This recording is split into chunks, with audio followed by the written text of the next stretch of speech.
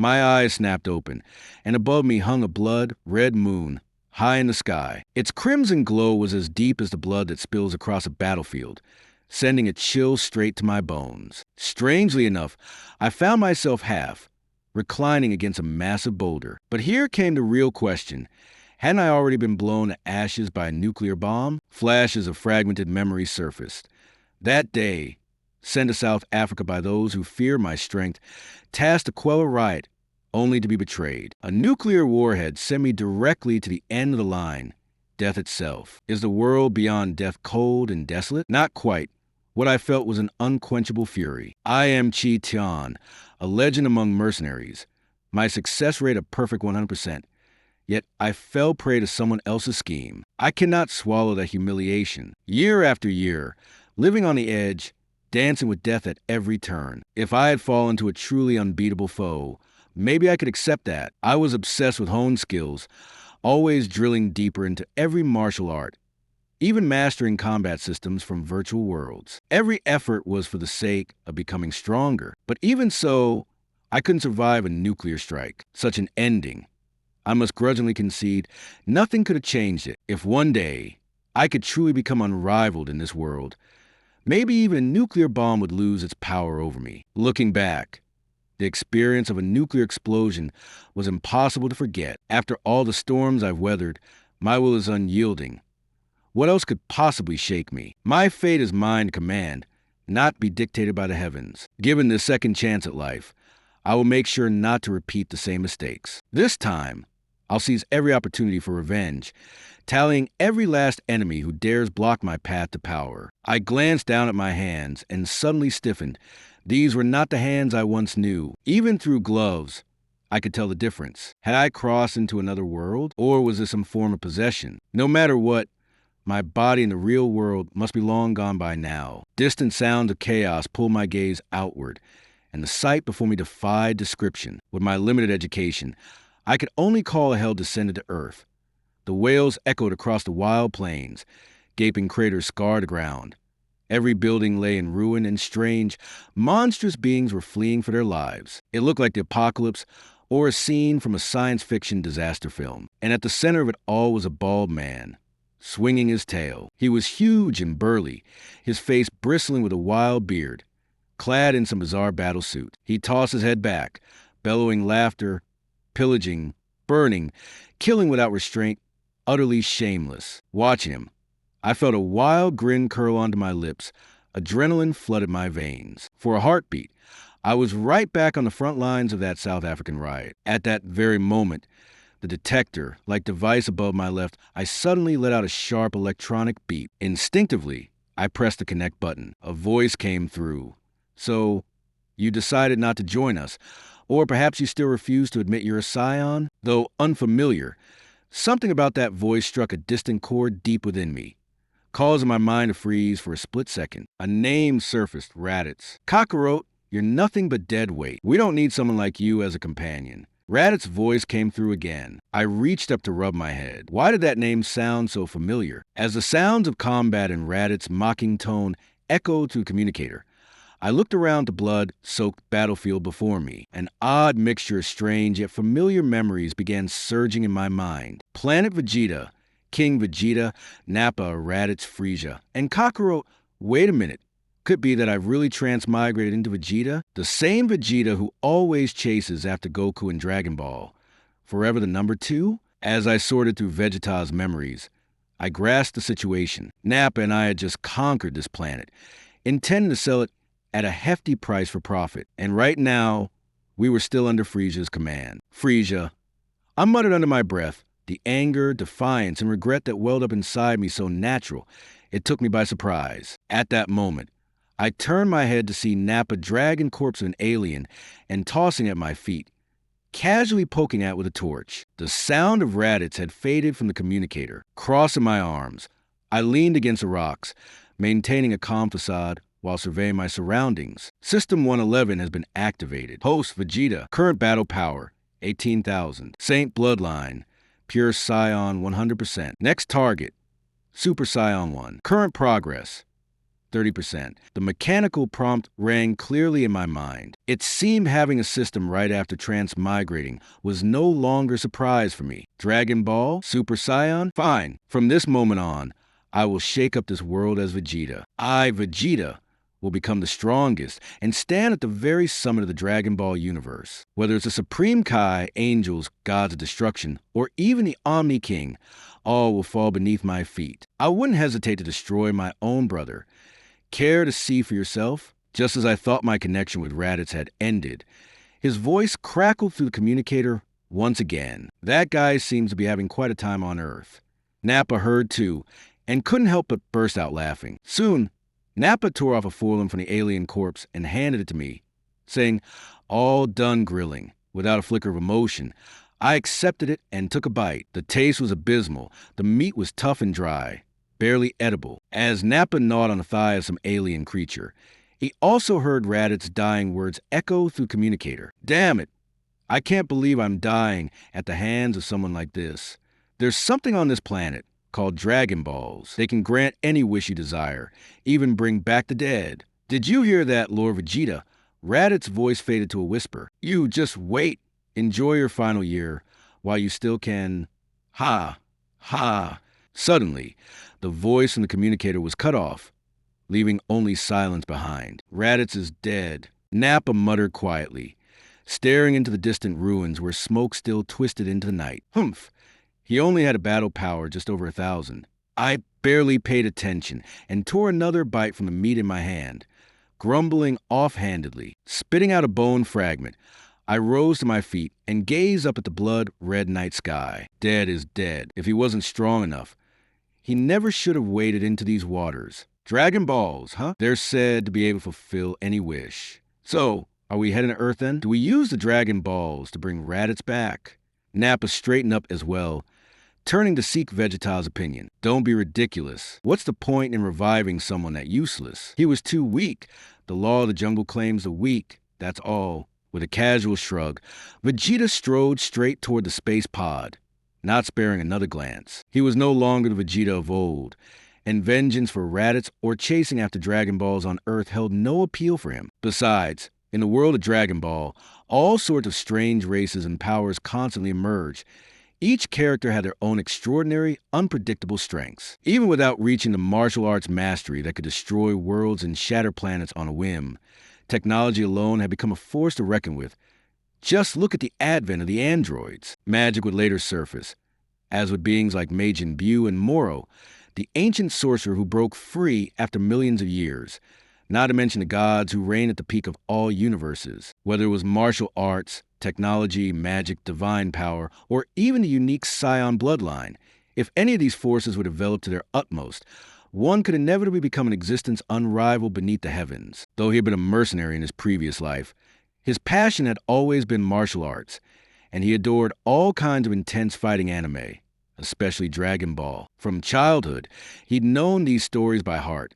Of course, these pivotal events were etched into his memory. As Vegeta walked toward the spaceship, he pondered his new predicament. He was still under Frieza's thumb, a fact that fanned the flames of anger in his proud heart. He could never accept such humiliation. There had been times he wished for an even greater transformation, perhaps to be Zeno or Beerus. But now that he had become Vegeta, wishing would change nothing, he had no choice but to embrace his reality. Right now, the only thing that mattered was becoming powerful as quickly as possible. The defeat of Frieza was the one goal that truly mattered at this moment. Fortunately, in his previous life, he had always pursued the martial path, enduring countless battles, so combat experience was never a problem for him. However, his actual combat strength numbers were a genuine headache. At present, his combat strength was 18,000. He also remembered very clearly that at this stage, Frieza's combat strength reached a staggering 530,000. 18,000 versus 530,000.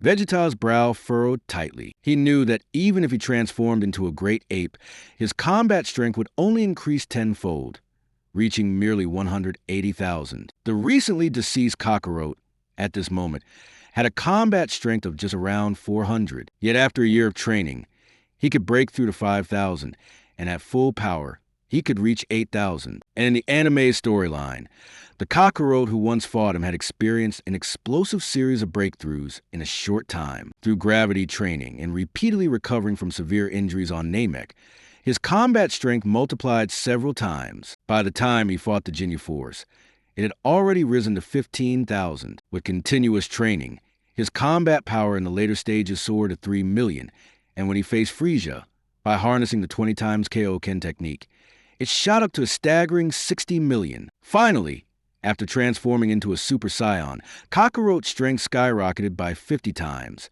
surging directly to 150 million. Vegeta pressed his lips together in contemplation. In less than a month, Kakarot's combat strength had leaped from a few thousand to over 100 million. If not for his own natural sensitivity to numbers, he might have doubted whether he'd misunderstood something. This level of growth wasn't just cheating.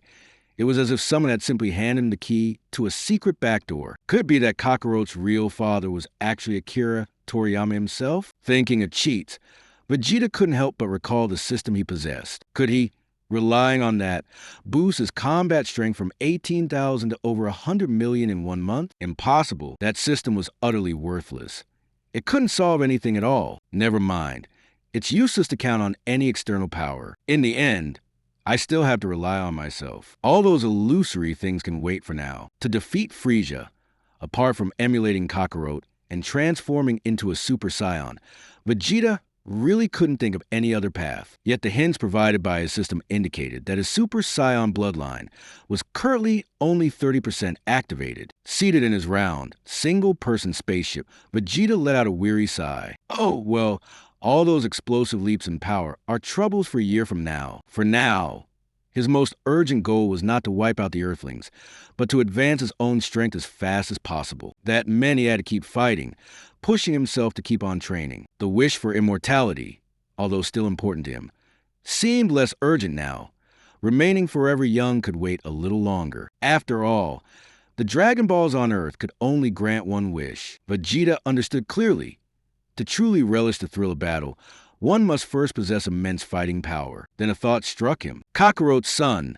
The boy's power level is far beyond that of an ordinary Saiyan child. Could Raditz have made a mistake? He wondered, instantly recalling this glaring doubt. The two were each seated in their own pods, soaring beyond the atmosphere and into the boundless expanse of space. At that moment, Nappa's voice suddenly crackled through the communicator, cutting off Vegeta's musings. It's no mistake. Raditz may have only been struck once by the boy, but his power level dropped significantly as a result. Looks like these children with both Saiyan and Earthling blood have abilities far beyond regular people.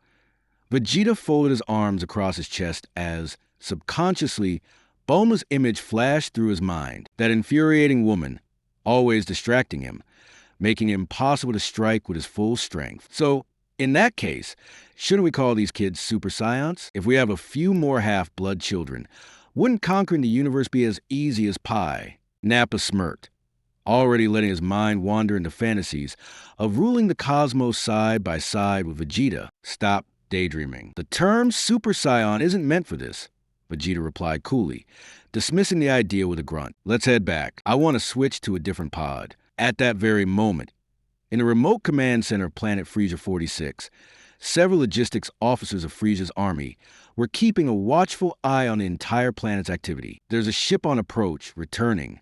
Could it be Lord Frieza himself? No. Looks like it's a round, single pilot pod. Check the serial. It's Vegeta and Nappa. Those two are as arrogant as ever. They can't even bother to send a signal. Aren't they worried we might mistake them for intruders and shoot them down? He really fancies himself the Prince of Planet Vegeta, doesn't he? Oh, come off it. Vegeta's fighting power is actually top tier. Can't blame him for a little pride. Top tier? Hardly. He's still got nothing on the Ginyu Force. The man muttered his complaint.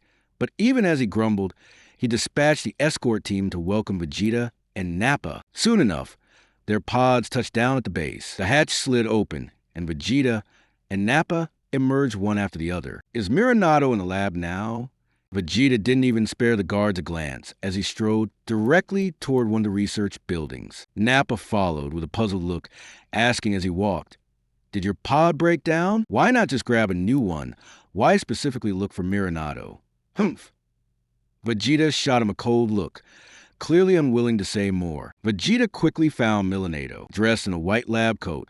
Milenato was jotting something down in front of a nutrient capsule. Vegeta came straight to the point. Milenato, I need a spaceship equipped with a gravity training chamber. How long will it take? A gravity training chamber? Milenato repeated, pausing to think before answering. It'll take about a week. What do you need a gravity chamber for? I'll come to pick it up in a week. Vegeta didn't bother to explain further.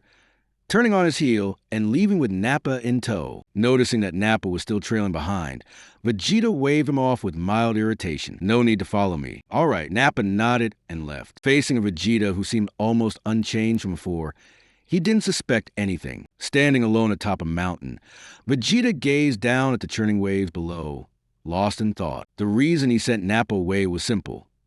Though he had taken full control of Vegeta's body, he still hadn't fully adapted to it. He needed time to familiarize himself with the flow of energy in his body and master all of Vegeta's signature moves. Facing the vast expanse of ocean, Vegeta first closed his eyes, quietly centering himself in meditation. Then, testing his control, he raised a hand, gathering a faint ball of energy in his palm. Ki blast, he murmured. Vegeta hurled the gathered energy at the sea. The explosion tore open a massive pit in the water surface, sending towering waves crashing outward. He arched an eyebrow. The force of that attack far exceeded his expectations, its power rivaling that of a small nuclear bomb. And this was just a casual strike, yet already it revealed a staggering strength. Truly, the world of Dragon Ball was filled with endless wonders. Vegeta slowly rose into the air, suspending himself mid-air. He bent his knees slightly, then unleashed a fierce punch. The force cut through the air, and in the next instant, he kicked out in a blur, moving so fast he was almost impossible to track. He seamlessly imitated the forms of combat etched in his mind, fiercely sparring with imaginary foes. After a long while, Vegeta finally touched down, letting out a long, slow breath. The capability of his body surpassed anything he could have imagined. It was 100, even 1,000 times stronger than in his previous life. So this was a genius prince of the Saiyans. His reputation was clearly well earned. At that moment, a cold, mechanical voice suddenly echoed by his ear.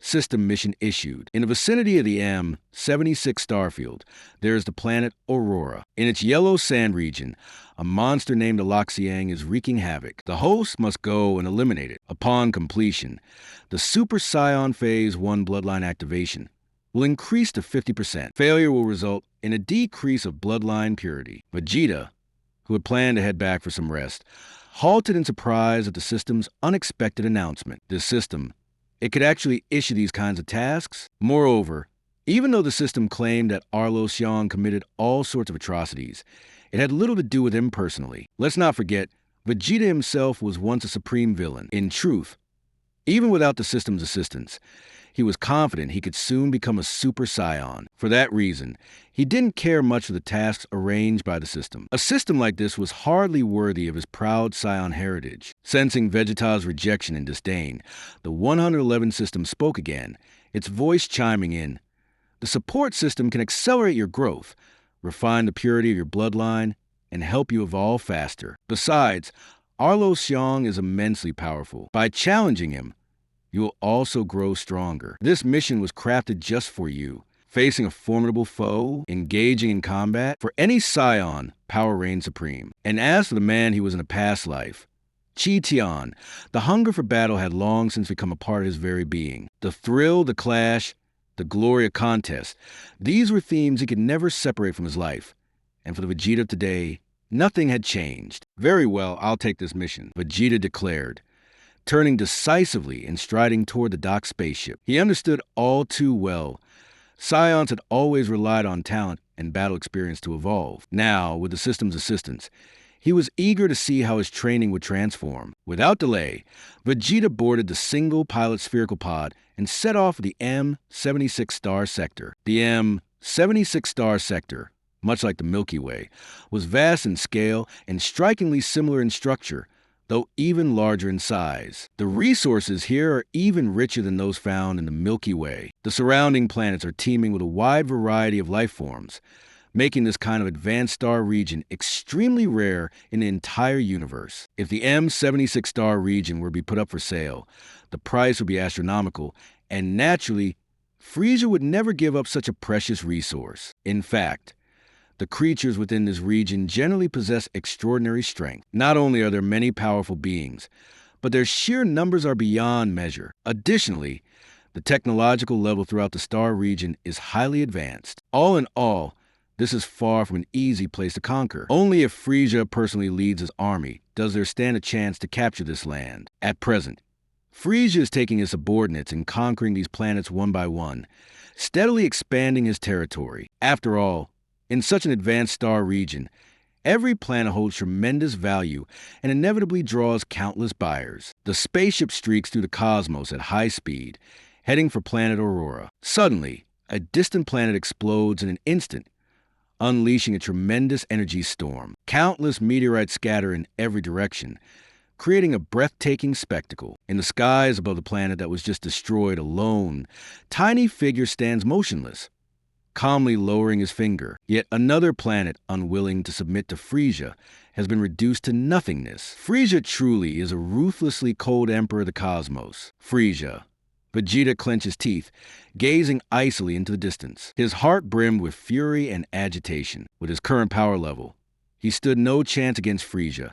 It was like an ant challenging an elephant. His reason warned him that he absolutely could not face Frieza head on right now. Besides, the mission assigned to him by the system was clear. Vegeta must land on planet Aurora, which, while part of the M76 star region, was situated only on its outer fringes. He wouldn't have to confront Frieza right away, but Vegeta believed that before long, he would surpass him. Upon reaching planet Aurora, Vegeta had the spaceship land atop a mountain. He gazed out across the boundless fields below and tapped the scouter over his left eye. Immediately, the device began beeping, relaying wave after wave of power level readings. Beep, beep, beep, across the entire planet. More than a dozen powerful creatures registered power levels between 3,000 and 5,000. Not far to the south, one creature's energy level stood out above the rest. A power level of 13,000? Still too weak, Vegeta muttered, furrowing his brow in clear dissatisfaction with the system. He regretted not asking about his opponent's strength in advance. Such enemies hardly even warranted the title of formidable. If his opponent was weaker than himself, there would be little to gain from the fight. It wouldn't push him to grow. Despite his discontent, Vegeta still sped off toward the southern area where the strongest creature was located. Since he was here, he might as well treat it as an opportunity to hone his combat skills. For Vegeta, every place worth reaching needed to carry the promise of battle. That was the only thing that mattered. One can only grow stronger through unending battles. Training merely serves to maintain one's power and prevent it from waning. If there is no progress, you'll be left behind, a truth that everyone understands. Even those with exceptional talent will eventually be surpassed by the diligent and persistent if they do not put forth the effort. At this moment, Vegeta, soaring in midair, had already detected through his scouter that several beings with battle powers in the thousands were rapidly closing in on his position. Clearly, they too had sensed the presence of this unfamiliar intruder and were moving in to confront him. The wind howled, whipping up a storm of dust and sand all around. Vegeta descended directly to the ground, beginning his search for the monster rumored to possess a battle power of 13,000. Suddenly, he sensed a strange movement beneath the yellow sand under his feet. Without hesitation, he focused his energy, rising to hover above the ground. The raging wind churned the sand into blinding clouds, obscuring his vision, making it nearly impossible to keep his eyes open or see what was happening around him. Moments later, the ground erupted violently. Out from the sandstorm burst a monstrous creature, nearly 3 meters tall, its entire form bathed in blood-red hues, and its features bizarre and otherworldly. The beast's limbs were thick and powerful. From its head jutted bony antler, like spikes, while the rest of its body was clad in impenetrable scales. Trailing behind it was a writhing mass of tails, long and short, each resembling a scorpion's, their barbed ends glinting with cold, merciless light. So this is Eloxyang? Vegeta frowned slightly, watching the creature stretch one of its tails, trying to strike at him. "That's correct," answered a cold, mechanical voice in his ear, anxiety palpable, as if afraid that any delay would cost it the chance to fulfill its mission. Eloxyang, realizing that even its longest tail couldn't reach Vegeta, became enraged. Frenzied, it clawed at the sand, then in a sudden movement, opened its jaws wide. Within its mouth, A crimson orb began to form, which, almost instantaneously, was launched straight at Vegeta with blistering speed. With a casual flick of his hand, Vegeta dispersed the orb, remaining poised in midair, knees slightly bent, adopting an offensive stance. Eloxyang's eyes widened in disbelief. What came next was almost comical, mimicking a human gesture. It rubbed its eyes with its foreclaws, visibly shocked. Vegeta paid the creature's reaction no heed. In a flash, he lunged forward and delivered a blow straight to Eloxyang's snout. A guttural roar rang out. Caught completely off guard, Eloxyang clutched his nose in agony, eyes brimming with tears, a deep terror stirring inside. The tiny figure before him, almost too quick to follow, possessed a power far greater than its own. A primal fear surged within the creature, only to be swept away by a surge of anger. It roared with all its might, its cry laced with undeniable hatred. How dare this puny life form invade its territory and challenge its dominance? Such insolence could never be forgiven. As rage burst forth, Eloxyang's body expanded at an astonishing speed, shooting up from 3 meters tall to a towering 10 meters in the blink of an eye. Muscles tensed and bulged, and his hulking form radiated an overwhelming presence, raw, savage power that seemed to suck the very air from the surroundings. The yellow sands on the ground recoiled beneath its fierce aura, scattering to reveal a bare expanse of earth stretching for hundreds of meters around. Beep, beep, beep, a power level of 26,000. It just doubled in an instant. The number flashed across the scouter Vegeta wore, and at last, a hint of surprise broke through his usual proud and cold expression. So it's a faulty system after all. Just a moment ago, it showed a battle power of 13,000. How did it suddenly double out of nowhere? The sheer magnitude of Eloxyang's body made Vegeta seem insignificant, like an ant at the foot of a mountain. For any being lacking in strength, such fierce, crushing aura would have been absolutely unbearable. But Vegeta's eyes gleamed with anticipation. He fixed his gaze on Eloxyang below, the corners of his mouth curling upward. Battling against the weak brought no joy.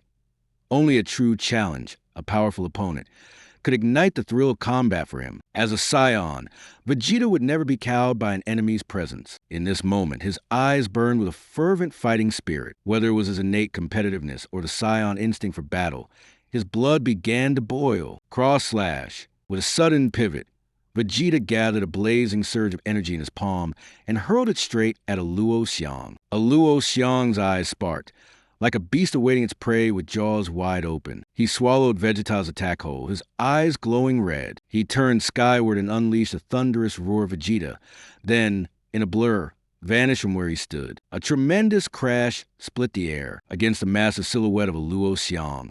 Vegeta looked scarcely more than a speck, a mere shadow in the path of a rampaging beast. Yet, Vegeta remained utterly composed. With a swift movement, he vaulted atop Eloxyang's head, driving his heel down hard. Eloxyang thrashed wildly, trying to shake Vegeta off, but Vegeta clung relentlessly to the creature's antlers, refusing to budge. The ground quaked, and a storm of sand surged skyward. Within 100 meters, the landscape was in chaos, sand billowing everywhere, engulfing the battlefield in a swirling cloud that made it impossible to see what was happening at the center. In the midst of the chaos, Vegeta let go and delivered a fierce punch directly at Eloxyang's eye. Eloxyang recoiled with roar pain, instinctively shielding his eye with a massive hand. Seething with fury, Eloxyang unleashed a barrage of energy blasts in every direction, blindly lashing out in the hope of striking Vegeta and venting his wrath. Vegeta, undaunted, kept hammering blow after blow against the giant's body. Every punch packed explosive force. His Saiyan battle instincts awakened in full. The intensity of the struggle sent adrenaline surging through him, the thrill of a true fight echoing in every beat of his heart. However, in his excitement, Vegeta let his guard down. With a swift strike of Eloxyang's tail, he was sent hurtling through the air like a cannonball, crashing deep into the golden sands. A triumphant roar thundered from Eloxyang. He stretched out his front claws, furiously raking at the desert, exulting in his victory and unleashing his joy with wild abandon. How interesting! Vegeta sprang from the swirling sands, shaking the dust from his hair. A faint smile tugged at the corner of his mouth as his gaze fixed on Eloxyang. Though Eloxyang's combat power far outstripped his own, Vegeta paid it little heed. To him, raw numbers alone could never decide a battle. If the outcome could be settled by combat stats, Then what meaning was their experience in cutting on the battlefield? After a brief exchange, Vegeta quickly discerned that Eloxyang was not one for strategy. With a sharp battle cry,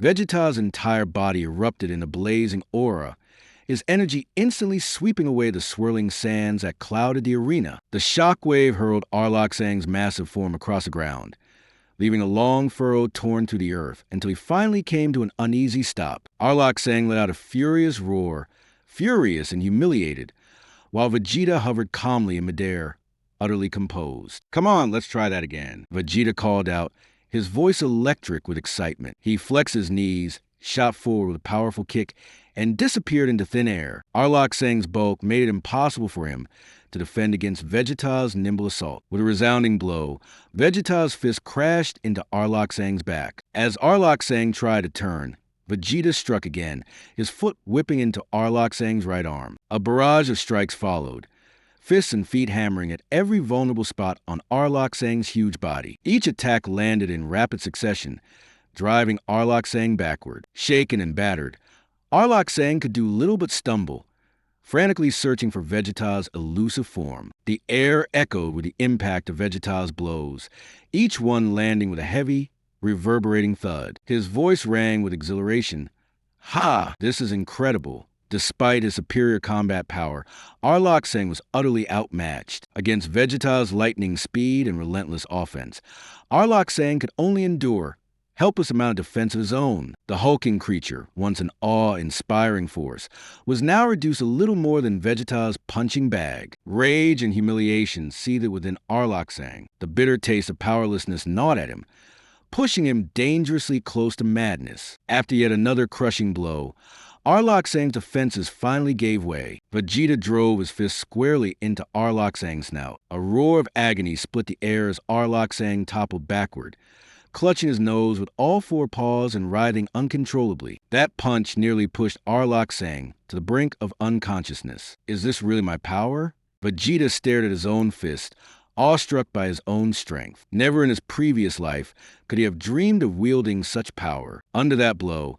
Eloxyang completely lost the ability to resist. Flat on its back, limbs flailing in the air, it could only emit faint, pained whimpers. Its hind legs twitched from time to time as waves of severe pain struck, and its awareness of the outside world grew increasingly dim. Vegeta didn't pursue the attack further. He hovered in midair, calmly watching from above. In this moment, he could clearly sense the surging power welling up within his body. "Well then, I'll send you to meet your god next." Vegeta tried to gather his energy into his palm, and a powerful surge of violet ki shot straight down toward Eloxyang on the ground. Gallic Cannon, a desperate, agonized scream rang out. The ki blast tore right through Eloxyang's massive body, leaving a huge, charred wound in its abdomen. Observing this, Vegeta allowed a trace of a smile to curl at the corner of his mouth. System task issued. Eliminate the monster Eloxyang. Completed. Reward: Super Saiyan 1 bloodline activation increased to 50%. Information update: current host Vegeta. Power level 18,500. Pure blooded Saiyan 100%. Next goal: Super Saiyan 1 bloodline activation at 50%. As a cold, mechanical voice sounded, Vegeta drifted gently down to the ground. Meanwhile, Eloxyang's massive corpse began to shrink, reverting to its original 3-meter tall form. "I wonder if this thing's even edible," Vegeta muttered, giving Eloxyang a disdainful kick. Ultimately, he decided to forego this so-called trophy of victory. All that fighting and my power level only increased by 500. Though this improvement was nothing to scoff at, and he hadn't been injured at all, Vegeta was still unsatisfied. At this rate, he'd never defeat Frieza. He understood that battles like this alone weren't nearly enough. He still needed access to the gravity chamber to truly surpass his limits. There weren't any better options for now. Still, these kinds of battles left him feeling exhilarated. Vegeta resolved to keep seeking new opponents and experience the thrill of life or death combat. After leaving the Aurora Star near the M76 sector, Vegeta journeyed across several nearby worlds, finding worthy foes, and engaging in a series of fierce battles. A week passed swiftly, and Vegeta's power level had already climbed to 21,000. System: new task issued. Host: proceed to Earth and meet Son Goku. Successful completion will boost Super Saiyan 1 bloodline activation to 55%. If the mission isn't failed, it will remain active indefinitely. Vegeta spat on the ground, expressing utter disdain for the system. Even without its interference, he was certain he could become a Super Saiyan on his own. After returning to Frieza's Planet 46, Vegeta didn't even bother to fix his damaged battle armor before rushing straight to the laboratory. Milana Du, is the spaceship with the gravity training chamber ready yet? Led by his escort, Vegeta entered a spacious hangar. When he saw the massive spaceship waiting inside, a satisfied smile once again curled at the corners of his mouth. It looked like the ship was essentially finished. Soon, he'd be able to grow even stronger while journeying to Earth to collect all 7 Dragon Balls, realizing his dream of immortality. That way, nothing would get in the way of any of his goals. Standing beneath the spaceship, Milana Du glanced back at Vegeta, who was covered in dirt from head to toe, her brows knitting together. Did Vegeta know she had an obsession with cleanliness? Did you get yourself into another fight? Go clean yourself up. You can use the spaceship once you've washed. Milana Du huffed,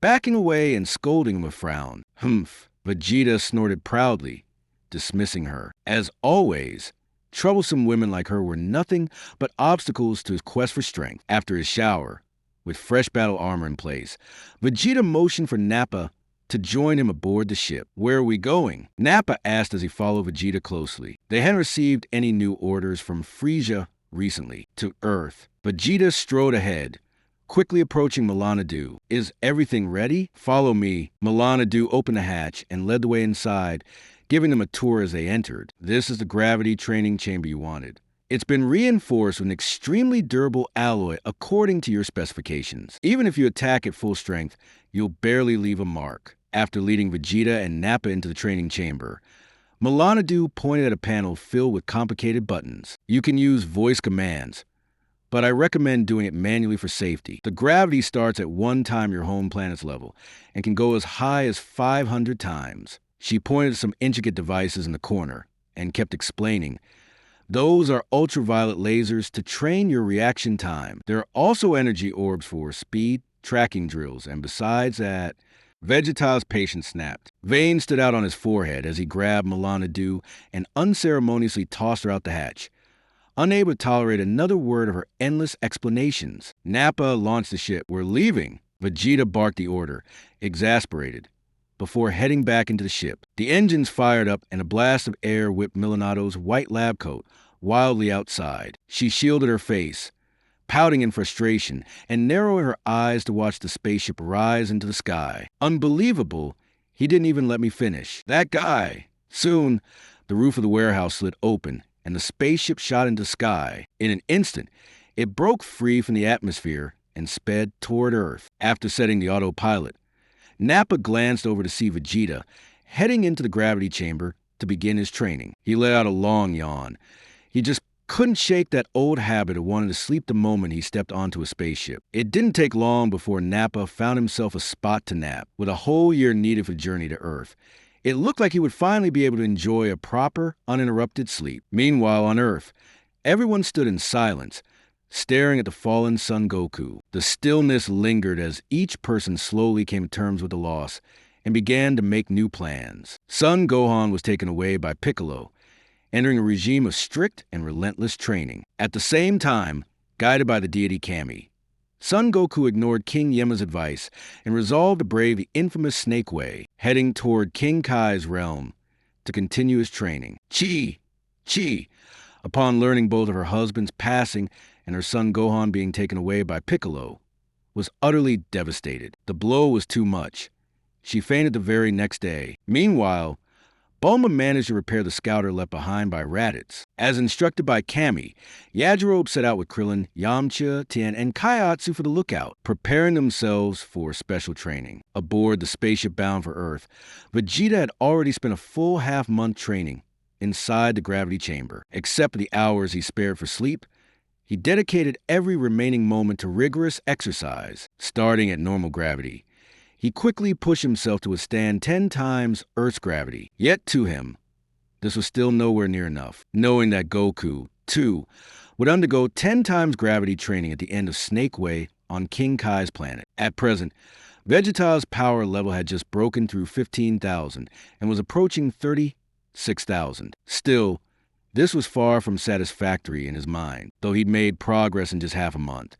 He was all too aware that at this pace, it was hard to say how many years it would take to catch up to Frieza's might. Though Vegeta prided himself on growing stronger through his own effort, he couldn't ignore the reality. Relying on sheer extreme training alone wouldn't give him a dramatic breakthrough in such a short time. He mused that perhaps the only way was to seek out the Dragon Balls and wish for immortality. If he became immortal, then he could push his limits to the extreme without fear of suffering irreparable harm. With such freedom, he could throw himself into training with abandon and grow stronger without restraint. Vegeta also thought to himself that if Son Goku hadn't had senzu beans, he would have perished from intense training long ago. Not to mention, the original author always seemed to give Goku a helping hand at critical moments, allowing him to survive. Pondering how Goku seemed to have external cheats working in his favor, Vegeta felt even more dismissive of his own system. With an inward sneer, he cursed it.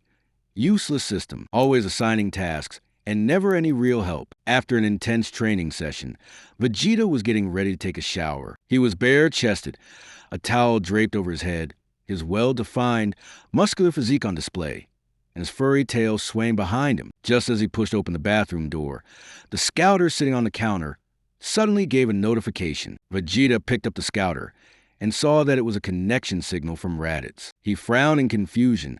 Wasn't Raditz already dead? Vegeta answered the call. Raditz?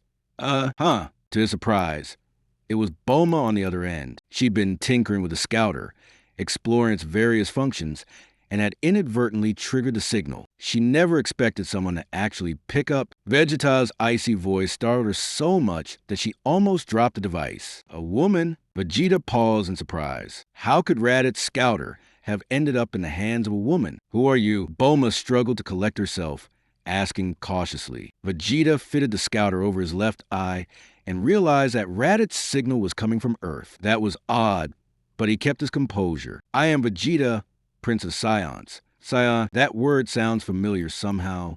Bulma racked her brain, but just couldn't recall where she heard it. Are you really a prince? Bulma pressed further. Curiosity piqued. Vegeta felt a tinge of exasperation. He'd made himself perfectly clear. Why was she asking such pointless questions? Why do you have Raditz scouter? Vegeta shot back. Raditz. Only then did Bulma realize.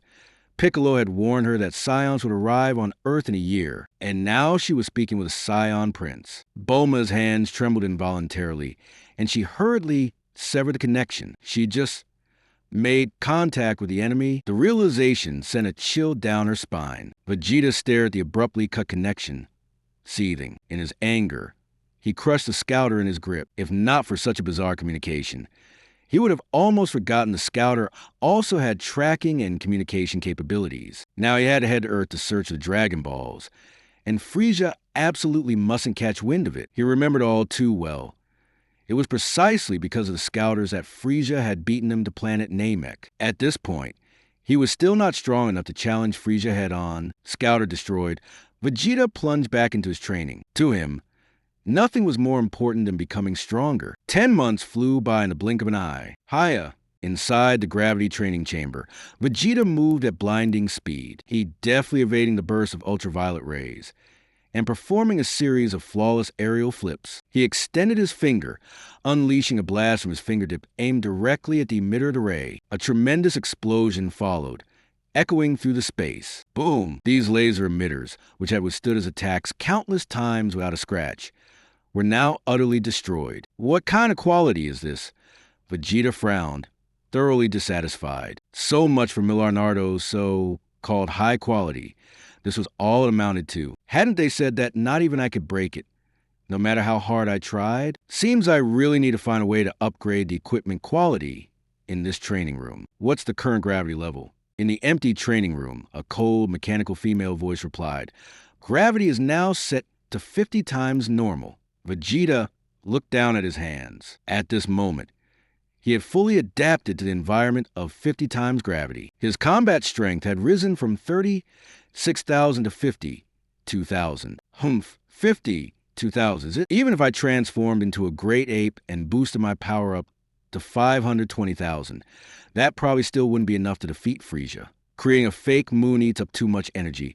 And once I transform, my size becomes a problem too big, and the tail is far too easy to sever. Since first arriving in this world, Vegeta had never let himself relax for a moment. The sheer, crushing disparity in combat strength was almost hopeless. And what's more, Frieza isn't limited to just one form.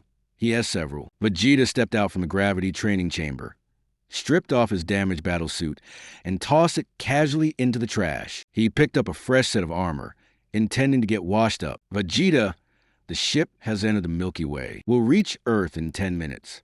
Nappa pushed open the locker room door and called out, "Perfect. I'll just have time for a shower."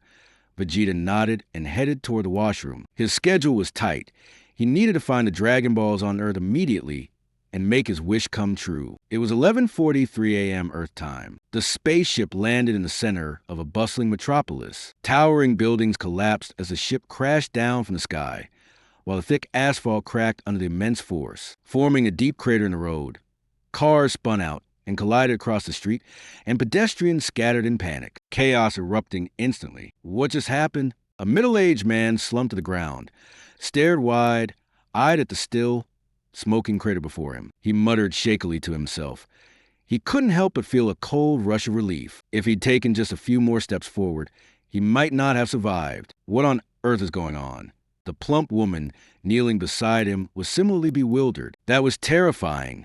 A young man in a suit, just off work and clutching his briefcase, crept carefully to the edge. He peered nervously into the depths of the crater. On the other side, a truck driver finally brought his vehicle to a stop, letting out a long sigh of relief. If not for his quick reflexes, the truck would have crashed straight into the shops by the roadside. He opened the door, leaned out, and peered into the deep crater. Looks like something just fell from the sky. Wow! It really did drop down from the sky. More and more bystanders, having escaped injury, gathered around, chatting animatedly. It looks like a spaceship. Could there really be aliens? Before long, the spaceship's hatch slowly opened. Vegeta and Nappa stepped out, eyes scanning the growing crowd. Vegeta let out a cold, dismissive snort. He was clearly annoyed. These people were treating them like nothing more than a sideshow attraction. Look, two people really came out of it, and they don't look strange at all. Not what I imagined aliens would look like. Meanwhile, far in the distance, Piccolo and Gohan instantly sensed the overwhelming presence of these two powerful energies. They're here. Piccolo's eyes narrowed to slits as he turned towards the direction where the spaceship had landed. Gohan's expression grew intensely serious. This energy, it's off the charts. Elsewhere in the city, Yamcha, Krillin, Yajirobe, and the others who were training also sensed Vegeta and Nappa's immense energy. One by one, they were stunned. Tien Shinhan. Chiaotzu darted toward Tien with urgency. "Why did you come too?" Tien looked at him in surprise, but his shock quickly gave way to tension. "Nappa, where exactly did you park the ship?" Vegeta's irritation was growing, clearly fed up with the curious stares from the humans around. "What do you think they're here for?" From afar, a couple pointed at Vegeta and Nappa, whispering in fascination and speculation. "Who are they?" Others in the crowd murmured questions, their eyes fixed on the two newcomers. "So this is Earth in the world of Dragon Ball, huh?" Vegeta glanced around and realized that, in truth, it wasn't so different from the Earth he had known in his previous life. But even so, he deeply resented the way these humans stared at him, as if he were some sort of display in a zoo. "I picked a busy place on purpose," Nappa said with a wicked grin. "Figured I'd give all these sheltered people a real show." With that, he extended his index and middle fingers and flicked them upward, a sharp hiss, and then an earth-shattering boom. In an instant, an intense surge of energy exploded around Nappa, sweeping outward and obliterating everything nearby. The destructive force was so overwhelming that even Tien Shinhan and Chiaotzu, many kilometers away, could feel its daunting power rush toward them. Dumpling was so startled that he quickly pressed down on his hat. Tien was just as shocked. He turned his head toward the direction the blast had come from, squinting his eyes to get a sense of the situation. "What on earth are they doing?" Was my earlier greeting not enthusiastic enough? Nappa roared with laughter, arms akimbo, hovering 3 meters above the ground. To be precise, it wasn't that Nappa had merely flattened the ground. He had sliced away several meters of earth altogether. The spaceship that once rested in a deep pit now sat perfectly level with the surface. That change alone said it all. Vegeta stood with arms folded across his chest, staring coldly at the barren wasteland around him. His gaze locked on Nappa. That's enough. Stop wrecking Earth any further. Oh, are you worried that if you destroy too much, you won't get a good price for it? Nappa waved off the concern, completely unconcerned. After all, what did it really matter? If Earth turned out to be a lost cause, they could always find a better planet somewhere else. Right, Vegeta? Let's hurry up and look for those wish-granting orbs. Nappa rubbed his bald head, suddenly recalling the purpose of their trip to Earth. They're called Dragon Balls, Vegeta replied, still with his arms crossed. To find the Dragon Balls, they'd need to seek out Bulma. But the Dragon Balls during this time period, the Dragon Balls had already been used to resurrect Kakarot, and after each use, they wouldn't be active again for an entire year. As this thought crossed his mind, a vein throbbed on Vegeta's forehead. He cursed himself in frustration. How could he have forgotten such a crucial detail? Damn Raditz, and damn Kakarot. But it didn't matter how angry he was. It wouldn't change the facts. This mistake was his own oversight. Even if he'd arrived on Earth from the very start, nothing could have changed that. Fortunately, he knew another set of Dragon Balls existed on Namek. That would have to be his next destination to make his wish come true. Still, since he'd already made it to Earth, he couldn't just leave empty-handed. Just as Vegeta was about to take action, Nappa, standing off to the side, suddenly looked puzzled. He checked his scouter repeatedly and scanned the area. Vegeta, something's odd. There's more than just one or two people on this planet with a power level above 1,000. Don't panic. There are plenty of powerful beings in this universe besides us. Vegeta replied coolly, arms still crossed, not even glancing at Nappa. What mattered most now was coming away from this trip with something worthwhile. He hadn't come all this way just to return empty-handed. Destroying Earth and erasing its inhabitants could wait. After all, Beerus would no doubt want to taste Earth's delicacies in the future. And if he couldn't get along with that wildcat, how would he ever learn the God of Destruction's techniques? Two incredibly powerful fighters are heading our way. Nappa watched the changing positions on the scouter, a playful smirk curling at his lips. Looks like someone's coming to pick a fight with us. Vegeta shrugged, utterly unconcerned. Let's just wait for the guy who finished off Raditz. Once we deal with him, we can search for the Dragon Balls. He was talking about Piccolo. Maybe it wouldn't be a bad idea to take him to Namek. Let him reconnect with his roots. Meanwhile, two powerful energies were racing straight toward the Saiyans' position. Was it Piccolo and his group, or Tien and Chiaotzu? Krillin stripped off his heavy gravity training suit, tense and acutely aware of the surging power levels. He muttered to himself, trying to guess who was coming, not daring to relax for a second. These blasted Saiyans. Krillin was the first to arrive, soaring above Vegeta and Nappa, looking down at what was once a bustling city, now reduced to rubble. He shouted in fury, "There they are, right below us!" Close behind, Piccolo ripped off his cape and gravity gear, dropping straight toward the ground. Tien was hurrying to catch up. He turned and snapped at Kazu. "Kazu, don't come with me. You've already been revived once." "No, after all the training we've been through, I'm going too." Chiaotzu cried out determinedly as he trailed close behind Tien, refusing to leave his friend's side, no matter how dangerous the path ahead, even if it meant certain death. At the same moment, far away on Master Roshi's island, Bulma was getting ready to bring the scouter and lend a hand, but Master Roshi stopped her, and somewhere along the serpentine path that leads back to the living world, Goku was racing home at astonishing speed. The time was now 12:20 in the afternoon. Gohan landed right behind Piccolo, nerves tight as he tried to encourage himself. "After a year of training, I've gotten so much stronger. Come on, you can do it." But his legs kept trembling uncontrollably, his voice quivering on the edge of tears. "Looks like I'm the first one here." Krillin glanced nervously at Vegeta and Nappa, then greeted Piccolo as he landed just behind him. "Humph! What are you doing here this early? You're not here to get in the way, are you?" Piccolo sneered. "Hey, cut it out. I didn't come here to cause trouble." Krillin replied, forcing a helpless smile. Piccolo's barbs were as sharp as ever. Maybe not. Piccolo noticed Krillin's energy had grown a lot stronger than before, so he let the matter drop and changed the subject. "Don't tell me all those other idiots are coming together too?" "Haha, that's right. Everyone will be here soon. I just arrived first because I live nearby." Krillin explained earnestly. "Huh, I remember you. You're the one from Master Roshi's place, aren't you? Gohan, who had been cheering himself on, also noticed this newcomer. Exactly. I'm Krillin. Krillin turned to Gohan, a warm smile spreading across his face. You look much stronger than before. You really remind me of Dad when he was little. I hear my father mention you all the time. He says that even though you're not tall, you're really amazing. Gohan chatted with Krillin without the slightest hint of suspicion. Hey, you two, are you just going to keep talking?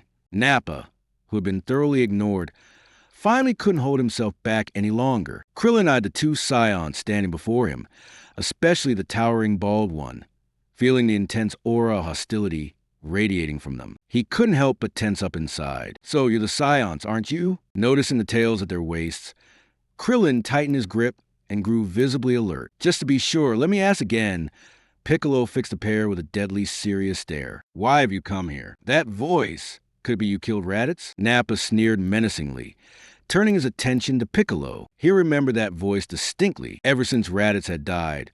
He hadn't forgotten it. Piccolo had joined forces with another to kill Raditz, though that man had perished as well. Strange. Did Raditz never tell you? Vegeta folded his arms, his tone chilly and mocking. The scouter he used to be used as a communicator too, you know. So this guy is a Namekian, huh? No wonder Raditz lost to him. Now, Nappa felt that Raditz's death made sense. After all, with his strength, he never stood a chance against a Namekian. Namekian? Piccolo froze when he heard this, clearly baffled by the mention of such a place. So, Piccolo, you're an alien then? No wonder. Krillin was stunned as well, glancing over at Piccolo. That would explain a lot, Krillin thought, especially Piccolo's unusual appearance. If he truly was from another planet, it all added up. Piccolo clenched his fists, a cloud of frustration flickering across his face, though no one could tell what he was really thinking. Is it really true? Gohan looked up at Piccolo, confusion written all over his face. They say Namekians possess not only extraordinary fighting power, but also some mysterious abilities that seem almost magical.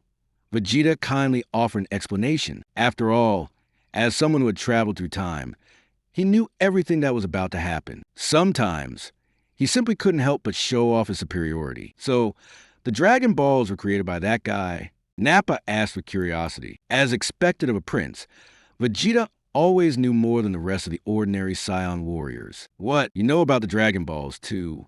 Krillin exclaimed in surprise before Vegeta could reply. That's right. We came to Earth for the Dragon Balls. If you know what's good for you, hand them over now, Nappa demanded bluntly, reaching out impatiently. Even if you're from Namek, you're just one person. You're no match for us at all. Piccolo let out a cold laugh, undaunted. I ought to thank you, actually. Thanks to you, I finally know who my ancestors were. But I'm afraid I have nothing to do with the one who made the Dragon Balls. He made it clear he had no actual connection to the Guardian of Earth. Whether we're truly foes or not, let's settle it the old-fashioned way. With those words, Piccolo spread his fingers into claws, bent his knees, and took up a fighting stance. Krillin and Gohan responded without hesitation. The three of them quickly gathered back, bracing themselves for the enemy. So you refuse to hand over the Dragon Balls. In that case, we'll have to settle things by force. As Nappa spoke, he glanced at the readings on his scouter and sneered. A shrill beat cut through the air. 981, 1220, 1083. Are you seriously thinking you can go up against us with those power levels? Nappa, why you still wear your scouter? Vegeta, catching Nappa's words, finally noticed a device on Nappa's left eye and his gaze turned stern. Damn, he'd forgotten every soldier in Frieza's army war scouter. He destroyed his own, but overlooked Nappa's. Destroy your scouter. Vegeta snapped in anger. Huh? Vegeta, what's gotten into you? Though confused, Nappa obeyed, taking off the scouter and carelessly tossing it to the ground, where he crushed it under his boot. Though he had once served Frieza, Nappa's loyalty to Vegeta was unwavering. At their core, they were Saiyans above all. Right now, Vegeta was furious. He believed his plan to be flawless. But now he couldn't be sure whether Frieza would reach Namek first to search for the Dragon Balls. Vegeta's mood soured. His original intention had been to smoothly carry out his own plans on Earth, but a series of unexpected turns had sent the story hurtling back onto its original course. Given all this, he might as well kill Piccolo now, as an offering for the fallen Raditz. So long as Piccolo died, the Guardian of Earth would perish as well, and the Dragon Balls would lose their power. Oomph! If I can't use the Dragon Balls, then no one else will ever get to use them either. Piccolo's death would have little impact on the overall storyline. Even if it did, it wouldn't matter to Vegeta anymore. Since arriving in this world of Dragon Ball, Vegeta has found the path to power endlessly difficult and fraught with obstacles. Don't trust the numbers on the scouter. Nappa, they can adjust their strength during battle. Those readings aren't reliable. A mix of emotions churned within Vegeta. In the world he once adored, he had become just another villain. Even if redemption was a possibility somewhere down the road, it wouldn't erase the fact that he had been a villain. But ultimately, whether he was a villain or not mattered little to him. What he truly cared about was whether he could become stronger. Protecting Earth, on the other hand, was hardly his priority. Looking back, if he would maintain his later relationship with Beerus, just sparing Earth from destruction would already be a pleasant surprise. Vegeta absolutely refused to follow the original script. He loathed being anyone's pawn. Above all, he was determined to become the strongest, not spend his days perpetually stuck in second place like he had in the original story. Yeah, you're right. Nappa nodded in agreement, thinking to himself that Vegeta's anger stemmed from wanting him not to rely blindly on the scouter. After all, that useless Raditz lost his life because he put too much faith in the scouter. Useless Raditz.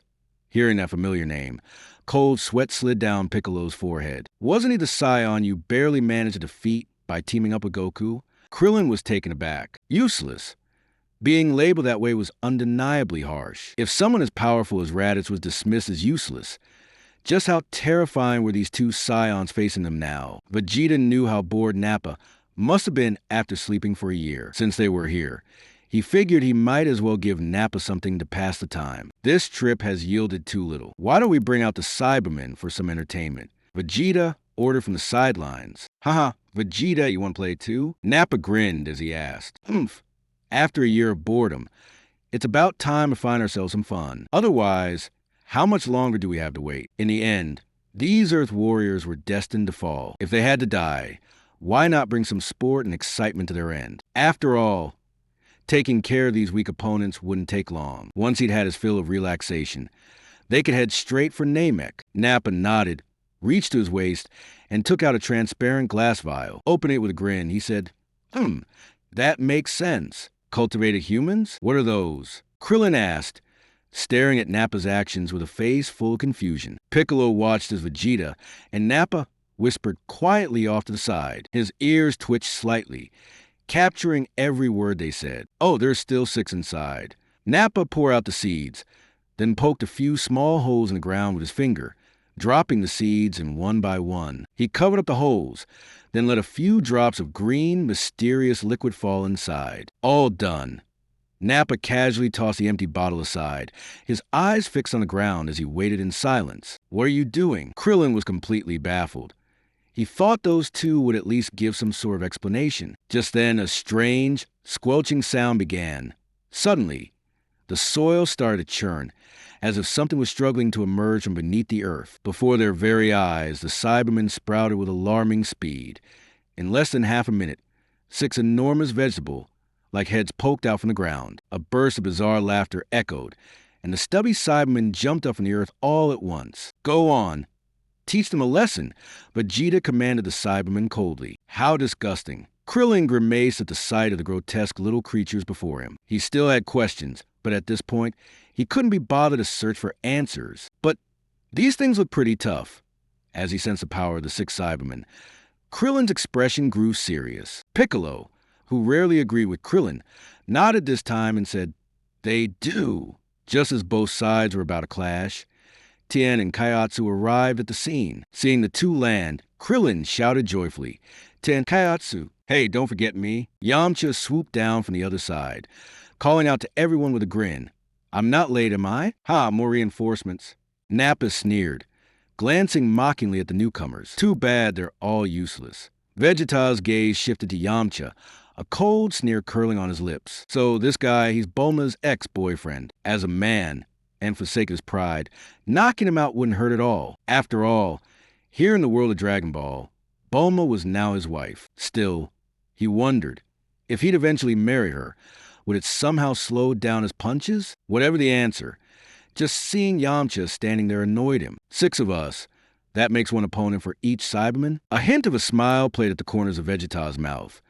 The scene was growing more and more entertaining. Even knowing how the story played out, there was something exhilarating about witnessing it firsthand. Seeing the real fight break out. With such a good show ahead, there was no way he wanted to miss it. It was the perfect chance to observe their fighting styles, to learn a thing or two from the enemy. Even if their power levels were low, perhaps they had some unique moves worth studying. One-on-one? That's so boring. Piccolo clenched his fists, shouting in frustration, "Cut the chatter! I could take them all myself." Don't worry, don't get upset. This might actually work in our favor. Goku isn't here yet. Krillin quickly waved his hands. Try to calm Piccolo's anger. They needed to stall for as long as possible. After all, Son Goku was Earth's greatest warrior, but he was still on his way. I'll step up first. Tien Shinhan clasped his fists together and strode forward, ready to join the battle. Humph, you overestimate yourself. Nappa let out a disdainful grunt, his eyes full of contempt as he looked at Tien. Meanwhile, Vegeta stood with his arms crossed, silent and aloof, simply observing the shifts on the field. Just as predicted, the story unfolded as expected. Tien truly was the first to take the stage. You go. Vegeta casually pointed to one of the Saibamen and ordered, "Give it everything you've got." Go for it, Tien. Chiaotzu called out loudly from the back, cheering Tien on with all his heart. Tien nodded, his gaze locked onto Saibaman number 1, focusing his mind sharply. With a wild screech, Saibaman number 1 leaped straight at Tien, launching its assault. Tien remained calm and collected. He extended 2 fingers, letting his energy flare out, and blasted Saibaman number 1 away in an instant, ready to keep up the attack. Saibaman number 1 was shocked by this sudden strength, but it managed a quick backflip, landing firmly and recovering its footing. Without a pause, it charged toward Tien again. Mid-sprint, its head split open, spraying a bizarre fluid in an attempt to catch Tien off guard. Tien reacted with lightning speed, nimbly dodging the spray. Piccolo and Krillin also hurried out of the way, but the liquid was arcing straight toward the still, dazed Gohan. At the crucial moment, Piccolo reacted quickly, grabbing Gohan and whisking him aside, barely avoiding the danger. The mysterious liquid splattered onto the ground, instantly eating a deep furrow into the earth. Only then did Gohan snap out of it, let out a shriek, and tremble, thoroughly shaken by the brush with danger. Seizing the moment before the creature's head could close up again, Tien drove his elbow hard into its skull. Saibaman number 1 crashed to the ground, instantly knocked out of the fight. How can this be? Nappa stared in disbelief, unable to accept that the Saibamen had been defeated so quickly. That was amazing. Chiaotzu jumped up in celebration, thrilled by the victory. Krillin couldn't help but praise, "Tien is really incredible." With a blank look, Vegeta remarked, "Clearly, Tien's power level has already surpassed that of the Saibamen." What? But the Saibamen have a power level of 1,200. In terms of strength, that's on par with Raditz. Namek exclaimed in shock. He never imagined that an Earthling warrior could possess such overwhelming power. Is there really so much that's impossible in this world? In the end, the outcome always comes down to how hard one tries. Vegeta cast a doubtful glance at Nappa, unable to fathom why Nappa was so full of himself. In this world, there are always those who quietly hone their skills, constantly striving to become stronger. The tides of battle often turn on a single detail, a moment's lapse, or even the ebb and flow of fortune. Sometimes that alone determines who lives and who dies. A raspy groan slipped out as the first Saibaman struggled to its feet once more. "Tien, that thing's getting back up." Chiaotzu cried, hurrying over to Tien's side. Vegeta arched his brow, extended a finger, and with a flick, unleashed a small energy blast that erased Saibaman 1 from existence in an instant. For something so worthless, if they're told to fight with everything they've got, yet still act so carelessly, disobedience leaves only one path: death. A collective gasp rippled to the group across from him as they watched Vegeta's sudden action in shock. Even Nappa was puzzled. Why had Vegeta lost his temper and acted on his own? The other Saibamen, terrified by Vegeta's display, shrank back in fear, shaking uncontrollably. "That thing had a power level of at least 1,800, Vegeta said coldly, his voice devoid of emotion. "Letting Saibamen like that keep fighting is just a waste of time. I said everyone must fight at full strength." Clearly, this Saibaman was too arrogant. Keeping him around serves no purpose. This isn't a game. It's a struggle where lives are at stake. Only the strong survive. The weak are doomed to perish. How ruthless, Krillin murmured, the chill of Vegeta's heartlessness settling heavily upon him. Piccolo stared hard at Vegeta, astonished by the small but deadly man before him. The others began to gather their focus, sensing the danger in his presence. All right, who's next? Vegeta's brow tightened as he urged the other side forward. He had no patience for hesitation or stalling. In his eyes, even if Tien was a bit stronger than the Saibamen, it was hardly a decisive edge. Humph. This time I'll wipe you all out for good. Nappa growled, frustration simmering. For a Saiyan, seeing the Saibamen fail against these Earthlings was a disgrace. Now, only the two of them remained. In that case, Krillin braced himself, ready to step forward and accept the challenge. Let me handle this. Yamcha cut in with brash confidence, stepping ahead. I'll show you what a real conclusion looks like. Vegeta snorted in disdain, openly annoyed by Yamcha's bravado. What about letting me try? Krillin looked at Yamcha, his eyes shining with a touch of excitement. Deep down, he hoped for a chance to defeat his opponent, just like Tien had done. But Yamcha shook his head, refusing without hesitation. You've already died once. If anything happens to you again, there won't be any coming back. Humph. You're certainly talking tough. Vegeta shot him a cold look. Let's show them what a Saibaman can really do. Nappa added from the sidelines, rallying his own team with a booming voice. The chosen Saibaman advanced a few paces, eyes locked warily on Yamcha, clearly determined not to end up like the first one. I'm ready. Come on. Yamcha balled his fists and bent his knees slightly, flashing a confident smile at Saibaman number 2 standing before him. No sooner had the words left his lips than Yamcha shot forward. In an instant, both fighters seemed to vanish from sight. Hey, they're gone. Gohan gasped, unable to contain his shock and shouting aloud. Don't be foolish. They're just moving too quickly for you to follow. Piccolo stood with his arms crossed. Everyone else can see what's happening. You're the only one who can't.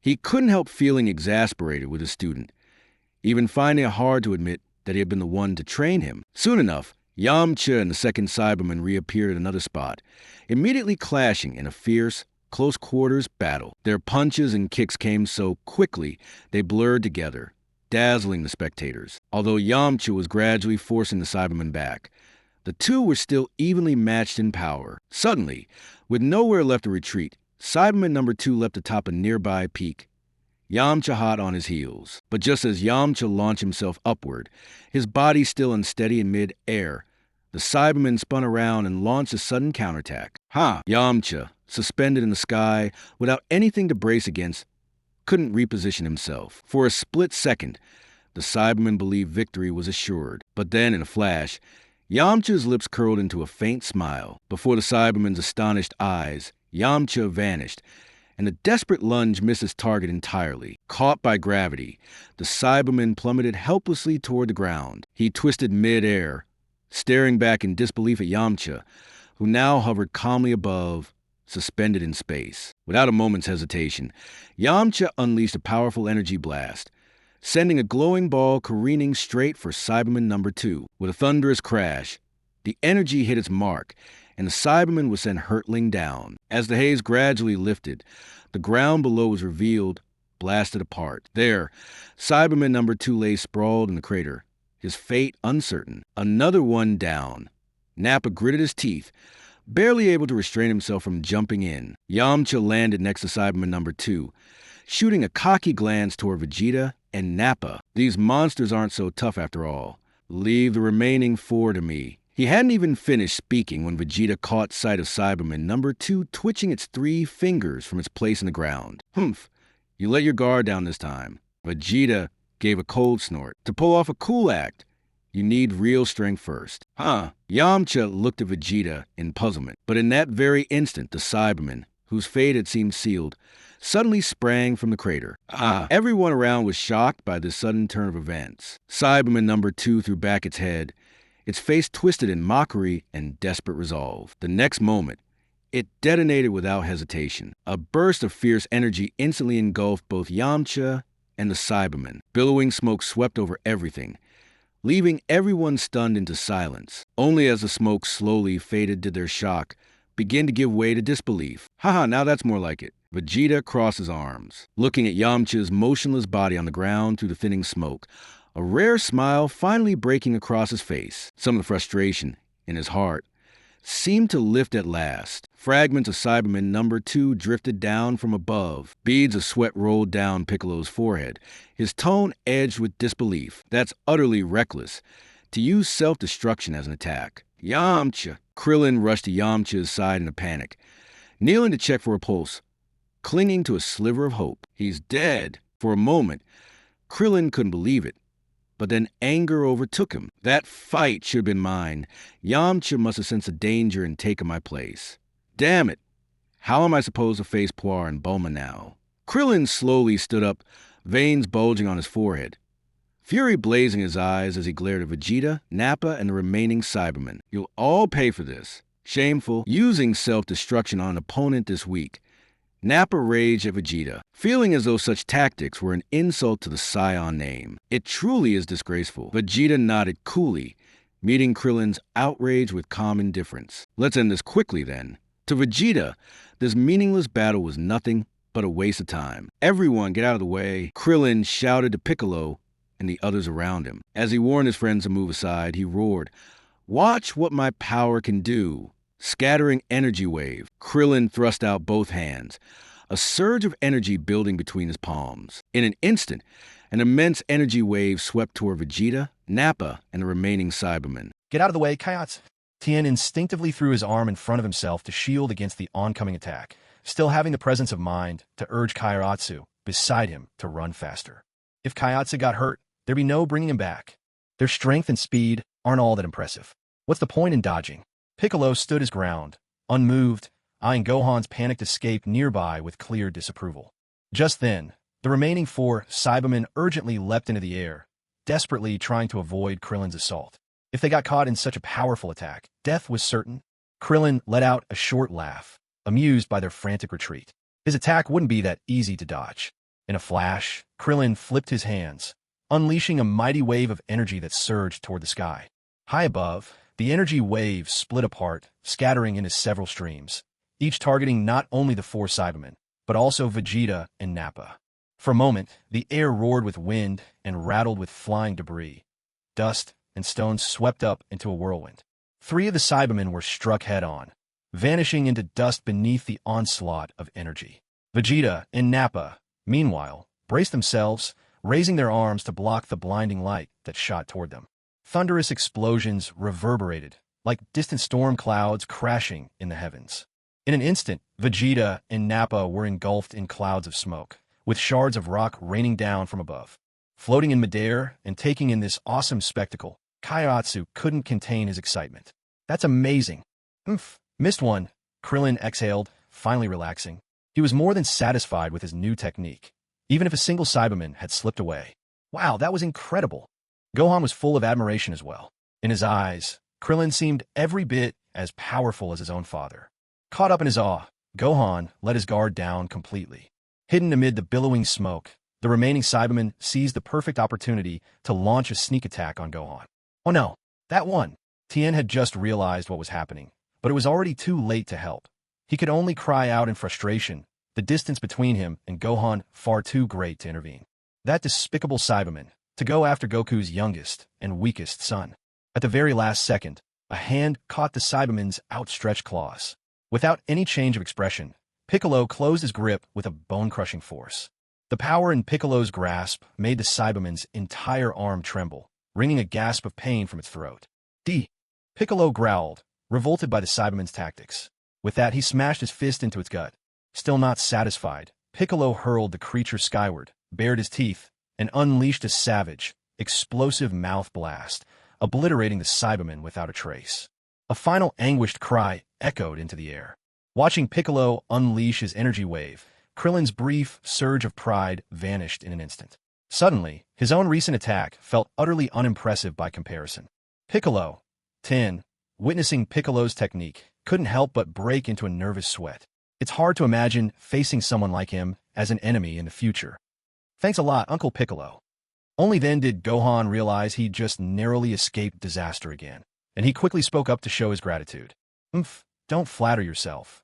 I wasn't saving you or anything, Piccolo retorted, turning his head away with a stubborn scowl, his voice thick with awkwardness and feigned indifference. This was just a tiny prelude before the real fight begins. Piccolo scoffed dismissively, his confidence in his own strength unwavering. Huh, so you're actually hoping for an exciting battle, are you?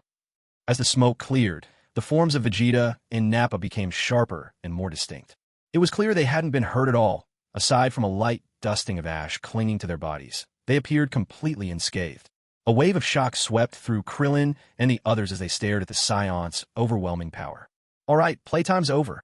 Vegeta brushed the dust from his armor and glanced at Krillin and the others with a bored expression. Honestly, he thought it would be more productive to return to the ship and train, or just set out for Namek sooner to collect the Dragon Balls. I suppose it's my turn to step up now. With a wicked grin, Nappa strode forward confidently. How can this be? They're not even scratched. Beads of cold sweat ran down Tien's forehead as he stared at Nappa and Vegeta in disbelief. Chiaotzu's eyes filled with fear. He shrank back, seeking shelter behind Tien's shoulder. Didn't we hit them just now? I gave it everything I had. Is this what makes the Saiyans so powerful? Krillin knew exactly how much force he'd put into his attack. If such an assault didn't even make a dent, just how fearsome were these Saiyans standing before them now? Was there any hope left to defend Earth? Could they just hold out until Goku returned? Don't waste our time, Nappa. Get in there and finish this boring fight.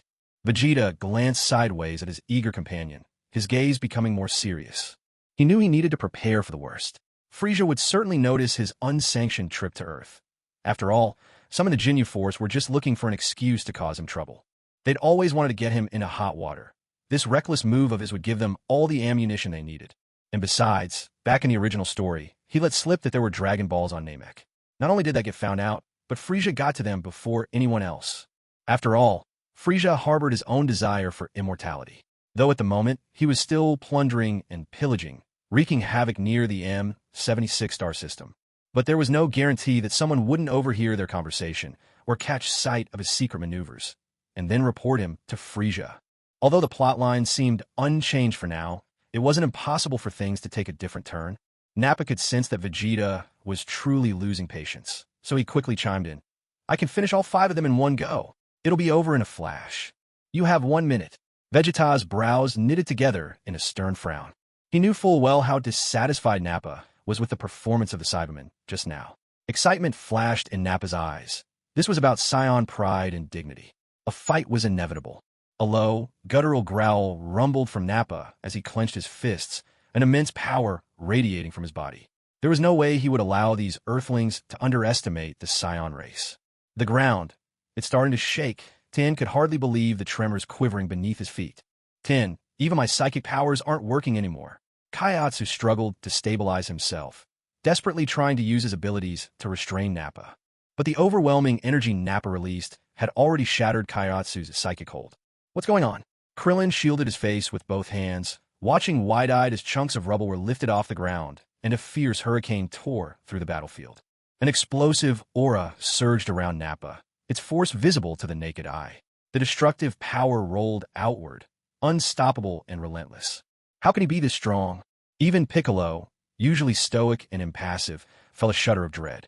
He stared in horror at the overwhelming energy pouring out of Nappa. With a thunderous yell, Nappa's whole body erupted in a blazing aura. He looked over at Piccolo and the others, a wicked grin curling at the corners of his mouth, his gaze dripping with mockery. Well, then, who should I start with?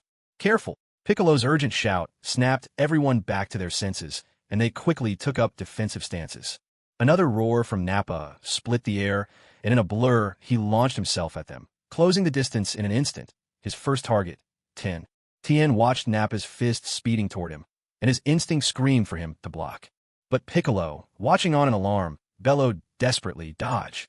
Get out of the way!" No one here could withstand that kind of power, not Tien, not anyone. In a split second, before any of them could fully react, Nappa's punch came crashing down, slicing straight through Tien's arm and severing it completely.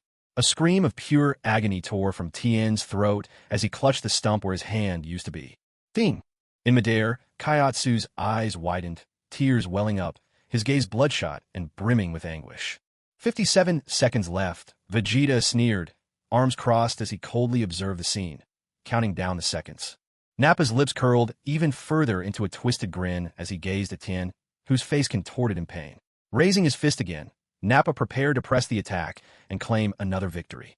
Then I guess you'll be the first to die, won't you? Tenshinhan clenched his back teeth, suppressing the pain that cut through his body like a blade.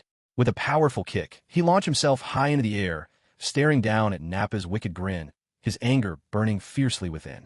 Damn it. Nappa let out a derisive laugh.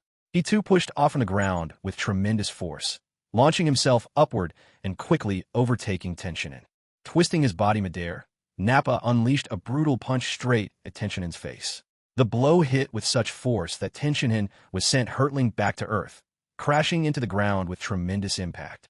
His body bounced slightly from the sheer momentum before coming to a rest.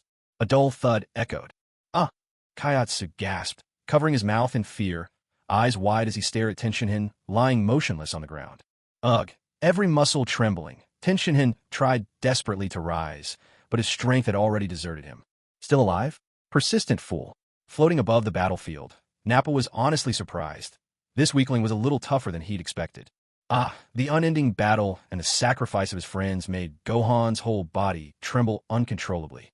This power is terrifying. Sweat beaded on Piccolo's brow. His voice had grown grave and heavy. These two Saiyans were far stronger, far more terrifying than Raditz had ever been. Bastard! Krillin gritted his teeth and, with a burst of speed, dashed over toward Tenshinhan. Come back! It's too late! He can't be saved! Seeing Krillin's reckless move, Piccolo shouted after him, trying to make him stop. Shut up! Krillin shot past Piccolo with a furious yell. He was their friend. How could he just stand by and do nothing? Some people just don't know when to quit. Nappa scoffed, unimpressed, flicking 2 fingers in Krillin's direction. With a sudden surge, energy exploded toward the path ahead of Krillin. The violent blast wave threw Krillin back, sending him crashing to the ground. Piccolo, caught in the edge of the blast, quickly raised his arms to shield himself from the flying debris. Krillin sat dazed in the dirt, gasping for breath as he stared into the vast, bottomless crater left by the blast, fear clawing at his heart. This guy's power is beyond anything I could have ever imagined. Piccolo eyed the crater warily, then glanced over at Gohan, who had curled up on the ground, frozen by terror. Chiaotzu, where are you? Krillin looked desperately around, but Chiaotzu was nowhere to be seen. Could he have been? Gohan's voice trembled as he barely managed to lift his head, tears welling up in his eyes. It's so scary. What are you all saying? Forcing himself upright, Tenshinhan looked around, searching desperately for any trace of Chiaotzu. 45 seconds left. Nappa behind you. With arms crossed, Vegeta silently kept count, watching the fight unfold. His voice rang out with a sharp warning. Nappa looked down in confusion at Vegeta's shout, just in time to realize Chiaotzu was already at his back. A sudden, sharp thump resounded. Nappa twisted his head to look at his back, and saw that the tiny Chiaotzu was clinging tightly to him. Chiaotzu, Krillin and Tien were shocked, staring in disbelief. You little brat. Nappa stretched his hand back, trying desperately to reach the small figure stuck to his back. Chiaotzu, what are you doing? Tien yelled furiously, his voice echoing with dread. Could it be? But Nappa, with all his strength, simply couldn't reach the diminutive Chiaotzu clamped to his back. In a fit of rage, he hurled himself against the mountainside behind them, trying to bash Chiaotzu off. No matter how hard he struck or how many blows he took, Chiaotzu refused to let go. Seeing Chiaotzu battered and bruised by the relentless slamming, Tien screamed in anguish. No, Chiaotzu, get away. Run now. Farewell. Tien, you must survive. A gentle voice whispered into Tien's ear. The word sent Tien's eyes wide in shock and despair. At that moment, tears shimmered in Chiaotzu's eyes, and a single drop slid down his cheek. You're not. Surely not. Please, no. Chiaotzu. Realization hit Tien as he desperately reached out to the airborne Chiaotzu. A tremendous surge of power erupted from Chiaotzu's small frame, his body suddenly aglow with blinding light, followed by a tremendous explosion. A deafening blast ripped through the air. No one had expected Chiaotzu would choose to sacrifice himself along with Nappa. As the enormous explosion burst forth, everyone's eyes contracted in shock, their faces frozen in disbelief. Vegeta, meanwhile, smirked and kept counting 44 seconds.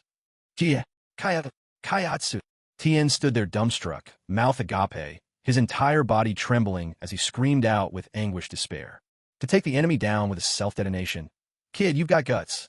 Sweat beading on his brow, Piccolo cursed admiringly, his voice carrying a rare note of emotion. Gazing up at the sky, Tien's eyes turned hollow. Why? Did it have to end like this? Krillin stared too, watching the lingering smoke fade, shuddering uncontrollably with fear. Oomph! All that effort wasted. Nappa emerged unscathed. He brushed the dust from his face and looked down on the others with contempt. Looks like you still don't realize just how strong we are. Well, that's one down. Now it's your turn. Nappa laughed wickedly, clenching his fists and glaring at Piccolo, Krillin, and Gohan below. Ha ha ha, you can die now. This can't be. He's totally unharmed. Krillin exclaimed, staring up at the untouched Nappa, instinctively stepping back in dread. Damn it, Chiaotzu gave up his life for nothing. Last time, we already used the Dragon Balls to bring Chiaotzu back. He can't be resurrected again. Tien clenched his fists in fury, fixing his gaze on Nappa floating in midair. His voice overflowed with unwillingness and bitter regret. His best friend, Chiaotzu, was gone forever. Don't be afraid. I'll send you all to reunite with that dead brat in the next world. You should thank me. Nappa laughed arrogantly, sneering down at them with utter disdain. I won't let you get away with this. Tien was nearly consumed by rage, shouting again and again. Hey, listen to me. The moment he starts his attack, that's our chance. Piccolo whispered urgently to Krillin, who was standing beside him. Nappa, you've got 30 seconds left. Vegeta spat at the ground, his tone impatient as if annoyed by Nappa wasting time. Don't look at me. I'm not interested in interfering with your little strategy, Vegeta replied coolly, sensing the attention from Piccolo and the others. Stop hesitating. Seize your moment. Faced with such a response from Vegeta, Piccolo found himself at a loss for words. Piccolo's forehead veins bulged. He felt deeply insulted. Oh, you look quite pleased with yourself. But once Goku shows up, I doubt you'll be laughing. Is that so? So Kakarot is your so-called trump card now? Vegeta shrugged dismissively. He certainly wasn't concerned about Goku. With a sudden roar, Nappa shot toward Piccolo and the others. This is it. This is our chance. Piccolo sensed Nappa's energy rush forward and quickly looked up. Right? Krillin gritted his teeth and locked his eyes on Nappa. Meanwhile, Gohan trembled all over. He wanted to act, to join in, but his body simply wouldn't obey him. Piccolo and Krillin vanished from sight in a split second, while Tien shouted with all his might, "Let me show you what we're made of. It's your death you're rushing toward." Nappa charged at Tien, fist forward, laughing mercilessly. Suddenly, Nappa realized Piccolo was right beside him, keeping perfect pace. He hadn't even noticed when Piccolo closed in. In that brief moment of distraction, Piccolo unleashed all his strength, smashing a fierce punch into the right side of Nappa's face. Nappa barely registered the blow when Krillin appeared above and behind him, clapping his fists together and hammering down with all his force on Nappa's back. Stunned and caught completely off guard, Nappa plummeted straight toward the ground. Go on now. Attack now. Piccolo shouted at the top of his lungs, urging Gohan below. But, Gohan trembled uncontrollably, barely able to force out a sound. He was terrified. Gohan. Piccolo glared at him, furious, unable to believe that the student he'd trained so hard was falling apart at this crucial moment. I am scared. Son Gohan's body was shaking violently, to the point where he was trembling like a leaf in a storm. It's too terrifying. Don't push such a responsibility onto a 5 or 6-year-old child. Krillin fell silent for a moment. At this critical juncture, Gohan was so frightened that he couldn't bring himself to attack. Piccolo's forehead bulged with veins and anger, his face twisted with fury. That little brat. Such a perfect opportunity, wasted because of some irrational fear. Let's do it. Piccolo placed both hands at his waist, glancing at Nappa's falling figure as he hurried to take action. Take this. Piccolo spared no more words and unleashed his special beam cannon with both hands. Krillin's energy wave, twinned with Piccolo's beam, shot toward Nappa. But with a furious shout, Nappa snapped out of his daze and leapt to the side, regaining his footing just in time to dodge the attack. No! Piccolo gritted his teeth in frustration as he watched the assault narrowly miss. So close. I can't believe we missed him. Krillin still held the pose from launching his energy wave, disappointment etched all over his face. Not bad, but all you're doing is hastening your own demise. Nappa's cheek was swollen from the strain of the fight. Wiping the blood from the corner of his mouth, he glared unpleasantly up at Piccolo and Krillin, who hovered in the sky. You'd best prepare for death. I've just decided to change the order in which I kill you. Down on the ground, Tien Shinhan stared up at the 3 figures in the sky, his whole body trembling, sweat pouring off him. Chiaotzu, I'll avenge you, and then I'll come join you. Fixing his eyes on Nappa overhead, Tien stretched out one hand, fingers arched, and roared in fury, Kick-a-ho! A surge of enormous energy swept out from Tien, aimed straight at Nappa in the air, crushing down on him with overwhelming force. A piercing, keening sound echoed across heaven and earth. The tremendous shock wave swept outwards. Krillin instinctively shielded his face, struggling to hold his ground against the force and not get swept away. Piccolo's eyes widened in shock. He hadn't realized Tien still had such powerful energy left in him. Vegeta was stunned for a moment, then smirked, a cruel smile twisting his lips. What a fool, throwing his life away for nothing. That's quite a formidable attack, Nappa remarked, taking the full brunt of Tien's energy blast. This monster. Seeing that Nappa had suffered only minor injuries, Piccolo's face paled with disbelief, his eyes wide. So strong. How are we supposed to defeat him? How hateful. Exhausted, Tien couldn't stay on his feet. He collapsed to the ground. That last attack had drained all his energy, and with nothing left, his life now hung by a thread. How can this be? Is he immortal or something? Beads of sweat poured down Piccolo's face as he began to question everything he knew. With the overwhelming power Nappa displayed, victory felt more and more out of reach. Even Tien Shinhan, Krillin's voice trembled with grief, and it caught in his throat. He could barely accept what he was witnessing. It's like a nightmare. They're dying, one after another, right in front of us. Gohan had never seen anything like this before. His face was frozen in shock, his whole body trembling uncontrollably with fear. Goku, please, get here soon. Watching Tien's energy fade away as he fell, Krillin shouted in utter despair. It's all up to you now. Well, that's one less nuisance. Now it's just you two, Nappa sneered, glancing down at Piccolo and Krillin with disdain. 13 seconds left, Nappa. Hurry up, Vegeta called up from the ground, urging him on. He felt Nappa was dragging things out needlessly. This fight had become a tiresome waste of time. There's no thrill in tormenting the weak. To think it's come to this. I never imagined I'd end up fighting alongside you. Krillin glanced at Piccolo out of the corner of his eye, a note of bittersweet relief in his words. But it doesn't feel so bad after all. Hey, do you think we have a chance to win? Impossible, Piccolo replied, utterly certain. Sweat trickled down Krillin's forehead, running along his cheek as he turned to look at Piccolo's stern face.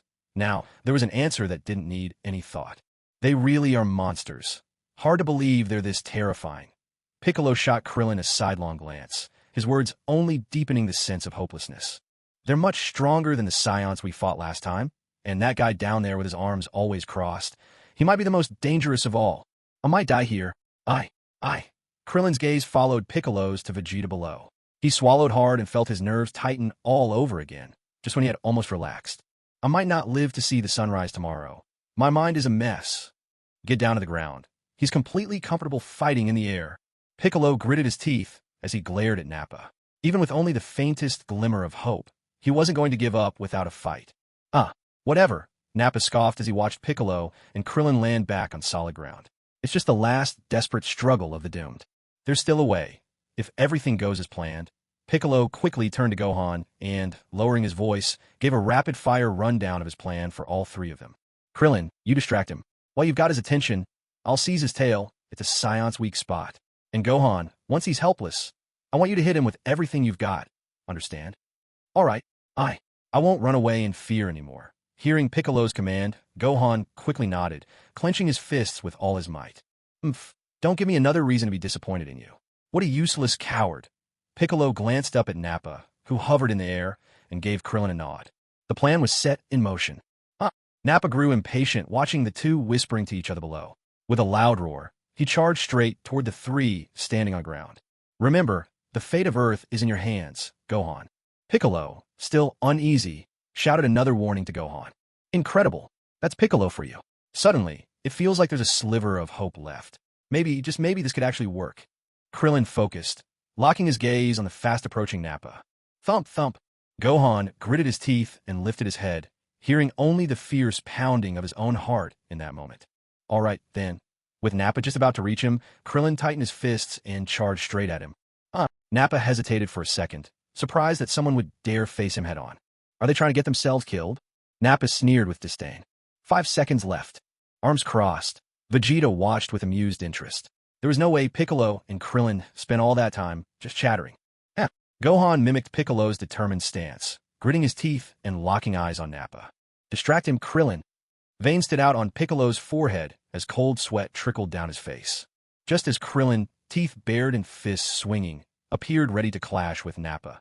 He suddenly threw his hands downward and released a burst of energy, propelling himself swiftly into the air. Nappa was caught off guard for a moment. What kind of trick was this? This is our chance. As Nappa found himself momentarily stunned, Piccolo launched forward at full speed and seized Nappa's tail in a swift, decisive move. Snap! Gohan now! Piccolo shouted. Aya! Gohan cried out in anger, sprinting toward Nappa with everything he had. Did he get him? Krillin, still airborne, could hardly contain his excitement. Maybe, just maybe, they could pull this off? How foolish! Nappa instantly swung an elbow backward, slamming it into Piccolo's back. What? Gohan screeched to a halt, his mouth hanging open. He could hardly believe Piccolo's plan had failed. Piccolo's eyes widened in agony at the blow, blood vessels rising as his vision instantly turned red. How could this be? How could it fail? Ugh! The dramatic turn left Krillin equally shocked, his eyes wide with disbelief. Why? Darkness crept into Piccolo's vision as he collapsed, mumbling in barely a whisper until he lost consciousness. Oh, is that it? Dead already? Nappa gripped Piccolo by the belt, shaking his limp body. No more tricks left in you. You really are naive. Do you think we would ignore our weaknesses instead of training them? With a sneer, Nappa tossed Piccolo aside like a rag, dropping him next to Gohan. How is this possible? Krillin's whole body trembled. Even Piccolo, so powerful, had been defeated. Time's up. Nappa. Vegeta unclasped his hands and watched the battle unfold before him. He calmly pronounced it over. It's almost laughable. Warriors of this planet crumble so easily. Nappa now fixed his gaze on Gohan. There's still 2 left, Vegeta. Just give me a little more time.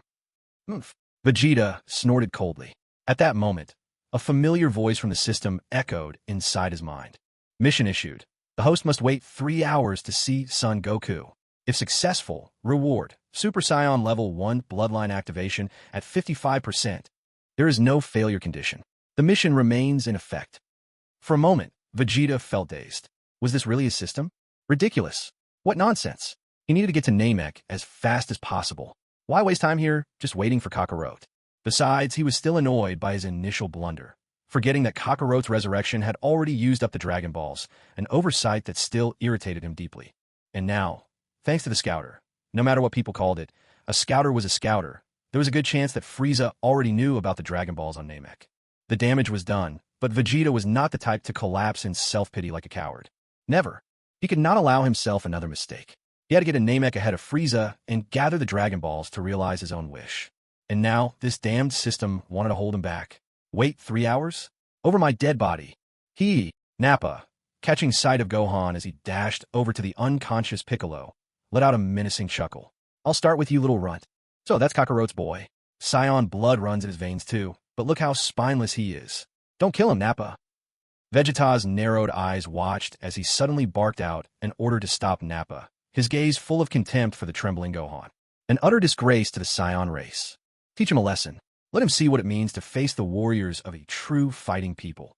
Vegeta let a cold smile play at his lips as he spoke, detached and merciless. Oh, if you say so, Nappa responded, swinging his right leg in a powerful sweep and sending Gohan flying. No, stop. Krillin, who was still suspended in the air, instinctively tried to intervene as he witnessed the scene. With swift precision, Nappa extended his hand, fingers drawn together, and slashed down with a powerful hand strike toward Gohan's waist. A sharp swish sliced through the air. Son Gohan's eyes widened in shock as he was struck sideways into the nearby mountain. The force of the blow hurled him against the rocky slope, shattering stone in its wake. Ouch! Tumbling down together with the crumbling rocks, Gohan rolled helplessly toward the ground. With a heavy thud, he crashed face first into the earth, lying there motionless. Hey, don't tell me that's all he's got? Are half-breeds really this weak? Nappa stared at Gohan, his voice brimming with doubt. Struggling against the pain, Gohan forced himself to his feet. He suddenly coughed up a mouthful of blood. The harsh hacking was evidence of the severe internal injury Nappa had just inflicted. He gasped for air, wiping the blood from the corner of his mouth. Only then did Nappa nod in satisfaction, chuckling, "Now that's more like it." The next moment, Nappa drove his right foot forcefully into the ground and lunged toward Gohan. But Krillin was already there, darting in front of Gohan, shifting his weight onto his left leg as he launched a powerful kick straight at Nappa's cheek. Damn it! Before Nappa could finish cursing, Krillin attacked again, stepping in with his right leg and crashing his left elbow up into Nappa's chin, sending the giant flying backward. Krillin chased after him relentlessly. Nappa, regaining his composure with a swift backflip, used his right foot to skid to a controlled stop. Without missing a beat, Nappa pushed off the ground again, swinging his iron fist at Krillin. Krillin hurriedly leaped aside to dodge the blow. Krillin kept flipping backward and sideways through the air, finally landing and steadying himself.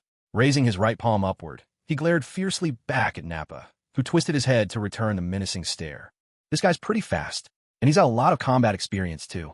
Vegeta watched Krillin's crisp maneuvers, raising an eyebrow in grudging admiration. Standing off to the side, Son Gohan was utterly mesmerized. You little brat. Nappa became even more furious after hearing Vegeta praise someone else. He shot straight at Krillin in a rage. Ah!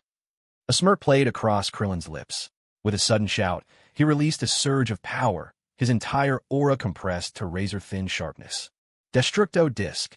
With a forceful throw, Krillin sent the whirling energy disc arcing toward Nappa, spinning so rapidly it gleamed like a finely honed blade.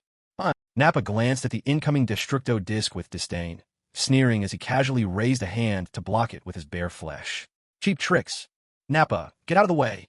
Vegeta's face tightened, and he shouted a warning to his foolish comrade.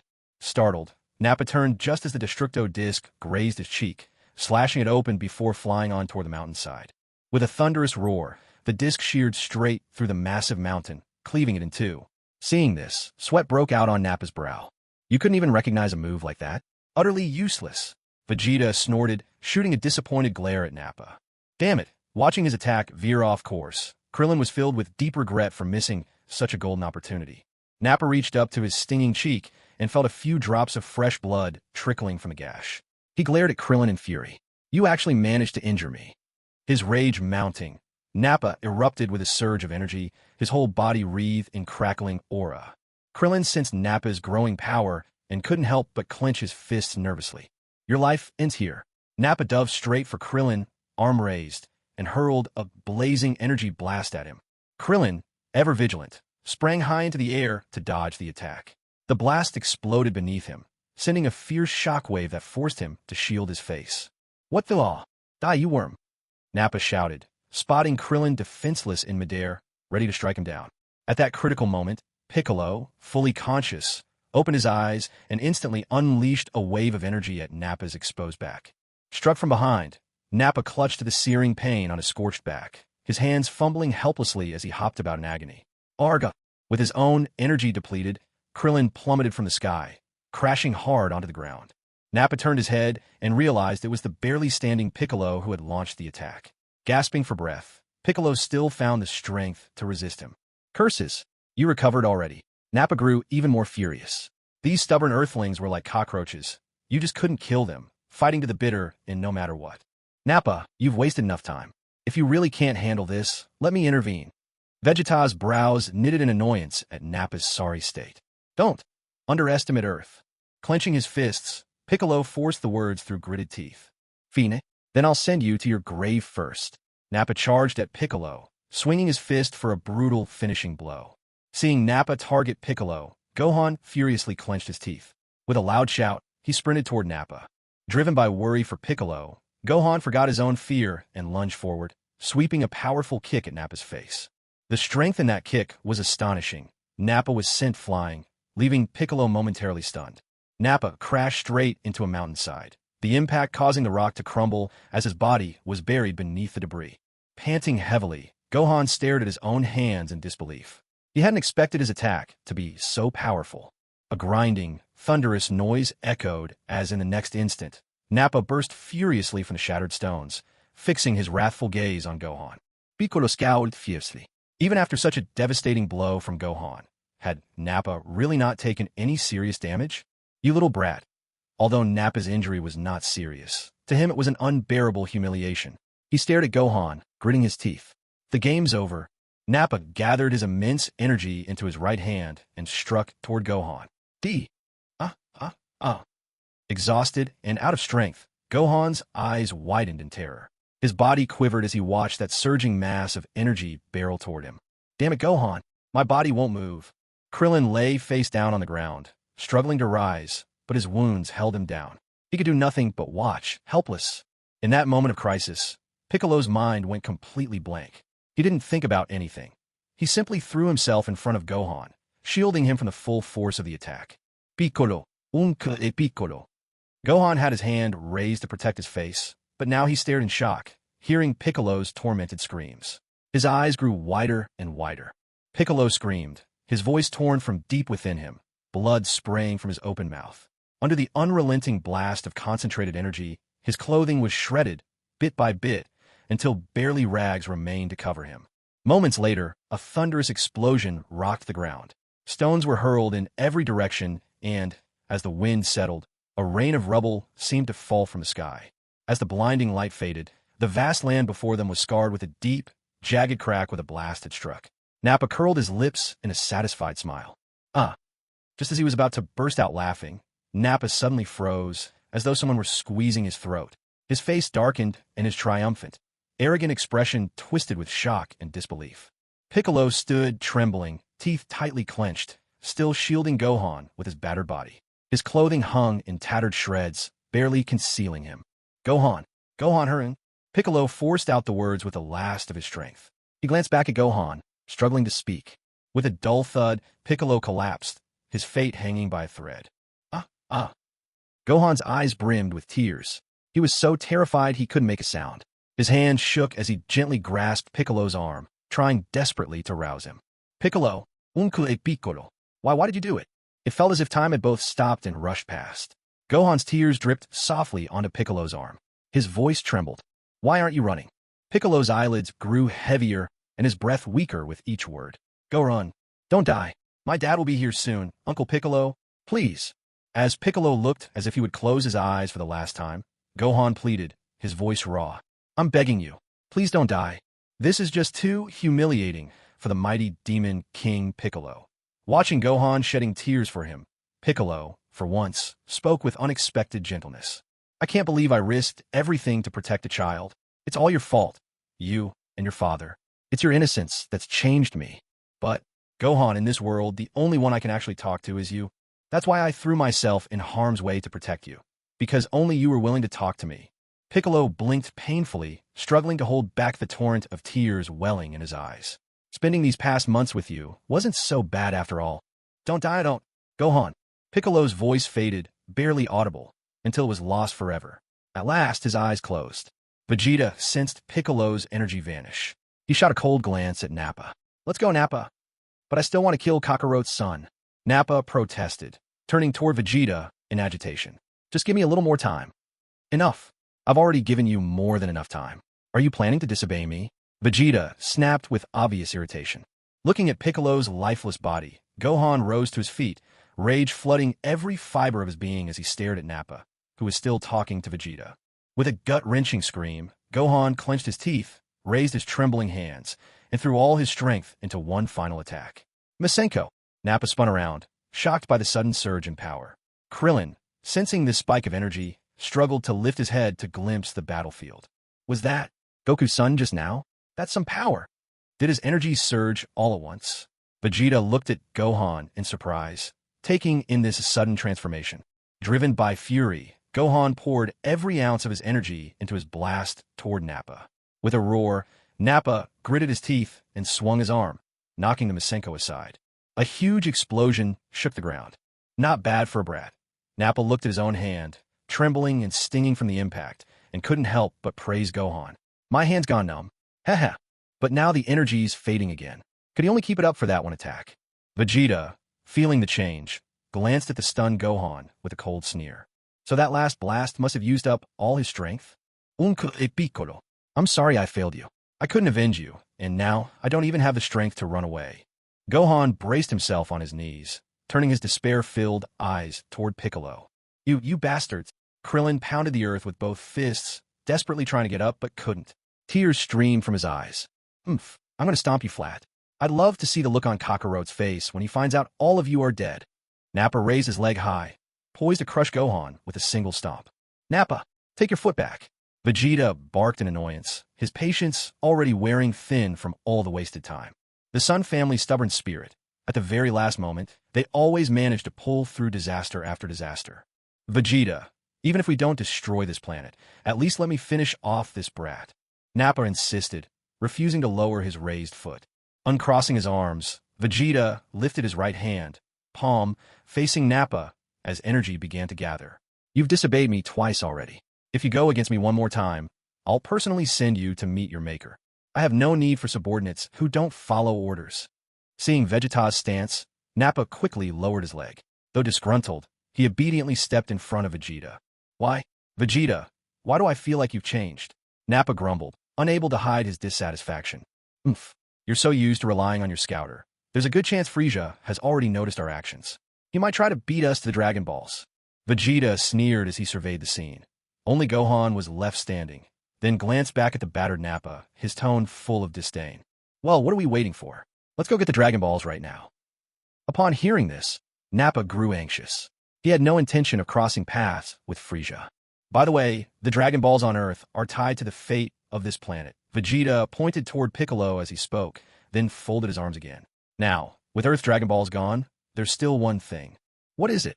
Nappa snapped, irritated by Vegeta's cryptic words. He's a Namekian. That means there must be Dragon Balls on Namek. Vegeta's look toward Nappa was full of contempt. Could his intelligence have sunk any lower? All right, Kakarote's kid, and you, the bald one, make sure to tell Kakarote when he gets back. If he wants revenge, he can find me on planet Namek. I'll be waiting for him. Oh, and by the way, I'm far stronger than Nappa, 1,000 times stronger. The name's Vegeta, remember it. Vegeta turned his gaze to Gohan and Krillin, a wicked smile playing at the corners of his lips. Let's go. Vegeta shot into the sky first, heading straight for the spaceship that had originally brought them to Earth. System assignment issued. Host, remain on Earth and wait for your encounter with Son Goku. Upon successful completion, you will receive 55% activation of the Super Saiyan bloodline. Just as he landed in front of the ship, Vegeta heard the system's voice echo in his mind, but this time it dared to threaten him. If you fail this mission, your Super Saiyan bloodline will be wiped out. Heh, very good, truly impressive. Vegeta let out a cold snort, clenching his fist tightly. Can you show yourself? Nappa glanced at Vegeta, who seemed to be talking to himself, first with confusion, then grew increasingly alert as he scanned the surroundings. Was a powerful enemy on their tail? Without his scouter, he felt as blind as a bat. He simply couldn't sense the presence of other beings at all. I can't. Even through the cold mechanical tone, Vegeta noticed a trace of nervousness in the system's voice. Either you make him come and see me, right now, this instant, or you erase my bloodline altogether. One day, I'll hunt you down and see which one of us survives. Vegeta growled, then barked impatiently at Nappa, who was visibly lost. Come on, hurry up and get to the ship. Isn't there supposed to be an enemy? Who are you talking to? Nappa rubbed his bald head, a chill creeping down his spine. The system thought that, had it a form of its own, Vegeta would have reduced it to ashes by now. What kind of terrifying person had it bonded to this time? A pitiful system. Its very existence seemed so fragile. Your Highness, it will only take 3 hours. The system realized force wouldn't work, so it tried reasoning instead. Once you meet Son Goku 3 hours from now, the task will be accomplished. Even if you only awaken 5% of your bloodline, it's a straightforward and effortless mission. Don't you agree? But seeing that Vegeta didn't even pause his stride, the system's voice grew weaker and weaker. Fine then, if you insist on not meeting Son Goku, so be it. But if the plot goes off the rails and this world falls apart, you'll be dragged down with it too. We'll all go down together. Hearing the system's desperate outburst, Vegeta grew genuinely curious about this so-called system. So, you're saying if the story falls apart, the world goes with it? That's a pretty flimsy excuse, Vegeta sneered. Was it trying to fool a 3-year-old? The world isn't so fragile. Every tiny decision anyone makes can shift the future in countless ways. Would a broken plotline really matter so much? What does the future mean anyway, if not endless uncertainty? So what if Dragon Ball's storyline changed? And now the fate of the world, too? He was alive and breathing, with his own unique mind. Expecting him to dance along to a predetermined script was laughable. Feeling Vegeta's skepticism and inner ridicule, the system grew even more frustrated in its explanation. In the original story, your battle with Son Goku reached its peak, a legendary clash, a true cornerstone of the Dragon Ball world. Tell me, doesn't that matter? Without that fight between you, the foundation of this world wouldn't be nearly as solid. No matter what, you must meet Son Goku. Nappa, set course for Namek. Vegeta ignored the system's endless chatter, closed the hatch decisively, and ordered Nappa to pilot the ship away from Earth. You absolutely must stay and meet Goku. The system chattered incessantly in Vegeta's mind, its voice shrill and persistent. System, if you keep pestering me, I'll stay just to wait for Kakarot. Vegeta snapped in his thoughts. And then I'll kill him on the spot. After all, even if he uses the Kaioken times 3, his power level is only 24,000, while mine is already 52,000. The system's nagging instantly ceased, as if silenced by the cold logic of Vegeta's threat. How long until we reach Namek? Vegeta stood behind Nappa with arms folded across his chest, his tone cool and indifferent. Nappa kept his eyes on the ship's controls. About a month. On the way, we'll pass by Frieza's outpost number 79. We can make a quick pit stop and resupply. Fina, when we get there, you can handle the refueling. I'll search for the Dragon Balls alone. Your power level right now is far too low, Vegeta said icily. Train hard, or you'll have no right to stay at my side any longer. With explicit coldness, Vegeta spelled everything out before turning and heading toward the gravity training chamber. Nappa watched Vegeta's departing back, clenching his fists in frustration. Was Vegeta really planning on leaving him behind to act alone? Was his power level truly so far behind? Just 4,000 compared to Vegeta's 52,000. It was clear now. He was nothing but a burden to the prince. He had no choice. He had to get stronger. The alloy doors of the gravity chamber slid shut behind Vegeta with a metallic thud. Activate 60 times gravity, he commanded. The moment the words were spoken, an overwhelming force pressed down from every angle, trying to crush him flat against the floor. Vegeta gritted his teeth, locking his jaw and bracing himself, legs bent as he fought to hold his ground. Increase gravity by 0.1 every half hour, he told the control hub through gritted teeth. Command received. Gravity will increase by 0.1 every 30 minutes, replied the chamber's intelligent assistant, a bespoke AI provided by Milanado. With a sharp exhale, Vegeta fired off a ki blast. The energy orb arced around the chamber and shot back at him. He quickly crossed his arms over his chest to block the incoming attack. He couldn't afford to waste any more time. No matter how the story changed, he would inevitably face Frieza. He was determined. He would surpass his limits and push his power level over 100,000. From then on, each training session became a near-deadly struggle, relentlessly forcing himself to the edge of endurance again and again. Meanwhile, back on Earth, as Cammy's presence faded out, Bulma and her companions quickly realized that Vegeta and Nappa had both vanished. By the time Bulma and the others arrived at the battlefield in their plane, all that remained was a battered and bruised Krillin and a tear-stained Gohan, trembling amidst the ruins. Piccolo's death, and the fact that the Dragon Balls could no longer be used, was a huge blow to everyone. 3 hours later, Goku finally arrived.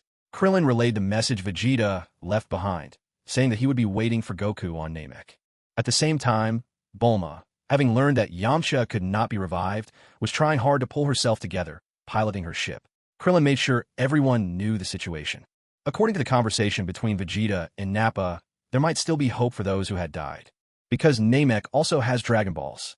King Kai provided the location of Namek, but when Bulma did the math using Earth's technology, she realized it would take 4,339 years and 3 months to get there. Following Krillin's suggestion, they decided to study and modify the same spaceship Goku arrived on as child. Mr. Popo also shared what Cammy had said before his death and offered Cammy's spaceship to Capsule Corporation for research. Bulma gathered everyone at Capsule Corporation. In Bulma's family home, everyone watched as Dr. Brief, Bulma's father, busily worked on modifying the spaceship in the courtyard. At this pace, the spaceship should be ready in about a week, and the journey to Namek will take roughly a month, he estimated.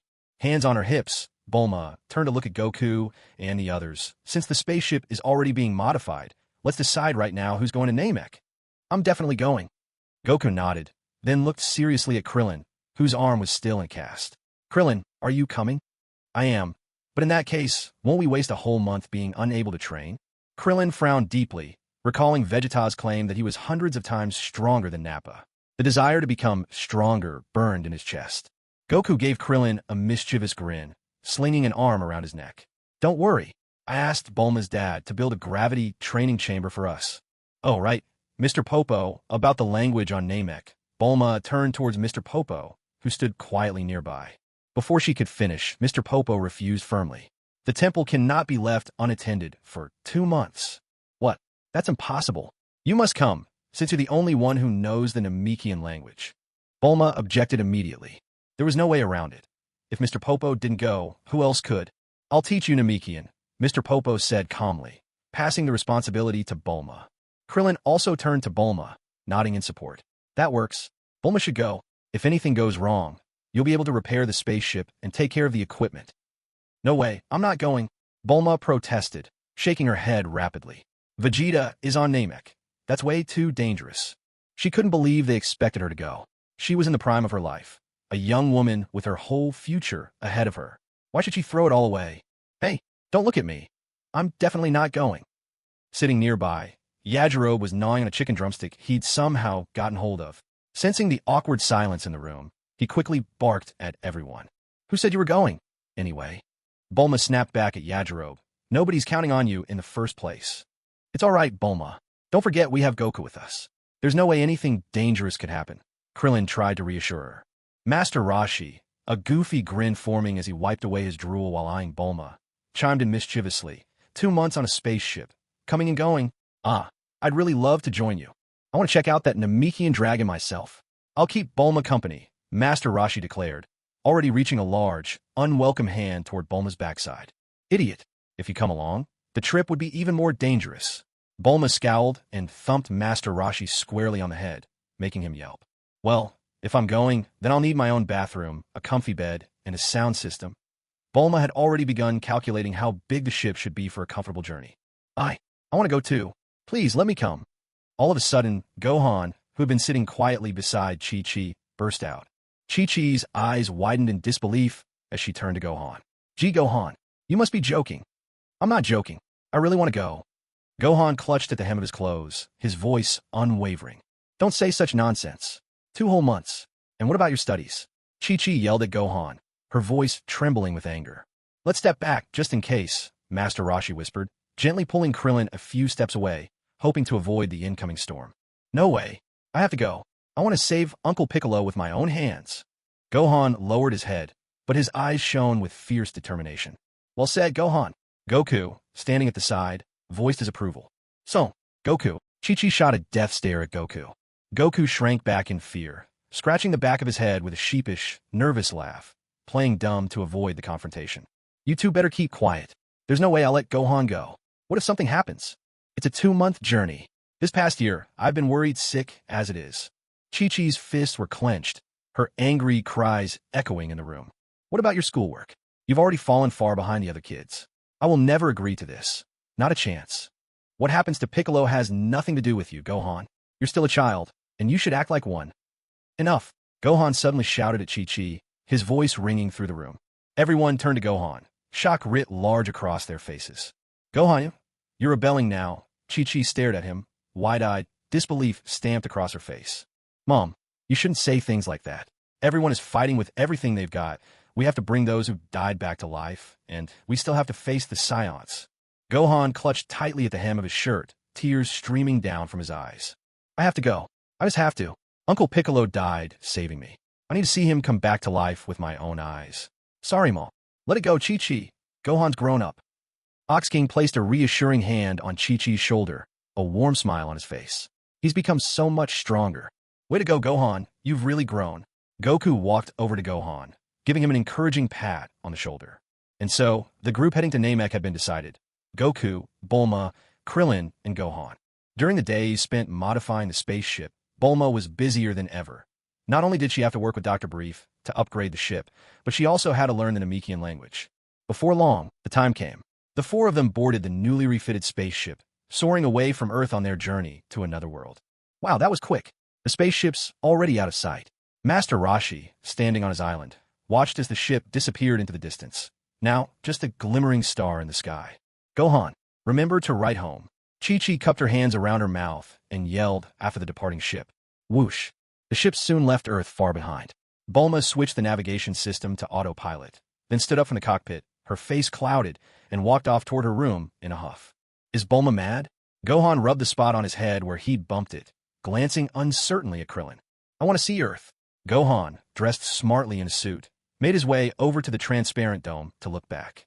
Piccolo, taking off his baseball cap, glanced at Bulma's spacesuit and belatedly tried to explain things to Goku. Maybe she thinks we're treating this too lightly, like we're just going on vacation. Is that so? Goku tilted his head, but quickly let the thought drift away. Come on, Krillin, let's go try out the gravity room. Wasting no time, Goku hooked his arm around Krillin's neck and dragged him toward the training area. I hear Vegeta's ridiculously strong. I'll have to work even harder. Goku stretched his arms, excitement shimmering in his eyes. When I trained with King Kai, gravity there was 10 times stronger than Earth's. Let's set the machine to 10 times. That should be a good start. Goku pressed the button at the center console with gusto. Beep beep beep. Gohan, now changed into a smaller version of Piccolo's training outfit, followed closely behind. How are we going to train? Huh? Gohan, you respect Piccolo that much? Krillin shot Goku a teasing look as he noticed Gohan's new outfit. Ha ha ha. Just like showing respect for Dad. Gohan nodded earnestly. Goku, on the other hand, didn't seem to care at all. He continued fiddling with the buttons in the gravity chamber. So it's this one, I think, after pressing it, and then pull this lever up. In the next instant, the gravity chamber roared to life at 10 times normal gravity. Krillin and Gohan were instantly flattened by the overwhelming force, pinned to the ground as if an enormous mountain were pressing down on their bodies. They couldn't move an inch. Ugh. Goku, could you at least give us a heads up next time? Krillin, hands trembling, shot Goku a disgruntled look. Dad, it's so heavy. Gohan looked at Goku with tearful eyes, his voice quivering. Goku simply scratched the back of his head, completely unfazed. Oops. Sorry about that. After promptly escorting the incapacitated Krillin and Gohan out of the chamber, Goku began his own grueling training session. It's so heavy. Every step Goku took felt as if he were lifting thousands of pounds with his legs. Thud, thud. 1 2 1 1 2 1. Goku started to jog slowly around the chamber, forcing his body to adapt to the intense pressure. He kept experimenting with different exercises, push-ups, sit-ups, and more. I have to return to the basics. Only then can I unleash an even stronger Kaioken. Goku relentlessly pressed on, drenched in sweat, determined to push his limits. 5 days slipped by in the blink of an eye. Bulma, dressed in a tank top and shorts, was sprawled out lazily on a lounge chair, yawning with boredom.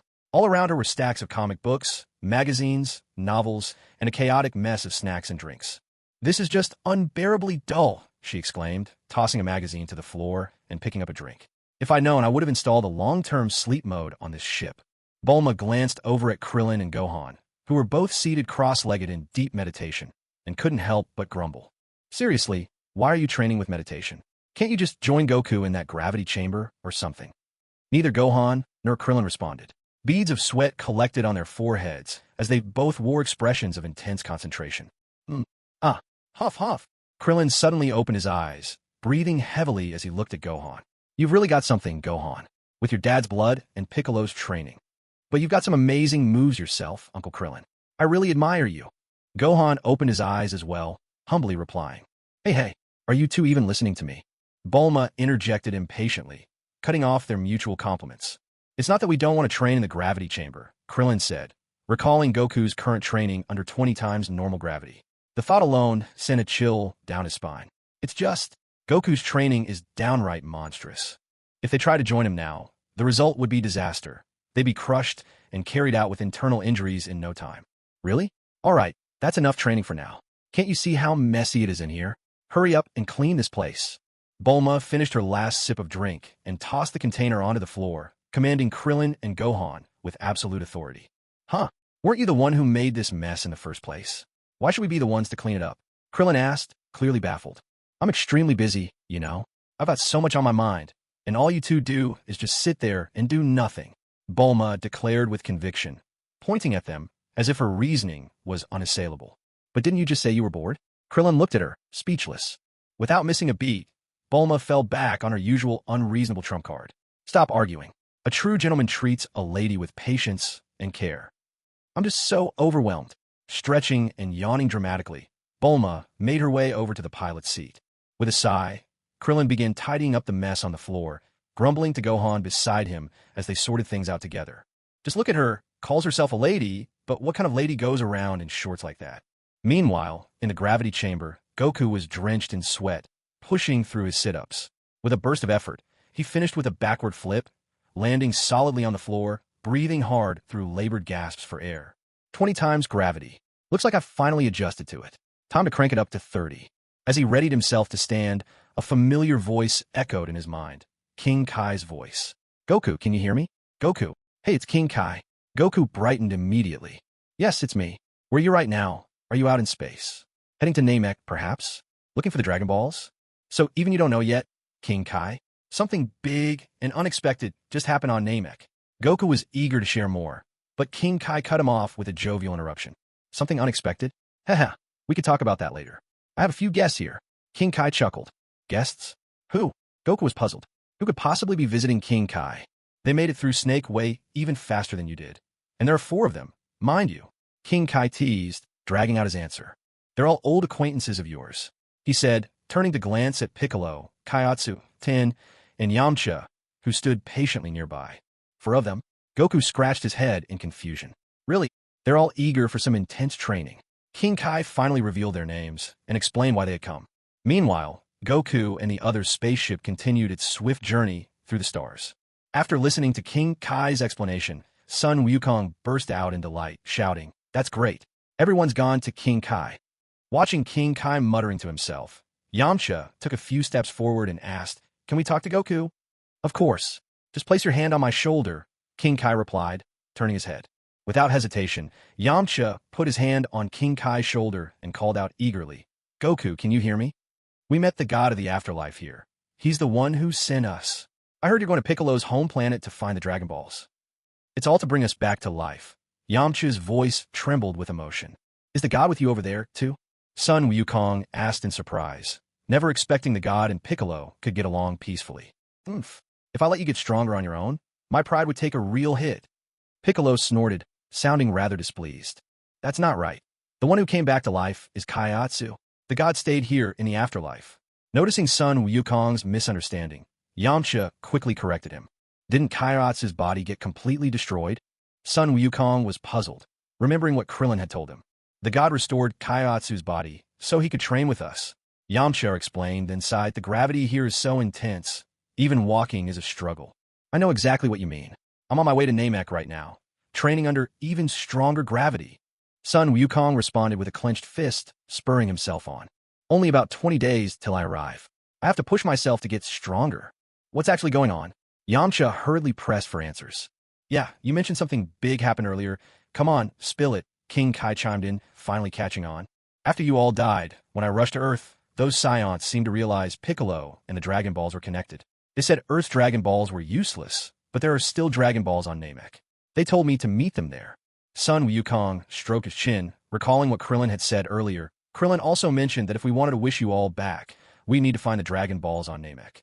"I absolutely have to stop that guy named Vegeta. If the Dragon Balls fall into their hands, it won't end well. That's why I'm giving it everything I've got. From what I've heard, that Vegeta is thousands of times stronger than the Saiyan who killed you." "What? Did you just say thousands of times stronger?" King Kai and Yamcha exclaimed, thoroughly stunned by Sun Wukong's words.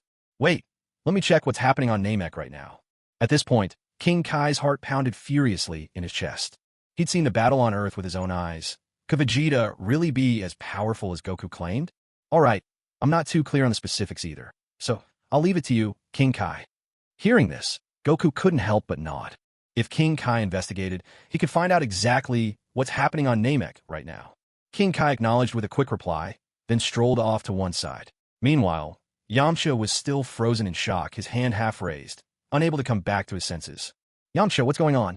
What did you guys just talk about?" Tien, who had been watching from the back, asked with a puzzled look. A beeping sound broke through the tension as King Kai began to probe the situation on Namek.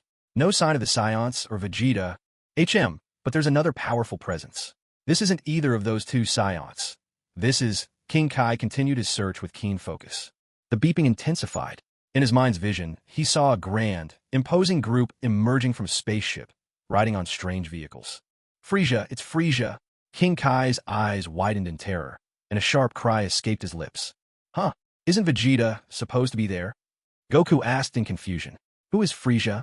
King Kai exhaled slowly, as if hoping to calm his pounding heart. "Goku, Frieza is a being of pure, overwhelming evil. You're absolutely no match for him. Under no circumstances should you face Frieza directly. Don't try to take him head-on." Goku grew even more perplexed, hearing such gravitas in King Kai's tone. Isn't Vegeta supposed to be on Namek? How did it suddenly turn into this Frieza guy? It seems Vegeta and the other few Saiyans are actually part of Frieza's army. "So, Goku, return home immediately. That's an order." King Kai suddenly shouted, his voice tight with anxiety. Fearing that Goku might not grasp the severity of the situation or ignore his warning, King Kai pressed on. Listen to me. I'm not saying this just for your sake. I'm thinking about Earth, about Namek, and really about everyone on all the worlds. Cold sweat trickled down King Kai's brow as he clenched his fists as if trying to will safety into existence. Do not provoke Frieza under any circumstances. Even if you attack, there's absolutely no way you'll succeed. Worse, you could bring about unimaginable consequences. Is this Frieza guy really that powerful? Goku asked, bewildered, but as the thought sank in, a tinge of excitement colored his voice. Honestly, now I want to give it a try even more. Absolutely not. Do not go anywhere near him. King Kai's frustration burst forth in a furious roar. Suddenly, Piccolo placed a hand on King Kai's shoulder, his tone disdainful. Goku, go and gather all the Dragon Balls. Bring us back to life. We'll keep training here until we surpass even you. And then, once we're revived on Namek, we'll help you take care of those Saiyans, and whoever Frieza is too. King Kai was so infuriated by Piccolo's words that he swung his head around, spraying spit as he shouted, "Don't talk nonsense. You have no idea how powerful Frieza really is. We don't have time for this. Let's start training." Piccolo ignored King Kai's impatience and changed the subject directly. "If it's just to fight Frieza, then I refuse to teach you." King Kai yelled, clearly displeased. "Let's agree on one thing first. You must promise never to go to Namek." "All right," Piccolo answered without even thinking. Promises like that are worth nothing." "Really?" King Kai took off his sunglasses, wiping cold sweat from his brow, completely believing Piccolo's words with childlike innocence. "Fine, I'll trust you." Meanwhile, Piccolo scoffed inwardly, mocking the absurdity of it all. Who would be that foolish to argue back a moment like this? After that, King Kai made everyone pass a test. Each had to tell him a joke and make him laugh. Unsurprisingly, Piccolo and Tien were completely stumped. Meanwhile, Son Goku, who had lost contact with King Kai, felt even more fired up. Clenching his fist, he pushed himself to make his training even tougher. "Next up, let's try 50 times gravity," he declared. No matter what, be it Vegeta or Frieza, even if there isn't a fight looming, it never hurts to get stronger. Bulma, seated at the control panel with her legs elegantly crossed, suddenly had a thought. She turned to Krillin and asked, "Do you think those two Saiyans will beat us to the punch?" "Then just let Goku beat them back." Krillin answered without hesitation. "Oh really? Is Goku really stronger than that Saiyan?" Bulma eyed Krillin skeptically, needing to make sure. After all, her own life was most important. Meanwhile, Vegeta and Nappa had already landed on Frieza Planet 79. Gazing down at the planet, Vegeta stepped out of the gravity chamber to wash up and changed out of his battered battle armor. By now, he'd fully adapted to 100 times gravity, and his power level hovered around 100,000. Without an accurate reading from a scouter, Vegeta could only hazard a guess at his true strength. The spaceship touched down. Vegeta waited outside for the ship's supplies to be unloaded, then, escorted by the security detail, headed toward the base. Nappa watched Vegeta's retreating figure with a trace of reluctance, then clenched his teeth and set off in the opposite direction. In his heart, Nappa promised himself, "Vegeta, wait for me. I'll get even stronger and return to your side. Together, we'll conquer the galaxy." Striding down a corridor in the base, Vegeta planned to grab a new scouter to check Frieza's whereabouts. But unexpectedly, he ran into a roadblock, Kuei, known to some as Chui. "Well, Vegeta," Kuei called out, seeing Vegeta trying to walk by and pretending not to notice him. Kuei reached out and blocked his path. "Out of my way, Chui." Vegeta looked at him with disdain. Did this weakling really think he could stop him? He simply couldn't be bothered to stoop to the level of such trash. "Hey, Vegeta, Lord Frieza is furious that you all attacked Earth without permission." Watching as Chui stretched out his hand as if to pat him on the shoulder, Vegeta jerked away in disgust, easily dodging Chui's filthy fingers. "He's got no authority over me," Vegeta retorted coldly. "Soon, he would become even stronger, strong enough to defeat Frieza himself. Look at that attitude of yours. Do you really think betraying Lord Frieza is something you can just get away with?" Chui wasn't annoyed that his hand hung awkwardly in the air. Instead, he kept on grinning. "Lord Frieza believes you're not qualified to go to Namek and retrieve the Dragon Balls. So why don't you just settle down and spend your days here on Frieza Planet 79? This is a direct order from Lord Frieza." "What do you mean by that?" Vegeta's heart skipped a beat. It seemed the worst-case scenario had come to pass after all. Frieza must already know about the Dragon Balls on Namek. He must have eavesdropped on his conversation with Nappa. Of course, the intelligence you gathered while acting on your own did make Lord Frieza very pleased. Perhaps, soon, Lord Frieza will use the Dragon Balls to gain eternal life. Chui kept goading Vegeta with his smug smile, clearly enjoying getting under his skin. Just now, Lord Frieza set off straight from the M76 sector to Namek. By now, he's surely begun collecting the Dragon Balls. Were you hoping to use the Dragon Balls for immortality too? Well, you can forget about that dream. Chui was growing ever more brazen, hands on his hips, his arrogance plain for all to see. As soon as Lord Frieza's wish is granted, he'll wipe out all the Namekians. Isn't that hilarious? Seeing Chui gloat so arrogantly in front of him, even mocking him outright, the veins on Vegeta's forehead stood out in anger. Chui was clearly looking down on him. Why don't you just stay here, Vegeta? Did you really think you could leave so easily? Chui sneered at the furious Vegeta before him.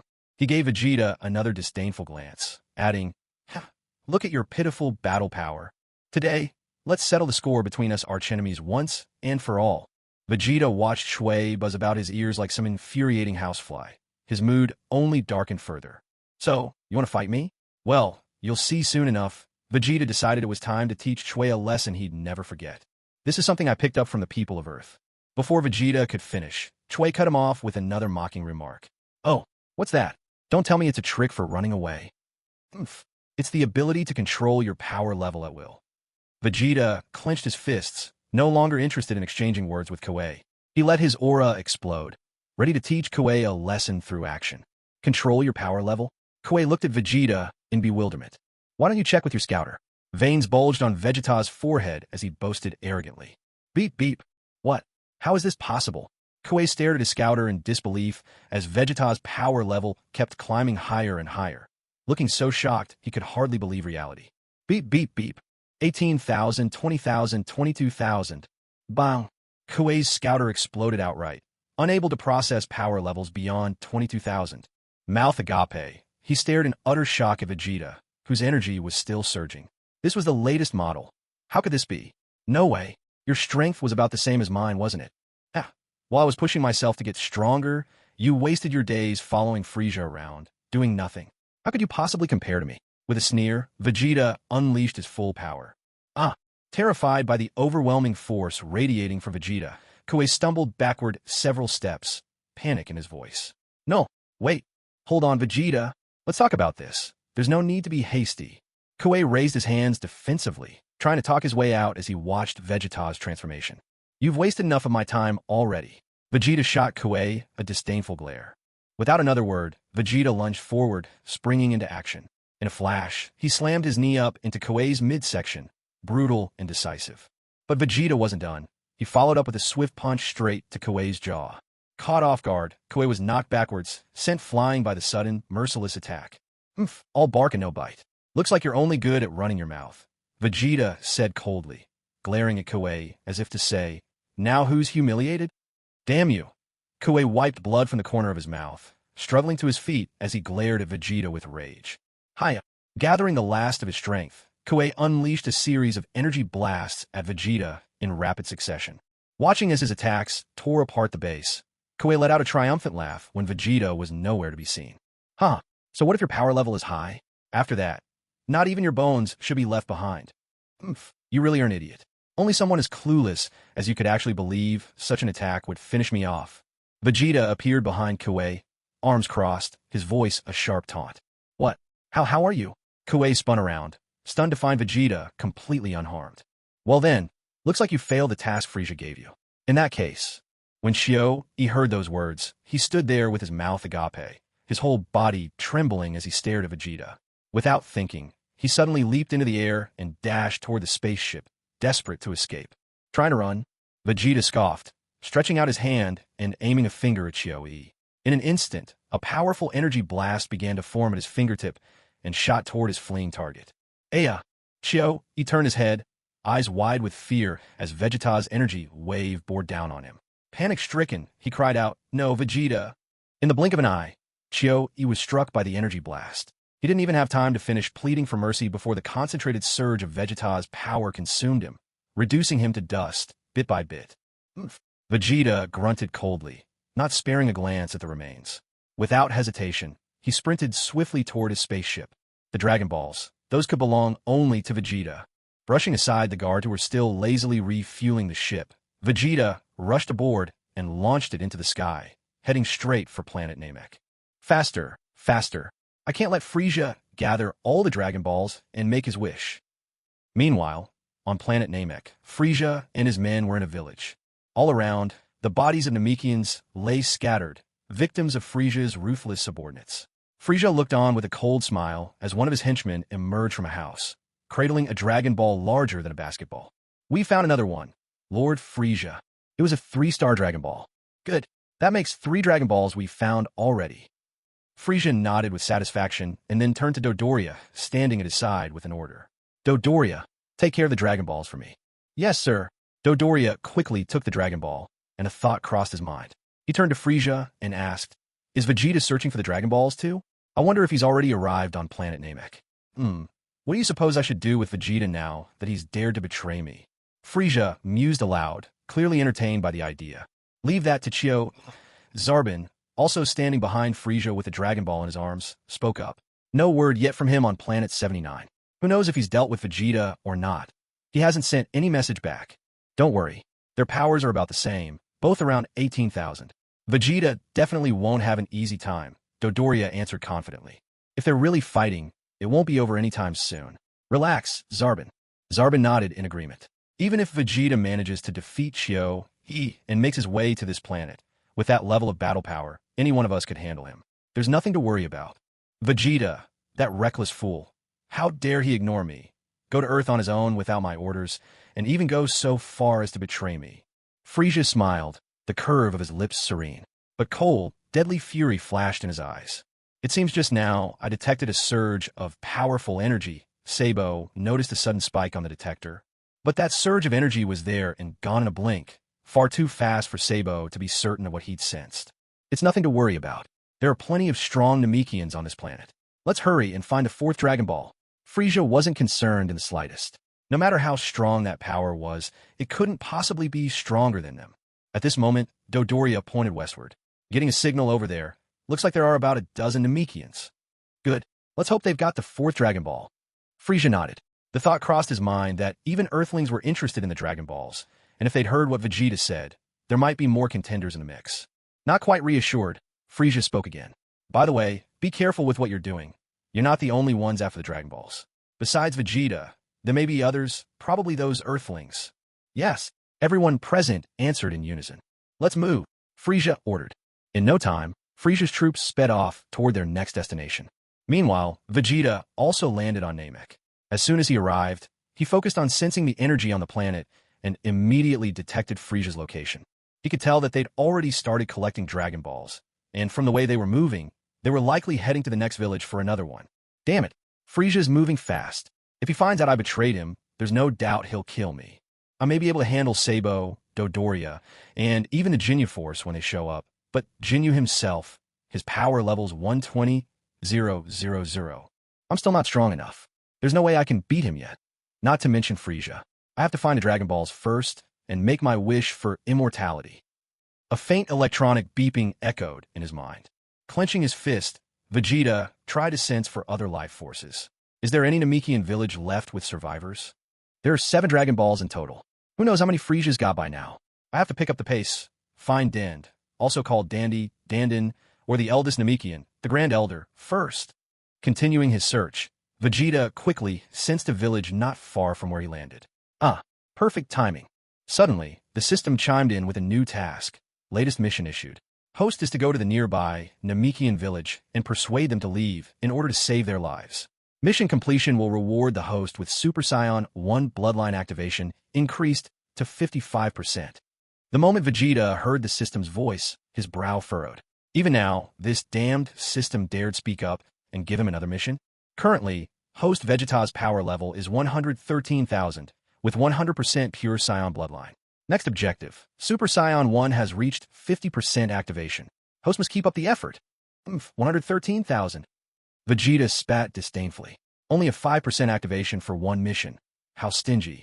And after all that time training on the ship, the increase in his power wasn't even 10,000? He was impatient to grow stronger. Otherwise, his only option against Frieza would be to run for his life. Looking down at his own hands, Vegeta gave a cold snort. This worthless system was only good for accurately reporting his battle power, and nothing more. In a quick motion, Vegeta shot into the sky, a flash of light streaking across the heavens. I just hope they're reasonable. Vegeta clenched his fists, his brow furrowed tight. And I have to figure out a way to get ahead of Frieza, no matter what. Hovering in midair, Vegeta suddenly braked hard. He glanced down at the village below and nodded to himself, satisfied. Just as I thought, a Namekian village. On the ground, elders were teaching Namekian children, while others tended to the young saplings in the fields. They're all still alive. Looks like Frieza hasn't gotten here yet. Vegeta descended swiftly, immediately drawing the attention of those below. With a muted thud, Vegeta's boots touched the ground, meeting the curious and wary stares of the Namekians. Who is that? He looks like an alien. The Namekians whispered among themselves. For a brief moment, Vegeta hesitated. He'd heard somewhere that Namekians were warm and friendly, though he wasn't sure if his reputation as a villain would make communication possible. I mean no harm. After much internal debate, Vegeta softened his tone as he addressed the gathered Namekians, testing the waters. No, you carry the aura of evil, barked an elderly Namekian, leaning heavily on his staff, his gaze sharp and unwavering. Vegeta's temple throbbed with anger, though he managed to suppress his explosive frustration. I'm looking for a child named Dent. There is no such child in our village, the old Namekian shot back instantly, leaving Vegeta at a loss for words. Vegeta felt agitation bubbling up. Negotiation really wasn't his strong suit. Still, unlike the old Vegeta, he couldn't bring himself to slaughter a group of defenseless elders and children. It wasn't about the system's missions. He might be a villain, but there were still lines he wouldn't cross. Let me put it this way. Do the Namekians have any special ways of communicating among yourselves? Vegeta crossed his arms out of habit, mustering the last shreds of his patience to explain the situation. If you do, perhaps someone could ask around, though frankly, you're unlikely to find anything. Frieza's henchmen don't leave survivors. A few of the Namekians, worried, quietly began to shepherd the children to safety. Vegeta was at a loss for words. If he really wanted to make a move, none of these people would have survived. You don't have to believe me, but surely you can trust your fellow villagers. Use your special way of communicating and ask the people from the other villages. Vegeta felt his patience had never been stretched so far. If it weren't for the Dragon Balls, he wouldn't be wasting his breath with them. He would have simply snatched the Dragon Ball and left. After all, these Namekians always kept their Dragon Balls out in the open in their homes. Elder, we can still connect with 2 villages. The rest aren't responding. The younger Namekian, standing beside the one with the cane, called out anxiously. What did you say? The elder turned toward him in shock. He stared at Vegeta for a long moment. Young man, is there something you're not telling us? Vegeta was distinctly unimpressed with being called young man, but for the sake of his big plan, he swallowed his annoyance and continued patiently. Frieza found out that your people have Dragon Balls. Gather all 7, and any wish can be granted. He's already slaughtered 3 villages to collect 3 Dragon Balls, and now he's on his way to a 4th one. Vegeta spoke without a trace of guilt on his face. Indeed, he may have let this information slip, but it certainly wasn't on purpose. Vegeta, ever the proud warrior, felt no shame at all for inadvertently triggering a disaster for another race. So, hand me the Dragon Ball now. Then all of you should run. Escape while you still can. Without hesitation, Vegeta held out his hand to demand the Dragon Ball, then seemed to remember something and addressed the elder again. If you can warn the next village before it's attacked, tell them this. Those devices Frieza and his men, where over their left eyes, can pinpoint your exact location. Weren't they able to find the villages because of the Dragon Balls? The elder was a bit surprised by Vegeta's honesty. They've been using those devices to track people's locations. Vegeta nodded and briefly sensed Frieza and his men, growing more irritated. Just how long did these chatterboxes plan to drag this out? Frieza was about to get his 4th Dragon Ball. They're almost at the 4th village. Will you accept my goodwill and work with me, or not? Rubek, give him the Dragon Ball. The elder turned to the young Namekian who had just been trying to reach the other villages. Elder, how can you? Rubek was clearly unwilling, finding Vegeta hard to trust.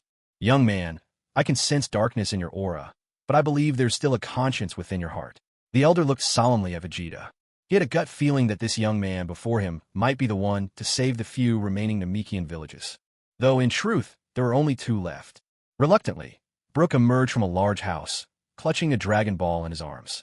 With clear reluctance, he handed it over to Vegeta, making sure to issue a stern warning as he did.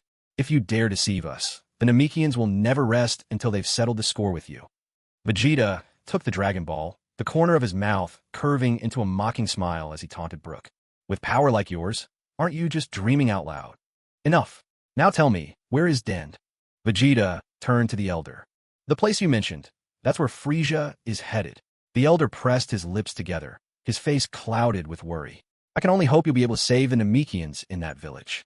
All right, you'd all better hurry and find someplace to hide. And don't reveal your energy. Just lay low and keep out of sight. With a frown, Vegeta tossed out the last instruction, then launched himself swiftly into the sky. Vegeta never agreed to things unless he was confident enough to deliver. He wouldn't make empty promises. Elder, how could you just hand over the Dragon Ball to him? Brook grumbled bitterly, clenching his fists in frustration. Let everyone know. We're gathering and heading to the safe haven. Stay aboard the ship and be ready at all times. The Elder heaved a weary sigh, eyes full of resignation as he gazed in the direction Vegeta had flown. Once again, our people will suffer heavy losses in this calamity. Vegeta tossed the Dragon Ball into the depths of a nearby lake, silently memorizing details of the terrain before heading off toward the village where the Elder had said Dend was. On the way, Vegeta suddenly heard the voice of the system. Congratulations to the host for successfully convincing the Namekians to leave their village and save their lives. Mission complete. Reward. Super Saiyan 1 bloodline activation increased to 55%. Status update. Current host Vegeta. Battle power 113,000. Pure Saiyan bloodline at 100%. Super Saiyan 1 activation at 55%. TCH. These missions are just side tasks anyway. Doesn't matter how many there are. Seems like the system's getting a bit more obedient, but he still wanted to become a Super Saiyan by his own strength. Drawing close to the village, but not entering, Vegeta carefully suppressed his energy and crouched on a cliff, watching the situation below unfold. At that moment, under the threat of Zarbon and Dodoria, the Namekians in the village were being herded before Frieza. Vegeta peered out cautiously, just enough to see, and noticed both Zarbon and Dodoria clutching Dragon Balls, 3 in total already. Damn it, Frieza's already found 3 of the Dragon Balls. Vegeta's entire being ached at the sight. If those guys got all of the Dragon Balls, there wouldn't be any hope for him, though the Namekian Dragon Balls did have the power to grant 3 wishes. But he certainly didn't believe Frieza would be so generous as to leave 1 wish for himself. Lord Frieza, we've only found 5 people. Everyone else seems to have run away, reported one of Frieza's foot soldiers, gathering the remaining Namekians. Hurry up then. If you want to live, get a move on. Another soldier barked, shoving a child who was standing in front of the Elder of the village. That was Dend. Vegeta, peeking from his hiding spot, frowned as he looked at the handful of elderly Namekians. Why are there only 3 old men and 2 children? Stop dithering. Stand in line now. Yet another soldier ordered as he motioned the group to line up. A new mission has been issued by the system. The host must rescue Dend. Task completion will reward. Super Saiyan level 1 bloodline activation increased to 60%. At that prompt, Vegeta's eyebrows arched in surprise. The system's mission actually lined up perfectly with his own intentions. Not that he cared much about the system's so-called missions. Throughout his life, he'd only ever trusted himself. The village elder's eyes immediately landed on the Dragon Balls in the hands of Zarbon and Dodoria, and his brows furrowed as he recalled recent messages from other villages. These strangers before him were the villains, snatching Dragon Balls and mercilessly killing their fellow Namekians. Suppressing his anger as best as he could, the village elder realized he'd have to find a chance to sabotage their scouters. You listen to me. I am Frieza, and I'm looking for your Dragon Balls. Frieza's voice cut through the tension as he surveyed the line of Namekians, his tone ice cold. From our intel, your group should number a dozen or maybe even 20. So, where are the rest of you? Where have they all gone? None of the Namekians uttered a sound, and the entire scene fell into heavy silence. Not talking, are we? Frieza glared, feeling snubbed, and ordered coolly, then kill them. Let's see how much grit they really have. The elder realized he could remain silent no longer. He broke out in the Namekian tongue, his voice urgent. Enough of that Namekian gibberish. Frieza interrupted with a sneer. Did they really think he hadn't seen all before? He was the emperor of the universe. After all, conqueror of countless planets. He knew the universal standard language well enough. Sweat beaded on the elder's brow now. He hadn't counted on Frieza being this knowledgeable. All the others are out working. Only we elders and children are left. That's how you should answer. See? Nothing happens if you're honest. Frieza laughed, swagger gleaming in his eyes. Well, on to my next question. Seated on his floating throne, Frieza folded his arms and smirked. Do you have a Dragon Ball? I believe you should be holding one.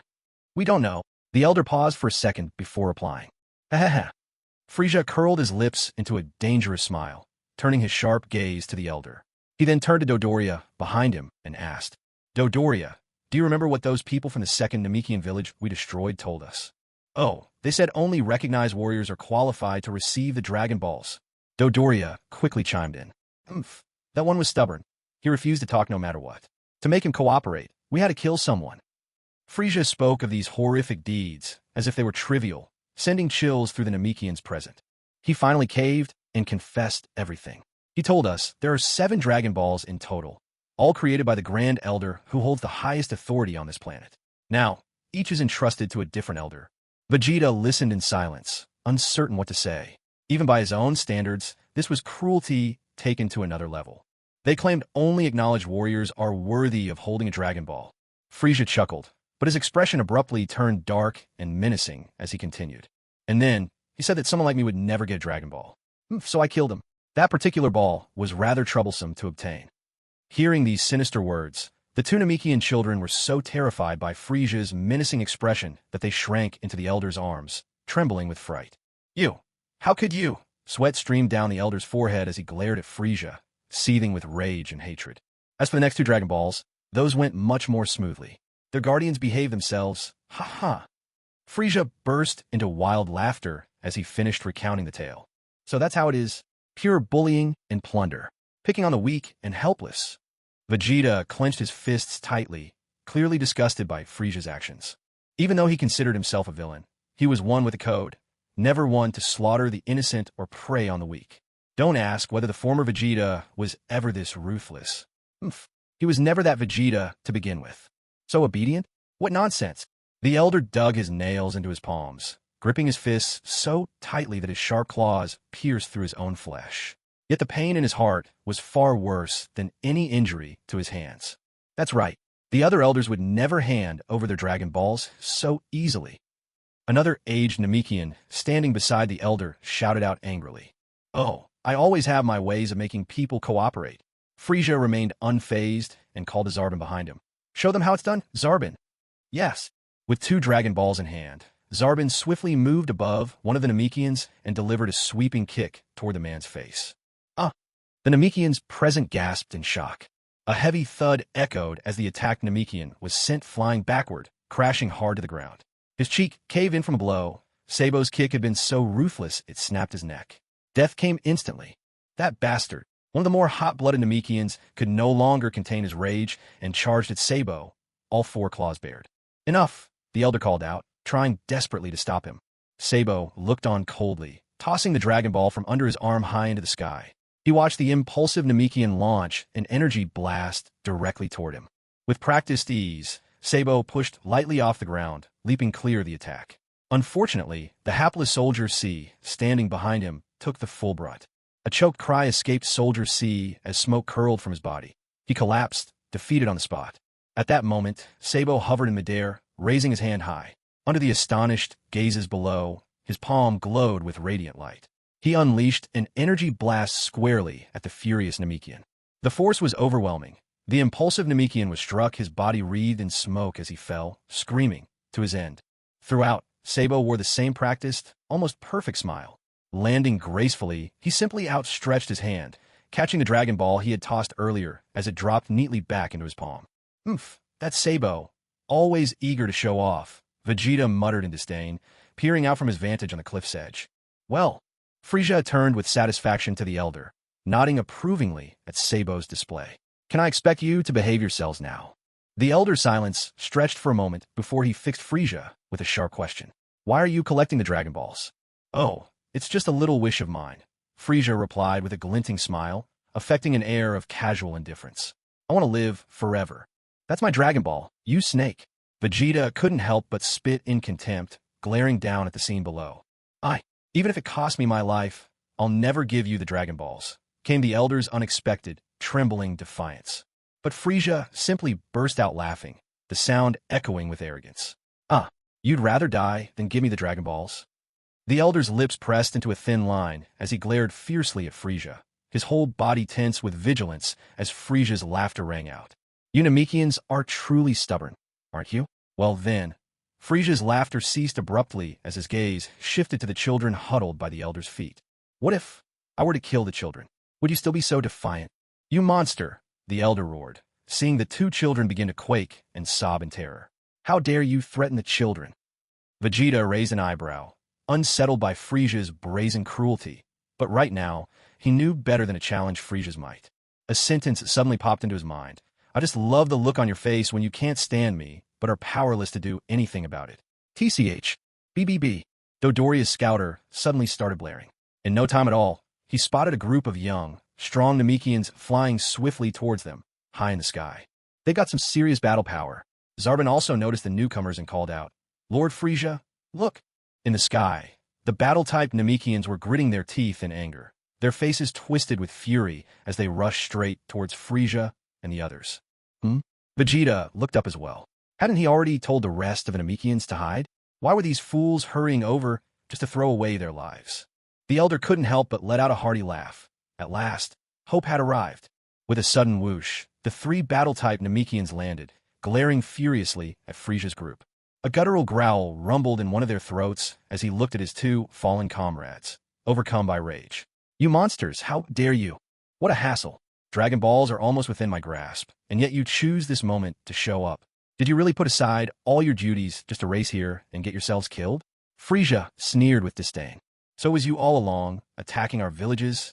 The second Namekian clenched his fists, fury burning in his eyes. "Stealing our Dragon Balls. Unforgivable." The first Namekian spat, fists shaking with fury, grinding the words out from between gritted teeth. "The piece of Namek must not be shattered. Be careful, these ones are tough." The elder warned the three warriors. "Good luck." Den held tight to the elder's trouser leg, shouting encouragement with all his might. "Oh, so you really do want to fight us?" Frieza sounded a bit amused. "Dodoria, what's their power level?" "Huh, let me check." Dodoria pressed a button on his scouter. "Beep. Ha ha ha. Don't be too disappointed. All three are only around 1,000, Dodoria said with a mocking twist of his head to Frieza. "Frankly, we won't even need to get involved." The elder watched in silence, realizing at last that the information given by that strange young man had been true. These outsiders really were after the Dragon Balls and were relying on their scouters. "Haha, what a joke. Battle power of only 1,000, and they think they could take us on?" grunted one of Frieza's lackeys with a laugh. What idiots. These Namekians are just suppressing their energy. These fools are in for a nasty surprise, Vegeta thought to himself, a sly grin on his lips. "Go on, finish them off." 5 of Frieza's henchmen, A, B, C, D, and E, swarmed forward toward the 3 Namekians. With a roar, the battle kicked off. The Namekian warrior let out a furious roar, his energy surging violently. He slid his left foot forward in a fighter's stance and swept his right leg straight at Frieza's Soldier C across from him. Soldier C was sent hurtling through the air, flying right over the heads of the other Frieza men, and crashed hard into the mountainside. He let out a pitiful scream. How was this possible? The remaining 4 soldiers all stopped dead in their tracks, voices ringing out in disbelief. The 3 Namekian fighters sprang into action, launching a fierce assault at the 4 soldiers in front of them. Fists, kicks, and a barrage of energy blasts. A series of explosive crashes and strikes shook the air. All 4 of Frieza's soldiers went down in a single blow. As Soldier E, kicked flying by the attack, tumbled in Sabo's direction, Sabo maintained a cold expression. He raised his foot and sent E flying once more, this time plunging into the bottom of the lake. What's going on here? Weren't we told their power level was only 1,000? Sabo demanded, glaring at Dodoria. Dodoria, baffled, pressed at his scouter in confusion. What's happening? Their powers already jumped to 3,000. Impressive, Frieza exclaimed, clearly entertained as he looked over his defeated troops. The Namekians can actually control their own power levels. What a rare breed. The elder remained silent, unmoved by the so-called praise, feeling no sense of joy at the compliment. He glanced at the fallen soldiers and the scouter devices still clinging to Dodoria, and, having decided what to do, turned to the 2 children at his side with gentle urgency. "Children, go. Get away from here quickly. Move now. For goodness sake. Looks like I need to handle this myself." Dodoria muttered irritably, placing the Dragon Ball on the ground and turning to Frieza. "Shall I finish all 3 of them off?" "Do as you like," Frieza shrugged, entirely indifferent. With a sharp battle cry, the elder sprang into action. Light blazed from between his fingers as he unleashed an energy wave, aiming straight for Dodoria's scouter. A sudden crack split the air. Frieza and his 2 men looked on in shock at the elder's bold move. "You?" Dodoria, quickly recovering, rubbed at the corner of his eye with irritation and sneered at the elder. "You fool. With those pitiful skills, don't think you can defeat me.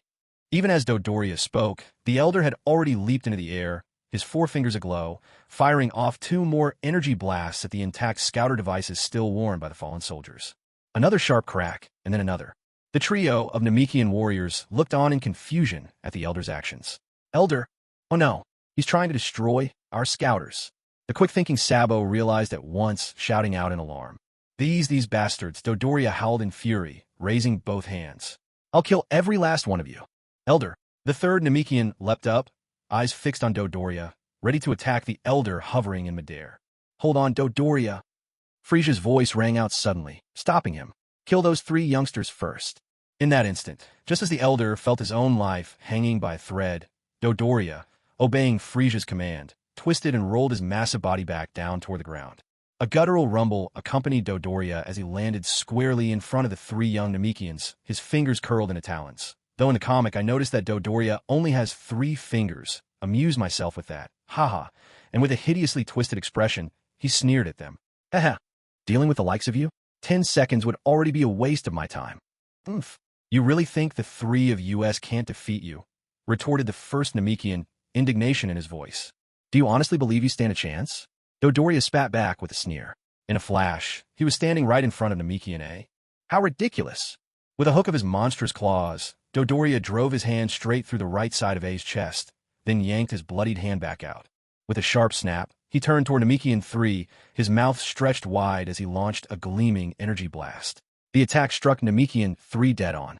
A thunderous explosion echoed as he crumpled to the ground, lifeless. Namekian 2, on high alert, dodged Dodoria's swinging fist, agilely leaping back, frantically trying to put some distance between them. Desperately, he thrust both hands forward, firing a key blast at Dodoria in a bid to buy time for escape. He watched as the blast struck home and exploded spectacularly, the mountainside splitting apart, rocks tumbling down in an avalanche. The corner of Namekian 2's mouth curled into a faint, grim smile. Perhaps he'd actually landed a blow. But in the next moment, Dodoria emerged from the massive crater without a scratch. Namekian 2's eyes widened with disbelief and horror. Time to die. Dodoria shrieked in a frenzy, launching himself at Namekian 2. He rammed his spiky head into him at full speed. Namekian 2 was sent flying, crashing headfirst into the rock face, blood streaming down, then sliding limply to the earth. Grotesque, muffled sounds escaped Dodoria as he ran a hand over his prickly head, the lone survivor, grinning as the life faded from the Namekian trio. The elder could barely utter a word. A bitter cry caught his throat as he beheld the devastation, grief overwhelming his voice. Up in the air, the elder's entire body shook with anguish, a sight that amused Frieza for reasons even he could not explain. Now you know you're no match and want to run away? It's pointless. You won't escape. You might as well come down now. Damn you. Sweat poured from the elder's brow as he looked at the 2 children clinging to each other. Strength drained, he sank slowly from the air to the ground. Frieza regarded him with satisfaction. Obedient at last. That's more like it. Hand over the Dragon Ball as compensation for damaging my detector, said Frieza, his gaze settling on the 2 Namekian children. You should understand how we do things by now. If you resist, I'll kill those 2 kids. All right, fine. But you must promise not to hurt the children. The elder compromised helplessly, then started toward the house with the Dragon Ball. Frieza watched that frail, aging figure with immense satisfaction. If you had done this sooner, none of this would have happened. Well, this Dragon Ball is as good as gone, muttered Vegeta, shaking his head in resignation. His eyes shifted to Dend. He would need to find a chance to get him away. Soon, the elder returned carrying the Dragon Ball. He walked up to Frieza and handed it over. Take the Dragon Ball and leave us at once. You've really gone through a lot of trouble, Frieza replied, a sly glint in his eye as Dodoria took the Dragon Ball. But there's one more thing. Tell us, where are the remaining 3 Dragon Balls? I won't tell you. We Namekians would rather die than betray one another. The elder forced down his anguish and fury, urging Frieza, we had a deal. Now go all of you immediately. Frieza's laughter twisted his face into something monstrous. Unable to catch his breath, he clutched his stomach as he laughed. So that's what all the people of this planet are like, eh? Never mind. You and these children are all going to die anyway. What did you say? The elder stared at Frieza in disbelief. Why, you despicable fiend. What kind of person could be so untrustworthy, so utterly shameless? Before the elder could recover from his shock, Dodoria struck him with a fierce blow. There was a dull, sickening sound. Are you going back on your word? The elder groaned, struggling to support himself as he looked at Frieza for confirmation.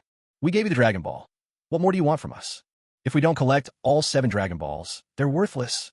And since you wrecked our detector, you have to tell us where the other 3 are. Frieza replied coolly, showing no shame at breaking his word. I'll die before I tell you. The elder wiped the blood from his lips, bracing himself against the ground as he tried to rise, one knee planted firm. Seeing the elder still so stubborn, Frieza's expression darkened with annoyance. Very well, I'll grant your wish. But, my lord, how can we find the Dragon Balls without the detector? Zarbon asked anxiously from the side as soon as he heard Frieza's words. There are only 3 left. We just need to search a few more villages. Frieza answered without a care. What's a few villages? It'll be easy. Kill all 3 of them. Frieza issued the merciless order. Yes, sir, Dodoria responded, stretching out his hand with his fingers splayed, ready to strike. Children, run. Hurry, escape. The elder, his eyes sharp with vigilance fixed on Dodoria, shouted desperately to the 2 children huddled behind him. Yes, Dend answered first, and the 2 of them immediately turned and fled.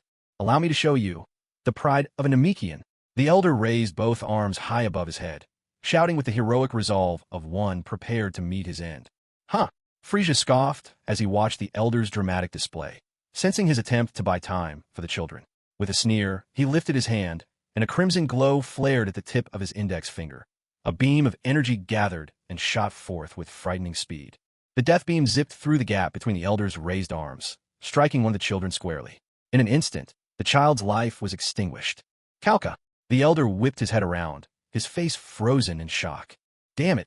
If that shot had gone a little astray, it would have been Din who died. Vegeta gritted his teeth, glaring at the fallen child. Hey! At that distracted moment, Dodoria rushed forward. With a sudden twist, he grabbed the elder by the neck. A sickening snap echoed in the air. Dodoria tossed the elder's lifeless body to the ground, as if it were nothing. He burst into a contemptuous laugh. Where's your pride now? Gone, isn't it? Just a bit longer. Vegeta watched, fists clenched so tight his knuckles gleamed. Din must not die now. If he did, there would be no way to find the Grand Elder's Dragon Ball. The rest of the Namekians wouldn't be so easily fooled. Aya! Seeing Dodoria advancing toward him with measured steps, Din was paralyzed by terror. He turned and fled, sobbing uncontrollably. Wah! Ha! Dealing with a squirt like you is even easier than squashing a bug.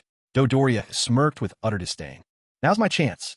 Vegeta noticed that both Frieza and Zarbon's attention was elsewhere. Dodoria stood completely off guard. Let me be kind for once. I'll give you a quick death.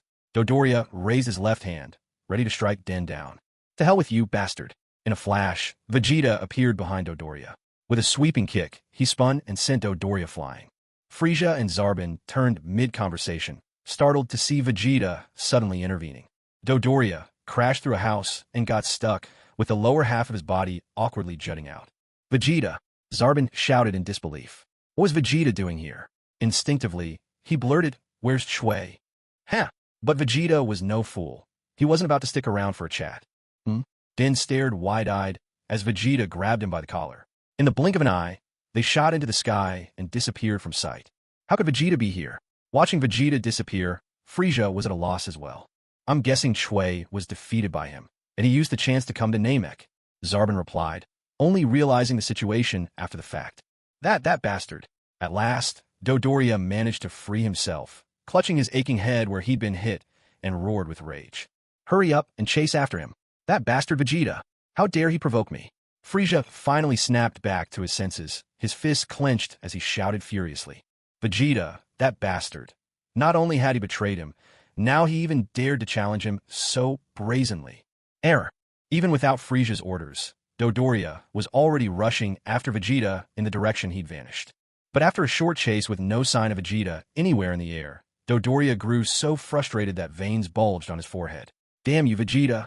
Since when did you get so fast? Meanwhile, Vegeta set Din down gently on the ground. Seeing Din trembling with fear, Vegeta raised an eyebrow. Stay here. I'll go deal with that guy myself. Oh, okay. Thank you for saving me. Din stammered his thanks, but his fear was still overwhelming.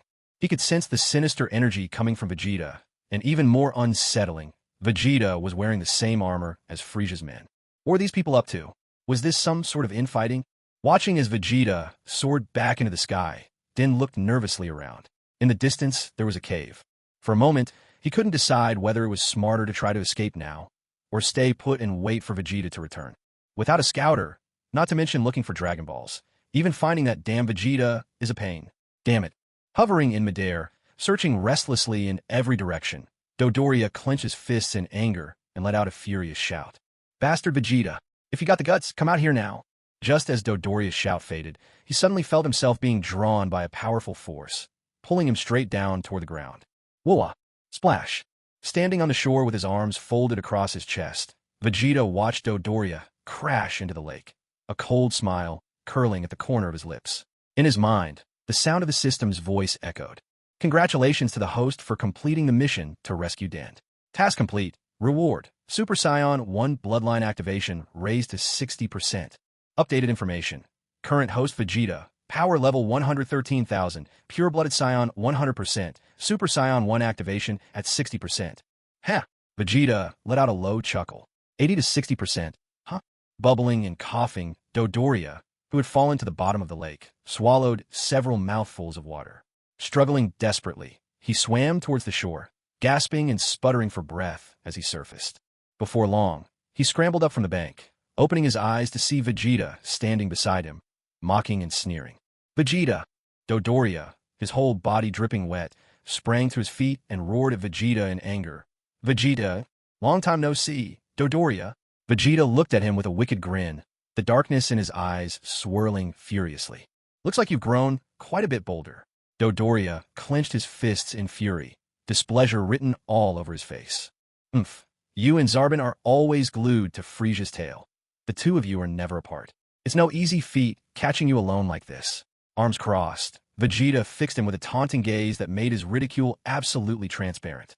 Without Frieza to protect you, you're nothing but trash. Damn Saiyan. Big talk. I'd smash you so bad your own father wouldn't recognize you. Dodoria, stung by Vegeta's attitude, erupted into brash laughter as he went on. Oh, but wait, your daddy, King Vegeta, has been dead for years now. Ah. By the way, where's your scouter? Hand it over. Dodoria, laughing, suddenly remembered the device and reached out impatiently. I haven't bothered with that thing for a long time, Vegeta shrugged, his voice dripping with disdain. Don't give me that. Aren't you here for the Dragon Balls too? Dodoria clearly didn't believe a word of Vegeta's bluff. If you don't have a scouter, then how do you track Lord Frieza and the Namekians? Unbothered by Dodoria's ignorance, Vegeta decided to enlighten him out of pure charity. Sorry, but I genuinely didn't bring one. Ages ago, I learned to sense battle power and locate people without any scouter at all. You could even say, well, that's something I picked up from the Earthlings. Vegeta mused that if he hadn't seen the Dragon Balls himself, he might still be fumbling around, relying on those gadgets. Should he credit Earth's lagging technology for this? Or was it the innate martial talent of Earth's people? Dodoria, lost for words, gaped. What did Vegeta mean, locating enemies and gauging battle power without a device? Once you master the knack, it's really quite simple, Vegeta said, taking pity at Dodoria's dull-witted look and pausing to explain with uncharacteristic patience. I used to be just like you, blindly trusting in scouters. Looking back, it was a foolish, utterly brainless way to be.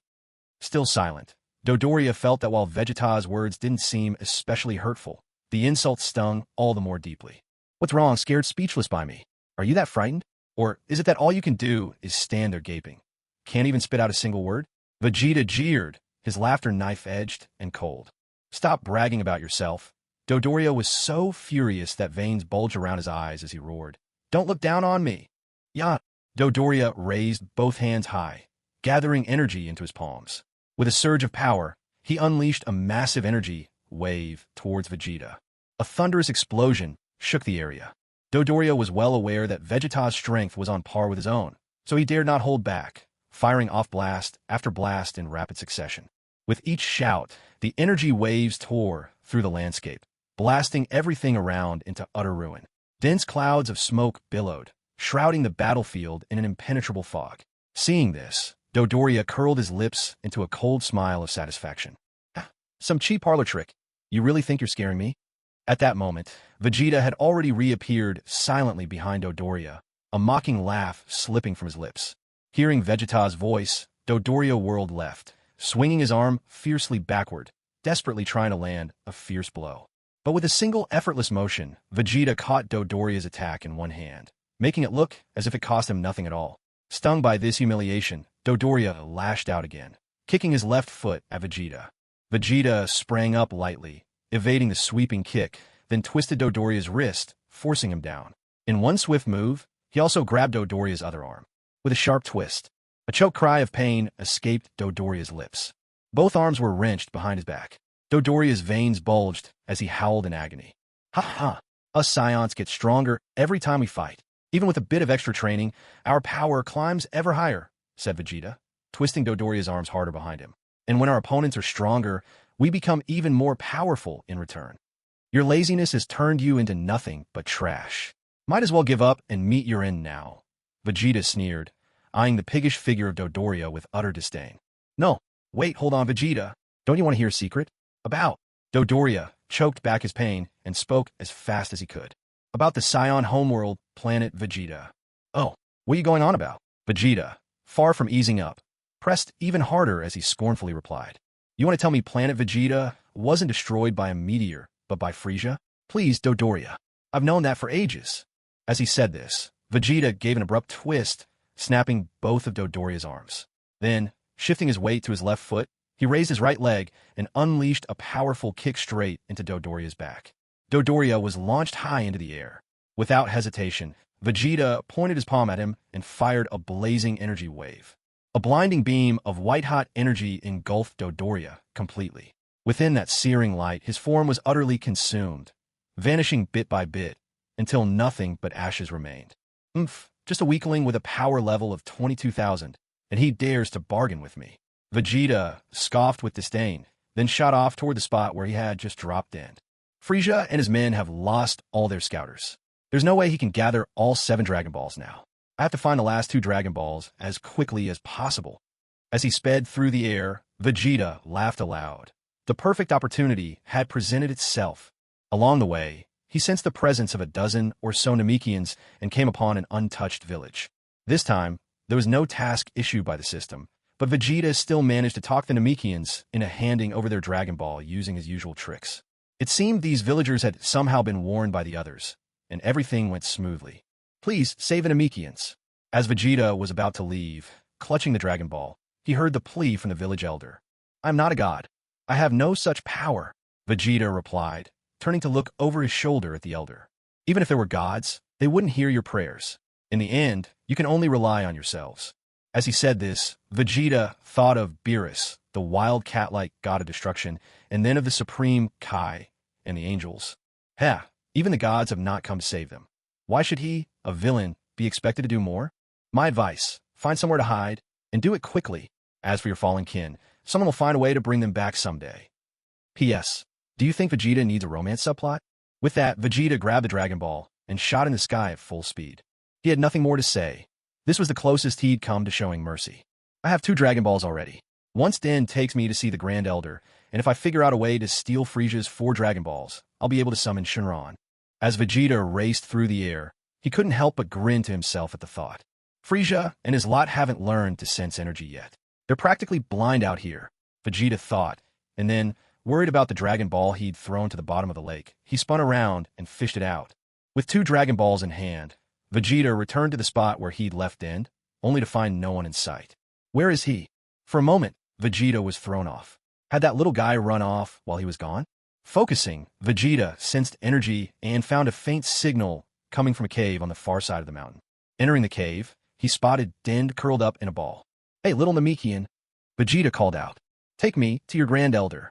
Vegeta ordered, making no attempt to comfort the child's grief over the loss of his people. He was all business, voice cold and direct. Curled up and trembling, Den looked up and saw the 2 Dragon Balls in Vegeta's hand. With a look of shock, he asked, Did you kill our people? I'm nothing like Frieza and his lot. Vegeta snorted with disdain. I told them to leave the village and hide. Your village elder destroyed the scouters belonging to Frieza's men. This is the perfect opportunity for me. Who are you people? How do you even know about the Dragon Balls? Den managed to stand shakily, his small fists clenched tight. There are Dragon Balls on Earth, too. The god there happens to be a Namekian, so of course we know you Namekians created them. Vegeta brushed him off with an unenthusiastic answer. I can sense a dark aura around you. Before Dend could finish, Vegeta cut him off. Why would I save those villagers, you ask? It's simple. I want to use the Dragon Balls to make my wish. But the dragon only understands the language of Namekians, right? Mid-sentence, Vegeta found himself trailing off. In truth, Bulma had studied the Namekian language. She could have helped him. But what's done is done. He hadn't thought of it before. And he was someone who acted on his whims anyway. After all, he'd already saved 2 Namekian villages. That was that. So if that's it, you're not working with the ones who attacked the village? Then why are you wearing the same uniform? Din still didn't trust Vegeta. Don't bother worrying about such trivial details. Vegeta didn't want to argue further. Getting the Elder's Dragon Ball was his top priority. Let's go. Take me to your Grand Elder. Vegeta turned abruptly, heading straight for the mouth of the cave. You can fly, can't you? Vegeta asked, somewhat uncertain as he saw Din following behind him. Yes, but the Grand Elder lives far from here, at least 5 hours away, even if we fly at full speed. Din nodded, raising his voice so Vegeta could hear him from ahead. What? Vegeta blinked, at a loss for an appropriate expression to convey his frustration. 5 hours of flight? That really was quite a distance. Vegeta considered simply carrying Din and flying at top speed. But that would drain his energy, and if he ran into Frieza, that'd be like hand-delivering both the Dragon Balls and himself to the enemy.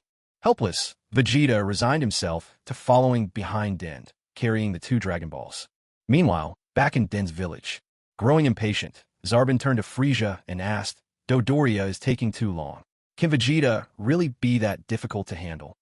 If someone can't even handle such a trivial task, then just ignore him. Frieza spoke with chilling indifference. Let's go find the remaining 3 Dragon Balls. Soldier E, who had just crawled out of the lake, carefully placed a Dragon Ball at Frieza's side and responded with respect. Yes, sir. We'll search the other villages. Please await our good news, my lord. The 2 of us should have no problem handling this.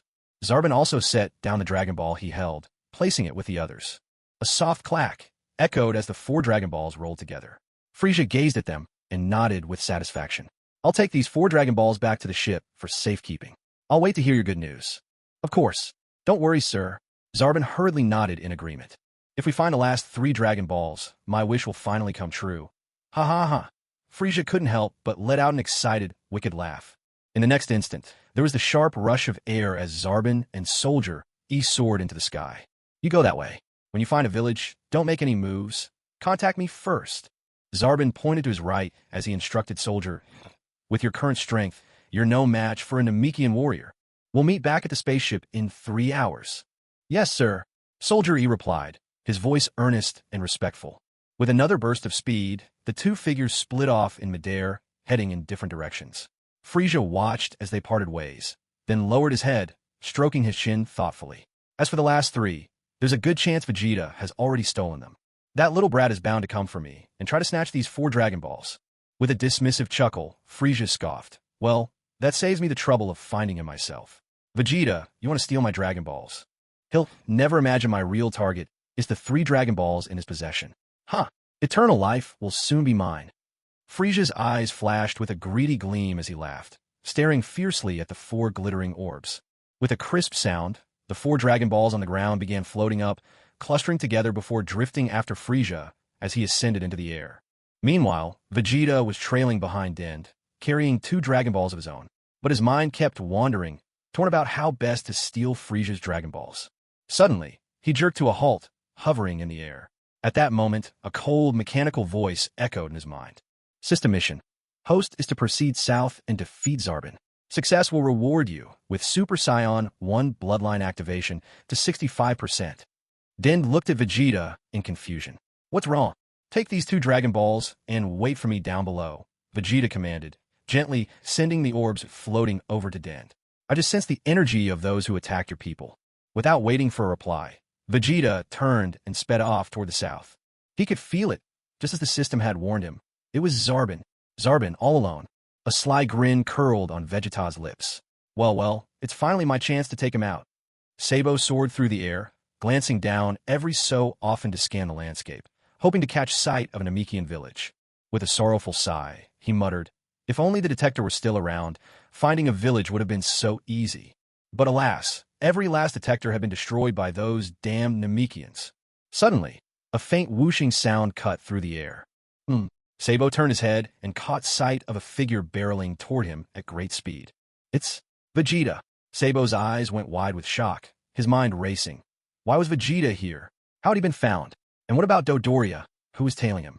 In an instant, 3 questions flashed through his mind. Saibo slammed to a stop midair, watching as Vegeta halts across from him, both suspended above the ground. It's been a while, Saibo. Vegeta's lips curled into a sly smile.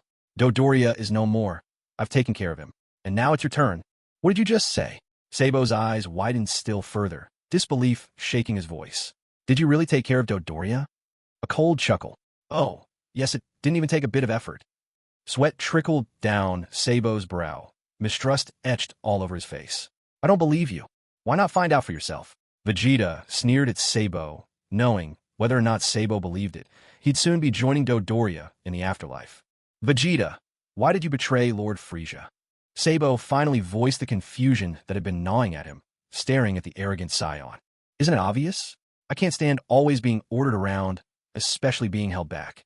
One day, I'll surpass Frieza and become even more powerful. Vegeta looked at Saibo with mocking eyes. Once I get the Dragon Balls and make my wish for immortality. Fool, you'll never defeat Lord Frieza. Saibo cut in, flatly dismissing Vegeta's wild boasting. You're too naive, Vegeta. Lord Frieza's true power is beyond anything you could imagine. So what? Right now, Frieza has no way of finding me.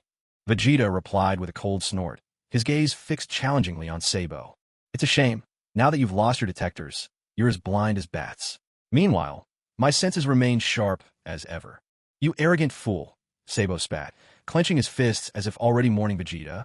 Lord Frieza will find you and kill you for sure. Going up against Lord Frieza, what hope could there possibly be but death? I've heard Frieza is quite wary of Saiyan power. Well then, let me show you what I can do. Vegeta couldn't care less for the look in Saibo's eyes. After all, Saibo would be the one lying dead before long. Saibo's combat power was only 23,000. He was practically serving himself up as an easy target. The only ones who can threaten Lord Frieza are the United Saiyans. Saibo sneered with undisguised contempt, as if to mock Vegeta. Who did he think he was, anyway? To Vegeta, this was nothing more than a loudmouth challenger with a mere 20,000 in combat strength, yet he dared to speak so brazenly. Is that so?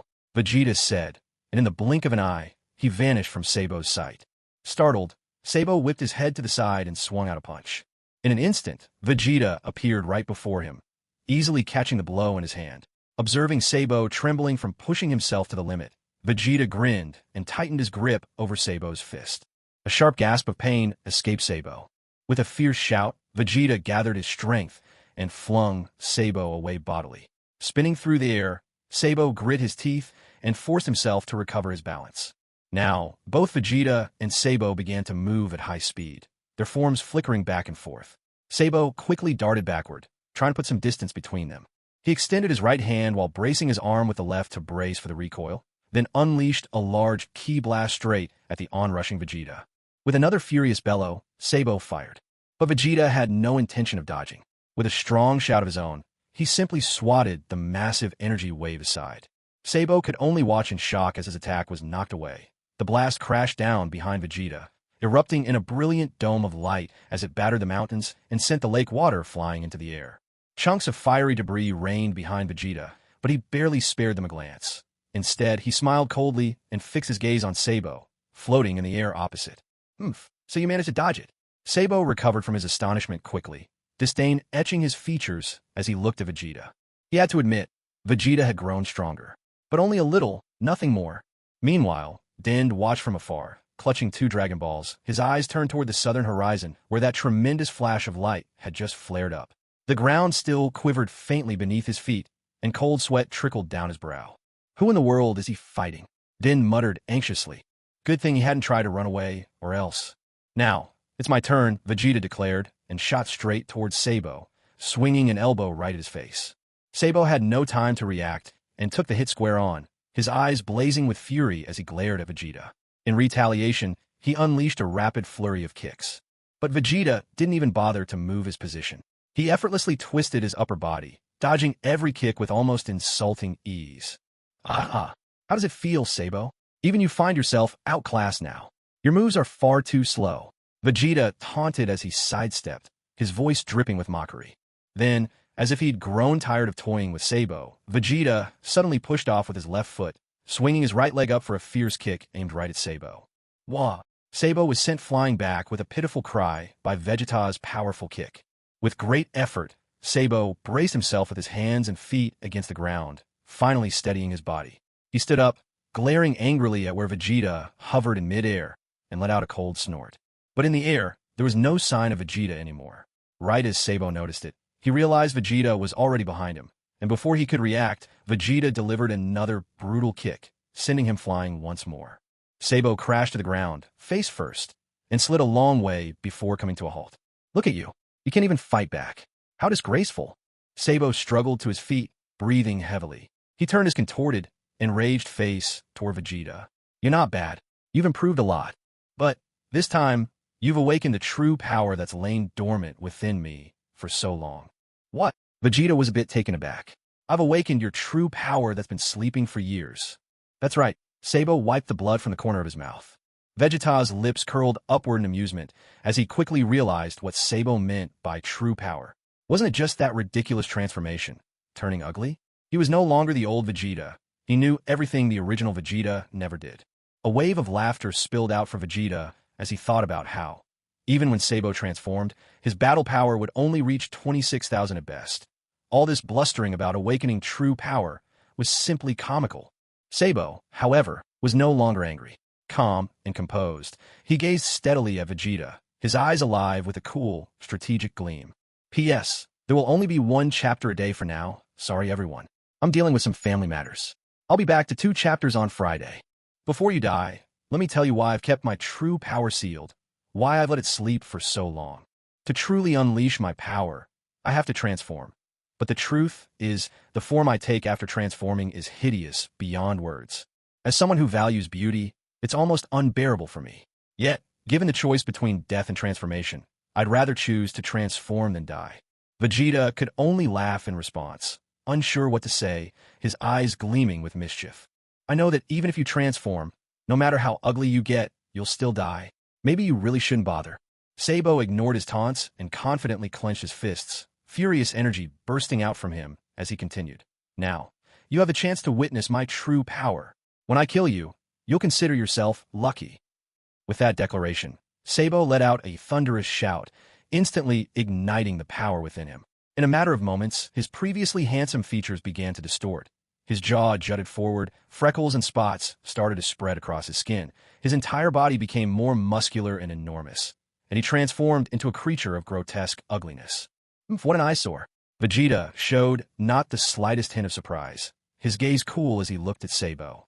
Sabo flexed his mutated, muscular arms, then kicked off hard from the ground, launching himself at Vegeta. I'm done. Playing with you has gotten boring, Vegeta said, glancing at the charging Sabo, just about to send him flying with a single kick. But then, a thought flashed through his mind. In the original Dragon Ball plot, Vegeta was nearly beaten to death, only for Sabo to drag him on a Frieza's ship and into a healing pod. On Frieza's ship, there'd be 5 Dragon Balls, just like in the story. And right now there are 4. Wouldn't that mean he could get everything he needed without effort? The thought amused Vegeta. Meanwhile, Sabo's attack was already upon him. Sabo reached out, grabbing Vegeta's head with both hands. He squeezed with all his might and slammed his own forehead towards Vegeta's for a brutal headbutt. Vegeta hurriedly went along, about to let out a pained scream. Ugh, AAA. But unexpectedly, it was Sabo whose forehead split open, blood streaming down as he screamed first. Vegeta struggled not to burst out laughing, stifling himself painfully, but then Sabo hurled him high into the air. AR! Vegeta pretended to roar in rage, then quickly stabilized himself midair and dived straight down towards Sabo on the ground. Sabo curled his lips into a confident smile, then powerfully kicked off, rocketing up to meet Vegeta head-on. Rah! Vegeta braced his face, waiting for Sabo's fist to connect. In a flash, Sabo's ferocious punch tore through the air, sending powerful shockwaves that blasted chunks of stone from the ground. Yet inside, Vegeta couldn't help but grumble. Damn it, that punch is about as strong as a mosquito. The next instant, Sabo's kick landed squarely, sending Vegeta tumbling backward. Vegeta panted heavily, shooting Sabo an incredulous glare, as if genuinely shocked by the show of strength. So you're surprised to see I'm a transforming alien too. Sabo sneered, casting a dismissive look at the gasping Vegeta. Vegeta scoffed inwardly. If it weren't for Frieza's 4 Dragon Balls, why would he bother acting here with you? He not only knew Sabo could transform, he knew Frieza was one of those shape-shifting aliens as well. What's there to be so smug about? Oh, and let me give you one last secret, a little keepsake for your journey to the next world.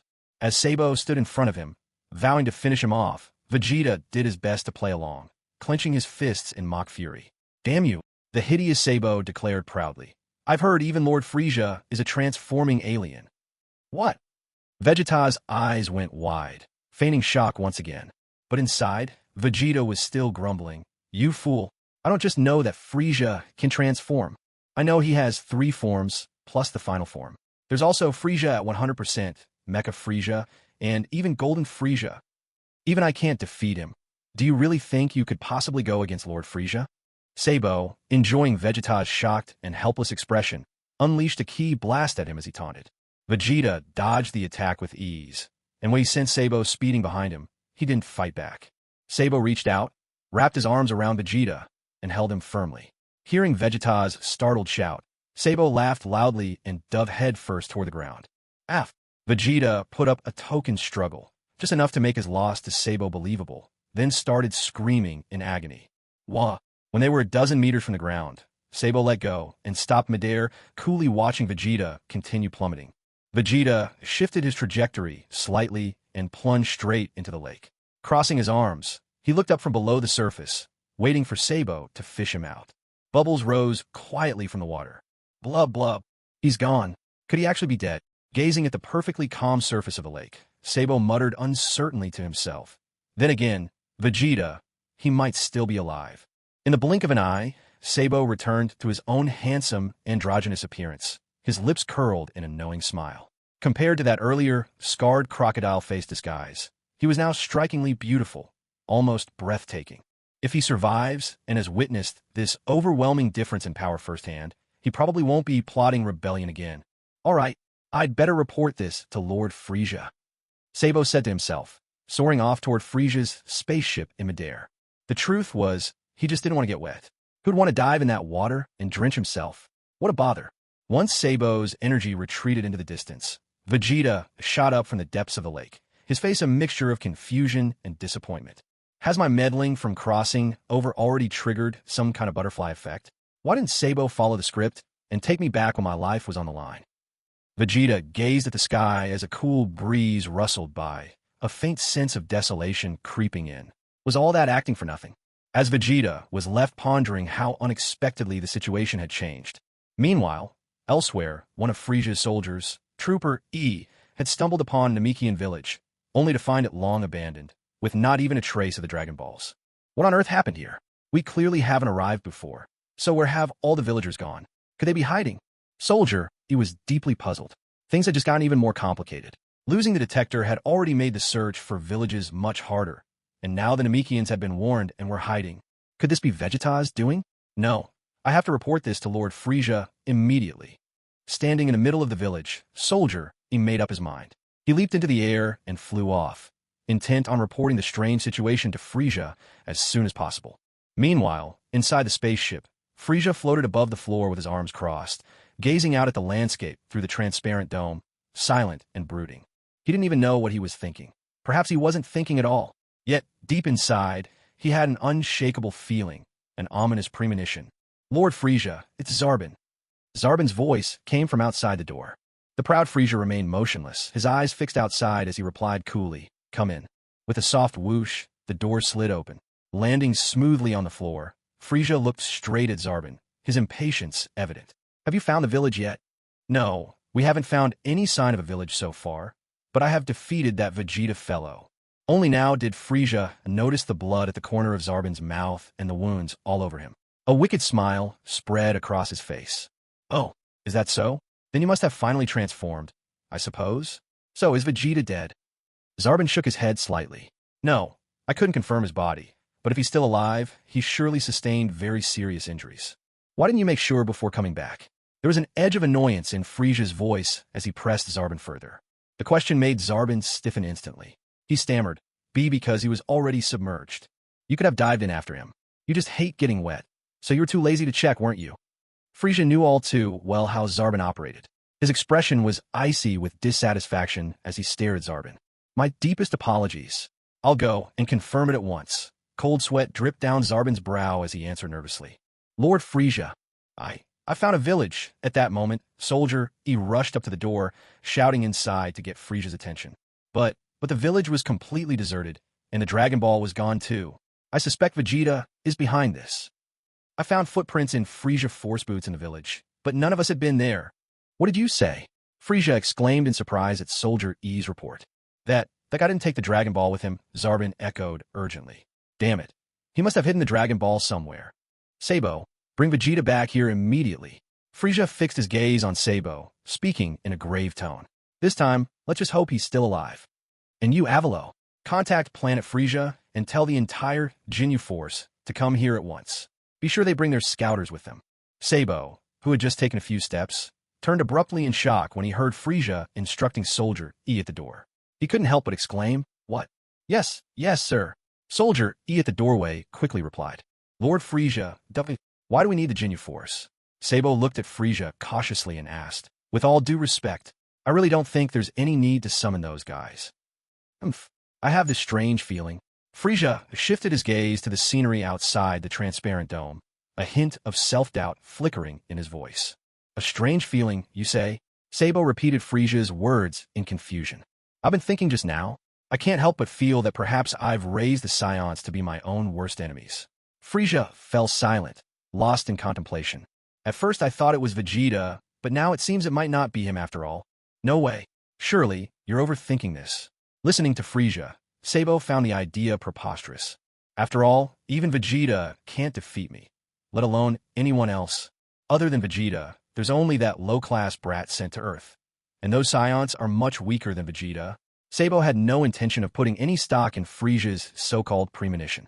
The next moment, Frieza lashed out angrily. Are you saying my intuition is wrong? He fixed Sabo with an icy glare, his voice rare in its urgency. Back to the point. I need you to bring Vegeta back right away. Why, yes, sir. Sabo dared not delay any further and quickly turned to leave, hurrying out of the ship in the direction where Vegeta was last seen. Frieza continued to stare through the transparent dome, lost in thought. It seems the Saiyan race truly does possess unfathomable potential for combat. With each battle, their strength grows dramatically. Even though they can't defeat me now, I can't shake the thought that it's best to get rid of them while I still can. If one of them were ever to become a Super Saiyan, things would get out of control. These thoughts made Frieza's brow furrow tighter and tighter. If it got any more severe, it looked like he could pinch a fly to death with it. Meanwhile, on the shore, Vegeta stared out over the lake, feeling as though the wind had already dried the clothes on his back. Yet there was still no sign of Sabo. Could it be that his acting wasn't convincing enough? Or maybe his injuries didn't look quite tragic. No matter how he thought it over, Vegeta just couldn't figure it out. In the end, he could only blame the original story. Now he'd have to come up with another plan to wrest the Dragon Balls from Frieza's hands. Brushing the dirt from his clothes, Vegeta made up his mind to go back and find Den. Suddenly, Vegeta sensed an energy rapidly approaching. Zarbon was coming. Without hesitation, Vegeta collapsed to the ground, rolled twice in the mud, and suppressed his energy completely, putting on the look of someone teetering on the edge of death. Groaning faintly, Zarbon, who was flying overhead, quickly spotted Vegeta sprawled on the lakeshore.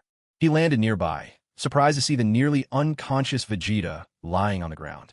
Zarbon had been ready to dive to the bottom of the lake, but now it seemed his task had become much simpler. This one's still hanging in there. Tough guy, isn't he? Zarbon murmured, checking Vegeta's life signs, and couldn't help but feel a little relieved. But count yourself lucky this time. If I didn't need to know where the Dragon Balls are, I wouldn't bother saving you. Grabbing Vegeta by the arm, Zarbon hoisted him up and took off toward Frieza's spaceship, muttering under his breath, This is the only time. I'm done once you're healed. Vegeta, eyes shut, sneered inwardly with disdain. I don't need your pity. Elsewhere, after 29 days away from Earth, Goku and his 3 companions finally arrived on planet Namek. We're here. We made it. Krillin and Gohan pressed their faces against the transparent dome, peering excitedly at the planet below. Bulma squeezed in beside them, crowding the two toward the corner. Wow, so that's Namek? It's gorgeous. It really is beautiful. Go get Goku. Oh, never mind. You two just buckle up. I'll land us myself. Bulma darted back to the pilot's seat and glanced over her shoulder urging the two still lingering by the window. Pick a suitable spot for landing, she instructed, tapping a few buttons and pulling the control lever. In an instant, the spaceship dropped straight down toward the surface. Whoa, what's happening? Meanwhile, Goku was still in the gravity room, relentlessly throwing punches and kicks. Suddenly thrown off balance, he slammed up against the ceiling.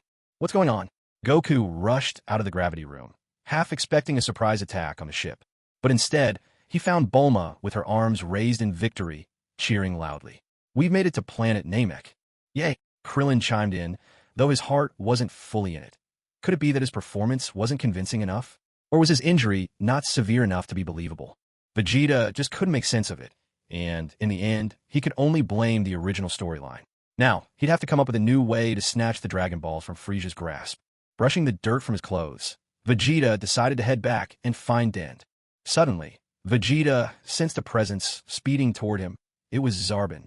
Without hesitation, Vegeta collapsed straight to the ground, rolling twice through the mud to hide his energy, putting on a show of being at death's door. Hovering in midair, Zarbon soon spotted Vegeta lying weak and motionless at the lakeshore. Landing beside him, Zarbon eyed Vegeta's unconscious, crumpled form with surprise. He'd expected to have to dive into the bottom of the lake, but this made things so much easier. He's actually still alive.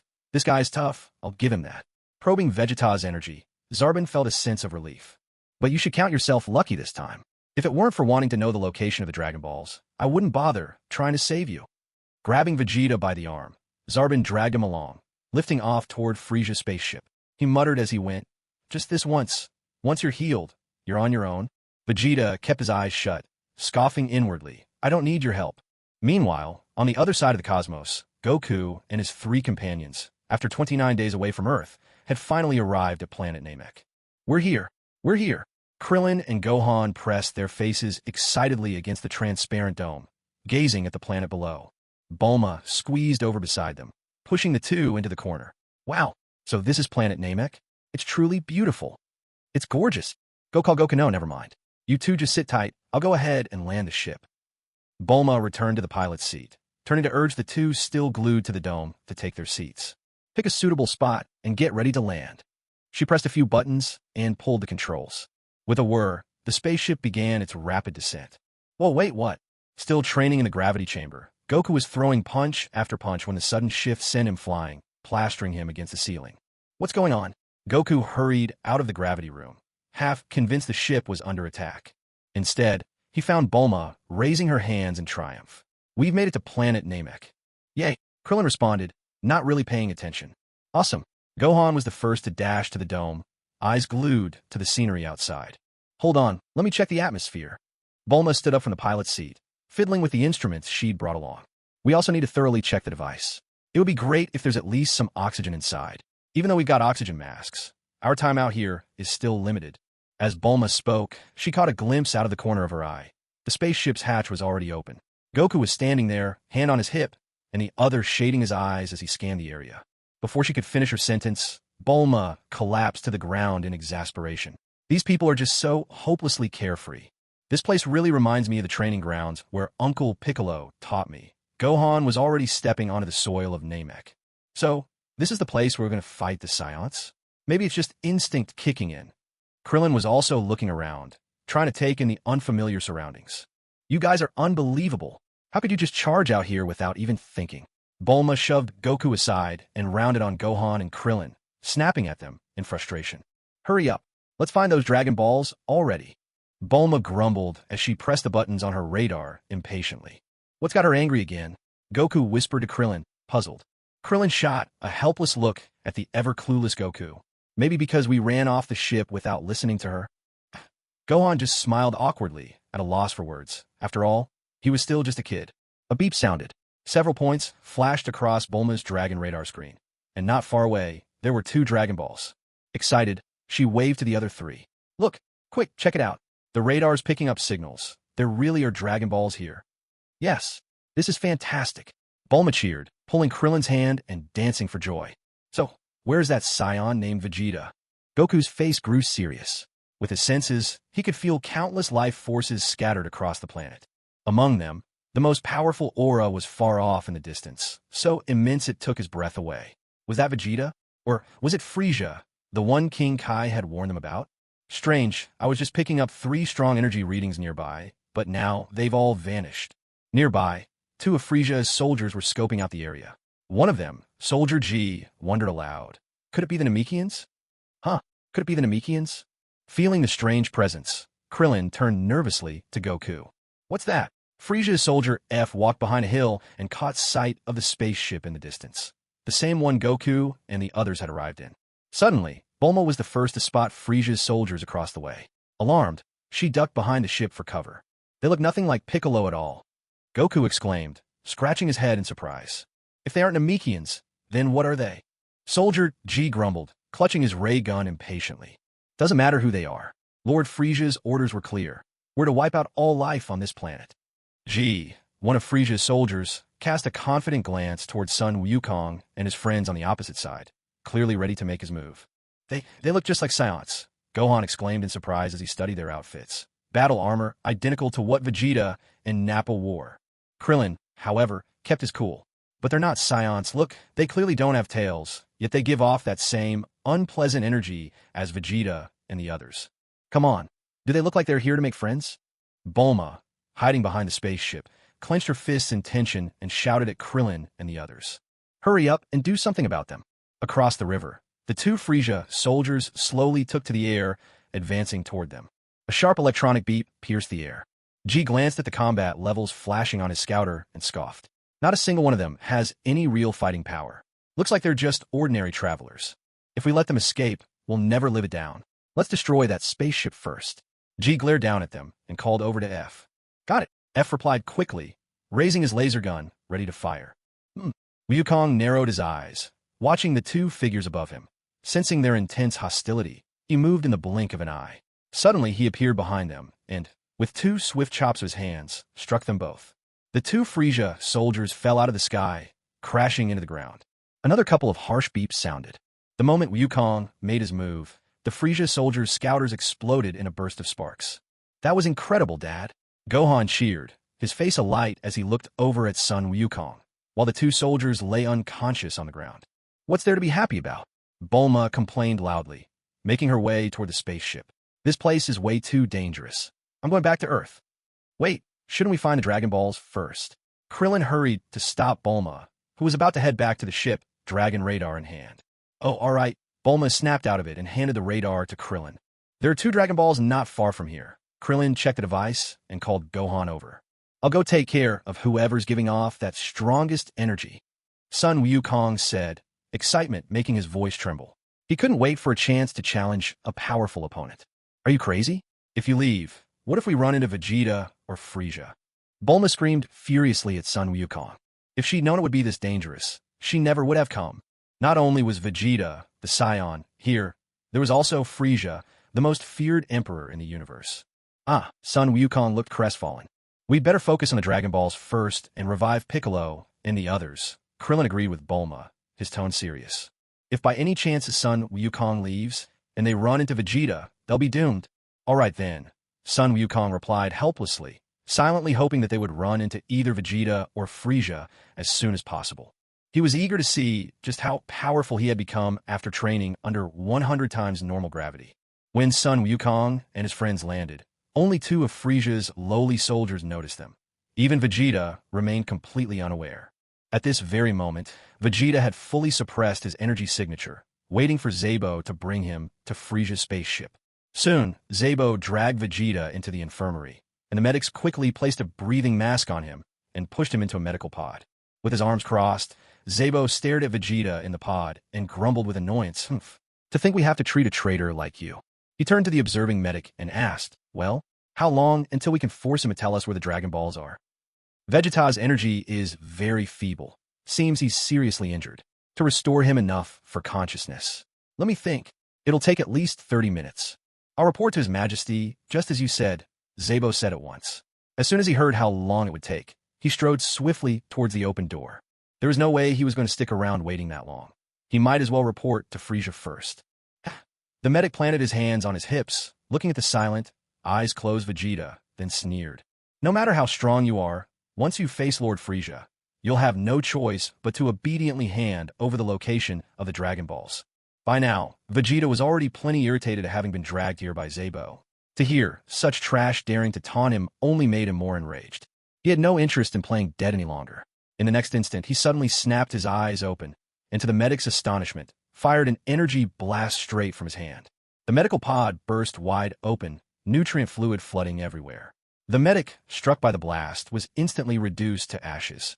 Humph, how grateful I am, Vegeta spat with undisguised contempt. Zabo had only just stepped before Frieza to make his report when a thunderous crash echoed from down the hall. What was that sound? Don't tell me. Zabo and Frieza both hurried toward the infirmary. That Vegeta! Staring at the gaping hole in the infirmary wall, Zabo cried out in shock. Damn it, he's escaped. Meanwhile, hiding out of sight, Vegeta caught sight of Frieza as well. Without hesitation, he slipped from behind the doorway into the corridor, racing in the direction of Frieza's quarters. Those two fools would never imagine I'd be bold enough to stay right here on the spaceship. Hurry, go after him now. Frieza yelled furiously at Zabo. If that damn Vegeta managed to escape, how would he ever gather all the Dragon Balls? That bastard, Zabo was shaking with fury, his eyes nearly popping out of his head. The wretch was simply impossible to handle. As they spoke, Vegeta had already dashed into Frieza's chamber. Gazing at the Dragon Balls laid out inside, a satisfied grin spread across his face. He'd found the Dragon Balls, and with the one from the Grand Elder, his wish would soon become reality. Where is he?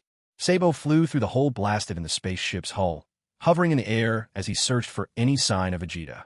His voice boomed with rage. Where are you hiding, Vegeta? There's no way he could have gotten far. He must be hiding somewhere. Still haven't found him, Zabo? Frieza's cold glare bore into Zabo from the gaping hole. His voice thundered with impatience. If you let him slink away like a beaten dog, I'll make you pay with your life. From behind the transparent dome, Vegeta let out a low, derisive laugh as he watched Zabo searching fruitlessly in the air.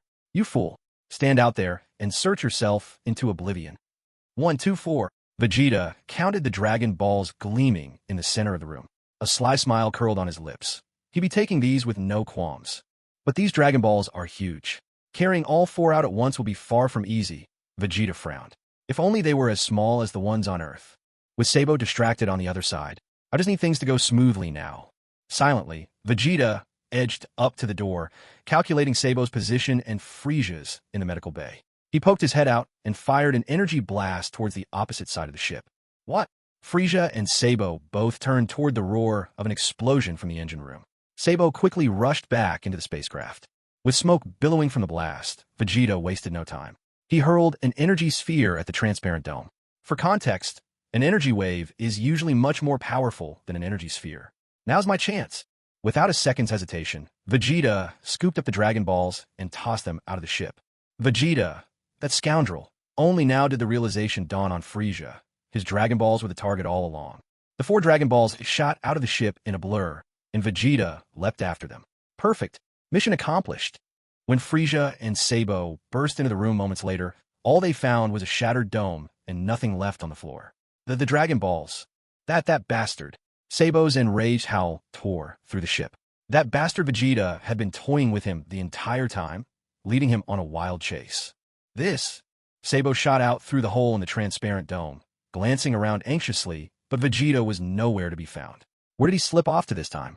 Lord Frieza? Could he still be inside the ship? Realizing Vegeta might have lured them away on purpose, Zabo quickly turned his gaze back toward the dome. Hurry up and search. Frieza shouted, his voice filled with rage. Meanwhile, Vegeta hid behind a massive boulder and peeked out at Zabo, who was fluttering in midair, fraught with desperation. With a cold, mocking grin, Vegeta slipped his foot out and stretched it toward the surface of the lake. Does Frieza really think he's that foolish? If he couldn't fly, surely he could swim well enough. Let those two fools run around in circles and wear themselves out. Once he made his wish with the dragon, he'd double back and finish them off for good. Now, that Frieza's spaceship was wrecked by his own hand. If Frieza wanted reinforcements or a new scouter sent over, it would take at least 3 or 4 days at this distance. It was the golden opportunity he'd been waiting for. This is unacceptable. Not only did Vegeta escape, but I've lost the Dragon Balls as well. Frieza muttered bitterly, fearful of succumbing to another of Vegeta's tricks. He raised his voice to the hovering Zabo outside. He can't have just disappeared with 4 Dragon Balls in an instant. Zabo, conduct a thorough sweep outside, including beneath the ship. Yes, sir. Zabo responded immediately. He could not bear the brunt of Frieza's fury. "You'd best take this seriously. If you don't bring me Vegeta within the hour, I'll kill you myself." Frieza clenched his jaws, his words squeezed out between gritted teeth. By now, Vegeta had already swum far away like a fish, and he surfaced with a splash, gasping for air. He nearly passed out from holding his breath. He was determined to become stronger. He'd never again allow himself to flee in such humiliating fashion. Panting, Vegeta landed ashore and quickly scanned his surroundings. The Dragon Balls should be around here somewhere. Ha ha ha, there they are. Even in such a desperate moment, I pulled off a perfect throw. He lay eyes on the 4 scattered Dragon Balls at his feet and burst into wild laughter. "Serves you right, Frieza. Ah, ah, ah." Frieza truly was the one outsmarted in the end. Poetic justice. At last, the stolen Dragon Balls were his. With just the last one now, the Grand Elder's Dragon Ball, my eternal wish will soon be reality. Vegeta gathered the 4 Dragon Balls together with glee. Meanwhile, Din had 2 Dragon Balls at his feet. A henchman of Frieza, brandishing a blaster and wearing a nasty grin, stood before him. What a pleasant surprise. "Now hand over those Dragon Balls." Din quaked in fear, completely unnerved by his dreadful luck. "It shows there are 2 Dragon Balls here." "Stop, stop, stop. This is the place." Bulma, flying with Goku, pointed at the massive rock below them. Krillin and Gohan soon caught up and descended toward the rock below. "Can it show a more precise location?" Goku grumbled with frustration. Looking for them like this is far too slow. With Bulma in tow, he couldn't travel at full speed. Watching her dragon radar, Bulma walked over to the left side of the rocky peak.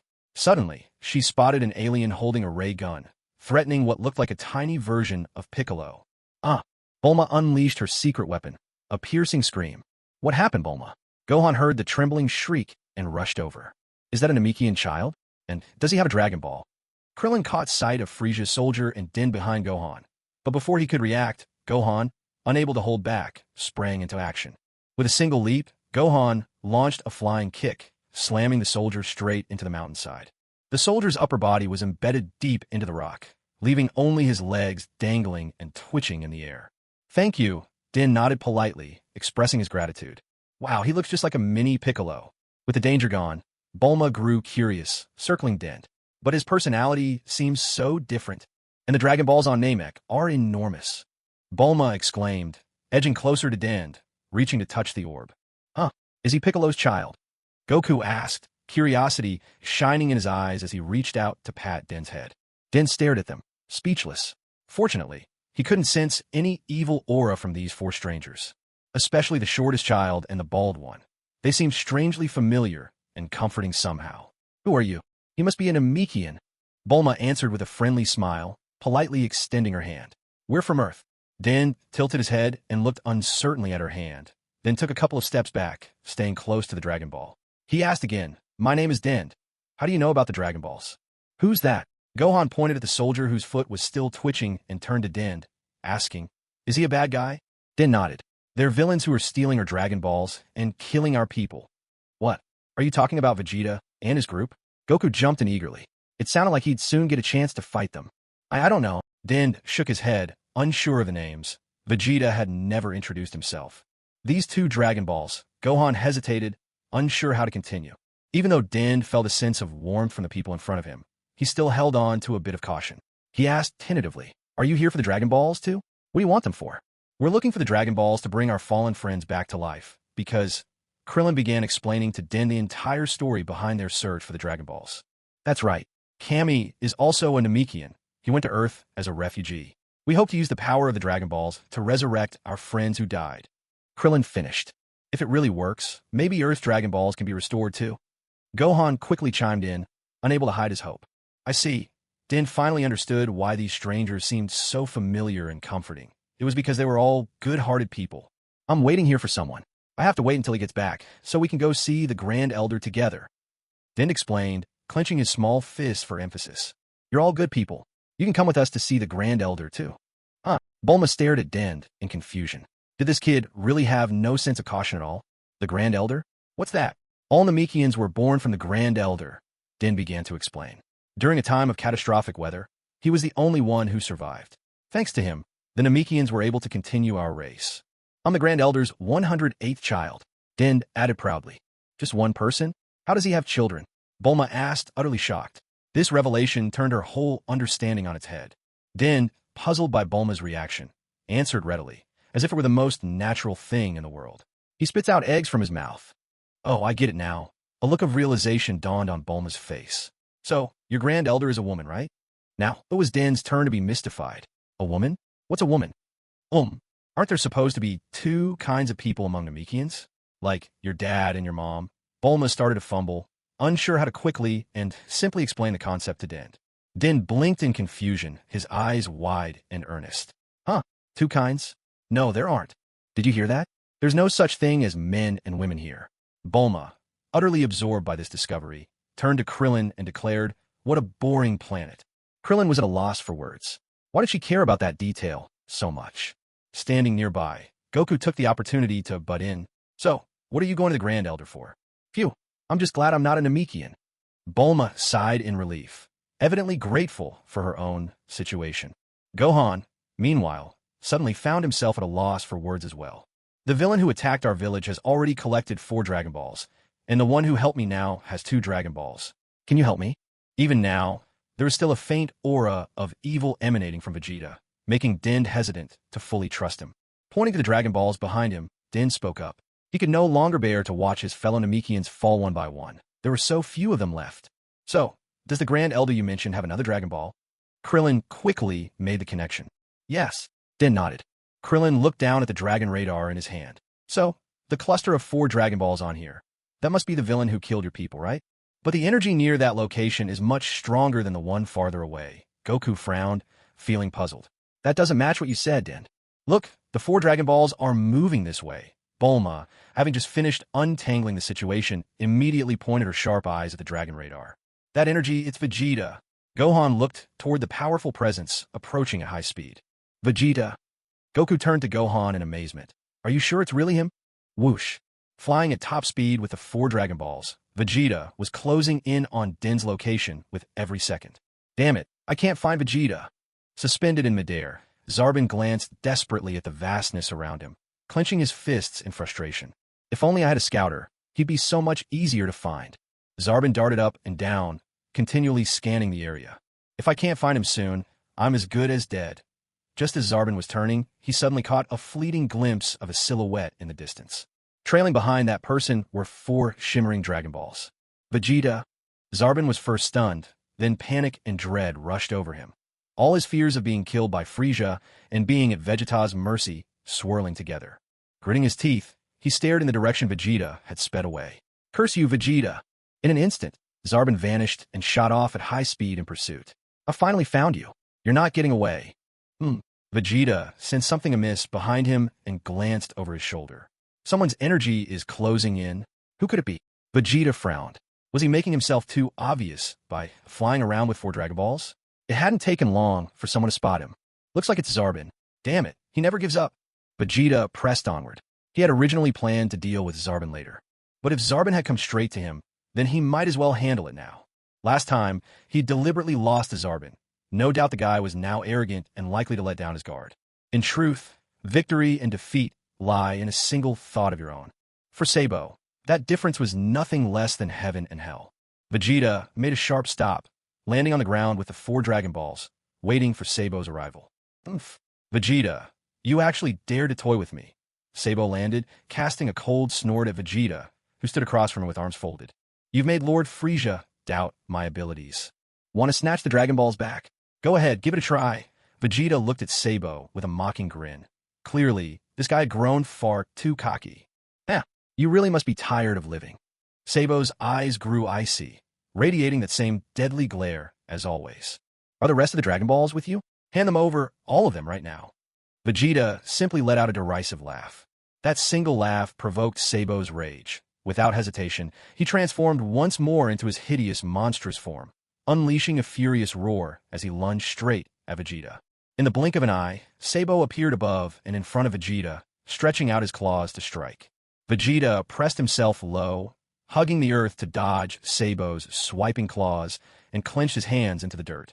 Sabo's left claw struck empty air, leaving him momentarily stunned, but he quickly raised his right hand to deliver another fierce blow. With a swift motion, Vegeta dropped his elbow and shifted his weight downward, causing his form to vanish in an instant. Sabo's right hand smashed straight into the ground, sending shards of stone flying everywhere. Catching sight of Vegeta, now suspended in midair, Sabo gritted his teeth and launched himself upward, feet pushing hard against the ground. "Ha ha, you're finished." Sabo cackled wildly, while Vegeta, floating above, partially unclenched his fist, letting the sand he'd grabbed scatter into the wind. Caught by the breeze, the sand whipped through the air, some of it flying right into Sabo's eyes. The sudden sting forced Sabo to shut them tightly, shouting in anger. What is this?" Frustrated, Sabo pressed his hands to his eyes, halting midair as he yelled his outrage. "Damn you, Vegeta! You filthy rat!" He rubbed at his eyes furiously until finally opening them, revealing a bloodshot glare. But it was already too late. Vegeta's shadow had vanished from the air before him.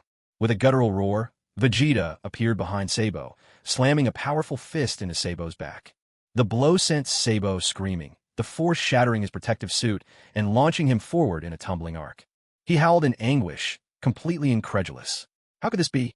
Since when was Vegeta so powerful? As Sabo plummeted through the air, Vegeta quickly closed in, clasped his fists together, and struck Sabo's head with another devastating blow. Whoosh! Sabo was powerless to resist. With a single blow from Vegeta, he plummeted rapidly and crashed into the lake below. Splash! Vegeta did not relent. He kept firing energy blasts at the lake's surface, sending water spraying everywhere with a barrage, as though energy cost him nothing. Boom! Boom! Boom! The water grew murky, rocked by the relentless explosions echoing through the air. Between the crisscrossing bursts of ki, Sabo dodged and weaved, charging straight at Vegeta. You bastard!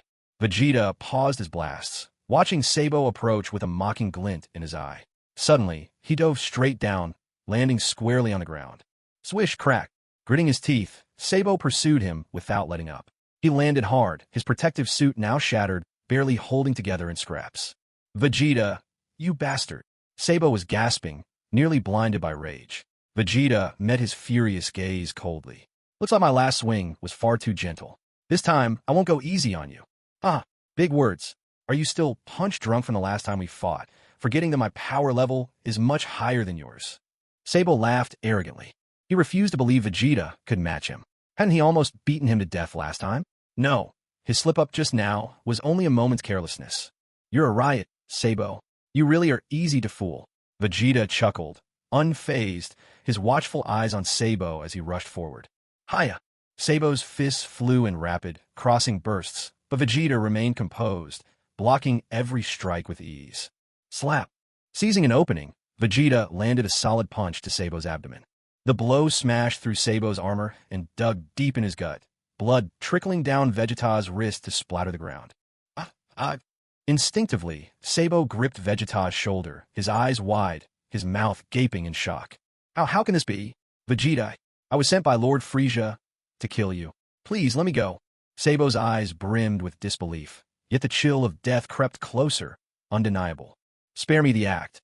Don't you think this plea comes a little too late?" Vegeta released his fist from Sabo's abdomen. "And no, spare me. We could join forces together. Surely, we could defeat Frieza." Blood trickled from the corner of Sabo's lips. Vegeta's fist, now free within Sabo's abdomen, began to pulse with ki, then released a blast at point-blank range, punching clear through. Sabo's scream echoed as the blast hurled him high into the air, his body flailing like a rag doll, before crashing into the lake below. Whiz! Do you really think teaming up with you would be enough to defeat Frieza? How naive! Vegeta scoffed, peeling off his gloves and tossing them to the ground with disdain. What a half-hearted excuse for begging for mercy. Congratulations, host. You have completed the task of defeating Zarbon. As a reward, your Super Saiyan 1 bloodline has now been activated to 65%. The system's voice rang promptly in Vegeta's mind. Updated status. Current host, Vegeta. Power level, 116,000. Pure blooded Saiyan, 100%. Super Saiyan 1 activation, 65%. Pathetic. Vegeta spat, turning away to grab the Dragon Balls from the ground. So fighting Zarbon only increased his power level by such a tiny amount? Clearly, he still needed stronger adversaries. Ideally, he would have to face a life-or-death battle at the very edge of his limits. Only then could his power grow at a dramatic pace. Is that an Earthling's energy over there? Continuing on with the Dragon Balls in hand, Vegeta soon picked up on additional energy signatures close to Dend. Well now, what a surprising encounter. There was no way Earth's technology could have brought anyone this far out to Namek. They must have retrofitted the craft Kakarot used as a child. Kakarot, landing on the ground, Vegeta eyed the group of 4 across from him, issuing an order to Dend, who stood at the back. Dend, bring those 2 Dragon Balls over here. System mission issued.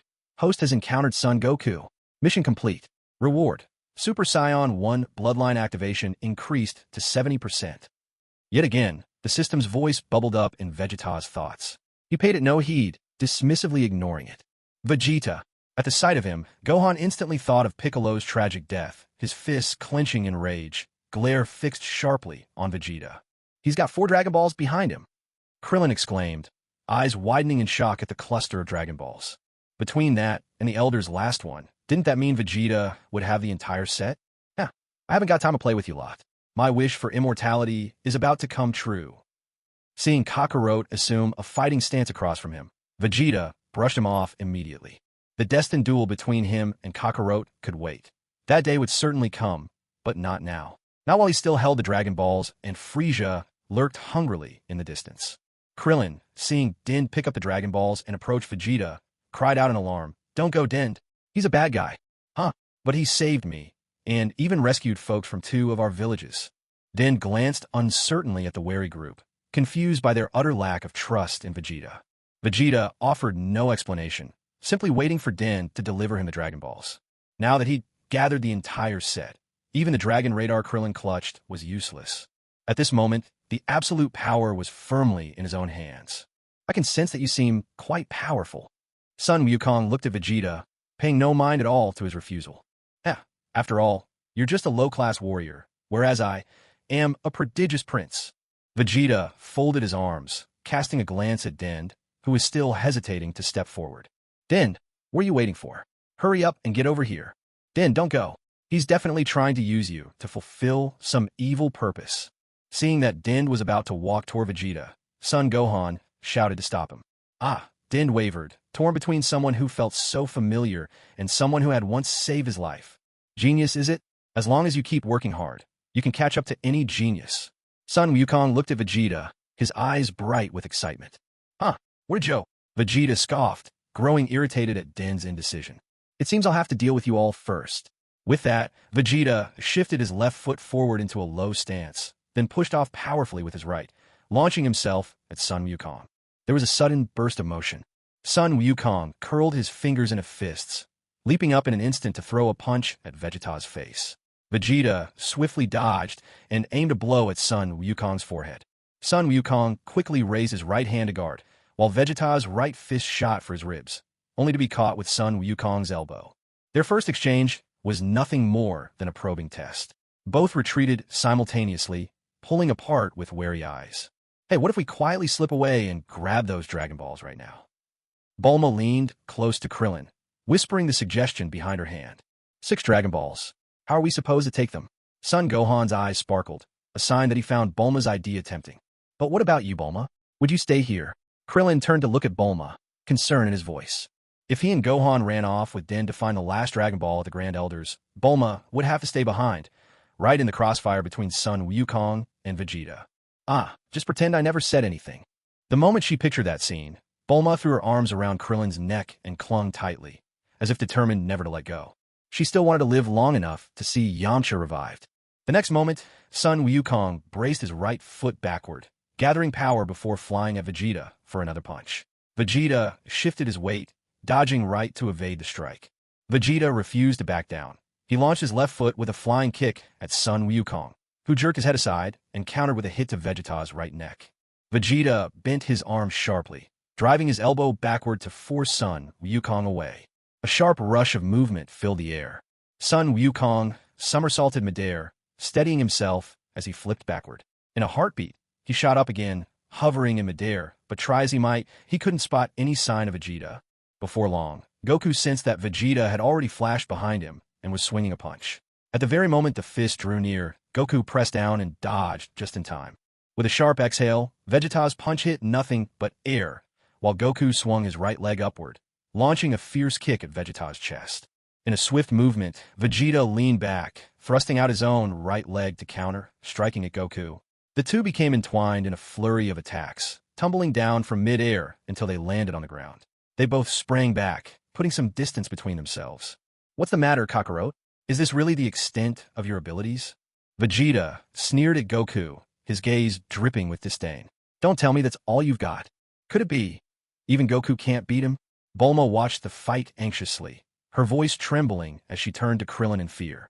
Before Bulma had even finished speaking, Goku and Vegeta clashed together again in fierce combat. Dodging Goku's punch with a mocking grin, Vegeta drove his right foot hard into Goku's stomach. Aren't you going to show me any real moves? Vegeta taunted, and right after landing the kick, he clasped his hands and hammered them down onto Goku's back with all his strength. Goku flipped rapidly backward to steady himself as he landed, biting his lip as he faced Vegeta once more. Beads of cold sweat slid down his brow. You're really something. It seems like you haven't even gone all out, yet you're already stronger than me. With arms folded, Vegeta leapt to the top of a high rock, looking down at Goku with a cold, superior glare. A guttural cry ripped from Goku's throat as he clenched his fists and summoned his energy. A blazing red aura erupted over his entire body, his strength, speed, attack, and defense all surging to new heights. Kaioken. Vegeta immediately noticed Goku's sudden surge in power and thought, damn it, can't Toriyama ever make things simple? According to the official numbers, Goku's power level was 90,000 by the time he reached Namek, even though he technically never fought Vegeta on Earth. They trained under the same gravity, but Goku always managed to progress faster, and now, with the Kaioken, he could double his power in an instant. With an explosive shout, Goku spread his hands and shattered the rock beneath Vegeta, forcing him to leap into the air. Without hesitation, Goku launched himself off the ground, his speed amplified by the Kaioken as he closed the distance in the blink of an eye, appearing right in front of Vegeta. With a thunderous impact, Goku's straight punch landed squarely on Vegeta's jaw, catching him off guard. Was this what happens when the Kaioken doubles his power? Without missing a beat, Goku sent two more powerful punches in rapid succession, left and right, fluid and coordinated, raining down on Vegeta in an unstoppable rhythm. The relentless assault left Vegeta dazed. Just how strong was Goku now? Finally, with a mighty kick, Goku sent Vegeta flying. Gritting his teeth, Vegeta twisted midair and charged back at Goku, who pursued him relentlessly. He would never let himself be outdone by Kakarot.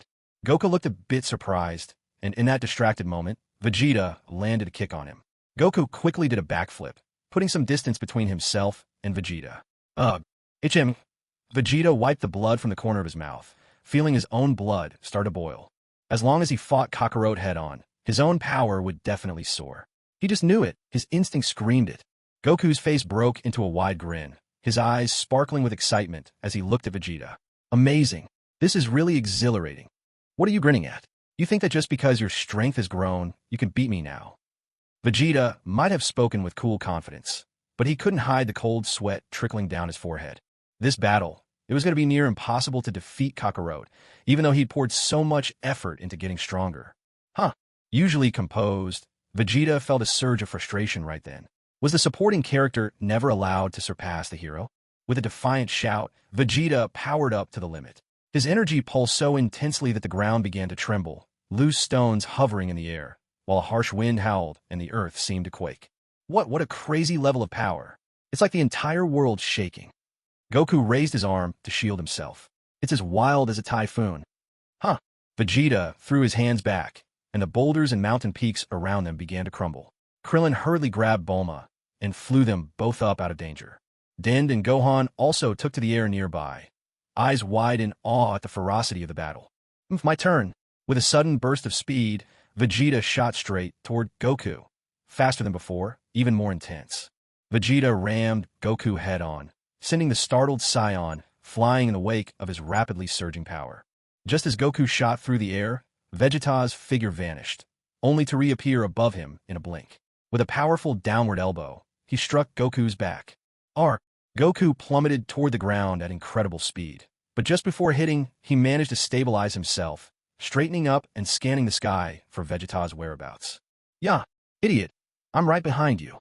Vegeta's voice came from just over Goku's shoulder, and he unleashed a fierce kick at the still-searching Goku.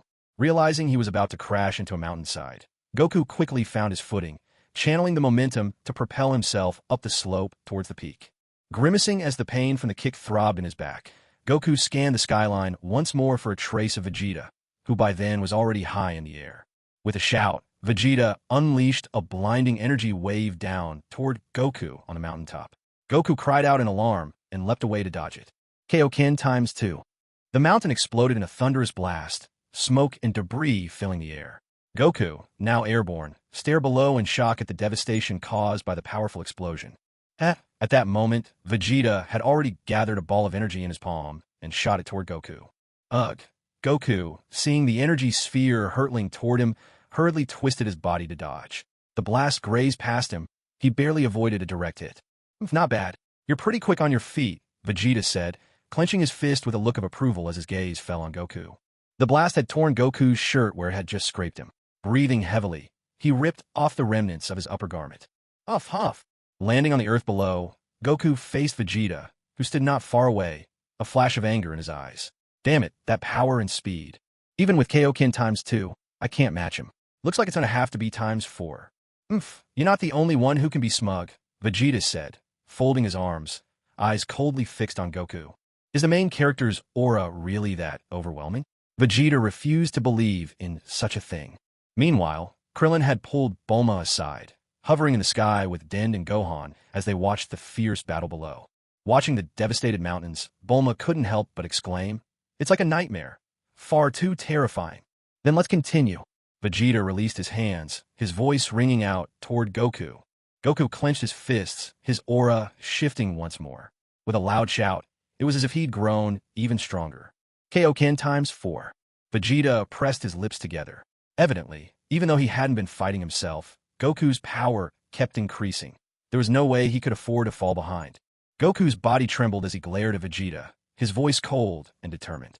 In just these 7 days, I've trained under 100 times gravity, faced death 4 times in a row. Seeing Goku's aura grow even more intense than his own, Vegeta was momentarily stunned. Had Goku trained at 100 times gravity too? No, by his standard, 100 times was only 10 times what he called normal, but Goku's fighting power was. And 4 near-death experiences. Had he used 4 Senzu beans on himself? With a surge, Goku leapt straight from his spot, the force from his feet collapsing the mountain below as he launched himself.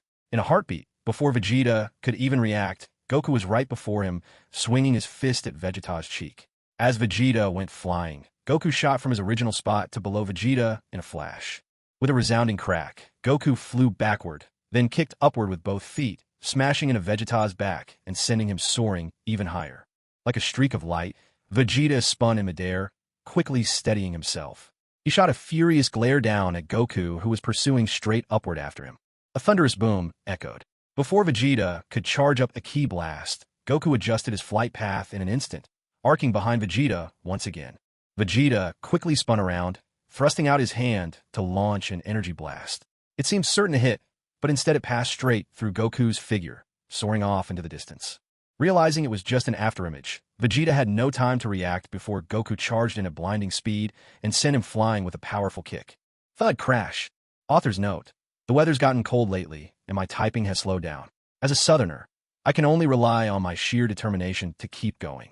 Vegeta was launched through several mountain peaks before finally crashing to the ground, where he was quickly buried under an avalanche of rock fragments from above.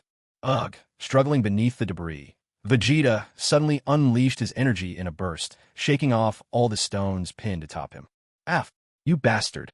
Vegeta yelled in fury, clenching his fists as he glared at Goku, who was already speeding toward him once more, ready to attack. But once again, his punch met only empty air. Using the ground as leverage, he tried to recover, but Goku had already leapt behind him, flipping midair and driving his knee hard into Vegeta's back. Taking a heavy blow, Vegeta quickly regained his footing and rushed forward again, swinging another fist at Goku. Goku effortlessly dodged by dipping low to the right, and, as he closed the distance between them, his right fist delivered a tremor-inducing punch straight to Vegeta's abdomen. Gah! The force of the blow was overwhelming, and blood spurted from Vegeta's lips as he doubled over, hands clutched tightly to his stomach. You bastard! Fighting back the pain, Vegeta sprang backward, trying to put distance between himself and Goku. Has he really surpassed me now? Goku released his Kaioken transformation, excitement shining in his eyes as he looked at Vegeta. You really are a tough opponent. You actually forced me to activate a 4 times Kaioken. Damn it, Vegeta glared down at his own hands. I worked so hard, and yet you've overtaken me. Damn it all. I'm a genius prince. Vegeta's entire body trembled. Feeling a hot trickle at the corner of his mouth, he wiped it away. Blood, anger, all-consuming rage. He let it flood his senses. If he could give in to that fury, maybe he could become a Super Saiyan. Unforgivable. I could never forgive you. Vegeta tried to let his emotions run wild, desperate to use his rage to reach the threshold of Saiyan's transformation. At that moment, however, a cold, mechanical voice echoed in his mind. Host's current rage level, 5%. Vegeta, who had been gathering his strength, instantly felt all of his momentum deflate, like a balloon pricked by a needle. What? 5%? If the host wishes to awaken the Super Saiyan bloodline by force, rage level must reach 100%. So, he actually needs to max out his rage? But this overwhelming fury was only 5%? What kind of joke is this? The host's previous life was that of a mercenary. Your combat style has always been rooted in calmness.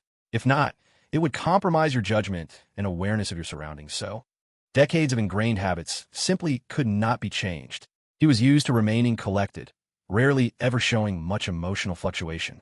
So while Vegeta thought he was furious, in truth, it was hardly more than a mere spark of anger in other people's eyes. Nonsense!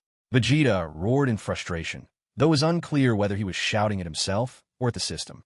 Clasping his hands together, a faint violet glow radiated from Vegeta's grip.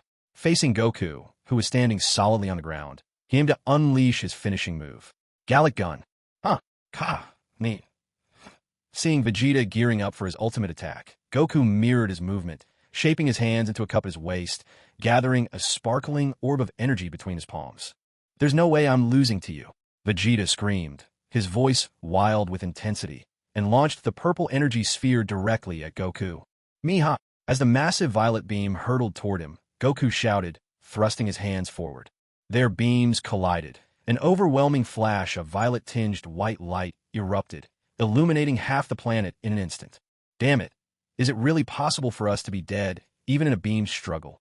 Vegeta gasped, astonished. Yeah, Goku gritted his teeth, straining to push back even harder. Vegeta refused to give in, roaring as he poured every ounce of power he had into the clash. The land below fractured, quaked, and was torn apart by surging shockwaves, the ground splitting and shattering into dust. Unrelenting hurricanes tore at the skies, churning the atmosphere as though the entire world was about to fall to annihilation. Ra! The two beams raged against each other, a searing, blazing sphere at their center, like a fallen sun crashing to Earth. Energy surged without end. The violent explosion of force finally overwhelmed Goku's position.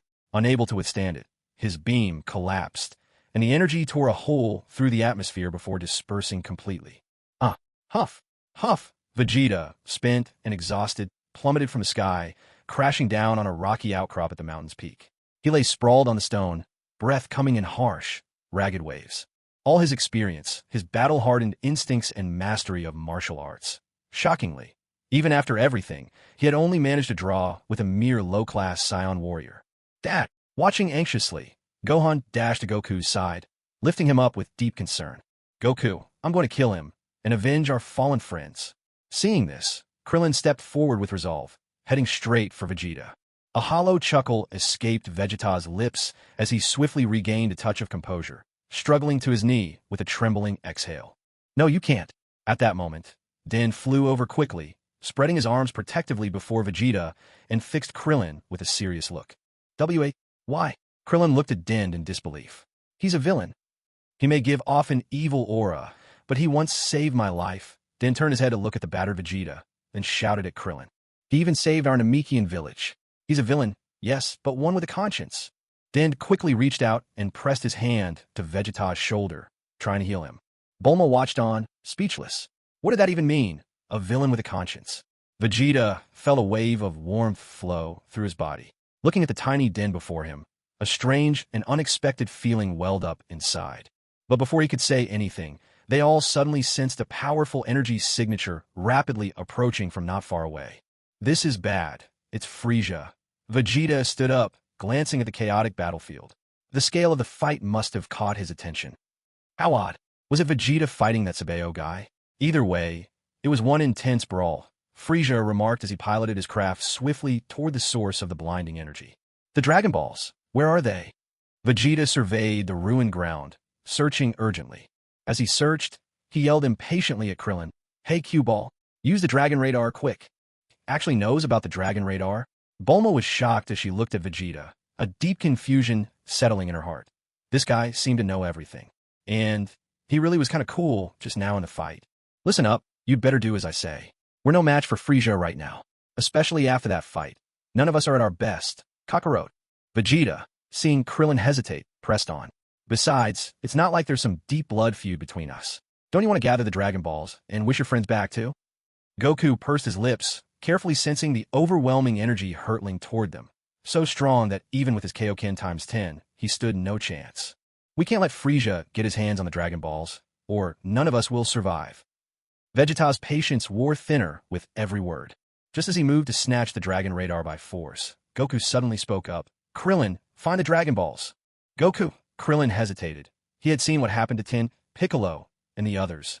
I can't beat Frieza. Goku's brow furrowed tightly. We can't let him take the Dragon Balls. All right. Krillin finally dug out the Dragon Balls from the pile of rubble.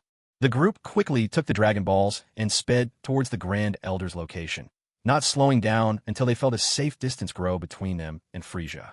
Vegeta let out a quiet sigh of relief.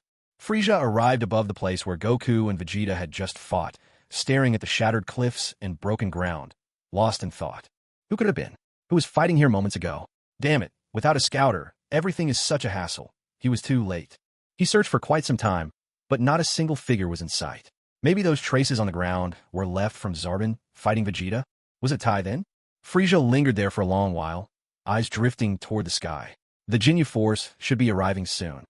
After standing around for ages without hearing any more fighting, Frieza finally decided to return to his spaceship and wait there. Perhaps Zarbon would show up at the ship sooner or later. Since Vegeta was injured and needed care, the group found a place to rest. After Dend healed his wounds, Vegeta looked down at his filthy state, thinking to go down to the lake to wash up. Just then, Bulma pressed the capsule and tossed it into the distance. A house appeared before his eyes. Vegeta was speechless. Maybe he really should just marry this woman after all. Not only was she indispensable for travel and daily needs, but she was quite the scientific prodigy as well.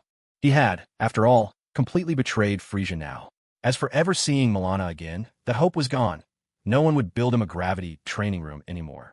After a period of rest, everyone enjoyed a meal together, bathed, and finally had a proper night's sleep. The next morning, Vegeta was the first up, sitting by the sofa and waiting impatiently for these lazy sloths.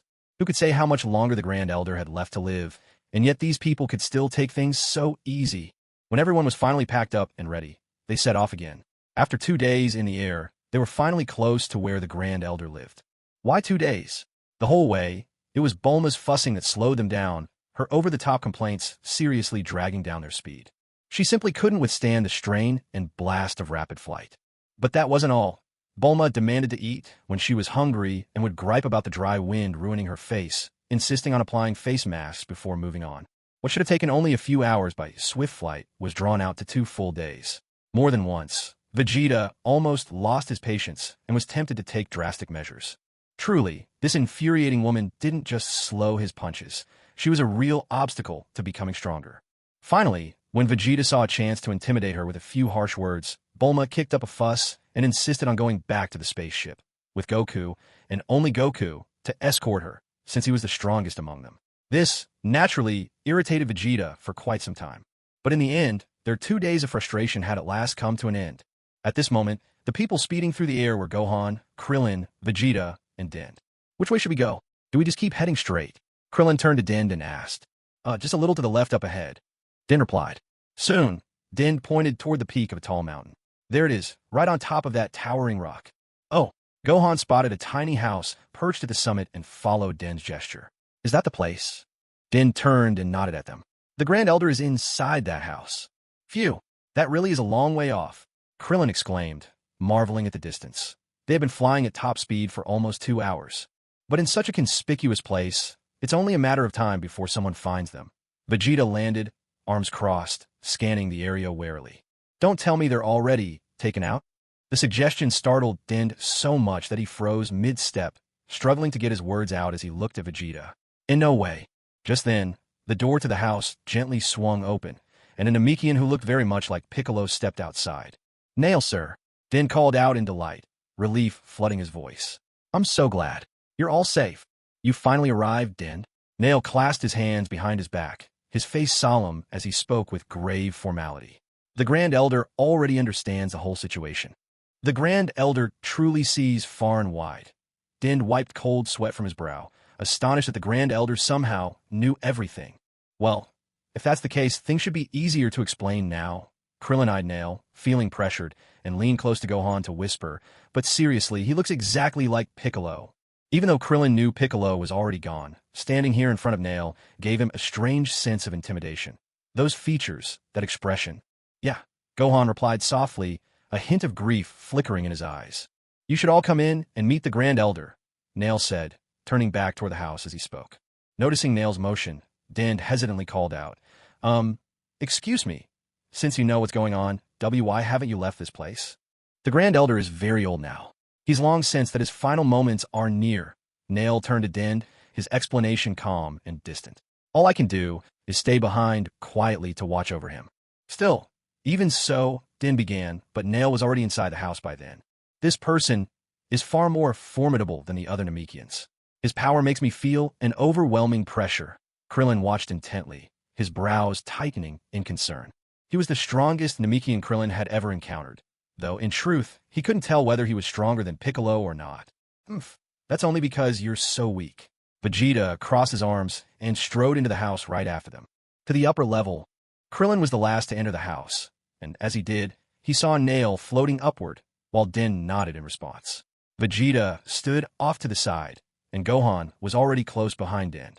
"Elder, Din has brought our guests." As they landed on the second floor, Nail announced their arrival. Krillin stared, thoroughly astonished at the giant Namekian in front of him. This elder towered several times over Nail. The Grand Elder sat on a vast, throne-like chair. His age was unmistakable. His heavy eyelids drooped so low that one could barely tell if his eyes were open or closed. "Welcome. You are humans from Earth, yes? A Saiyan. And you." The Grand Elder's tired gaze fell on Krillin, Vegeta, and Gohan. "You are a child of both Earth and Saiyan blood?" Both Vegeta and Gohan showed a hint of surprise. Who would have thought that a Saiyan, so relentlessly focused on strength, would now stand side by side with Earthlings? Vegeta let out a low scoff. He hadn't expected that fulfilling a single wish would turn out to be this troublesome, forcing him to cooperate with these Earthlings. It's all Toriyama's fault for giving Goku such overwhelming protagonist powers. The Kaioken, the ability to double his strength. "First, I must thank you all for saving my child, Din." The Grand Elder's voice was ancient and frail, heavy with a hint of lingering sorrow. You don't have to thank us. It was nothing really," Krillin quickly replied, a bit embarrassed. "And thank you, Saiyan. If not for you, all the children of my world would have been slain by those villains." Clearly, these words were meant for Vegeta. "I just did it in passing. You don't need to thank me. I'm not exactly the good guy anyway," Vegeta muttered, thrown off by such gratitude directed at him. Weighed down by exhaustion, the Grand Elder continued with difficulty. "I mourn the children we lost. It seems the invaders' true goal is the Dragon Balls. The Dragon Balls are the symbol of Namekian wisdom and power. Who could have foreseen that they'd bring such calamity upon us?" The Grand Elder's voice was thick with grief, his pain for the fallen unmistakable. "Then I'll get straight to the point. May I ask if you could lend me the Dragon Ball on your head?" Krillin broke in before Vegeta could, his expression earnest as he looked up at the Grand Elder. Vegeta shot Krillin a long, thoughtful glance. "This guy." "I too," begged the Grand Elder. Din echoed nervously. "As long as these Earthlings have their wishes granted, then the Dragon Balls on Earth can be revived as well." "What?" The Grand Elder's expression changed slightly at these words, a hint of surprise flashing across his face. He asked, "There are Dragon Balls on Earth too? And also—" "No, rather, there used to be Namekians there as well." "Yes. I heard that a long time ago, when this planet faced a crisis, some Namekians escaped to Earth on a spacecraft." Krillin nodded, explaining aloud. "So it was Katat's child. I am surprised. To think that young child managed to reach Earth safely." The Grand Elder, caught up in a memory for a moment, soon calmed his emotions and reminisced quietly. That child truly had a way with making Dragon Balls, a prodigy among the Dragon Clan. "I see, so that's how it is. But that genius actually died. Did he die naturally, or was he killed?" Confronted with the Grand Elder's question, Krillin glanced at Vegeta, standing nearby, and twisted his words at the last moment. He was killed by someone. What kind of person could kill such a prodigy from the Dragon Clan? The Grand Elder, too, caught the hesitation in Krillin's words. It was the Saiyans. Gohan, unconcerned by any baggage, answered directly, shooting a resentful glare at Vegeta. Vegeta snorted dismissively. The Saiyans are indeed fearsome, but that child, could it be, was that Saiyan, by any chance a Super Saiyan? The Grand Elder was shocked by his own conjecture, sweat beading on his forehead. Huh, what are you talking about? Gohan looked up at the Grand Elder, curiosity bright in his eyes. What's a Super Saiyan? My apologies, my guests. Would one of you mind coming closer for a moment? Krillin, being the nearest, stepped forward, puzzled. The Grand Elder reached out and placed his large hand atop Krillin's smooth head. Let me explore your past. Krillin swallowed hard, feeling nervous as the Grand Elder's hand covered his whole head. My past? What? In the past you were invaded by evil, so you split into two. The Grand Elder sensed Krillin's memories, and soon his forehead was slick with cold sweat. How foolish, dividing such a rare and powerful force in half. If he had returned to his original state and merged back into one, perhaps he wouldn't have died. Listening to the Grand Elder's words, Krillin stood there dumbfounded, merged into one. Well, I think it should be fine. Your wishes are very pure, and more than that, the courage you've shown along the way is truly admirable. Vegeta listened, completely baffled. Courage along the way? What courage? Weren't they always just picking up whatever I left behind? If it weren't for the fact that the Dragon Balls grant 3 wishes, he would have just disposed of these unexpected intruders on the spot. As the Grand Elder spoke, he slowly raised his hand to take the Dragon Ball from atop the back of his chair. He handed it over to Krillin. Take the Dragon Ball. It's yours now. However, I hope you'll move quickly. Otherwise, you may not have enough time to make your wishes. Why is that? Krillin asked, puzzled, as he took the Dragon Ball in both hands. I'm sorry, but I only have a few days left to live. Can you carry out your wish before my time runs out? Because when I die, the Dragon Balls will disappear as well. It was true. The Grand Elder looked exhausted and frail. Still, no one was willing to give up just yet. Everyone stayed silent, quietly listening as the Grand Elder continued to speak. I leave this task in your hands. I can no longer leave this place. If Frieza arrives, not only will I be helpless, even Nail may not be able to protect the Dragon Ball, the Grand Elder said, tilting his head back and letting out a weary sigh. Din stood there in silence, his heart aching as he looked at the Grand Elder, who seemed so close to death at any moment. A hush fell over the group. Vegeta turned to Krillin. Hey, Baldy, take that Dragon Ball outside and get on with your wish already. Din. Before Vegeta could finish, the Grand Elder cut in, his voice suddenly urgent as he looked at everyone. I sense an enormous power quickly approaching Namek.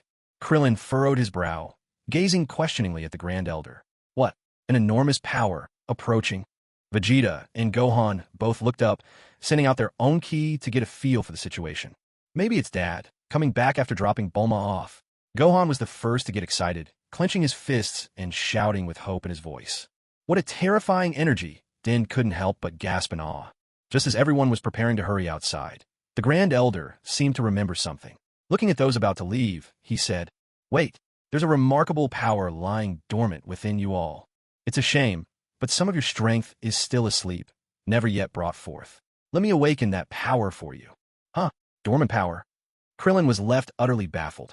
Summoned over once more, Krillin looked up warily at the Grand Elder's giant hand as it hovered over his head. A shiver ran down his spine. No way. I don't have any special powers like that. I've already been training for years.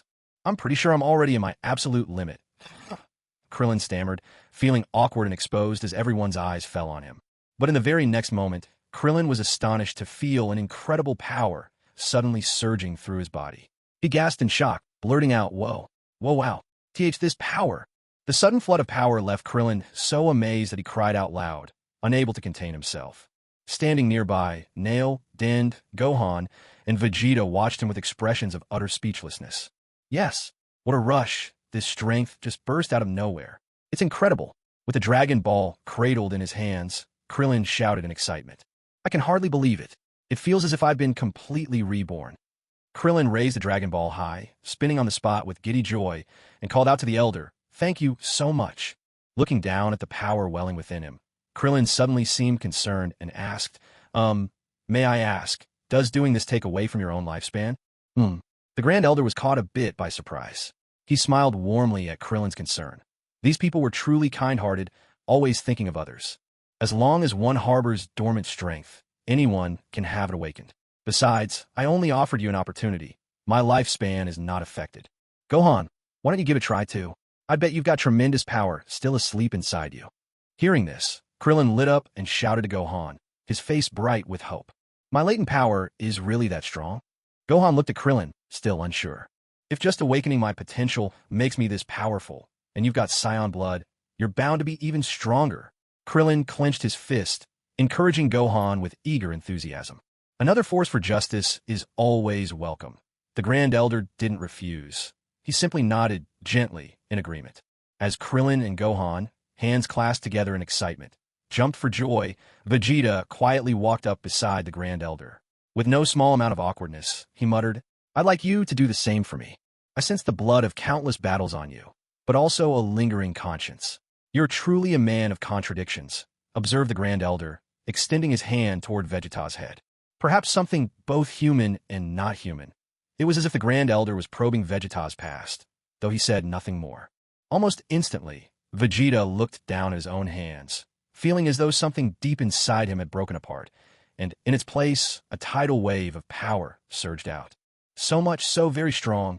You must find a way to escape their clutches, the Grand Elder instructed them gravely, his voice full of concern. We'll be taking this Dragon Ball. Then Krillin raised the Dragon Ball with both hands, nodding to the Grand Elder in gratitude. Go now. The fate of this planet and the whole universe rests in your hands. The Grand Elder bid them farewell. Son Gohan was the first to step out of the house. He gazed up at the deep blue sky, trying to sense that powerful energy the Grand Elder had just mentioned. Huh, that's not Dad. And it's not just one presence. Could it be the Ginyu Force? Vegeta furrowed his brows, carefully searching for the source. 1, 2, 3, 4, 5. That's right. Those guys out here so fast. Frieza actually sent in the Ginyu Force. Vegeta scoffed inwardly. Fortunately, after his battle with Goku, his own strength had improved quite a bit. This story really is stubborn, he thought. Looks like Frieza is furious after being fooled by me. Their speed is incredible. Hurry up and make the wish. Vegeta urged Dend, who stood nearby. Looking down at the Dragon Balls, Krillin couldn't help but feel emotional. This moment has finally arrived. Once Shenron appears, our friends can come back to life. Gohan echoed, his voice filled with longing. Come fort, Shenron. With his eyes on the 7 Dragon Balls, Krillin took a deep breath, then called out with all his might. Nothing happened. The Dragon Balls lay still and silent. For a moment, tension filled the air. Vegeta shot Krillin a look that was halfway between disbelief and ridicule. Is this guy for real? What's happening? Why isn't Shenron coming out? Krillin was stunned as he stared at the unmoving Dragon Balls. Why isn't it working? Yeah, why isn't Shenron showing up? Did we get the words wrong? Gohan quickly turned his gaze to Dend, looking for answers. Dend, hurry, call out the dragon. The Ginyu Force is almost here. Vegeta pressed, his tone impatient. Grant my wish first, don't waste time. Before Vegeta could finish, Krillin interjected sharply. No way. We need to save our friends first. Krillin shouted angrily, confronting Vegeta. Well, Dend hesitated, arms half raised, as his eyes darted between Vegeta and Krillin, caught in the middle of their argument. Have you got any shame? I'm the one who gathered the Dragon Balls. Why should you get your wish first? Vegeta sneered at Krillin. How could Krillin think he had the right to take turns with him in making wishes? In the original timeline, all their pointless squabbling had kept Vegeta from getting his wish of immortality an end.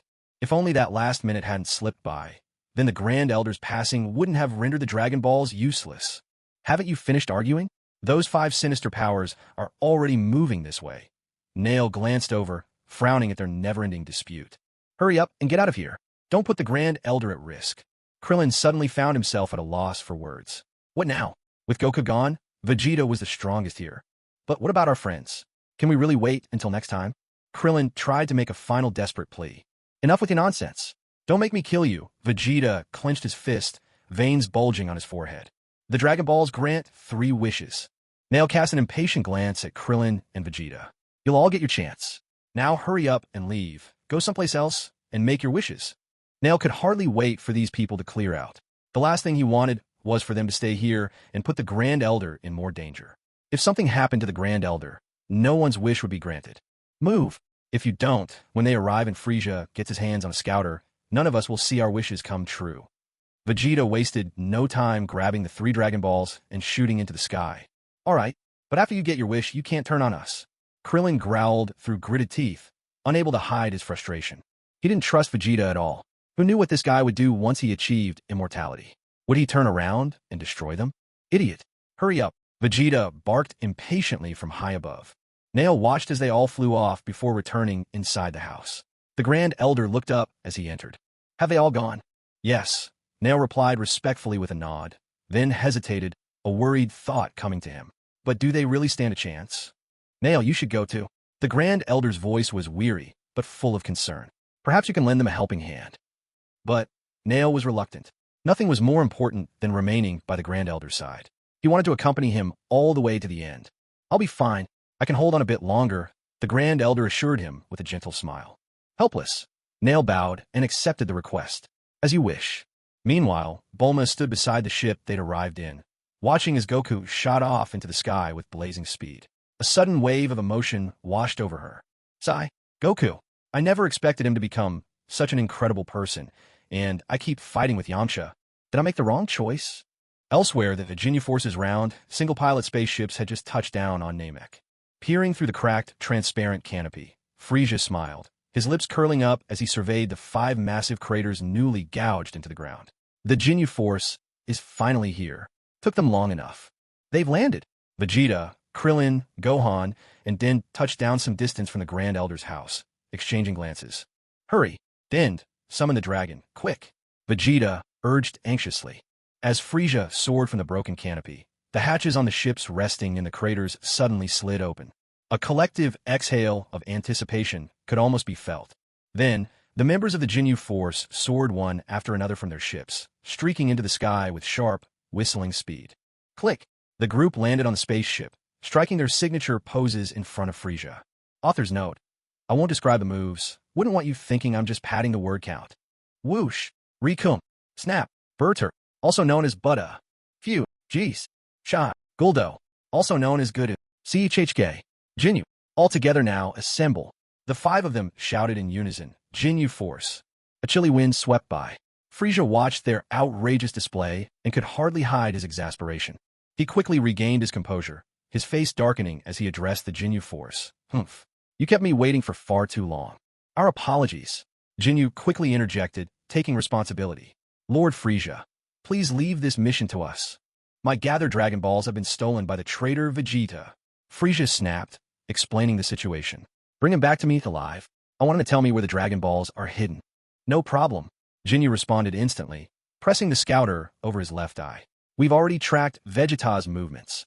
He's not far from here, and there are 3 people with him. 2 of them have high power levels. The last one barely registers.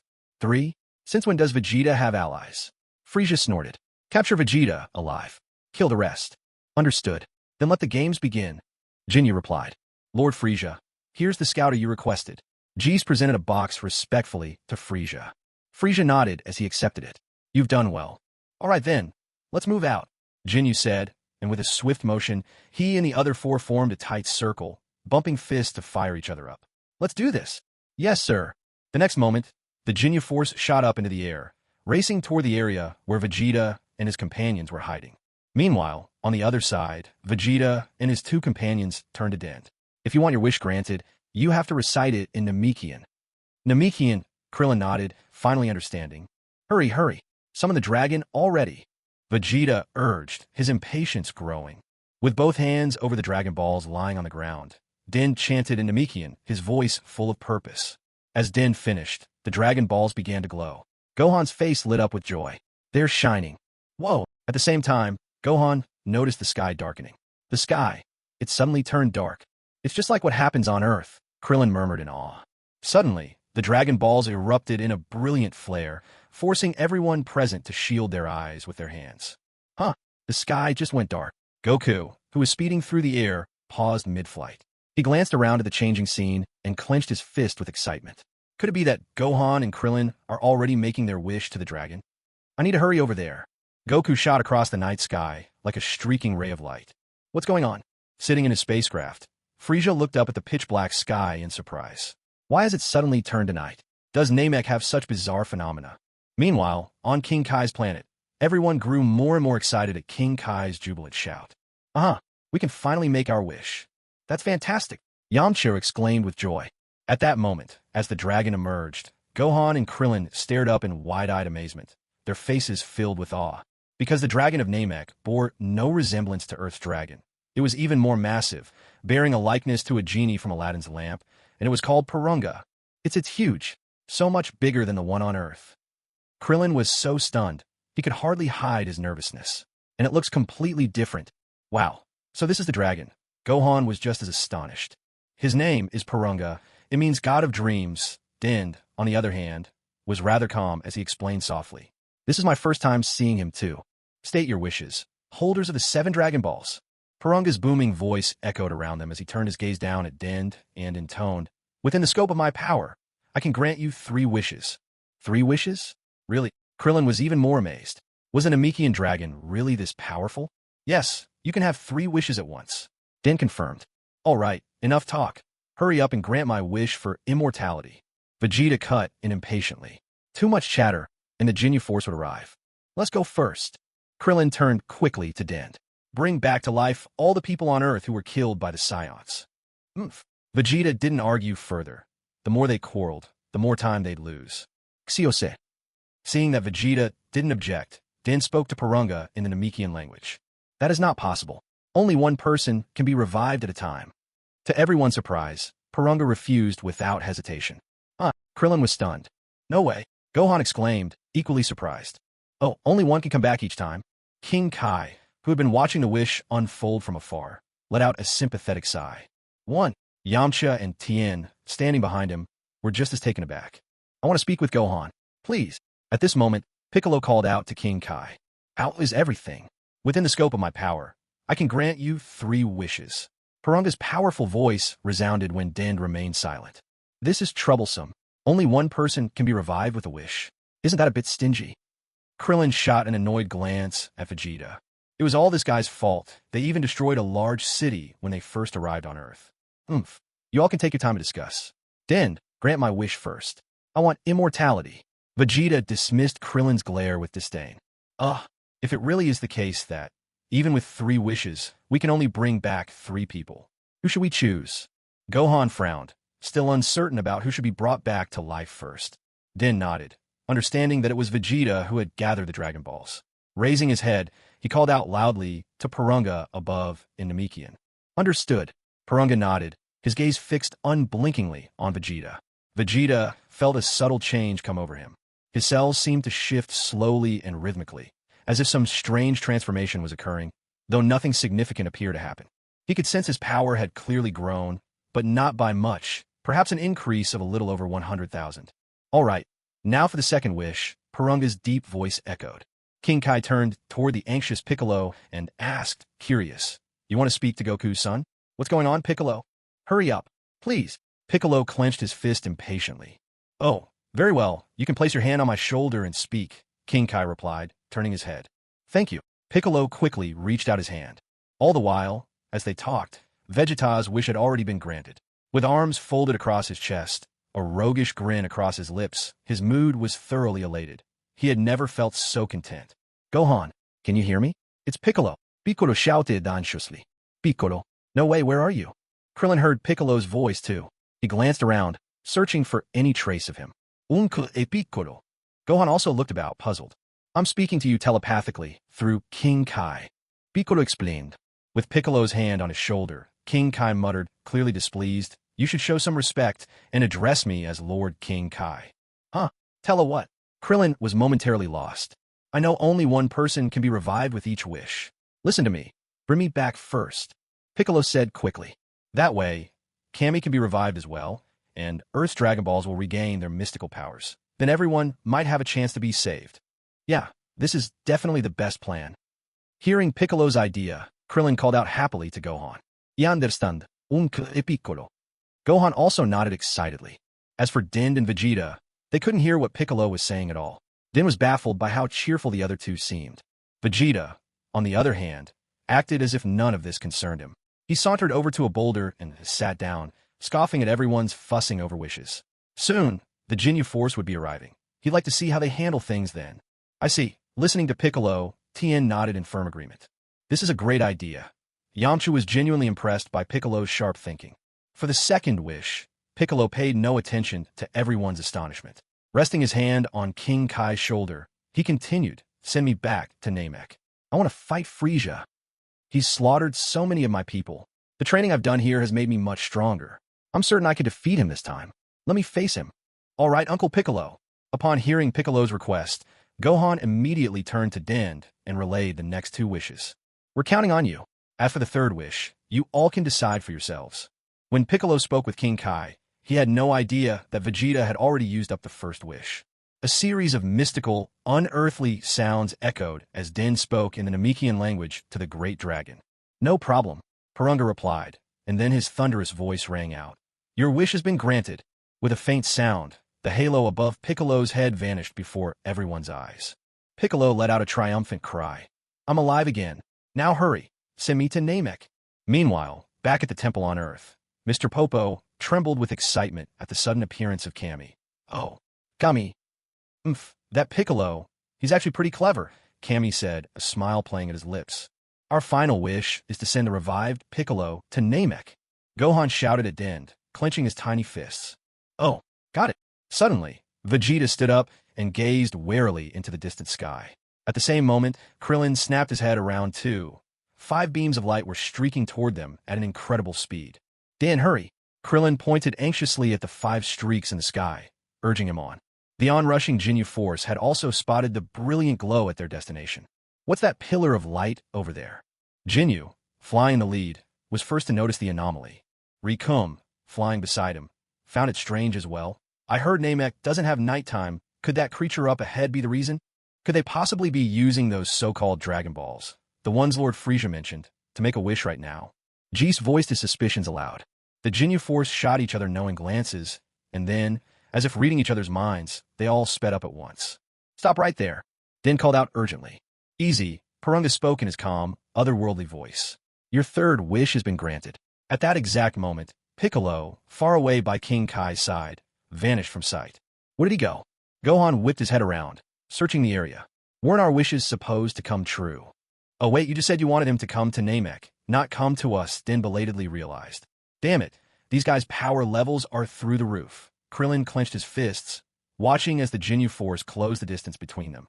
Meanwhile, Piccolo, newly resurrected by Porunga, stood atop a lonely peak on Namek, bracing himself against the biting wind.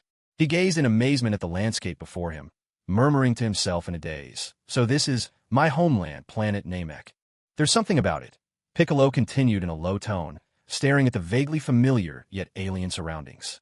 "It feels strangely familiar. Maybe it's because I, too, have Namekian blood running through my veins." Soon, Piccolo snapped out of his reverie and surveyed the area. Now's no time for sentimentality. Where are Gohan and the others? He quickly sensed some of the energy signatures scattered across the planet. "There's a powerful energy over there. Is that Frieza? And Gohan and the others. Why are they with Vegeta? Damn it, they're way too far from me." With a rush, Piccolo launched himself into the air, heading swiftly in Gohan's direction. There are also 5 strong energy signatures closing in on them. "All right, your 3 wishes have all been granted. Farewell."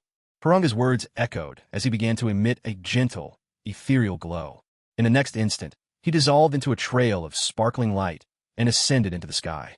The Dragon Balls, still faintly glowing, abruptly turned to stone and tumbled to the ground. With a dull thud, the stones struck the earth near Vegeta, who eyed them with a blank expression. Dend, on the other hand, gasped in sudden realization. "What? The Grand Elder. He's passed away. The creator of the Dragon Balls. He's gone." Dend's spirit sank in grief. "They're here." Vegeta stepped protectively in front of Dend and shouted to him. "Go hide and save your tears for later." "They've landed."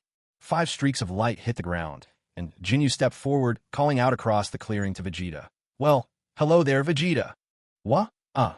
Gohan could only gasp in awe at the overwhelming power radiating from the members of the Ginyu Force. "They're unbelievably fast." Krillin's face was stricken with fear. "The system has issued a new mission: defeat the Ginyu Force. Completing this mission will increase Super Saiyan 1 bloodline activation to 95%. The moment Vegeta laid eyes on Ginyu, the system's voice echoed in his mind. This reward was nothing short of miraculous, an immediate increase of 25%. That meant, after defeating the Ginyu Force, he would be on the verge of becoming a Super Saiyan, and defeating Frieza would be a mere trifle for him then. Updated stats. Host Vegeta, battle power, 580,000. Pure-blooded Saiyan, 100%. Super Saiyan 1, 70% activated. Such immense power? Well, it made sense. After that brutal battle with Goku, he'd suffered serious injuries, which must have triggered a substantial surge in his strength. Back then, his power was likely over 200,000. With the Grand Elder helping to unleash his potential, there was another significant boost. And, factoring in the wish for eternal youth and its effect on his power, these numbers were not unexpected. Are those round stones the Dragon Balls? Geese eyed the orb-like stones scattered on the ground, obviously puzzled. Berta furrowed his brows, casting a skeptical look at Ginyu. Captain, these stones, they've already used them. Can we still use them? I don't know. I'll take them back to Lord Frieza and let him decide. You all stay here and handle things, Ginyu said, utterly unfazed by anyone present. He strode right over to the now useless Dragon Balls, making it clear that the treasures belonged to them. Vegeta sneered in disdain. The Dragon Balls now were nothing more than ordinary stones. If they wanted to take them, let them. He couldn't care less. These guys are terrifyingly powerful. Krillin clenched his fists, watching the members of the Ginyu Force on high alert. He was weighing their odds in his mind. In truth, they were no match at all. Krillin examined Ginyu, realizing he was easily the strongest of the five. Then there was that short one, Guldo. This guy, he didn't seem all that impressive. But why was someone like that mixed in with such a powerful crew? Krillin couldn't shake the feeling that there was more than meets the eye. Do as you're told. Don't even think about resisting, or you're going to regret it. Vegeta. Ginyu fixed him with a gaze, a little surprised that Vegeta was showing no signs of coveting the Dragon Balls. Whatever, Vegeta shrugged indifferently. You're being surprisingly cooperative, Vegeta. I see you know your limits, Ginyu said, folding his arms with a mirthless grin. Well then, let's discuss what happens next. A wicked smile curled at Ginyu's lips. It's been ages since I had a good workout. Looks like today's the perfect opportunity. In other words, we should teach them a lesson and show off our strength. Geese, standing behind Captain Ginyu, chimed in enthusiastically. Ginyu shot him an annoyed look. Shut up. Vegeta, what should we do? Krillin turned his head toward Vegeta, who stood with arms folded, utterly calm. What do you mean, what should we do? We fight. Vegeta didn't care at all. Ginyu's power level was only 120,000. What was there to be afraid of? What a joke. Then Vegeta is mine. The rest of you take care of the other two. Ginyu turned and issued an order to the four behind him. Why isn't Dad back yet? Gohan looked anxiously at the intimidating enemies in front of him, clenching his fists. At that very moment, Goku was speeding across the sky, and Piccolo was also racing over to join the fight. I object, Captain. Berta was the first to protest. Then Rikum, oozing dissatisfaction, demanded, Why do you always get all the glory? Exactly, Guldo grumbled under his breath. Fine, I'll go present the Dragon Balls to Lord Frieza, then Ginyu, with a bead of sweat on his brow, spoke helplessly. Enough bickering, you guys settle it with rock, paper, scissors. The winner deals with Vegeta, and second place takes on those two kids. Ginyu was about to leave with the Dragon Balls, but suddenly turned back to add, By the way, there's one more hiding behind those rocks, someone with a pathetic power level. Make sure to take care of him too. All right, awesome. With Ginyu's decision, the other four raised their arms and cheered in delight. Any objections now? Ginyu muttered with an exasperated shrug. Okay, rock, paper, scissors. The 4 team members gathered and started their game. Paper. It's a tie. Again. Watching this playful scene, Gohan whispered to Krillin, Let's try to escape while they're distracted. He knew he was no match for the people now standing in front of him. Vegeta paid them no mind at all. Even by himself, he could easily wipe out the Ginyu Force. Rock, paper, scissors. Geese, seeing the outcome, yelled in frustration, Just my luck. Vegeta's mine. Rikum cheered triumphantly. Ugh, what a pain, Guldo grumbled in discontent. Lord Frieza will be immortal now. Ha ha ha. Ginyu floated off with several powerless Dragon Balls in tow. Vegeta could barely keep from bursting out laughing.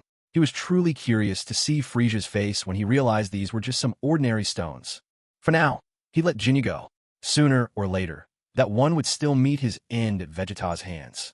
Are you two planning to fight? If not, I'll just let the whole bunch of them come at us together. Vegeta turned and asked Gohan decisively. Gohan was momentarily at a loss for words. They're really strong. That's power. Yes, but only from your perspective. As for me, I'm even stronger than any of them, Vegeta sneered. When it comes to being powerful, it all depends on who you're comparing yourself to. Are you two hatching a plan over there? Rikum glanced mockingly at Vegeta and Gohan as they whispered together. Ah, how cute, he taunted. Well then, let the game begin. With a few steps forward, Rikum and Guldo approached Vegeta's group, cracking their knuckles and flexing in anticipation. Krillin and Gohan watched their opponents with tense caution, but Vegeta remained composed and unruffled, a picture of confidence. Guldo, deal with those two brats first. Rikum muttered sideways to Guldo, saving his own showdown with Vegeta for later. After all, the main event is best saved for the finale. Vegeta had no objections to that. What do I look like, a street sweeper? What a waste of my talents, Guldo muttered, arms akimbo, thoroughly displeased. You really thought this was just a game? How arrogant, Vegeta said, turning to Krillin and Gohan, about to give some instructions. But Krillin had already taken his fighting stance and said to Gohan, Gohan, remember our training on the spaceship? Yes. Gohan nodded firmly. This won't even take me a second, Guldo sneered, stretching out his hand, looking at the two boys as if they were nothing more than trash. Ready. Krillin locked his eyes on Guldo and shouted, Unleash all your energy. At once, Gohan and Krillin exploded into action, energy flaring, so rapidly that the scouters the onlookers wore started beeping uncontrollably. With a rush of motion, Gohan and Krillin leapt up together, soaring into the air and unleashing energy blasts toward Guldo. Just as the waves of energy were about to strike, Guldo suddenly shouted, Time freeze. In an instant, as if the world itself had come to a halt, even the energy blast paused in midair before Guldo. He held his breath and quickly leaped to the side. In that moment of stillness, Guldo darted nimbly out of harm's way. Once clear of the attacks, Guldo whipped around, scanning for Gohan and Krillin. Where did those little pests go? Yet, when he reached out to strike, he realized the two of them had already vanished. What? They're gone. Where could they have run off to? Over there. Guldo spun about, spotting them hovering low in the distance. Damn it, they got that far in just a blink. Holding his breath was becoming difficult. Frustrated, Guldo thrust his hands out. I'm furious. I can't keep time stopped for much longer. With Guldo gasping desperately for air, the world jumped back in motion. The energy blast struck the ground a beat later with an earth-shaking explosion. What just happened? Gohan asked in a daze, struggling to comprehend the events that had just unfolded. There he is. Krillin spotted Guldo and hurriedly shouted a warning to Gohan. Vegeta crossed his arms, frowning as he glanced at Guldo, and cautioned the pair, He can stop time. You two, be careful. Honestly, these two. Suddenly, there was a muffled thud. Gohan and Krillin were stunned at first by Vegeta's words, but quickly snapped back to focus and moved swiftly. In the next instant, both of their figures vanished again. They've disappeared again? Guldo was startled. Panicking, he shouted and held his breath. Time, stop. As time ground to a halt, Gohan and Krillin reappeared, now flanking Guldo from both sides, not far away. Let's see what else you can do now. Damn it, the time stop drains too much of my energy. Guldo felt himself weakening. He hurriedly dashed toward the cover of a nearby rock. I'll hide behind the rock first and attack them when they're off guard, he muttered, glancing back, panting heavily. Hiya! As Krillin and Gohan regained their movement, they realized the opponent had vanished once again. The next moment, they sensed Guldo's presence. Over there, Gohan shouted. Guldo, lurking behind the rock with his hand outstretched ready to strike, was shocked to see them charging through the air right at him. He shrieked, how'd they know where I was? I can't stop time again. Guldo fumed to himself, widening all four of his eyes and roaring as he unleashed his psychic powers, binding both Krillin and Gohan. Take this. Just as they were speeding toward him, Gohan and Krillin suddenly felt their movements seize up. Suspended in midair, their bodies wouldn't budge no matter how hard they tried. Ugh! Krillin strained with all his might. My body, I can't move. Gohan cried out in frustration. I'm not someone you can just mess with. Let me show you the power of my gold bind. Guldo pressed his fists together, all fingers clenched, staring him down. Who are you to challenge me? How did you find me? Krillin clenched his teeth.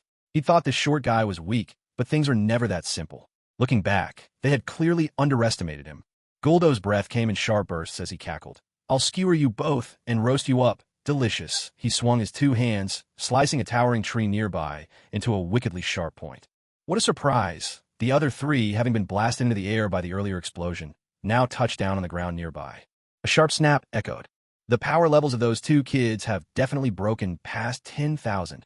Geese declared, hands on his hips as he watched the battle unfold.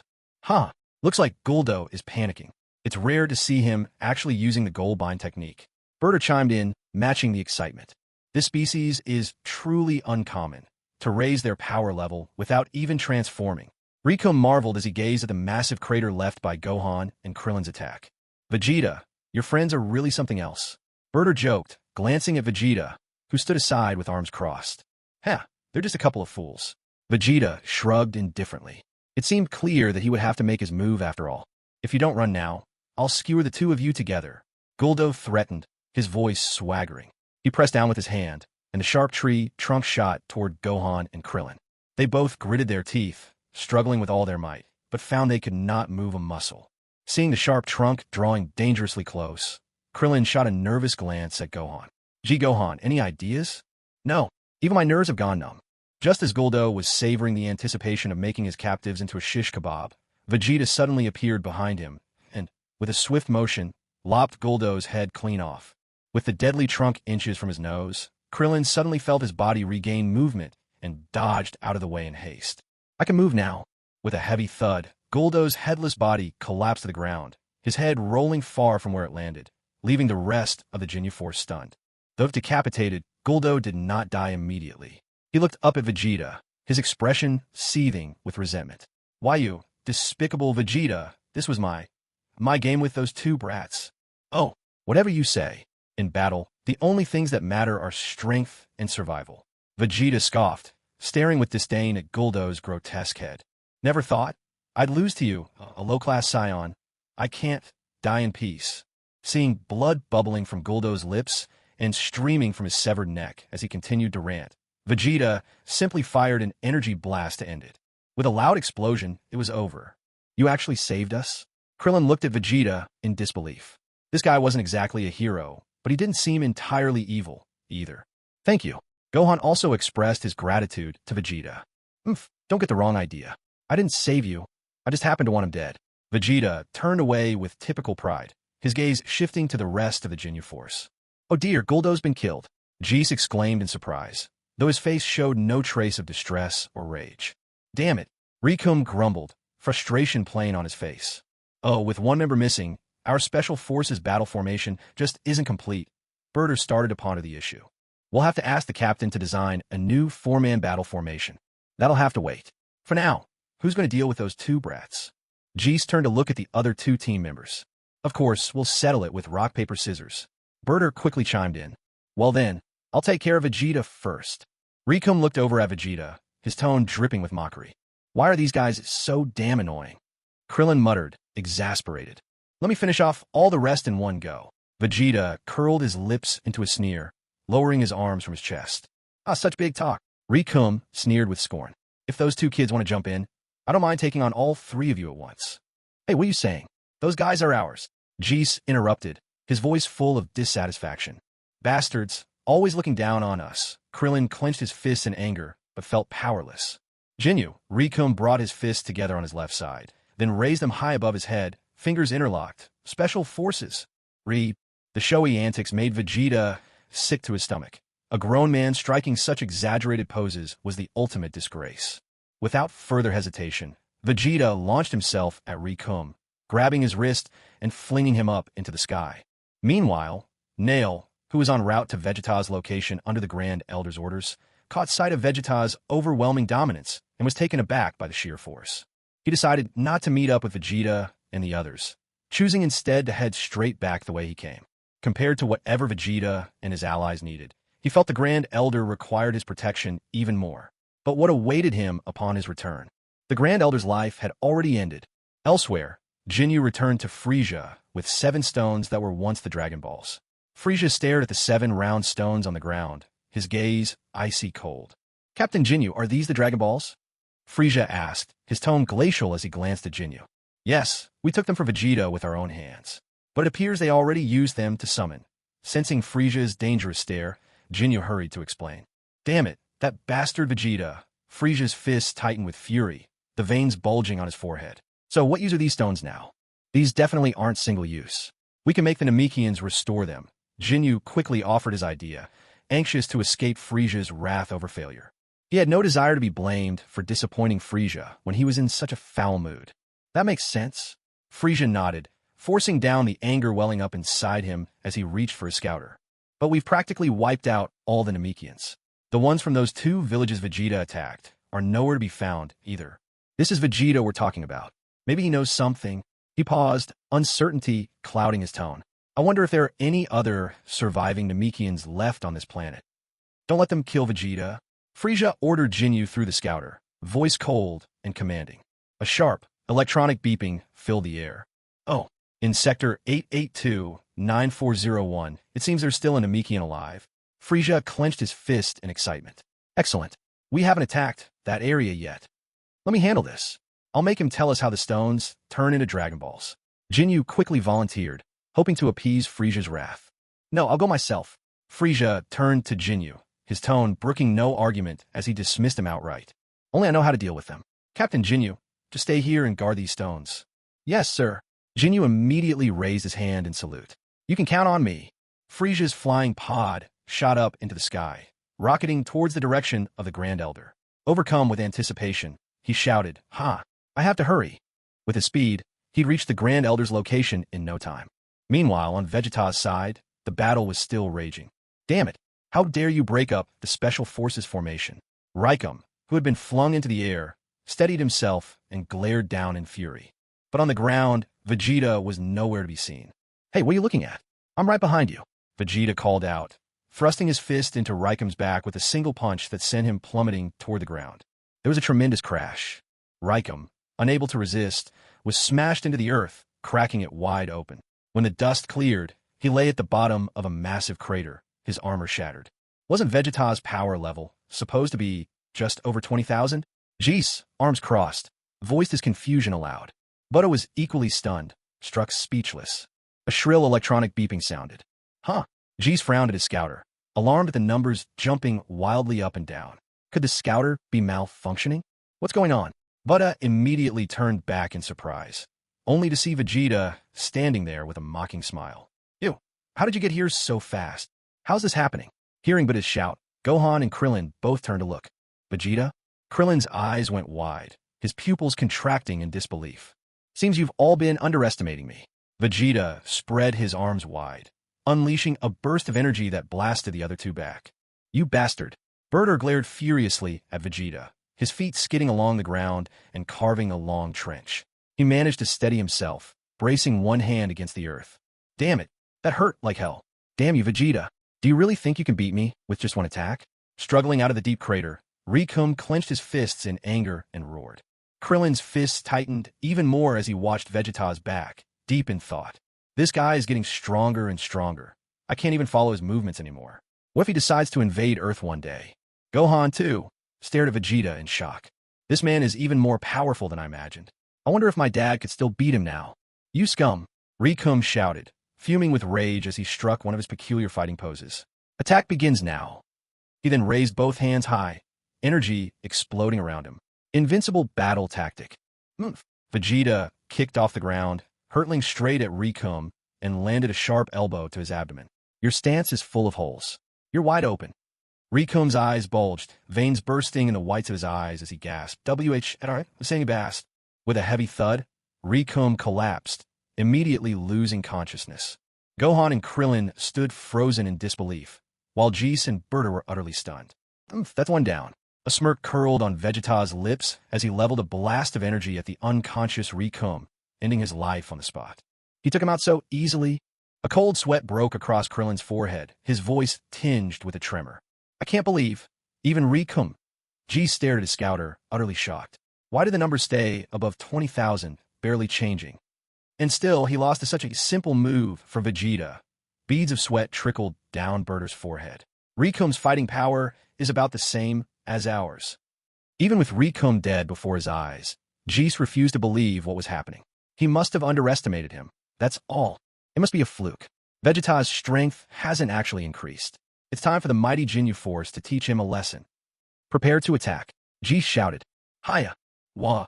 Vegeta sneered, his expression full of contempt as the two fighters landed before him. Jees, still brimming with bravado, yelled, Listen up, Vegeta. The Ginyu Force isn't something you want to mess with. Enough talk. Vegeta threw a lightning-fast punch, landing squarely on G's face. Whoa! Berter exclaimed in shock. Ugh! Geese instinctively clutched his face. Seeing the blood from his nose smeared on his palm, he glared furiously at Vegeta. You bastard, you're looking down on me. G suddenly lashed out with a powerful kick. At the same moment, Berter, standing behind Vegeta, swung his elbow toward Vegeta's head. Without missing a beat, Vegeta thrust out both arms, using his elbows to block both attacks at once. Even with the two of them attacking from both sides, Vegeta handled it all with effortless precision. With a forceful shove, he let out a commanding roar, channeling his energy to send them both crashing away from him. Huh, damn it. What's going on with Vegeta? Geese managed to steady himself in midair, shouting in fury. What did he just do?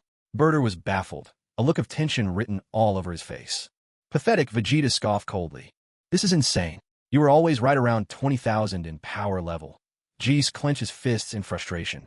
Krillin's brow furrowed deeply as he watched the scene unfold.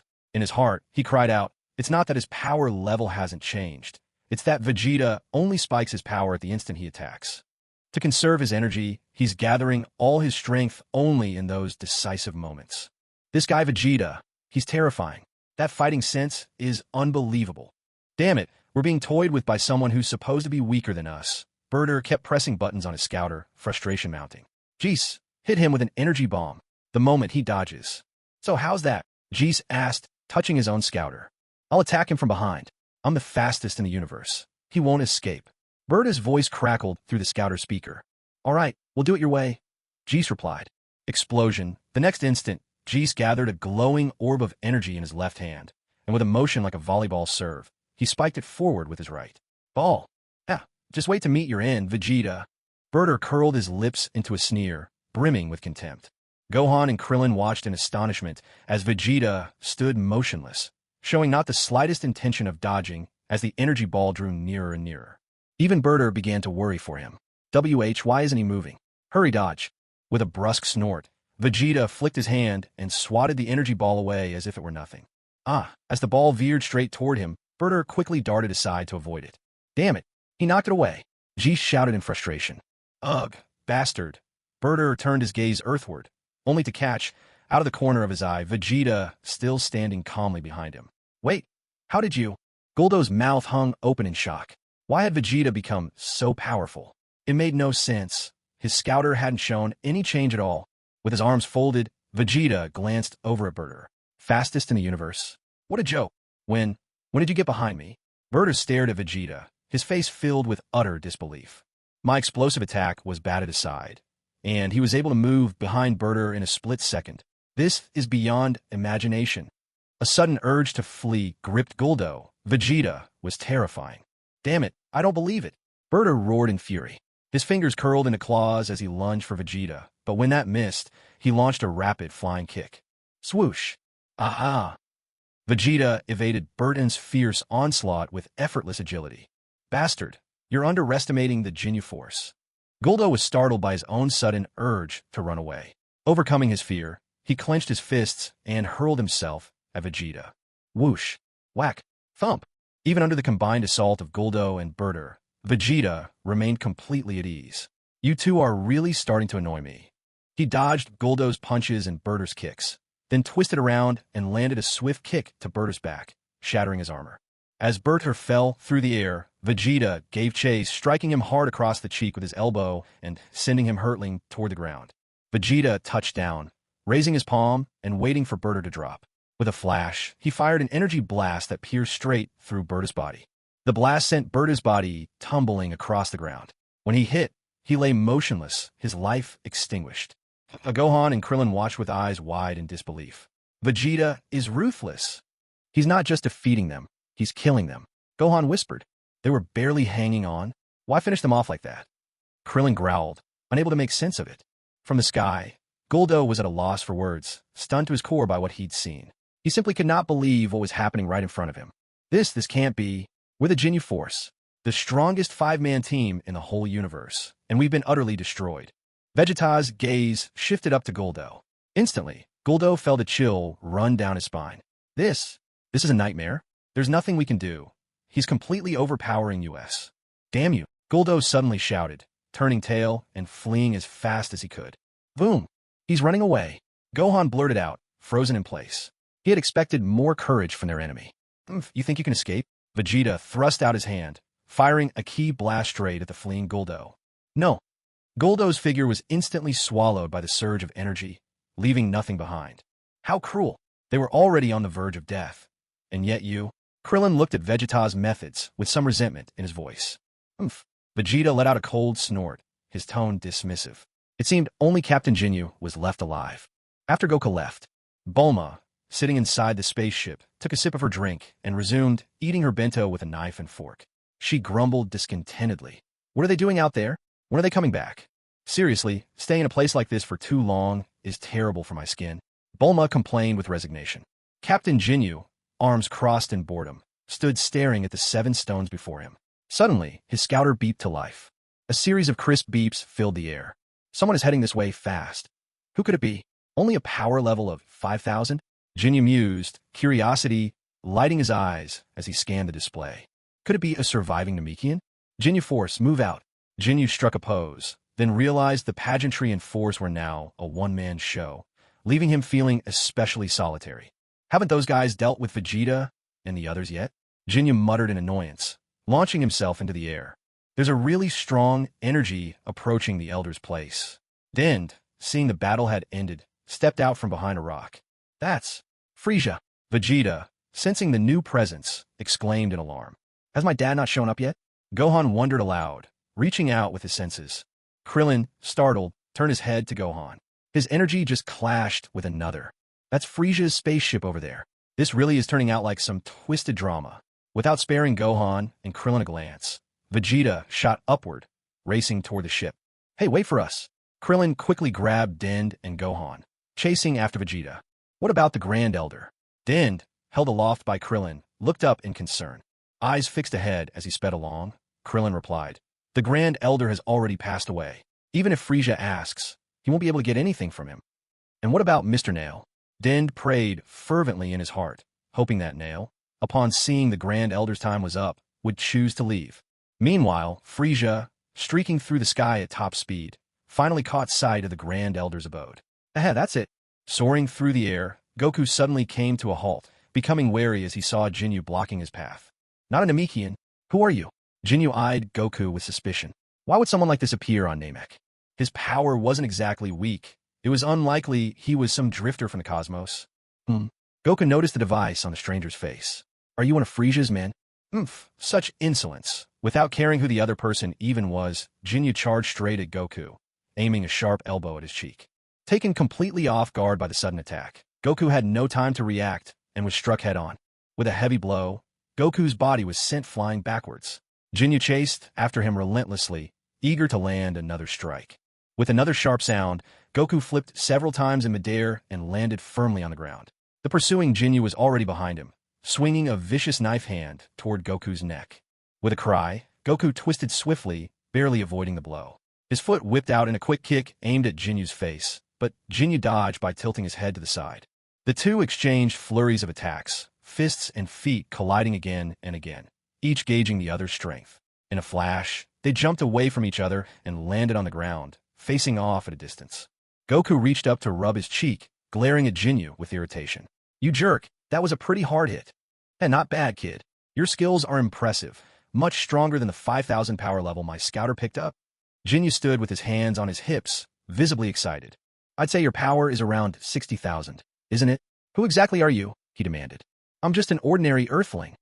Goku answered, dropping into a fighting stance as he sized Ginyu up. Looks like I'll have to finish this quickly, he thought. I wasted too much time already. I hope Vegeta doesn't hurt Krillin or Gohan. Do we really have to fight? I got somewhere to be. Goku asked, trying to test Jinyu's resolve. You'd best stay here and wait for Lord Frieza to deal with you, Ginyu growled, convinced this stranger must be an ally of Vegeta and the others. Well, it seems I have no choice but to defeat you right now.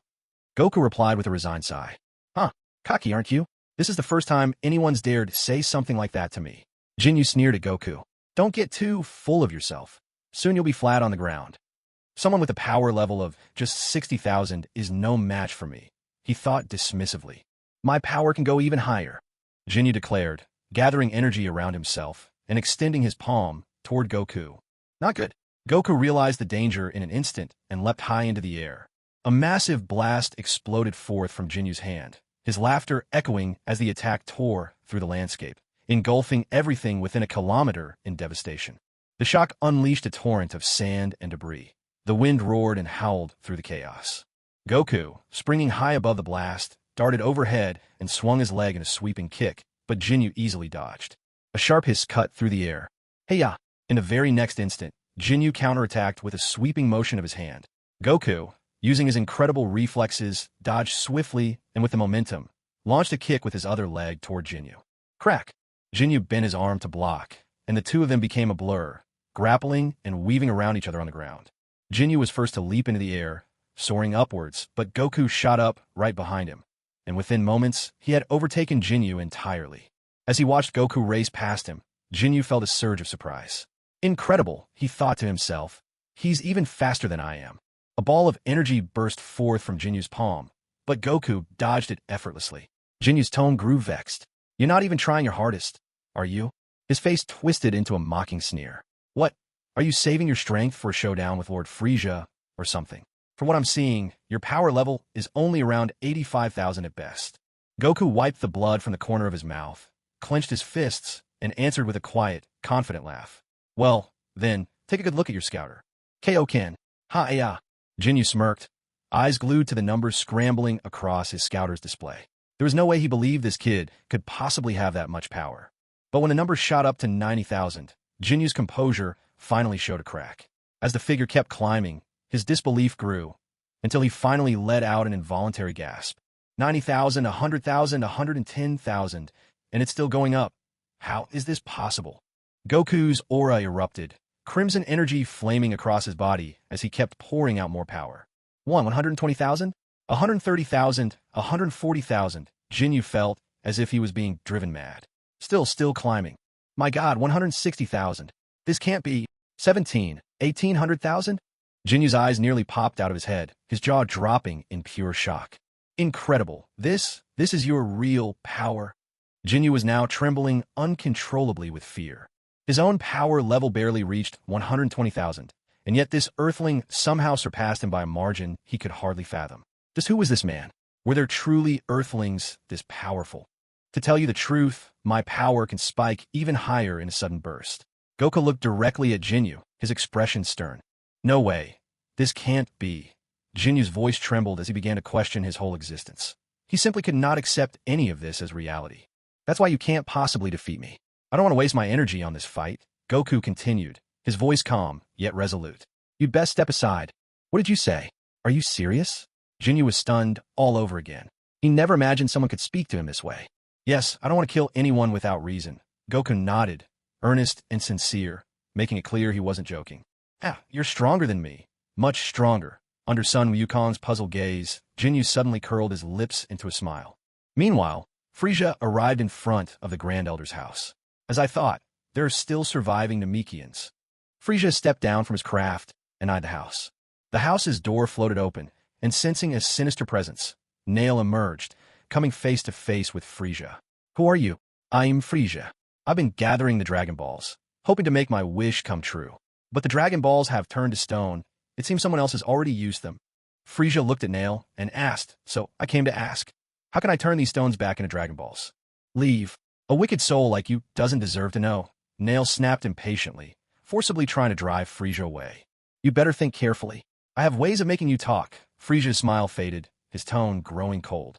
The Grand Elder who created the Dragon Balls has passed away. No matter how much you ask, the answer will not change. Nail retorted coldly, clenching his fist tight. The Grand Elder? Frieza was somewhat taken aback. He turned to glance at the window, its transparent shield glimmering atop the house. Lifting himself off the ground, he floated up and saw the enormous Namekian slumped lifelessly in his chair. Staring at the clearly deceased Grand Elder, Frieza turned back to Nail. It seems you weren't lying, but even so, that doesn't prove your version is the absolute truth. Frieza simply refused to believe this harsh reality. If these stones could not be revived as Dragon Balls, what would become of his wish for immortality? This is the truth. Nail floated up, his face impassive as he responded. No, you're hiding something. You just don't want to tell me. Looks like I'll have to teach you a painful lesson. Frieza roared in fury. Humph. I will make you beg to reveal the secret of the Dragon Balls. You truly have no idea what's coming. Frieza clenched his hands behind his back, veins bulging across his forehead. When the time comes, you'll realize how much you regret not telling me sooner. Nail clenched his fists in anger, turning silently toward the Grand Elder's corpse inside the house. Let's take this fight elsewhere.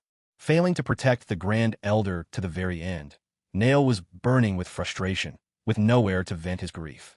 With a sudden rush, the two figures shot far into the distance and then landed on the ground.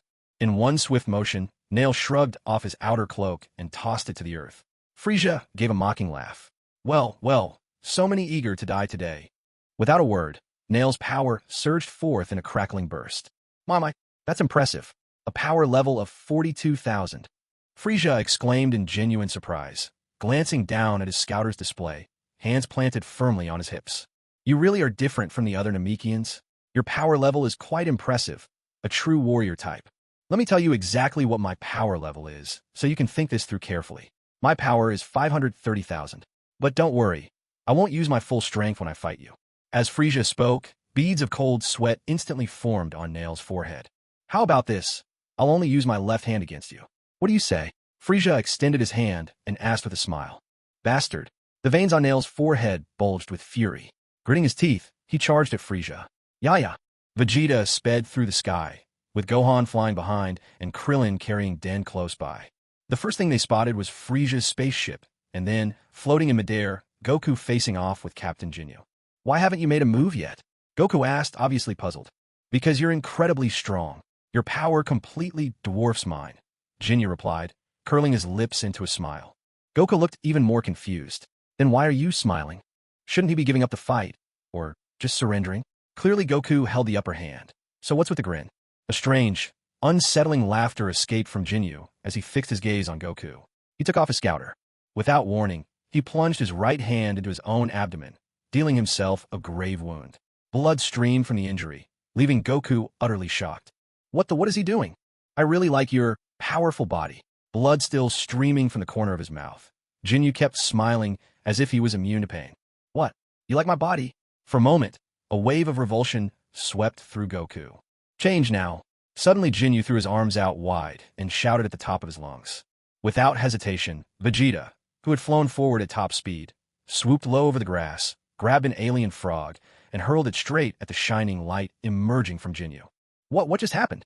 Krillin and Gohan skidded to a halt, staring in shock as the beam hit the little frog and vanished. With a thud, the little frog landed on the ground. As for the gravely wounded Ginyu, his smile froze on his face. Stunned, his eyes widened as confusion overtook him. Then his hands dropped to the ground. With a sudden push of his back legs, Ginyu, now in the frog's body, leapt away, scrambling to escape. Splish! Splosh! Vegeta burst out laughing, clutching his stomach in fits of mirth. The sight left Goku and the other four utterly baffled. What's so funny? And what just happened to that guy? Goku stared at Vegeta, perplexed. You should thank me for saving you. Otherwise, Ginyu would have stolen your body. Vegeta snorted, not bothering to explain further, and strode over to the little frog still sitting in place. Son Wukong and Krillin exchanged glances, both puzzled. Watch me squish you flat. Vegeta put his hands on his hips and took a deliberate step toward the little frog. Ribbit! Ribbit! The little frog cried out in alarm, hastily leaping out of the way. Let it go, Vegeta. He's in it up like that. There's no way he's capable of doing any more harm. Son Wukong looked at the strange little frog, feeling an odd sense of unease. P.S. If you've got the money, feel free to reward me. If not, try the yellow button to check out some short videos. There are love-themed ones too. This humble dog bows in gratitude to all the generous bosses. TCH, soft-hearted fool. Vegeta snorted in annoyance, completely ignoring Son Wukong's protest as he stomped down and crushed Captain Ginyu, now a frog beneath his heel. System notification. Mission to defeat the Ginyu Force completed.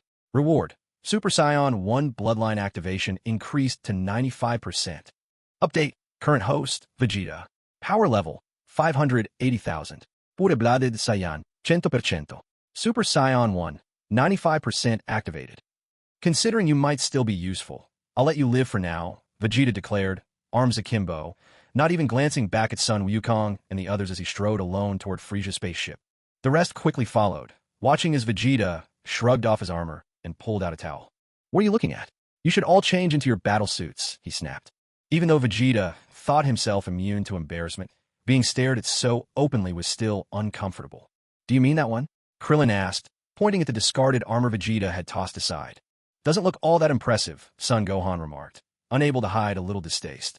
Son Wukong nodded in agreement, even though his own shirt was shredded and his pants bore several fresh tears. "Honestly, I still prefer what I'm already wearing."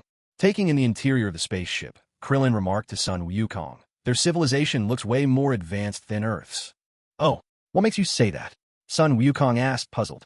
Son Gohan started to nod, but seemed to hesitate partway through, falling silent. "Change clothes. Put these on." Vegeta quickly returned, tossing form-fitting suits onto the floor, each one just about the right size for the three of them. "Hurry up and quit dawdling. Frieza will be back any minute now." Wiping dust from his body with a towel, Vegeta opened the storage compartment for the battle armor and muttered, "Oomph, looks like only the old models fit." With fresh gloves pulled on, Vegeta watched as Son Wukong and the others pulled on the skin-tight armor, Krillin still muttering under his breath. "Who'd have thought you'd need our help? Guess Frieza really is no pushover, huh?"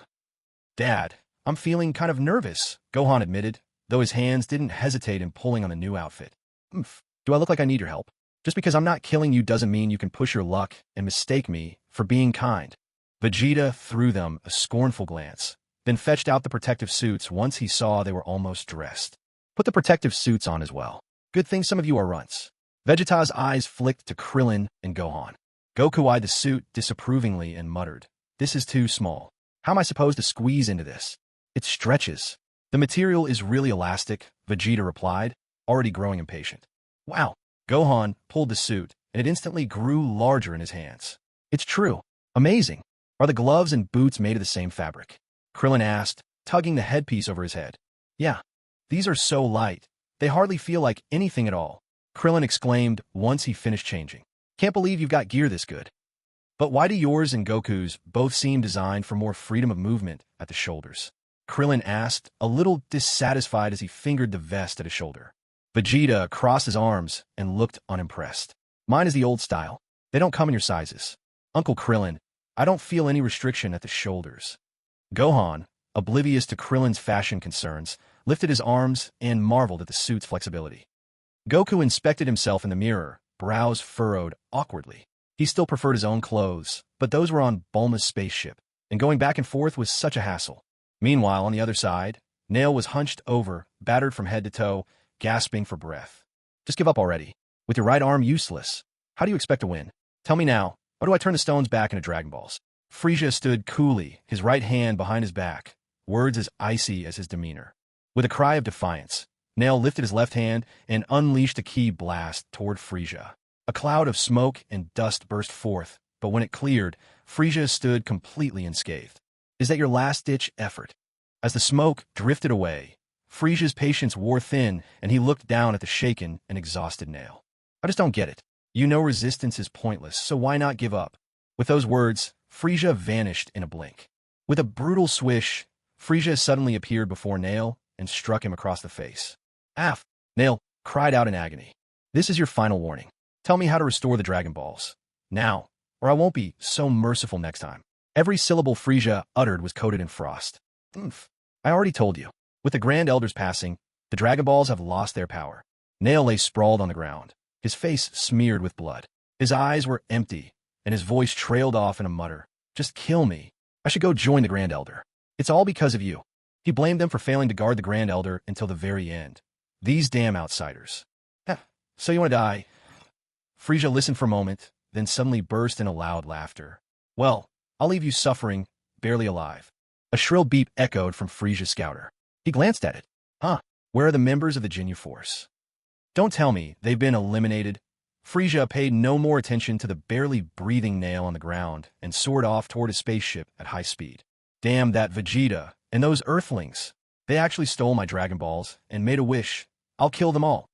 "Ah, someone's coming this way fast." Gohan, standing beneath Frieza's spaceship, was speaking with Dend when he suddenly whipped his head around and shouted. "Is that so?" Krillin turned as well, trying to sense the energy. "It's Frieza." As for the truth Nail had spoken, Frieza had no choice but to believe what the last Namekian had told him. The Dragon Balls really were useless now. Furious beyond measure, Frieza sped forward. He would make Vegeta and those Earthlings pay dearly for making their wish. The Dragon Balls were supposed to be his. In the blink of an eye, Frieza arrived above the spaceship and landed atop a rocky outcrop. The moment Krillin saw Frieza, he was overwhelmed by the incredible, suffocating pressure and stood frozen in fear. Frieza. Gohan and Krillin stared wide-eyed at Frieza, their pupils dilated in sheer shock and terror. Gohan, you feel that too? Krillin darted a glance at Gohan, his face as pale as a sheet, no better than his own. Gohan couldn't help but nod slightly. Yeah, his power is incredible. It's like if he catches your eye even once, you'll never escape his grasp. Krillin clenched his trembling fists. Frieza watched as Vegeta and Goku emerged from the ship, his voice burning with fury. You've got some nerve, turning my dreams of immortality into nothing but dust. Gazing down at the five of them, Frieza gradually calmed, now regarding them with a cold and contemptuous glare, as if looking at the walking dead. The Ginyu Force isn't responding at all. Whatever trick you pulled, I must admit, you caught me off guard. This is a first, really, being made a fool of by people like you. With those words, Frieza leapt off the rocky peak and landed squarely before them. A sharp crack resounded as he touched down. Everyone's eyes were fixed on Frieza, their faces tense and wary. I never imagined things would turn out like this. Frieza's mind boiled with anger once again. Clenching his fists and grinding his teeth, he roared at the group standing before him. You lowly creatures, I will not let you go. I'll tear you all to pieces, and only then will I be satisfied.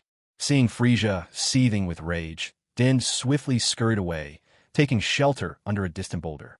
Gohan and Krillin, hearts pounding, also retreated, putting more distance between themselves and Frieza without a second thought. None of you will escape. Accept your fate. Frieza bellowed furiously. So you finally reveal your true, savage face. Vegeta clenched his fists, cold sweat slipping down his forehead as he glared at Frieza, his jaw tight. Don't underestimate me. If you have guts, come at me. Though Vegeta said this, inside he was desperately screaming for the system to react. When would that damned 5% task finally appear? Even if he could take on Frieza now, that only applied to Frieza's first form. But the system remained silent, and Vegeta's frustration grew. Big talk for someone in your position. Have you already forgotten just how powerful I am? Let me help refresh your memory. Frieza sneered, crossing his arms in front of him as he looked squarely at Vegeta. A heavy silence hung in the air as Frieza let his power surge outward, and the immense force pressed down on everyone present. Beads of cold sweat formed on their foreheads, their bodies tense under the pressure. What's happening? Gohan exclaimed as he felt the ground begin to tremble beneath his feet. Wow, is he really this strong? Krillin's face paled.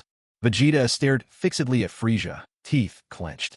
He had the power to defeat Frieza right now, but if Frieza became enraged and shifted into another form, what could he possibly do then? Krillin, Gohan, fall back. This is no longer a fight you can join. Goku's voice was stern, sweeping his gaze sideways to warn the two. At that moment, Piccolo, rushing toward the battlefield, was startled by what he sensed. His energy keeps getting stronger. Could it be that Frieza has already started fighting? He suddenly paused, frowning as he looked at the ground. A faint presence. Who was there? Piccolo landed softly, his eyes settling on a motionless Namekian lying on the ground. Shot crossed his face. He looks exactly like me. Is he a Namekian? After a brief exchange, Piccolo and Nail performed the fusion. Piccolo could feel the overwhelming energy coursing through his body. Staring in awe at his own hands, he let out a shout of exhilaration. My power has grown so much. This is incredible. So this is what it means to become one. With this newfound strength, no matter who my opponent is, victory is certain. A confident, sly smile curved Piccolo's lips. Laughing heartily, Piccolo shot forward along his path once more, now moving even faster than before. Krillin and Gohan trembled as they retreated, the sheer force of Frieza's presence already terrifying them into losing all courage to fight. What a terrifying energy. We're doomed. Krillin's voice shook with fear, barely able to get the words out. Well, of course. Do you really think a handful of tiny ants could defeat a dinosaur? Frieza taunted, his words dripping with arrogance. We can win. Kakarot. Vegeta cast a wary glance at Goku, who stood tense and alert by his side. Kakarot? That's a Saiyan name. Frieza noticed Goku, and his first thought was that this boy looked awfully familiar. Suddenly, the memory came rushing back, Frieza remembered the Saiyan who had resisted him until the very end when he destroyed planet Vegeta. The resemblance was unmistakable. "Oomph. I'll wipe out every last one of you Saiyans." Frieza glared at Goku, voice brimming with hatred. "HM? What's that?" Goku shot a quick look at Vegeta, wondering if he had some plan up his sleeve. "If we join forces, maybe we can win." Vegeta clenched his fists tighter, never taking his eyes off Frieza. Frieza burst into laughter, as though he'd just heard a wildly ridiculous joke. He covered his mouth, unable to stop himself from laughing. What a hopeless fantasy. Vegeta's grip tightened even more, but he smiled at Frieza with growing confidence. "I am becoming the very thing you fear most. A Super Saiyan." Super Saiyan? Goku echoed in confusion. This was the first time he'd ever heard the term. What exactly was a Super Saiyan? A quiver of dread passed through Frieza's heart, but he quickly forced a laugh. "You've got some nerve, making up stories. You become a Super Saiyan. What an insufferable bunch." Frieza snarled, then suddenly launched himself at Vegeta, fists swinging in a blur. With lightning-fast reflexes, Vegeta caught Frieza's fist in his hand. The force of his grip made the veins bulge on Frieza's forehead. He gritted his teeth, straining to resist. Ugh, in. With a power level exceeding Frieza's by 50,000, beating him should have been almost effortless for Vegeta, if not for the fact that Frieza could still transform. Frieza, not used to anyone restraining him, lashed out with another punch, locking fingers with Vegeta as the two grappled fiercely. Both fighters suddenly flared with energy. Frieza glanced at his scouter, which began beeping wildly as Vegeta's power level soared higher and higher. The beeping grew frantic. "How can this be?" Frieza gasped in disbelief. A sudden, loud crack sounded. The numbers had shot past the scouter's limit. It exploded. Frieza's mind reeled. Acting quickly, he tore his hand free, and both fighters jumped back, putting distance between themselves. With a sharp tap, they landed. Vegeta let out a long breath. Although their first clash made it seem like he had the upper hand, his heart pounded anxiously. He knew Frieza could still transform.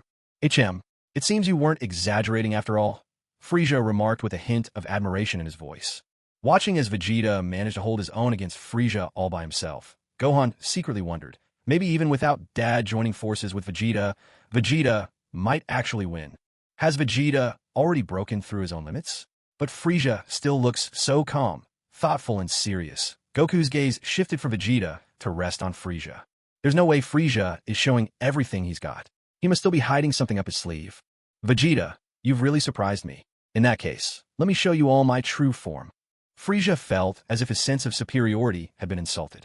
For Vegeta to possess such overwhelming power, it was astonishing. True form. Goku looked toward Vegeta, puzzled. "What is it?" Krillin was just as confused, his face a picture of bewilderment. "It's transformation. Aliens like him can change their appearance depending on the situation. Their usual form is just a way to conserve stamina and energy." Vegeta cast a cool glance at the three ignorant Earthlings, offering his explanation with indifference. "But I'm different. My power is so immense that I can barely contain it myself." Frieza pointed at himself, emphasizing how special he was. This is a rare moment. Back when I attacked planet Vegeta, the Saiyan homeworld, not even the king saw me transform. "Vegeta, your father was really nothing special," Frieza taunted. Vegeta pressed his lips together, saying nothing. He didn't know what he should say. Right now, Frieza's battle power was a little lower than his own, but if Frieza transformed, his second form, 1 million in battle power. Toriyama's sense of power scaling really went off the rails here. Not to mention everyone's battle powers at the start, but as Frieza kept transforming, the numbers skyrocketed out of control. From hundreds of thousands straight to millions, tens of millions, even hundreds of millions. Honestly, how was he supposed to fight a Frieza with a power level of 1 million? Only now did Vegeta belatedly remember the system. Trying to grow stronger on his own just couldn't keep up with how rapidly power levels soared in the world of Dragon Ball. But damn this system. At a time like this, it still stayed silent. Did it really intend to just sit back and watch him die? What's there to be proud of? I had more power than the king when I was just a child. Vegeta snorted coldly. What was so impressive about King Vegeta, anyway? Did he destroy the Scion's planet? Krillin immediately thought of Goku's home the moment he heard that. With a clenched fist, Frieza shattered the armor on his body, sending a tremor of fear through Gohan. Did his battle jacket just burst apart? Krillin stared at the shards scattered around Frieza's feet, a chill running down his spine. Was Frieza about to transform? Just taking off his jacket counts as transforming. Goku looked on dumbfounded. Frieza's aura hadn't really changed much at all. A tense, grinding sound filled the air. With a guttural yell, Frieza's whole body began to tremble. As he let out a powerful roar, his energy surged, becoming more potent by the second. Suddenly, under everyone's shocked gaze, his upper body ballooned in size, followed quickly by his arms and legs. Frieza strained with effort, his hands tugging at his own neck. His bellow echoed over the landscape. In an instant, Frieza assumed his second form. He shot up from just over a meter tall to an imposing 2.5 meters, his physique growing bulkier and more menacing. Everyone could sense the force of his doubled power, their bodies shaking with dread.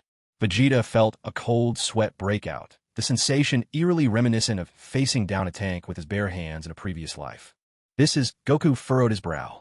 Their opponent's power had soared. This was going to be one tough fight. We're done for. A nightmare. This is a nightmare. Krillin and Gohan were already shivering uncontrollably. Such enormous strength is hard even for me to contain.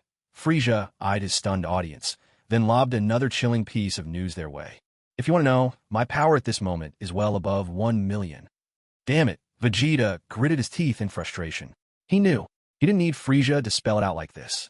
Suddenly, with a thunderous motion, Frieza raised his hand high, unleashing a blast of energy so powerful that everyone was thrown back by its force. Cries rang out.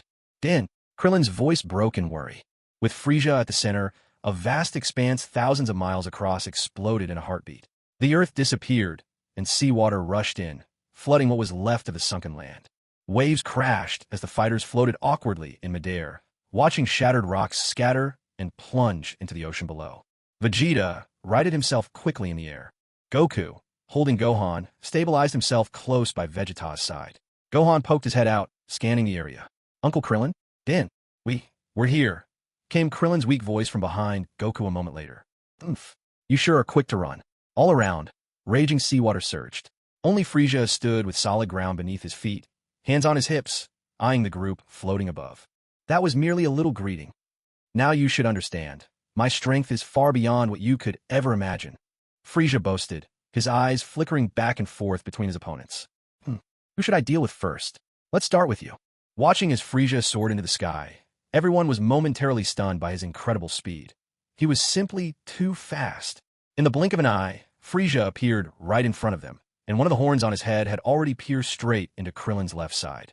A startled cry escaped Dend as he was released and tumbled to the ground. Goku looked over, his face contorted with fury. Damn it, he's just too fast. Uncle Krillin. Krillin's body trembled as Frieza's horn continued to impale him, the agony forcing cries from his lips. My apologies, Frieza offered, sounding utterly insincere. It seems even I can't control such overwhelming power. His feigned remorse made the cruelty only more glaring. With a flick of his head, Frieza tossed Krillin's body aside. Krillin fell through the air and plunged straight into the ocean. There was a heavy splash, the sound of a body hitting the water. Goku instantly sped off toward where Krillin had fallen. Suddenly, Frieza appeared before Goku in a blur, forcing him to halt abruptly. You want to save your friend? I'm afraid you're far too late, Frieza taunted, eyeing Goku with malicious amusement. You'd better worry about yourself first. Without hesitation, Goku drove his heel straight for Frieza's cheek. Frieza touched his face and flipped backward through the air, putting distance between them. Then, with a sinister grin, he let out a low, mocking laugh. Frieza extended a single finger, pointing it directly at Goku. Look out, Kakarot! Dot! Vegeta shouted in panic as he realized what was coming. Frieza smiled coldly, gathering energy at his fingertip. A searing red beam shot forth with blinding speed, his eyes full of scorn as he sneered. Arrogant fool. Multiple beams hurtled toward Goku, who quickly crossed his arms and parried every blast away with forceful swipes. Frieza stared, momentarily shocked. How did you manage to deflect them with just your hands? Vegeta, too, was secretly astonished. He hadn't expected Kakarot to be this formidable. What was his power level now? Could it be even higher than his own? That idiot. He's improved so fast, even with so little combat experience. Goku barked, throwing a punch straight at Frieza. Frieza caught the blow with his elbow, but Goku instantly aimed a kick at his side, which Frieza dodged by tilting his head away. P.S. While you're busy scolding me in the comments, just picture this scene. I'm a woman, only 152 centimeters tall, weighing a mere 44 kilograms, hunched over my laptop on the sofa, typing away furiously. Yet you can actually bear to berate me. If you really must, could you at least be a bit gentle about it? A little more tactful, please. The sound of quick movement echoed again. Once again, Sun Wukong launched a punch, but Frieza deftly dodged it. Watching as Frieza raise his long leg to kick at him, Sun Wukong hastily retreated, putting more distance between them. Frieza unleashed a beam of energy from his eyes, aiming it straight at the retreating Sun Wukong. With a swift motion, Sun Wukong darted away, vanishing from Frieza's line of sight. In the blink of an eye, he reappeared above and behind Frieza, bringing a hand chop down in a lightning-fast strike. Catching the movement out of the corner of his eye, Frieza's body flickered and disappeared just as Sun Wukong steadied himself. At that moment, Sun Wukong saw Frieza burst from the ocean, soaring into the air and launching a ki blast straight at him. Sun Wukong quickly raised both hands to catch the powerful wave of energy.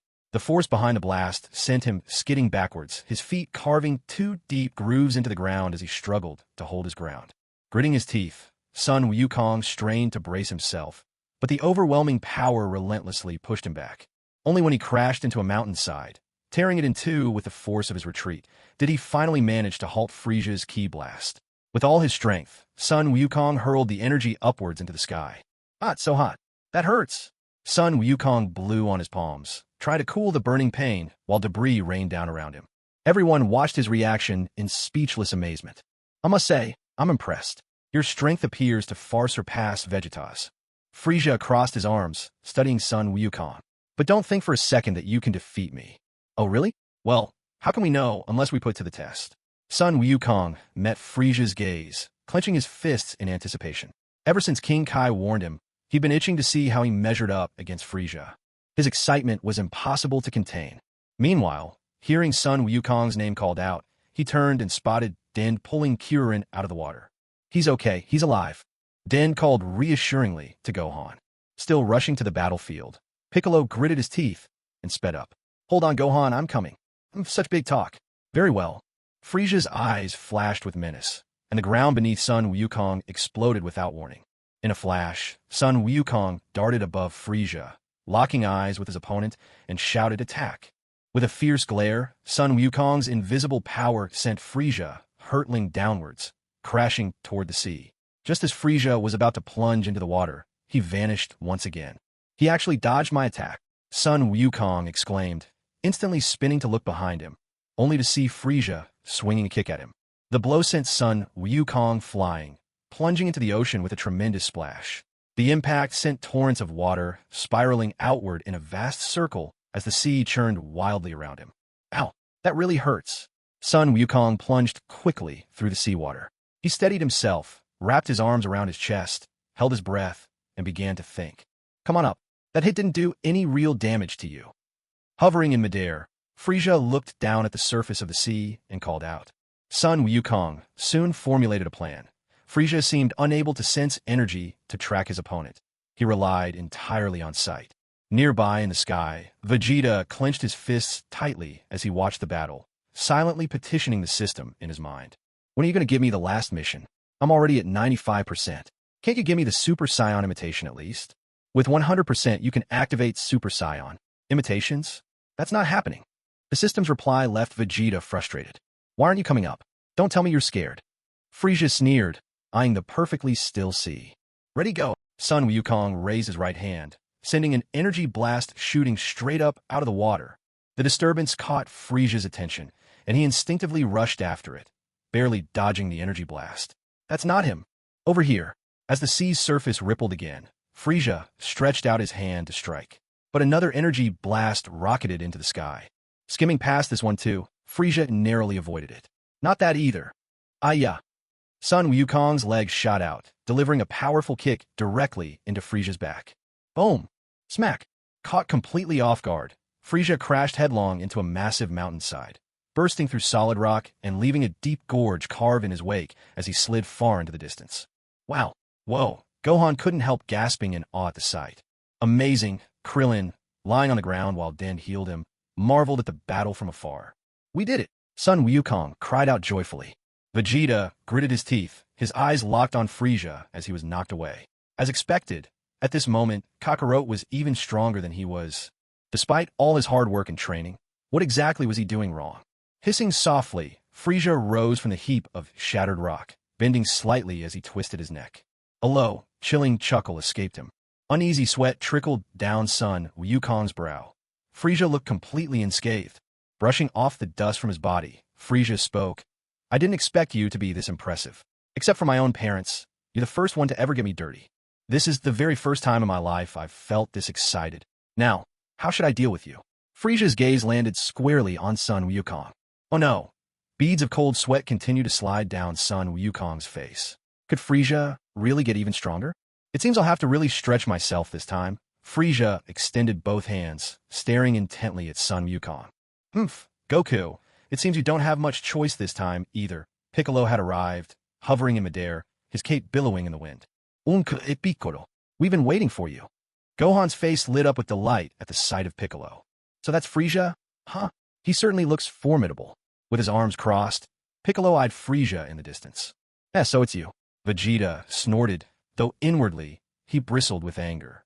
Damn that Piccolo, he's gotten so much stronger. Piccolo's gaze lingered on Frieza, but his words were directed at Vegeta. Once I'm done with Frieza, I'll deal with you, and settle our scores here on Earth. Goku, let me handle this. Piccolo called out to Goku's back. Piccolo, are you sure you can do it? Krillin asked nervously, eyes darting toward Piccolo. You're back, Piccolo. Goku turned and waved excitedly at him. Frieza's eyes settled on Piccolo.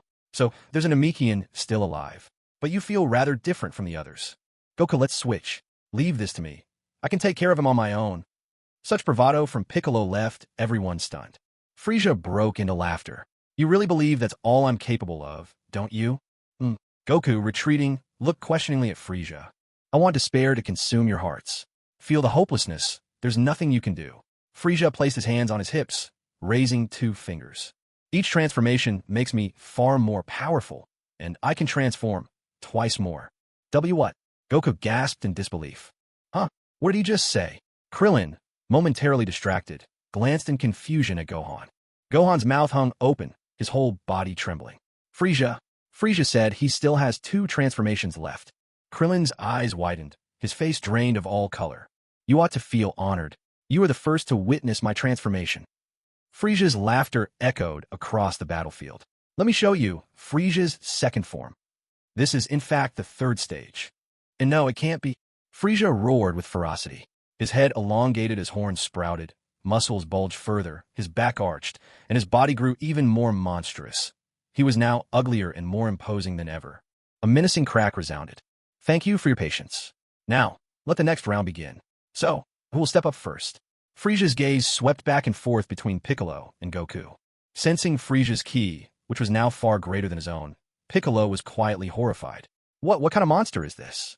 Gohan and Krillin stood trembling, overwhelmed with fear. Vegeta nearly ground his molars to dust in frustration.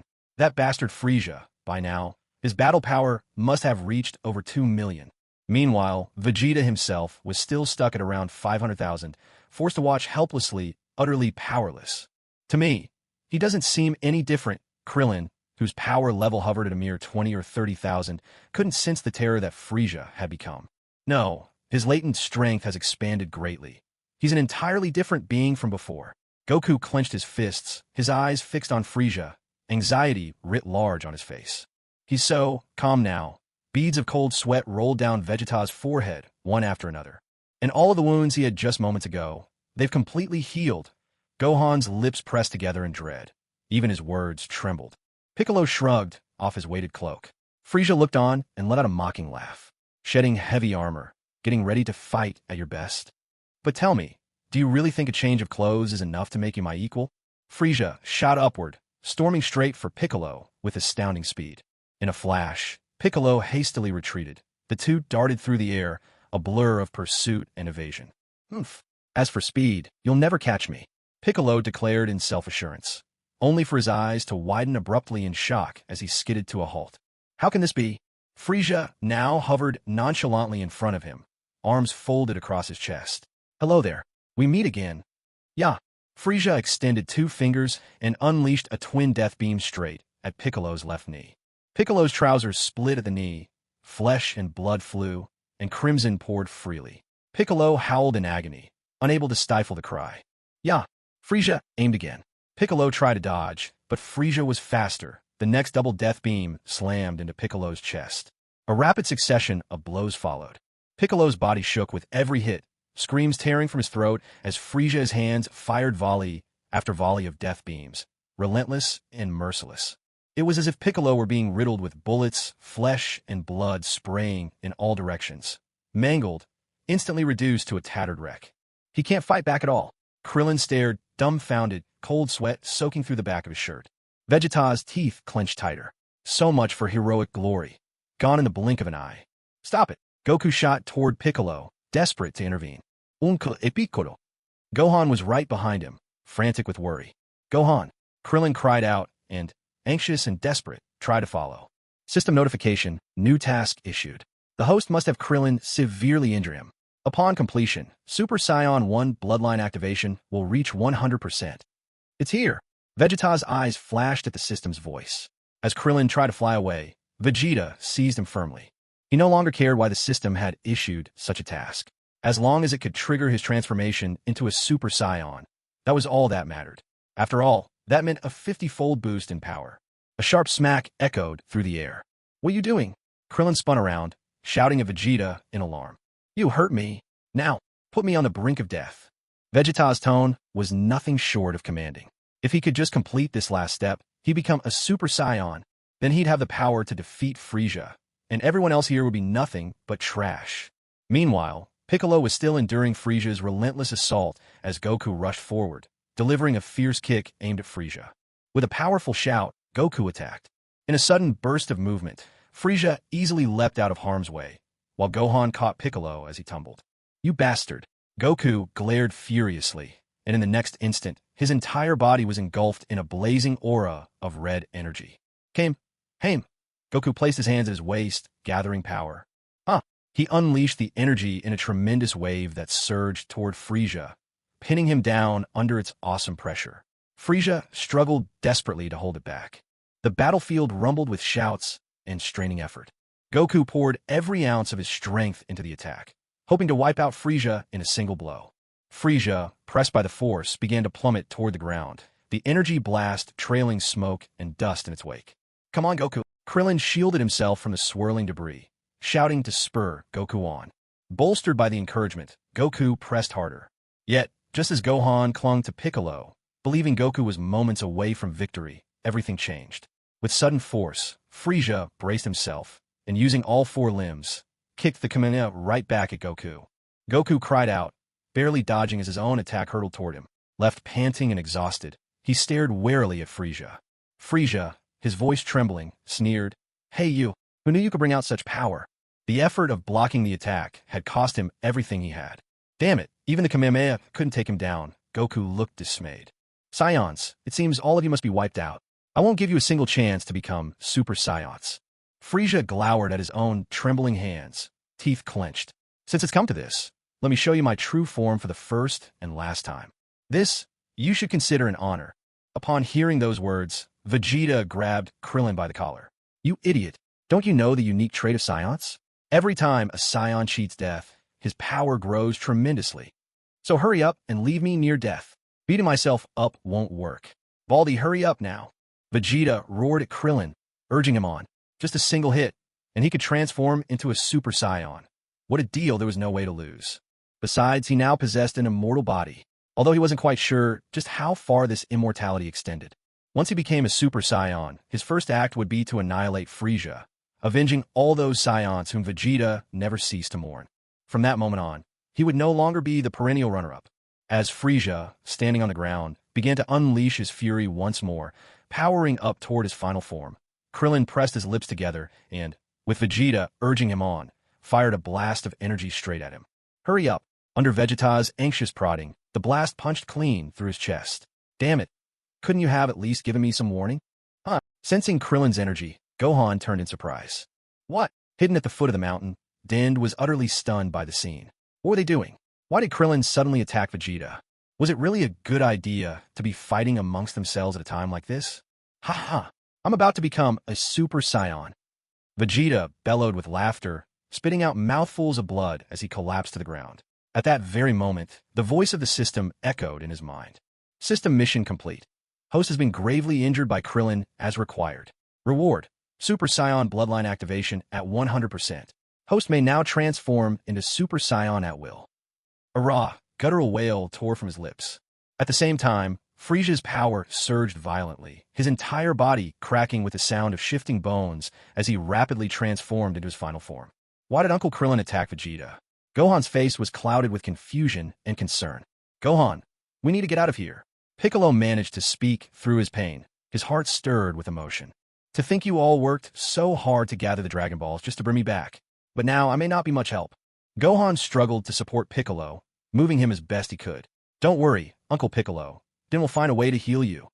Ow. Watching as Vegeta, clutching the gaping wound his chest, staggered toward him, Din turned deathly pale. Hurry, heal me. Vegeta's vision swam with darkness as he called out urgently. He'd been thinking that, if his Super Saiyan strength wasn't enough, maybe the bald kid could hit him a few more times for good measure. But damn, it hurts so much. Oh. Din hurried to Vegeta's side as he collapsed to the ground. I really don't get what Vegeta's up to, Krillin said, shaking his head. He suddenly asked me to injure him, something about Saiyans coming back stronger after near death. Din, seeing Din treating Vegeta's injuries, Gohan called out urgently, please heal Uncle Piccolo too. Suddenly, from Frieza's location, a surge of powerful energy erupted, brilliant and dazzling, as intense as the summer sun. Damn it, what's happened to Dad? Gohan gritted his teeth, clenching his fists in anger. Krillin's face was full of terror. A monster. That's what he is, a monster. His power is terrifying. Bastard. Goku glared at the now even stronger Frieza and popped a Senza bean into his mouth. He glanced down. There were only two left. Frieza extended his fingers. A death beam flashed by in an instant. He had just seen it. The one saving Vegeta and Piccolo was that tiny Namekian. Piccolo, Gohan, and Krillin, who had just gotten back on their feet, turned around in unison. Din was lying on the ground, his entire body smoking, his life force completely extinguished. Din, damn it, all I saw was a flash of light. I couldn't even see him strike. Piccolo shouted, Inanja. Now, your hope of healing your injuries is gone. That bastard. He killed Den. Gohan's fists tightened with fury. He must have realized Den could heal us, so he... Piccolo's voice trembled with rage, his teeth clenched. Frieza scoffed dismissively, turning his gaze to Goku as he rushed to help. I've grown weary of battles like this. It's about time this was settled. Still, I'll give you a chance. Will you serve under me? It would be a shame to destroy you. You could surpass even Vegeta, maybe even Captain Ginyu. Dream on. There's no way I'd ever accept that. Goku, having failed to save Den, glared fiercely at Frieza, his refusal unwavering. Saiyans really are stubborn by nature. In that case, you're doomed, Frieza replied coldly, his eyes fixed on Goku. You'll find I'm not that easy to kill. Goku shot back, refusing to back down. Frieza folded his arms and gave a cold, mocking laugh. Oomph. Even with half my power, I could turn you to cosmic dust. Watching the two stand off for so long, speaking but not fighting, Krillin was completely bewildered. What's going on? Why aren't they doing anything? Gohan and the wounded Piccolo lay speechless. They're waiting for the right moment. Gohan turned his gaze toward Goku. Piccolo, his voice weak, murmured, damn it, even as bystanders, this overwhelming aura has us completely intimidated. Dad is going to win. Gohan clenched his fists, as if reassuring himself. It's hard to say. We simply can't imagine what they're capable of. Piccolo directly shattered Gohan's hopes. The two exchanged glances. Goku was visibly taken aback. Frieza stood there, unruffled and invincible, and just that fleeting thought was enough to distract Goku. In a flash, Frieza closed the distance, appearing right in front of Goku. With a swift elbow, he struck upward at Goku's chin. Goku staggered back, but quickly managed to steady himself.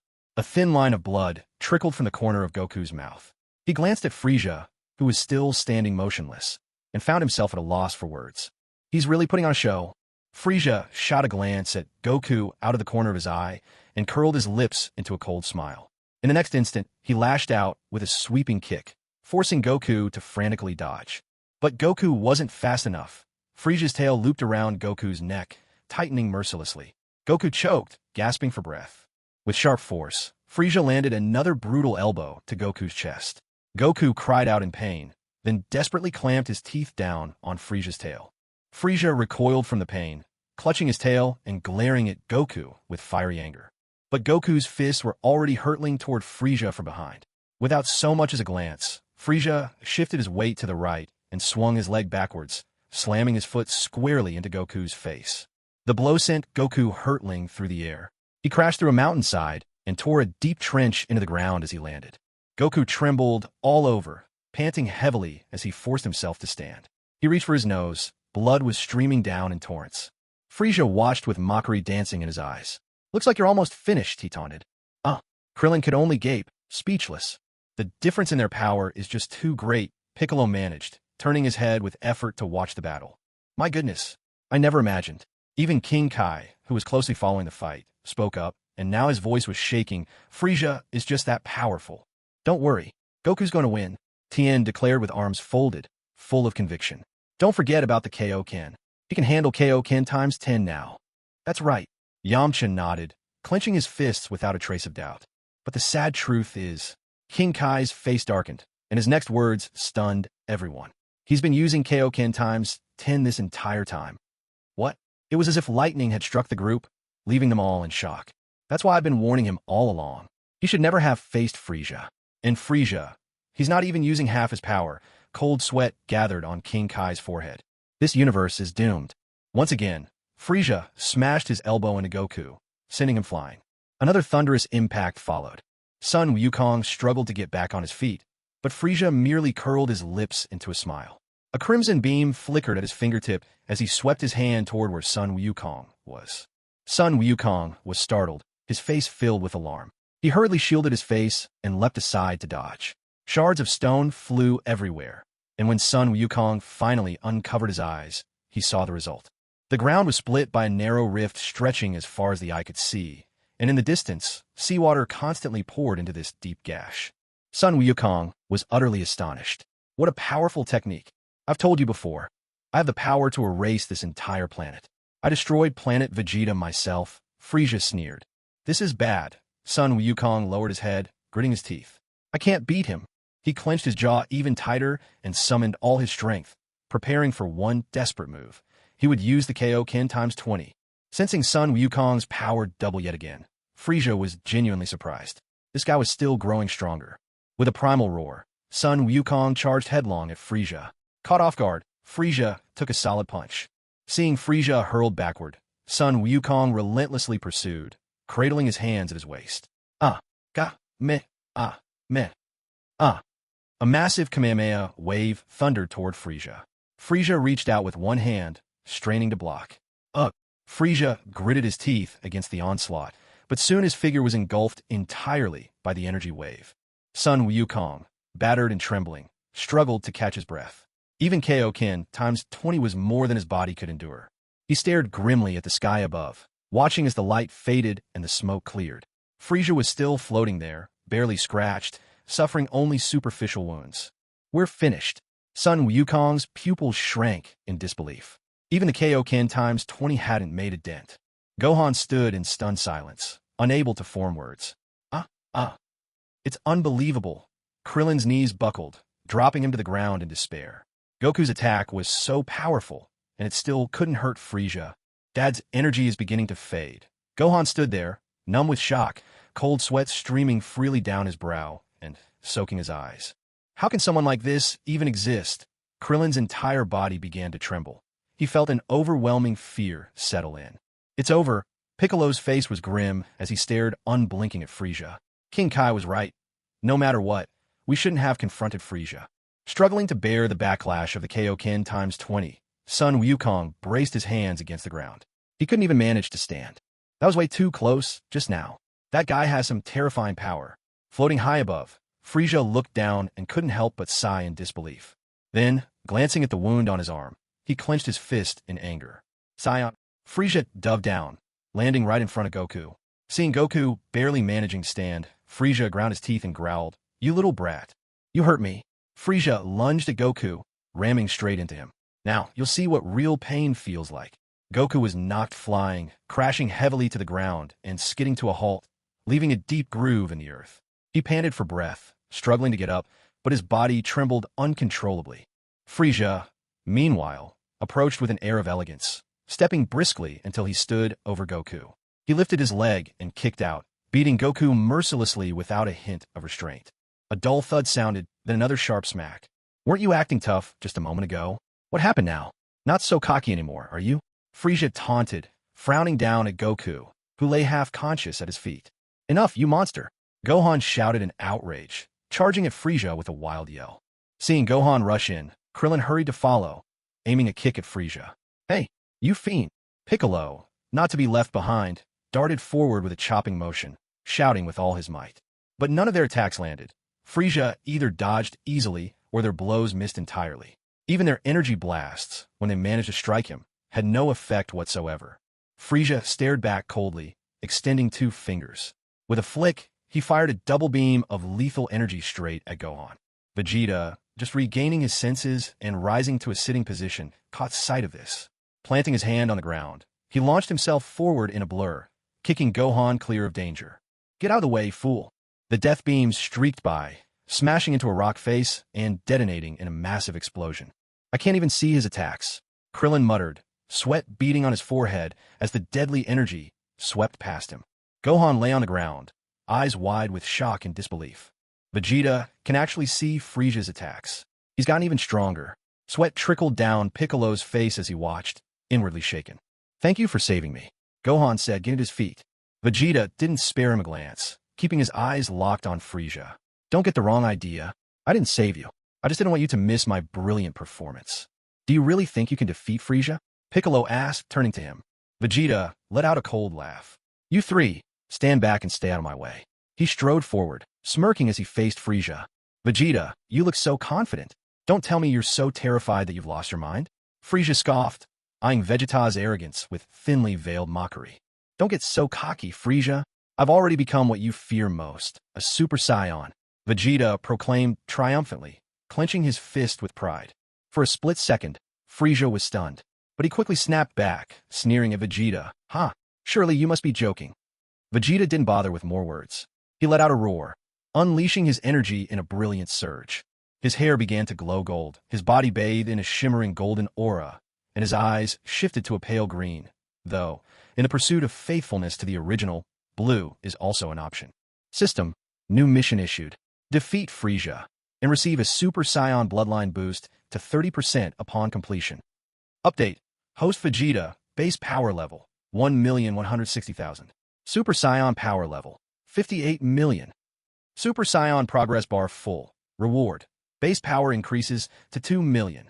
New base power, 3,160,000, with total Super Saiyan form power at 158 million. Super Saiyan 2 progress bar, now available, currently at 0%.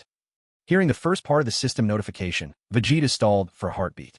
When Krillin hit him, his power merely doubled.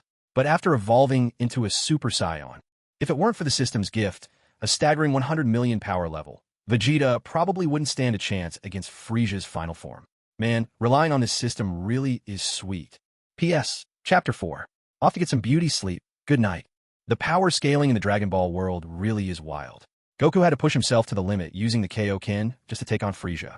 Now Vegeta found his own way forward. He took back what he said before, something about reaching 100 million power level in just a month. With the system's help, it literally happened in an instant. Yes, taking shortcuts can leave you feeling guilty, but the rewards are just too tempting. From now on, maybe these system missions aren't so bad after all. All these thoughts flashed through his mind in a split second. Excitement surged through Vegeta as he tightened his fists and turned to face Frieza. Frieza stared at the transformed Vegeta in disbelief. What's happening? Since when have Saiyans been able to transform like this? I thought Saiyans could only transform into great apes. How did you? I told you already. I am now a Super Saiyan. Vegeta folded his arms across his chest, his gaze dripping with scorn. Now tremble, Frieza.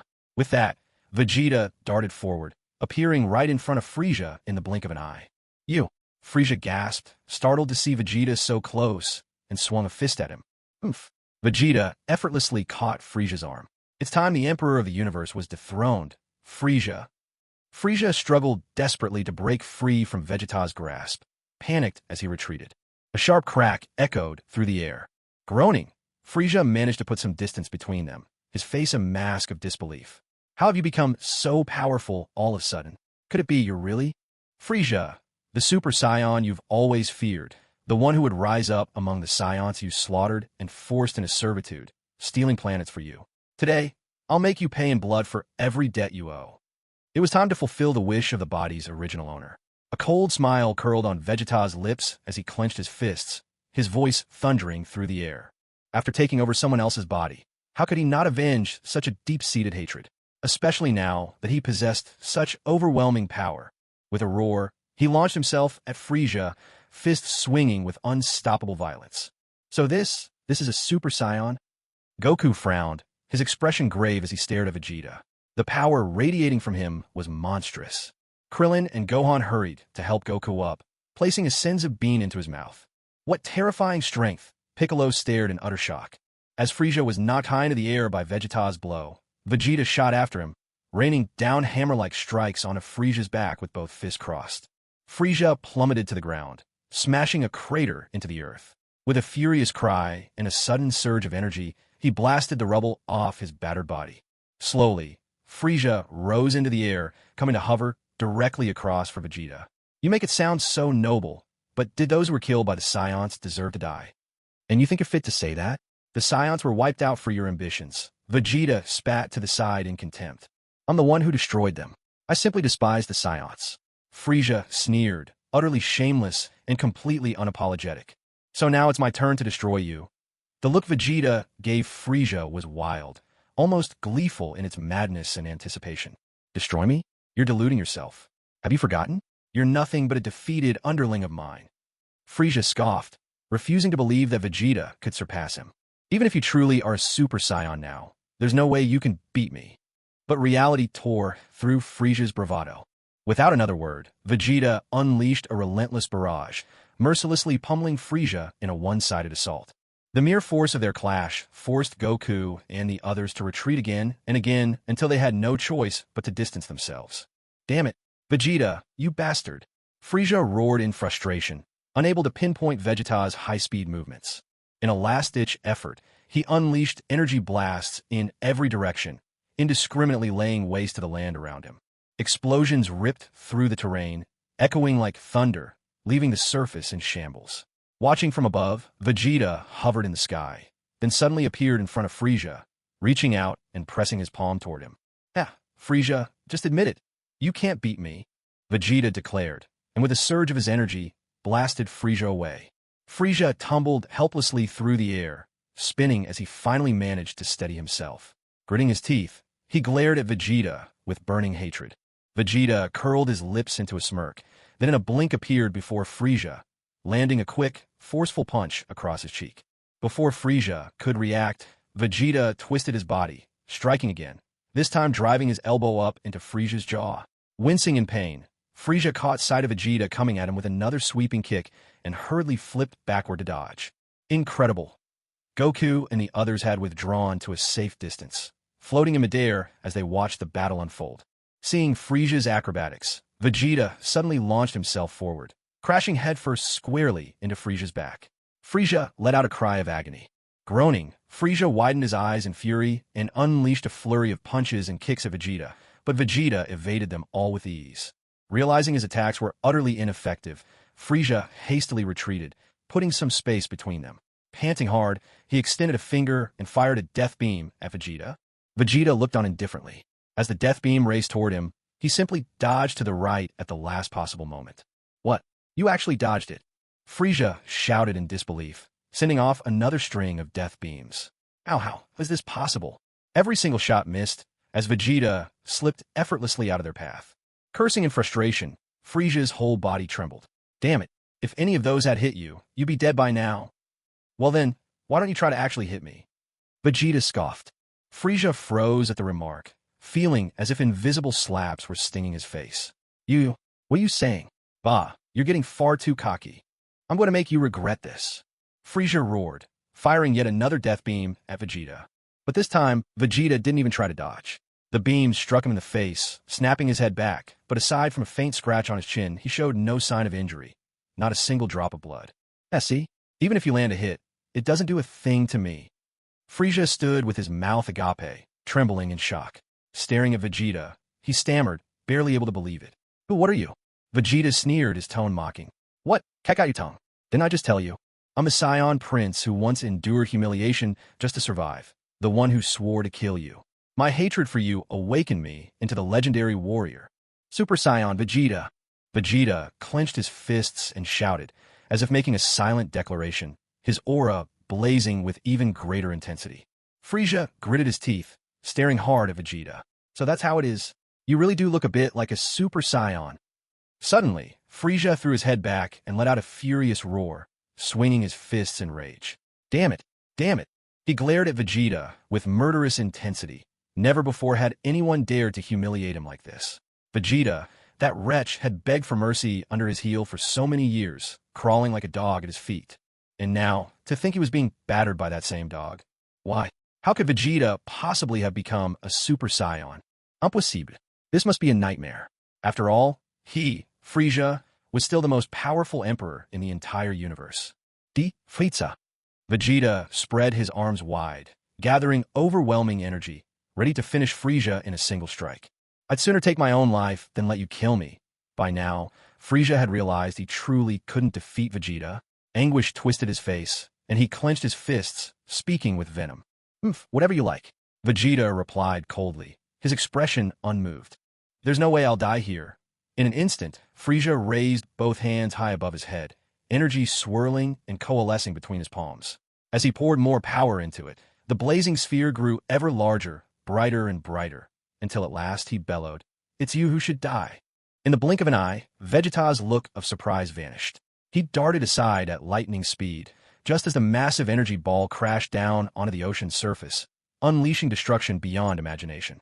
From space, even from beyond the planet's atmosphere, the explosion shone like a sun, an overwhelming radiance that swallowed everyone's silhouettes and washed away all color. As the blinding light slowly faded, a tremendous crater appeared in the boundless sea, a gaping wound flickering with countless crackling bolts of lightning. Seawater rushed in, pouring furiously into the void, leaving it dry in moments. You actually dodged that. Frieza's words held a note of regret, but his tone swiftly changed, and a twisted pride crept back in. But this planet won't last much longer anyway. And what's it got to do with me? I have no homeland left. Vegeta shrugged indifferently. His home had long ago been destroyed at Frieza's hand. No, you're mistaken. This planet's going to explode any minute, but I can survive in space. What about you, Super Saiyan Vegeta? Frieza let out a gloating, malicious laugh. Vegeta spat disdainfully. Still the same, Frieza, always eager to wipe out a planet at the drop of a hat. As long as I kill you before this world goes up in flames, that's all I need. Vegeta raised his hand, a wicked smile curling his lips. I'm the only one who will survive. Frieza shouted loudly, his voice echoing with arrogance. Let me show you my true power. You are destined to fail, just as you always have. I'm a Super Saiyan now. Vegeta snorted impatiently, urging him on. Come on, give it everything you've got. Unless he defeated Frieza at his full power, it would all feel pointless. Vegeta wanted to silence him utterly. The sky grew heavy and dark, violent winds howled across the ground, and earthquakes rattled the earth, an apocalyptic scene unfolding before their eyes. Gohan, you and Krillin head back first. I'm worried Bulma might be in danger if she's left alone. Goku turned to Gohan and instructed him. But, Dad, what about you? Gohan asked anxiously. I'll stay for now. If Vegeta beats Frieza, we'll head back too. Piccolo, Gohan glanced at Piccolo. Go on. Piccolo called out without looking back, his eyes fixed intently on Vegeta. I'll destroy you. HAA. Frieza clenched his fists, his whole body swelling with rippling muscle, veins bulging at his temples, his aura growing fiercer by the second. So, finally showing your full strength? Vegeta murmured quietly, watching him. Why doesn't Vegeta attack him while he's charging up? Krillin wondered as he and Gohan flew towards the ship, glancing back over their shoulders. Maybe you want to see just how strong Frieza is at full power, Gohan answered, also turning to look back. You Saiyans really love showing off, Krillin muttered, clearly unimpressed. Frieza's power kept rising. 85%, 90%. The mighty Frieza at full strength, is it? I can't say I'm not curious, Vegeta said, arms folded across his chest, completely composed. Because he knew Frieza's full power was officially stated to be 120 million, while he himself was somewhere around 150 million. Frieza simply wasn't in his league. Today, Vegeta was determined to give Frieza a lesson he would never forget. Frieza's body shook with excitement, He clenched his fists and looked at Vegeta, voice trembling with anticipation. Sorry to keep you waiting. Now, this is the real power you wanted to see. I can't say I was all that eager, Vegeta replied, lowering his arms, his scorn unmistakable. Near the end of Vegeta's taunt, Frieza lunged forward, launching a rapid barrage, a punch to Vegeta's gut, then grabbing his head and driving a brutal knee into him. The attacks flowed in swift, uninterrupted succession. A thunderous impact. A sharp crack. Frieza wasn't finished yet. After letting go, he swung his fists, pummeling Vegeta over and over, while Vegeta cried out in pain. What does it feel now? This is nothing but a warm-up. Frieza exhaled, curling his lips into a satisfied smirk as he looked at the hunched-over Vegeta. It's just SOSO. Far less exciting than I'd expected. Vegeta lifted his head and wiped the blood from the corner of his mouth. Before I kill you, I have to admit, you are quite strong. There was genuine praise in Frieza's tone. If it weren't for me, you might actually be the one sitting on the throne as the universe's #1. Is that so? You really think highly of yourself. With or without you, the title of #1 in the universe belongs to me, Vegeta. Vegeta wasn't concerned in the slightest about provoking Frieza.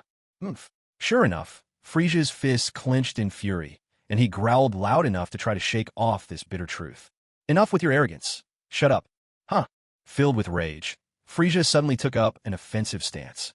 Vegeta braced himself to counter, but Frieza leapt overhead in a flash, blasting a shockwave toward him. With pure instinct, Vegeta raised his arms to shield his face against the oncoming force. But in that instant, Frieza darted behind him, aiming a savage punch at Vegeta's back. In a swift move, Vegeta twisted aside, grabbing Frieza's striking arm and, spinning around, hurled him high into the air. Hovering above, Frieza glared down at Vegeta, his hatred unmistakable, his teeth clenched in fury. Bellowing with rage, Frieza powered up once more. He raised a massive energy sphere above his head and hurled it at Vegeta, while Vegeta answered by launching a violet energy blast of his own. The two attacks met in a fierce clash. Frieza! Vegeta roared. Both put every ounce of power into overwhelming the other's attack.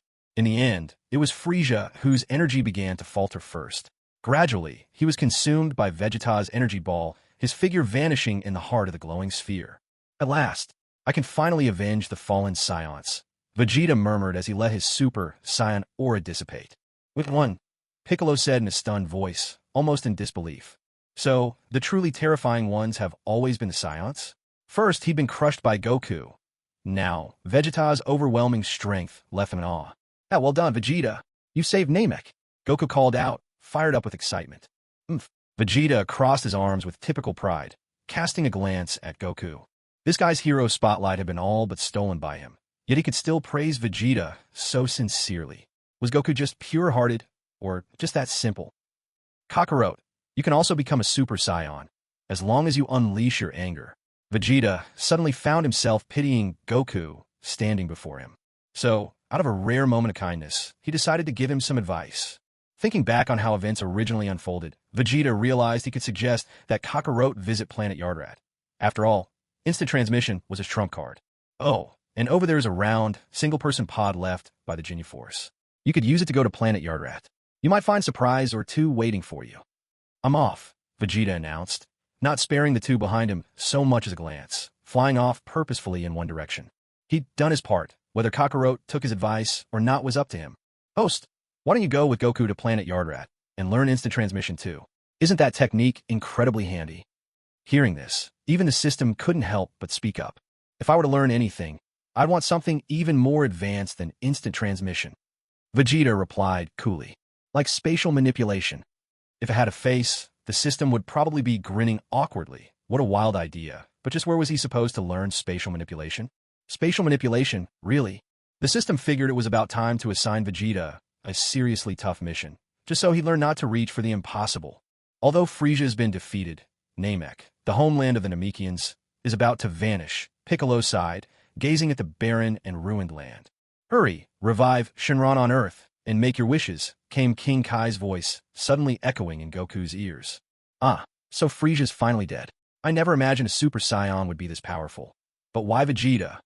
King Kai wasn't sure if this outcome was a blessing or a curse, and he wondered, too, whether what Vegeta had said to Goku was really true. Could Goku really become a Super Saiyan? If not, what if one day Vegeta went bad again, with thoughts of destroying Earth? Let's hurry back to the ship. The planet could explode any minute now. Piccolo turned to Goku, urging him on. The two of them quickly departed. After everyone had left, a lone figure surfaced from the ocean, forcing his battered body to hover above the water. It was Frieza. He was missing an arm, most of his tail had been blasted away, and there was a gaping wound in his chest, blood still pouring out. As Vegeta flew, the familiar voice of the system sounded in his mind. System mission. Host has defeated Frieza. Reward. Super Saiyan bloodline activated to 30%. Update. Host Vegeta. Base combat power. 3,600,000. Maximum combat power. 1.9 billion. Super Saiyan 2 has reached 30% activation. Vegeta laughed heartily as he boarded his spaceship, ready to begin his journey through the universe on his path to greater strength. If he ever grew bored, he could always return to Earth and give Kakarot a hard time. Perfect. As the spaceship broke through the atmosphere, Vegeta spotted another ship, the one Bulma and her group had come in. Trailing behind it was another vessel with a strange design, most likely belonging to the Namekians he had saved. Then there was a round, single-passenger ship, not something he'd expected. Surprising that Kakarot actually took his suggestion for once. As each spaceship set course for its destination, the distance grew, and then, suddenly, planet Namek exploded, dissolving into cosmic dust among the stars. Later, thanks to Shinran's powers, every Namekian slain by Frieza's forces was resurrected. For the time being, they stayed with Bulma on Earth. Bulma and the others also made it home safely. That was when everyone learned that, prompted by Vegeta's advice, Goku had decided to journey alone to Yardrat. They were worried, of course, but could do nothing to change his mind. Soon after, with the wish granted by Porunga, Tin, Chiaotzu, and Yamcha were gradually brought back to life as well. Months passed. The revived Namekians, with the help of Porunga, eventually found a suitable planet and resettled as a group. Meanwhile, Vegeta piloted his own spaceship straight to the nearest Frieza-controlled planet. He filled his ship with supplies, then slipped away as soon as he could. Switching on the autopilot, he headed straight for the gravity chamber to resume his training. The chamber's maximum setting of 500 times Earth gravity wouldn't be enough for him in the future. He'd have to stop by Frieza's planet 46 and have Milenato upgrade again. Not that he had to worry about Frieza anymore. After all, he'd killed him himself. System alert. Frieza is not dead. While enduring training under 200 times gravity, Super Saiyan Vegeta stiffened in shock. This story really took some wild turns. Still, Frieza's luck was nothing to scoff at. New mission from the system. Host must travel to Gloma in the C-32-star sector and defeat King Gray, ruler of the planet. Completion reward. Super Saiyan bloodline activation increased to 40%. Vegeta had just finished showering and was drying his dripping hair when he heard the system issue its latest mission. What is this? This has nothing to do with the original Dragon Ball storyline. Why am I being sent on errands like this? King Gray is a cruel tyrant. Host, you must defeat him to save his daughter and free her from torment. Pulling on his clothes, Vegeta scoffed. You make it sound like I'm some hero. I'm not cut out for this saving people business. He had already decided to play the villain's part. This mission is nothing more than a matter of convenience. It just happens to be on the way. Consider it a bonus. Hearing this, Vegeta sensed that things couldn't possibly be so simple. You're not thinking of sending women my way, are you? Women would only distract me from getting stronger. The system fell silent. Vegeta wasn't sure if he had guessed correctly, but one thing was certain. He would never accept other women. Fine, I'll take on the mission, but don't even think about anything else. Vegeta finished his meal and returned to the pilot's seat. Destination, Groma, Sector C-32. A week passed swiftly, and Vegeta's spaceship finally landed on planet Groma. As the hatch opened, a thought struck Vegeta. He called out to the system. System, what's the power level of the king of planet Gray? Pretty evenly matched with yours. A life or death battle like this should be right up your alley. A smirk tugged at Vegeta's lips. Looks like the system had learned to read his moods, but he hadn't forgotten how it had tricked him when he first arrived. Who goes there? The place where Vegeta landed wasn't all that remote. Soon, patrolmen riding levitating vehicles appeared on the horizon of the wildland. What a nuisance! Vegeta pointed at the hovering car and fired a ki blast. The vehicle exploded, sending its occupants hurtling to the ground in the force of the blast. Whether they survived or not was anyone's guess. There he is. That's an impressive energy signature. Vegeta's body slowly rose up into the sky, darting eastward at high speed. It's inside that castle. Vegeta soon reached his destination, hovering above the bustling heart of the city below. From the imposing castle, a tall man of about 2.3 meters soon emerged, his skin a deep blue, sharp ears, and a thick mane of hair that flowed seamlessly into a long beard. His whole body was all muscle, clad only in a pair of briefs and a flowing cape. There was something savagely wild about him. "Who are you? What business do you have in my domain?" the King of Gray demanded warily. Vegeta crossed his arms, casually sizing up the man before him. "You're the King of Planet Gray?" "I am, indeed, the King of this planet," the man replied with pride. "You're an outsider, aren't you? What do you want?" "Nothing much, just here to kill you." With a smile, Vegeta uncrossed his arms and asked with mock kindness, "So, you want to choose your own grave? Or should I pick for you?" Gray's face turned stormy with rage. "Insolent brat. You dare utter such nonsense in front of me. So you're not going to choose, huh?" Vegeta showed no sign of anger, but instantly powered up. A surge of energy erupted. Vegeta sensed his opponent's overwhelming strength and transformed straight into Super Saiyan, the blazing yellow aura of his immense power igniting around him. Everyone in the city who possessed any measure of battle power glanced up at the sky. Those who were weaker could barely stand, their knees trembling. What an astonishing force. It's the king himself. Who's that other guy covered in flames? Clusters of powerful fighters below gathered in small groups, exchanging whispers as they pointed and gestured. Sensing the change in Vegeta's energy, Gray was compelled to get serious. He lunged at Vegeta with a probing punch. Vegeta tilted his head aside, dodging the blow. His arm bent sharply, landing an elbow strike. Gray was knocked backward through the air, but quickly managed to steady himself, charging at Vegeta again with more force. Gray lifted his leg and kicked upwards, striking Vegeta's chin.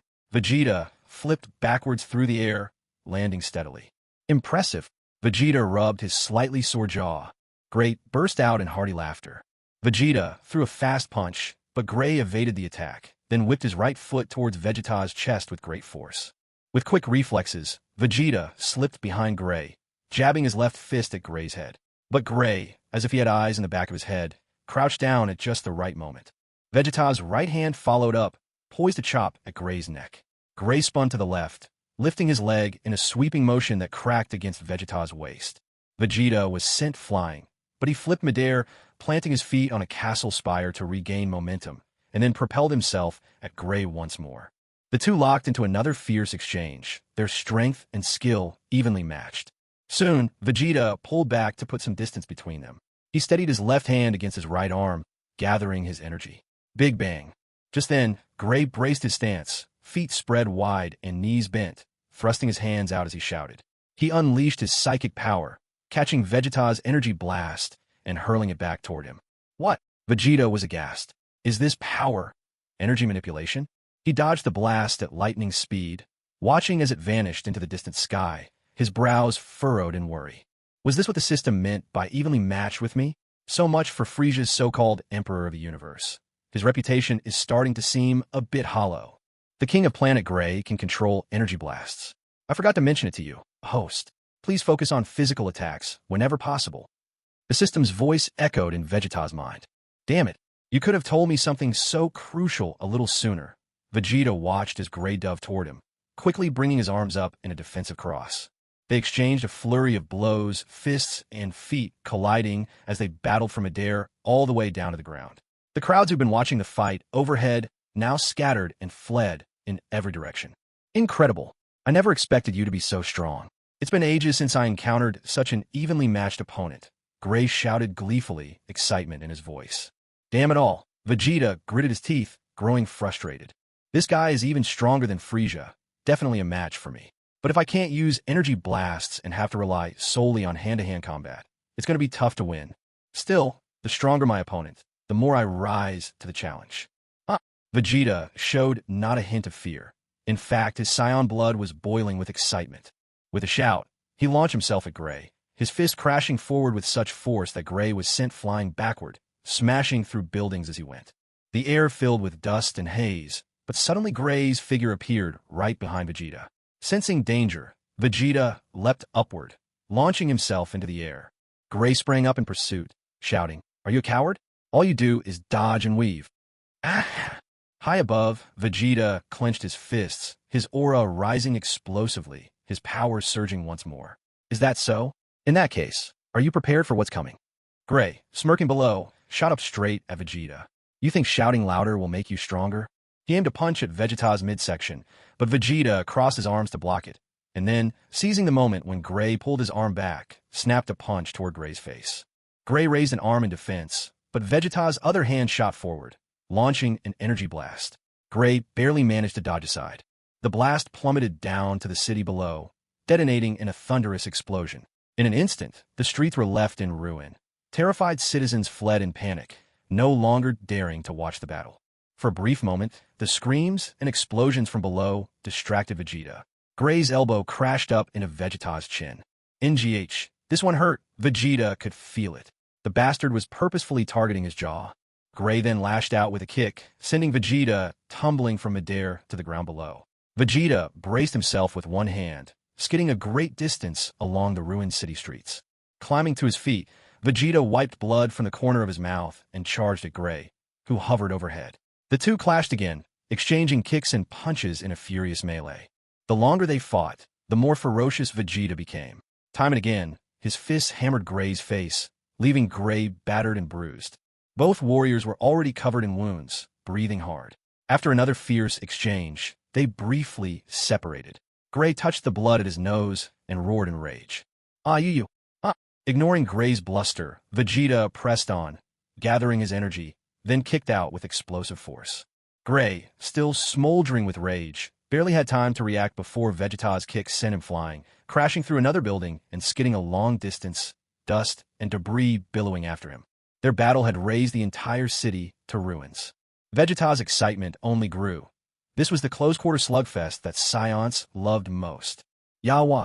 Vegeta let out a thunderous battle cry, unleashing all the wild exhilaration welling up inside him, his overwhelming power making the whole planet tremble.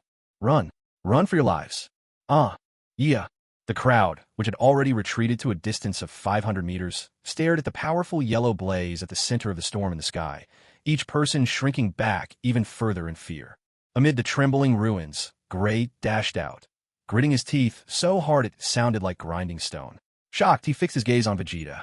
This strange fellow, his power kept growing stronger as the battle wore on. Damn it, how could such a person even exist? He, King Gray of Graystar, had lived for thousands of years.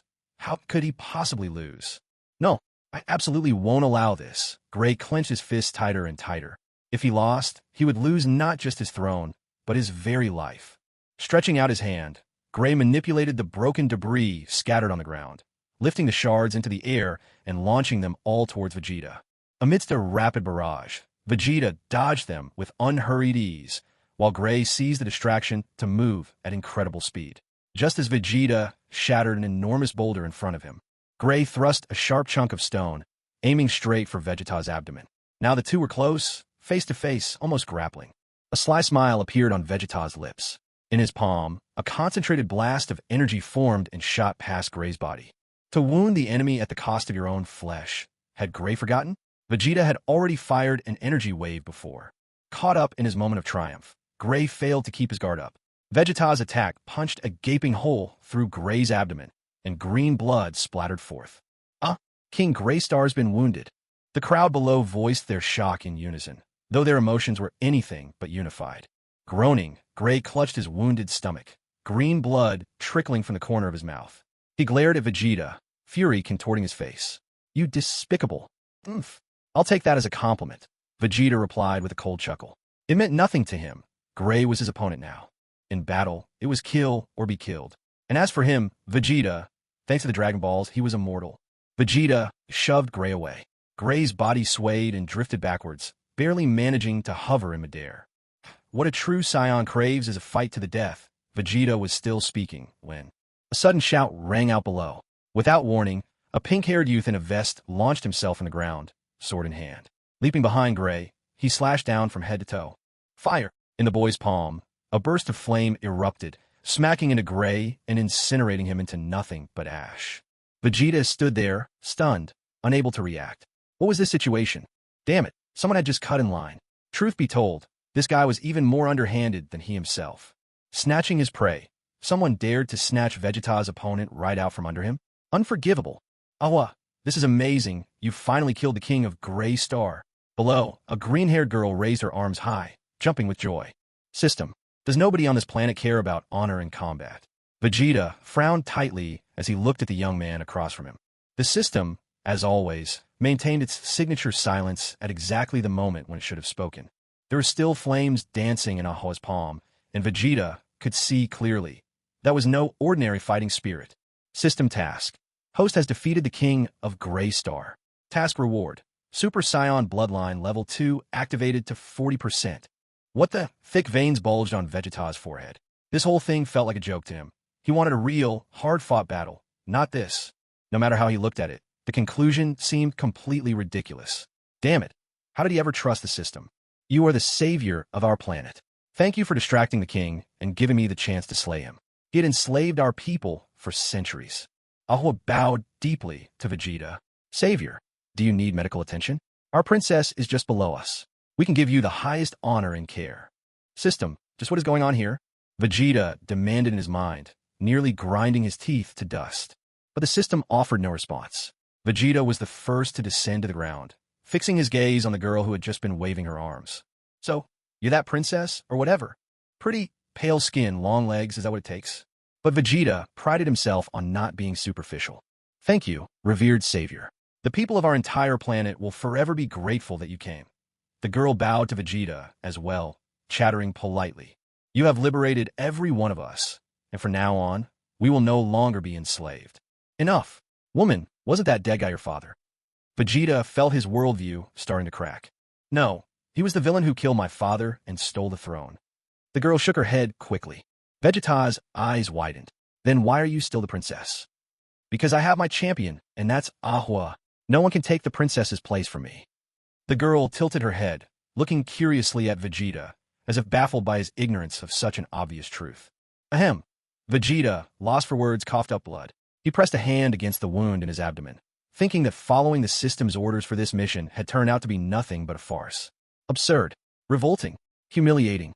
Savior, please, let's take you to our palace for treatment.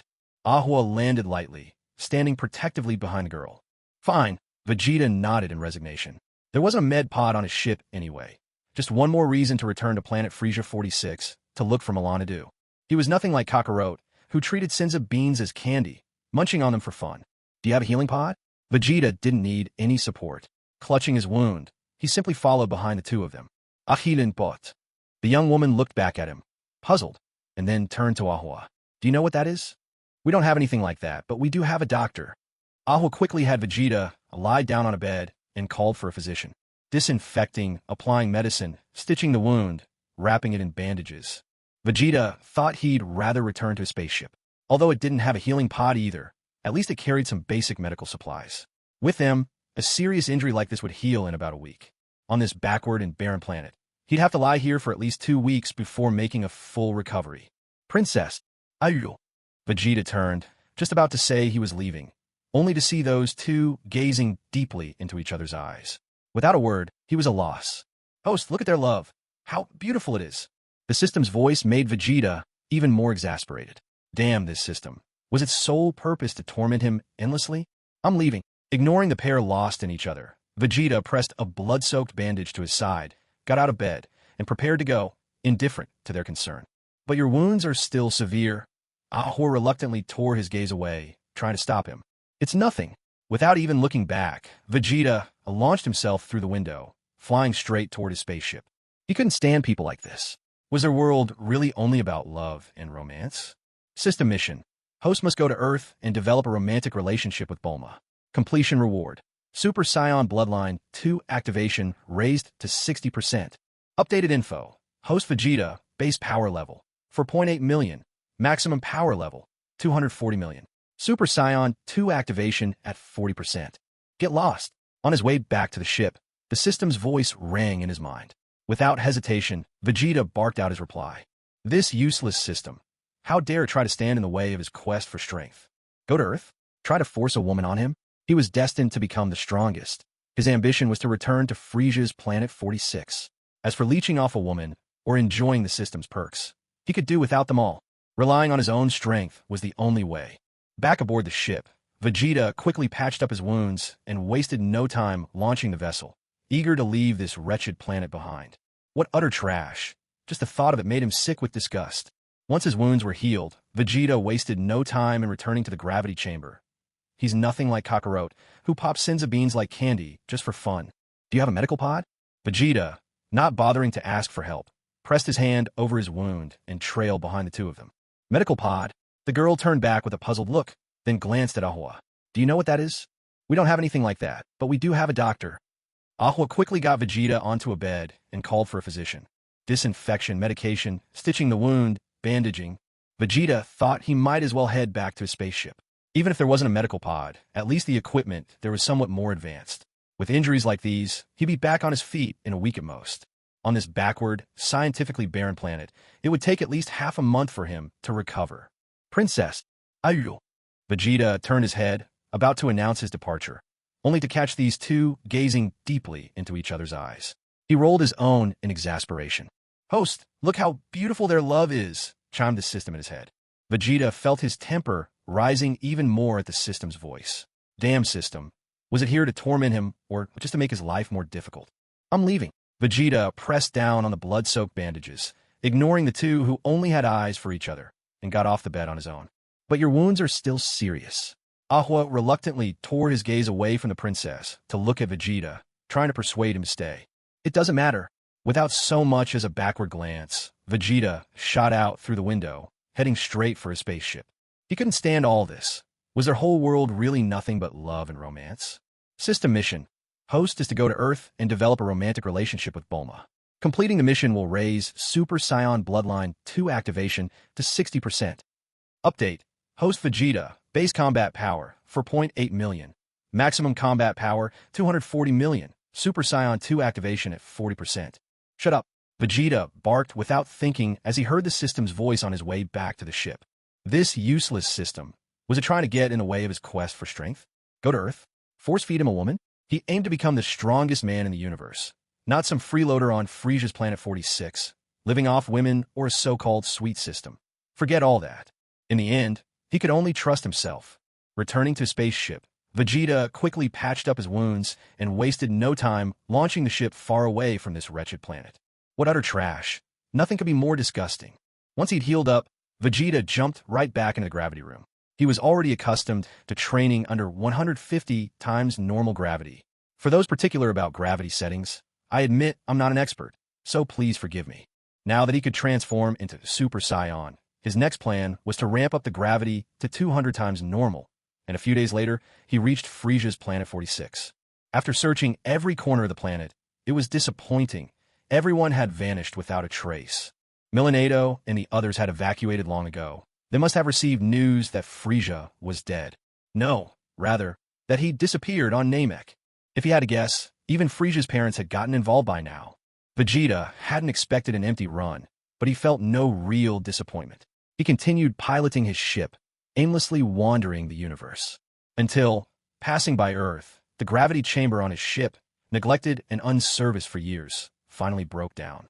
It's as if heaven itself has decided your fate lies on Earth. Bulma is destined to be your true love. The system's voice was icy and mechanical. But no matter how it was said, to Vegeta, it sounded like this damned system was mocking him. With no other choice, Vegeta had to land his ship on Earth. Unbeknownst to him, nearly 10 months had passed since the incident with Frieza. As soon as his ship touched down in a desolate field, his familiar presence was quickly sensed by several old acquaintances on Earth. Krillin, Piccolo, Gohan, Yamcha, Ten, and Chiaotzu all stood before him. What are you doing here? Krillin, who knew him a bit better, was the first to speak up. Don't tell me you're still planning to destroy Earth. I'm not that bored. I'm just here to find that Earth woman. Vegeta replied, crossing his arms. Earth woman, Gohan echoed, utterly puzzled. Krillin, instantly on guard, tightened his fist and cautiously asked, You mean Boo, Bulma? What do you want with her?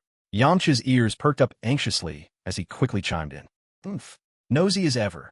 Vegeta scoffed, unwilling to explain himself to these unrelated people. If you won't tell us, I can't let you go. Piccolo instantly flashed in front of Vegeta, blocking his path. Aren't you afraid to die? Vegeta frowned, his voice edged with dissatisfaction. Piccolo didn't say a word, but he made it clear he wasn't moving. He would not let Vegeta go without an explanation. The message was all too obvious. If Vegeta didn't make his intentions clear, they wouldn't simply let him walk away. And you think a bunch of small fry like you can stop me? Seeing Piccolo so stubborn only annoyed Vegeta more. Want to test if I'll kill you right here? Did your ship break down? There's nobody to fix it, is there? Gohan suddenly spoke, gazing at Vegeta's battered ship, and voiced exactly what Vegeta was thinking. A heavy silence fell over the group. Nobody had expected that to be the real reason. So, in truth, did Vegeta come to Earth not to stir up trouble, but to seek help from a woman? Vegeta and Piccolo glanced sideways at the spaceship. There were dents in some sections where meteors had collided. In other places, the wear and tear were so obvious that anyone could spot them at a glance. Very soon, the whole group, appearing as though they were there to provide an escort, but in reality, keeping a close watch, trailed behind Vegeta. It wasn't until he found Bulma and Broder flying her plane to the spaceship that they backed off. The Earth's fighters exchanged meaningful glances of mutual understanding before finally departing in no hurry, as if satisfied everything was under control. At the last moment, Yamcha pulled Bulma aside, whispering conspiratorially while gesturing and nodding toward Vegeta. Be careful. You can't trust that guy's intentions. Yamcha warned, his voice lowered, prompting Bulma to turn and focus on Vegeta. That man. Vegeta stood there, arms crossed, and a look of contemptuous amusement on his face. Did Yamcha really think speaking so loudly would keep him from overhearing? How ridiculous. Was Vegeta really that shallow of a person? Once Bulma realized Vegeta was only here to repair his spaceship and posed no real threat to anyone's life, her courage returned. The fearful awe she'd once felt on Namek was nowhere to be found. After a careful inspection, Bulma announced to Vegeta, the repairs will take 5 days. We'll need to bring the ship to my house. I don't have enough equipment here. Seated atop a jagged rock, Vegeta gnawed at his tasteless rations, offering no reply. Hey, you don't even have anywhere to go on Earth. Why not stay at my place? Bulma called out, hands planted firmly on her hips. Vegeta's brow furrowed slightly. This infuriating woman was actually addressing him with a simple hey. Setting aside his noble birth as a prince and his former status as one of Frieza's men, at the very least, even Frieza's minions had shown him respect. Both in the memories of his life, as Vegeta, and in his previous existence, everyone had always treated him with the utmost deference. Yet here was a woman with no fighting strength whatsoever, daring to call him hey. The sheer audacity was almost impressive. Vegeta was not one to indulge Bulma's impertinence just because she was a woman, even if, one day, she was destined to become his partner. Don't you want to hear stories about Goku? I know so much about him. We met when we were just kids. Bulma teased, trying to tempt him. Listening to her, Vegeta remained unmoved. Did this woman really think he needed her to explain anything to him? P.S. Received 3 negative reviews in a row. Huh, if you don't like it, at least don't hurt others. He understood the moves of every fighter in the Dragon Ball world, more than any of the characters themselves, in fact, thanks to his godlike perspective. Yet despite all that, his eating, drinking, and sleeping happened on the spaceship. With the ship about to be hauled to Bulma's house, he had little choice but to follow along. So he decided he'd stay at Bulma's house for a while. Yes, that's what he'd do. It wasn't as if he had any other choice. He simply had nowhere else to go. But it was just for 5 short days. They would pass quickly. Vegeta was fully aware. Bulma herself was a scientist, and her father, Dr. Brief, was one too. In fact, the whole family was not only immensely talented, but also the richest in the world. Her mother kept the house, a cheerful woman who always welcomed everyone with a beaming smile. He remembered the first time Mrs. Brief met him. She greeted him with an enthusiasm that almost made his ears ring. Oh my, are you Bulma's new boyfriend? Boyfriend? What a ridiculous notion. During his stay at Bulma's house, Vegeta still had to eat, of course. Saiyans ate much more than ordinary people, and if he really let loose, no matter how thick-skinned he might be, even Vegeta sometimes felt a twinge of embarrassment about the mountains of food he devoured. But the Brief family never seemed fazed. Instead, they simply prepared as much as he wanted, cheerfully delivering dish after dish. Such warmth, such an ask, and you shall receive, kind of hospitality. It brought to Vegeta's mind a 4-word phrase. Taking advantage shamelessly. For that alone, Vegeta thought this family deserved at least some of his respect. They'd managed to break through his usual coldness. He could never be truly indifferent toward them. After just 2 short days of rest, boredom gnawed at Vegeta. He couldn't hold back anymore and brought his complaints to Bulma. He marched over to where she was working alongside Dr. Brief on repairs to the spaceship. Woman, is my gravity chamber fixed yet? The gravity chamber? That thing's pretty advanced, you know. It's a pain to repair. Bulma, gloved hands gripping her tools, didn't even look up as she replied, squeezing the words out as she worked. If you're fine with a gravity chamber that goes up to 500 times Earth's gravity, it'll be ready tomorrow. Dr. Brief replied around the cigarette hanging from his lips, glancing up at the impatient Vegeta. Vegeta didn't say another word. He simply turned and strode away without a backward glance. For today, he'd make do by training in the wilderness or on a remote beach. The path to greater strength was not one he could ever abandon.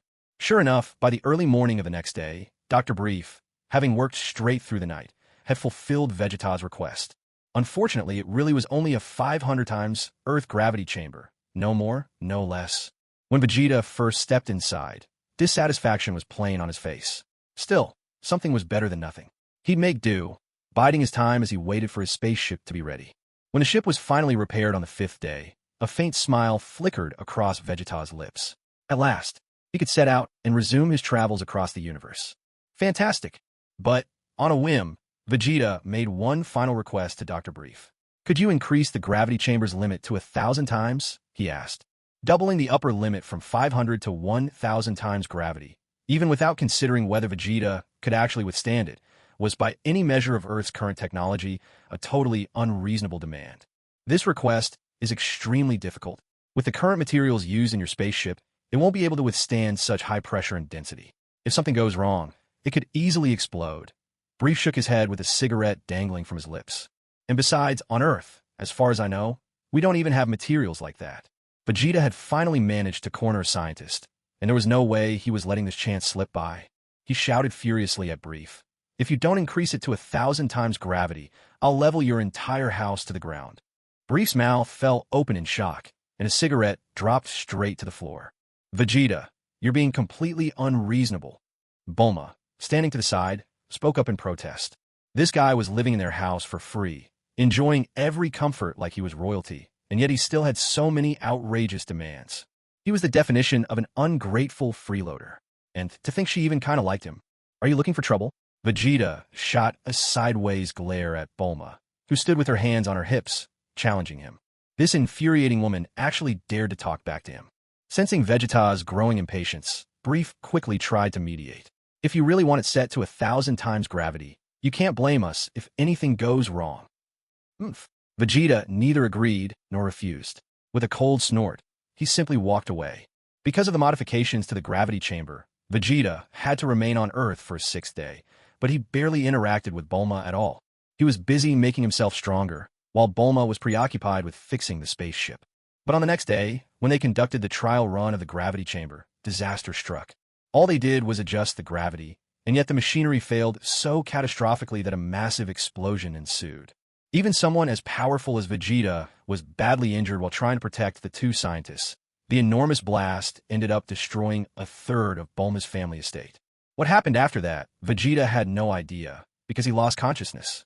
The next time Vegeta woke, he found himself wrapped up like a mummy, lying immobile on a bed, racked with excruciating, bone-deep pain. You're awake. Hearing Bulma's hoarse voice and seeing her bloodshot eyes, Vegeta was momentarily taken aback. This woman's probably scared I'll kill her for blowing on my spaceship. So she's been keeping an eye on me, right? Whatever. A woman with no real abilities. But now he was in trouble. Stuck like this, how long would it be before he could get up again? The thought made Vegeta burn with frustration. But being unable to move, there was nothing he could do about it. Day in and day out, lost in this haze, Vegeta lay there for nearly half a month, constantly longing for the medical pods from Frieza's army. Finally, Vegeta couldn't take these useless days anymore. Swallowing a bit of his pride, he spoke up softly. Hey, woman, can you go give me a senzu bean? The day after you were hurt, I went to ask again, but it still hadn't grown back.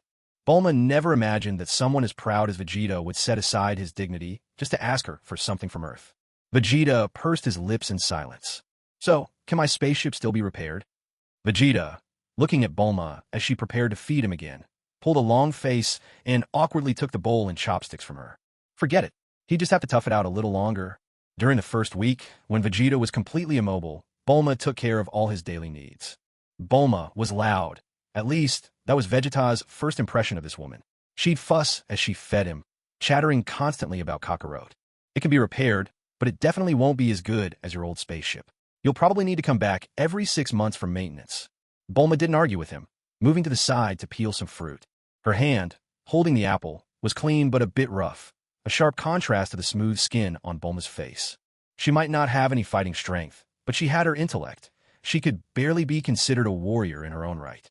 Vegeta absent-mindedly shoveled food into his mouth, but his gaze kept drifting to Bulma's hands. Suddenly, he froze. He could sense a powerful energy rapidly approaching Earth. Is it that Kakarot kid? Vegeta tossed aside his bowl and chopsticks, bursting with energy and shattering his bandages. No, it's more than one. It's Frieza. Without another word, Vegeta unleashed his aura, tearing off the rest of his bandages, threw on his clothes, and stormed out the door. Hey, you're not healed yet. Bulma quickly stood up, shouting after the departing Vegeta.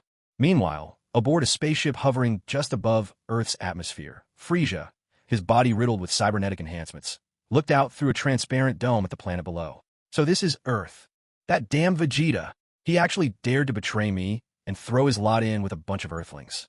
Behind him sat King Cold, Frieza's father. Resting his head on his hand with casual arrogance, he commented, "Such a tiny planet. I could destroy it with a single punch." "That's far too good for them," Frieza said, his tail swaying back and forth. "I want Vegeta to see just how much stronger I've become since then." Back on Earth, the other warriors were already racing toward the spot where Frieza's ship was expected to land. It should land somewhere around here. Vegeta was the first to arrive, arms crossed and filled with anticipation. It's strange how, just when you lack something, someone always seems eager to bring it to you. Vegeta was actually looking forward to Frieza's arrival, for one simple reason. He was now out of spaceship. One after another, the others arrived. Yamcha was the second to show up. Meanwhile, Bulma's plane had arrived high above the ground. She opened the window and waved to the people below. "Vegeta, Yamcha, that's Bulma, that fool." Yamcha muttered, puzzled. Could it be that Vegeta forced Bulma to come along? As the aircraft descended, Yamcha hurried over. "What are you doing here?" "I wanted to see what Frieza looks like," Bulma declared, hands on her hips, sounding utterly nonchalant. "I never got the chance back on Namek." "You came just for that? Do you have any idea how dangerous this is?" Yamcha was stunned, staring at Bulma. After more than a month apart, when did she get this brave? "Isn't Vegeta here? What's there to be afraid of?" Bulma waved off his concerns with a carefree gesture. "I just want to meet this villain for myself." Yamcha was left speechless. He truly had no idea what to say to her. This clueless woman. Vegeta paid no attention to their exchange. His gaze shifted sideways, catching sight of Tien and Chiaotzu landing nearby. Tien glared at Vegeta, his eyes brimming with hostility. He forced himself to look away after a long moment and turned to ask Yamcha, "Did you feel it too? There's more than one presence. It feels like there's an even stronger force." "It's Frieza," Yamcha said, swallowing hard, passing on what he knew to Tien. "No way. Frieza is supposed to be dead, isn't he?" The color drained from Chiaotzu's face at the news. Vegeta didn't care in the slightest. Hands tucked into his pockets, he simply waited as Frieza's spaceship approached for landing. "Why isn't Dad back yet?" Flying behind Krillin, Gohan clenched his fists. "That evil energy, it's so unsettling. It must be Frieza. Did Vegeta fail to kill him?" Krillin was pale too, a note of fear betraying his words. Now Vegeta was like a ticking time bomb, and even Frieza had made it to Earth. Earth was on the brink of disaster. Where was Goku? Why hadn't he returned yet? "Gohan, everyone's here already." Krillin turned to look at Gohan as he quickly regained his composure. "Uncle Piccolo's here too." Looks like they all sensed it. Lost in his own thoughts, Gohan glanced down at those gathered and announced his arrival as he landed. "Hello, everyone." "Hi there." Bulma gave a casual wave to Krillin and Gohan, looking as if she were on a sightseeing tour instead of facing a crisis. At that moment, Frieza's spaceship appeared overhead in the sky. Tension rippled through the group, except for Piccolo, whose eyes stayed fixed on Vegeta. After more than a month apart, it seemed Vegeta had grown even more powerful. "Did you not finish him off back then?" Piccolo frowned, finally unable to hold back as he turned to question Vegeta. Weren't you there at the time as well?" Vegeta snapped back, clearly dissatisfied with the question. "So it really is Frieza? He's still alive." Cold sweat broke out on Gohan's forehead. Even after a year, the memory of that battle still haunted him. Krillin gritted his teeth, saying, "There's someone else with Frieza. We all need to approach on foot. Don't fly, no matter what." Piccolo also spoke up, reminding everyone as anxiety crept into his voice. He wasn't sure this time whether Vegeta would side with them or not. After all, he wasn't Goku. He didn't carry the burden of protecting Earth. It was already a miracle that Vegeta hadn't destroyed the planet by now. Tenshinhan was left speechless, shocked to see even someone as powerful as Piccolo acting this cautiously. And the energy radiating from that spaceship, if anything, it surpassed Frieza's own. Frieza, is he really that strong? Yamcha's composure was shattered. His voice wavered, betraying his unease. He's even stronger now. Gohan clenched his fists, speaking through gritted teeth. Do we stand a chance against him? No one put their hope in Vegeta. After all, he wasn't truly one of them. What about Goku? Hasn't he returned yet? Piccolo frowned, feeling that their only prayer now was for Goku to arrive in time. Come to think of it, what was that business about going to Yardrat that Vegeta told Goku? Did he have some ulterior motive hidden up his sleeve? Piccolo couldn't help but suspect. After all, Vegeta was far from a trustworthy ally. His power overwhelms us. There's nothing we could do even if we went, and now Frieza isn't alone. Yamcha extended his hand with resignation, only adding further gloom to their spirits. We can't possibly stop them. So, are we just supposed to wait here for death? We all know how grave this is, Piccolo said, eyes now fixed on Vegeta. Under the combined weight of those stares, there was no way for Vegeta not to notice. He turned with a devil-may-care look, mischief in his eyes. You want my help, is that it? Then get down on your knees and beg for it. You. Piccolo clenched his fists tighter. His pride wouldn't let him grovel, yet he couldn't bear to watch the Earth meet its doom. Looks like this could be the end for Earth. Vegeta kept his hands in his pockets, meeting the burning gazes of everyone around him. He guessed they all knew, even if Piccolo really did drop to his knees, it wouldn't change a thing. He had no intention of helping. Yes, that freeloading son of Goku would come to save them, but he wasn't going to admit it. He just loved watching this bunch of weaklings squirm in fear. Nothing could be more amusing. Ignoring the others, Vegeta launched himself up to the mountaintop, eyes following the ships that had just landed below. The hatch of Frieza's spaceship slid open, and a formidable crowd marched out in full force. Earth. Frieza surveyed the scenery nearby. The environment is quite pleasant. Is Vegeta on this planet as well? King Cold asked, arms folded across his chest. Frieza flicked his tail. Yes, he is. I checked the fleet's ship tracker. He arrived on Earth over a month ago. Betraying me, yet still enjoying my army's resources. That's just like a Saiyan. King Cold scoffed with a sneer. Vegeta seems to enjoy mingling with Earthlings a lot.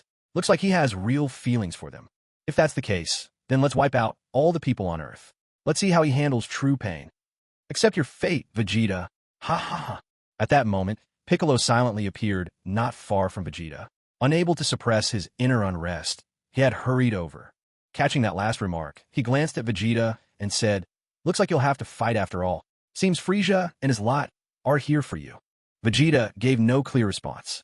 Killing the Earthlings is easy. Our main concern should be finding a way to completely destroy the Super Saiyan. Down below, King Cold wore a dark, menacing expression as he spat out his vicious words. Our Frost Demon clan is the most powerful in the universe. He must die. All remaining Saiyans must die as well. Frieza nodded in agreement. Feeling the overwhelming strength coming from Frieza's group, Yamcha hunched his back in despair, murmuring hopelessly to himself, Damn it, just got revived, and now I'm going to die again. Frieza turned to the dozens of his soldiers following behind and commanded, Now, go and kill every last Earthling. In that moment, a young man appeared before Frieza. Frieza looked him over with disdain. Earthling, what business do you have here? It was Trunks from the future timeline. I'm here to destroy all of you, Trunks declared, his face stern and void of emotion. Both King Cold and Frieza paused in surprise, taken aback by this brazen threat from someone so young. Destroy us? Quite a bold statement. Frieza recovered, regarding Trunks with mocking eyes. I know exactly who you are, Trunks replied, his expression firm and composed. You're Frieza, aren't you? To Frieza's astonishment, this stranger really did know him. Who would have thought he was so famous, even on such a remote little planet? What an honor. There are people throughout the galaxy who know my name. Frieza said haughtily, his voice dripping with pride.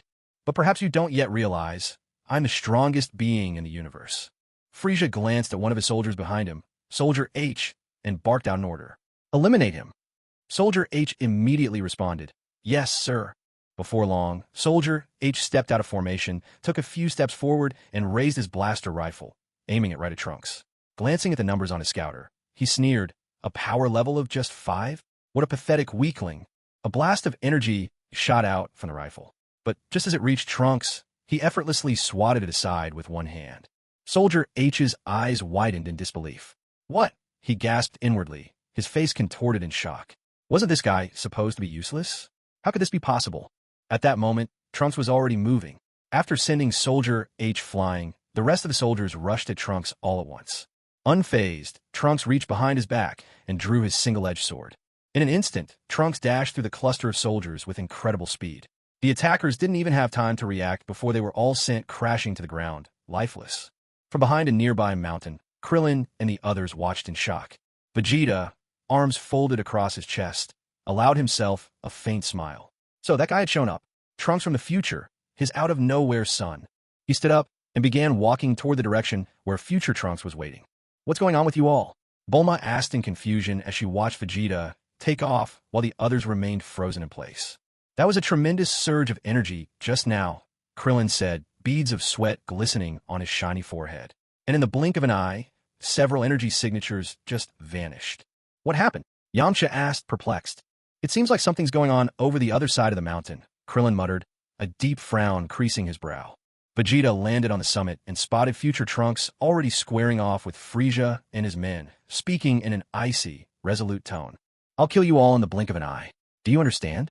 Frieza stopped dead in his tracks, then threw his head back and let out a laugh. "Oh, you're quite the comedian. You'd best give it everything you've got," Trunks said coldly. "I'm not Son Goku. I won't be giving you any chance to survive." "Son Goku." King Cold turned and stared at Frieza in confusion, puzzled. "Didn't you say you were defeated by Vegeta?" "Yeah, it's odd, isn't it?" Frieza shrugged, feigning innocence. "I don't know where that rumor about Son Goku beating me came from." For the first time, the ever-composed Trunks' expression faltered. "Vegeta beat you?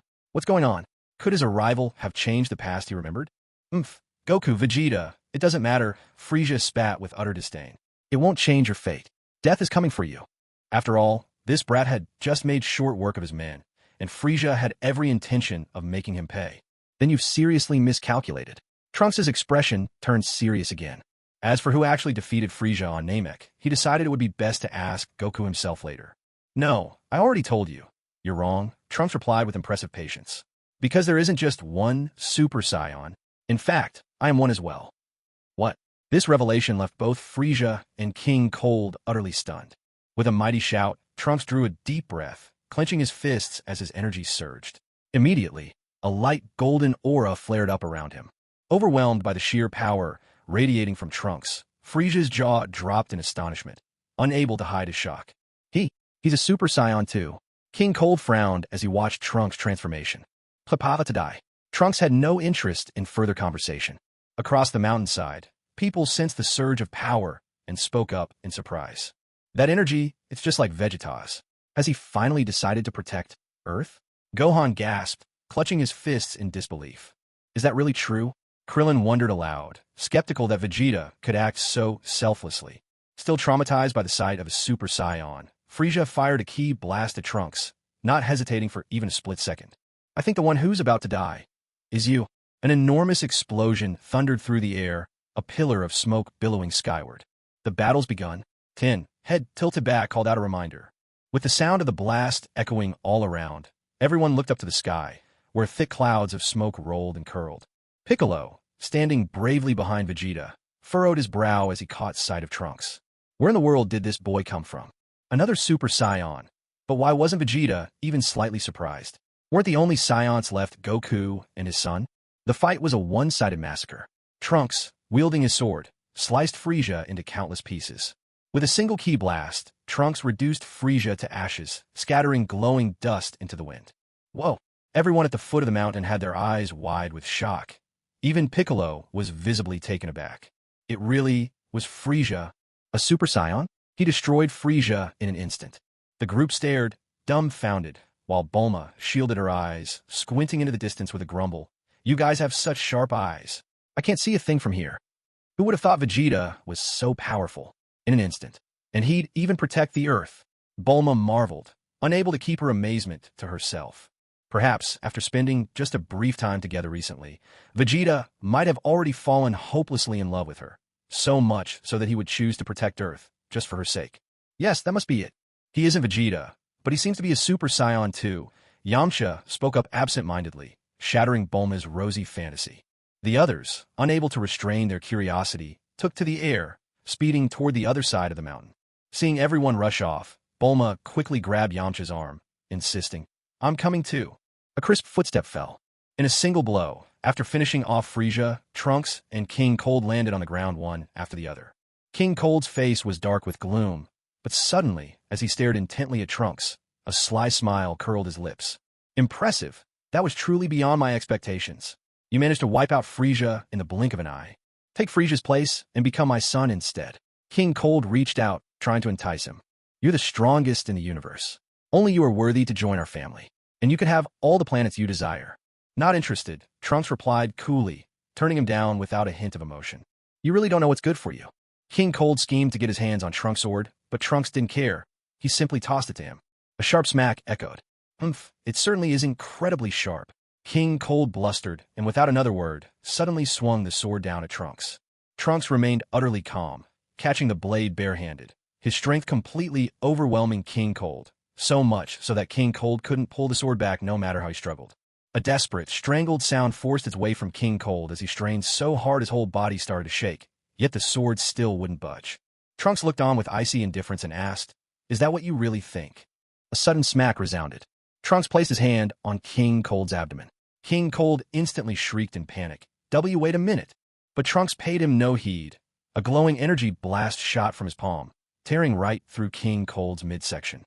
King Cold staggered backward, crashed hard in the mountainside, and slid down to the ground, collapsing to a seated heap.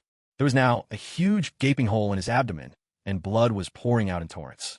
A sharp whoosh split the air, another energy blast flew from Trunks, and with a thunderous explosion, King Cold was gone, not even bones left behind. Just as Trunks was about to destroy the spaceship with another blast, Vegeta suddenly appeared before him in a flash, moving at blinding speed. He grabbed Trunks by the wrist and declared, "The spaceship, it's mine." Hovering in the sky, the rest stood stupefied, staring in total shock at the scene below. Smoke still billowed thickly, and fragments of rock fell like rain as Vegeta and his future son locked eyes. Both looked away, awkward and unable to meet each other's gaze for long. With a sudden motion, Vegeta released his grip, and Trunks sheathed his sword back on his back, sneaking a sideways glance at Vegeta. Mr. V. Vegeta, was it you who finished off Frieza?" Vegeta felt that his impudent son was mocking him, but since this guy was his own child, he couldn't exactly scowl at him. "Back on Namek, I failed to make sure he stayed dead.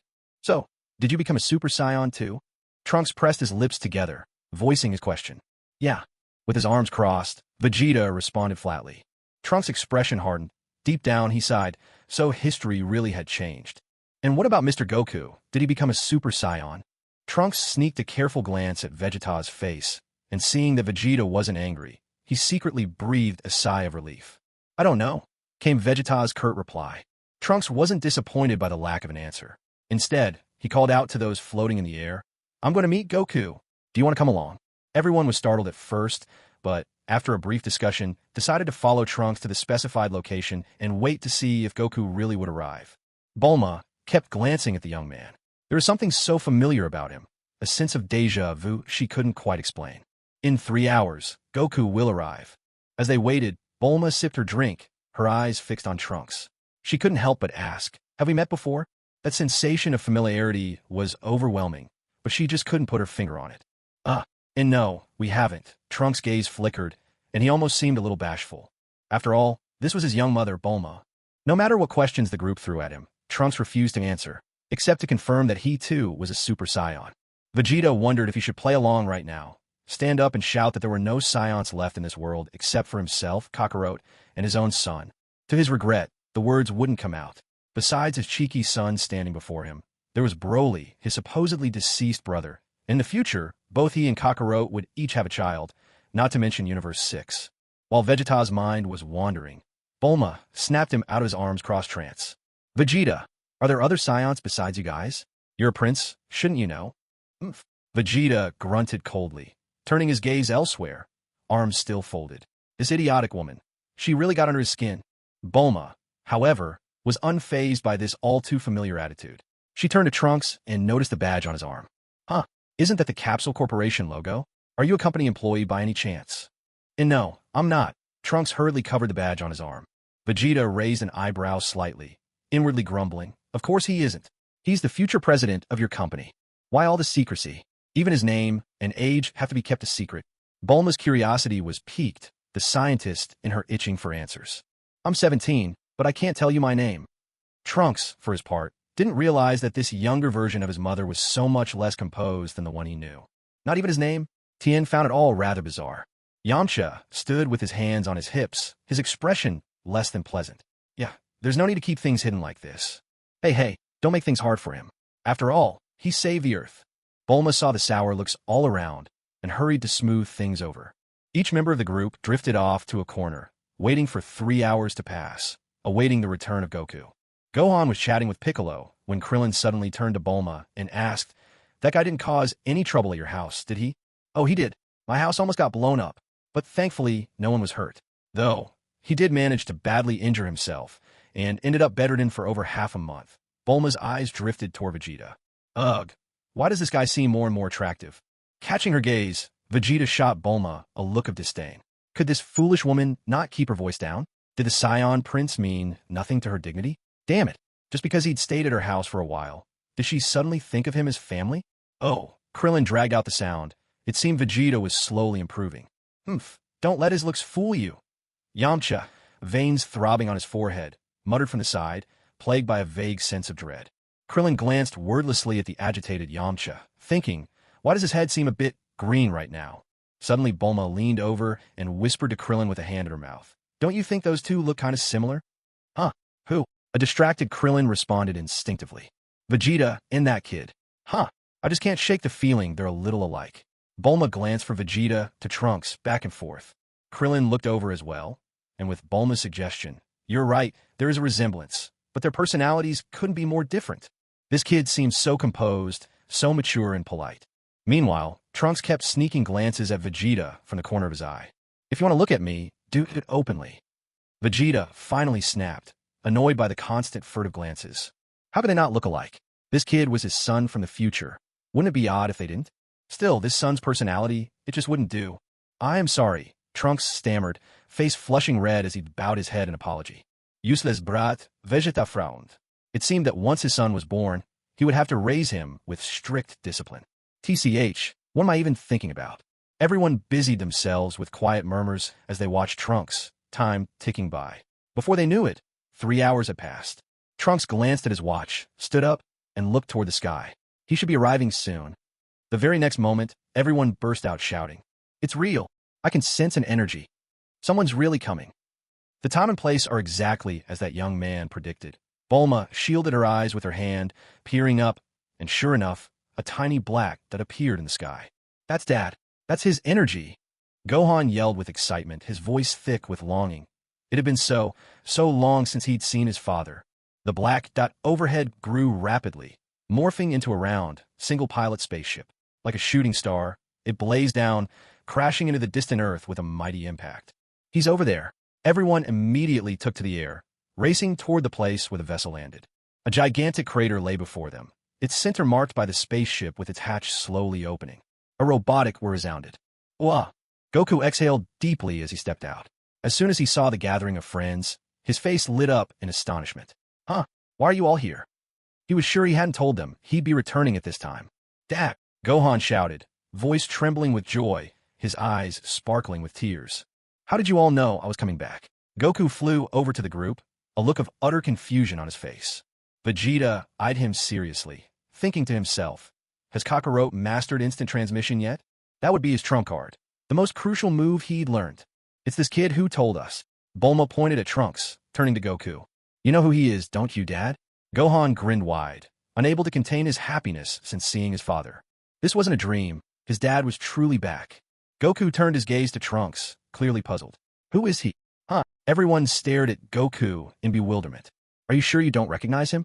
Bulma pressed, thinking Goku could really be tremendously absent-minded sometimes. "I don't," Goku replied, this time with certainty. "But he knew you'd land right here, right now." Bulma was just as lost. Trunks lowered his head, anxiety flickering across his face. He needed to orchestrate an explanation, and fast. "This is strange. Someone actually knew my whereabouts." Goku mused, clearly baffled. He decided to come back to Earth on a whim. Yet, he quickly let the thought drift away. By the way, who defeated Frieza and his gang? I sensed a powerful energy. Was it Piccolo or Vegeta? It was this young man who wiped out Frieza and the others in an instant. Piccolo crossed his arms as he explained what had happened. "He's a Saiyan, just like Vegeta, and he can also transform into a Super Saiyan. A Super Saiyan. Goku was momentarily stunned by this flood of information, then turned his admiring gaze to Trunks. You're so young, and yet your strength is incredible. I can't believe there's another Saiyan besides us. But having one more Saiyan around isn't a bad thing, Goku said, putting the issue aside without a second thought. Suddenly, Goku belatedly looked at Piccolo. Wait, so Frieza didn't die back on Namek? Vegeta, standing to the side, couldn't help but mutter under his breath, clearly exasperated, that airhead Kakarot. Why is Kakarot only realizing now that Frieza survived? Oh well, if he doesn't mind, then neither do I. Back on Namek, it was me who defeated Frieza, and now here on Earth, it's my illegitimate son who took down Frieza and his father. Strangely satisfying when you think about it. You really do take everything in stride, Bulma commented, hands on her hips, eyeing Goku's laid-back attitude. Out of the corner of his eye, Goku noticed Vegeta, arms folded. Hey Vegeta, you came to Earth too? How about a sparring match later? Oomph. Can you even transform into a Super Saiyan now? If not, you wouldn't last a second against me. Vegeta scoffed smugly. Of course, in this past year, not only have I mastered the Super Saiyan transformation, I've also... Goku was about to continue his chat with Vegeta when he was abruptly interrupted. Trunks fixed his gaze on Goku. Goku, there's something I need to tell you. Why do you have to keep us in the dark? Yamcha immediately protested, feeling a bit slighted. Was it really okay to just leave them out? Sorry, just give us a moment. Goku called out as he waved the group, then followed Trunks to a more secluded spot. Here should be fine, Trunks said, finally stopping when they were far enough from the others to be out of earshot. Thank you so much. You saved Earth by defeating Frieza, Goku said with an easy smile. But honestly, if I'd known Vegeta was here on Earth, I wouldn't have been too worried. Goku added with a cheerful grin. After all, back on Namek, it was Vegeta who defeated Frieza. Really, a look of surprise flashed across Trunks' face. Could it truly be that his journey to the past had altered this timeline? But it shouldn't be like this. His mother had clearly told him that it was Goku who first became a Super Saiyan and defeated Frieza. But thanks to Vegeta, I actually learned a new technique on planet Yarrat. Goku explained cheerfully. There wasn't the slightest hint of resentment toward Vegeta. If anything, Goku's words carried a trace of gratitude. A new technique? Trunks asked with a puzzled look. Yeah, it's called instant transmission. Goku went on, still looking at Trunks. The people of Yardrat taught me. They aren't very powerful, but they have some amazing special techniques. Trunks' face turned somber, a storm of emotion churning inside him. It seems I really have changed history by accident. I only meant to meet with you, but ended up meeting everyone. History? What do you mean history? Now, it was Goku's turn to be completely baffled. Off in the distance, their friends couldn't make out what was being said. Vegeta glanced over at Piccolo, noting his ears twitching ever so slightly. It seemed he was able to pick up the conversation. Just then, without much more discussion, both Goku and Trunks suddenly transformed into Super Saiyans and started to spar. Vegeta frowned. Kakarot, after becoming a Super Saiyan, was already a notch stronger than him.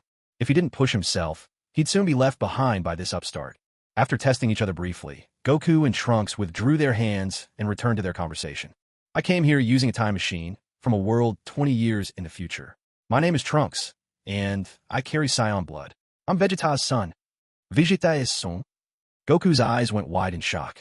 Clearly, this was the last thing he expected. He turned to look at Vegeta, marveling at the idea. Now that you mention it, you really do look a bit alike. I was born 2.5 years from now, but that's not why I'm here. I came to warn you about something much more important. Trunks thought Goku's reaction was a bit over the top. What is it? Seeing Trunks turn serious, Goku suppressed his amazement and asked. Hard to believe, Vegeta, of all people, would have a son. On May 12th, 3 years from now, at 10 a.m., 2 terrifying beings will appear on a small island, just a few kilometers southwest of South City. They'll be unimaginably strong. Their power is beyond anything you could ever imagine. Aliens. Goku furrowed his brow as well and asked intently. No, they were artificial humans created by Earthlings by Dr. Gero, the scientist from the former Red Ribbon Army. Son Goku was surprised. The Red Ribbon Army again? Though you destroyed the Red Ribbon Army long ago, the surviving Dr. Gero continued his research. Off in the distance, Krillin watched the grave faces of Son Goku and Trunks. It looks like they're having a very serious conversation. You can see their expressions from so far away, asked Bulma curiously, sitting on a boulder. You guys really have sharp eyes. I wonder what they're talking about. Son Gohan was also extremely curious, longing to eavesdrop on their exchange. You defeated Frieza in an instant, yet you still think these androids are terrifying, so... Son Goku began to question himself. Were the androids truly that formidable? Yes. Even one-on-one, all I could do was run. Trunks lowered his head in anguish. There are two of them. What about your companions? Goku asked, perplexed. What had become of themselves in Trunks' future? There's no one left. 20 years from now, I'm the only surviving fighter. During the battle 3 years after their appearance, my father, Krillin, Yamcha, and Chiaotzu, and Piccolo, all of them died. And Gohan, who barely escaped alive, taught me martial arts. But 4 years ago, he too was killed. When Piccolo died, the Dragon Balls ceased to exist. No one could be brought back anymore. With no one left to stop them, the androids grew even more ruthless, slaughtering the innocent at will. The future world became a living hell. They're unstoppable, absolutely unstoppable. At this point, Trunks was overwhelmed with emotion, clenching his fists and letting out an anguished cry of frustration. This was the feeling of powerlessness, of utter defeat, the pain of watching helplessly as one by one, companions and humans alike perished. That was darkness. That was despair. But what about me? What happened to me then? Was I killed too? Son Goku asked, curiosity brimming. Trunks had mentioned everyone else, but not him. You didn't take part in the battle. Not long after, Trunks steadied himself, gathering his emotions before continuing. You were struck down by deadly illness, and you passed away. Now, it was Goku's turn to be stunned. He was speechless, realizing he hadn't died on the battlefield, but from an illness. This. You suffered from a severe heart disease, and not even a Super Saiyan could overcome it. It seems it was fate. Even senzu beans couldn't cure you, Trunks said, a heavy regret in his voice as he recalled the hopeless world that awaited. How frustrating. I'm on the verge of dying, Son Wukong clenched his fists. Not being able to fight against them, it's unbearable. Trunks could hardly believe his ears. Son Wukong's biggest concern wasn't his impending death, but the fact he couldn't join the battle. Vegeta, noticing a fleeting frown on Piccolo's face, calmly kept his gaze fixed ahead. Meanwhile, Trunks pulled a small, transparent bottle from his jacket and handed it to Son Wukong as he spoke. Was this the special medicine to cure Kakarot's heart disease?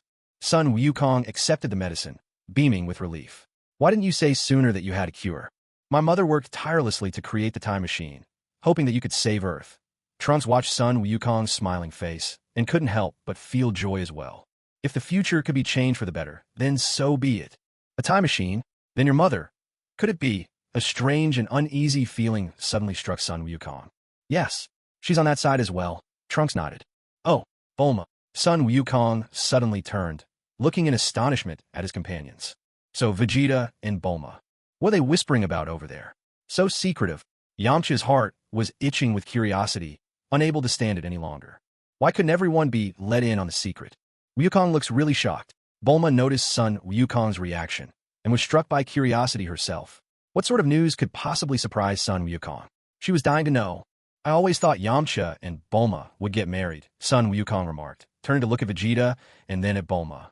I don't get it, but somehow it doesn't seem impossible. Strange, those two keep glancing this way. Yamcha voiced his confusion. Puar nodded in agreement, and they're even smiling about it. Soon after, Trunks bid farewell to Son Wukong and soared away. Hey, where'd that kid go? Returning, Son Wukong frowned in thought, wondering, how should I explain this to everyone?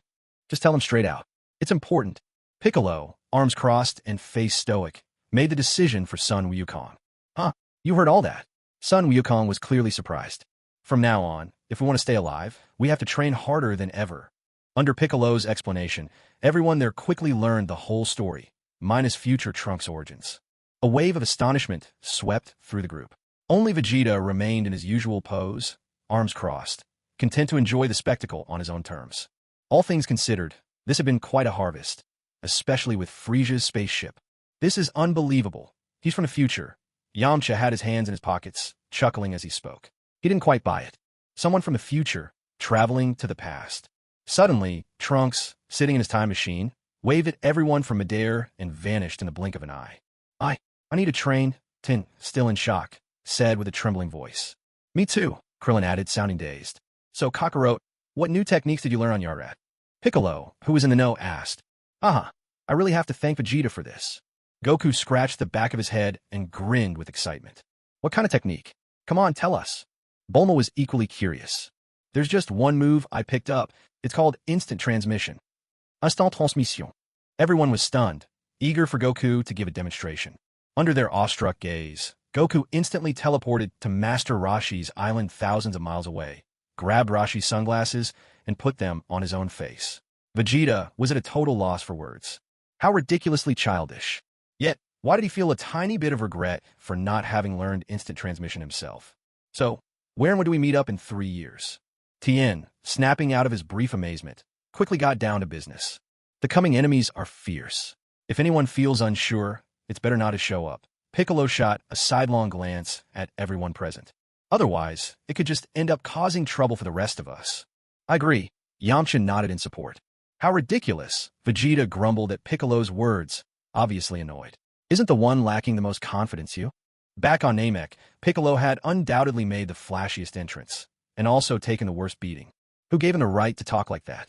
If he didn't show up 3 years from now, wouldn't that mean he had no confidence? Chickening out? No way he'd allow that. What did you say? If you got the guts, let's settle it right now. Piccolo shot back, refusing to back down. That's enough. Cut it out, both of you. Before Vegeta could retort, Goku was already trying to keep the peace. I have an idea. Why don't we just take out Dr. Gero, the one who creates the androids, right now?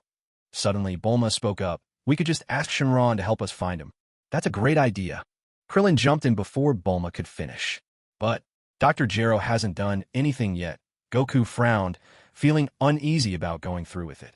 He wanted to see just how powerful the androids would be. He yearned for the thrill of battling such formidable foes. Why not? This concerns the survival of the Earth. Don't you all see it that way? Bulma glared at Goku, her frustration mounting. But I really want to fight. Sun Wukong looked at Bulma, whose emotions were running so high, and spoke up in a small voice. You idiot. I don't think we need to play along with this science games. They're just naturally aggressive. Bulma spun around and shouted at the others. If we die this time, there'll be no coming back. Yeah, for a fool like you, that's quite the insight. Vegeta scoffed, surprised that Bulma could see things so clearly. Saiyans are born to fight. They're a race built for battle, living purely for the thrill of it. I want to fight too, just to see how strong I've become. Tien, nervous from Bulma's passionate outburst, wiped the sweat from his brow. It's not only the Saiyans who love to fight. He's an Earthling, and even he craves the challenge. Even if it means dying, it's worth it. What's wrong with all of you? Bulma was dumbfounded. Would they seriously risk their lives just to fight a powerful enemy? Are they all crazy? Bulma, all of us here, we were enemies once. I used to really dislike Goku, but to stand against formidable foes, we had no choice but to team up. Over time, we became friends. Krillin, sporting Master Roshi sunglasses, spoke quietly, his expression unreadable. It's not easy, but the enemy this time is just too strong. I have no idea what you're talking about, Bulma said irritably. Krillin was rambling on about things she found utterly meaningless. Krillin leaned in close to Bulma's ear and whispered, if we didn't have this common threat, Piccolo probably wouldn't be an issue, but Vegeta? Who knows what he'd do? We might end up dying even faster. Bulma froze, a thought suddenly dawning on her. Right, the only reason Vegeta was keeping the peace right now was because of the spaceship. Not to mention, Frieza's abandoned ship was parked just not far away. Uncle Krillin, everything you said makes sense, but that last part, Son Gohan, having caught bits of their conversation, looked at Krillin earnestly, as if wanting to explain. Enough. Am I wrong? Krillin crossed his arms stubbornly, cutting Gohan off without hesitation. It's just the truth. Fine, do whatever you all want, Bulma said, exasperated. One voice of dissent meant nothing against the stubborn crowd. Stupid woman, stop fussing. Come with me and see if Frieza's ship is still functional. If he'd known the timeline would end up like this, Vegeta thought, he wouldn't have bothered showing up. None of this truly concerned him, apart from the chance to claim a spaceship. Darkly, Vegeta glanced at Bulma, who was still arguing with the others, and barked out his order. Without another word, he strode off toward Frieza's ship in the distance.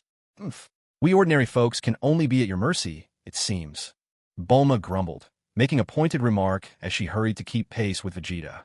All right then, let's fight for the peace of the future. Goku ignored everything else, clenching his fist and raising it high. Yeah. Gohan and Krillin responded with enthusiasm, throwing their hands in the air. Yamcha and Por exchanged uneasy glances, while Tien and Piccolo offered no response at all. Chiaotzu simply stared blankly at Tien, lost in thought. He was determined to train and fight alongside his big brother Tien. Okay, on the morning of May 12th, 3 years from now, at 9 o'clock, anyone confident enough should gather at the appointed spot. Goku gazed into the distance, his words ringing with determination. Everyone exchanged brief farewells and quickly went their separate ways. As she was leaving, Bulma was making for her plane to go in search of the spaceship. Goku called out to her from afar. "See you, Bulma. I hope you have a healthy little baby." Bulma was utterly bewildered by Goku's random comment. "A baby? Bulma, you're pregnant?" Krillin looked at her in surprise, wondering when things had moved so quickly between her and Yamcha. "No, Goku's talking nonsense." Bulma hurriedly denied it, feeling embarrassed. She and Yamcha were just holding hands, totally innocent. "Thank you very much. He must be hinting that we should hurry up and get married. Start a happy family together." Yamcha chimed in smugly by her side, cracking a self-satisfied laugh. "Ha ha, even he sees us that way." Vegeta, watching Yamcha come down from Bulma's plane with that blue cat, let out an annoyed grunt. TCH. Seeing Bulma inspecting the spaceship thoroughly, Yamcha nervously glanced at Vegeta. After hesitating a while, he finally mustered up the courage to ask, "How long are you planning to stay at Bulma's place?" Vegeta didn't even look at him. He simply walked over and leaned against the hatch, closing his eyes to rest. Why would he bother talking to such a loser? It would only drag him down. To someone like Yamcha, Vegeta felt that the weak simply didn't register in his world. Even if Bulma chose to be with Yamcha in the end, Vegeta wouldn't care. His entire life had been a struggle for survival. Matters of the heart, to a Saiyan, were just a burden, a distraction he could take or leave. And yet, Vegeta couldn't understand why a faint discomfort gnawed at him inside. Half an hour later, after a rough inspection of the spaceship, Bulma walked up to the hatch and addressed Vegeta. "Most of the equipment is in working order. There's only a small patch that needs fixing, nothing major. But there isn't a gravity chamber inside, just a medical pod. I'd like to take it home and have a look at it with my dad. Is that all right?" "Do whatever you want," Vegeta replied with indifference, cracking his eyes open and dismissing the issue. He didn't care about any of that. What really mattered to him was whether the gravity chamber on the spaceship could actually be built. "Let's go back. Hurry up and finish the gravity chamber for me," he ordered. Of course, he'd have to keep the medical pod too. There would be many more life and death battles ahead, and he needed to keep sharpening his own fighting power. As for Senza Beans, his pride simply wouldn't allow him to beg these Earthlings for help. Bulma turned the spaceship back into a capsule, then set course for West City. On the way back, Pork quietly leaned over to Yamcha and asked, "Maybe we should just move into Bulma's place. After all, those two are a man and a woman living under the same roof." Yamcha nodded, a sense of unease gnawing at him. If things kept going like this, he was sure he'd end up with more than just suspicion hanging over his head. But they hadn't even been there a week when Dr. Brief and Bulma managed to build the gravity chamber right on the spaceship, though it was only capable of simulating up to 1,000 times Earth's gravity, the upper limit for their technology. After the chaos from last time, Vegeta didn't dare complain about this version of the gravity chamber. He quietly calculated. He'd use this spaceship for now, and if he found somewhere more technologically advanced, he could upgrade things then. Vegeta closed his eyes and leaned against a tree, conserving his energy when Bulma appeared holding a tablet in her hands. "I've checked. Technically speaking, we can make the gravity chamber you wanted. But as for that super durable material, I don't have any on hand.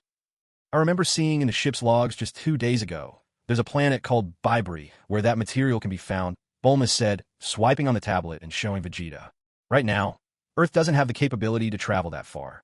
Even if we did, the planet's harsh environment might make it impossible to collect this stuff. Got a photo of the material? I'll go get it myself." Vegeta shot her a steely look. It was obvious this woman was taking advantage of him. She knew he wasn't satisfied with the current gravity chamber, yet for some reason had deliberately waited until now to tell him. "Oh, I've got one. While you're at it, could you help me collect a few materials as well? They're right there on that planet." Bulma gave Vegeta a bright little smile. Damn that woman, shamelessly using him like this. Bulma was a woman of action. In no time at all, she had the photos and the list of required materials ready and passed them over to Vegeta. "All set. So, when are you planning to leave?" Bulma wiped the sweat from her brow with the back of her gloved hand. Vegeta gritted his teeth. "I'm leaving right now." "That's soon." Dr. Brief, cigarette dangling from his lips as he made final adjustments, looked up in surprise. He really was a bit of a failure as a scientist. He hadn't even managed to finish researching the medical pod, barely halfway there. Now Vegeta was about to blast off with the spaceship, and the medical pod with it. That meant no more research for Dr. Brief, at least for a while. Under the shade of a parasol nearby, Yamcha, who had been chatting with Mrs. Brief, turned curiously toward the ship. "Is Vegeta really leaving already?" Yamcha stared in surprise at the commotion. During this week, Vegeta was either nowhere to be seen or leaning against a tree with his eyes closed, quietly resting. He barely interacted with Bulma at all. And suddenly, Yamcha felt his worries about losing Bulma fading away. Oh, that fast. I'd better go prepare more food. Mrs. Brief, ever so kind and gentle, immediately rose to her feet upon hearing Yamcha's words. With a cheerful laugh, she headed toward the storage freezer. Bulma's boyfriends are all so wonderful. Once the spaceship launched, it quickly disappeared into the sky. When Vegeta opened the pantry window, he saw it was packed full of food, enough to last him an entire year. It was that silly woman's mother who had prepared all for him. But why was she being so nice to him? Ever since he became one of Frieza's soldiers at the age of 5, he could barely even remember what his own mother looked like. Every moment since then had been a constant struggle for survival. Vegeta glanced out the window as the blue planet shrank into the distance and suddenly spoke up. If I had known about this planet Earth back in the old days, I definitely would have taken it over. But then, what would have become of it after the conquest? With the Saiyans' relentless nature for battle, even a planet as hospitable as this would have been plundered until its resources were depleted, eventually turning it into a lifeless wasteland, unfit for anyone to live on. Vegeta shook his head, trying to chase these chaotic thoughts away. He needed to focus. All that mattered was becoming stronger. The system picked up on Vegeta's thoughts. Host, there are many ways you could become stronger. For example, you could rely on me. The system was about to say it could bestow him with any kind of bloodline. Vegeta let out a cold snort. There's nothing less trustworthy in this world than depending on others. That biting, mocking tone made the system fall silent, sulking in the background. If the host wants to prove himself, then so be it. The system decided not to remind Vegeta that aside from itself, there were also sins of beings, and even making wishes to Shenron. Let's see just how far this host can rely on himself. During the long journey toward planet Papri, Vegeta's days grew dull. It was always either eating or training, and when he was tired, he'd just collapse into sleep. Of course, Vegeta wasn't the type to always follow Bulma's instructions meekly. He didn't believe in putting all his eggs in one basket. Whenever he detected any hint of life on a planet, Vegeta would touch down to see if there was an advanced civilization. Perhaps he could find someone skilled enough to repair the gravity chamber, saving himself the trouble of searching for materials. After all, Earth had that annoying cockroach. As far as Vegeta was concerned, if he didn't have to return, he wouldn't.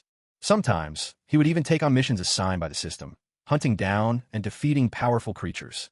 And so, time slipped by, neither rushed nor slow. All the while, Vegeta's patience was being worn thin, for he never once encountered a technologically advanced civilization along the way. Vegeta sped up, heading straight for planet Baburi. He didn't want to waste any more time. It would be better to gather the materials and return to Earth, so Bulma could build a gravity chamber.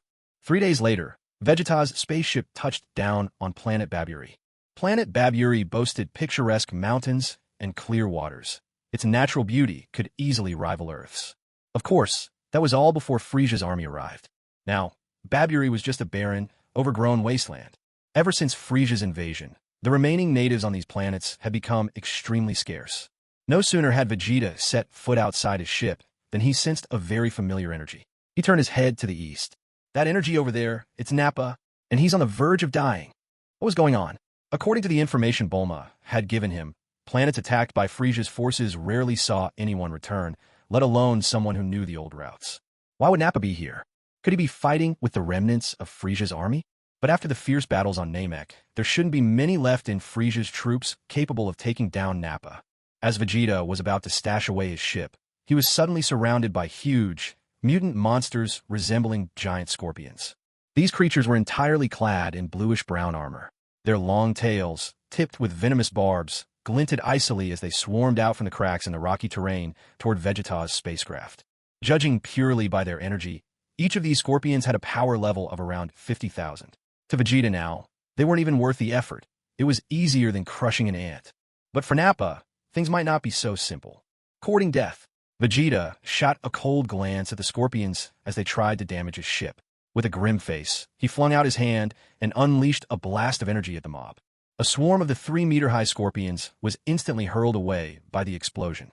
Thick smoke spread in all directions as Vegeta charged headlong into the creatures, grabbing one by the tail and swinging it far into the air. The scorpion soared skyward. Vegeta's fingertip flashed with energy, and with a single focused blast, he blew it to pieces mid-flight. As he finished off one scorpion, the rest didn't falter in the least. They were undeterred by Vegeta's show of power. Like mindless machines, wave after wave of scorpions continued to rush at the ship. With a snort of disdain, Vegeta took to the air, pointing his finger down at the oncoming creatures. He fired shot after shot, each energy blast tearing straight through the scorpions, as precise and relentless as bullets. In the distance, the remaining scorpions received no mercy. Vegeta hurled surging waves of ki blasts, obliterating vast swathes of the horde. Before long, the ground was littered with the mangled limbs and shattered shells of the countless slain scorpions. He pressed a button along the hull of his spaceship. The next instant, the ship compacted neatly into a small capsule. Pocketing the capsule, Vegeta shot off, racing east at high speed. In just a few seconds, he arrived at Nappa's location. At this moment, Nappa was in a pitiful state, his clothes in tatters as he knelt at the edge of a cliff. In front of him swarmed countless gigantic, blood-red creatures that resembled cockroaches. Behind Nappa stood a woman cloaked entirely in a reddish-brown cape, cradling a crying infant in her arms. The baby's wails rang out without pause. The woman paid the crying no mind. Her expression was tense as she watched the advancing cockroach beasts, her anxiety apparent with each step they took closer. "Damn it!" Nappa roared, hurling energy blasts at the advancing monsters with one hand. There was a rapid barrage of explosions, one after another, but they had no effect on the cockroach beasts. They rushed forward, jostling with each other to close in on Nappa. Torn between defending the woman behind him and fending off the monsters, Nappa swung his fists desperately, his energy fading, held up only by sheer willpower. Vegeta was astonished, thinking to himself that although Nappa's combat power had climbed to over 30,000 in these past years, he still hadn't managed to attain the form of a Super Saiyan. The woman kept retreating, her steps taking her ever closer to the edge of the cliff. Loose stones tumbled from beneath her feet, falling into the abyss below. "Nappa, what do we do? There's nowhere left to run." The woman's voice was heavy with despair. "It's my fault. I shouldn't have recklessly left the tribe to find you." "What nonsense are you saying?" Nappa, will protect you with my life, no matter what." Distracted by the conversation, Nappa was struck by the tendrils of a cockroach beast, sending him tumbling across the ground. He struggled to rise, but couldn't get up, his beast hide cloak now in ruins. At that moment, a larger golden creature silently soared to the edge of the cliff, its enormous wings spread wide. In an instant, it dove at the woman. With a thunderous impact, the woman staggered and lost her footing, teetering over the sheer drop. Nappa, instinctively, she clutched the child tighter, crying out in helplessness. "Dana, no." Upon witnessing this, Nappa let out a heart-wrenching scream. "Damn it, you bastards." Nappa forced himself to his feet, suddenly erupting with rage. Without a moment's hesitation, he lunged off the cliff, catching the woman in midair and soaring upward with her in his arms. Tana. Meanwhile, the cockroach beast that had attacked the woman anticipated watching both mother and child fall to their deaths, but was thwarted when they were rescued. Immediately, it veered toward Nappa, preparing to attack anew. Vegeta launched an energy blast, striking the golden monster. It was scorched black and plummeted from the sky to the foot of the cliff. Nappa turned toward the direction of the sudden attack, spotting Vegeta hovering in midair nearby. "Vegeta!" Nappa shouted, still gasping for breath, astonished. Vegeta stood with arms crossed, casting a disdainful glare at Nappa. That bald head was unmistakable. "You can't even handle a bunch of worthless trash." Nappa picked up the woman and the baby, flying over to Vegeta's side. Vegeta swept his gaze over him and gave a cold, dismissive snort. "Vegeta, these cockroach beasts are really tough," Nappa said as he looked down at the monstrous creatures spreading their wings and taking to the air below. With a sneer, Vegeta regarded the oncoming horde. Their power levels were nothing more than trash, barely around 80,000 at best. Nappa couldn't even deal with these weaklings. Vegeta quickly sensed Nappa's combat strength. Well, what do you know? Nappa's power level was only around 120,000. So where did he get the nerve to throw himself into such a mess just to protect a woman and her child? With a single punch, Vegeta shattered the skull of a cockroach beast as it lunged at him, brains splattering in all directions. Vegeta grimaced in disgust and swept the vile stuff away with a burst of energy. One punch per monster, soon headless bodies of cockroach beasts littered the ground. "Vegeta, you've grown even stronger." Nappa pressed his lips together as he looked at Vegeta, his gaze holding a mixture of elder's comfort and the envy of someone watching a true warrior. Vegeta shot Nappa a look of disdain. "Spare me those creepy eyes. What's the story with these things?" "They're leftovers from the old research division. That department specialized in developing mutant creatures, Nappa replied, glancing down at the carnage spread across the ground. Just like rats, Vegeta frowned. Within Frieza's army, there were all kinds of departments, some focusing on stealing other civilizations' technology, others on studying and evolving combat races. This department in particular merged life forms from other planets with those native to this world, creating entirely new breeds. It was pure biological experimentation. Could those researchers still be on this planet? Can you find their lab? Vegeta turned his sharp gaze to Nappa, who still looked a bit disheveled. Maybe he could lend a hand. After all, Nappa had been by his side the longest. Nappa shook his head. I found their trail more than once, but every time, they managed to move before I got close. But I'm sure they're still here somewhere. Just today, the giant cockroach beasts they'd encountered were the newest breed. Nappa had never seen such powerful monsters before today. Inwardly, Vegeta asked the system, "Can you track down those members of Frieza's army?" Nope. The system rejected him without a moment's hesitation. Vegeta was left speechless by the system's blunt reply. By the way, what brings you to Planet Bibuli? Nappa finally thought to ask. I'm just here to gather some materials, Vegeta replied casually, flying along beside Nappa. Before long, Vegeta followed Nappa down to a nearby tribe. There, Nappa gently set the woman down and introduced her to Vegeta. This is Tana, the daughter of our tribe's chief. Hello. Tana greeted Vegeta with a friendly nod. Vegeta didn't even glance at Tana. He turned his head to ask Nappa, your strength is really pathetic right now. But Nappa felt rather dejected. He'd always tried his best. He'd even gotten close to matching the Ginyu Force's power level. Is my combat power really that weak? Nappa's eyes showed hesitation and confusion.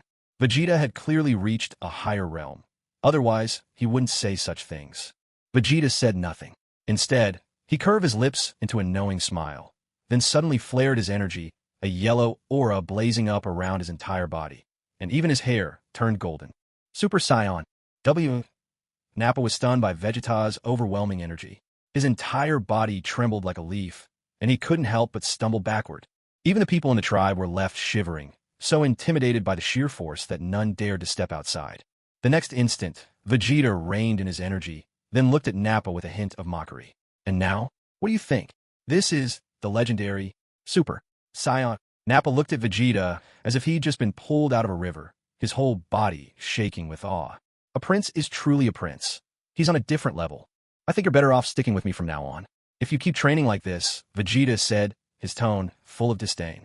For a Saiyan, the path of a Super Saiyan was essential. Nappa turned to look at the woman standing by the house's doorway, holding a child in her arms, indecision all over his face. That's your woman and child? Vegeta folded his arms and silently stepped back a bit, putting some distance between himself and Nappa. Damn, seeing that Nappa was over 2 meters tall made Vegeta suddenly conscious of his own height. He felt a bit wounded. But honestly, who would have thought Nappa, a tough, bald brute, had found someone too? Then again, just because he was single didn't mean Nappa had to be lonely for the rest of his life, right? She's my woman, but the child isn't mine. Nappa didn't notice Vegeta's reaction, but looked at Tana with eyes brimming with warmth. Vegeta was taken aback. His mind spun. What did that mean, your woman but not your child? That was quite a bit to take in. Was Nappa playing the role of the stand-in father? We don't have a child of our own. This little one is the orphan left behind by others in the tribe, Tana hurriedly explained, seeing the awkward look on Vegeta's face and hearing what Nappa had just said. Vegeta snorted inwardly. Nappa was still the same big lunk who couldn't get his words right. Vegeta, how long do you plan to stay on this planet? Nappa didn't realize there was anything odd about what he'd just said. He was simply happy to see Vegeta again after so long, and began introducing all kinds of things about the tribe to him with genuine enthusiasm. Vegeta looked at Nappa in surprise. He hadn't expected this guy to fall for a woman, let alone stay behind in her tribe to guard it by her side. What a huge change. Strangely, seeing Nappa like this sparked a sense of familiarity deep within him. This is the house Tana and I share. Come on in, have a seat. I'll ask Tana to fix you something to eat. Before they even stepped through the door, Nappa suddenly clapped himself on the forehead, turned around, and looked at Vegeta. Vegeta, did you ever end up making your wish to Shinron? Nappa remembered the important question on his mind. Was the wish for immortality ever granted? Something flashed through Vegeta's mind all of a sudden. Of course. Brimming with pride, Vegeta began retelling what had happened on Namek. The two of them sat at the table, devouring mouthfuls of food as they chatted, the moment feeling just like old times. Are you really going to stay on this planet for this woman? Vegeta suddenly asked. Nappa's hand froze with food halfway to his mouth. He gazed at Tana, who was quietly soothing their child nearby, his eyes filled with gentleness. Yes. Yes. Vegeta hadn't expected that. Clearly, Nappa had been through quite a lot himself. I want to protect her, Nappa said as he continued eating, turning his eyes to Tana with a resolute tone. Vegeta didn't say more. After all, everyone has their own path in life, and he had no right to interfere. And for some reason, while listening to Nappa speak with such sentimental conviction, Bulma's face fleetingly crossed through Vegeta's mind. After leaving behind some supplies, Vegeta departed without a hint of nostalgia. Vegeta, Your Highness. Nappa's eyes shone with unshed tears as memories of their days together on planet Vegeta surfaced. His prince was grown now and no longer needed him, and it seemed he could never quite catch up anymore. Vegeta, meanwhile, went off with a scouter Bulma had made, searching for materials. Somehow, after meeting Nappa, a sudden urge to grow taller gripped Vegeta. It surprised even him how strong this feeling was. Because it occurred to him out of the blue, Bulma was 165 centimeters tall, Kakarot was 175 centimeters. But he himself was only 164 centimeters, officially confirmed. This is the spot. Vegeta hovered over the lip of a volcano, periodically checking the photo in his hand against his surroundings as he searched for the material he needed. Silver rock. But all he could see were the ashen stones left by old eruptions. Nothing remotely silver in sight. TCH, he grunted impatiently, firing an energy blast at the volcano's slope. When the smoke cleared, the silver-colored rock finally came into view. Vegeta's lips curled into a triumphant smile. He lifted his hand and, with several decisive strikes, began to break apart the glimmering stone below. A chunk of silver rock, as large as a house, was neatly cut out, and Vegeta dragged it along while checking his scanner. Unexpectedly, the material Bulma needed was located on the other side of the planet.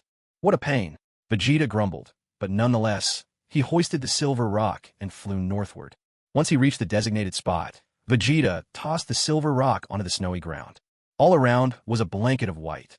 The northern wind howled, snowflakes swirling and settling onto Vegeta's hair. Barely had the rock landed when a white shape lunged at Vegeta. A ball of fluff, mouth gaping wide and ringed with razor-sharp teeth, snapped viciously at his shoulder. Then came a second, and a third. Before long, countless white bundles of fur were crawling all over Vegeta. Frowning slightly, Vegeta reached out and yanked one of the fur balls off. Its eyes were hidden deep within the white fuzz. It was scarcely bigger than a mouse, its small body covered in soft fur, but its teeth were unusually sharp, sharp enough to tear a hole in Vegeta's protective suit. The creature squeaked and chirped as it struggled in Vegeta's grasp, baring its teeth in defiance. What is this thing? Vegeta exclaimed, flinging it away. With a surge of power, he blasted all the other creatures off him, wiping them out in an instant. He flipped through the photos Bulma had given him, quickly spotting the item she wanted. In the endless white, a crimson crystal stood out, its dazzling color impossible to miss. With these two massive objects in tow, Vegeta appeared almost like a grasshopper as he made his way toward Nappa's settlement. He reminded himself to warn that fellow. Just because he'd found a woman, he shouldn't let himself be lost in comfort. He needed to grow stronger. Anything less would embarrass the Saiyan name. As soon as Vegeta reached the skies above Nappa's settlement, he saw bizarre monsters of every shape and size surrounding the area. Inside, many warriors from the settlement were fighting alongside Nappa, holding the creatures at bay. Protect the settlement. Attack now. I'll guard this side. You head over to Nappa's flank. Silently, Vegeta watched as Nappa stood at the very front of the warriors, determined and unyielding. He fought alone in a way that none could rival. It seemed Nappa had finally found his true calling. Just as Vegeta considered leaving, he spotted a small reconnaissance craft whizzing by beneath him. It was a Frieza Force scout ship. Vegeta slipped into the shadows and followed, soon discovering Frieza's base nestled between the mountains. Damn it, so this is why the fused beasts are being wiped out so quickly. On the monitor, a man in a white lab coat slammed his fists onto the keyboard in anger as he watched the incoming feed. What now? That guy seems to be one of the traitor Saiyans, the other man sitting by the screen frowned. We're researchers, not fighters. Another girl made a spirited remark. Just as they were talking, there was a heavy thud. At that moment, Vegeta stepped away from the lab door and then took off, shooting into the sky. This is Nappa's problem to handle. With all these monsters popping up every now and then, he'll have plenty of real-world experience to toughen him up. Vegeta once again lifted the massive pile of materials and soared high into the air. He tossed out a capsule and, gauging the size of the spaceship, sliced the materials into countless smaller pieces with his energy, then carried them inside. This trip, flawless. For Nappa, this really isn't so bad. With materials in hand, he can finally build his gravity chamber. He'll install one on the ship, and another at Bulma's house. Excited by the thought of a new gravity chamber, Vegeta quickly set his course, then walked straight to the gravity room to start his own training. Previously, on Earth, when the gravity chamber exploded, he danced at death's door. But that ordeal doubled his normal power to 10 million, and his Super Saiyan form reached 500 million. After a year and a half of intense challenges and relentless training across different planets in the universe, his Super Saiyan power maxed out at 700 million. That a base strength of 14 million. Although things got a little sluggish partway through, and he wasn't entirely satisfied, the progress was still remarkable. After training, Vegeta dashed off to take a quick shower, then asked the system, how much has my Super Saiyan 2 bloodline activated by now? Updating information. Host Vegeta. Base strength, 14 million. Peak battle power, 700 million. Super Saiyan 2 activated at 60%. Vegeta quietly calculated. Over the last year and a half, he'd beaten at least a dozen opponents. It was never too hard, but each time, this damn system only gave him a point or two, always so stingy. The system issued a new quest. Host, proceed to Earth and pursue a romantic relationship with Bulma. Reward for completion. Super Saiyan 2 bloodline activation increases to 80%. Right then, as if sensing Vegeta's reluctance, the system posted the very quest he'd been avoiding all this time. Before, Vegeta scoffed at missions that involved watching others find love. But now, even Nappa has someone. Will Vegeta still remain unmoved? The system grumbled to itself. Look at this. Offer you a big reward. You say no. Offer a small reward. You scoff. What a difficult host to please. The system sighed audibly. For a moment, Bulma's face flashed through Vegeta's mind. Her serious expression when she fixed his spaceship. Enough. Vegeta shook his head, set the course for Earth, then went back to his room and, without a second thought, flopped down on his bed and fell fast asleep.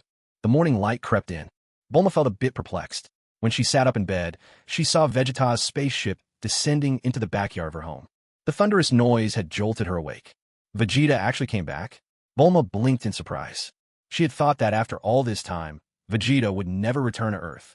Bulma's heart skipped a few beats in that moment, and she hurriedly threw off her covers. How could you be gone for over a year? I honestly thought you weren't coming back. Without waiting for a response, Bulma rushed straight to Vegeta's side. So, did you bring the materials? Have you been drinking? Vegeta had just stepped off his spaceship when he saw Bulma, still in her pajamas and carrying the faint scent of wine. I've been drinking. Yeah, I just broke up with Yamcha. That guy's always flirting around, never sticking to one woman. At the thought, Bulma clenched her fists in anger. Oh, Vegeta seemed utterly uninterested. He pointed at the spaceship and said, everything's in there. Hurry up and get to work. Of course, Vegeta would never admit to Bulma that, truthfully, he hadn't wanted to come back at all. But after traveling for over a year, he still hadn't found any advanced civilizations. Naturally, he had no intention of ever saying such a thing aloud. Dr. Briefs and his wife were away on vacation this week, leaving the house unusually quiet from day to night. The entire backyard was perfectly still. After Bulma made him take a shower, Vegeta resumed his usual spot, leaning against the old tree, eyes closed as he rested. Late at night, Bulma left her lap. Without Dr. Brief's help, the workload was rather heavy for her alone. Feeling exhausted, she stepped outside and spotted Vegeta still resting under the garden tree. I'll continue tomorrow. Are you hungry? I'll take a shower, and then we can eat together, okay? Vegeta didn't answer.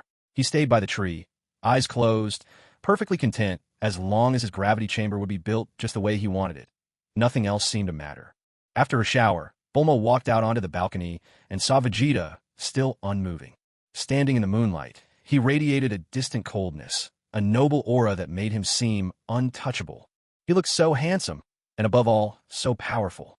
Bulma smiled, then asked the staff to bring up some food. Lifting her glass of red wine, she called down to Vegeta, "How about a drink?" With a dismissive snort, Vegeta leapt up to the balcony.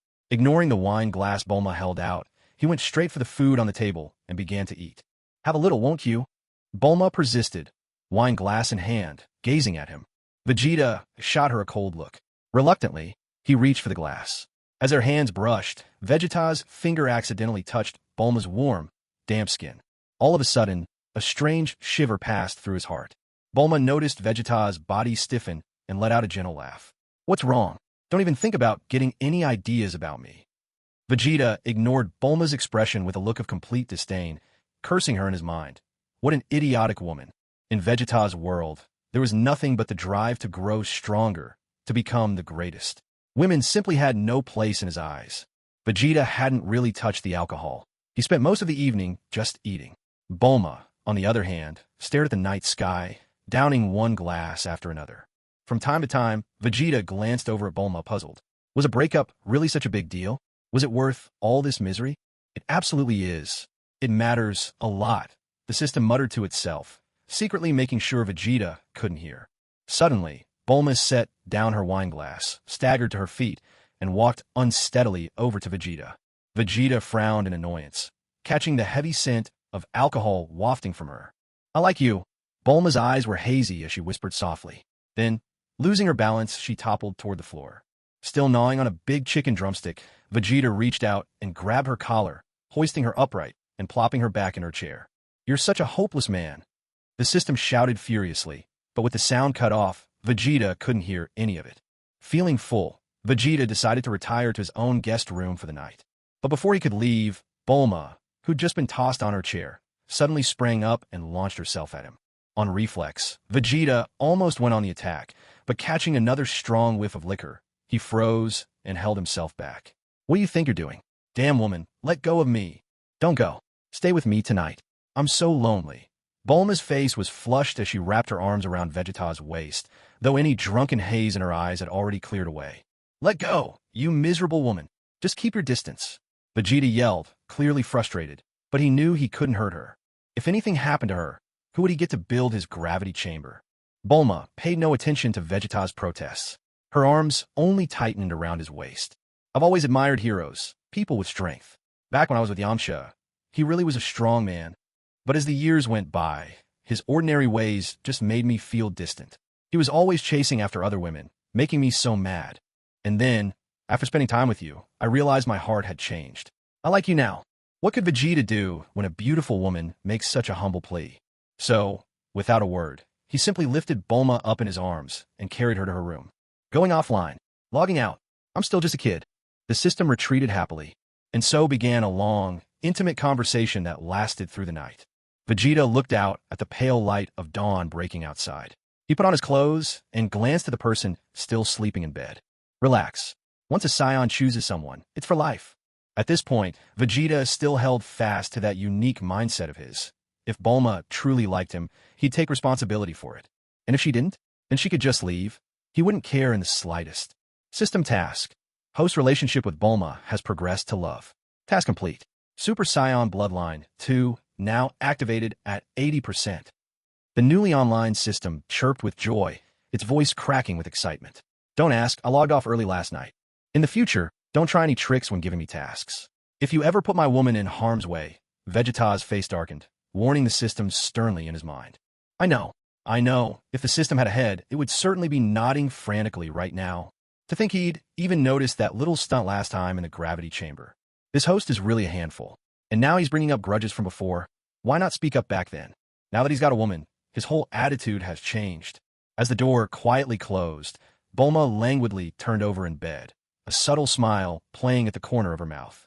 Since Vegeta needed the gravity chamber, there was no way he'd leave Earth. After leaving the room, Vegeta headed into the courtyard. He looked at his spaceship, seemed to think of something, and then walked toward Bulma's research lab. After rummaging through the place, Vegeta strode out with the Dragon Radar in hand. For him, gathering the Dragon Balls was effortless. Half an hour later, he was just staring blankly at the 7 orbs laid before him. It wasn't even dark outside yet. Goku and the others were all still on Earth. If he made his wish now, and they caught him in the act. Talk about a social disaster. Host, what kind of wish are you going to make? The system suddenly piped up, full of curiosity. Why do you care? Vegeta snorted coldly and sat cross-legged on the ground, waiting for night to fall. Come on, tell me. Maybe I can give you some suggestions. The system was dying to know what kind of wish Vegeta would make. Ultra Instinct, becoming an angel, succeeding the god of destruction, turning into the father of the Omni King, or perhaps becoming invincible in the universe. Earth's Dragon Balls couldn't grant wishes like those. The hours crept by, from early morning to evening, a long stretch of time. The system couldn't help but start chatting with Vegeta again. Host, I remember you said you've watched Dragon Ball. right? Vegeta nodded. Is there a problem? Yet, judging by your grasp of the story, you don't really seem like a true Dragon Ball fan. I've studied everyone's fighting styles and all of their techniques. Vegeta refused to admit he was just a casual fan. The system only sneered in response. Host, I've noticed you love flying that spaceship around looking for opponents, when there are plenty right here on Earth, aren't there? For example, there's Frieza and his father, and then the androids. You weren't even around for those. Vegeta was stunned by this comment. It did seem to be true, but he didn't like Kakarot on Earth, perhaps because some of Vegeta's own emotions were mixed in. Besides, he had always lived as a drifter on missions. Even before coming to Earth, Vegeta roamed the universe, invading one planet after another. He was used to wandering, never imagining he could settle down in one place. Host, honestly, there's something wrong with you. People who come to the Dragon Ball world all want to snatch a senzu bean, make wishes on the Dragon Balls, and try every trick to get stronger. Those words struck Vegeta, sending him into a deep silence. He quietly picked up the Dragon Balls, wrapped them up, and carried them with him as he rose into the sky. Host, aren't you going to make a wish? The system asked in surprise. Vegeta gave no reply. Before long, he caught sight of the towering Korin Tower, lost high among the clouds. Korin Tower, the cat sage. Senzu beans. Isn't there also the super divine water? The system chimed in, picking up on Vegeta's thoughts. It couldn't help but think its host was a fake fan. If it didn't find those weaklings beneath its notice, it might hire someone else for this job next time. Maybe a homebody would be better. Vegeta tilted his head back, studying Korin Tower's dizzying height for a long moment, then launched himself sharply toward the top. Landing inside the tower, he swept his gaze over the cat sage, leaning on his cane, and saw Yajirobe, the hefty guard, fast asleep against a pillar, snoring loudly. The moment Vegeta touched down, the cat sage bristled from head to toe. It was that terrifying Saiyan, Vegeta. You have super divine water, and the senzu beans. Vegeta fixed his eyes on the cat sage, who was so startled that he stumbled backward several steps. I'll pay you. Vegeta scowled, unimpressed by cowardly, furry creatures like this one. A little money meant nothing to Bulma's family. It wouldn't even be a drop in the ocean. She certainly wouldn't care. You're not here to kill me. At the sound of Vegeta's words, the cat sage let out a long, relieved sigh. He mustered his courage and cautiously approached Vegeta. Do you want the super divine water to unlock your potential? The cat sage asked hesitantly, cold sweat beading across his brow. This was no simple request. Your strength is already enormous. Surely you don't need the super divine water. He was clearly reluctant to hand it over. At this point, Vegeta was even stronger than Goku. If he started making trouble on Earth, it would be utter chaos. Just name your price.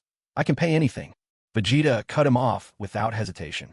If the cat sage kept dithering, Vegeta wouldn't mind using force to settle things. And then, he wouldn't pay a cent. Still, since cooperation went smoothly, Vegeta saw no reason to make trouble. After all, this cat was the cultivator of the senzu beans. The cat hermit glanced at the Yajirobe guard beside him, who was sprawled out, snoring away like the dead, and sweat gathered even more thickly on his brow. He gripped his cane tightly. Ultra-divine water, I can give it to you, but you must promise me you won't harm Earth, and not a single living thing on this planet. Not even a blade of grass. He was afraid to die, of course, but as the cat hermit, there was a responsibility on his shoulders he could not shrug off. Deal, Vegeta replied with breezy confidence, and, guided by the cat hermit, followed him down the stairs.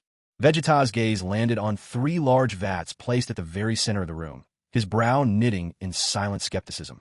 So this was the ultra-divine water? There wasn't even a lid on those vats. He watched as the cat hermit casually picked up a small jar from the floor and simply dipped it in to scoop water out. In that moment, Vegeta couldn't help but feel a flicker of doubt. Was this really the fabled ultra-divine water? Suddenly, he didn't feel so eager to drink it. How could such an unrefined, careless cat have managed to cultivate miraculous senzu beans? Despite his misgivings, Vegeta thought, as long as drinking it would make him stronger, he wouldn't even bat an eye. He picked up the ultra-divine water, but couldn't help asking, are you sure your shabby place can handle the power boost I'll get from this? What if the whole tower crumbles because of me? You underestimate Korin Tower, the cat hermit snorted, banging his cane on the polished floor with pride. There's no way you could destroy it with your normal strength. Unless, of course, you're planning on losing control and going Super Saiyan all of a sudden. Vegeta gave a cold snort of his own and downed the ultra-divine water in one gulp. For the first few seconds, Vegeta felt absolutely nothing. He turned a suspicious look towards the cat hermit. Suddenly, his heart gave a violent tremble, a surge of excitement, and then, without warning, Unimaginable pain racked his entire body. Compared to this, Guru's technique on Namek was nothing. Vegeta felt like his body was being crushed, inch by inch, beneath impossible gravity. He grit his teeth, refusing to let a single cry slip out. The cat hermit, meanwhile, fixed him with a sharp, watchful stare. Vegeta wanted to scream. The excruciating agony spread from his body into his mind, flooding every corner of his being. When the pain finally peaked and began to ebb away, Vegeta's senses slowly returned to normal. Not much of a power-up, Vegeta flexed his hands, trying to sense the difference. Seemed like only about a 2 million increase. There's no way your potential is so limited. You must have unlocked your latent power before, haven't you? The cat hermit mopped at his brow, flustered, rushing to offer an explanation. But still, you're incredible. You're the only person I've ever seen who survived drinking ultra-divine water and lived to tell the tale. The only one who wasn't killed outright by the side effects. Seeing the displeasure on Vegeta's face, Corinne hurried to flatter him. Though, to be fair, he was just speaking the truth. Vegeta had never pinned his hopes on this so-called ultra-divine water. He'd always believed true strength came from his own training, and that felt far more reliable. But if the side effect was supposed to be a brush with death, shouldn't something have changed? Why hadn't his power level increased at all? What a useless thing. Could it be that this cat had actually given him a fake? Well then, since this water is no use to me, let's talk about senzu beans. Vegeta eyed Corinne suspiciously. That conversation stretched on for nearly 10 minutes. Corinne didn't care for money. Living permanently atop Corinne Tower, he had no use for it all. So Vegeta made a promise. He'd supply high-quality fish and any lifestyle essentials Corinne required. What's more, he'd arrange for someone to serve Corinne regularly, with weekly deliveries and a bonus of fresh, premium fish each time. Corinne, instantly envisioning such a life of luxury, became far more amenable, even greeting Vegeta with newfound warmth. Senzu beans were hard to produce and exceedingly rare. With the way Goku and friends kept using them up, their supply was almost non-existent. And to make matters worse, Goku and the others never paid a thing. They just took. Earlier, that chubby Yajirobe had secretly pilfered quite a few beans as well, making the shortage even more critical. Enticed by Vegeta's offer, Corinne finally agreed to grant Vegeta 50 senzu beans every year, right on schedule. Let's see you try to pass off a fake bean now. With everything settled, just before leaving, Vegeta gave Yajirobe a gentle but unmistakable warning. If you dare steal the senzu beans again, I'll make a special trip just to end you. Having finished business, Vegeta found a secluded spot, hidden from view, and waited for nightfall. Come fort, Shenron. Vegeta stood with his arms crossed, gazing down at the earth as he summoned the dragon. When Shenron appeared, the sky remained shrouded in darkness, which allowed Vegeta to finally let out a subtle sigh of relief. State your wish. Any wish can be granted. Shenron's voice boomed with power and certainty. Vegeta glanced at the ground, hesitating for a long while before finally speaking. Make me 10, no, 15 centimeters taller. He wanted to be taller than Kakarot, once and for all. In the next instant, Vegeta suddenly found himself looking at the world from a much higher vantage. Your wish is granted. Farewell. As Shenron vanished, the system was so overwhelmed with laughter it was practically rolling on the floor, though it had the sense to mute itself so Vegeta wouldn't hear. After dinner, Bulma leaned against the balcony railing and spotted Vegeta landing on the second-floor terrace. She looked at him curiously, about to speak. Today you, she broke off mid-sentence, realizing something was different. Vegeta was significantly taller. As Vegeta strode nonchalantly past Dr. Brief, cigarette dangling from his lips, Dr. Brief cocked his head, eyeing Vegeta with a puzzled expression. Did Vegeta get taller? Or was it just an illusion? How could someone possibly grow taller all of a sudden? Vegeta ignored them entirely and walked straight toward his room. Watching his retreating figure, Bulma could barely suppress her laughter, covering her mouth to keep quiet. So that's what happened. Today was the day for hunting Dragon Balls and making a wish. Half a month passed quickly, and at last, Vegeta's long-anticipated gravity chamber was ready. All the materials are exactly as you requested, Bulma said. I calibrated the gravity just the way you wanted, though the maximum is 800 times. When you go in, be sure to vent all the air first. Don't forget to turn on the oxygen generator. Vegeta appeared calm on the surface, but inside, he was barely able to contain his excitement. It may say it goes up to 1,000 times gravity, but don't crank it beyond 800. If I recall, you pushed it to 150 times before, right? Vegeta was a little surprised. This woman was unexpectedly attentive. Step by step, Bulma hadn't even finished speaking before Vegeta gently, but firmly pushed her out of the gravity chamber. You, Bulma fumed, but then couldn't help but laugh again. She strode across the hallway to the room opposite. "Oomph. I installed cameras and an intercom. Think you could just push me out and be done with it?" Bulma switched on a monitor, settled into her chair, and watched as the screen displayed Vegeta, following her instructions, going through the proper procedures one by one. But the reality check came fast and hard, like the force of a sudden tornado. The next instant, Vegeta simply set the gravity to 250 times. Even in his Super Saiyan form, every move looked painfully difficult. "Vegeta, you're not listening to me," Bulma shouted through the microphone, loud and clear. Her sudden voice startled Vegeta so much that he nearly staggered and crashed to the ground. That infuriating woman, just who spoiled her like this? After that day, Vegeta never again talked about leaving Earth in a spaceship. During the day, he'd throw himself into training within the gravity chamber. Every so often, he'd mysteriously disappear for a while. But whenever he returned, he and Bulma would instinctively end up sharing the same room at night. Still, Vegeta never touched Bulma. He knew she was carrying his child. 3 quiet months slipped by, just like always. One day, Vegeta, dripping with sweat from his training, emerged from the gravity chamber and saw Bulma looking shy as she spoke to him. "Congratulations. You're going to be a father." Vegeta smiled faintly. He'd known for a while now, but hearing it directly from Bulma herself felt very different. In that moment, something gentle and unfamiliar stirred deep within him. After becoming pregnant, Bulma's emotions were even more sensitive. Sometimes, Vegeta would find her sitting up in bed late at night, reaching out in the darkness, just to make sure he was still there. I thought you'd left me behind, taking off in your spaceship." Bulma gazed at Vegeta's profile and murmured softly to herself. Vegeta pretended to be asleep, but whenever Bulma lay down again, he would deliberately roll over and pull her into his arms. Time flew by, and soon little Trunks was born. By the tall tree in the courtyard, Bulma sat under a sunshade, a baby stroller by her side. Inside lay a chubby little boy, and Bulma's face glowed with a doting smile as she gazed down at her baby. As usual, Vegeta emerged from the gravity chamber, and upon seeing this heartwarming scene, a faint smile appeared on his face. "Vegeta." Catching sight of him, Bulma waved cheerfully. "Come take a look at your son. He's absolutely adorable." For 3 months, ever since Trunks was born, Bulma would say this to Vegeta every single day. Dozens of times a day. Vegeta quickly slipped back into his usual stoic expression, grabbing a towel and heading straight for the house without missing a step. Aren't you the cutest?" Happiness radiated from Bulma's face as she lifted Trunks up from his crib and cuddled him close. System task issued. Host, proceed to an island 9 kilometers southwest of South City and defeat numbers 19 and 20. Upon completion, the Super Saiyan Bloodline 2 will be activated to 85%. Update, current host Vegeta, base power level 18 million, Super Saiyan level 1 power 900 million, Super Saiyan 2 has reached 80% activation. Vegeta, showering, wiped the water from his face and spat with annoyance. Over a year without a single task, and now you show up, only to increase it by a measly 5%. Vegeta was clearly dissatisfied.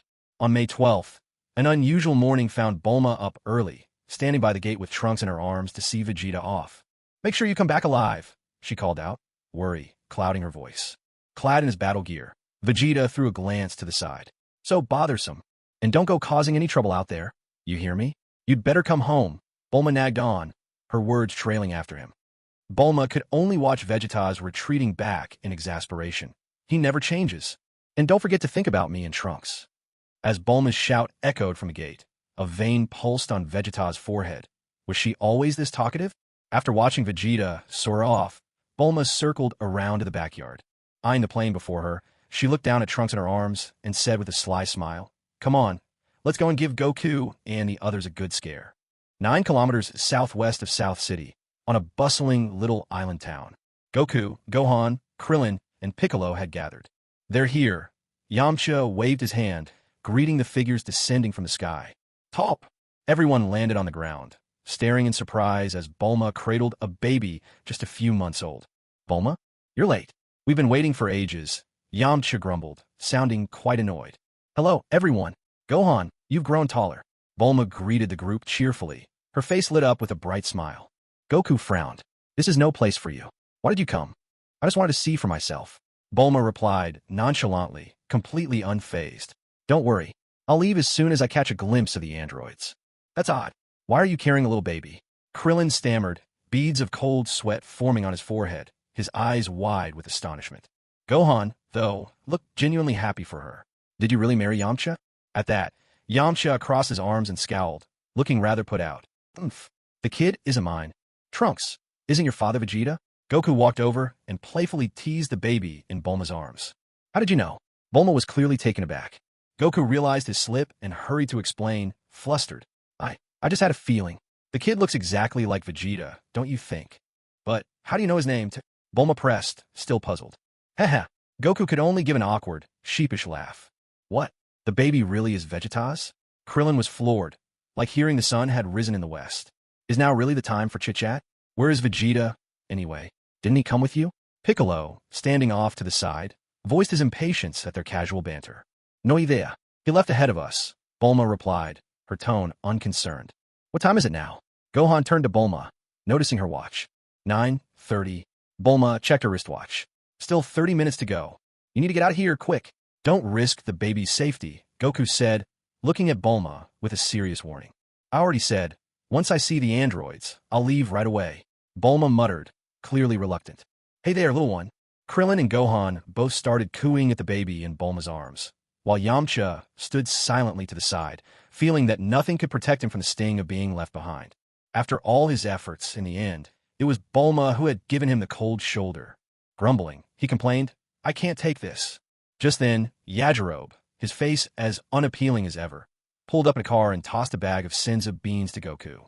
Corinne sent me to bring these Senza beans. When he'd left Corinne Tower, he'd run into Vegeta. Ever since that guy took a share of the beans, Yajirobe hadn't had a single chance to sneak one for himself. Everyone waited past 10 o'clock, still unable to sense any unusual energy. That is, until Yajirobe's aircraft was suddenly struck out of nowhere. Everyone be careful. Someone's attacking. Piccolo shouted out a warning, alerting everyone to be on guard. With a sharp whir, Yajirobe's plane was shot down, spiraling toward the town below. What's going on? I can't sense any energy, Goku spoke in confusion. A cold sweat broke out on Gohan's forehead. Quick-witted as he was, he realized there was something crucial they had all overlooked. Maybe it's because they're androids. They don't have any energy we can sense. With no way to feel the android's presence, everyone could only rely on their eyes, searching the town for any sign of them. And by this time, the androids had already appeared on the streets. They cruelly slaughtered innocent townspeople, spreading chaos everywhere they went. Soon, their gaze fell upon Yamcha. Dr. Gero, Android 20, clamped a hand over Yamcha's mouth, then drove his arm straight through Yamcha's abdomen.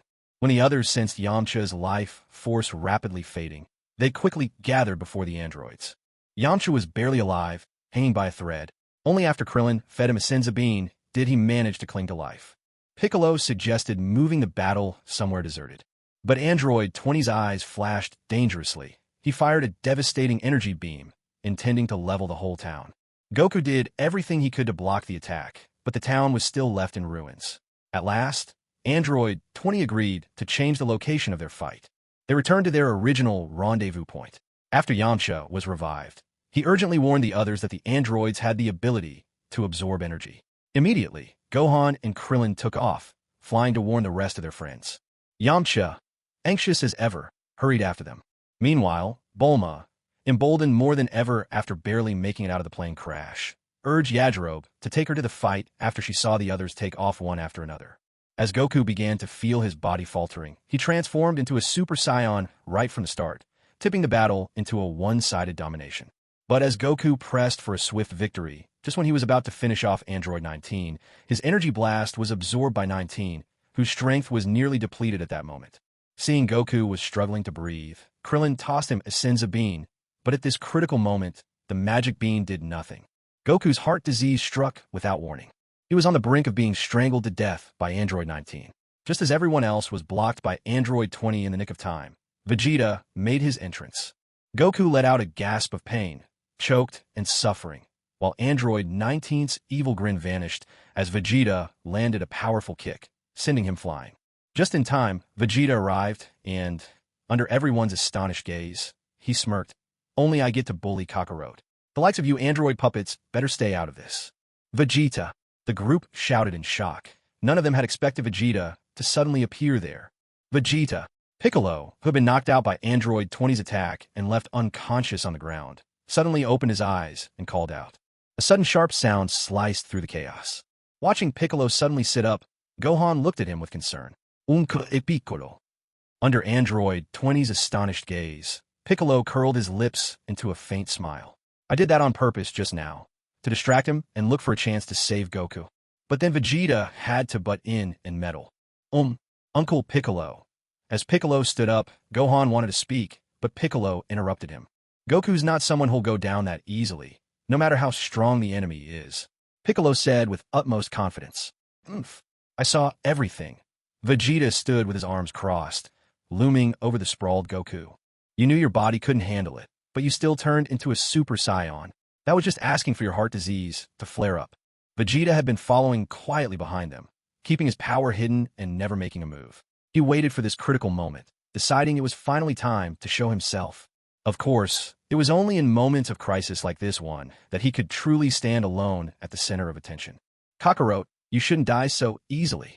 Vegeta lifted his leg and kicked Goku's body, sending him flying toward Piccolo. Otherwise, all the efforts of his future wife and son would be for nothing. With a sharp motion, Piccolo reached out and caught Goku, frowning as he glanced at Vegeta. Since when did this guy get so tall? Was this a Saiyan thing? Take him home and have him take the medicine Trunks brought from the future. Vegeta cast a scornful look at Goku. If this guy actually died, how lonely it would be for someone as invincible as Vegeta. Goku, Dad, I'll take him home. Gohan quickly supported Goku's limp body. Everyone crowded around Goku, calling out to him with concern, not paying the slightest attention to Vegeta's words or to his sudden change in height. Yamcha quickly stepped in, hefting Goku onto his own shoulder. Let me handle this. I can't really help much here anyway. Goku's illness is a virus. It could be contagious. You should take some medicine too. Piccolo remained calm as he gave Yamcha instructions. Huh? Oh, all right. Yamcha shouldered Goku and soared into the sky, turning back to encourage everyone. Hang in there, guys. Goku, you have to get better. Krillin, anxious, pumped his fist and shouted his encouragement. There was a tense hush. Number 19. Do not pursue. Android 19 hunched over, about to chase after them, but number 20 barked at him and stopped him in his tracks.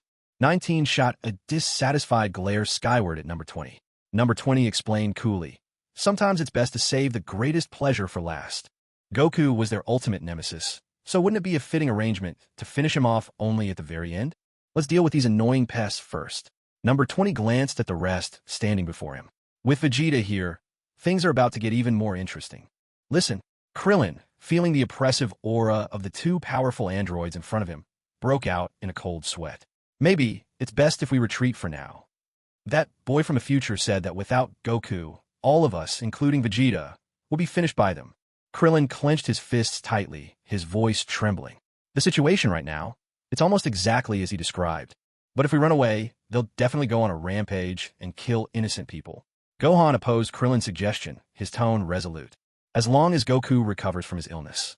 Krillin pressed his lips together. Goku was the only one they could rely on, because he was the strongest of them all. As for Vegeta, best not to mention him. Maybe we won't be killed after all. Piccolo, knowing more than the others, suddenly cut in and interrupted Krillin. Actually, things have already changed since the moment Goku fell ill. It's possible the arrival of that boy caused a slight shift in history. History has changed? Krillin was shocked at the thought, yet those two were still terrifying. Number 20. Number 19 spoke respectfully toward number 20. Please, let me deal with Vegeta. Greedy as ever. You've already absorbed plenty of Goku's energy, more than even I have now. Number 20 shot a sidelong glance at number 19, but ultimately consented. Fine, I'll handle the remaining for myself. A wicked grin spread across number 19's face. He ground his right foot back against the ground, locking his gaze onto Vegeta.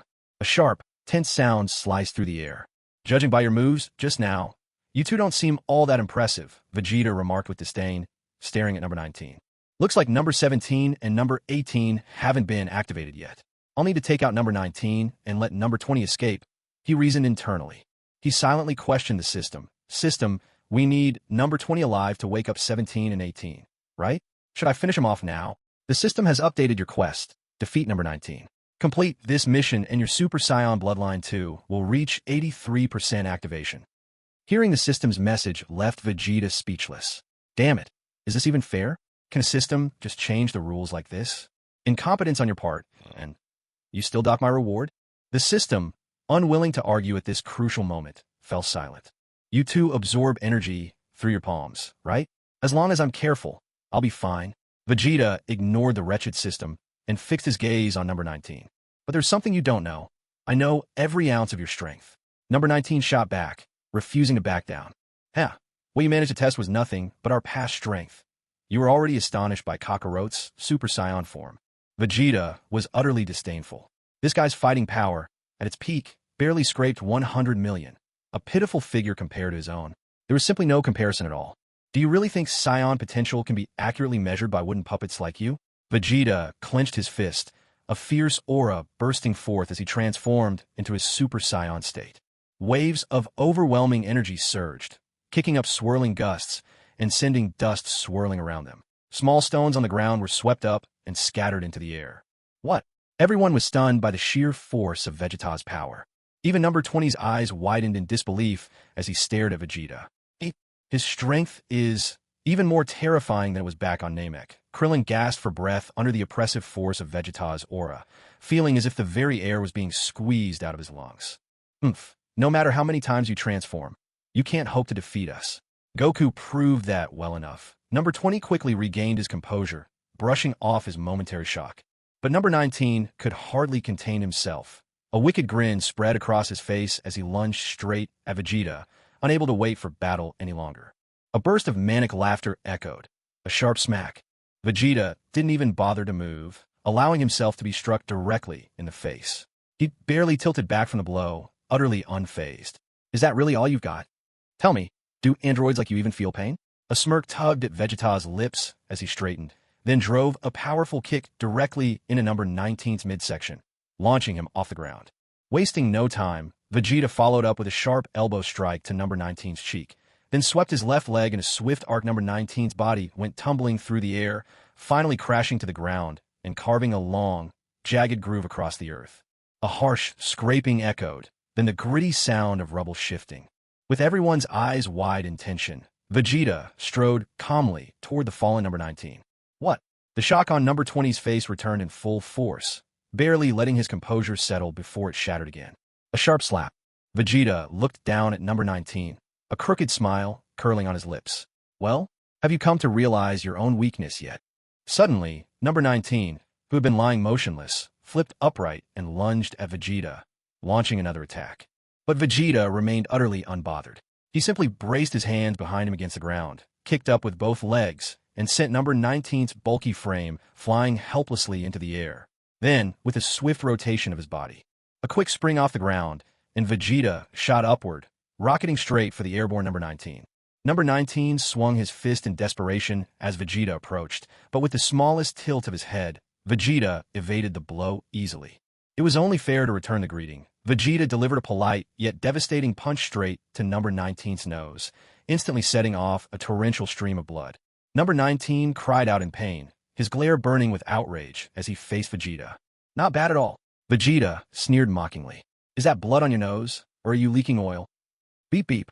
Infuriated Android 19's eyes widened, and beams of energy shot from them in an instant. Vegeta leapt and dodged the laser, landing right above Android 19's head. Molding his hands together, he smashed down with a powerful hammer blow, sending 19 hurtling toward the ground. Right below, Piccolo, 10, Krillin, and Gohan hastily scrambled back to avoid the falling android. Android 19's body crashed furiously onto the ground with explosive force, sending dust and debris billowing skyward. When the smoke finally started to clear, a gaping crater scarred the landscape. Android 19 lay still in the scorched earth, his fate uncertain. Smack! Swish! Vegeta landed neatly at his feet, eyeing him coldly. Suddenly, Android 19's eyes snapped open as he lashed out both hands, closing them tightly around Vegeta's wrists. Got you now. I'm going to drain every last drop of your energy. No way am I letting go. Android 19 burst into raucous laughter, triumph lighting up his face. Kick me all you want. I'm not letting go. Never let go, huh? Vegeta curled his lip in disdain. That something like this dared to boast was truly laughable. Whoosh. Bending his legs, Vegeta stomped down hard on Android 19's face. Let go of me. Ugh. Android 19's pudgy cheeks were horribly squashed under Vegeta's boot. So, this really is how you absorb energy, strengthening yourself. Vegeta could feel his power draining away, yet he just grinned, legs tensing. MMPH. Not letting go. Android 19 mumbled, his words muffled by Vegeta's foot. Huh. With a roar, Vegeta drove strength into his legs. In that burst of force, Android 19's arms were ripped clean off. Android 19 tumbled backward, staring in disbelief at his severed wrists, where a ragged tangle of wires now dangled. Flipping effortlessly, Vegeta landed. The onlookers were too stunned to react as he flicked the android's still clinging hands off his wrists, tossing them to the ground with disgust. Gulp. So that's how he drains energy, Vegeta muttered, stepping on the leftover hands and crushing them with a grimace. He sure knows how to suck up energy, but look at your hands now. Was it really worth the price? TSK, TSK. Vegeta wasn't exaggerating. He had nearly 200 million units of energy absorbed before finally tearing off 19's hands. Android 19 struggled to his feet, wobbling as he turned and staggered desperately for safety, crying out in terror as he made for Android 20. Wah! It seems you can still feel fear, can't you, Android? Vegeta rose steadily into the sky, then aimed his hand at the now handless number 19 and unleashed a massive energy blast. You bastard. Number 20 clenched his teeth, seething with frustration as he watched Vegeta's outstretched hand. That bastard. That bastard. To think he's become this powerful. No need to rush. You're next. I'll make sure you get your turn to fight me, Vegeta said, glancing sidelong at number 20 ahead. A tremendous explosion erupted before number 20, winds howling and brilliant light flooding the scene. The shock and awe made everyone's eyes involuntarily narrow in response. With a resounding crash, the once flat ground was blasted into a slope 3 times deeper than the previous crater. Off to the side, number 19's head tumbled and bounced, finally coming to rest at number 20's feet. Krillin stared so hard his jaw nearly dropped. This isn't quite what we anticipated, but you still stand no chance against us, despite trembling and his voice wavering. Number 20 tried to put on a defiant front. Bah! Vegeta spat in disdain. This guy really does know how to talk nonsense, even when he's outmatched. System announcement, mission complete. Host defeated Android 19. Super Saiyan Bloodline 2 activation progress. 83%. Hearing the mechanical voice echo in his mind, Vegeta returned to the ground, dropped out of his Super Saiyan form, and looked at number 20 with a mocking grin. What a waste of my energy. Now then, it's your turn. It was only silence. Number 20 glared fiercely at Vegeta, clearly rattled by his overwhelming power, but still refusing to give in, insisting with harsh defiance. Even if you're much stronger than I imagined, don't think you can defeat the androids. Stubborn to the very end, aren't you? Vegeta let out a cold laugh and decided to wait a little longer. After all, he was counting on number 20 to wake up number 17 and number 18. Number 20 kept staring, then suddenly whipped around and bolted. He's running away. He must want to use the rocks as cover. Krillin shouted in alarm as he watched number 20 fly swiftly toward a distant rocky outcrop. Vegeta didn't even chase him. Instead, he casually took out a senzu bean and popped it into his mouth. Nothing beats enjoying something you've bought with your own money. As Vegeta produced a senzu bean on his own, the others looked on in surprise. The moment he swallowed it, Vegeta felt his strength and stamina completely restored. Honestly, you guys should just head home and drink your milk. Vegeta turned, glancing mockingly at the group behind him. Don't get in my way. With that, he shot off like a bullet toward the jumble of rocks. That jerk. How could he say something like that? Krillin muttered, feeling thoroughly insulted. Just now, that guy really lost a lot of stamina. If number 20 hadn't run away, things wouldn't have gone well for him either. Vegeta truly is a genius when it comes to battle. A bead of cold sweat slid down Piccolo's calm face as he spoke, leaving Krillin and Gohan both taken aback. Huh, is he really that powerful? Krillin asked in disbelief. In my opinion, right now, he's much stronger than Goku, Piccolo said with a deep frown. He had been training side by side with Goku for days. He knew exactly how strong Goku had become, yet Vegeta had surpassed even that. I'm going over there to see if the android is really finished, Tien declared, not bothering with what Piccolo had just said. All he wanted now was to fly over and see for himself. Even if he couldn't join the fight, just witnessing the battle would be a valuable experience he could learn from. I'm coming too, Krillin exclaimed, not wanting to be left out. Gohan clenched his fists and shouted, Me too. We've trained so hard all this time. This is what we've been preparing for. Piccolo wanted to hold them back, but the words caught in his throat. In the end, he gave up on trying to stop them. Fine. But whatever you do, don't fight the android. You're no match for him.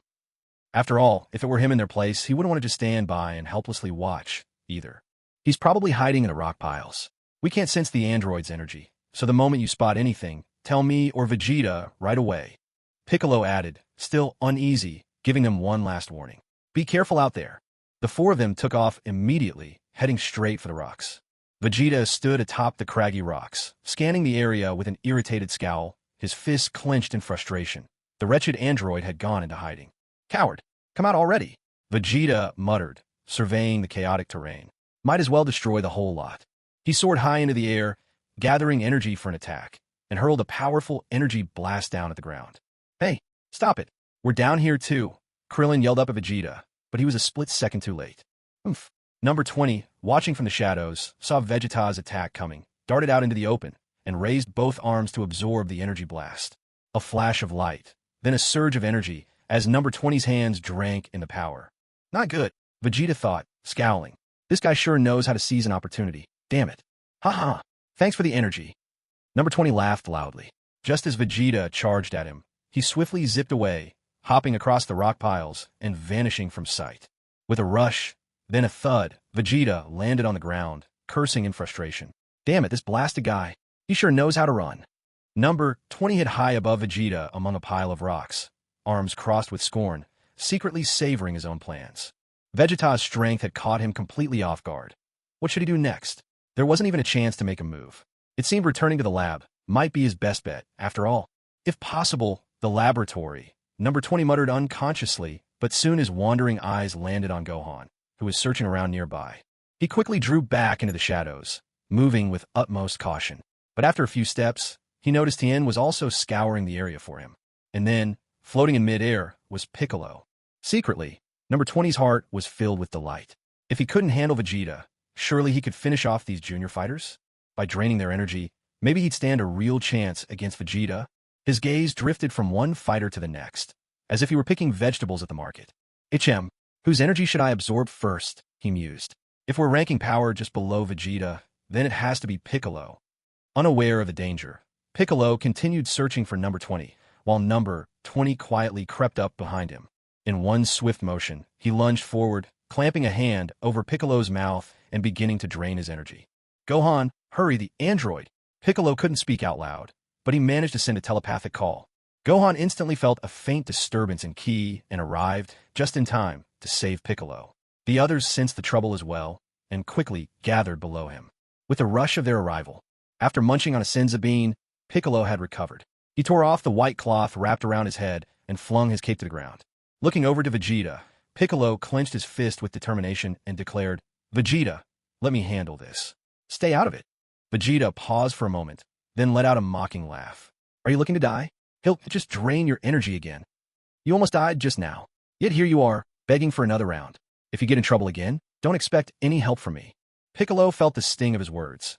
Not so much that they hurt, but the insult burned deep. Meanwhile, Number 20 was silently wishing Vegeta would keep his distance. If he could leech more energy from Piccolo, dealing with Vegeta might actually be possible. But before he could savor his little daydream, Piccolo launched a knee straight into Number 20's jaw. Stunned, Number 20 was sent flying. While the others stood in shock and Vegeta's smirk widened, Number 20 finally snapped back and counterattacked. Piccolo, calm as ever, landed an elbow strike right into Number 20's back, slamming him into the pile of rocks below, dazed and uncomprehending. No way. How can I lose to Piccolo? I just absorbed so much of his energy, he muttered, struggling to rise from the rubble, shaken to the core. Above the small town, the future Trunks hovered in midair, his expression stern as he gazed down at the ravaged little island below. He quickly sensed an energy presence not far away and shot off at lightning speed toward it. Android 20, who had been thoroughly overwhelmed by Piccolo, was in a sorry state. He glared fiercely at Piccolo, cursing through gritted teeth, "You bastard! Piccolo's power is unbelievable. How did he train to this level?" Krillin watched with his heart pounding, fear written all over his face. He's not even a Super Saiyan. Judging by Piccolo's current strength, he was nearly on par with Vegeta when Vegeta first became a Super Saiyan on Namek. Meanwhile, Yajirobe, cradling young Trunks in his arms, looked at Bulma, who was piloting the aircraft, with an expression as strained as someone with a bad stomachache, doing his best to persuade her. "Let's go back. Let them handle the androids. You're carrying a child." Just then, the older Trunks zipped past, streaking above their plane in a blur. "Look, over there, it's the young man from the future." Bulma cried out excitedly. "He's here too, he's come to fight. We're going the right way after all." "There, that's the place." Piccolo, with a single swift strike, sliced through Android 20's wrist. "Listen up. In battle, we can force our energy to surge instantly, making it explode outward." Piccolo's lips curled into a cold smirk. "So, the energy you just absorbed wasn't much at all." "We've won," Gohan shouted joyfully, clenching his fist in excitement. Android 20 was sent crashing once again into a pile of rocks. Gnashing his teeth in rage, he clawed his way up and leaned against the debris, hatred burning in his eyes as he glared at Piccolo, floating overhead. That guy, who would have thought Piccolo would be this strong? The original history was for all of us to be killed by the androids. Maybe things will change in the future after all. Piccolo looked down at Android 20 with a look of utter disdain. "Is it that you're not as strong as you thought, or are we far more powerful than you ever imagined?" Up in the air, Krillin looked down at the battered Android 20 and exclaimed in relief, "This is great. Even with Goku gone, we still won." "Yeah," Gohan echoed enthusiastically. "I can't say I like how strong Piccolo and Vegeta have become, but at least now I feel a bit more at ease," Tien admitted with a sigh of relief. "Huh." Vegeta didn't bother to say more, merely smirking to himself, wondering if Piccolo would finish Android 20 off immediately. Then again, it didn't matter much. Hey, Piccolo was just about to deliver the final blow when suddenly a new energy signature approached from a distance. Everyone turned their heads. It was the newly arrived future Trunks. "Huh, that guy. He's not one of them either." Words failed Trunks as he took in the chaotic scene before him, unable to describe what he saw. When he saw future Trunks, Android 20 was even more shocked. This was already beyond what he could have known. He had the urge to flee. Everything was turning out differently from what they had predicted. He could only escape for now and return to the lab. Who is this guy? Future Trunks cast his gaze down at Android 20, voicing his confusion. "Are you fighting him right now?" "What?" Piccolo was startled. Could it be that the androids Trunks had spoken of weren't these two? "Isn't he the android you mentioned? What's going on?" Trunks himself couldn't be sure how the timeline had changed. Could be otherwise? Gohan asked, puzzled. "What? Is this wrong?" Krillin and Tien looked equally bewildered. Bulma's plane, no matter how fast, still trailed him last. Yamcha, thinking of his own safety, threatened Bulma. "If you insist on flying anywhere near those androids, I'll throw this kid out of the plane." "Go ahead. His father is Vegeta," Bulma replied, casting a contemptuous sidelong glance at Yamcha, utterly unfazed. Yamcha, instead, found himself threatened. "Whatever you say. Let's just get moving." Vegeta stood with his arms crossed, watching the group still reeling in confusion, but he said nothing. A plane flew in overhead. Bulma waved at the group through the glass cockpit, greeting them high. "Huh, Bulma?" Krillin was dumbfounded. At a time this dangerous, Bulma still managed to barge into the middle of things. Just then, Android 20 seized his moment. From his palm, he unleashed the energy he'd absorbed straight at the ground, letting out a furious, vengeful cry before making his escape. "I told you all you can't win. It's true. Number 17 and number 18 will be here soon to wipe you out." "Number 17? Number 18? The information in 20's words left everyone stunned, and Trunks shouted urgently at Bulma in the plane, "It's dangerous. Get out of here." A massive energy blast lit up the battlefield with dazzling brilliance, shrouding everyone in blinding light and hurling broken debris skyward, a wave of dust and rocks sweeping across 10 kilometers in every direction. A violent shock wave rocked Bulma's plane, making it tremble and almost plummet. Trunks raised his arm protectively and screamed with all his might, "Mom!" As the stone rain fell and the dust slowly settled, Piccolo lowered the arms he'd crossed over his face, looking down in fury at the spot where Android 20 had already escaped, and shouted in frustration, "Ugh, that guy, damn it." In this crucial, heart-pounding moment, Vegeta suddenly hesitated, costing them a chance to stop 20, because he didn't know whether to chase after the android or rush to save Bulma and her son first. He floated mid-air, body frozen, his frame trembling in anger, furious not at others, but at himself. In the past, he was free from attachments, able to focus on the enemy without the slightest worry holding him back. But now, unexpectedly, he found himself entangled. Women really were obstacles to becoming stronger. The smoke finally cleared completely, and bits of rubble kept falling on a future Trunks' back as he crouched protectively over Bulma and his younger self. Phew, that was terrifying. Bulma exhaled heavily, the fear lingering as she caught her breath. Little Trunks, on the other hand, was so scared that he burst into tears and wailed aloud. Vegeta didn't spare them a single glance, wholly consumed by his own anger. With a sudden movement, future Trunks gritted his teeth and dashed over to Vegeta. He had meant to confront him, but upon realizing Vegeta looked taller now, he had to look up at him. Why didn't you save them just now? Future Trunks demanded through clenched teeth, his voice shaking with anger. They're your wife and child. Vegeta only looked down with that cold, indifferent gaze, leaving future Trunks rooted to the spot, trembling. This was his father, a heartless and callous villain. You saved them, didn't you? Vegeta replied dispassionately, pushing future Trunks aside as he descended to the ground. Vegeta couldn't help but wonder if he'd been wrong from the start. There was no need for him to step in. The boy could save himself. Besides, it wasn't as if that son truly belonged to him. Soon, standing on solid ground as she soothed the child, Bulma called out, "That old man might be Dr. Gero. I've seen his photograph before. Did he really go so far as to modify his own body?" Everyone turned in astonishment to look at Bulma. Was that android really Dr. Gero himself? From amidst the rubble, Yamcha's voice echoed, sounding deeply aggrieved. "It's like I don't even exist to you all." Of course, Vegeta knew that was Dr. Gero. The real problem was he had no idea where the doctor's lab was. Otherwise, he would have staked it out long ago. I've seen his photographs. He wasn't a good man, but he was a genius scientist, Bulma continued, seeing through the truth at once. Maybe he wanted to live forever, so he turned himself into an android. How could this be? Future Trunks seemed momentarily lost, struggling to take it in. What's going on? Why are the androids different from what you told us? Krillin asked, turning his gaze to future Trunks. Maybe something changed in history. Perhaps it's because I came back to the past. Future Trunks frowned, his words halting and uncertain, clearly trying to work it out in his mind. Could it be that 17 and 18, the ones that Guy mentioned, are the androids you warned us about? Piccolo also turned to future Trunks for answers. What do they look like? I don't want us guessing wrong again.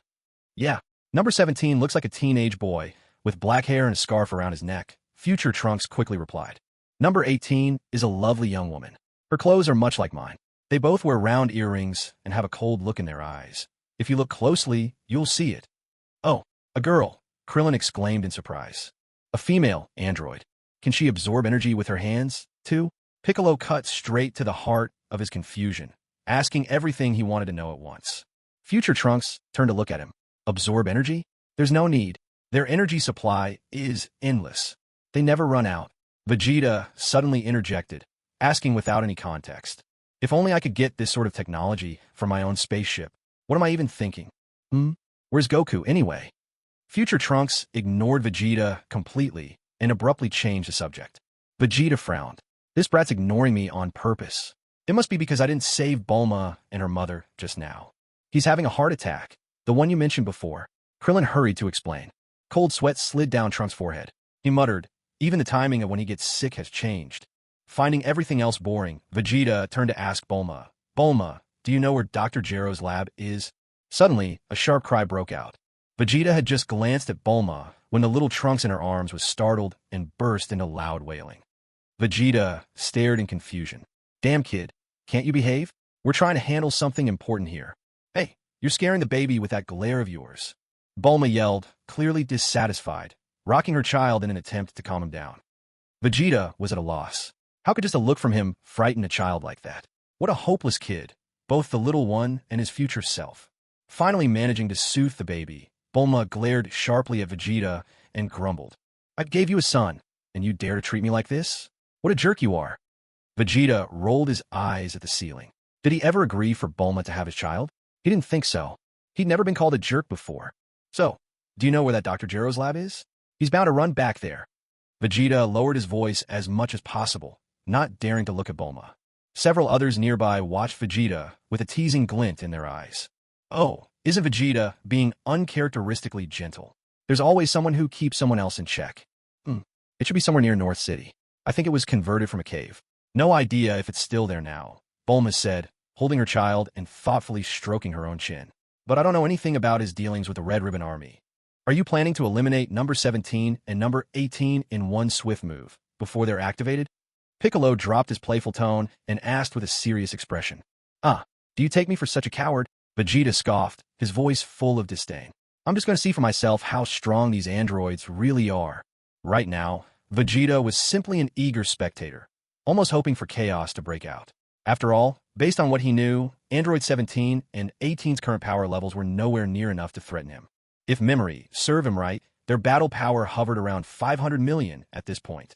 The thought made Vegeta's mind wander to Cell in the future. Once that creature absorbed 17, his strength skyrocketed. No, he couldn't just sit around. He had to speed up his own path to power. All he could do now was wait for the system to assign him a new mission, maybe to unlock Super Saiyan 2. He had little interest in the second or third stages of Super Saiyan 1. Or perhaps he thought he could rely on his own ideas, full power Super Saiyan, or even Super Saiyan 4. That prospect excited him even more. Suddenly, Trunks interrupted Vegeta's train of thought. No, you're underestimating just how dangerous these androids really are. Piccolo is right. The best course is to eliminate them before they're activated. If we can't stop them, it's wiser to lay low and wait for Goku to recover. Trunks insisted. Vegeta's temple throbbed with anger. What a useless son. Don't go around demoralizing everyone. Wait for Kakarot? And where does that leave the pride of the Saiyan Prince? Don't forget, my power surpasses his. Vegeta barked back. Stop interfering. With a loud shout, Vegeta shot straight up into the sky, vanishing in a flash. He just left on his own, Tien noted, watching Vegeta streak across the sky like a bolt of lightning, disappearing in an instant. Maybe Goku won't be needed after all. Vegeta might just be able to defeat the androids himself. Piccolo glanced at Trunks, a hint of irony flickering in his eyes. Kid, are you really going to keep chanting Goku in front of your fiercely proud father? That can't be a good idea. Damn it, I didn't mean to make the androids sound so invincible. They really are that strong. I have to stop him. I may not like him, but I can't just stand by and watch my father march to his death. Trunks gritted his teeth, then launched himself into the sky to chase after Vegeta. Asterisk snap. Whoosh, asterisk. Dad, did I hear that right? Bulma's face was a picture of confusion. What's going on? Did his father get killed by the androids too? But Vegeta couldn't possibly have a son this old, could he? There's no point hiding it now. I'll just tell you all. Piccolo gestured toward the baby cradled in Bulma's arms. His name is Trunks. His father is Vegeta, and his mother is you. Which means... Piccolo pointed at the child in Bulma's embrace. This little one grows up to be him. A gasp swept through the group. Even Bulma stared down at the baby in her arms, her eyes wide with disbelief. It's true. Yes, there's an uncanny resemblance. Krillin finally put the pieces together, peering at young Trunks' face. So that explains how he was able to transform into a Super Saiyan. That makes sense now. After all, he's Vegeta's child. Let's all go look for Dr. Gero's lab. Piccolo spoke calmly, laying out the next step. We have to destroy the androids before they're activated. That would be the safest course for now. Goku was still recovering, and Vegeta's unpredictable mood left everyone guessing. Who knew if he'd really protect Earth? You're right. Okay. Yes. Tien, Krillin, and Gohan all responded in unison, trusting in Piccolo's sharp judgment. Trunks, so you turned out to be a good kid after you grew up. With such a fierce look in your eyes, your mom really worried about you. Thank goodness I didn't decide to get rid of you back then. The four standing to the side were left speechless. With Bulma having lost her plane, Piccolo arranged for Gohan to take her back while the other three set off to track down Dr. Gero's laboratory. Let's get moving. We have to find them before Vegeta does. Piccolo reminded the group once more, glancing behind him. As they flew toward the lab, Dr. Gero spotted the group in the sky. Recognizing Bulma on the plane as the Capsule Corp president's daughter, he became even more alert and hurried back toward his lab with added caution.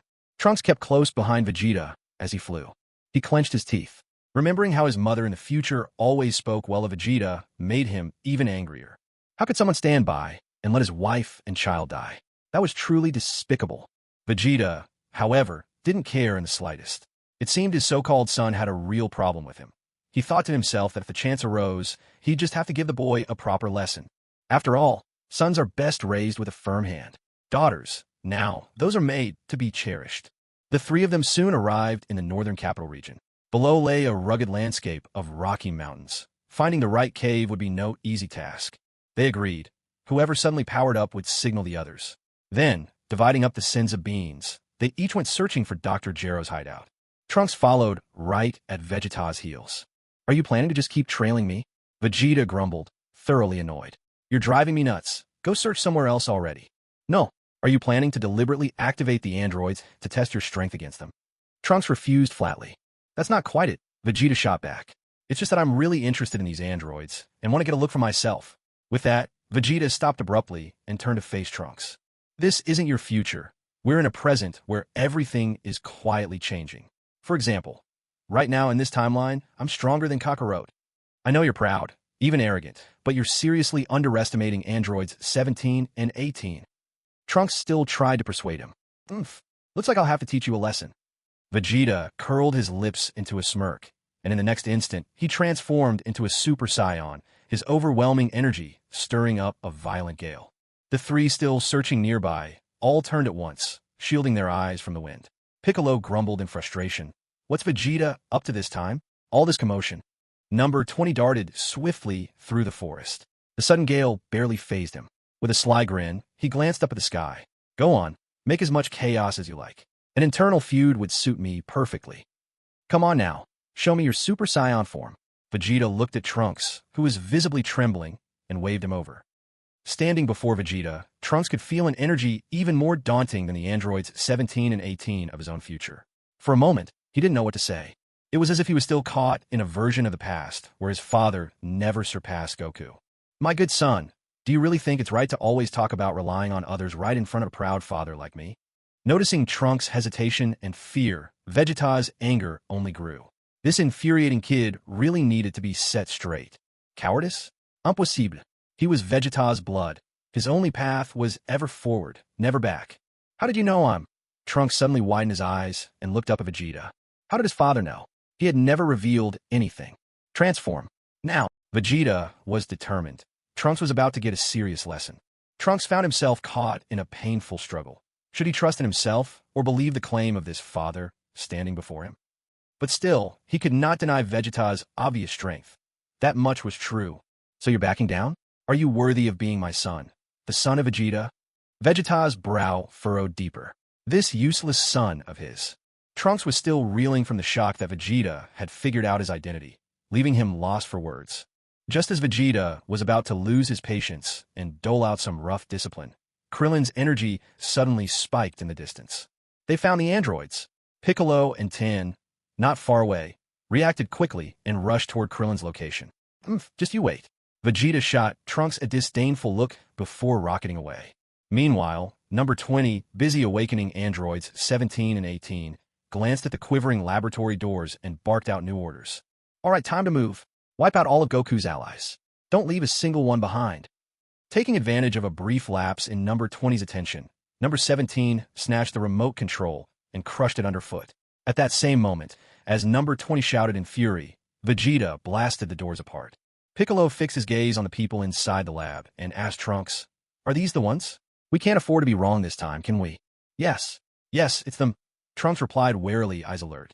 Krillin hesitated, a little in disbelief. So, those two are number 17 and number 18. They looked exactly like humans, and such good-looking ones at that. No matter how he looked at them, they didn't match the frightful description Trunks had given. You can't judge them by appearances. They are incredibly powerful. Trunks clenched his fists and raised his voice in warning. Silently, Vegeta spoke to the system in his mind. System? What about the mission? They'd already come face-to-face with these people. Wasn't it about time to issue the mission to defeat numbers 17 and 18? No mission at present. The system, usually so reticent, responded right away. Vegeta was momentarily stunned. No mission? Damn it. If there wasn't a mission, why had he been so eager to seek out these two androids? Might as well head back to the gravity chamber for some real training and work up a sweat. All at once, Vegeta lost interest. The androids were clearly no match for him, and Kakarot was still locked in a struggle with his own illness. To hell with it. So this is what it feels like to be invincible. How utterly lonely. Watching the heated argument inside between number 20 and number 17 and 18, Vegeta felt completely indifferent. Everything seemed boring and meaningless. The others watched in shocked silence as number 17 kicked number 20's head clean off. Dazed, they stared as number 20's head rolled to the doors, only to be smashed under number 17's boot as he strode after it.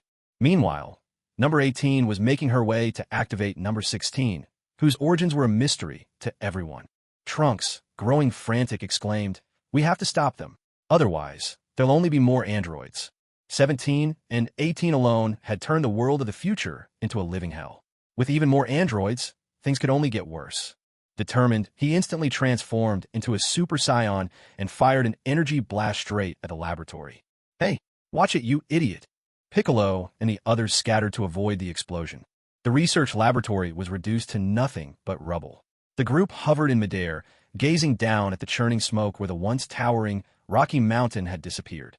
Geez, a little warning before you start blasting next time. Krillin muttered his irritation. Don't bother with pointless moves like that again. Vegeta snapped with annoyance, glancing sidelong at Trunks. Pointless. Trunks looked doubtfully down at the ground. Number 18 emerged, holding aloft number 16's intact stasis chamber, while number 17 urged her to hurry and open it. With that level of power, you're just wasting your energy, Vegeta said scornfully. Trunks pressed his lips together and could only bite back his frustration, forced to accept Vegeta's rebuke.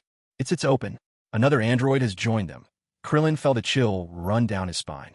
As the towering number 16 stepped from the chamber, cold sweat broke out on Krillin's forehead. Is that number 16? This is bad. He looks insanely powerful. I don't know either, Trunks gritted his teeth. I've never seen that guy before. Everything he once knew had been shattered. Everything happening now was completely unlike anything he remembered from the past. Whoosh.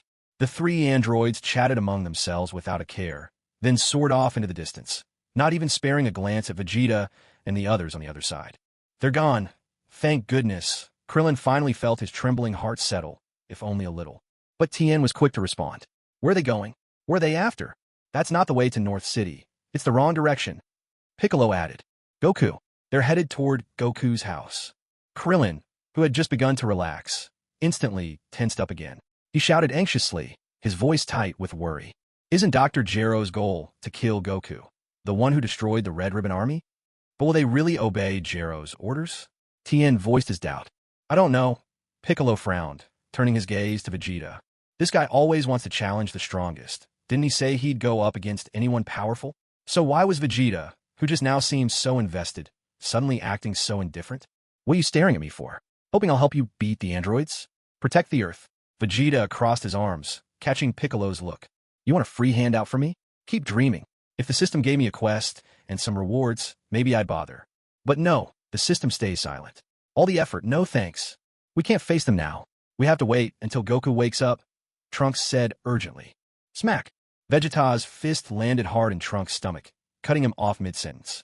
I've been putting up with you for long enough. Every other word is Goku, Goku. He's your real dad, isn't he? Everyone was stunned by this outburst.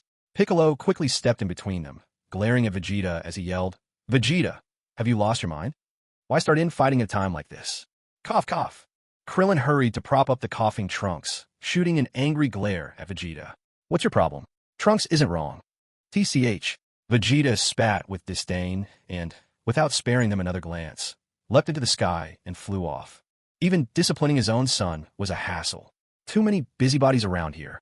Vegeta, could he be going after those androids 17 and the others? Tin asked, glancing at Piccolo as he watched Vegeta fly away. Let's follow and see for ourselves. Damn it, doesn't that kid know his dad and Kakarot are sworn rivals? Always with the Goku this, Goku that. Vegeta fumed inwardly, letting his anger simmer. And those three androids, to simply ignore me like that. I'm the prince of all Saiyans. The three androids landed on the ground and decided to search for son Wukong on foot.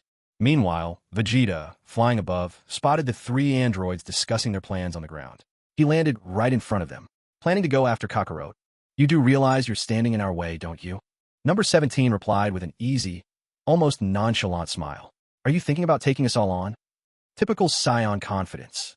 Son Wukong is just the same, isn't he? Number 18 turned, glancing at Vegeta as well. Nowhere near strong enough, and yet so smug. Oomph. All three of you against me. Is that it? Vegeta's voice was simmering with irritation. It seemed as if the whole world only had eyes for Son Wukong. Didn't anyone see how powerful Vegeta was? Are you just putting on a brave face? Number 18 crossed her arms, then turned to number 16. Hey, 16, you go ahead. Let's see what you can do. No, I refuse. Number 16 declined instantly, not giving it a moment's thought. Well then, I'll do it. Number 18 answered with a resigned tone, turning her gaze toward Vegeta. But suddenly Vegeta spoke up. No, I refuse as well. I don't like fighting women. If he lost, it would look bad. If he won, it would look bad too. Fighting a woman held no appeal for him whatsoever. A brief, Tense silence fell over the group. Number 18 could feel her own irritation rise. In that case, I'll do it. Number 17 slipped his hands out of his pockets, stepped past number 18, and faced Vegeta. With a forceful exhale, Vegeta transformed into a Super Saiyan in an instant. Well, that's a neat trick, number 17 remarked, his posture now showing a hint of interest as he felt the dramatic shift in Vegeta's energy. Testing the waters, number 17 launched himself toward Vegeta with a punch. Vegeta coolly blocked the blow and, with his other hand, grabbed number 17's arm, flinging him backward. Number 17 executed a series of backflips, landing smoothly on his feet. Not bad at all. With number 17 attacking again, Vegeta stayed calm and unhurried. The two of them became locked in close combat, each one probing the other for weaknesses. Number 17 went in for a punch to Vegeta's midsection, but Vegeta shifted his left foot and sidestepped effortlessly. In the blink of an eye, he grabbed number 17's leg and swung him fiercely toward a nearby mountain. Using the mountain as leverage, number 17 braced both feet and launched himself back at Vegeta. Vegeta ducked low, dodging the punch, and then swept his leg in a kick aimed at number 17. Number 17 leapt back, putting distance between them and soaring upward. Vegeta flew after him, aiming a sharp elbow strike. Number 17 dodged quickly, just as Vegeta's knee shot up to meet him. Number 17 had a block with both arms, but in that split second, Vegeta landed a solid punch to number 17's jaw. Now, that was unexpected, number 18 commented, arms crossed and head tilted upward as she watched the battle. The information Jero provided was completely off. Vegeta is really impressive. Number 16 observed the fierce clash between the two figures suspended in midair and couldn't help but sigh. He truly is a formidable opponent. 17 alone might not be able to take him. Number 18's brows were knit together so tightly that a shadow seemed to settle over her otherwise beautiful features. With a dull thud, Vegeta and number 17 landed on the ground once again. You're even stronger than I expected. Vegeta's brows drew together. In the course of this battle, he suddenly realized he had overlooked a crucial problem. Though their power levels differed by about 300 million, he had neglected one vital fact. Androids never tire. You haven't been going all out either, have you? Number 17 replied, his hands casually tucked into his pockets, his expression as calm as ever. A smirk played on Vegeta's lips. In that case, let's finish this quickly. Dragging things out any longer would only put him at a disadvantage. Number 17 raised an eyebrow, then charged at Vegeta in a flash. The impact of his head tilted Vegeta's torso back for a moment, but Vegeta quickly straightened and launched a punch at number 17's abdomen. Number 17 turned his head, unfazed, shooting Vegeta a mocking smile as he countered with a knee to Vegeta's gut. A strangled cry escaped Vegeta as he clutched his stomach in pain. Number 17 spun nimbly and swept his leg beneath Vegeta, sending him crashing into the mountainside. Chunks of rock tumbled down, skittering across the highway below. With a sharp crack, a cavity formed in the mountain. Clinging to the edge of the hole, Vegeta pulled himself out, curling his lips into a grin. If that's all you've got, it's a little underwhelming. Are you all right, Dad? Arriving just in time, Trunks and the other three landed beside Vegeta. Oh, reinforcements have arrived. Number 18's gaze shifted to the four figures appearing behind Vegeta, leaving 17 alone against all of you. Now that might be a bit much for just him. 16, how about we step in and help? Number 18 turned, glancing at number 16, whose face was practically screaming refusal. No, I don't want to, came his answer the very next moment. You really are, well, have it your way. Are both of you coming at me together? Vegeta caught sight of number 18 approaching and seemed almost amused, the corners of his mouth lifting ever so slightly. Dad, you have to run. If you die here, it's all meaningless. Please, I'm begging you. Trunks' voice trembled with urgency. You little brat, still looking for a beating? Stay out of my way. Vegeta snapped, shooting a sharp glare over his shoulder at the group behind him. This is my fight. I won't let any of you intervene. Oh, well, as long as they don't step in, neither will I. If you decide to run away, we won't stop you either. Number 18 halted in her tracks, crossing her arms and explaining with a calm indifference. Working together? That's not my style. I've always fought my battles alone. Vegeta snorted coldly, his expression filled with utter disdain at the thought of teaming up. Trunks clenched his fists tightly, grinding his teeth. What kind of lousy dad is this? Well, that was quite the performance. Android 18 clapped, her eyes gleaming. As expected of the Prince of Saiyans, you really have a fighting spirit.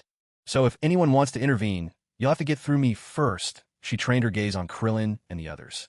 Piccolo stayed silent, making it clear he had no intention of joining the fight. Go on. Vegeta looked at Android 17. 17 simply shrugged, unconcerned. Without warning, Vegeta charged straight at 17, driving his elbow into 17's cheek.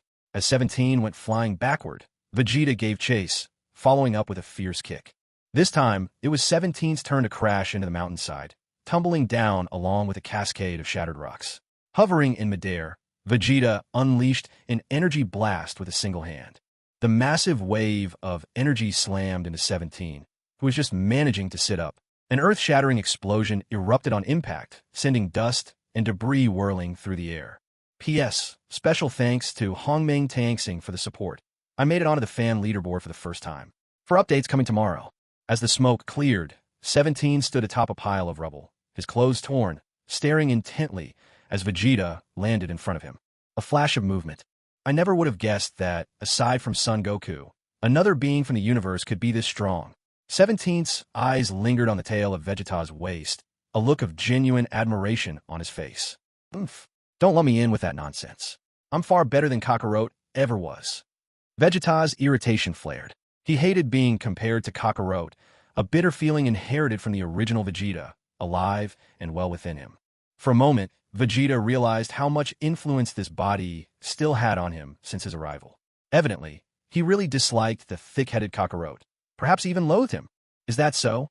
Honestly, you're both about the same. Neither of you is particularly special, 17 replied, brushing dust from his shoulders with a careless air. Trying to get a rise out of me? Vegeta had no patience for further banter, striking out at 17 with a swift knife-hand blow. 17 blocked with his arm, and the two immediately locked into a fierce bout, fists and feet flying, neither willing to admit defeat.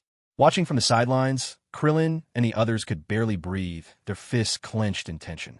Tien couldn't help but shout encouragement, cheering for Vegeta. Yes, you got this. Trunks stood transfixed, astonished. Incredible. He never imagined his father could be this powerful, able to go head-to-head with an android. As Trunks quietly rejoiced for his dad, Piccolo suddenly spoke, a harsh dose of reality for everyone present. This time Vegeta is in real trouble. The opponent's energy hasn't changed at all, but if this drags on, he won't gain any advantage either. These words instantly killed the joy in their hearts. Vegeta whipped his left leg to the side, dodging number 17's swift kick.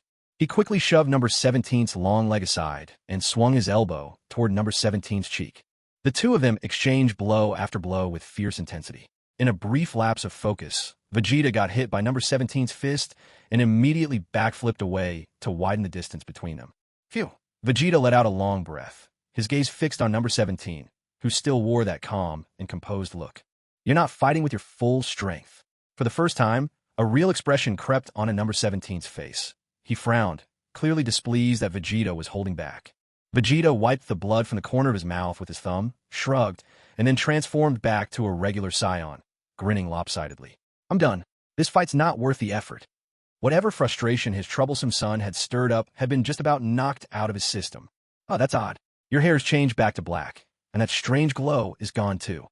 Number 17's curiosity was piqued as he noticed Vegeta's hair color shift again. Incredible.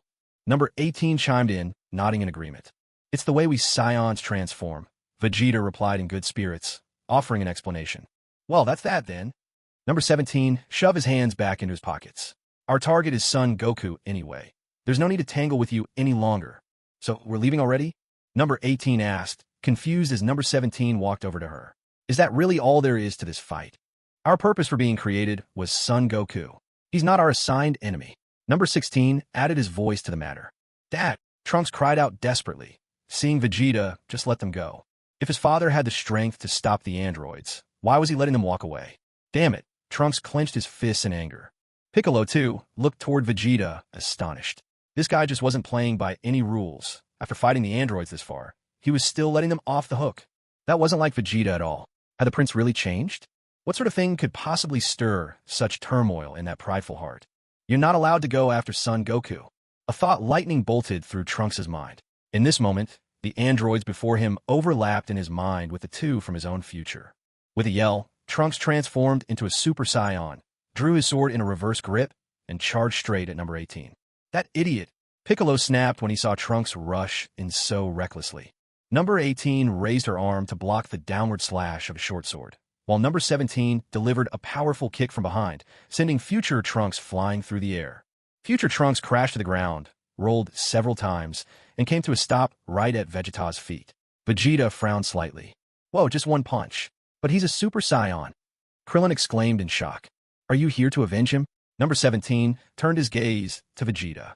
Oomph. With arms crossed, Vegeta turned aside, making his answer perfectly clear without a word. In that case, what about the rest of you? Number 17 swept his gaze over the rest of the group.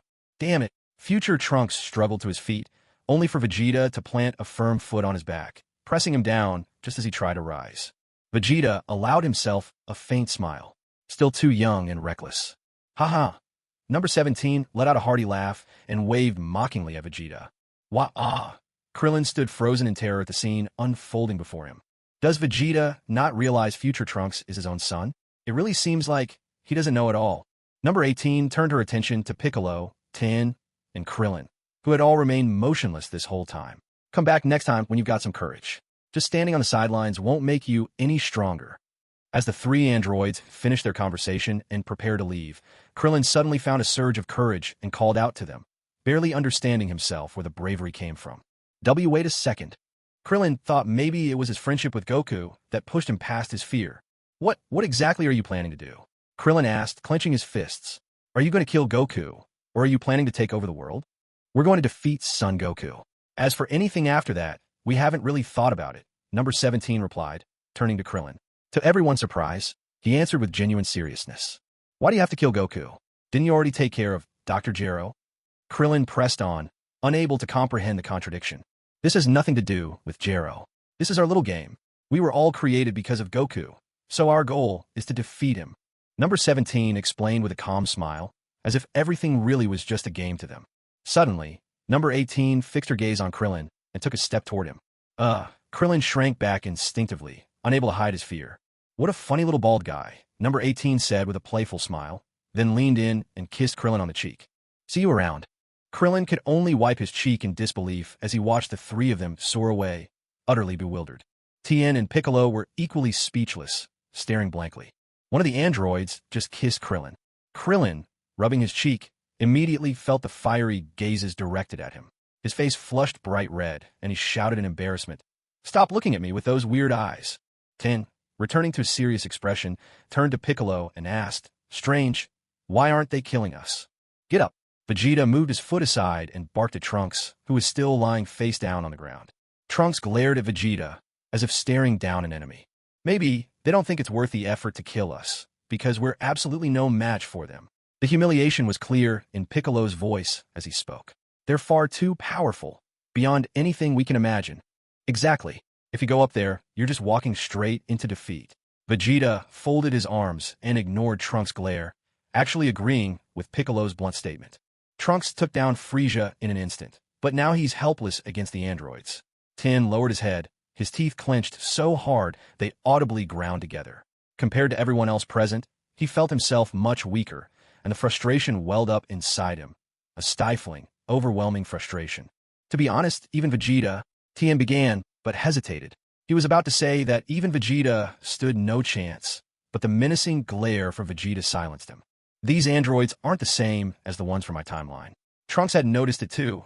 The androids in this era acted far more human, and, troublingly, were also much stronger. The androids in my timeline weren't nearly as powerful. I could barely manage them on my own. Sigh. The future looks bleak. Tien's spirit had begun to fade defeated. What can we even do now? You'd better head to Goku's house first. Get them to move somewhere safe, Piccolo said, glancing at their downcast faces and issuing his instructions. No matter what, we have to cure his illness first. So what about you, Piccolo? What's your plan? Krillin asked, a note of casual hope in his voice. Well, without realizing it, Piccolo's gaze drifted toward the sky. Looks like you've got something in mind. Why don't you share it? We're all in this together. Krillin pressed on. If anyone had a solution, it was Piccolo. After all, he was the brains of the group. Together? Don't get ahead of yourself. When did I ever become one of your teammates? I'm from the Demon Clan. I only use you to help me take over the world. At Krillin's use of the word together, Piccolo exploded in anger, his voice echoing as he shot straight into the sky. Krillin was speechless. You can stand here chatting all you want. I'm leaving. Vegeta, shifting his gaze to Trunks, added, You come with me. He clearly intended to give the stubborn kid a proper lesson from here on out. Dad, I refuse. Trunks didn't even glance at Vegeta. He turned his head, sulking, and spoke to Krillin. Let's go to Goku's place first. Vegeta felt a deep humiliation, his damned, ungrateful son. Fine, if this one's already gone astray, he'll let him be. Maybe he should focus on the younger one. Clearly, children must be disciplined from an early age. With a look of disdain, Vegeta spat and shot into the sky, turning into a streak of light. He drifted through the air aimlessly, asking the system if there were any new missions. The system, as always, remained utterly silent. Left to his own devices, Vegeta had to think for himself. Maybe he needed to find a way to reach the perfected Super Saiyan state on his own. Otherwise, even the androids would be beyond his reach. And then, there was Cell to deal with later. What was Cell's power level in his perfect form again? With it 35 billion. And in the later Cell games, as far as he recalled, Cell came back even stronger, reaching a staggering 60 billion. Vegeta landed on a lonely island, gazing out at the endless sea. He unleashed a roar from the depths of his soul. System, show yourself. 60 billion? All his hard-earned effort, and his Super Saiyan strength had barely scraped 10 billion so far. At this moment, Vegeta could only think of himself as nothing but a failure. A deep sense of frustration weighed down on his heart. This world of Dragon Balls, its power scaling was truly maddening. He, who had always stood tall above the clouds, when had he ever been beaten down to such a state? No, no one will stop me from becoming stronger. I will be strong, stronger than ever. Damn it, Arg. Once again, Vegeta let out a wild roar over the boundless ocean, his surging energy wave splitting the sea in two, exposing the damp seafloor.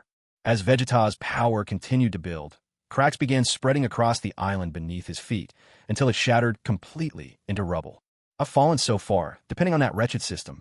Sneering at himself, Vegeta spat again, crossed his legs, and closed his eyes, hovering in the air as he began to meditate. Meanwhile, Tien, Krillin, and Trunks headed off toward Goku's house. On the way, they discussed how Piccolo would go to Kami and fuse with him. Goku still needed at least 10 days for the heart medicine to take effect before he could possibly wake up. Just as Krillin had said, Piccolo arrived at the lookout to explain his intentions to Kami, but Kami needed a true reason to fully commit. Elsewhere, the three androids managed to hijack a car along the way and set out for Goku's home. Tien, worried about Chiaotzu, bid him farewell along with Krillin and Trunks. The remaining two continued onward toward Goku's place. They quickly filled Chi-Chi and Yamcha in on what had happened, then moved Goku onto an airplane to fly him to Master Roshi's island for safety. Right at that moment, Gohan, having just escorted Bulma back home, caught up to join them. A lively discussion continued among the group aboard the spaceship, their voices weaving back and forth, until Bulma called with news. Someone in the western village had found a peculiar craft on a nearby mountain. That craft was none other than the time machine Trunks had used, and it was no longer functional. When this was confirmed, Trunks couldn't hide his shock and insisted on investigating the scene himself.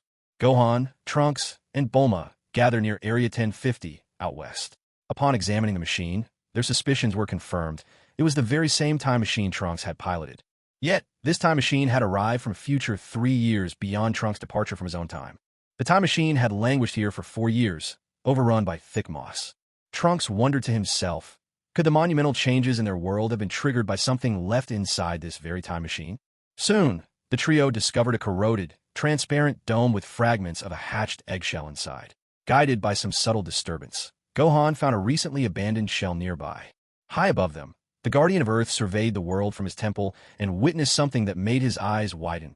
A monster had appeared. Around the place where the time machine had landed, West Gingertown suddenly fell eerily silent. Every resident vanished without a trace. This horrifying news traveled swiftly, reaching everyone on Master Roshi's island.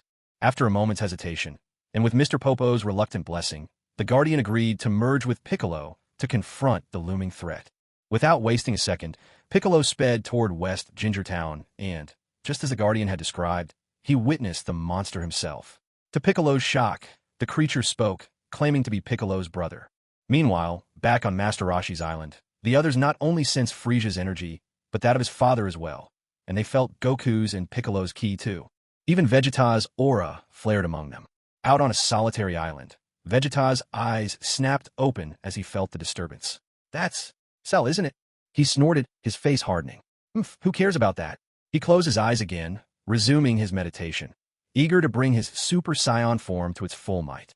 Back in West Gingertown, Piccolo and the creature eyed each other carefully and began a probing battle to test their strengths. Elsewhere, the tremors from their clash startled Android 17, who could hardly believe the power on display. Android 16 calmly told 17 that, though the battle was far away in the west, one of the fighters there was just as formidable as Android 17 himself. But 17, with no lack of pride, scoffed at the idea. As the fight raged, the humanoid monster revealed to Piccolo that to achieve his perfect form, he must absorb the energy of living beings. That, he explained, was his reason for preying on humans. The creature admitted he had arrived from the future by time machine and boasted another surprise. He even knew Goku's signature move, the Kamehameha Wave. Feigning weakness, Piccolo managed to trick the monster into revealing more, and at last learned his name. He, too, was an android, known as Cell. Dr. Gero created him using a computer. Long ago, Dr. Gero had already begun researching how to create artificial beings. He synthesized the fighting systems he collected from the most formidable warriors. However, because the process took too long, Dr. Gero eventually abandoned it, but the computer kept running all the same. Tiny bee-like spy robots quietly gathered cells from the likes of Goku, Piccolo, Frieza, and his father, and Vegeta, then fed them all into the computer. The computer worked down in the basement of the laboratory. In order to fit inside the time machine, Cell allowed himself to regress into an egg. This egg had to burrow underground and remain there for 3 years before it could mature. Cell explained all of this in painstaking detail. If he only absorbed the life essence of ordinary humans, he would never reach his perfect form. He needed to combine 2 vital and unique life forms. The computer indicated that these 2 beings were Android 17 and Android 18. That's the real reason Cell came from the future, because, in his own time, Trunks had already destroyed both 17 and 18. But as luck would have it, he knew Trunks possessed a time machine. So he made the journey. After Piccolo extracted all the information he needed, he dropped his disguise without hesitation. It took Cell a moment to realize he'd been tricked into revealing his secrets, but he soon found a stroke of fortune as well. Piccolo and Kami had fused, which meant the Dragon Balls on Earth no longer existed. Those who had died could never be revived. Just then, future Trunks and Krillin arrived at the battlefield. Cell, brimming with pride, announced that he could also use Goku's spirit bomb technique. He learned from Krillin's words in passing that Goku wasn't dead. Unexpectedly, Cell unleashed Ten's solar flare, blinding the 3 of them and making his swift escape. Cell could also mask his energy, making him impossible for the others to track. He decided to stay hidden for now, to absorb as much human energy as possible and increase his power. Only then, once he surpassed Android 17, would he seek them out for absorption. Piccolo, filled with regret for not destroying Cell at the start, vowed never to let him reach his perfect form. After some discussion, the group decided to split up. Future Trunks and Krillin set off to Dr. Gero's original lab to destroy the basement, and by coincidence, Future Trunks stumbled upon Android 17's design schematics. At this, Trunks told Krillin to bring the blueprints to Bulma, while he would go find Vegeta to train with him. Atop a jagged peak, Vegeta sat cross-legged. The howling, icy wind tousled his stiff, upright hair, but his posture remained motionless. From the distance, Trunks descended, landing behind him. Carefully, he spoke, "Father, get lost." Vegeta grunted coldly. "Now you remember to come find me? Where were you earlier?" As far as he was concerned, he had no such son.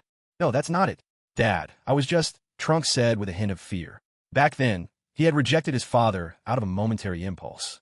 He knew he was wrong. His father was a man of immense pride, and he had just turned him down in front of everyone. "Get lost." Vegeta barked impatiently, calling him Dad. What good was that now? He didn't need such a grown son, especially one who spent all day fussing over Goku. Always Goku. Why didn't he just go to him then? Dejected, Trunks retreated to a rocky hill nearby, staring blankly at Vegeta's figure. The gap between being with his father and being with his mother felt almost unbridgeable. With the blueprints Krillin had brought, Bulma and Dr. Brief started their research. Meanwhile, Piccolo and Tien scoured the area, searching for Cell, who was feeding on humans from the shadows. And so, the relentless game of cat and mouse began in earnest. But every time they arrived at a scene, they always seemed to be just one step too late. 3 days later, news broke on TV. As Tien flew a plane toward the recently struck metropolis, the others watched, hoping to find Cell. At that very moment, Goku finally awoke. Upon waking, he told Chi-Chi that he understood what was happening. Things had taken a grim turn. He couldn't afford to rest in bed. He resolved to resume his training and surpass. Even the Super Saiyan time was of the essence, so he decided to take Gohan with him to the hyperbolic time chamber. A year inside was only a single day in the outside world. With Gohan in tow, Goku used instant transmission, appearing right before Trunks. Vegeta was still seated cross-legged at the exposed peak of the Rocky Mountain, deep in meditation. "Goku," Trunks called out, turning excitedly from another mountaintop when he caught sight of him. Goku was awake at last, and his mother's special medicine truly worked. "How's your training going?" Goku asked with curiosity. "Not well. My dad thinks I'm just in the way." Trunks replied, awkwardly. "For 3 days straight, he's barely moved from that spot." Trunks looked at Vegeta's silhouette, letting out a helpless sigh. "He really is something." Looking at him, I can almost catch a glimpse of the distant future of the Super Saiyan. But Goku, with vision even greater, sensed far deeper things as he watched Vegeta's back. "What do you want? If it's nothing important, don't bother me." Vegeta, keenly aware of Goku's arrival behind him, kept his eyes closed and called out with marked impatience. "I came to tell you, there's a place perfect for training." Goku's hair danced in the cold breeze. Vegeta froze for a second. Was it possible? A place that could boost their training? "There's a special room in the lookout," Goku explained, finishing the thought before Vegeta could ask. "One day inside is worth a whole year of training out here." Just as Vegeta was arriving at this idea, Goku's words made everything clear. A torrent of frustration surged within Vegeta. Why hadn't he thought of this sooner? He'd wasted 3 days for nothing. Wait, that wasn't right. He remembered now. The hyperbolic time chamber could only be used for a maximum of 48 hours at a time. If you stayed any longer, the chamber's door would vanish completely. That room can fit 2 people at once. You and Trunks will go in first. When you come out, I'll go in with Gohan. Goku quickly laid out his plan. Meanwhile, the 3 androids, Android 17, 18, and 16, finally arrived at Goku's house by car, only to find it empty, with no sign of anyone. Thanks to a tip from Android 16, the trio decided to head for the closer destination, Master Roshi's Island. By this time, Goku and Vegeta had arrived at the lookout, each bringing along their sons. After a brief conversation with Mr. Popo, Goku led Vegeta and the boys down a corridor, introducing them to the place as they walked. "There are showers, toilets, food, and beds, everything you need. Focus on your training," he said. Vegeta frowned at Goku, unable to suppress the doubt in his heart. "Such a perfect place. Why are you bringing me here?" For once, Goku's expression turned serious. "There's no way one person alone can defeat the enemy. You know that as well as I do." For a moment, Vegeta was taken aback. "This guy, Kakarot, aren't you afraid that I'll surpass you, and that you'll always be trailing behind me?" Vegeta shot Goku a mischievous look. "This is the place. Who wants to go in first?" Mr. Popo paused in front of a particular doorway and addressed the group. "Vegeta and Trunks will go in first." Goku didn't answer Vegeta's taunt, but instead turned to Mr. Popo.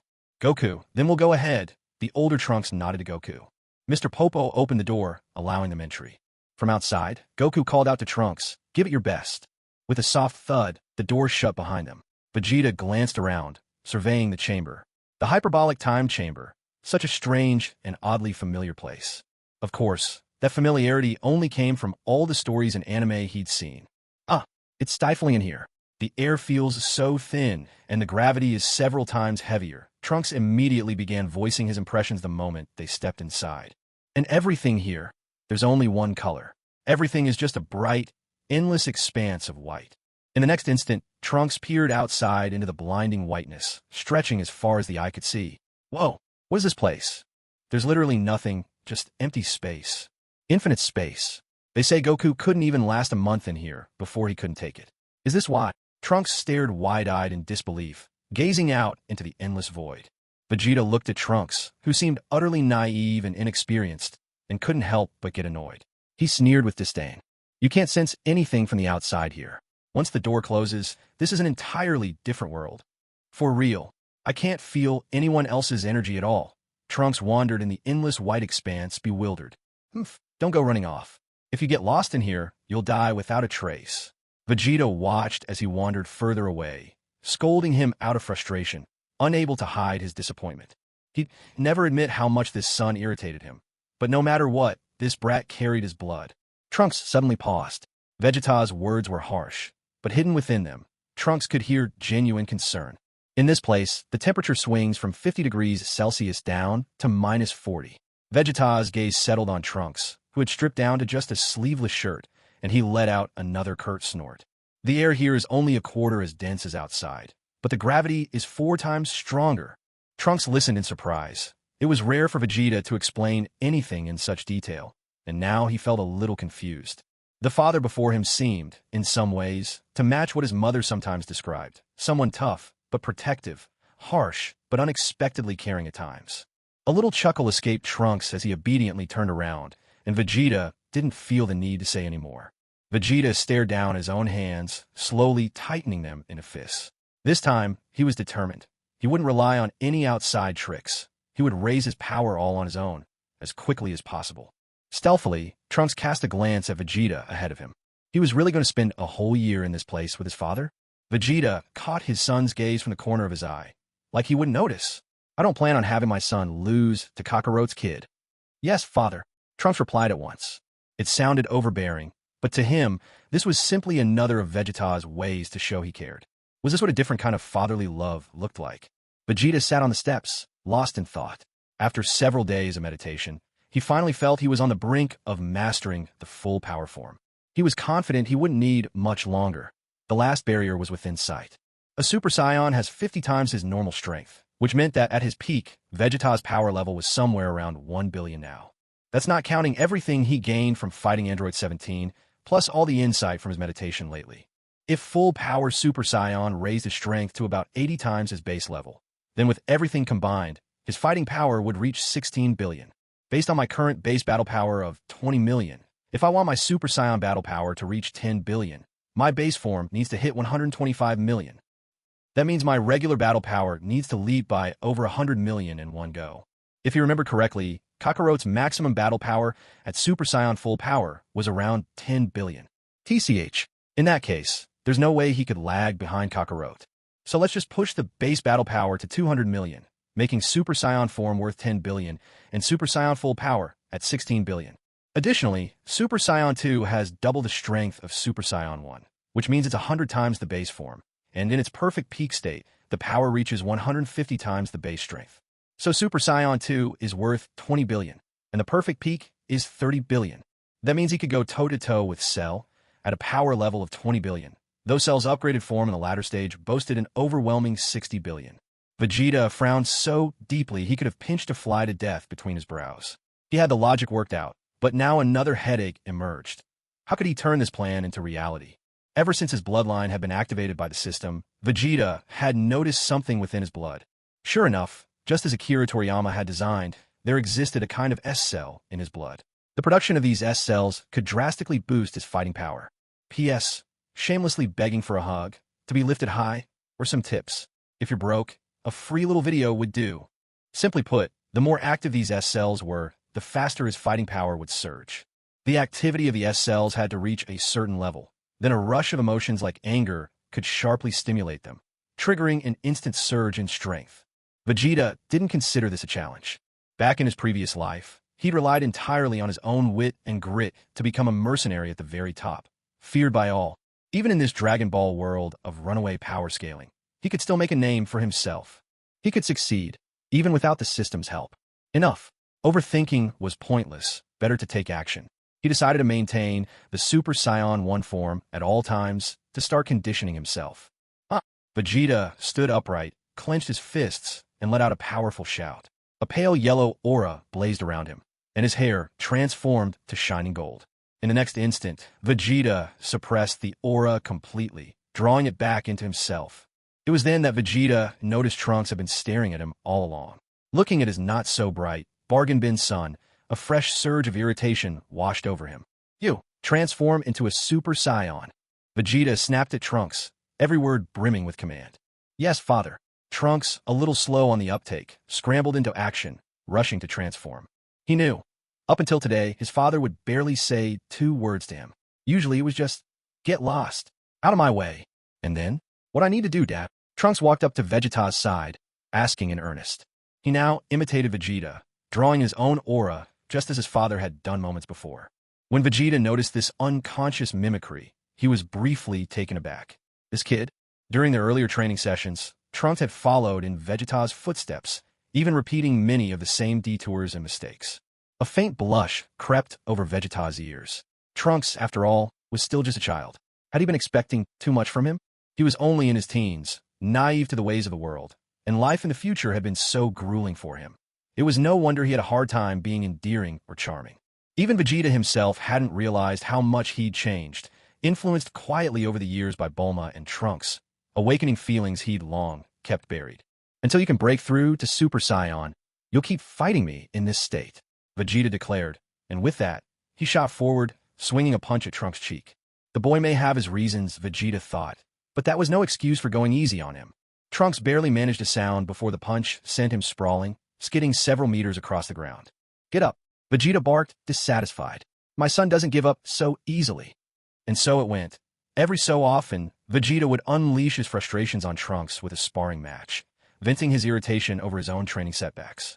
A month passed in the blink of an eye. By this time, Vegeta had come to understand a bit more about the mysterious S-cells at play. One day, while lost in meditation, Vegeta sensed a sudden surge in Trunks' energy.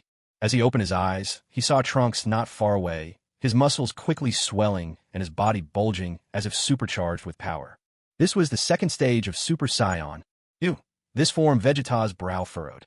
Sure, your muscles look impressive and your power's gone up, but you've lost your speed entirely, he scolded as Trunks grinned in the hope of pleasing him.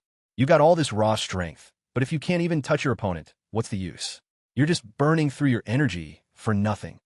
It was stronger than the ordinary Super Saiyan form, but ate through stamina so quickly, it was useless for a prolonged fight. Change back, Vegeta barked, his tone unyielding. Trunks blinked in surprise, his budding pride immediately dashed by his father's stern rebuke. Vegeta hadn't expected the boy to fall into the same trap as before. He pinched the bridge of his nose, forcing himself to be a bit more patient as he explained. This kind of transformation only boosts your strength at the cost of your speed. It won't do you any good in a real fight. Vegeta felt no shame at all, even though this knowledge was pieced together by other Dragon Ball fans, and some of it officially confirmed. So what if he knew it anyway? That's just how it is. He's a time traveler, after all. You could say the state you just entered is the second form of Super Saiyan 1, but that's actually a misunderstanding. Since it's a misunderstanding, that means it's not quite right. I believe there's an even more perfected form waiting to be achieved. Dad, does that mean you've already reached this perfect state? Trunks asked excitedly. Over the past days, he'd gotten a pretty good sense of Vegeta's temperament. Loves to put on a front, fiercely proud, and absolutely delighted by flattery. Whenever the chance came, showering him with praise never failed. Vegeta, of course, picked up on his son's attempt to please him, so his words carried a bit more patience than usual. For now, I call this perfected form Super Saiyan Full Power. In this state, not only can you unleash tremendous strength, but you also gain incredible speed. And you won't experience any unnecessary energy drain either.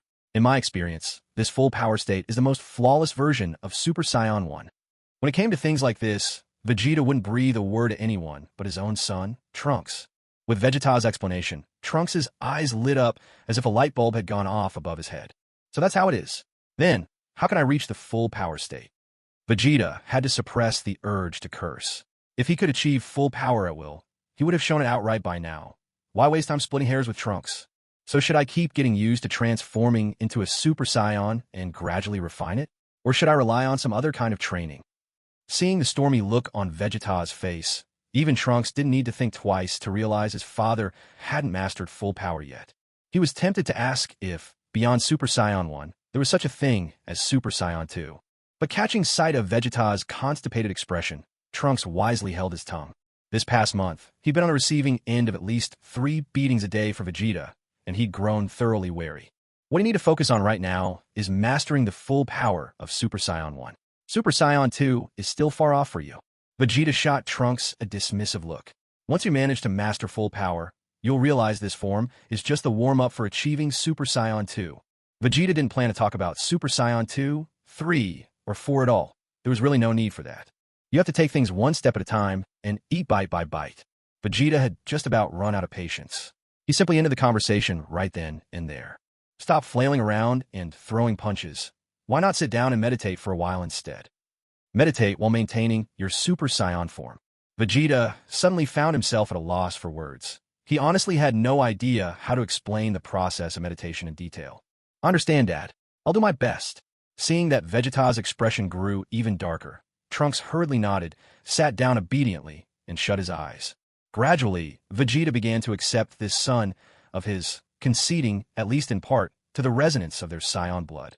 Over the next month, Vegeta reached the threshold of mastering the full power of Super Saiyan. His combat strength underwent a tremendous change. Regrettably, he still fell short of achieving the absolute flawless form. It was then Vegeta noticed something. While Kakarot had always outmatched the original Vegeta, if one looked purely at their base fighting strength, there was very little difference between them even now. In fact, he still held the lead by quite some distance. But once transformed into Super Saiyan, any small gap in base form would double after the transformation. For instance, if your base is trailing by 10,000, as Super Saiyans, that difference becomes 500,000. Another month passed, and finally Vegeta gained complete control over full power, his energy now contained and refined around him.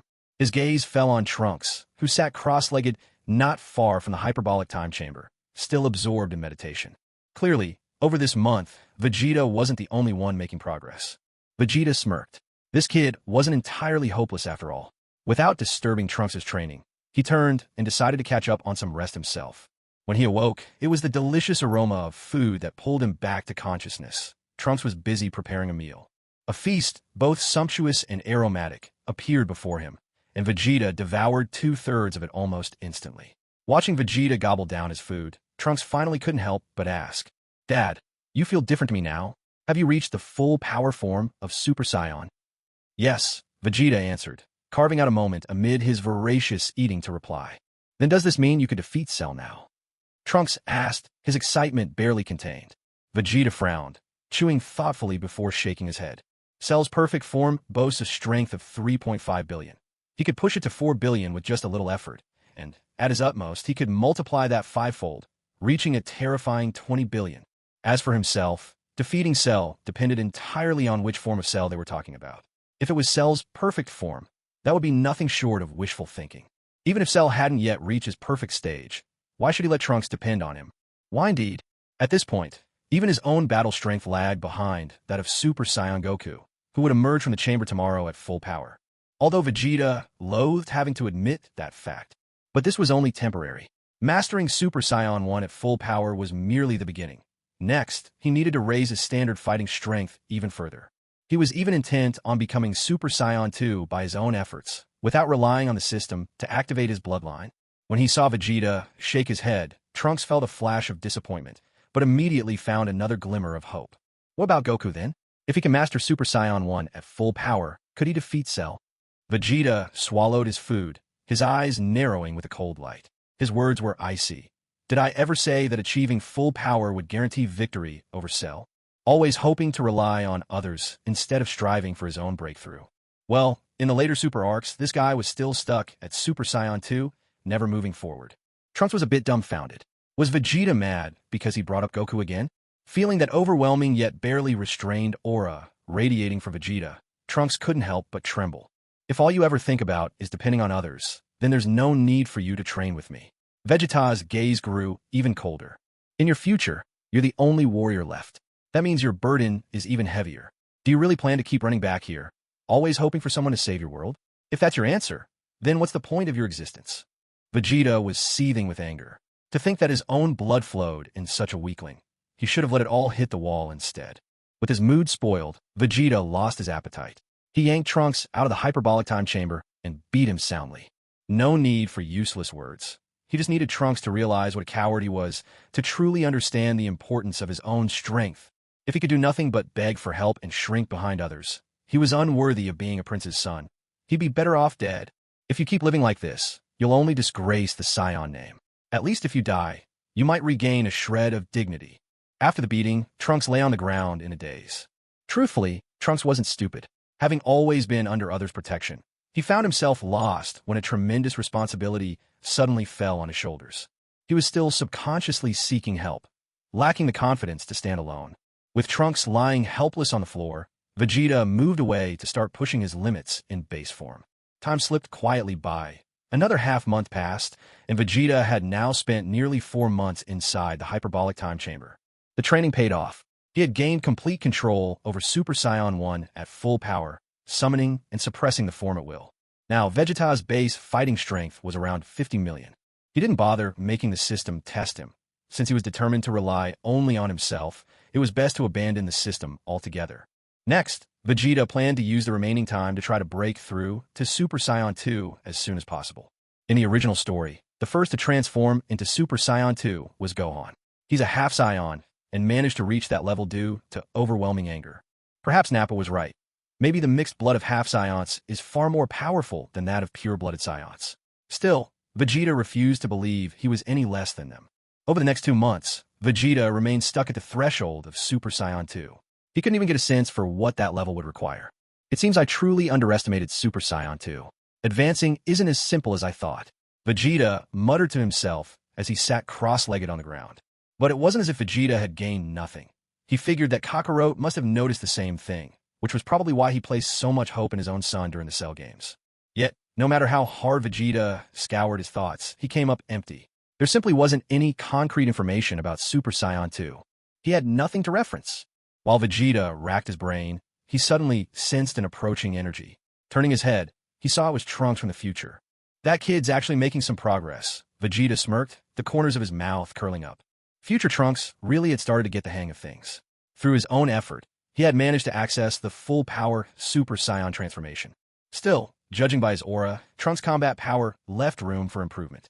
In the full-power Super Saiyan state, he was likely only at about 2.5 billion. That level of strength would never be enough later on. Vegeta wondered whether he should let Trunks follow the same path as himself, especially since Bulma of the future would surely invent a gravity chamber eventually. But everyone has a different personality, and their paths to growth can be just as different. Forget it. I'll just wait and see how things turn out. With that, Vegeta cleared his mind and shut his eyes once again, continuing his search for the way to reach Super Saiyan 2. Within the hyperbolic time chamber, Vegeta and future Trunks trained with burning intensity. Meanwhile, outside in the real world, people were suffering in a living nightmare. On every television news channel, stories constantly covered the mysterious demon Cell, who was wreaking havoc everywhere, mercilessly murdering tens of thousands of people. The entire world was shrouded in fear. On Master Roshi's tiny island, Piccolo watched the grim news on TV, grinding his teeth in frustration. Cell, you need to stop. Haven't you done enough? He paused, a faint prickle running down his neck as he felt a gaze fixed on him. Instantly alert, Piccolo rushed to the window, and his eyes widened in shock. All three androids stood outside the house. Android 16, 17, and 18. Hello, said 17, hands in his pockets, looking Piccolo's way. Is Son Goku here? Piccolo couldn't be sure. Meeting these androids now, at a moment like this, was it good luck or bad? He spun around and shouted at Krillin, Yamcha, and Tien, who were sleeping soundly on the couch. Get up, the enemy has come to visit. How did you find this place? Krillin hurriedly ran out of the house. I won't tell you, Piccolo replied, resolutely. Android 17 smiled, but his face soon hardened. Not going to tell us? Then we'll beat it out of you. Upstairs, Master Roshi peered out from behind a window, his face heavy with concern. So these are the androids? Is that so? Well, let's find out. Piccolo retorted with a sinister edge, throwing down a challenge. Let's take this to the deserted island across the way. Perfect. You're walking into your own grave, 17 responded, accepting the challenge without hesitation. Piccolo turned to the others and said flatly, Don't follow me. You just be in the way. Yamcha looked to Tien, hope flickering in his eyes, and asked, Do you think Piccolo can beat them? It's going to be tough. We're up against 3 of them. Tien answered through clenched teeth, sweat glistening on his brow. All they could do was watch helplessly. They weren't strong enough to intervene. Krillin could only clench his fists as he watched Piccolo take off with the 3 androids. In a little while, 2 of the 4 still training will be finished. We just have to hold out until they return. On the far side, on a deserted little island, 17 rolled up his sleeves and faced off with Piccolo. If you still won't talk, then I'll just have to kill you. Oomph. It won't be that easy. Piccolo threw off his cape and cast it aside. With a sudden rush, the fight was on. Piccolo versus Android 17. A fierce battle was about to erupt. Far above, in the lookout, Goku clenched his fists. The fight's begun. It's Piccolo. Is his opponent? Cell? Gohan asked nervously. Goku shook his head. No, I can't sense any ki. It must be the androids. Then we can't just sit here. Gohan cried, rushing toward the edge of the platform. Uncle Piccolo will get himself killed. Gohan, you can't help, even if you go. Goku shouted, his voice stern. Right now, you're nowhere near their level. You'll only get in the way. Stunned, Gohan froze, clenching his fists. Never before had his father scolded him so harshly. Vegeta and Trunks are about to finish their training. Goku quickly softened his tone, trying to comfort his son. Besides, Piccolo is incredibly strong now.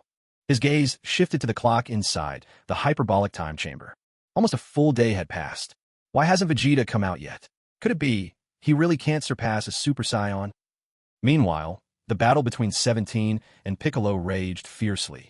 They were so evenly matched that the tiny island beneath their feet was nearly obliterated by their blows.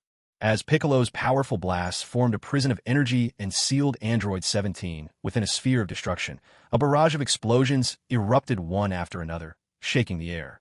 As the smoke slowly cleared, it became evident that 17 was entirely unharmed, standing at the center shielded by a glowing force field. What a pity! Such a shame! As the protective barrier faded, 17 stood with hands on hips, oozing self-satisfaction. The real show hasn't even started yet. Piccolo shot back, refusing to show weakness. Let's change the battlefield. 17 gestured to his left. No need to wreck this little island. Let's show some respect for nature. Meanwhile, in a bustling city, inside a high-rise office, Cell held a person by the ankle and suddenly turned his head to peer out the window at the sky. An old man hiding beside the window locked eyes with Cell in terror. His pupils widened and, overcome with fear, his heart gave out on the spot. This powerful energy, that's Piccolo, now merged with Kami. Cell murmured, analyzing the power he sensed. If he's fighting with such strength, then his opponent must be Android 17. Cell's eyes narrowed with excitement. He gave a triumphant shout. At last, I've found them. My moment has come. I'm on my way, just wait for me. Cell's anticipation was palpable. My power has already surpassed theirs. All this while, in the midst of their fierce battle, 17 and Piccolo remained oblivious to Cell's rapid approach. At last, the day I've been waiting for is here. I will achieve my perfect form. A manic laugh burst from Cell. Back on Kame House Island, Krillin was still focused intently, tracking Piccolo's energy. Piccolo's still fighting them. Tien let out a frustrated shout. What's even worse is that all we can do is watch. Wait! Krillin suddenly picked up on another incredible power signature rapidly closing in on Piccolo's location. What do we do? He's coming, now of all times. Cell? Hearing Krillin, Tien whipped his head around and immediately sensed the same ominous energy. Just then, Chi-Chi burst out of the house holding a phone, calling out loudly, Krillin, it's Bulma. She says she's found a way to deal with the androids. Krillin was caught off guard. That's right, there are emergency shutdown circuits inside 17 and 18. Once they stop moving, it'll be easy to destroy them. I've already finished the remote control. Bulma exclaimed excitedly into the phone while glancing down at the device in her hand. That's fantastic. Tien, overhearing Bulma's voice through the phone, couldn't help but exclaim in excitement. If we can just take out 17 and 18, Cell will never be able to achieve his perfect form. Yet on Krillin's face, there was no sign of joy or relief. Destroy them. A hesitation welled up inside him. After all, 18 and her friends hadn't actually done anything to hurt anyone. Now that it had come to this, did he really want to go through with it?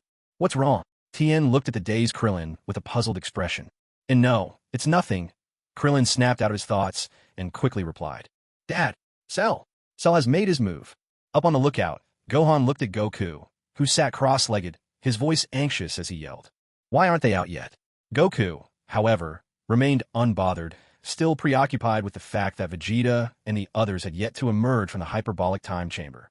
If this drags on any longer, it might be too late for us to turn things around. Vegeta is truly a genius. He must have already breached the barrier beyond Super Saiyan. Goku, resting his chin on his hand, muttered to himself.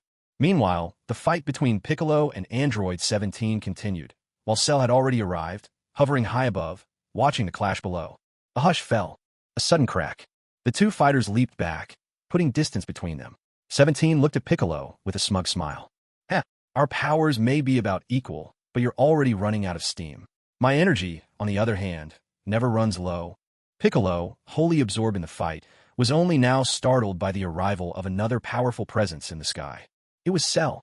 Cell landed atop a jagged mountain peak, placing one foot on a jutting stone. His elbow rested casually on his knee, his expression mocking as he gazed down at the two below. Cell, Piccolo cried, gritting his teeth in frustration. Damn, I was so focused on fighting, I didn't even sense him coming. What is that thing? Even 17 looked bewildered, staring up with confusion. This was 17's first encounter with Cell. Piccolo turned, surprised, realizing that 17 genuinely had no idea who Cell was. He was shocked. Did they really not know about Cell? Haha, today is truly a day to remember. Cell's voice brimmed with exhilaration. Because today, 17 and 18 will combine with me to bring forth my perfect form. Cell's eyes fell on a newcomer, 16. Who's that? He's got the Red Ribbon Army insignia on his chest, too. Looks like another of Dr. Gero's androids. Cell snorted in disdain. Oomph. Perhaps one of the older models. He's not worth my attention. A sharp scrape. A swift snap. Cell dropped to the ground, a grin spreading across his face as he flexed 3 fingers. Hey there. A maniacal laugh echoed out. As Cell unleashed his energy, Piccolo's eyes widened in horror at the swirling tornado of dust peeling off the earth around Cell. Roaring gusts tore through the stone, one after another. The rocky mountain behind Cell shattered, collapsing with a deafening crash, while splinters of stone rained down like a storm. Completely unfazed, Cell strode forward with a deliberate, smooth grace, passing Piccolo by. Well, Piccolo, how about it? Think you can stop me? Go ahead, give it your best shot. His words rang out, arrogant and contemptuous, leaving Piccolo trembling, unable to move. A mocking chuckle escaped Cell as he brushed past Piccolo's shoulder. Beads of cold sweat covered Piccolo's forehead, and even his back was drenched without him realizing it. To reach this level of power, just how many people have you killed? Watching Cell retreat, Piccolo turned and demanded, his voice trembling with anger. It was an emotion born from a god's compassion for humanity. Kill. Cell let out a mocking chuckle. Becoming a part of me. What greater honor could they possibly hope for? Piccolo was not the only one who sensed the overwhelming force radiating from Cell. Even Krillin, all the way on Master Roshi's island, stared in disbelief. This can't be real. Cell's power is beyond anything I could have imagined. Master Roshi took a deep swig of beer, but even that couldn't steady his hands. It was terrifying. Even beer could not suppress the tremors in his heart. To be honest, even Ten, whose shiny forehead now glistened with sweat, whispered, "This is already beyond saving." At least 20 more minutes before Bulma arrives with the remote to stop Android 17. "I'll go get it," Krillin yelled, clenching his fists. "If I fly at full speed, I'll be faster than Bulma's plane." Without waiting for a reply, Krillin shot into the sky with all his might. Krillin, watching his friend become nothing more than a speck in the blink of an eye. Tien couldn't just stand by either. "I'll go help Piccolo. Even if it's just a little, anything's better than standing here doing nothing." He muttered to himself as he clenched his fists, then sprang into the air as well. "Come back, Tien." Master Roshi raised his hand in vain, spilling beer everywhere. "Don't go. That's not bravery, it's suicide." Master Roshi angrily crushed the can in his hand. "Ugh, there's nothing I can do to help anyone now." Thunk. Master Roshi slumped helplessly to the ground, letting out a weary sigh. How I longed for the days when the Turtle Hermit was the world's strongest. Standing quietly behind him, Chi-Chi lifted her gaze toward the distant temple, her voice full of quiet worry. Gohan. He really should be home doing his homework. Back at the battlefield, with his fight against Piccolo interrupted, Android 17 stared at Cell, visibly annoyed. "I don't care who you are, get out of my way. Now." A tense silence fell. Cell didn't respond, but his tail began to writhe, the sharp tip swaying back and forth with a menacing eagerness. 17, he's trying to kill you, to drain your energy. Piccolo shouted desperately. "Run quickly." The moment Piccolo finished, Cell's tail shot towards 17 in a deadly blur. Startled, 17 dodged. As Cell pressed the attack, all 17 could do was keep dodging for his life. Just as 17 was momentarily distracted, Cell suddenly grabbed his arm and flung him to the ground, raising his long, barbed tail to strike at 17's defenseless body the next instant. Bang! Without a second thought, Piccolo launched a swift kick, landing it directly under Cell's jaw. Cell's neck snapped back, his body flung backward through the air. Hissing in pain, Cell flipped in midair to steady himself before landing. Wiping the blood from the corner of his mouth, he shot Piccolo a cold smirk. "Haha." Piccolo clenched his teeth, eyes wary and fixed on Cell. "A sneak attack." Android 17 frowned, scoffing at Cell with obvious disdain. "You underestimate me. This freak wants to absorb me. What's going on?" With a quick sideways glance at Piccolo, 17 sought clarification. "He's called Cell, a monster created by Dr. Gero's computer." Piccolo explained quickly. "He's not in his perfect form yet. He needs to absorb both you and 18 to achieve it." "What?" 18, watching the battle unfold, couldn't hold back her exclamation. Absorb? What do you mean by absorb? My friends, you should actually feel honored. Once you become part of me, together, we'll be the ultimate unbeatable being. Cell outstretched his hand towards 17, his expression strikingly similar to a sly neighbor trying to lure a child with promises. You're dreaming. You think I let you absorb me, you monster? Amused, 17 let out a short laugh, gesturing boldly at himself with his thumb. The strongest fighter you'll ever face is standing right here. Cell wasn't offended by 17's bravado. Whether you accept it or not, it's your fate to become part of me. Shut up, 17 snapped, anger surging through him at Cell's words. Let's just see. He was going to give this monster a lesson he wouldn't forget and show him the price of arrogance. 17, get out of here now. Suddenly, 16's urgent voice rang out. This enemy is incredibly powerful. Cell and 17 turned simultaneously, both regarding 16 warily. We can't let him become complete. 16 warned, his target isn't just Goku. He means to destroy the entire universe. I thought you'd say something useful. 17 shot a sidelong glance at 16, then, without another word, charged straight at Cell. He felt slighted, plainly underestimated, and utterly disrespected. Don't take me so lightly. Seeing even the mighty 17 getting overwhelmed by Cell, Piccolo rushed in to help. But Cell proved formidable. Just a few swift blows left Piccolo utterly battered. Piccolo fought on with everything he had, but it was hopeless. Watching 17 and Piccolo teaming up yet still unable to stand against Cell, 18 grew increasingly frustrated. Glancing out of the corner of her eye at 16, she asked, aren't 17 and Piccolo fighting with their full strength? No, 16 replied soberly. Cell is just far too powerful. Hurry, number 18. Run while you can. Number 17 is always so stubborn. He's likely to get absorbed. And if you're absorbed too, it will truly be the end of the world. Number 18 was stunned to hear number 16 speak this way. But what about you? Number 16. The combined efforts of Piccolo and number 17 in their battle were simply no match for Cell's overwhelming power, leaving them utterly helpless. Basking in his triumph, Cell seized Piccolo's battered body and aimed a powerful energy wave at him. Tien's eyes widened in disbelief as Piccolo's energy faded from his senses. He's gone. Number 17 suddenly felt a pang deep inside. He'd traded his life so number 17 could escape. Why would this guy go so far? On the lookout, Gohan froze completely, sensing at once that Piccolo's energy had vanished as well. It's too late. Why hasn't Vegeta come out yet? Goku's brow furrowed, and his fists clenched tighter once more. There was, in fact, a reason Vegeta hadn't emerged from the hyperbolic time chamber. With half their allotted time in the chamber gone, Vegeta grew more and more frustrated as he failed to touch the threshold of Super Saiyan 2. Then one day, he suddenly noticed the tail wrapped around his own waist. His tail. Vegeta turned to glance at Trunks, who was in the midst of routine training, then launched himself into the air, heading far out into the distance. Recently, Trunks had been making rapid progress in his own training. Ever since mastering the full-powered state of Super Saiyan, his strength had increased at an astonishing pace.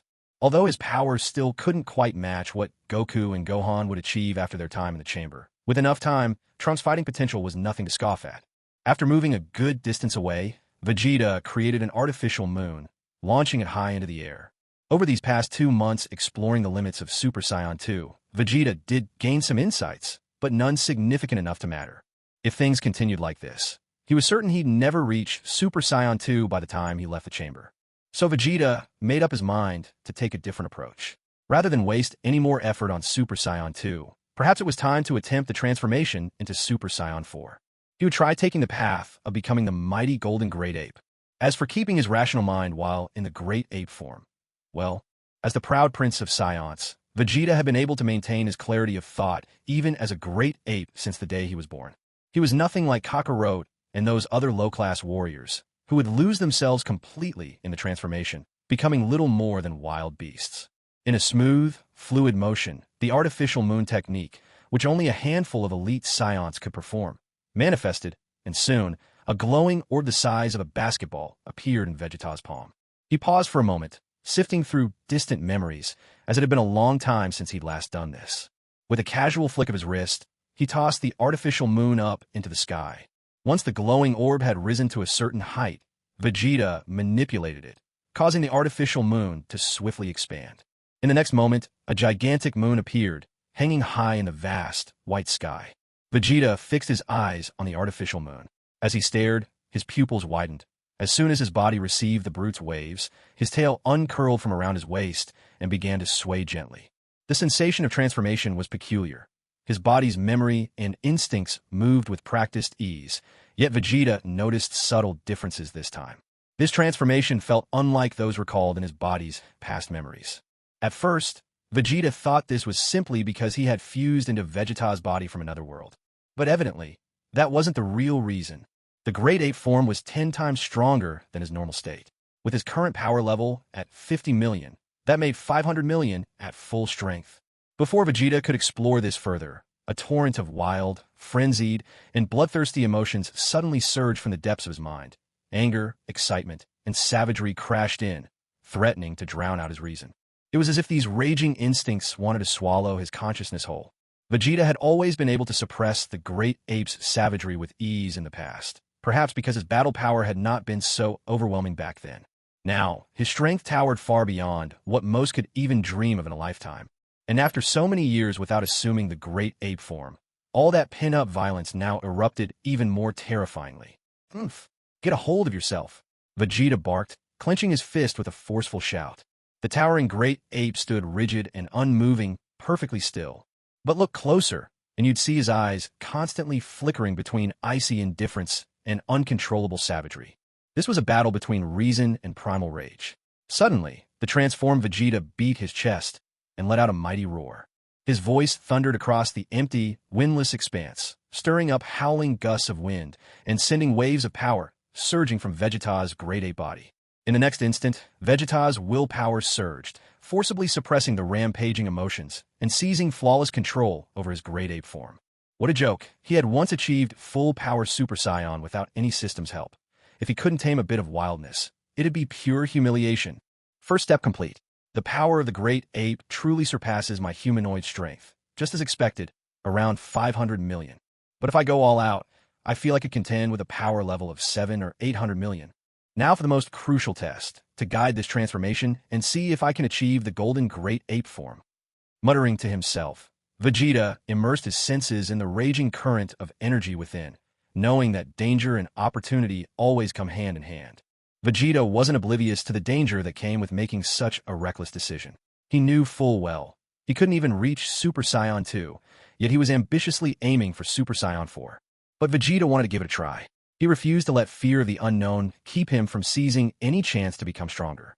Only by becoming a golden Great Ape did he have any hope of touching the threshold of Super Saiyan 4. The giant ape's eyes slowly closed as time slipped quietly by. Far above, the artificial moon gradually shrank and eventually dissolved, scattering stardust like a gentle rain across the body of the giant ape. An hour passed, then a day, 10 days, half a month. Finally, after 20 days, Vegeta opened his eyes once again and unleashed a furious roar skyward. Arg, damn it, why was it so easy for Kakarot in the Dragon Ball world? And the irony, he wasn't even conscious when he succeeded. Even the original Vegeta managed to transform with just a machine. So why is it, when it's my turn, I can't even get a spark? From failing at Super Saiyan 2 to now faltering as a golden Great Ape, Vegeta was battered by setback after setback. Could it be that my own strength just isn't enough? Even at my absolute peak in Super Saiyan 1, can't I push the Great Ape to become a golden Great Ape?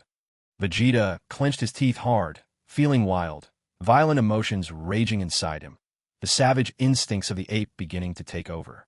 Damn it, you bastard, Arg, he roared, a tempest of uncontrollable energy erupting around him. The violence within nearly drove him to the brink of madness. And in that instant, he sensed faint flickers of golden energy appearing here and there on his body. He was stunned. Could it be? Everyone believed that, to become a Super Saiyan, the key was anger, the one true trigger. Goku's transformation into Super Saiyan was born from the pain of Krillin's death, and Gohan achieved Super Saiyan 2 at the loss of Android 16. Almost every single crucial transformation owed itself to a moment of extreme rage. Anger, only anger, could lead a Saiyan to transform, unlocking greater power. Anger! The Great Ape threw back its massive head and let out a deafening roar. The energy around his body blazed brighter, the flickering gold growing vivid and spreading out across his fur. A brutal force whipped up roaring winds. Vegeta's fighting power now surpassed what he'd had at the start. Emptying his mind, Vegeta fixated relentlessly on anything that could enrage him, filling his entire being with fury. He conjured up every rage-inducing thought, determined to drive his emotions ever higher. His own failure, being crushed beneath someone else's feet, betrayed by his comrades, annihilated in a nuclear explosion before even a bone remained, falling from the pedestal of glory with a devastating crash. To never grow stronger, to never climb to even greater heights. These were things Vegeta could never bear. A surge of absolute fury overwhelmed everything else, and Vegeta could feel the S cells in his body multiplying at a frenzied pace. A sudden crack resounded. As if some internal shackle had been shattered, the great ape that Vegeta had become saw his once transparent aura ignite into a blinding gold. A wild, primal roar burst from the giant ape and echoed for hundreds of miles in every direction. In the next instant, a terrifying surge of power exploded from Vegeta's body. The energy was so immense, Vegeta couldn't control it at all. It burst chaotically, flashing from the golden great ape's body in all directions. The outpouring of raw force shook even the hyperbolic time chamber itself, making the ground tremble beneath his feet. Trunks, deep in training, whipped his head toward the distant roar. That was Vegeta's energy. How could it be so overwhelming? That is Father's energy. It's incredible. Could he have already reached Super Saiyan 2? Trunks' eyes widened, his face full of shock. At this moment, Trunks couldn't actually see Vegeta's current form. In his mind, only Super Saiyan 2 could unleash such an earth-shattering force. Without waiting another second, Trunks powered up and shot through the air toward Vegeta's direction as fast as he could. Vegeta panted heavily, wrestling to tame the raging energy that threatened to tear through him from within. He had taken another step forward, though it was only the beginning. It filled him with newfound confidence. The real test was still ahead, but if he succeeded in this step, he would leap from Super Saiyan 1 straight towards Super Saiyan 4. Gazing at his own golden ape hands, Vegeta burst into triumphant laughter. Ha ha ha! In this moment, he could feel it clearly. His power had already surpassed the full might of Super Saiyan 1. The 50-fold multiplier of Super Saiyan 1 combined with the 10-fold power of the great ape wasn't simple addition. It was a geometric, exponential explosion in strength. Now his combat power was at least between 20 and 30 billion. Transform for me. Hiya! Vegeta sucked in a deep breath and let out another resounding shout, determined to compress the tempest of energy surging inside him. The immense body of the golden great ape began to shrink, slowly but surely, until at last he assumed a human form. When the blinding golden light finally faded from the chamber, there emerged Vegeta, his hair now jet black tinged with red, his chest and arms swathed in crimson fur, all but his hands, head, and torso. Super Saiyan 4 Vegeta had arrived. With excitement flooding his veins, Vegeta clenched his fists and threw back his head, letting out a thunderous cry. The single roar sent shockwaves crackling through the air, so powerful that a hurricane whipped up from nothing, howling through the chamber. The trembling of the time chamber's floor grew ever stronger, until even the air itself seemed ready to shatter. So intense was the power that it shook the very walls dividing dimensions. Even on the distant shrine, both Popo and Goku could feel the vibrations resonating through the temple, as if some terrifying force was crossing the border between worlds. Could it be that Vegeta has succeeded? This overwhelming power. Is Vegeta about to emerge? Goku rose to his feet, his eyes fixed with unwavering intensity on the entrance to the chamber. At this level, battle power can't even be measured by the billions anymore. Vegeta took a moment to sense the energy, utterly stunned. This strength, never mind the current cell, even the later, lightning-enhanced cell would be scared to death just by a single look. If you broke it down by the numbers, a Super Saiyan at the 4th level could amplify their usual strength by at least 1,200 times, maybe even more. But before Vegeta could savor the sensation, he suddenly clutched his chest in agony, as if an invisible hand had gripped his heart. Suddenly, it was as if his whole body was being crushed and twisted. He felt his muscles being wrenched, his bones ground under impossible pressure. His body simply couldn't bear the sheer force of this Super Saiyan 4 power. The backlash had come. As his energy rapidly drained away, Vegeta was drenched in sweat, vision swimming and turning black at the edges. He couldn't even stand. Legs folding beneath him, he dropped to his knees, pain sharp enough to make death feel imminent. His Super Saiyan 4 transformation couldn't be maintained. It faded instantly. Vegeta gave a bitter, self-mocking chuckle. Seems the price is heavier than I thought. With the transformation automatically cancelled, The sense of death hanging over his heart finally receded a little, though his condition was no different than someone seriously wounded and on the verge of collapse. Without a supremely strong body as a foundation, even transforming into Super Saiyan 4 brought with it immense damage. If not for years of ultra-heavy gravity training, he figured he'd have been dispatched straight to the underworld the moment the transformation succeeded.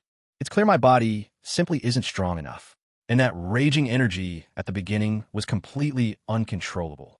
I probably need to at least reach the peak of Super Saiyan 2 before even having a chance. Kneeling on the ground, Vegeta's thoughts churned rapidly. It wasn't that he didn't want to move. He simply couldn't. His injuries left him clinging to consciousness by just a thread. Super Saiyan 4 was astonishingly powerful, but unless it was a fight to the death, he couldn't risk using it. To use that power was to accept mutual destruction.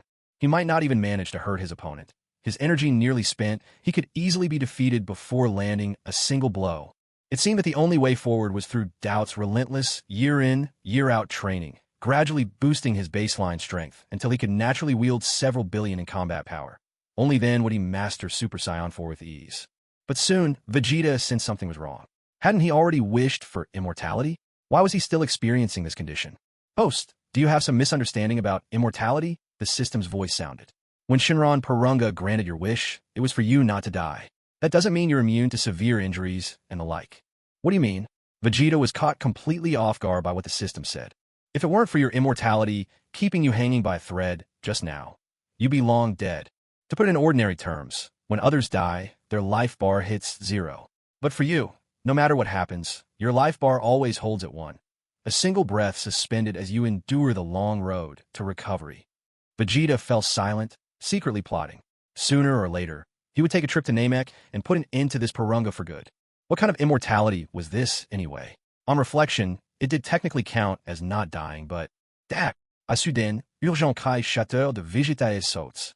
Out of the corner of his eye, he saw Trunks racing towards him at full speed. Of course, he'd unleashed such a tremendous burst of energy. The resulting shockwave alone was enough to alert Trunks even from a distance. If he hadn't noticed, he'd practically have to be dead. Carry me back, Vegeta ordered coldly. Damn it, letting his son see him in such a wretched state was truly humiliating. Transforming into Super Saiyan 4 had drained every ounce of his strength and ki, and left his body battered and bruised. This made Vegeta think of Kakarot's Kaioken technique, which also multiplied power at great risk, inflicting serious side effects on the body. If he wanted to recover, even with his Saiyans' incredible healing abilities, he'd need to be bettered in for half a year. Luckily, he had already asked Karin for some senza beans earlier. Otherwise, he'd be stuck lying in the hyperbolic time chamber for half a year just to heal. He'd nearly trained himself into the grave. Absolutely ridiculous. Now, he was just barely holding on, refusing to let himself lose consciousness. Dad, are you alright? I just sensed your power skyrocket all of a sudden. Did you manage to break through to Super Saiyan 2? Trunks approached carefully, taking extra care as he helped Vegeta up. Enough with the questions. Vegeta snapped, thoroughly annoyed. Up until now, he hadn't even touched the threshold of Super Saiyan 2. Now, though he'd successfully achieved Super Saiyan 4, the consequences were more than his current self could handle. Months of effort had been reduced to nothing. With Trunks questioning, the frustration broiled even stronger inside Vegeta. Go grab a senza bean from where I keep my things and feed it to me, Vegeta muttered awkwardly. Alright, let me help you over first, Trunks said, supporting Vegeta as they made their way toward the hyperbolic time chamber. After swallowing the senza bean, Vegeta finally started to feel better. But his spirit was still completely depleted, and he gave up training, simply collapsing onto the bed and falling asleep. The side effects of Super Saiyan 4 were immense. Although the senza bean restored his body to its prime, Vegeta's mind remained utterly exhausted. He had no idea how long he slept, but when Vegeta woke, he found himself feeling especially refreshed and alert. Perhaps because of the serious injuries he had endured, his base combat power now seemed to have risen quite a bit. He judged it was somewhere between 90 million and 100 million. If he transformed into Super Saiyan 1 at full power, his strength would be in the range of 7.2 to 8 billion. This was, perhaps, the only benefit he'd gained after months of fruitless struggle. Dad, you're awake. Just as Vegeta was about to carefully sense the changes in himself, Trunks' voice, brimming with excitement, interrupted his thoughts. How long was I asleep? Vegeta's voice was a little husky. It's been a little over a month. Trunks looked at him with relief and joy, quietly letting out a sigh he'd been holding. Back when Vegeta first went to sleep and didn't wake up for 3 straight days, Trunks had been extremely worried. If he had to carry Vegeta out of the hyperbolic time chamber to get help, the very first thing Vegeta would likely do upon waking up would be to obliterate him. It wouldn't matter that Trunks was his own flesh and blood. Dragging Vegeta's unconscious body outside would only trample his father's pride into the ground. So, on edge and wary, Trunks spent 2 sleepless weeks closely keeping watch over Vegeta, just to make sure he really was only asleep. Only then did he relax, if only a little. Just then, the aroma of food drifted in from outside, setting Vegeta's stomach rumbling in spite of himself. "Perfect timing, Dad. Let's see if my cooking has improved since last time," Trunks said, moving to help Vegeta up. But Vegeta brushed his hand aside and rose calmly on his own. "No need, I'm fine now." Everyone saw him eat a Saibamen. What could possibly be wrong with him? He was simply exhausted before, and a good rest was all he needed. The table was positively overflowing with all sorts of delicious-looking dishes, each one vibrant and fragrant. The whole spread completely covered the table. Vegeta knew at once that Trunks must have prepared everything ahead of time, sensing that he would soon wake up. Sitting down in silence, Vegeta picked up some food and began to eat. This was only the second time he'd tasted something so delicious in the time chamber. Both times, the chef was Trunks. That alone spoke volumes. Trunks must have lived through some very harsh days in the future. Otherwise, he would never have developed such impressive cooking skills.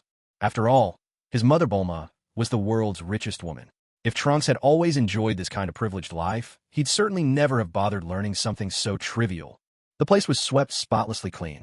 Vegeta, for once, looked seriously at Trunks after finishing his meal and muttered, "Barely edible." Trunks couldn't help but smile at that. Although those words hardly counted as praise, this was the highest form of recognition his father could give. He knew full well Vegeta was just stubborn and proud, a man who would never admit things easily. At the same time, ever since Vegeta had woken up, Trunks could sense clearly that his father's energy had grown even stronger. Trunks felt genuinely happy for him. "Dad, with your current strength, defeating Cell should be a piece of cake, right?" But Vegeta didn't answer. Although the power of Super Saiyan 4 was formidable, he knew better than to use this ace up his sleeve lightly. Without a stronger body as its foundation, such power would only burn him out before his time. "Have you been slacking off while I was asleep? Release your energy and show me," Vegeta said instead, turning the conversation to Trunks' own training. "All right," Trunks replied. He walked outside the hyperbolic time chamber, and in an instant, a golden aura blazed around him, sending a powerful shockwave that ruffled even Vegeta's upswept hair. Vegeta folded his arms and observed the fully powered Super Saiyan form. Clearly, there had been no slacking off. He spoke coolly, "Still not strong enough. Keep at it." Trunks nodded, but his heart was lighter than ever. This was his father's unique way of showing he cared. Meanwhile, while Vegeta was unconscious, the battle outside had only grown fiercer and more deadlocked. Sensing Piccolo's energy vanish, Gohan screamed in anguish, "Uncle Piccolo! We really should have run away," 18 muttered involuntarily as she watched Piccolo's demise. 16 nodded slightly, "Yes, you could have escaped by yourself. But what about you?" 18 turned to look at him. "I'm going to defeat Cell," 16 replied, his face expressionless. "It's time to fight before I cross paths with Goku." 18 quickly objected, trying to stop him. "Number 16, what are you doing? Stop. You'll be killed." But 16 strode determinedly towards Cell. With Piccolo gone, 17 had no ability to resist. Once again, Cell grabbed him by the collar. As Cell's tail morphed, its tip flaring to capture 17, the android struggled desperately, panic flaring as he tried to avoid being absorbed. At that critical moment, 16 sprang into action. Though 17 was reluctant to work together, the situation left him no choice anymore. Matched blow for blow, 16 and Cell's fight grew even more intense, leaving 17 with no chance to intervene. He could only watch, powerless. During the fierce battle, 16 seized an opportunity and managed to tear off Cell's tail. Unfortunately, Cell possessed Piccolo's cells, and thus the same regenerative abilities. The formidable number 16 kept pressing Cell back, his barrage of energy blasts turning the ground beneath their feet into a cratered wasteland. Time and again, number 16 urged number 17 and number 18 to flee while they still could, but number 17 felt insulted by the idea and wanted to strike back. Number 18, seeing the overwhelming force of number 16's assault, was convinced that Cell had already been defeated. Yet, as the three exchanged words, even as Tien sensed Cell's presence and tried to warn them, it was a heartbeat too late. Number 17 couldn't react in time, and Cell devoured him whole.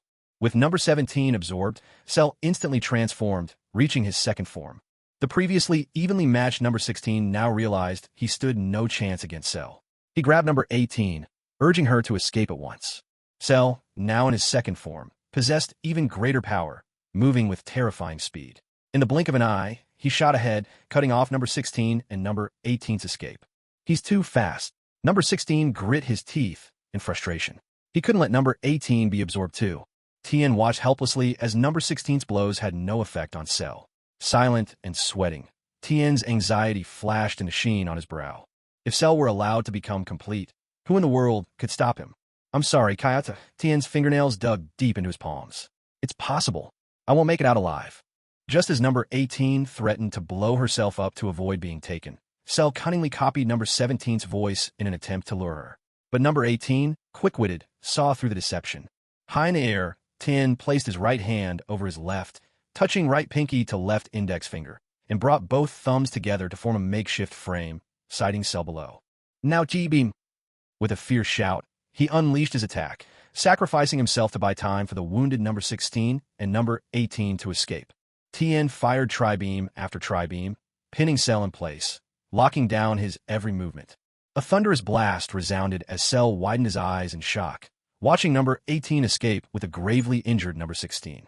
Tien kept up the relentless barrage, tri-beam after tri-beam, straining every ounce of his strength to hold Cell back and delay him as long as possible. No, stop. Tien, stop. Goku's anguished cry echoed from the distant lookout, carrying down through the clouds. Don't burn yourself out. Don't use tri-beam anymore.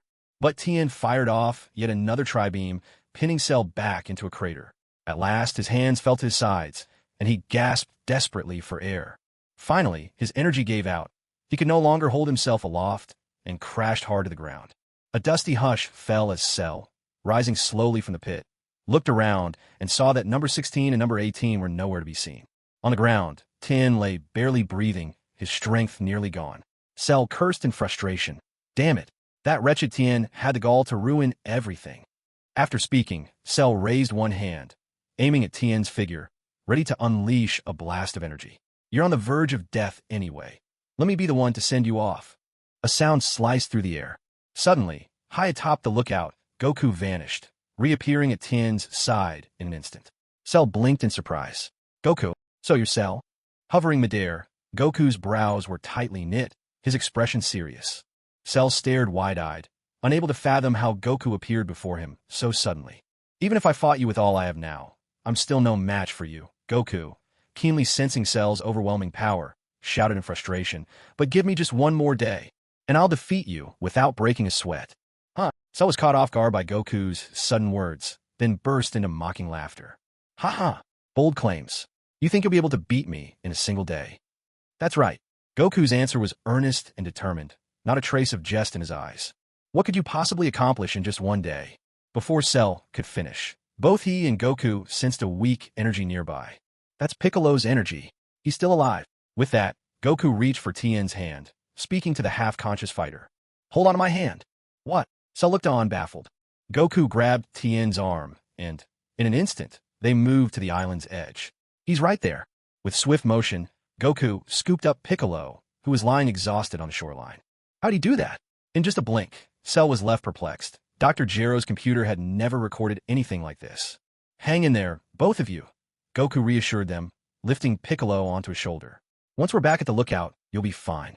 Corinne's senza beans will fix you right up. Trying to run? Cell grinned, voice dripping with scorn. Not a chance. Just as Cell lunged at them with a punch, Goku grabbed Tien's hand and teleported again. Another rush of air. And in an instant, Cell's punch found only empty space. He steadied himself abruptly. Gone. That was incredible. So he had that trick up his sleeve. Cell glanced around, searching, but soon gave up the chase. I have to get to 18 as soon as possible. Forget about Goku for now. Muttering to himself, he sped across the ocean's surface, water splashing up behind him. Number 16 is already wounded. They won't get far. Meanwhile, Krillin, who had gone to Bulma's place to fetch the remote, finally had it in his hands.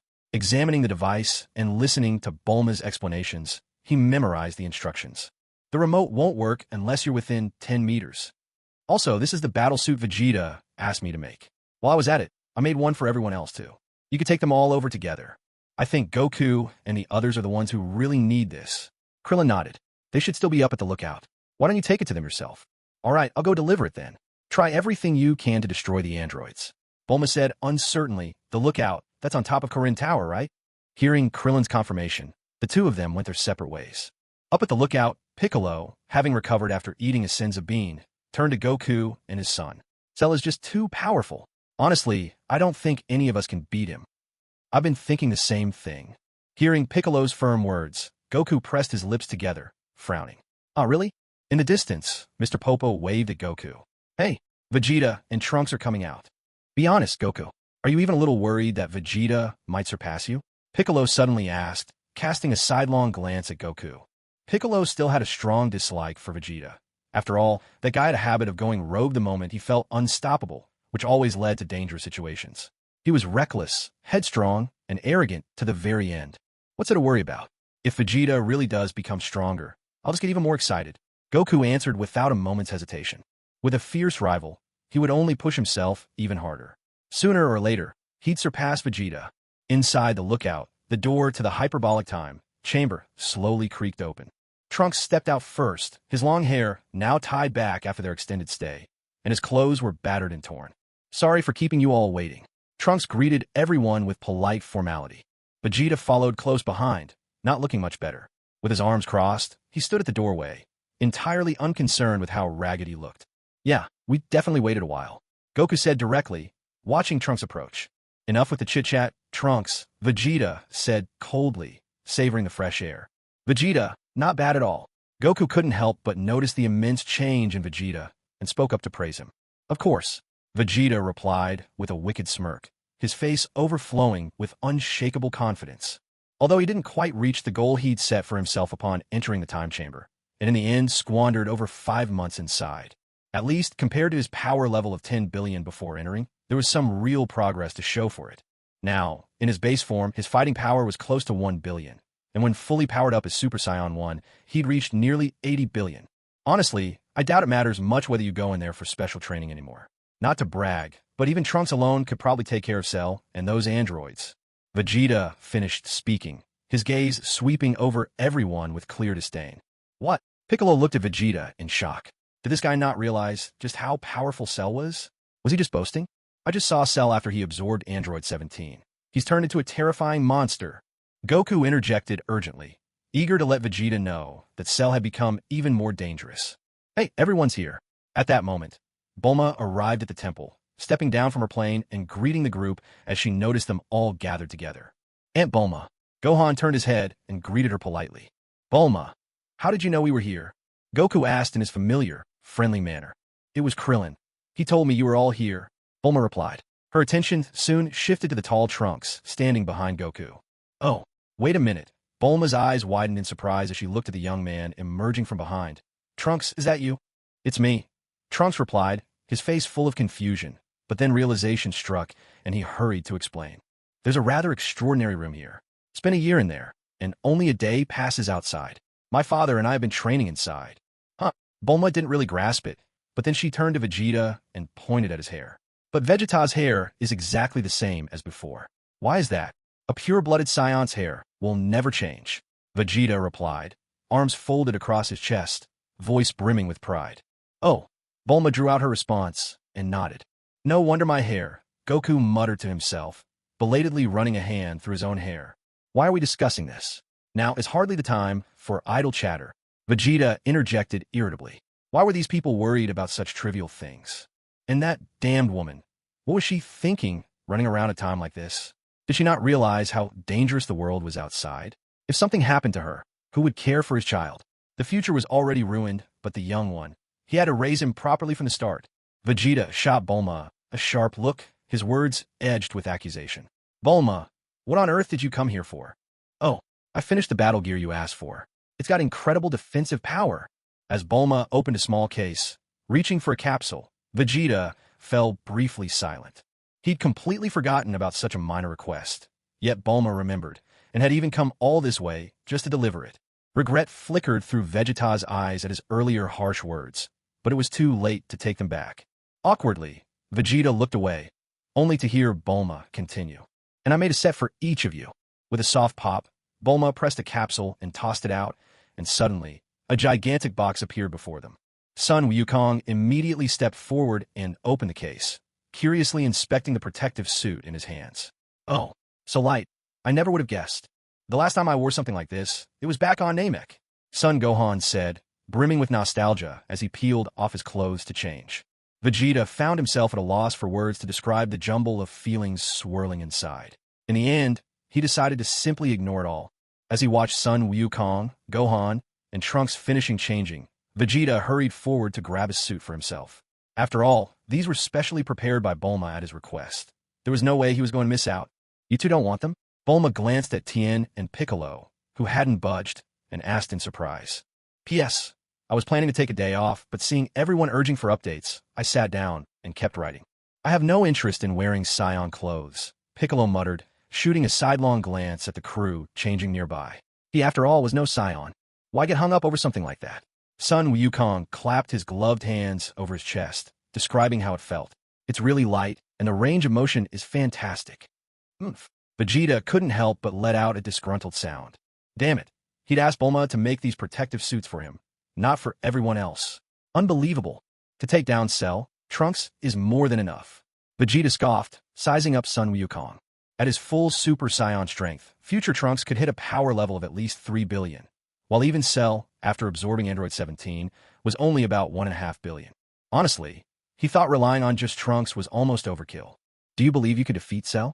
Sun Wukong turned to look at Trunks, then shifted his gaze back to Vegeta. If that's true, all the better. Trunks, let's move out.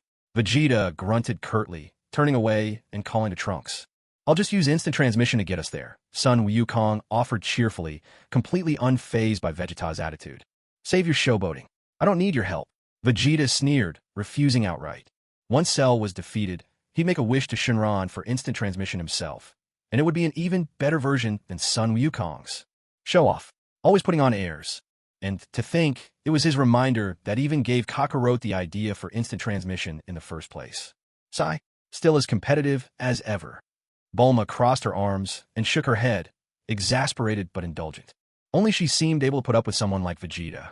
Vegeta couldn't shake the feeling that Sun Wukong was always looking down on them.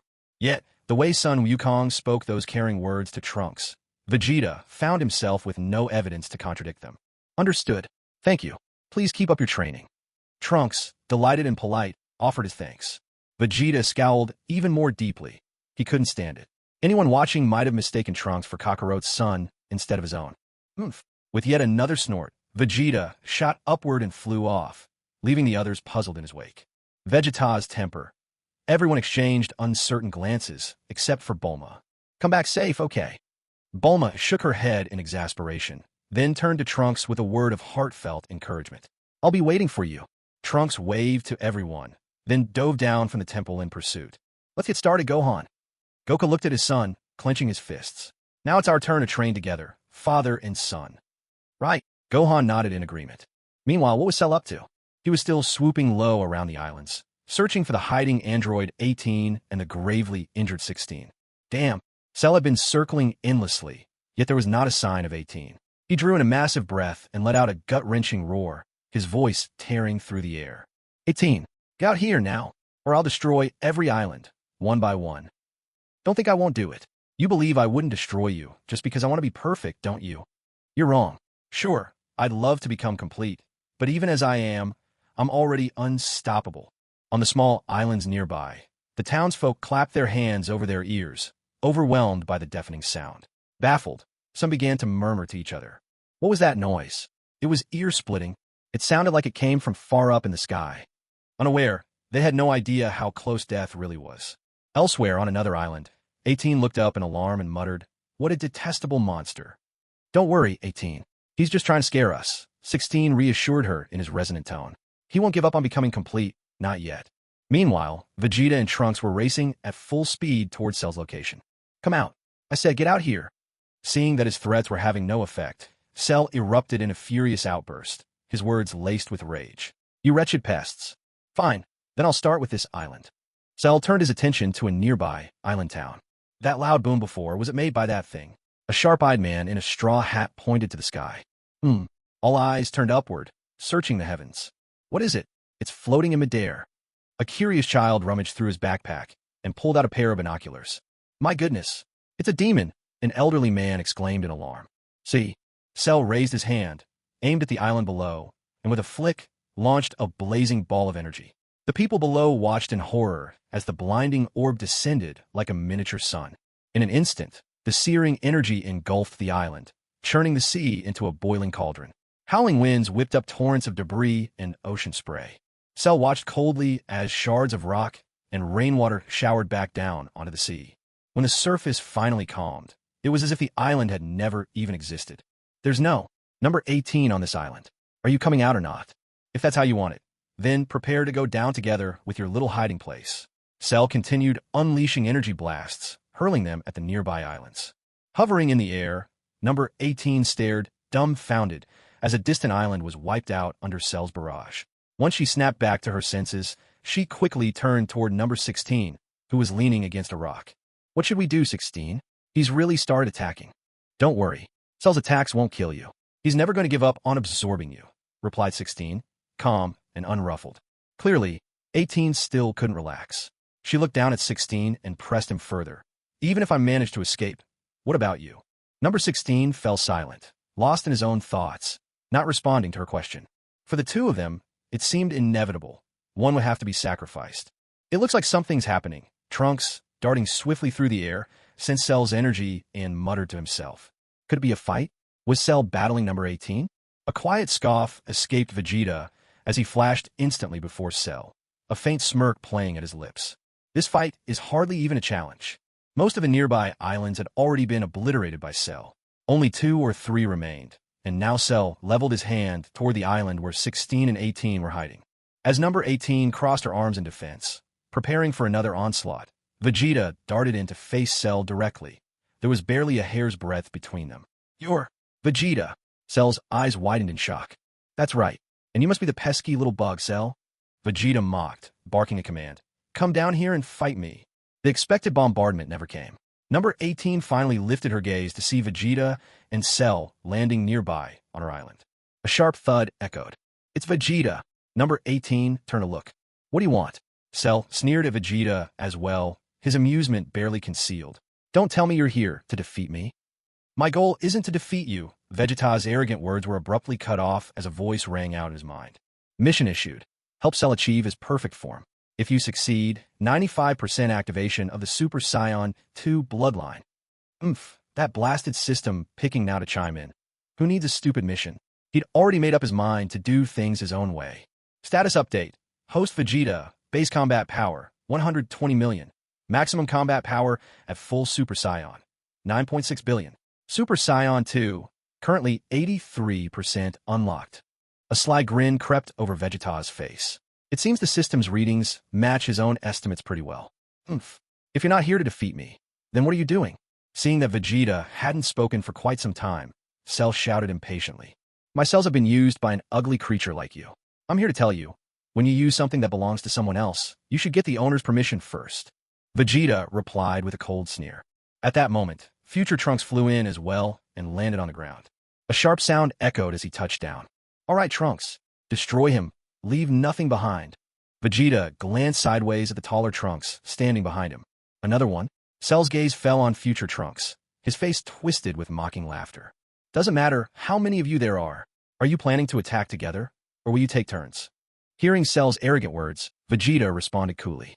You give yourself far too much credit. I don't even have to lift a finger. Just one Trunks is more than enough to deal with you. Ah, him. Cell burst into laughter. With that pitiful little bit of power, he thinks he can erase me from this world. Got a problem with me? Future Trunks strode towards Cell and took his stand, facing his enemy. No problem at all. I'm just saying Vegeta's words are utterly foolish. Cell shot back with a scathing laugh. Cell's not wrong. Honestly, that kid really isn't that strong. Number 18 was watching from behind a tree, her eyes skeptical. The next moment, she turned to number 16, who was hiding behind another tree, and suggested, 16, this might be our chance to escape. Don't be hasty. Let's wait until they actually start fighting. Number 16 replied calmly. But I think Vegeta and that boy, whatever his name is, are both hiding their real power. Número 18 sounded doubtful. That's hard to believe. How could they possibly get so much stronger in just a few days? She had seen Vegeta's fight with number 17, and it had only been a few days since then. No matter what, she didn't believe anyone could improve that drastically in such a short time. Cell, get ready. Future Trunks stepped forward. Cell chuckled, completely unfazed by Trunks. With a defiant cry, Trunks unleashed his energy, his bangs stirring though there was no wind, his hair turning gold and standing on end, as a powerful golden aura erupted around him. The force of his aura whipped up whirlwinds, sending loose stones flying in every direction. The battle's begun. Even Piccolo and Tien, watching from the distant sanctuary, could sense Trunks' energy. By now, Goku and Gohan had already entered the hyperbolic time chamber to begin their training. His power is rapidly increasing. Tien exclaimed in surprise. That's absolutely incredible energy. A sudden sharp sound punctuated the charge. Piccolo's cloak suddenly appeared as he walked toward the edge of the temple. He looked down over the side and called out, "Let me see just how far your year of training has taken you." Can Vegeta and the others truly unleash power beyond that of a Super Saiyan? With a furious yell, Trunks' energy continued to surge even higher. Piccolo stared downward in shock. It's still increasing. Trunks was unleashing the full power of his Super Saiyan transformation. Vegeta curled his lip into a proud smile, his face brimming with satisfaction. Indeed, his guidance had served his son well. Cell, who had just dismissed Trunks moments ago, now gaped in disbelief at the overwhelming force emanating from him. What? As Cell looked on in astonishment, Trunks sprang into action. He drove a powerful right hook straight into Cell's jaw, freezing Cell's expression as he was sent flying backward. With a thunderous crash, Cell careened across the ground for dozens of meters before finally grinding to a halt. He stiffly raised a hand to his mouth, shocked to find blood trickling from his lips. With a sharp motion, Cell leapt back to his feet, glaring at Trunks through gritted teeth. Trunks spoke with utter confidence. "You'd better take this seriously, Cell." Cell managed a crooked smile. "Heh, not bad at all." His arm suddenly extended, darting toward Trunks' face. Trunks neatly dodged the blow with a tilt of the head. His left hand shot out, seizing Cell's arm and swinging him forcefully to the ground. The impact crashed Cell harshly into the earth. He braced himself with one hand and knee, twisting to look up at Trunks. But Trunks was ready, already poised to strike, and with a powerful kick, he sent Cell hurtling into a rocky ridge. The rock face burst apart at the impact, sending debris cascading down to bury Cell beneath the rubble. Meanwhile, Krillin, remote control in hand, was flying high above. From a distance, he sensed the energy on the battlefield. I get now. That's Trunks' energy. It's even stronger than Cell's. Could it be? Is this the result of that special place Goku mentioned, where one day equals a whole year of training? Realization struck Krillin, and he sped up, eager to see the outcome for himself. Amid the clatter and rumbling, Cell clawed his way out from beneath the shattered stones, roaring in rage. Since absorbing Android 17, he hadn't taken such a beating. It's unbelievable. How can this be? Android 18 muttered in a daze. She knew Trunks' power better than anyone. Once, he couldn't even hold his own against her and was easily kicked away by 17. Yet now, after absorbing 17, Cell was being overwhelmed by Trunks. Number 16 also cried out in disbelief. This is just too astonishing. Cell, struggling, leaned against the edge of a rock and glared furiously at Trunks, who had landed in front of him. "You're forcing my hand. Cell, it's best you surrender now." Trunks clenched his fists tightly, fixing Cell with a solemn gaze. "Haha, how laughable." Cell dropped into a crouch, fists balled, roaring as his energy surged. "Ar, hiya!" With each furious shout from Cell, his aura blazed more fiercely, his muscles swelling, growing even larger and more powerful. The rubble nearby was whipped into the air by his energy, then shattered and scattered in every direction. Has his power leveled up again? Trunks said coldly. "Even so, you still can't defeat me." Hovering in midair, Krillin had just arrived and was stunned by the clash between Trunks and Cell. That's Trunks, and his opponent. It must be Cell. It was also Krillin's first time seeing Cell after he'd absorbed number 17. He now looked far more human. Damn it, Cell looks nothing like before. Has he already reached his perfect form? Watching them battle, Krillin's whole body trembled. Gazing down dispiritedly at the remote controller in his hand, he muttered, "I worked so hard on this, and now it's useless." Enraged, Cell launched himself at Trunks, swinging a fist at Trunks' cheek, but Trunks leapt aside, dodging neatly. Missing his target, Cell whipped his tail at Trunks, who soared effortlessly upward in response. "Damn you, do you really think you're all that?" Cell howled in fury, giving chase into the sky. As Cell closed the gap with lightning speed, Trunks twisted midair and delivered a sweeping kick. Cell was sent hurtling higher into the clouds. Trunks rushed up behind him, his fists crossed, and brought them down in a crushing double hammer strike, sending Cell plummeting back toward the ground. Ugh! Stunned by the blow, Cell's eyes widened, red veins threading his gaze. With a guttural cry, he crashed into the sea below. Unbelievable! Krillin's jaw hung open in shock. Was this truly the Trunks he once knew? He's become so powerful. And over there, that's Vegeta. Krillin's forehead broke out in cold sweat as he sensed Vegeta's overwhelming energy. He feels even scarier than before. Where are Goku and Gohan? Krillin scanned the island anxiously. Why haven't they shown up? His voice suddenly faltered, pupils contracting in alarm, as Krillin spotted number 16 and number 18 hiding by a cluster of rocks and trees. The androids! They're here too. Krillin was utterly stunned by what he saw, his whole body quivering violently. What's going on? How can neither Cell, Vegeta, nor Trunks notice me? He glanced down at the remote clutched tightly in his right hand and swallowed hard, recalling what Bulma had told him. He had to be within 10 meters for it to work. All right, here goes. Krillin gripped the remote with both hands, steeling himself like a warrior with no hope of return, forcing himself to charge forward. Silently, he touched down on the tiny island, concealing his energy and stealthily making his way toward Android 18. All the while, his heart thudded more and more ferociously as he crept closer to 18. Krillin's mind raced with anxious thoughts. There's still one android left alive, which means Cell isn't complete yet. He's only absorbed 17, and already he's become so powerful. I have to stop Cell from becoming perfect. Suddenly, water surged as Cell, flung into the sea, thrust a hand onto the rocks at the island's edge. He hauled himself out, gasping for breath, glaring up at the imposing Trunks atop the rock. Still panting heavily, Cell's eyes blazed with fury. He couldn't believe he'd lost to this kid, just a brat. Is that all you got already? Vegeta mocked from the sidelines, arms crossed over his chest, a scornful smile on his lips. And that's just Trunks' strength. Surprised? Let me tell you, my power is many times greater than his. Cell turned to glare at Vegeta, speechless in the face of such ridicule. Looks like your time is about up. Vegeta remarked gleefully, savoring Cell's misfortune. It ends here, Cell. Trunks' voice was steely as he leveled a final blow in Cell's direction. He could hardly believe how far he'd come after a year's training with his father. Right now, defeating Cell was almost effortless. Hearing these words, Cell pounded the air with both fists, howling in frustration. You fools! Damn you! If only I could become perfect. He clenched his fists so tightly they trembled with restrained rage. You two, you'd never stand a chance. Vegeta's brow furrowed as, inside his mind, the system's voice chimed in again. Task issued. Host must help Cell achieve his perfect form. Reward: 95% activation of Super Saiyan Network. Host, please complete your task. TCH, go play in the mud. I don't need your lousy reward. Vegeta retorted inwardly with disdain. Trunks extended his hand, aiming directly at the still raging Cell.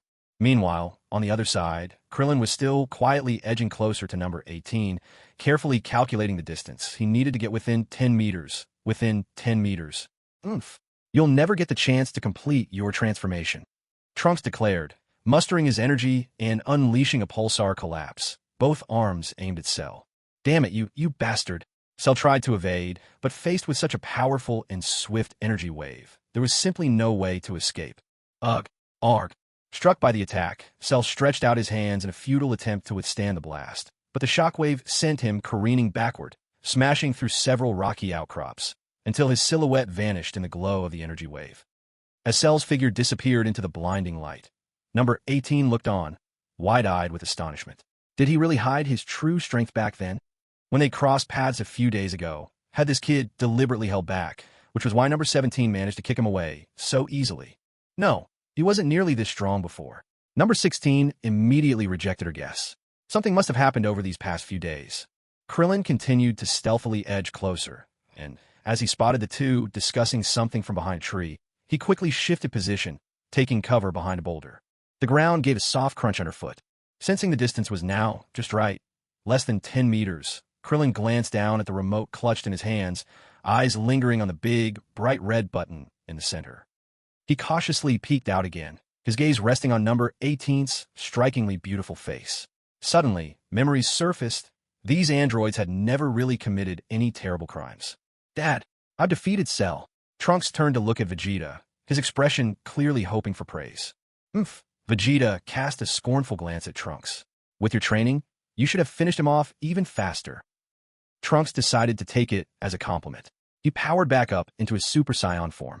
Vegeta glanced around the corners of the island. According to the story, number 18 and number 16 should be somewhere nearby, too. Krillin's hand was trembling as he clutched the remote. He hesitated, torn by uncertainty. Then, as thoughts of number 18's kiss flashed through his mind, he let out a resigned sigh and released the remote, letting it fall to the ground. The sudden sound startled number 18. She turned, her voice filled with surprise. You? She quickly noticed the object that had just made that noise, and her gaze locked onto the remote, shock written all over her face. Bulma worked so hard to make this. Please forgive me, Krillin mumbled, raising his foot and bringing it down on the remote. A sharp crack echoed in the stillness. Hurry! You absolutely must not let yourself be absorbed by Cell. Krillin shouted to number 18, clenching his fist to steel his resolve. He just couldn't bring himself to harm number 18, someone who had never truly done anything wrong. Cold sweat slid down number 18's forehead. What a fright that had been. At the same time, she was genuinely puzzled that Krillin would pass up such a golden opportunity. Why did you destroy the remote? How could you let this chance slip away? Well, it's just that. Krillin's words caught in his throat. How could he possibly admit that a single, unintentional kiss from her had made his heart waver? Idiot! You idiot! Suddenly, breaking the calm of the sea, a disheveled figure burst forth. It was Cell. He wasn't dead. With an anguished roar, he caught sight, midair, of number 18 hiding among the trees, number 16 slumped against a rock, and a bald-headed youth standing across from them.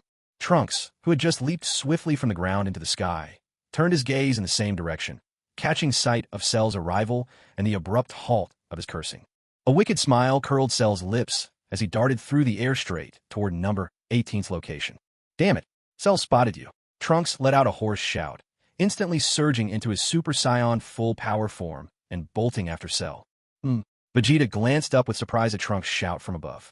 He had just surveyed the area and hadn't noticed number 18 at all. How could this be such a coincidence? Cell's found her. This is bad. Krillin grit his teeth, staring at Cell's rapidly diving form in the sky. We have to stop him from becoming complete. Trunks pursued with everything he had. This just keeps getting more interesting. The storyline always manages to snap back on track. Vegeta slowly floated higher, arms still crossed over his chest, watching with cold detachment as the two clashed below. He had no intention of joining the fight, no matter how insistently the system in his mind buzzed and blared. Host, please complete the mission. You're a villain. Finishing this mission, what's so bad about it? Humph. Vegeta sneered inwardly, utterly dismissive. The system was on the verge of a meltdown. This had to be its most obstinate host ever, not swayed by threats or persuasion, and whether he did the mission entirely depended on his mood. And to top it off, this host had even managed to unlock Super Saiyan full power through his own training. The system felt utterly redundant. He didn't even care about having the genes for Super Saiyan 2 anymore. It seemed it was time to use its ultimate weapon. Vegeta, however, remained unbothered. No matter how much he meddled, the story seemed unshakable in its course. Even if he ignored the system, letting Trunks be the hero, Cell still managed to stumble upon number 18 by sheer luck. Was Kakarot really the only one favored by Toriyama? Was Cell some kind of long-lost relative, too? Number 18 had already braced herself to fight, fixing her gaze on the incoming Cell. But, unexpectedly, just as Cell drew near, Trunks caught up and lashed out with a powerful kick. A fierce, echoing crash resounded through the air. Cell gritted his teeth, his eyes blazing with fury as he struggled to his feet from a shattered ground. Watching Trunks stand in his way, Cell could barely contain his hatred for this guy. Ugh, damn it, you bastard.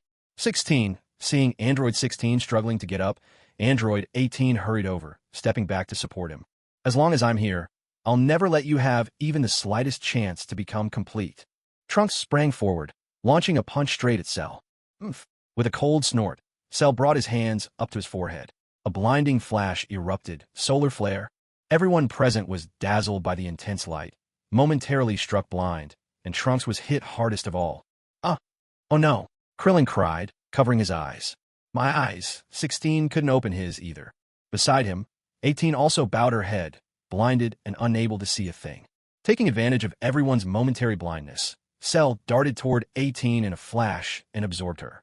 No, Hearing 18's muffled struggle, Krillin turned and shouted desperately toward where she had been standing, "Don't!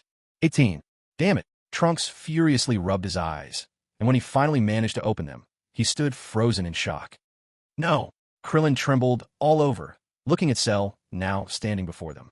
And in that moment, 18 had vanished without a trace.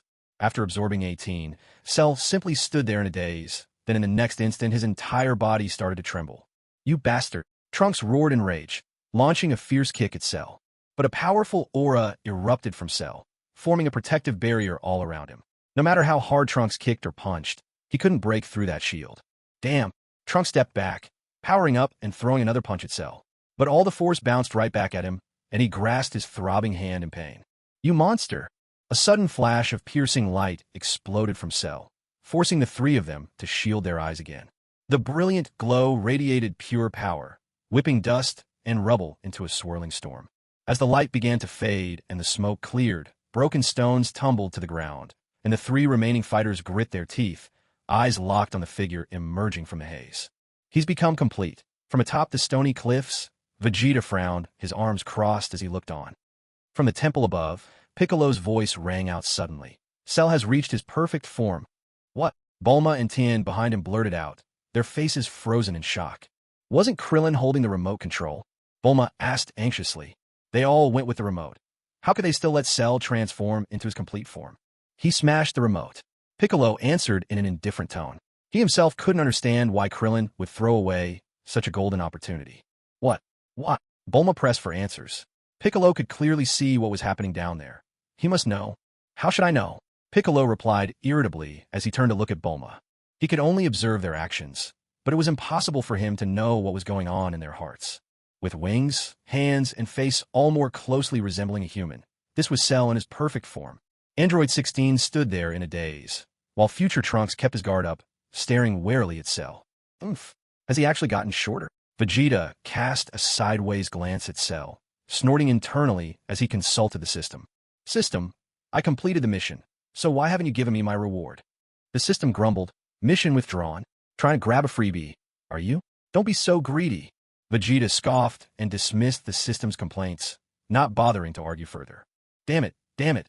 He really did that to 18. Krillin clenched his fists, his anger making his whole body tremble with fury. This hateful monster. Krillin. Even future Trunks couldn't understand why Krillin was so overwrought. He stared, stunned, as Krillin suddenly charged at Cell. Krillin's fist connected squarely with Cell's head. Yet Cell, still fascinated by the changes in his own hands, didn't seem to notice Krillin's blow at all. "You monster!" Shamed and infuriated, Krillin turned and lashed out with a sharp kick at Cell's head. But Cell remained utterly unmoved, as if it hadn't even happened. "What's happening?" Krillin's body began to tremble. His attacks had absolutely no effect on Cell. None at all. Just how terrifying had Cell's power become? Cell unleashed a flurry of punches forward, reveling in the strength of his perfect form. A low, sinister laugh escaped him as he glanced out of the corner of his eye at Krillin, who hovered helplessly in midair. In an instant, Cell lifted his leg and launched a sweeping kick right at Krillin. Krillin couldn't dodge in time. The kick slammed into his neck and sent him flying across the ground for dozens of meters before he finally crashed down. With a heavy thud, Krillin's neck twisted awkwardly. He lost consciousness instantly and lay sprawled on the ground, barely breathing. "Krillin!" Future Trunks shouted, rushing to his side and kneeling down to help him. "Hang in there, Krillin." Trunks quickly produced a senza bean and pressed it against Krillin's lips. "This is a senza bean. Can you swallow it?" He struggled to pry open Krillin's mouth, silently praying, "You have to swallow it. Please." A choked cry escaped him. In the next moment, Krillin suddenly let out a piercing cry, prompting future Trunks to exclaim with relief, "You're okay." Krillin. Still panting hard, Krillin sat up, taking deep, ragged breaths. "That scared me out of my wits. I really thought we'd lost you." Future Trunks wiped his brow, only now realizing that cold sweat had drenched his forehead. That blasted monster. Now that he saw Krillin was unharmed, Future Trunks turned to glare at Cell. "Trunks." Krillin hesitated, gazing at Future Trunks' back with concern. Trunks turned, puzzled. "What's wrong? Are you still hurt somewhere?" "That's not it. Compared to you Saiyans, I know I seem insignificant." Krillin's voice was heavy with worry. "But at the very least, I can sense how powerful our opponent really is. I know, deep down, just how terrifying he is. Just getting the slightest taste of his power, that alone was overwhelming. Sweat streamed down Krillin's forehead as he clenched his fists tightly. If you judge his strength by the energy he's showing now, that's a mistake. His true power can't even be measured. Trunks stared at Krillin in confusion, struggling to grasp the reason for his anxiety. So what exactly was Krillin trying to say? You're no match for him. You could even die. Krillin finally spelled out his point, voice shaking as his fists tightened. So don't risk your life for revenge on my account. But Trunks wanted to say that avenging Krillin wasn't his only reason. He wanted to save everyone. Vegeta, Trunks can't beat him. Why haven't you stepped in yet? Without waiting for Trunks to reply, Krillin swung around and shouted up at Vegeta, who was standing on the ridge above with arms folded. You already think he'll lose before the fight's even begun? Vegeta shot Krillin a cold glare, then turned to look at Trunks. If you don't even have the courage to fight, what kind of Saiyan are you? At this moment, Trunks' full-power Super Saiyan form could reach a strength of roughly 45 billion.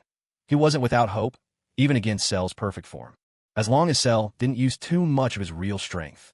Trunks pressed his lips together. He still believed in his father. With a fierce cry, Trunks powered up, once again transforming into his full-power Super Saiyan form. Without hesitation, he charged at Cell, driving a searing knee strike his way. Cell, quick to react, threw up a hand to block.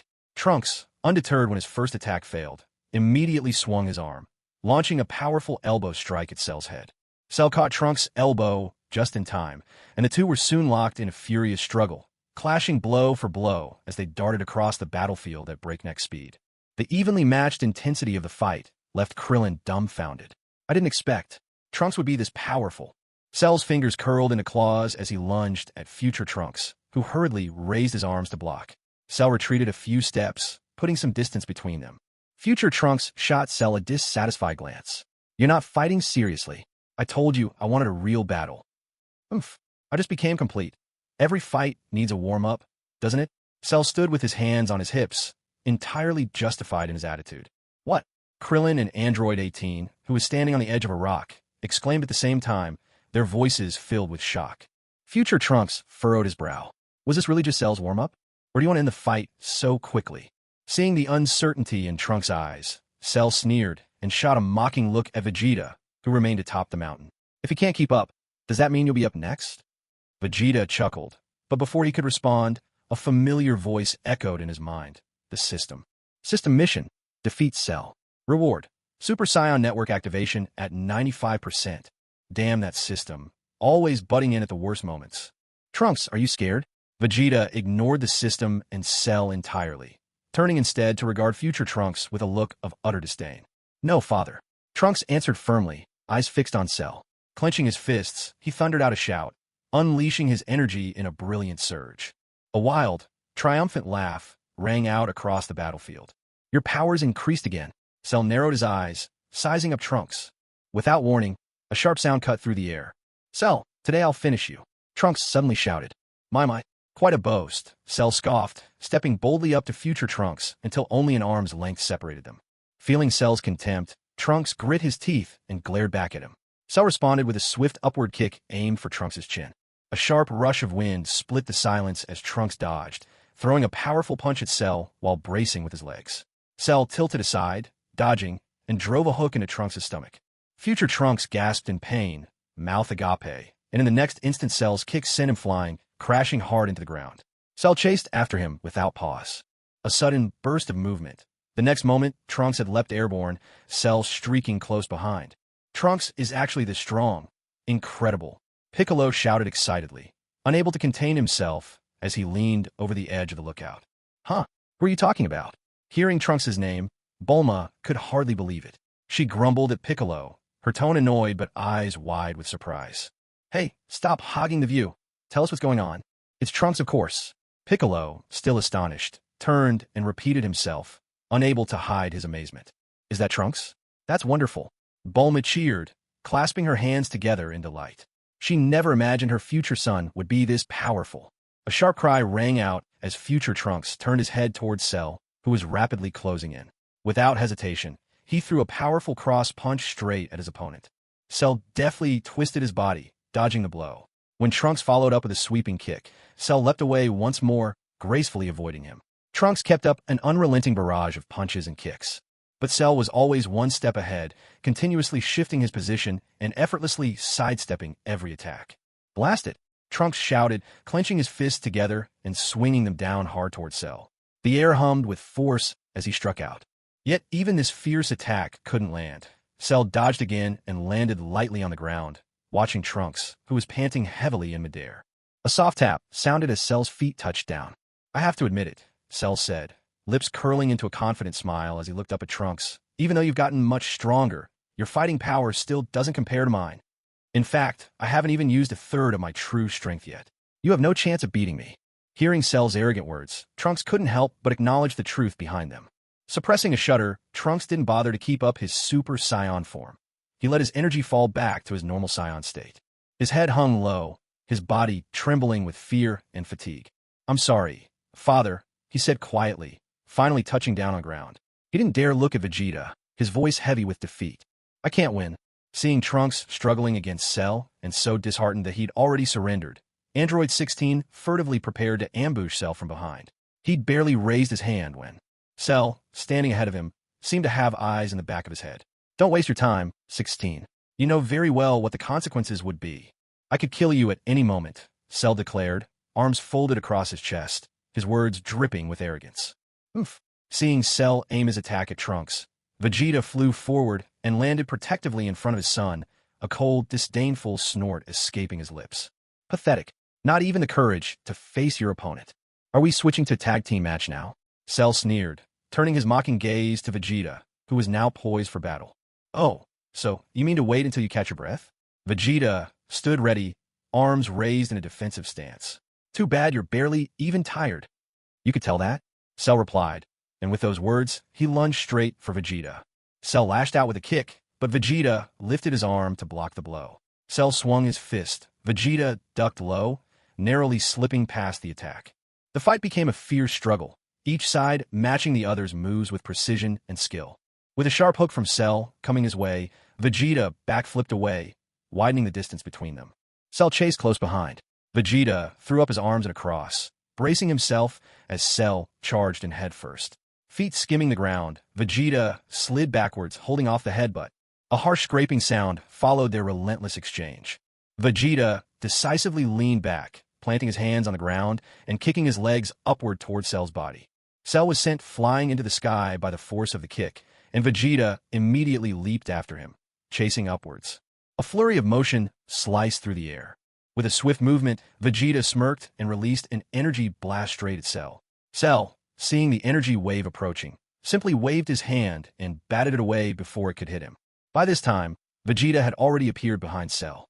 With a sudden burst, Vegeta drove his fist into Cell's back. The blow landed hard, making Cell grimace in pain. Gritting his teeth, Cell swung around and punched at Vegeta's face. The punch snapped Vegeta's head backward, and while he was off balance, Cell clasped his hands together and hammered down hard on Vegeta's body, sending him crashing toward the ground. Vegeta hit the earth, sinking down on one knee and steadying himself with one hand, gazing at the cracked ground left in the wake of his landing. A sharp sound shattered the tense silence as Cell also touched down, looking at Vegeta and asking, "That should about do it for the warm-up, don't you think?" Meanwhile, Krillin, watching from the sidelines, was utterly stunned. Since when had Vegeta become this powerful? Cell curled his lips into a sly smile, inwardly impressed that Vegeta had managed to not disappoint him after all. Vegeta furrowed his brow, realizing that even at the peak of his strength, he still couldn't overcome Cell. With his full power, Cell's fighting strength reached 20 billion, while Vegeta's at Super Saiyan full power barely approached 10 billion. You know, if I let my guard down even a little, you might actually take me out, Vegeta said with a cool smile, then, with a fierce shout, unleashed his aura in full force. A mighty rush of energy erupted from Vegeta, surrounding him with a blazing aura that swept up the surrounding air, blowing all the dust and loose stones far away. Krillin immediately shielded his face, bracing himself against the sudden blast of wind and swirling debris. So this is Vegeta's true power. Piccolo, standing atop the lookout, stared in amazement. Huh, how is it Vegeta again? Bulma, overhearing Piccolo's exclamation, asked anxiously. And what about Trunks? Is he alright? Incredible. Could it be that Vegeta's power is enough to defeat Cell now? Krillin dropped his arms, his voice brimming with excitement. But future Trunks remained stern, not glancing at Krillin, almost muttering to himself. Dad told me himself. He can't beat Cell in his perfect form. What? Krillin turned to look at Trunks, terror dawning on his face. Android 16, silent until now, felt a quiet sense of relief deep inside. Thank goodness Vegeta wasn't the enemy he'd have to face. Cell let out a low, anticipatory chuckle, clearly exhilarated by Vegeta's power-up. Balling his fists, he shouted his own battle cry. A tremendous aura flared up around Cell, even more intense and imposing than Vegeta's. Come on then. Cell looked at Vegeta with calm, unwavering confidence. All right. Vegeta scoffed, a mocking grin on his face as he drove his fist toward Cell's abdomen. Cell, arrogant as ever, didn't bother to dodge. He allowed his body to arch under the force of Vegeta's punch without resistance. Vegeta followed up, bringing his elbow down hard on Cell's back, then sent him flying with a powerful kick. Cell tumbled backward from the blow, but quickly regained his balance mid-air, his gaze toward Vegeta now brimming with bloodlust. Excellent, just like that. There's nothing quite like the thrill of a battle between equals, he exclaimed. Vegeta frowned. Was this bastard mocking him? Did Cell think he couldn't tell that he wasn't fighting with his full strength? At best, Cell was only using half his power. Was he just toying with him? Oomph. Vegeta snorted coldly, kicking off the ground as he launched himself straight at Cell. My turn to counterattack. Cell twisted his body, evading Vegeta's fist, then struck Vegeta's back with his elbow in return. The blow sent Vegeta careening toward the ground, but he quickly braced himself with his hands and leapt back up, only to find Cell waiting above him in the air. With a swift, slicing movement, Cell swept his leg around, knocking Vegeta crashing down to the earth. Vegeta scrambled to regain his footing, skidding along the ground before springing up again. It seems this is the best you can do. Cell's voice dripped with mockery as he suddenly appeared behind Vegeta. Startled, Vegeta spun around, only to meet Cell's waiting fist. A cry of pain escaped him as he gritted his teeth, leaning back to barely dodge Cell's second punch. In one motion, he kicked out at Cell, who nimbly soared higher into the air. Moving at lightning speed, Vegeta appeared behind Cell mid-air, aiming a punch at him. But in his fury, Vegeta's strike met only empty air. Cell had already positioned himself behind Vegeta, delivering a heavy blow to his back. Vegeta barely dodged, but Cell quickly extended one hand toward him. Let me return your opening words. Now die. A colossal energy wave erupted from Cell's palm, and Vegeta dodged by a hair's breadth as the blast streaked past him. The tiny island beneath him shattered into fragments, the rubble tumbling into the raging waves below. Floating above the scene, Krillin, future Trunks, and the badly injured Android 16 watched the battle in stunned silence, eyes wide with disbelief. Let's see how much longer you can keep running. Cell turned to look at the battered, disheveled Vegeta, mocking laughter bursting from his lips. Ha! Gasping for breath, Vegeta seethed with frustration. Cell was purposely pushing his power 30 billion above Vegeta's own, overwhelming him from the start. Damn it. All this humiliation, never had he felt so utterly disgraced. Cell kept firing energy waves relentlessly at Vegeta, forcing him into an even more desperate defense, leaving him utterly battered and on the brink. Vegeta simply stopped dodging at this point. After twisting sideways to avoid the energy blast, he lunged at Cell with his fist. Once again, his punch failed to connect. Cell had already swung his leg up, aiming a sharp kick at Vegeta's head, but Vegeta quickly raised his arm to block it. The two exchanged blows in a fierce back and forth, each attack countered with equal ferocity. One moment Vegeta's nose was struck, the next his own kick found Cell's abdomen. As Vegeta was hit by another of Cell's punches, he was sent hurtling backward, crashing into the rocky mountains of a nearby island. The rocks crumbled and cascaded down around him. But with a burst of power, Vegeta unleashed his energy, pulverizing the debris to dust. Without pausing, he charged at Cell, who hovered in midair, ready to unleash the royal wrath of a prince. Vegeta's arms pumped relentlessly, firing energy waves at Cell one after another. The blast struck Cell, detonating across his body in a series of rolling explosions. He crossed his arms before his chest, grit his teeth, and braced himself against the onslaught. Yaha! Vegeta roared furiously as he continued his barrage of energy blasts, his battle cries echoing alongside the crash and flash of explosions. Above, the sky bloomed with smoke, billowing and spreading like bursts of fireworks in the twilight. Cell grunted under the pressure, unable to move, pinned in place. Then with a fierce shout, he summoned his own strength. Aha! A massive, glowing sphere erupted from his body, crackling with electricity, sending arcs of lightning snapping and hissing in all directions. The shield expanded with a roar, sending great waves surging across the sea, each one rising higher and spreading farther as Cell exerted his power. You forced me to bring out my shield, Cell sneered arrogantly, stretching his arms to either side, his confidence overwhelming. Huh, huh, huh. Vegeta gasped for air, chest heaving as he glared at Cell, who had instantly withdrawn the shield. Your stamina is flagging. I wonder if you have any more senzu beans left. Cell mocked, shooting Vegeta a taunting smile. Father. At some point, Trunks had managed to draw near, ready to toss a senzu bean to Vegeta. But Vegeta snapped his head around, barking at Trunks. No, a Saiyon's pride can never allow victory that way. I'd rather die in battle than accept such help. Oomph. After all, the Dragon Balls of this world aren't just for show. Even if the Guardian had merged with Piccolo, that kid Kakarot would surely seek out Dend on New Namek to appoint him as Earth's new Guardian. As much as I hate it, and despite having trained so hard, I still can't defeat you. Vegeta clenched his fists and stared at Cell with steely resolve. So this is nothing more than your pride, is it? Cell taunted, arms akimbo, a mocking smirk on his face. My stamina is running low as well. If you had that senzu bean, maybe you could beat me. Cell continued, his tone laced with condescension. In fact, I'd love nothing more than see this battle grow even fiercer. He kept rambling, glancing at Vegeta with disappointment. But sadly, you and your son have let me down. High above the temple, Piccolo gazed down with a deep frown, his face heavy with worry and silent contemplation. Hey, what's going on down there? Did Vegeta win or not?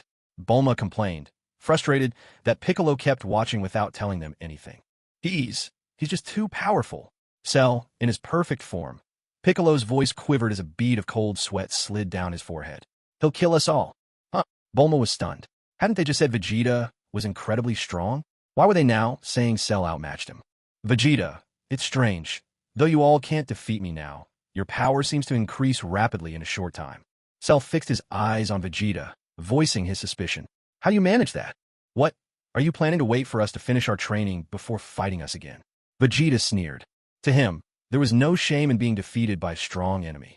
At the very least, he'd achieved Super Saiyan full power through his own hard work. He owed nothing to any system. Besides, he hadn't even revealed his ultimate trump card, Super Saiyan 4 yet. But seeing that Cell no longer seemed eager for battle, Vegeta didn't rush, choosing instead to exchange a few words to catch his breath. Is that it? If I gave you time, would your power keep growing?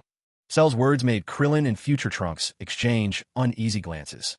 Well, with Vegeta's lips pressed into a thin line and refusing to answer, Cell pressed again. So even you find strength to be a lonely thing, huh? Vegeta replied, sidestepping the question with an enigmatic remark. By the way, why hasn't Goku shown up at all? What is he doing? Cell continued his questioning, unfazed by Vegeta's evasiveness. He's training. He's pushing himself. Also, he can defeat you. Give him until tomorrow. He'll be strong enough to take you down. Krillin couldn't help but clench his fists and shout. I believe in Goku. He'll save the Earth. Ah, what a rousing speech. Cell looked at Krillin with a mocking smile. Then, as if arriving at a decision, he declared, in that case, let's hold a martial arts tournament. A martial arts tournament? Of everyone present, it was probably only future Trunks who didn't understand those words. We'll hold it 10 days from now, Cell announced, making arrangements on his own terms. Consider this a special privilege. Use the time to train. At the very least, make the fight worthwhile for me. What does that mean? Future Trunks looked to Krillin in utter confusion. Krillin hurried to explain, the World Martial Arts Tournament has been held many times before.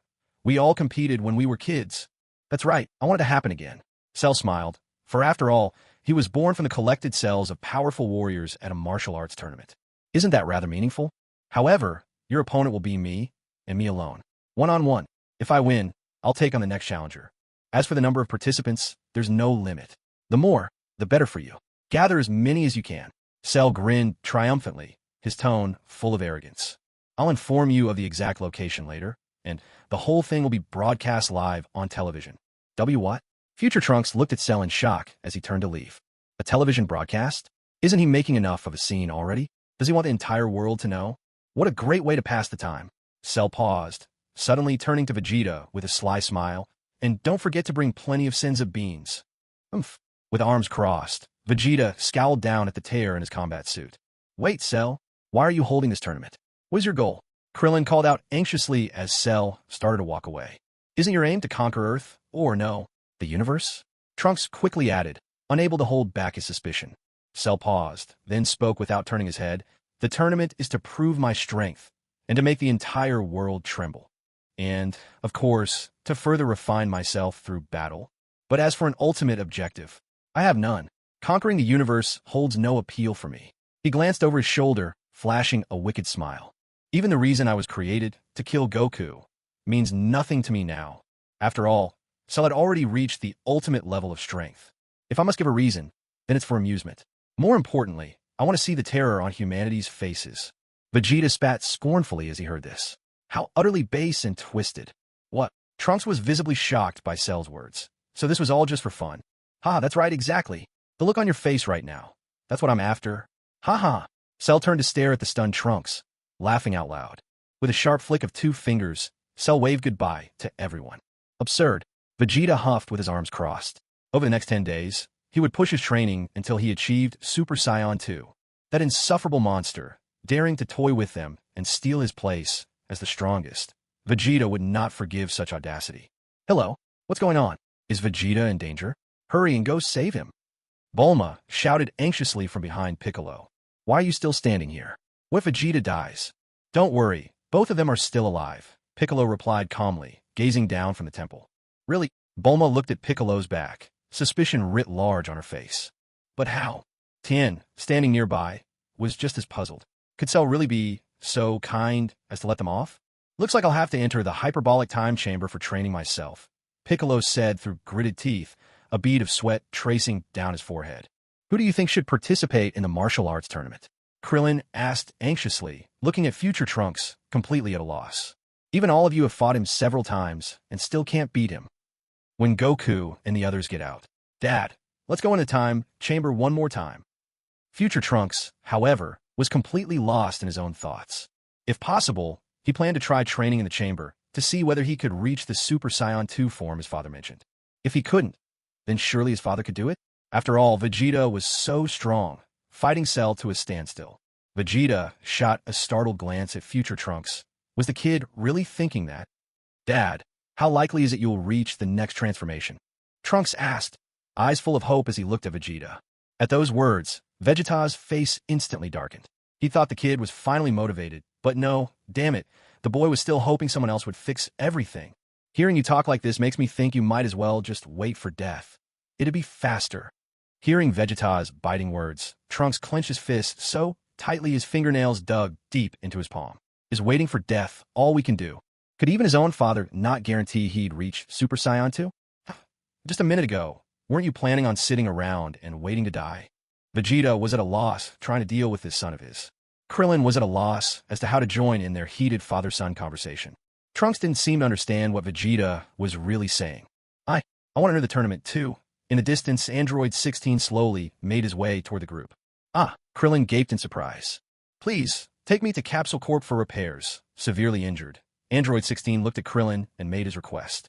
I might be able to help. But before Krillin could respond, Trunks burst out angrily, fists clenched. Don't be ridiculous. Aren't you also one of the androids created by Dr. Gero? Very well. Krillin nodded with a grave expression. I'll take you there. Krillin. Trunks was utterly unprepared for Krillin to agree to such an outrageous request from 16. Android 16, along with 17, 18, and Cell, not a one of them could truly be called a good guy. Don't worry, Trunks. I don't believe he's as bad as you think. Krillin reached out to steady the towering Android 16, who swayed unsteadily in the wind, trying to reassure Trunks. And those 2 androids who were absorbed by Cell, they weren't truly evil either. They're not like the androids from the future, the ones you've faced in your own world. For now, what we need is more allies, Krillin said, shouldering Android 16 and exchanging farewells with Trunks. Let's go. Thank you. There was deep sincerity in 16's voice as he thanked Krillin, who struggled beneath his weight. Trunks was left utterly bewildered, unable to even muster an appropriate expression. What on earth is going on? Why was the course of events in this world so different from the future he knew? Vegeta snorted in contempt. The next morning, on a vast plain, Cell lifted a mountain as if it weighed nothing, leveled it, then sliced it into countless blocks that he arranged on the open ground, as if single-handedly preparing the venue for the martial arts tournament to be held in 10 days. He then flew off to a television station in a large city, where he unilaterally announced to the world the arrival of the Cell Games in just 9 days. The event would take place at Northwest 28 KS, near Central City. If all your champions lose, Cell declared, I'll destroy every last person on this planet. I want to witness your terror, to completely annihilate this world. As his words echoed, he stretched out one hand and unleashed an energy blast at the wall behind him. With a sharp exclamation, the once bustling city behind him was reduced instantaneously to a desolate wasteland. With Cell's departure, TV stations around the world broadcasted his declaration, throwing the entire planet into panic. On came House Island. Master Roshi watched the live broadcast on television, his brows furrowed with worry. This guy is simply terrifying.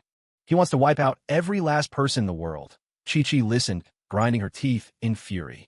Master Roshi sipped from his wine jug, voice laden with anxiety. Who could possibly stop him? Not even Vegeta or Trunks could do anything.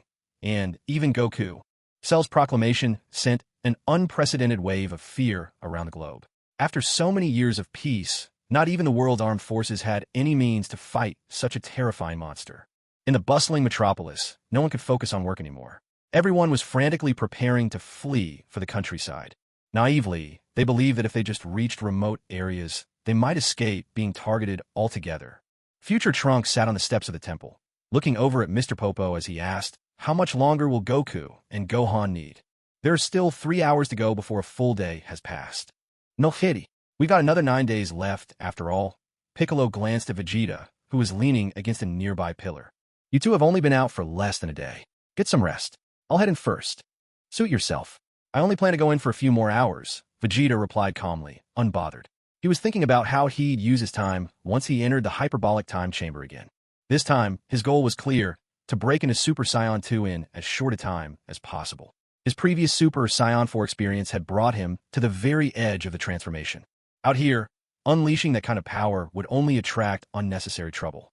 It was much safer inside the secluded time chamber. Besides, for now, he wanted to keep his Super Saiyan 4 trump card hidden from the others. And as for the side effects of Super Saiyan 4, he had Senza beans. He realized now that Senza beans were even better than a medical tank. Pop one into your mouth, chew, and any ailment was gone. No, better than that. You'd be bursting with energy. As Vegeta mulled over his plans, everyone suddenly sensed Goku's energy. All eyes turned in the same direction. He's coming out. That's Goku's energy. Tien stretched his neck, peering into the inner room. Vegeta and Trunks are both here too. Goku, his robes in tatters, stepped out wearing a puzzled look as he surveyed the group. I can sense Cell's energy too, so he's still alive. What in the world is going on? Vegeta paid little attention to Goku's words. He could tell, just by looking, that Goku and Gohan had maintained their Super Saiyan forms the whole time. Both father and son had achieved the mastered Super Saiyan state. Is that Gohan? Piccolo stared in stunned amazement at Gohan, uncertain. He feels like a completely different person now. Gohan had grown taller, and his aura was far more powerful than before. Their energy was nearly identical to what Piccolo had sensed earlier for Vegeta and Trunks. What exactly is happening? Tell me, Goku demanded, glancing around at the dazed faces. It's like this. Piccolo recounted everything that had happened, with future Trunks chiming in now and then with his own perspective. I see, Goku said, a hint of surprise in his voice. A martial arts tournament. That's certainly an interesting idea. Interesting? Trunks looked at Goku in astonishment. Was Goku's unshaken demeanor a sign he already had a plan? Mr. Popo, do you still have my GI? Goku turned and asked. Watching son Wukong change into his own clothes, Trunks quickly spoke up. Even if this one gets ruined, just tell my mom. She'll make you another one. No need. I prefer my own. Son Wukong replied as he put on his usual battlesuit. I want to fight him as an Earthling. Uncle Piccolo, I want to change into something new too. I really like what you wear. Standing beside them, son Gohan cast a hopeful look toward Piccolo. Piccolo chuckled warmly. Of course. You really are my student, through and through. This is my coolest outfit. It's yours, Piccolo said as he placed his hand gently on Gohan's head. In an instant, Gohan's clothes shimmered and transformed, becoming identical to Piccolo's. Gohan twisted around to admire his new outfit, his face lighting up with delight. Wow, thanks, Uncle Piccolo. Vegeta's gaze settled on son Wukong, and he asked, testing the waters, so, how did your training go? Do you think you could defeat Cell? I don't know yet, since I haven't seen him in his perfect form, son Wukong replied, raising 2 fingers to his forehead to sense Cell's energy. The next moment, son Wukong vanished and reappeared at the arena Cell had prepared. Cell was unfazed by son Wukong's sudden appearance. instead flaunting the battle stage he had created for the Cell games. Looking at Cell before him in his perfect form, Sun Wukong hoped, at the very least, that he wouldn't kill anyone before the games began. Cell simply gave a sly smile, neither agreeing nor refusing. When Sun Wukong returned to the lookout, Trunks couldn't hold back and was the first to ask, "So, how do you feel, Wukong?" To be honest, he's extremely powerful, much stronger than I imagined. Sun Wukong's expression stayed calm, betraying no hint of worry. Just by sensing his energy, it's hard to gauge how strong he really is. Unless I actually fight him, there's no way to know for sure. But given the current situation, I might not be able to defeat him. Vegeta, hearing what he considered a lot of pointless talk, couldn't help but give a dissatisfied grunt. This guy, he acts so carefree now, but isn't it just because he's banking all his hope on his son? No way. Trunks couldn't hide his disappointment at Sun Wukong's response. You can go into the hyperbolic time chamber again. There's still time. Piccolo said with arms folded, looking to Sun Wukong as he laid out the plan. Let's set an order. After you, it's me, then Vegeta goes in alone, then Trunks, and finally, another turn for both of you. Don't count me in. There's no point, it's wasted on me, Tien chimed in quickly from the side. Gohan, and I won't be going in. We're going to train outside.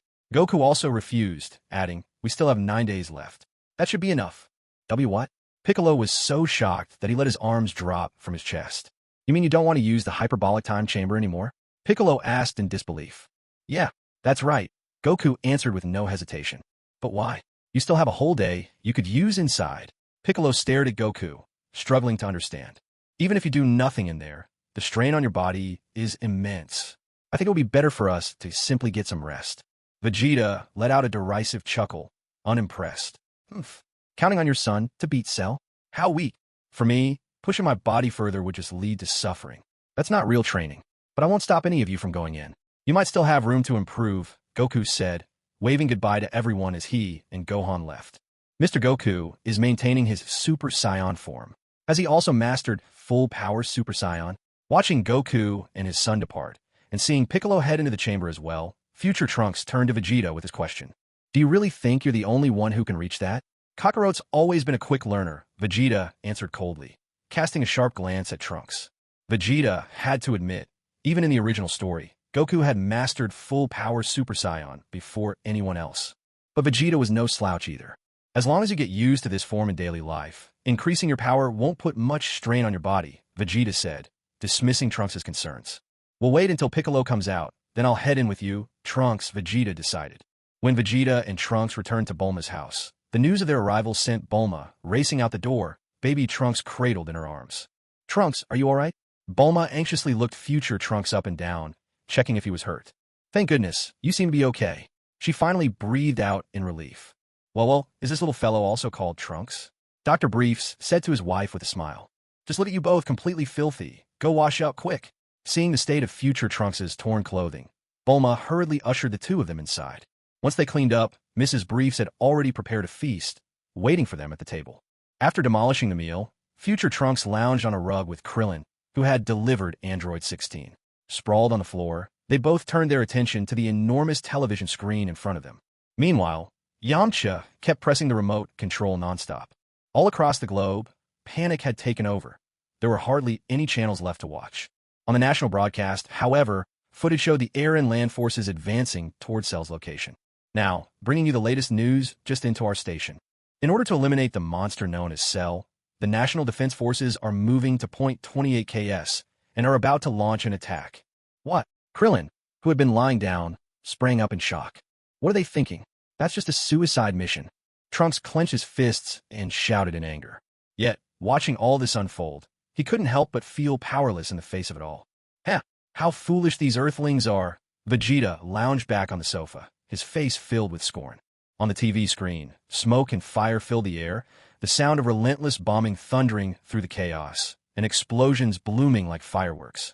The all-out attack has begun. The fierce fighting, the roar of explosions. What a powerful offensive. A middle-aged man in a suit reported excitedly on television. And the assault continues. With such overwhelming firepower, there's no way that monster could have survived this. Idiots. Run away now. Krillin gritted his teeth, his gaze locked on the chaotic scenes unfolding on the screen. Cease fire. At the general's command, the troops finally fell silent. As the smoke gradually cleared, Cell was revealed, hovering in midair, completely unscathed. There was no need to guess the outcome. The entire unit wiped out. In these circumstances, the nation's power was all too hopeless. Damn it, Trunks, watching the broadcast dissolve into static, was shaking with anger. At the same time, in a car, Goku heard through the radio that Piccolo could no longer be separated from Kami. So, he decided to travel to New Namek and seek out a new Namekian to inherit God's mantle. The Namekian's recommendation, Dend. After this disastrous confrontation with Cell, people all over the Earth could only pray for a miracle. Not long after, as Yamcha switched channels, Vegeta saw a man on the screen, boasting wildly for the cameras. Mr. Satan, a man whose fighting strength was only 8. Yet, with Boo's help later on, he managed to secure his place as the world martial arts champion. Ha!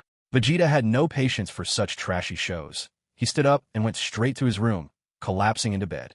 Tomorrow, once Piccolo emerged from the time chamber, it would be his turn to go in. This time, he was determined to reach Super Saiyan 2. He slept soundly all the way until dawn, his internal clock waking him right on time. To his surprise, he found himself covered with a silk comforter, and lying beside him, another person. Bulma was sprawled beside him, one leg draped across his chest, the other hooked around his leg. The soft sensation left Vegeta momentarily stunned. He wanted to pull himself away, but the next moment, Bulma mumbled sleepily, "Don't move. Let me sleep a little longer." Vegeta froze, glancing at Bulma as she slept. Faint shadows lingered beneath her eyes. These past 2 days, she had stayed up late every night working to repair number 16. On top of that, he had spent a whole year training in the room of spirit and time, his mind consumed with nothing but becoming stronger. In chasing power, he had nearly forgotten that he had a wife by his side. Saiyans did not bind themselves to one another through contracts and ceremonies as Earthlings did. Once a Saiyan chose a mate, that loyalty endured for a lifetime. Helpless, Vegeta quietly and carefully rose from the bed and, without a word, stepped out of the bedroom. Sitting alone at the dining table, surrounded by a hearty breakfast, Vegeta was struck by the irony of his past life. How pitiable it had seemed. For the sake of money, so long as it didn't cross his lines, he would push himself relentlessly, striving to become ever stronger, from an unknown mercenary to his later glory days. Every motivation had been about survival. Aside from a name, wealth still tempted him in that former life. He had dreamed of becoming the richest man. Now, in this life, he had effortlessly become the richest man's beloved. And so, in this new life, he found himself once again chasing after greater power, as if trying to recapture the glory of an era he once forged. By noon, Vegeta was ready to change into his training gear and head for the temple. "Where are you off to, Vegeta? More special training?" Walking past the room, Bulma noticed him changing and asked. This guy, compared to Yamcha, was so much better, never a stray glance at another woman. His only vice was how obsessed he was with training, with nothing on his mind but becoming stronger. "Yeah, I'm planning to go back to that strange room again." Vegeta turned his head to reply. For Bulma, at least, he showed a bit of courtesy. He added, "Whether Earthlings live or die isn't really my concern, but what I can't stand is not being the strongest." He was no longer a man with nothing, no longer living on the edge. Life on Earth, and the warmth of Bulma's family, had long since melted the icy fortress around his heart. I want to go too." Trunks had been keeping a close eye on Vegeta, and seeing him head outside, joined by Bulma's question, he now wanted to come along. "Before you go, let me trim your hair." Bulma glanced at Trunks' hair, now brushing his shoulders. "It must be getting in the way." "Ah, thank you," Trunks replied a bit sheepishly. At this, Vegeta let out a dissatisfied grunt. Why not just call a servant to help? Did Bulma really have to do it herself? Vegeta and future Trunks returned to the temple once again, just in time to see Goku arriving with Dend. Piccolo had also emerged from the hyperbolic time chamber. "Goku, I want to ask you something." Future Trunks couldn't hold back his curiosity, turning to Goku with his question. "You don't seem the least bit nervous. Does that mean you've already found Cell's weakness?" "No. Does he even have a weakness?" Goku replied, genuinely puzzled. Future Trunks was speechless for a moment. "If you haven't found any weakness, why on earth aren't you at least a little anxious? Is there really no reason at all?" Din then took out the dragon figurine Mr. Popo had given him and revived the Dragon Balls, telling everyone that they could now have 2 wishes granted by Shenron. Goku decided to have Gohan stay at the temple and spend time with Din instead of continuing with training. Afterward, Goku set off for Bulma's house to borrow the Dragon Radar, preparing to search for the Dragon Balls across the world. "What's really going on?" "Gohan, your dad knows he can't defeat Cell, and he doesn't even understand his weaknesses." Seeing Goku's carefree demeanor, Trunks turned to Gohan and asked, but he honestly seems so calm. Isn't he worried at all? He hasn't told me anything, either, Gohan admitted, puzzled. He just said to wait patiently, to look forward to what's coming. With optimism, Trunks repeated, a look of disbelief written all over his face. Well, if Goku says so, there must be a reason, Krillin chimed in, full of blind faith in Goku. Maybe it's all an act, just to reassure us, Piccolo said, arms folded, though even he seemed unconvinced by his own words. But Goku was never that type of person. All right, Trunks, get in the time chamber with me. Vegeta interrupted coldly, glancing at the small group around him. It wasn't that he had to bring Trunks along. First, he needed a reliable hand. At any critical moment, he could count on future Trunks to give him a sense of being. Second, Vegeta wanted to use this time to teach Trunks as much as possible, so that even after returning to his future, Trunks could train alone and grow even stronger. After all, once the battle with Cell was over, Trunks would be heading back to his own timeline, where future Bulma wouldn't need his protection. Vegeta and future Trunks stepped into the time chamber together. At this moment, the chamber's environment was at its harshest. The scorching temperature soared to 50 degrees Celsius. Under this relentless heat, Vegeta and Trunks were both soon drenched in sweat. The intense swelter, made worse by the thinning oxygen, brought back vivid memories for future Trunks. He hurried to shed his outer clothes in an attempt to cool down. But for Vegeta, such harsh conditions were nothing to complain about. After all, he'd spent the first half of his life sleeping in the tropical rainforests and had already experienced all kinds of environments during his journeys through the vast universe. Saiyans adapt swiftly to harsh environments. Training resumed soon after. Truth be told, Vegeta's training methods and techniques in the past were all but flawless. The trouble was, he never struck a balance between work and rest. Whenever that Kakarot kid surpassed him, he would push himself relentlessly, never allowing for a break. What's more, he'd suffer a string of severe blows from both Goku and his son. Especially after the Cell Games, on the way back, he had even declared, "From now on, I'll never fight again." For 7 years, he wallowed in self-doubt, unable to escape the shadows cast by Goku and his son. But Kakarot was altogether different. During his 7 years in the afterlife, he never stopped improving, pushing his limits until he reached Super Saiyan 3.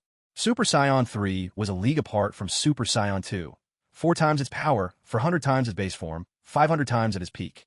But Super Saiyan 4. Now, Vegeta felt that the original version of himself in the story hadn't been strong-willed enough. It was his pride that had set him on the path of self-destruction. After warming up, Vegeta turned to Trunks, who was helping him train, and gave his orders. If you sense my energy getting weaker later, take the Senza bean from my waist and give it to me. All right, Dad. Trunks nodded, then fixed his gaze on Vegeta as he soared off into the blinding white expanse, further from the hyperbolic time chamber. Vegeta first stabilized himself in his regular state, then calmed his mind to focus. The once unbreakable barrier to Super Saiyan 2 was now showing faint cracks. He thought, perhaps if he could just achieve Super Saiyan 4 again, he'd finally unravel the secrets of Super Saiyan 2. Host, your Super Saiyan 2 bloodline is already 83% activated. Why insist on doing this on your own? The system's voice piped up in his mind, unable to contain itself. If this host insisted on transforming by sheer force of will, what purpose did the system even serve? There was a golden opportunity just waiting to be picked up. So why choose the hard way and suffer? Thoroughly exasperated, the system even began to question its very existence. Vegeta completely ignored the system. Letting out a low shout, he hurled a glowing orb high into the air. The artificial moon appeared once more. This attempt at transforming into Super Saiyan 4 went much more smoothly than the first time. But even so, Vegeta could barely maintain it for 30 seconds before sweat drenched his entire body. Panting hard, his breath grew faint, and he toppled downward, crashing toward the ground. The Super Saiyan 4 state slipping from him in an instant. Dad. In the distance, Trunks had been watching Vegeta's energy closely all along. The moment he felt Vegeta's power plunge from overwhelming to feeble, he raced over without hesitation. Dad, what on earth are you doing? Trunks was thoroughly puzzled. What kind of training could possibly put his powerful father in such a state? Stop talking and give me a Senza bean now. Vegeta snapped, feeling that if things dragged on any longer, he might not make it. After eating the Senza bean, Vegeta felt infinitely better. Just as he expected, once he was comfortable again, he immediately began to check his own condition. There was something new surging through his blood. His power had increased significantly, and the barrier of Super Saiyan 2. He had reached it at last. A few more tries, and he would be able to transform smoothly into his Super Saiyan 2 form. This was truly an unexpected surprise. Even with only a sliver of strength left, the severely injured Vegeta sprang back to life after eating the senzu bean.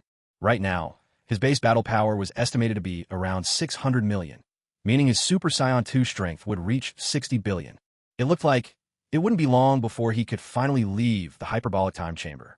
Trunks couldn't help but sense the overwhelming, suffocating aura from Vegeta.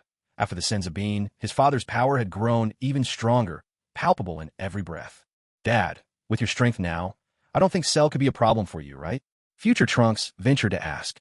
In the face of the current crisis, he felt nothing but confusion and fear. He was terrified that his very arrival might cause this world to fall into despair, just like the future he had come from. "Go train. At your current level, you won't be able to help at all when the time comes." Vegeta waved him off, resigned.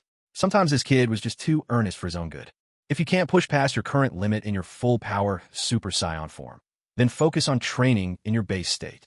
Progress in your natural state multiplies when you transform into your full-powered Super Saiyan form. This was perhaps the most Vegeta had ever said to Trunks at once. "All right, Dad." Trunks could feel the immense encouragement from his father. It was this unique brand of care from Vegeta, defined in Trunks' own way, that fueled his determination to keep striving. He believed that his father did care about him. He just wasn't one to show it openly. Everything Vegeta said, Trunks took to heart with unwavering seriousness. Honestly, future Trunks was like a fledgling who had just learned to fly, even if he had received some guidance from Gohan back home. But in truth, most of his training had been patchy and self-taught. He didn't actually know all that much about real, effective training. It was only after meeting these Earth warriors in the past that Trunks truly began his journey as a martial artist. After several attempts, Vegeta finally broke through and reached Super Saiyan 2. When he finished stabilizing his new form, Vegeta's training was more about relaxation, spending most of his time keeping an eye on future Trunks, occasionally offering a few pointers or guidance. Under Vegeta's systematic training, future Trunks made impressive progress as well.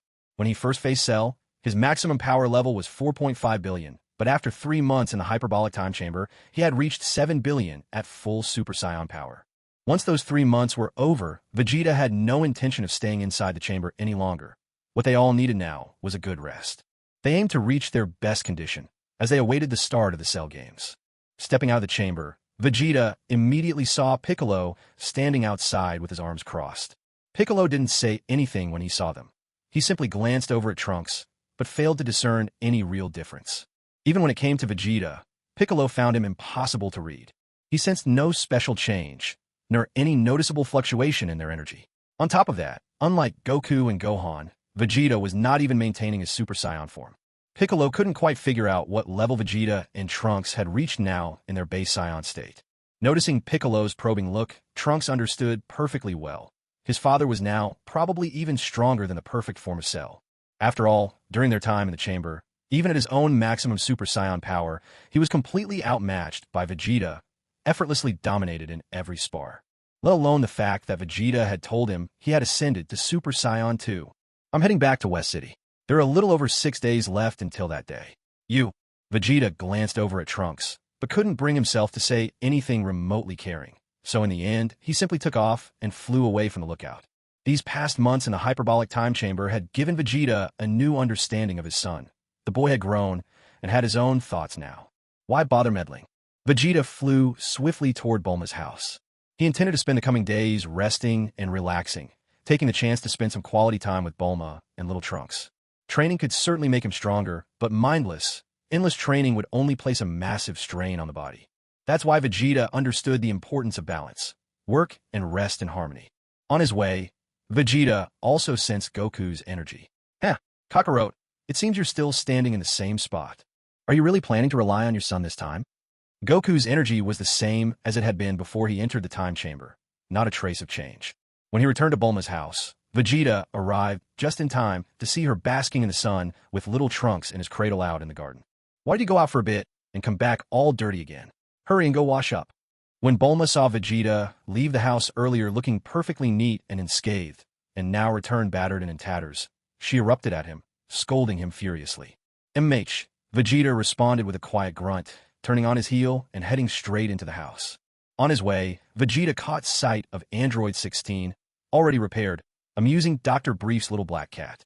Android 16's expression didn't change at all when he saw Vegeta, but inside, His mind was a roiling storm. He could sense clearly that Vegeta was even stronger now than he had been that morning when he left. No matter how hard he racked his mechanical brain, 16 simply couldn't fathom the reason for such a transformation.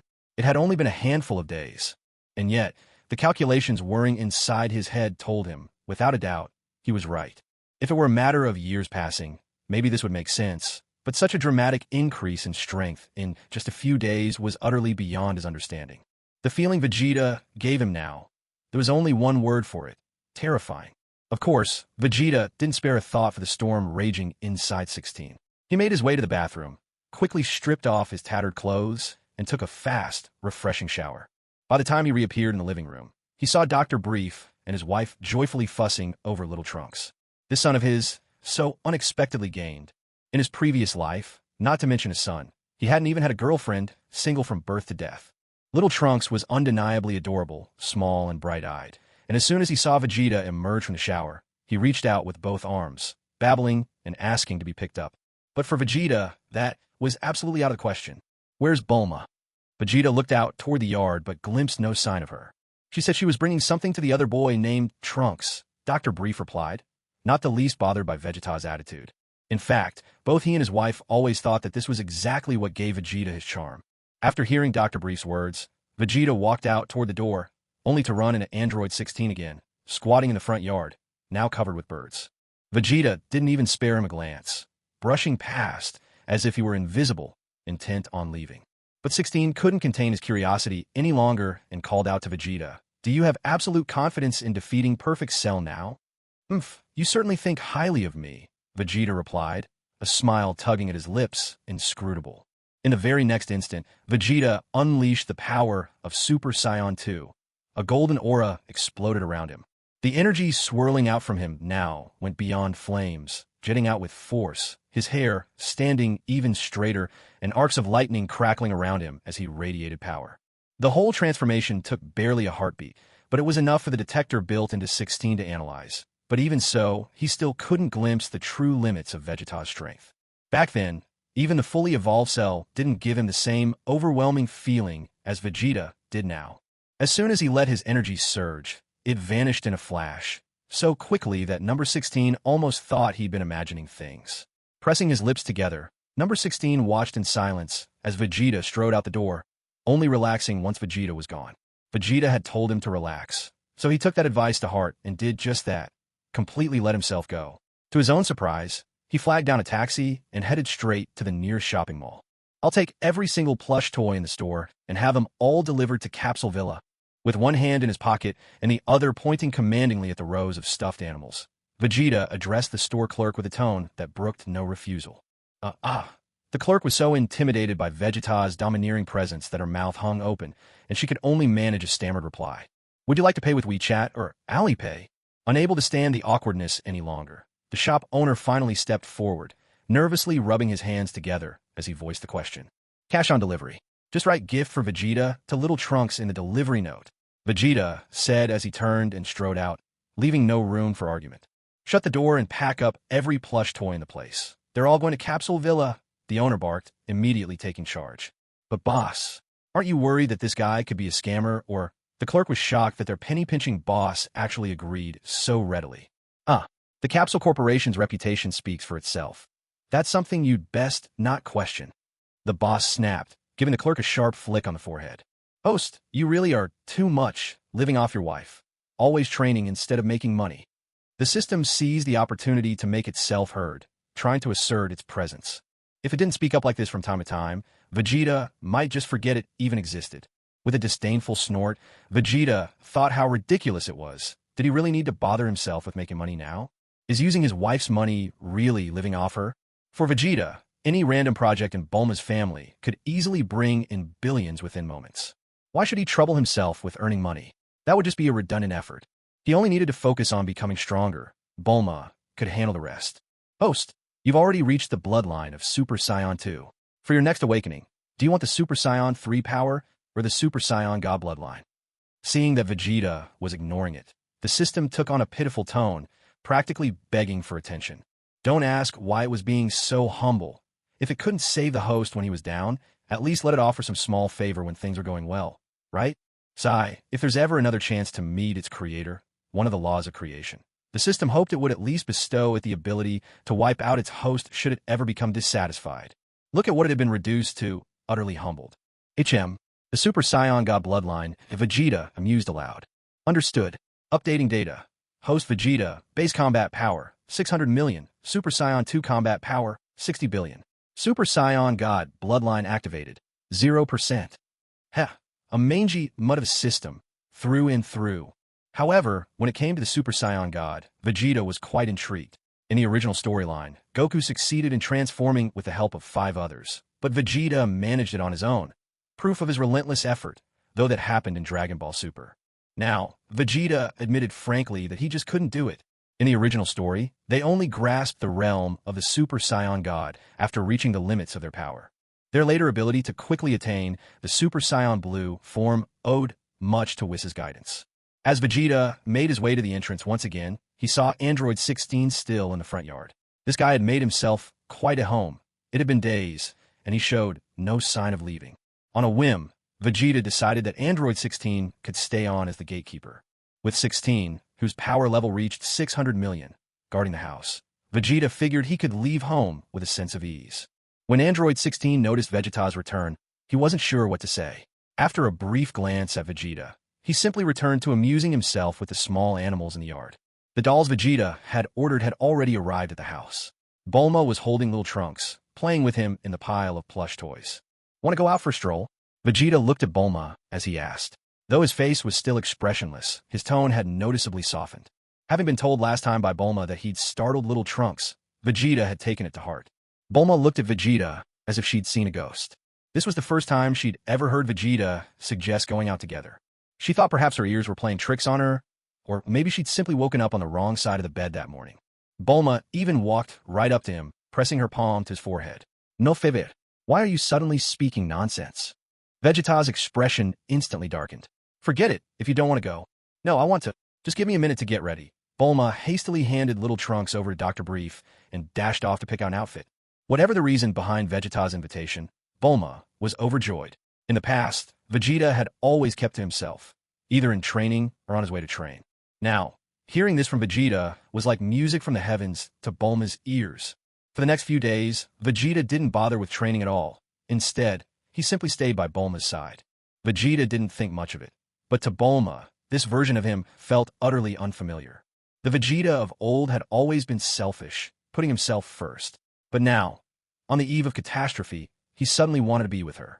Bulma even began to wonder if Vegeta believed that no one could defeat Cell, and so he intended to spend whatever time remained together with her before the world was destroyed. Bulma remained silent and didn't ask any questions, understanding all too well how strong Vegeta's pride was. 2 days before the start of the Cell Games, both Vegeta's family and Goku's family happened to be out enjoying a day in Central City, and their paths crossed. By the lakeside, on the green grass beneath blossoming cherry trees. The meeting of the two families turned out to be far more harmonious than anyone would have guessed. Bulma and Chi-Chi quickly slipped into a cheerful chatter, each singing the praises of her own child.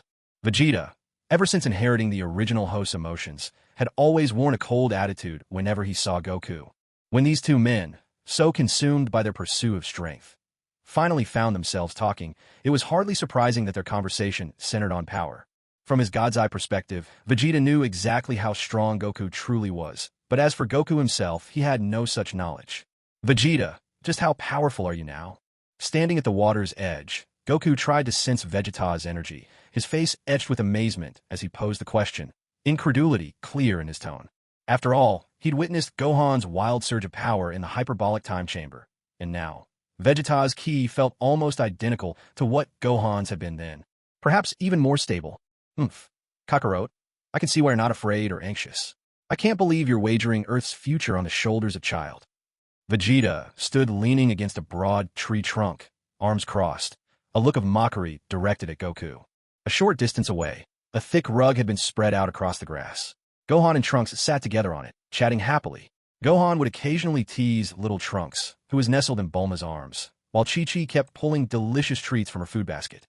So you noticed that too? Goku replied, clearly surprised, rubbing the back of his head in embarrassment. Originally, he'd thought this secret was his alone. Even Gohan himself hadn't realized his own potential. But Vegeta had managed to pick up on it as well. It seemed that, in the few hours he'd spent in the hyperbolic time chamber after Goku, Vegeta had encountered quite a breakthrough. Oof. If I couldn't even see through something that obvious, I'd hardly be fit to call myself the prince of all Saiyans. Vegeta boasted shamelessly. If Cell fights at his full strength, you'll stand no chance against him. Yet here you are, entrusting the fate of the world to a mere child. The sarcasm on Vegeta's face couldn't be more obvious, while Goku, growing increasingly awkward, scratched his head furiously. It was the very picture of second-hand embarrassment. It was, after all, meant to be their generation's responsibility, but now their hopes rested on the uncertain future of the next generation. The time in the hyperbolic time chamber pushed my strength to the very limit. There's no way I'll make any breakthroughs now, not in such a short span. Cell is just too strong. There was no hesitation in Goku's admission of his own limits. Perfect Cell is out of my league entirely, but Gohan is different. He possesses a potential none of us can even imagine. As Son Wukong spoke, he walked over to stand beside Vegeta, turning to look at son Gohan as he continued explaining his reasoning. This has been clear ever since he was a child. Besides, I want to gradually nurture them into the main force for the future. Otherwise, if something unexpected happens, who will protect Earth? What Son Wukong said made sense. If the next generation always relied on the previous one, Earth would eventually meet its end, just like the world of future Trunks. I think you're just shirking responsibility, Kakarot. Vegeta shot Son Wukong a scornful look, his words edged with reproach. How disappointing, Kakarot, to think you're counting on others. You truly are a disgrace to the Saiyan race. They were still in their prime, not even that old. Talking about training the next generation now was nothing but a flimsy excuse. Son Wukong, however, paid no mind to Vegeta's attitude. He just shrugged, not at all feeling there was anything wrong with his intentions. Vegeta, I'm not like you. I have to think about Earth's future. Son Wukong shook his head, looking at Vegeta with a serious gaze. Then, all of a sudden, he broke into a grin.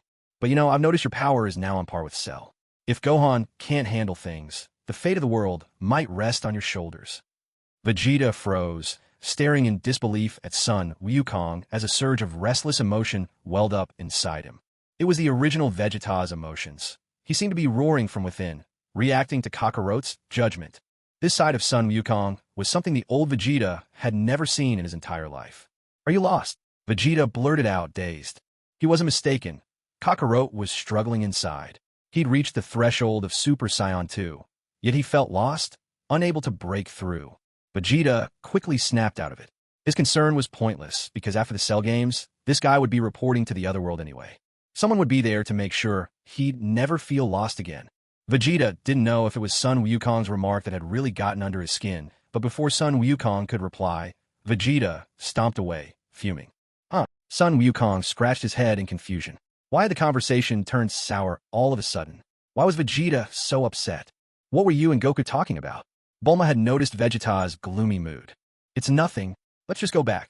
Vegeta replied curtly, quickly turning toward the parking lot without looking back. Running into that Kakarot really was bad luck. Still, for now, he was stuck playing second fiddle, always the runner-up. Thinking of this, Vegeta's mood instantly brightened. On May 26th, at 11 a.m., the most momentous day in Earth's history finally arrived. People all over the world pinned their hopes on Satan, the reigning martial arts champion, the great hero. Vegeta, meanwhile, had slept soundly through the night, even treating himself to a rare, lazy morning. For him, even this special day didn't seem all that extraordinary. This is the latest protective suit I've designed. Please be careful, both you and future Trunks. Bulma handed 2 stacks of clothing, one each to Vegeta and future Trunks. Trunks, and I will be waiting for you to come home. Just as Vegeta stepped outside, number 16 was already waiting by the front door. Meanwhile, Goku had finished tidying up his GI. All right, let's head out. When he was saying goodbye to Chi-Chi, she was clearly reluctant to let Gohan go, but Goku simply mumbled something and then slipped away in a flash, using instant transmission. With a cheerful shout, Krillin, Piccolo, Gohan, and future Trunks, who had already gathered, greeted Goku as soon as he appeared. He's here. He's finally here. This is it. The moment has finally arrived. Where's Vegeta? Goku scanned the group, puzzled not to see Vegeta among them. They had agreed to head out together only when everyone had arrived. He already rushed off to face Cell. Piccolo explained briefly, summarizing what future Trunks had just said earlier. Really? Vegeta's as fired up as ever. Goku grinned, though he noticed everyone wore gloomy expressions. What's wrong? Why is everyone so down? Don't be so tense. Goku tried his best to lighten the mood. Goku, Krillin hesitated, glancing at him with concern. This time, it's a bit more serious. When you made that request to Shinran about reviving multiple people at once, it also created a catch. Anyone who's already been brought back to life can't be revived again. P.S. I dreamt that all of you were showering me with rewards officially certified as a pro, taking me out for fun, and I was so excited I wrote 10,000 words in a day, only to have some big shot in real life give me a reality check. I'll do my best, tears streaming down. Den's face was full of regret as he apologized. I am so sorry. I didn't explain clearly in advance. It's all right, don't worry about it, Den. Goku responded with unshakable calm, quickly comforting Den. As long as we don't die, it'll be fine. Not dying, is that even possible? Krillin struggled to believe it. Cell was just that powerful. Let's not go there. Come on, let's move. Goku hurriedly changed the subject. Let's make sure we're there before noon. A bitter winter wind howled past Cell, who simply smiled to himself. Well, the moment has come at last. Come on, Goku. I'm waiting. Far off atop a rocky hill, a reporter and a cameraman lay flat on their stomachs, secretly broadcasting live. In just over 20 minutes, the Cell Games, which will decide the fate of the Earth, are about to begin. Perhaps because of the panic, there isn't a single person at the scene. The reporter held the microphone close, whispering his commentary at the scene, his heart pounding wildly. Everyone can see it. Cell is standing motionless in the arena, while our hero, Mr. Satan, has yet to appear. No sooner had the reporter finished speaking than Mr. Satan's custom stretched Lincoln limousine rolled onto the scene. There's a car coming. Wow, it really is Mr. Satan. Mr. Satan has arrived. The reporter's voice, trembling with nerve a moment ago, suddenly burst with excitement and energy. Mr. Satan faced the camera with an arrogant grin, raising a clenched fist high in triumph. Outside the giant live screen, countless viewers erupted in frenzied cheers for him. With a smug laugh, Mr. Satan made a provocative gesture toward Cell, giving him a dramatic thumbs down. The reporter threw himself into a frenzy, endlessly heaping praise on Mr. Satan. Cell turned away, exasperated, sensing the aura of the clueless Mr. Satan. Where did this useless idiot come from? He muttered. Urged on by Mr. Satan, the reporters and cameramen hiding atop the hill actually trusted him enough to hurry down, even venturing right up onto the ring. The three of them launched into a self-directed, self-promoting performance, but Cell paid them no mind. To him, they were mere ants. He only cared about waiting for Goku and the others. All at once, a man with his arms folded abruptly dropped down out of the sky, landing below the platform. It was Vegeta. T-Tats. The reporter's eyes grew wide, stunned as if he'd seen a ghost. Catching Vegeta out of the corner of his eye, Cell curled his lips into a smile. So Vegeta's got guts after all. He showed up too. You must have made some progress again. A sharp footstep echoed. Vegeta stood there, cold and distant, as Mr. Satan and the reporters stared in disbelief. Snapping out of it, the reporter theatrically raised his microphone and shouted, ladies and gentlemen, a strange man has suddenly appeared at the scene. Sweat breaking out on his forehead, Mr. Satan forced a shaky explanation. Just special effects, that's all. Curiosity getting the better of him, the reporter tried to move closer to Vegeta, but Vegeta glared at him coldly. Get lost. Don't talk to me. If these fools ruined his good mood, he wouldn't mind stooping to get rid of them himself. Definitely a weirdo. The reporter checked his watch, then began to chatter away like a salesman, hyping up the crowd. Ladies and gentlemen, just 5 minutes before this highly anticipated match that will decide the fate of the world begins. A sudden, heavy footfall signaled another arrival. Android 16 had shown up. Another one flying in. Must be special effects too. The reporter quickly borrowed Mr. Satan's excuse to explain the inexplicable. I didn't expect that. Number 16, he's still alive, and the damaged parts have been repaired. Cell turned his head to Android 16, speaking to himself. Just then, Cell sensed a powerful key approaching from afar. He smiled, unfolding his arms as he looked up at the sky. It looks like it's Sun Wukong. Just as expected, he's here for you. In his eyes, there was only Sun Wukong, because according to the computer files, Sun Wukong was the most powerful being on Earth. Hey, look over there. The photographer suddenly pointed toward the sky. A group of people, glimmering with dazzling light, were swiftly flying in for a landing. Footsteps echoed crisply as they touched down. Behind Sun Wukong stood Krillin, Yamcha, Piccolo, Gohan, Future Trunks, and Tien. Earth's warriors had gathered. Cell looked at the newcomers and greeted them casually. Everyone's here. A warm welcome. They all came down from the sky, The reporter stood there speechless, stupefied, unable to display any expression at all. One or two might be dismissed as some trick of the eye, but as more kept arriving, each using the same method, it inevitably forced people to question their own perception of reality. Yet Mr. Satan still clung to his belief that kind of special effect seems really popular these days. He had no choice but to say something. He had to preserve his public image at all costs. Inside, though, Satan was anything but calm. A flicker of fear tightened in his heart. Maybe, just maybe, these people really could fly, and he was simply the odd one out. Even if everything was true, he couldn't show his fear.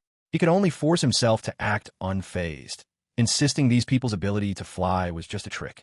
As Android 16 started walking towards Sun Wukong and the others, the cameraman quickly ducked aside. No one wanted to get in the way of someone built like that.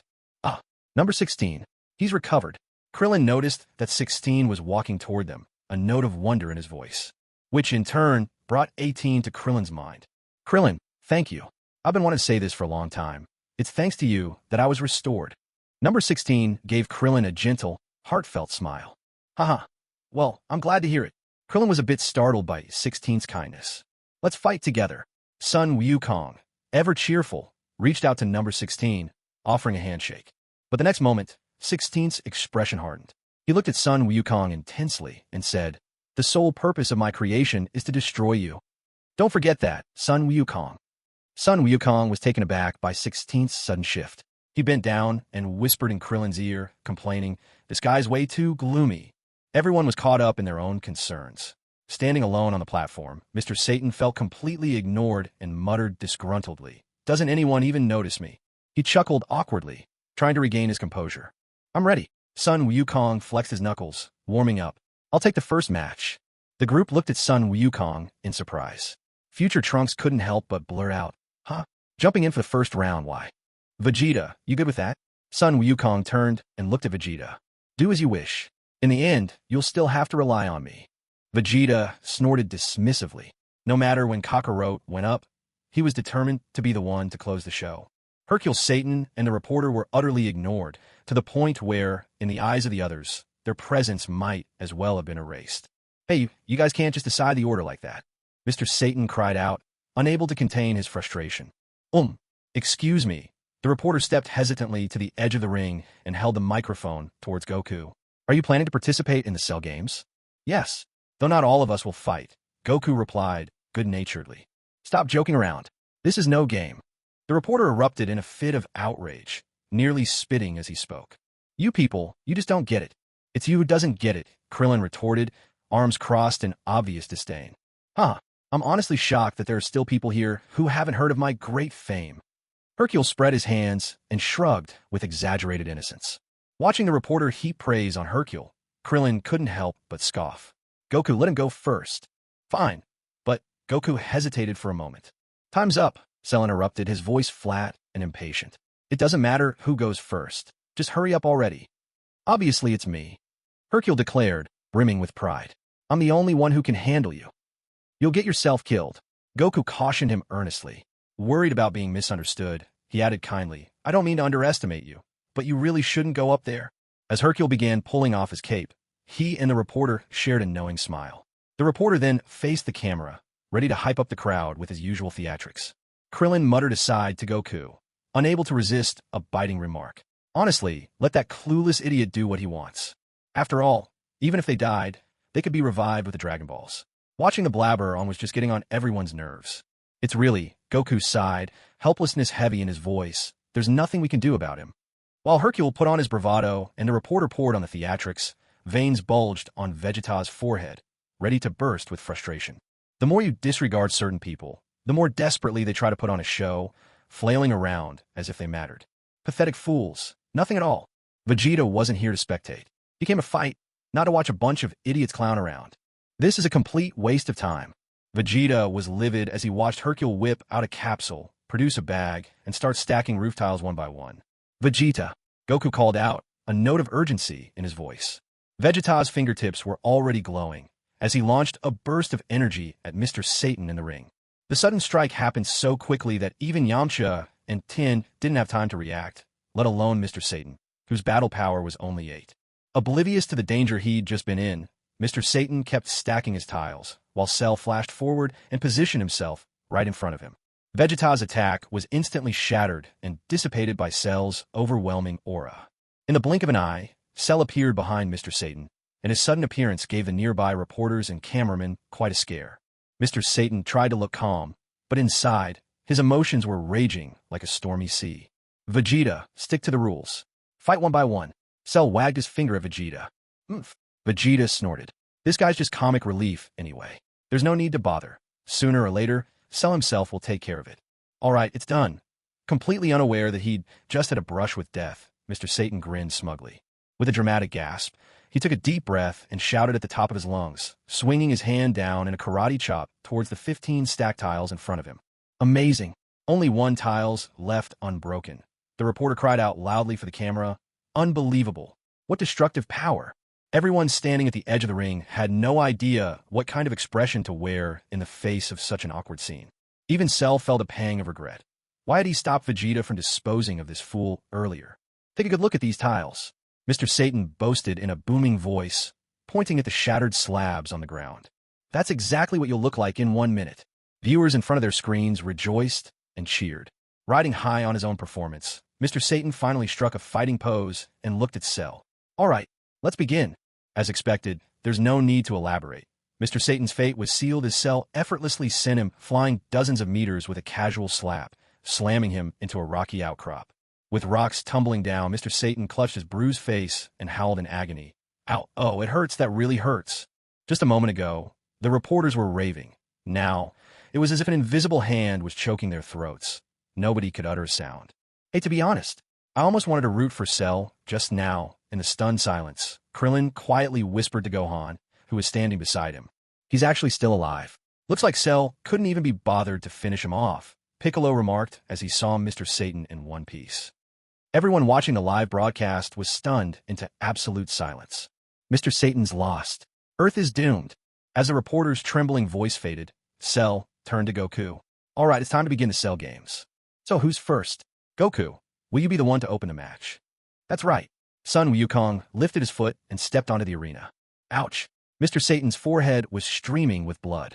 He clutched his chin, hissing sharply. That hurts, it hurts so much. Mr. Satan, how did you lose so quickly? A reporter asked.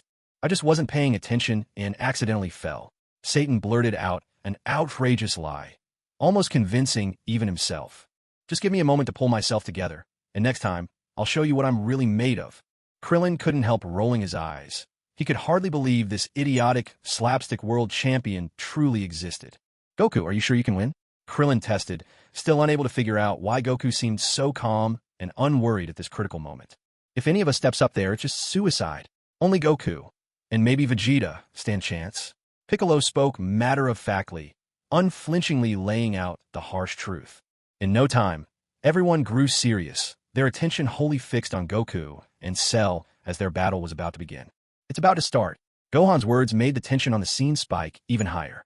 Since Goku was going first, no one would try to stop him.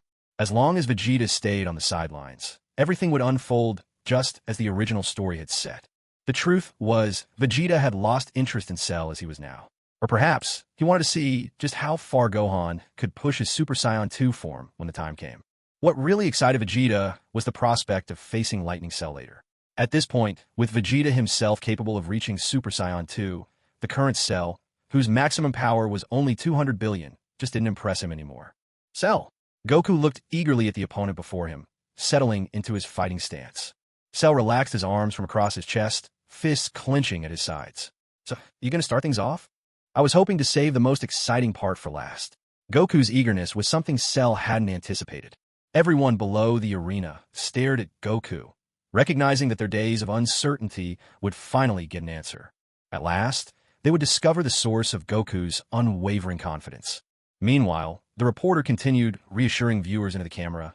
No need to worry, folks. Mr. Satan just accidentally slipped off the stage back there.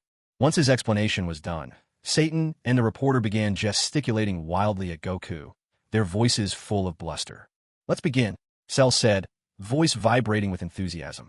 The very next moment, Goku sprang into action. He launched a probing attack, and in no time, the two were locked in a back-and-forth exchange, each testing the other, neither gaining an upper hand. With Mr. Satan and the reporter standing slack-jawed in shock, Goku and Cell pulled apart, grinning at each other in mutual respect. That's enough warm-up, wouldn't you say? Cell called out. It was time for this playful sparring to give way to something far more serious. Krillin watched, cold sweat running down his forehead. Now the real fight's about to begin. All right, Sun Wukong responded earnestly, his expression turning even more serious as he let out a thunderous shout, unleashing an intense surge of energy. As his aura blazed higher, Sun Wukong ascended to his Super Saiyan full power form. The massive burst of power left everyone present struck with awe. Incredible. Just as expected, Wukong's strength is truly extraordinary. Trunks gasped in amazement. What an astonishing force. Wukong, he's broken through to an even higher level. Krillin spoke, sweat dotting his forehead, yet his voice was full of excitement. Son Gohan, however, seemed utterly puzzled. He didn't quite understand why everyone was so shocked. Sure, his father was powerful, but this reaction seemed a little much. What exactly just happened just now? The reporter, who had been knocked to the ground by Sun Wukong's fierce aura, scrambled up, sounding completely lost. Mr. Satan's eyes went wide as saucers as he listened to the reporter's trembling account. It was like a sudden explosion, that mysterious contestant. He looked as if he'd burst into flames. A low, tense chuckle escaped Cell after witnessing Sun Wukong's energy surge, and he, too, powered up, unable to contain his own rising energy. Feeling another tremendous shockwave, the reporter could hardly continue his commentary, voice trembling with excitement. Cell as well. He's doing the same thing. Seems like this kind of special effect is all the rage lately. How boring, Mr. Satan muttered stubbornly, trying to keep up appearances. With both fighters fired up, Sun Wukong and Cell clashed once more, throwing themselves into a fierce battle.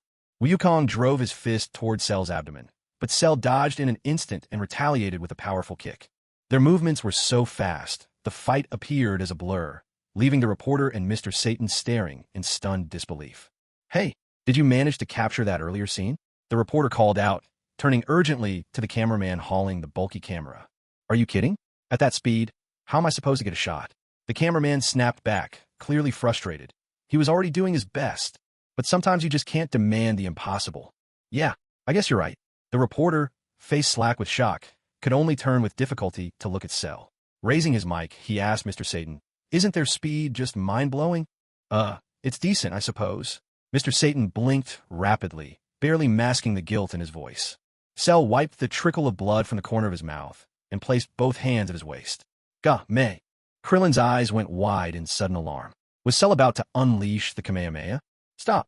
Sun Wukong cried out sternly, his hands stretched out in warning. At this level of power, using the Kamehameha is... But Cell paid him no heed, focusing solely on gathering his energy. "Miha, stop, don't do it!" Sun Wukong roared, desperation in his voice, watching as Cell pronounced the final syllable. "Meh, chia." "I'm over here, Cell," Goku called out, swiftly launching himself up into the sky. Cell raised his hand, and a massive, powerful Kamehameha shot upwards, the blast sending shockwaves that swept everyone present off their feet. Whoa! The Kamehameha tore straight from the arena into the sky, and under the immense energy, Goku high above looked as tiny as an ant. Ugh!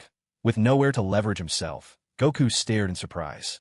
In the next instant, he used instant transmission. The Kamehameha soared out of the atmosphere, hurtling towards the endless cosmos. Just as Cell was inwardly regretting that Goku seemed to have been swept away, Goku's form suddenly appeared right behind him. Cell was distracted for a split second, and Goku struck with a sweeping kick, sending him flying. Cell hastily flipped backward several times to recover and landed back on the arena floor. Cell gazed at Goku, his eyes filled with confusion and disbelief. "How can this be? That Kamehameha clearly hit you. There were times before when you also just disappeared and reappeared out of nowhere." As the last bits of rubble tumbled to the ground and the dust finally cleared, Krillin sat up, his face pale with lingering fear. "Just now, Earth was nearly destroyed by Cell. It's instant transmission. Do you know how to use it?" Goku asked coolly, his face expressionless, still angry over Cell's earlier actions. "Instant transmission. That's a tricky move to deal with, I admit." Cell pursed his lips, neither confirming nor denying whether he'd mastered it. "I've got something to ask you, too. If I hadn't jumped into the sky, would you really have fired that Kamehameha and destroyed the Earth?" Faced with Goku's question, Cell gave a wicked grin. "That's hard to say, but I knew for sure you'd leap into the air. Oh, quite clever, aren't you? Goku gave a cold snort at this evasive answer. But let me make one thing clear first. I have no intention of destroying Earth. That would ruin all the fun of this game, Cell added, seeing that Goku was not pleased with his answer. Goku was unconvinced. Feeling Cell's eagerness to deny only made him more suspicious. As Goku was left speechless, Cell suddenly bent his knees and dashed straight at him, landing a sharp elbow strike to Goku's face. Ugh! Goku responded quickly, swinging his fist in counterattack.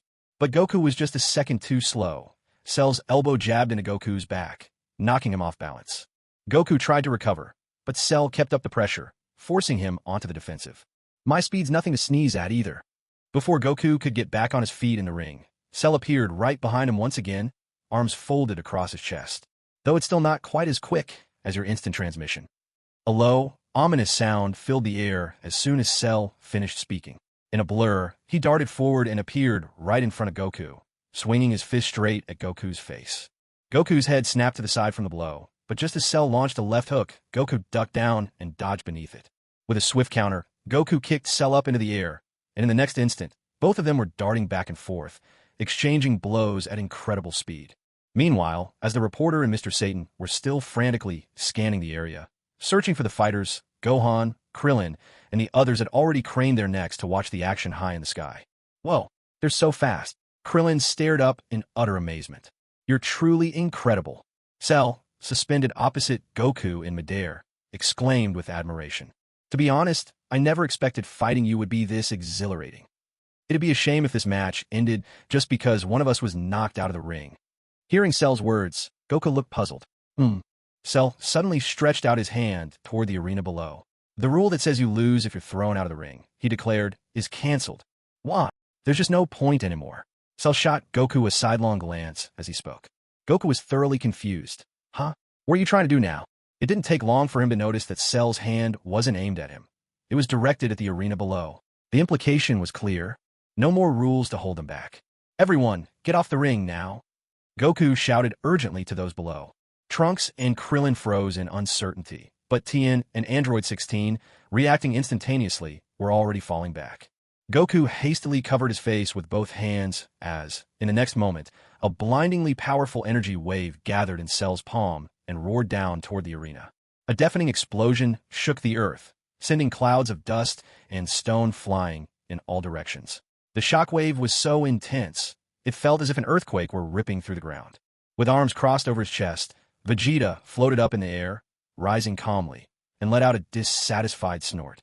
When the smoke cleared, the platform and the ground around it had vanished, replaced by a massive, deep crater. Everything had been wiped out. Perched safely on a distant rocky hill, Krillin stared at the enormous pit and let out a sigh of relief. Man, that was close. That could have been really bad if we hadn't moved in time. Where's Vegeta? Piccolo turned and looked among the group. Dad's still over there, Trunks said at once, having noticed that Vegeta hadn't budged at all from his spot. Vegeta continued to gaze skyward, watching Cell and Goku's ongoing battle. Back when Trunks had called for him to get clear, nobody knew whether Vegeta had heard. But judging from the calmness of Vegeta's energy, it was obvious he'd come through Cell's attack completely unscathed. To everyone's surprise, number 16 actually saved both the reporter and Satan, though his words remained cold and curt. You'd better leave now, so you don't get in the way. Sun Wukong and Cell landed on the ground almost simultaneously. A sharp crack resounded as they touched down. Now the whole Earth is our arena. Cell curled his lips into a wicked smile as he looked at Sun Wukong. This battle will only end with surrender or death. So that's how it is.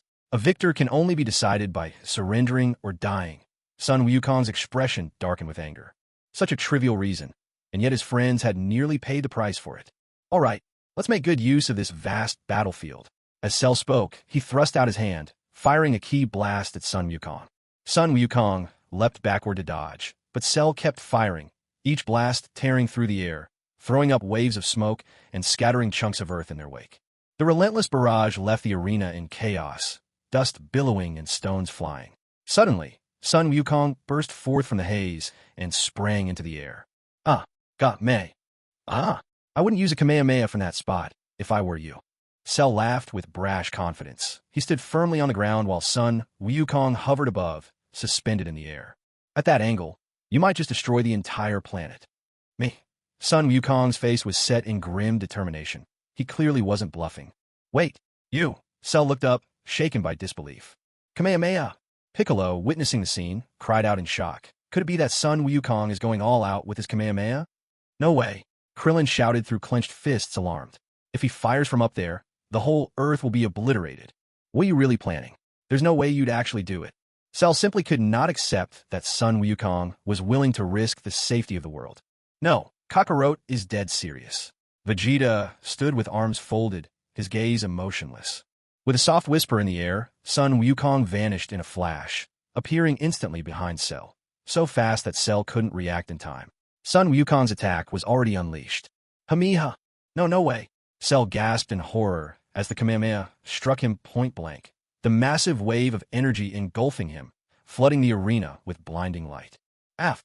Cell's terrified scream ripped through the air as his body was utterly consumed and scattered by the force of the blast. The explosion echoed on and on, stones flying, dust swirling. Sun Wukong remained poised, still in his firing stance, his breath ragged and heavy. Ah! As the smoke finally drifted away, Cell lay collapsed on the ground, missing both arms and most of his head. Only his torso and lower body remained. That's amazing. Absolutely amazing. Yamcha shouted in excitement. Tenshinhan couldn't hold back a triumphant laugh either. Haha, that was instant transmission. Hey, Cell has been killed. Ha! Yamcha turned to look at Krillin and future Trunks, only to find that the two of them were still watching the scene intently, faces serious. What's wrong? Why aren't you guys happy? Yamcha asked in confusion. Mr. Satan exchanged glances with the reporter, both speechless. Amazing, Mr. Satan. It looks like that kid took care of Cell. The reporter, hiding behind a rock, whispered excitedly to Mr. Satan. Mr. Satan forced an awkward smile as he finally realized what had happened. Well, nice job.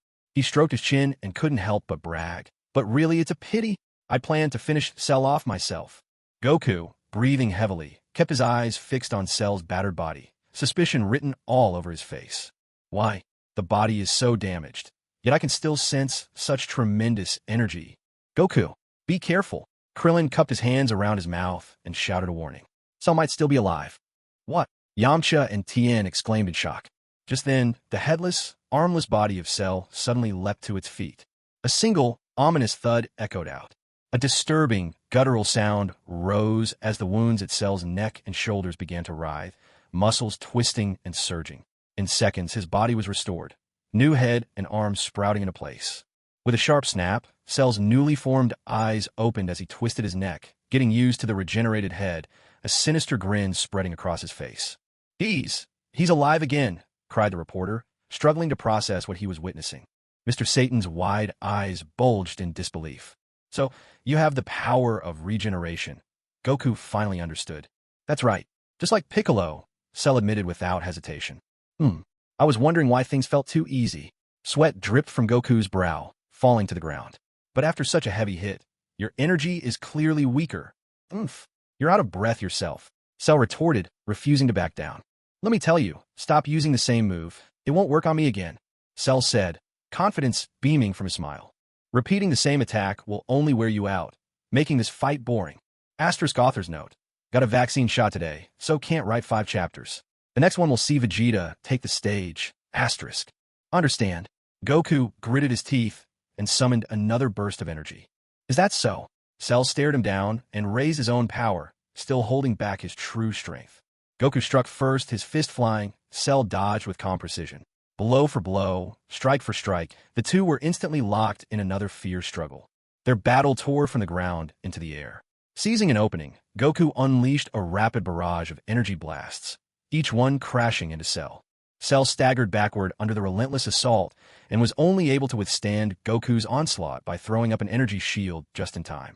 Seeing the shield on the live broadcast screen, dazzling like a second sun, the entire nation was utterly stunned. Was this some kind of high-tech blockbuster they were watching? Incredible, it's just incredible. Are they shooting a movie or something? An elderly couple stared at the live feed, exchanging bewildered questions. Dear, isn't that man Chi-Chi's husband? Look, did he get his hair dyed recently? It really does look like him. He's always wearing such unusual clothes. Oh dear, what a shame. Bulma had rushed to Master Roshi's island early, and, if she couldn't make sense of the situation, at least Master Roshi could explain. So close. she exclaimed, clenching her fist in anticipation. Master Roshi, of course, saw through much more. So close? It may look like they're evenly matched on the surface, but Cell seems so much more at ease than Goku. Oh, really? The worry bead on Bulma's forehead grew as she waited for Master Roshi's further explanation. Goku can't win, and I think he knows it. Even so, he's still determined to fight on.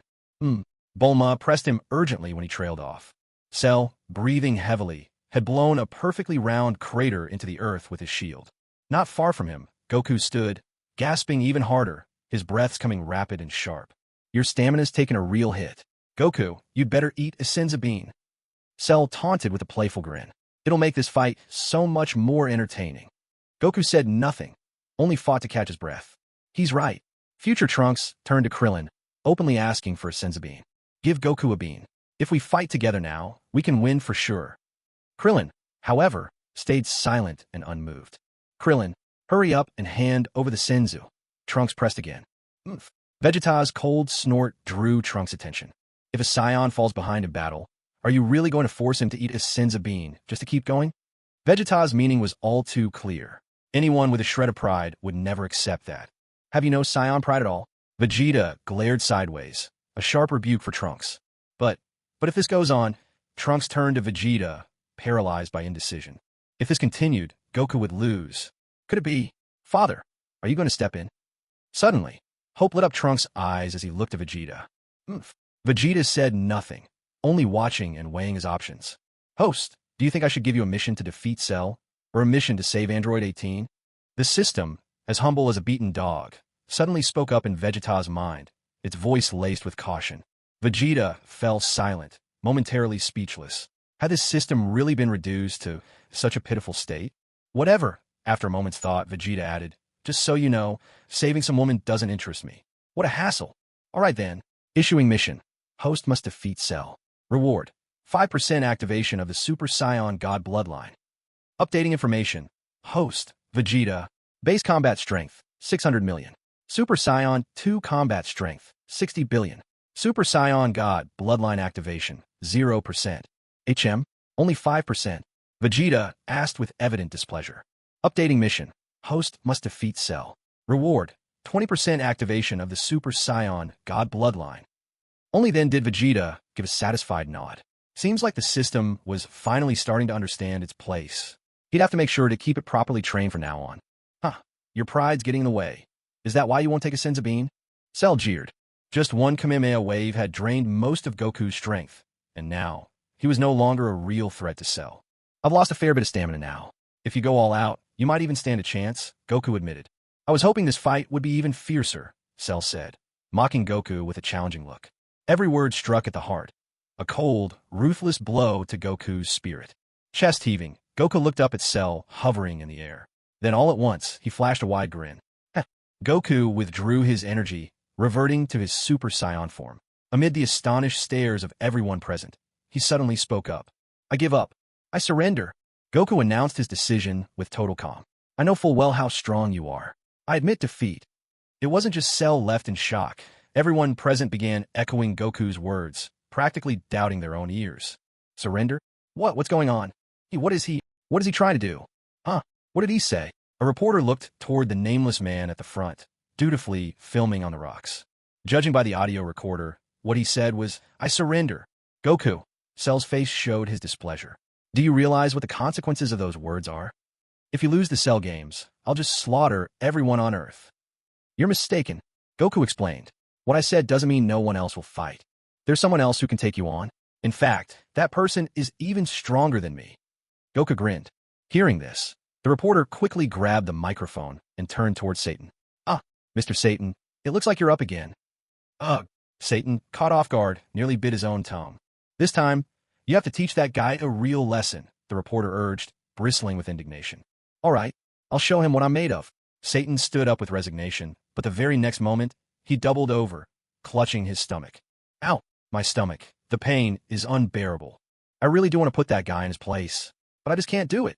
The pain is killing me. I can't stand it. This is so unfair. His clumsy theatrics left the reporter completely speechless.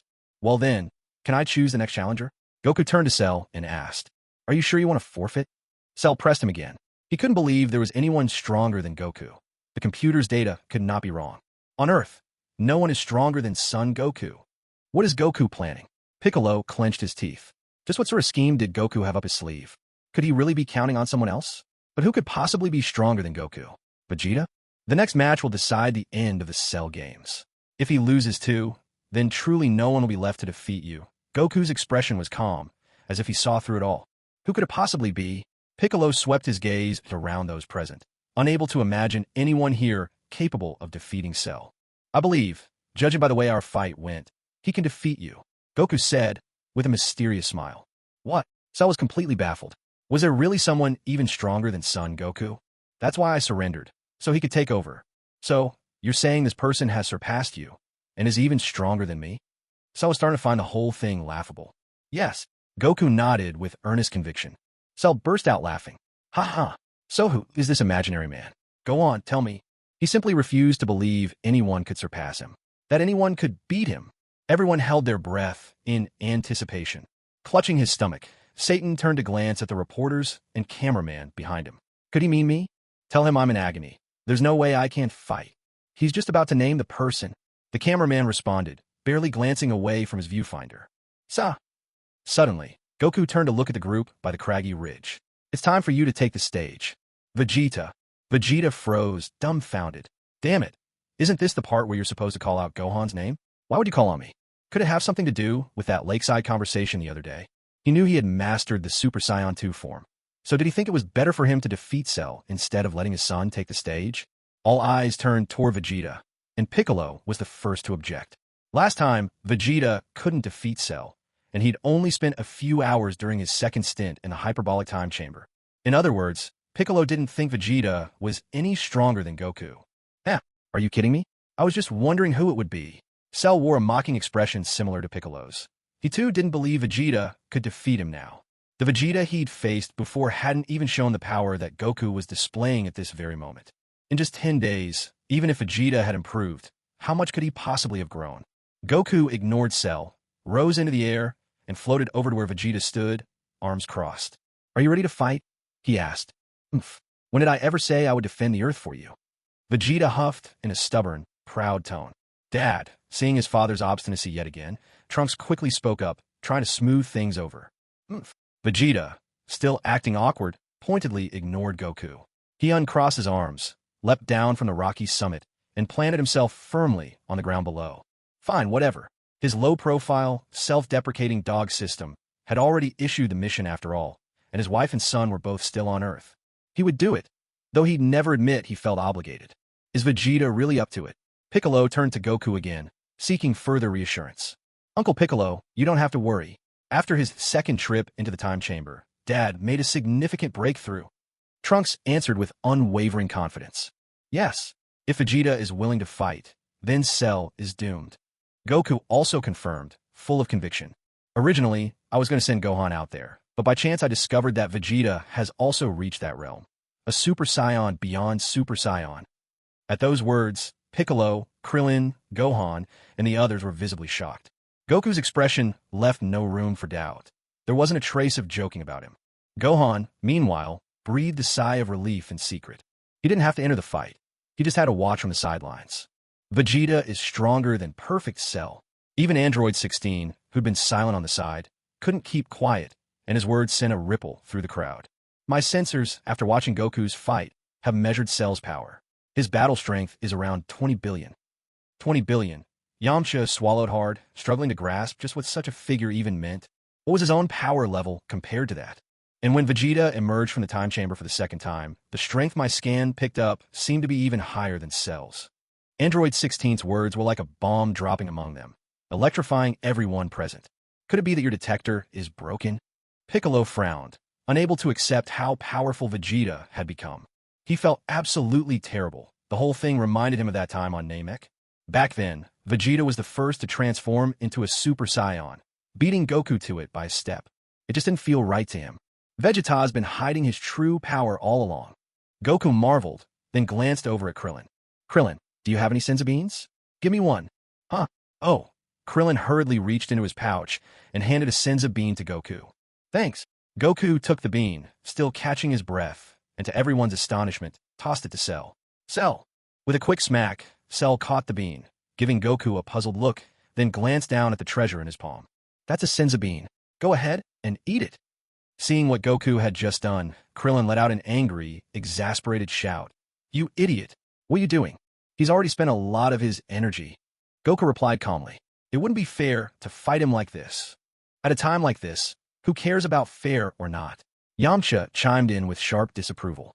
20 billion in battle power. Even that much money he'd never seen in his life. Now, he was witnessing a battle power that high.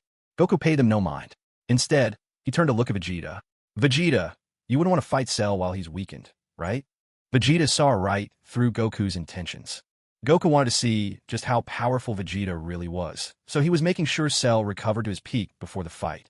Oomph. Useless gesture. Vegeta snorted. Even without Goku's move, he would have waited for Cell to reach full strength before fighting. Hurry up and eat it, Cell. I don't need anyone saying my victory was unearned.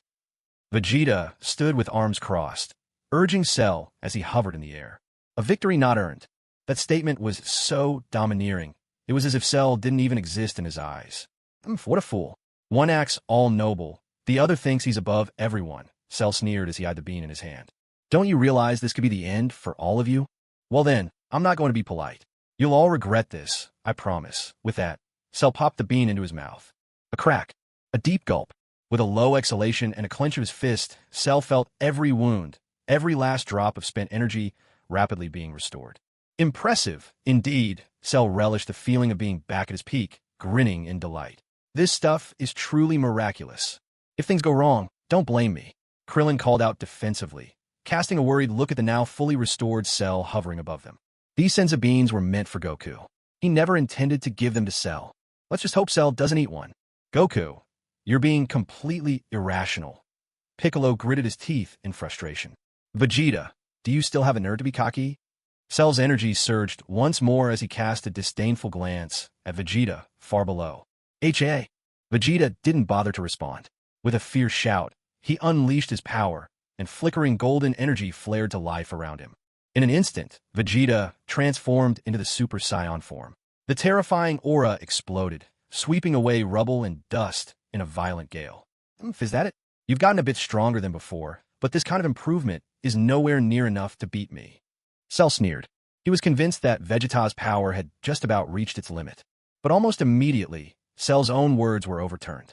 Vegeta's energy kept climbing higher and higher. Super Saiyan Vegeta, a battle power of 30 billion. Is that really Vegeta? Piccolo was left speechless, so awestruck that his voice trembled without him even realizing. Vegeta, that guy, he's become this strong? It's almost impossible to believe. Looks like Goku wasn't just talking nonsense after all. Sensing Vegeta's energy, Cell's smile faded as he regarded Vegeta with newfound seriousness. Vegeta's power had clearly surpassed Goku's. Cell clenched his fists, staring unblinking at Vegeta, not uttering a word. That overwhelming energy sent Cell's heart racing, filling the air with an unmistakable sense of danger. Suddenly, Cell dropped to the ground, his agitation rising with his unease. Don't get too full of yourself.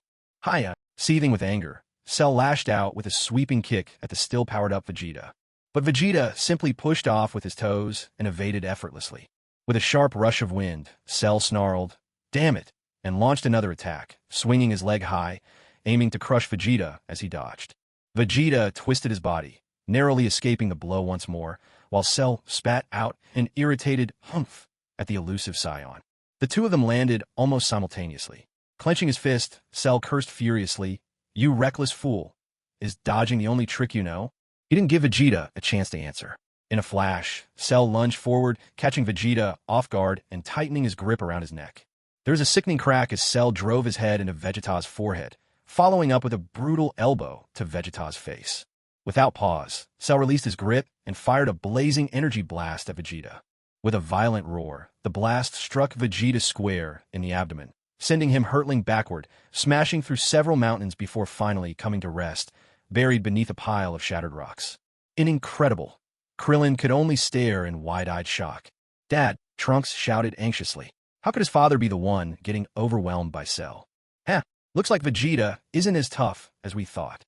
Cell sneered, turning his head toward where Goku and the others were watching, mocking them openly. What's happening? Did they swap out the fighter again? The reporter and cameraman watched with trembling fear. Another failed challenger, perhaps? Goku, you overestimated Vegeta. He's nowhere near strong enough to take on Cell. Piccolo reprimanded sternly. You shouldn't have let him go out there. Hey, calm down. Vegeta's energy is still steady, Goku reminded them, keeping his eyes on the battlefield. See, Goku? Isn't this exciting? Hurry up, eat a senza bean, and come fight me again. Cell called over to Goku, urging him impatiently, clearly not taking Vegeta seriously at all. He figured Vegeta's energy before was just an act. You big fool. Maybe you should check behind you. Goku grinned broadly. What? Cell frowned, turning around. From the rubble, Vegeta strolled out, spit to the side, and glared angrily. Interrupt my power-up, will you? You'll pay for that. Looks like all you could do is talk big and bluff. Cell scoffed, not believing that Vegeta's energy had been real. The so-called Cell games? What a joke. With a cold snort, Vegeta readied his fighting stance. In a flash, he shot forward and landed a heavy punch right into Cell. Cell's head snapped to the side, and he crashed to the ground. Dazed, he pushed himself up and touched his lips, feeling the warm trickle of blood. Cell growled in anger, launching a fist at Vegeta. But Vegeta leapt high and delivered a sweeping kick.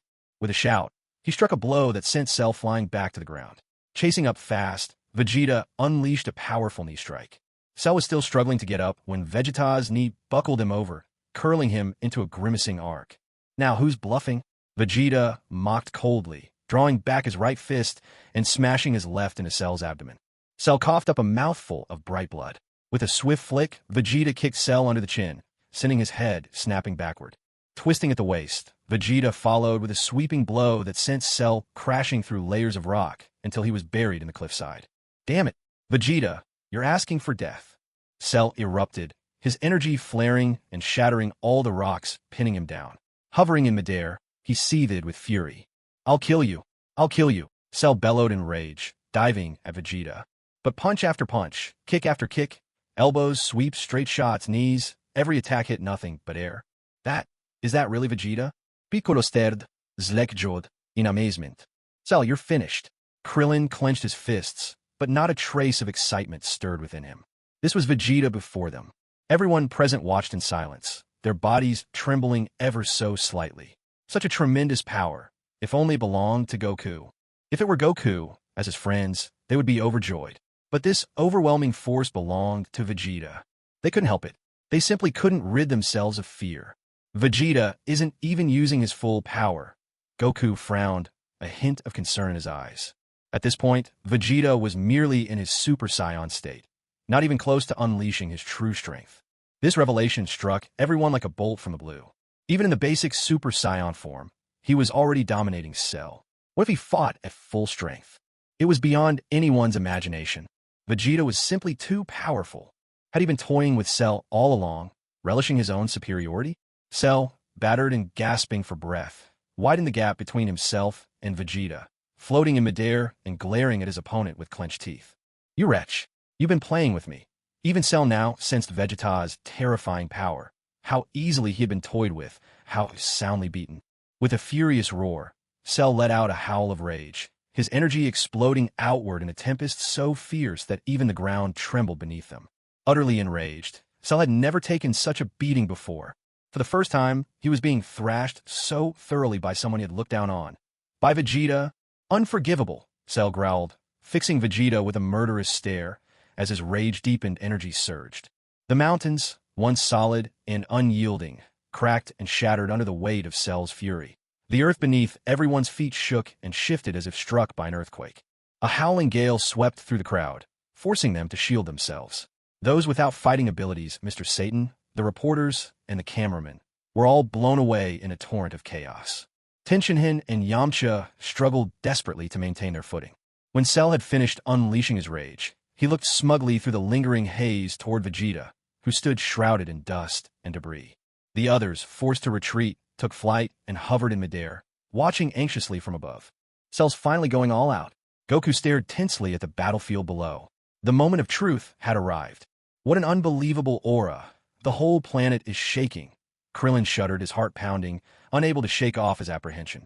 Well, witness my true power now, haven't you? Cell let out a wild, maniacal laugh, convinced that he'd frightened Vegeta at last. But as the smoke lifted, Vegeta stood calmly, arms crossed, looking on with utter boredom and throwing back a mocking retort. Nothing impressive at all. Cell grunted, unmoved, refusing to admit defeat even for a second, sure that Vegeta's confidence was nothing but bravado. Cell darted forward, swinging his fist and landing a blow on Vegeta's cheek, even as Vegeta stood there, arms still crossed over his chest. The punch made Vegeta's head tilt slightly. Just as Cell was beginning to relish a small victory, Vegeta finally released his arms from his chest and cast a cold, piercing glance his way. What Cell saw made his heart jolt with dread. Vegeta was about to strike back. With a crushing blow, Vegeta's fist sank deep into Cell's abdomen, doubling Cell over in pain, his body curling up like a shrimp as he groaned in agony.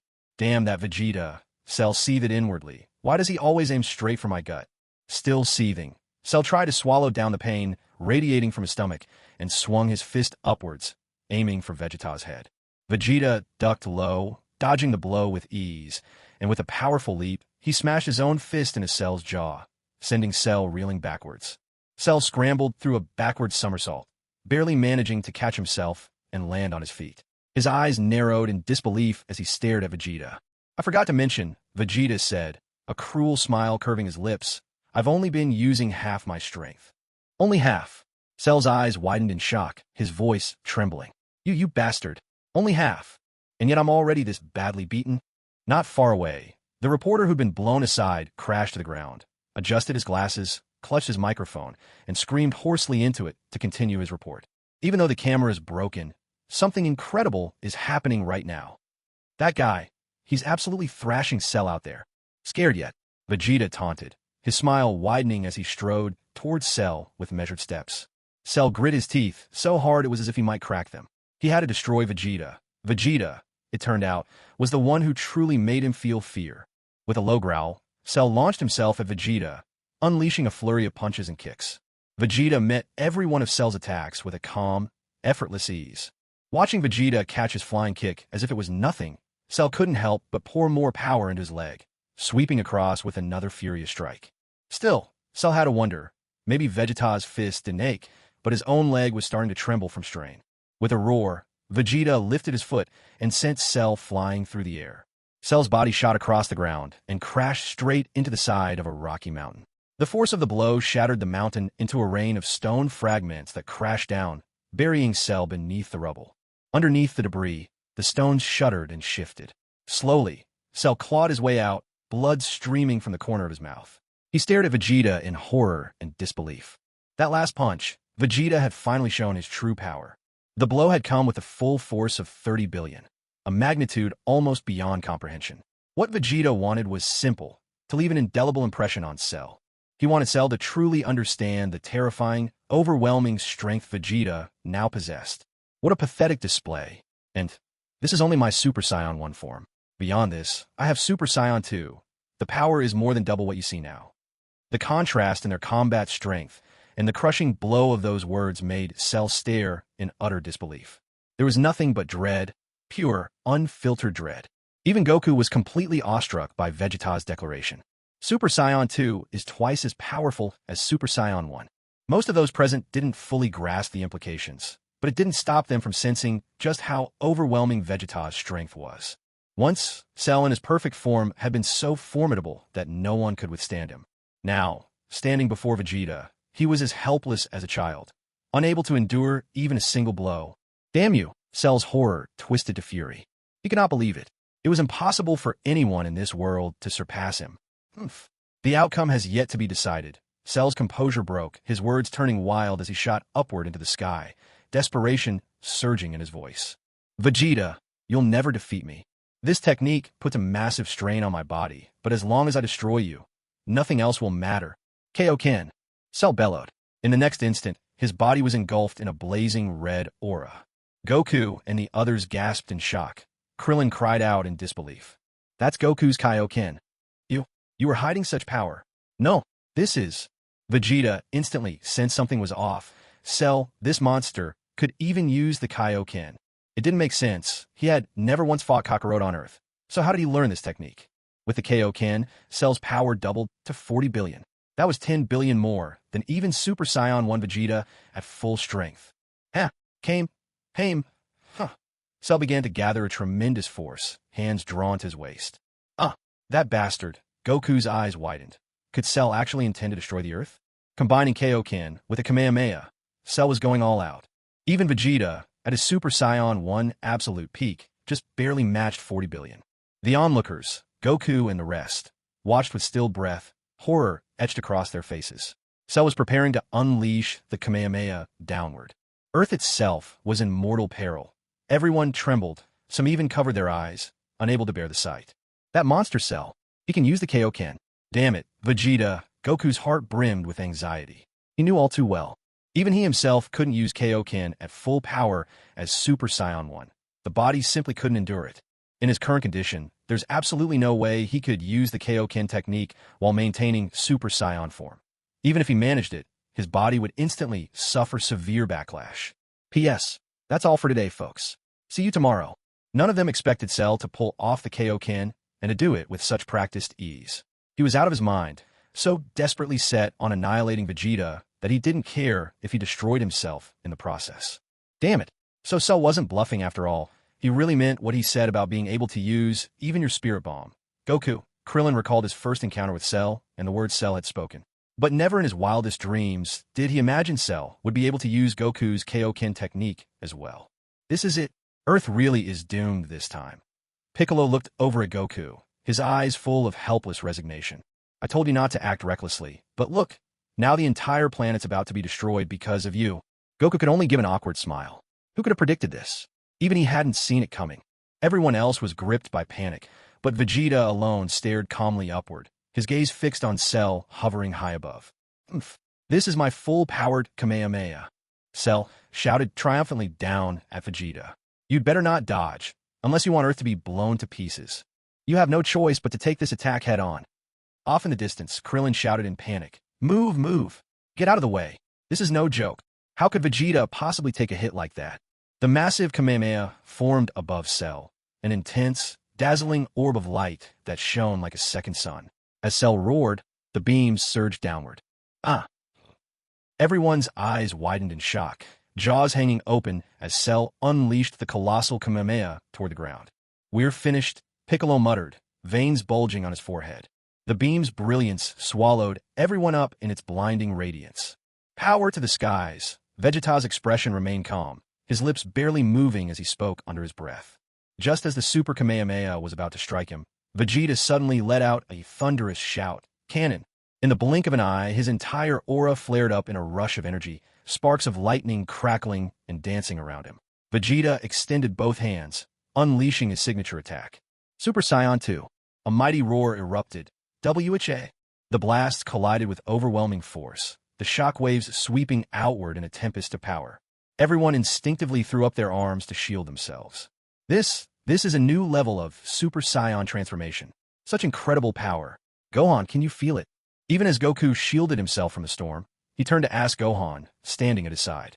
Gohan said nothing, but deep in his soul, the energy Vegeta released at this moment felt profoundly familiar. Wah! Cell shrieked in agony as, in the blink of an eye, Vegeta's energy blast rebounded straight toward him. A brilliant white light swept across half the planet. It lasted only for an instant, but the shock it delivered was so overwhelming that anyone who witnessed it would remember for a lifetime. As the powered-up cannon countered the Kamehameha, forcing it to shoot off into outer space, Vegeta calmly retracted his hand. Ugh! And now, floating in midair, Cell was reduced to nothing but a single arm, a battered torso, and a half-intact, trembling head. Vegeta curled his lips into a smirk. So this is what Dad meant by Super Saiyan Grade 2. Trunks stared in awe, shaken to the core by that immense, unthinkable power. Hey Chow, how could this be? How does Vegeta possess such overwhelming strength? The incomplete Cell trembled all over, gnashing his teeth as he glared down at Vegeta. Vegeta, his strike actually overpowered Cell's Kamehameha. Piccolo was utterly dumbfounded. Vegeta's smirk deepened as he fixed Cell with a cold gaze. Dad, now's your chance. Finish Cell off. Trunks, watching Vegeta delay, cried out urgently. Kill him now. Vegeta snorted. Wouldn't I be letting him off too easily? Dad, only you can kill him. Please, just do it. Stop cornering him. Who knows what other dangerous moves he might pull if you keep this up. Trunks clenched his fists, his voice almost raw from shouting. Rap! Suddenly, Cell, high above, let out a furious roar. In the next instant, his broken body convulsed, his wounds writhing as he regenerated, becoming whole once again. You! How dare you! Cell's voice quavered with terror and pure rage. Gasping heavily, Cell struggled to catch his breath. Damn it! This is unbearable. Unforgivable. AR. Overwhelmed by a storm of fury and fear, Cell's mind teetered on the edge of madness. How could Vegeta possibly be this strong? Rah! Cell yelled and bellowed without pause, his anger crashing out of him. He clenched his fist and glowered at Vegeta below. You wretched fool. I will never be defeated by you. Vegeta gave Cell a cold, dismissive glare, so he's finally angry. When we transform into Lightning Cell, Vegeta could hardly wait to see it. With his level of power, no one else on this planet could challenge him like Cell did. Invincibility, it was always such a lonely place. Cell darted behind Vegeta at lightning speed, swinging his fist straight for Vegeta's face. But Vegeta remained calm and unruffled, leaping effortlessly to the side to evade the attack. Watching Vegeta slip out of reach, Cell switched hands and took another swing, yet Vegeta simply backstepped a few times to widen the distance between them. Cell has completely lost his mind now. Goku watched silently, concern in his eyes. Seizing the gap, Vegeta launched himself toward Cell with a powerful kick, striking Cell hard across the cheek and snapping his head to the side. A terrible, guttural sound escaped Cell. Vegeta landed lightly on the ground, coolly watching as Cell writhed in pain. Cell's mouth stretched wide, and an instant later, he began retching with disgust.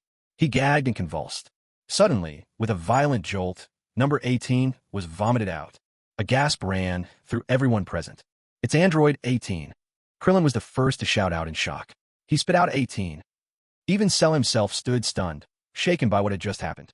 Coughing and roaring, Cell's eyes bulged with fury, blood vessels standing out as he gasped for air. And before everyone's eyes, he shrank down from his perfect form, reverting to his second stage. Vegeta frowned in deep disappointment. This was far from what he'd hoped for. He'd expected Cell to ascend to his lightning form, not this pitiful regression. He's lost his perfect form. He's not complete anymore. Trunks exclaimed in disbelief as he stared at the diminished Cell. Cell locked eyes with Vegeta, who stood behind him, wearing a look of utter disdain. Pathetic. Looks like the end is here for you, Cell, Vegeta said coldly.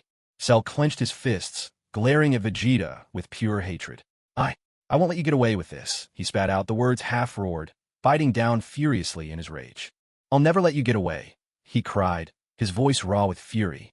Everyone watched in confusion as Cell's energy grew even more intense. For just a moment, Vegeta thought Cell might still transform into his lightning form, but instead, Cell's body began to bloat. Rapidly, he started to swell up, ballooning outward like an overfilled bag. Groaning in agony, Cell's body continued to expand. Vegeta was struck speechless at the sight. What's happening? What is he trying to do? The others asked, bewildered by this bizarre transformation. Oh no, Goku shouted, his face twisting with worry as Cell's form grew ever larger. This is bad. Cell was preparing to self-destruct. All of you are coming with me, Cell declared triumphantly, his laughter echoing madly through the battlefield. Only 1 minute left. I'm about to self-destruct. We'll all go down together, and the Earth will be destroyed along with us. Hearing these words, everyone gritted their teeth in alarm. What? What? He's going to self-destruct? Piccolo clenched his fist tightly. Ugh. Goku glared furiously at Cell, who was swelling like a giant balloon. Ha. Vegeta, there's nothing you can do now. Not even I can control it anymore. Completely losing his composure, Cell became wild, shouting with mad self-assurance. Deep down, Cell knew his situation clearly. If he didn't self-destruct, he'd have no chance of surviving at all. But if he did, even if he died, he could at least take Vegeta down with him. Take Goku and the others too, annihilating the Earth in the process. Threatened, Vegeta snorted coldly and moved as if to attack. Click! Seeing Vegeta's intent to strike, Cell's swollen, distorted face twisted into a sinister smile. Oh, you'd better not attack me now. If I take even a single blow, I'll explode immediately, and then you'll all die even faster. Ugh. Before Vegeta could react, the other's eyes widened in horror from afar. 30 seconds left. Cell's body swelled, even larger. What do we do? Krillin cried out in a panic. Think of something. Hurry up. Yamcha shouted at Vegeta, who stood unmoved amid the chaos. It's all over. There's nothing we can do. Piccolo lowered his head, despair clouding his face. In such a situation, who could possibly have a solution? 20 seconds left. Piccolo gritted his teeth, filled with anger and despair. The Earth is about to be destroyed. Ha ha. Aha. Just 10 seconds, Cell laughed maniacally, delighted to be taking so many with him in his final moment. But everyone else was frozen with terror, utterly hopeless. They couldn't risk attacking. They could do nothing but wait for death to arrive. Cell was about to self-destruct. This sudden turn left Vegeta completely unfazed. He stood, cold-eyed, watching Cell's wild laughter. If Kakarot dared break from the script, then he might step in. He could kill Cell and still ensure the safety of the Earth. But Vegeta chose not to act yet. He was waiting for the self-destructing Cell to come back as Lightning Cell.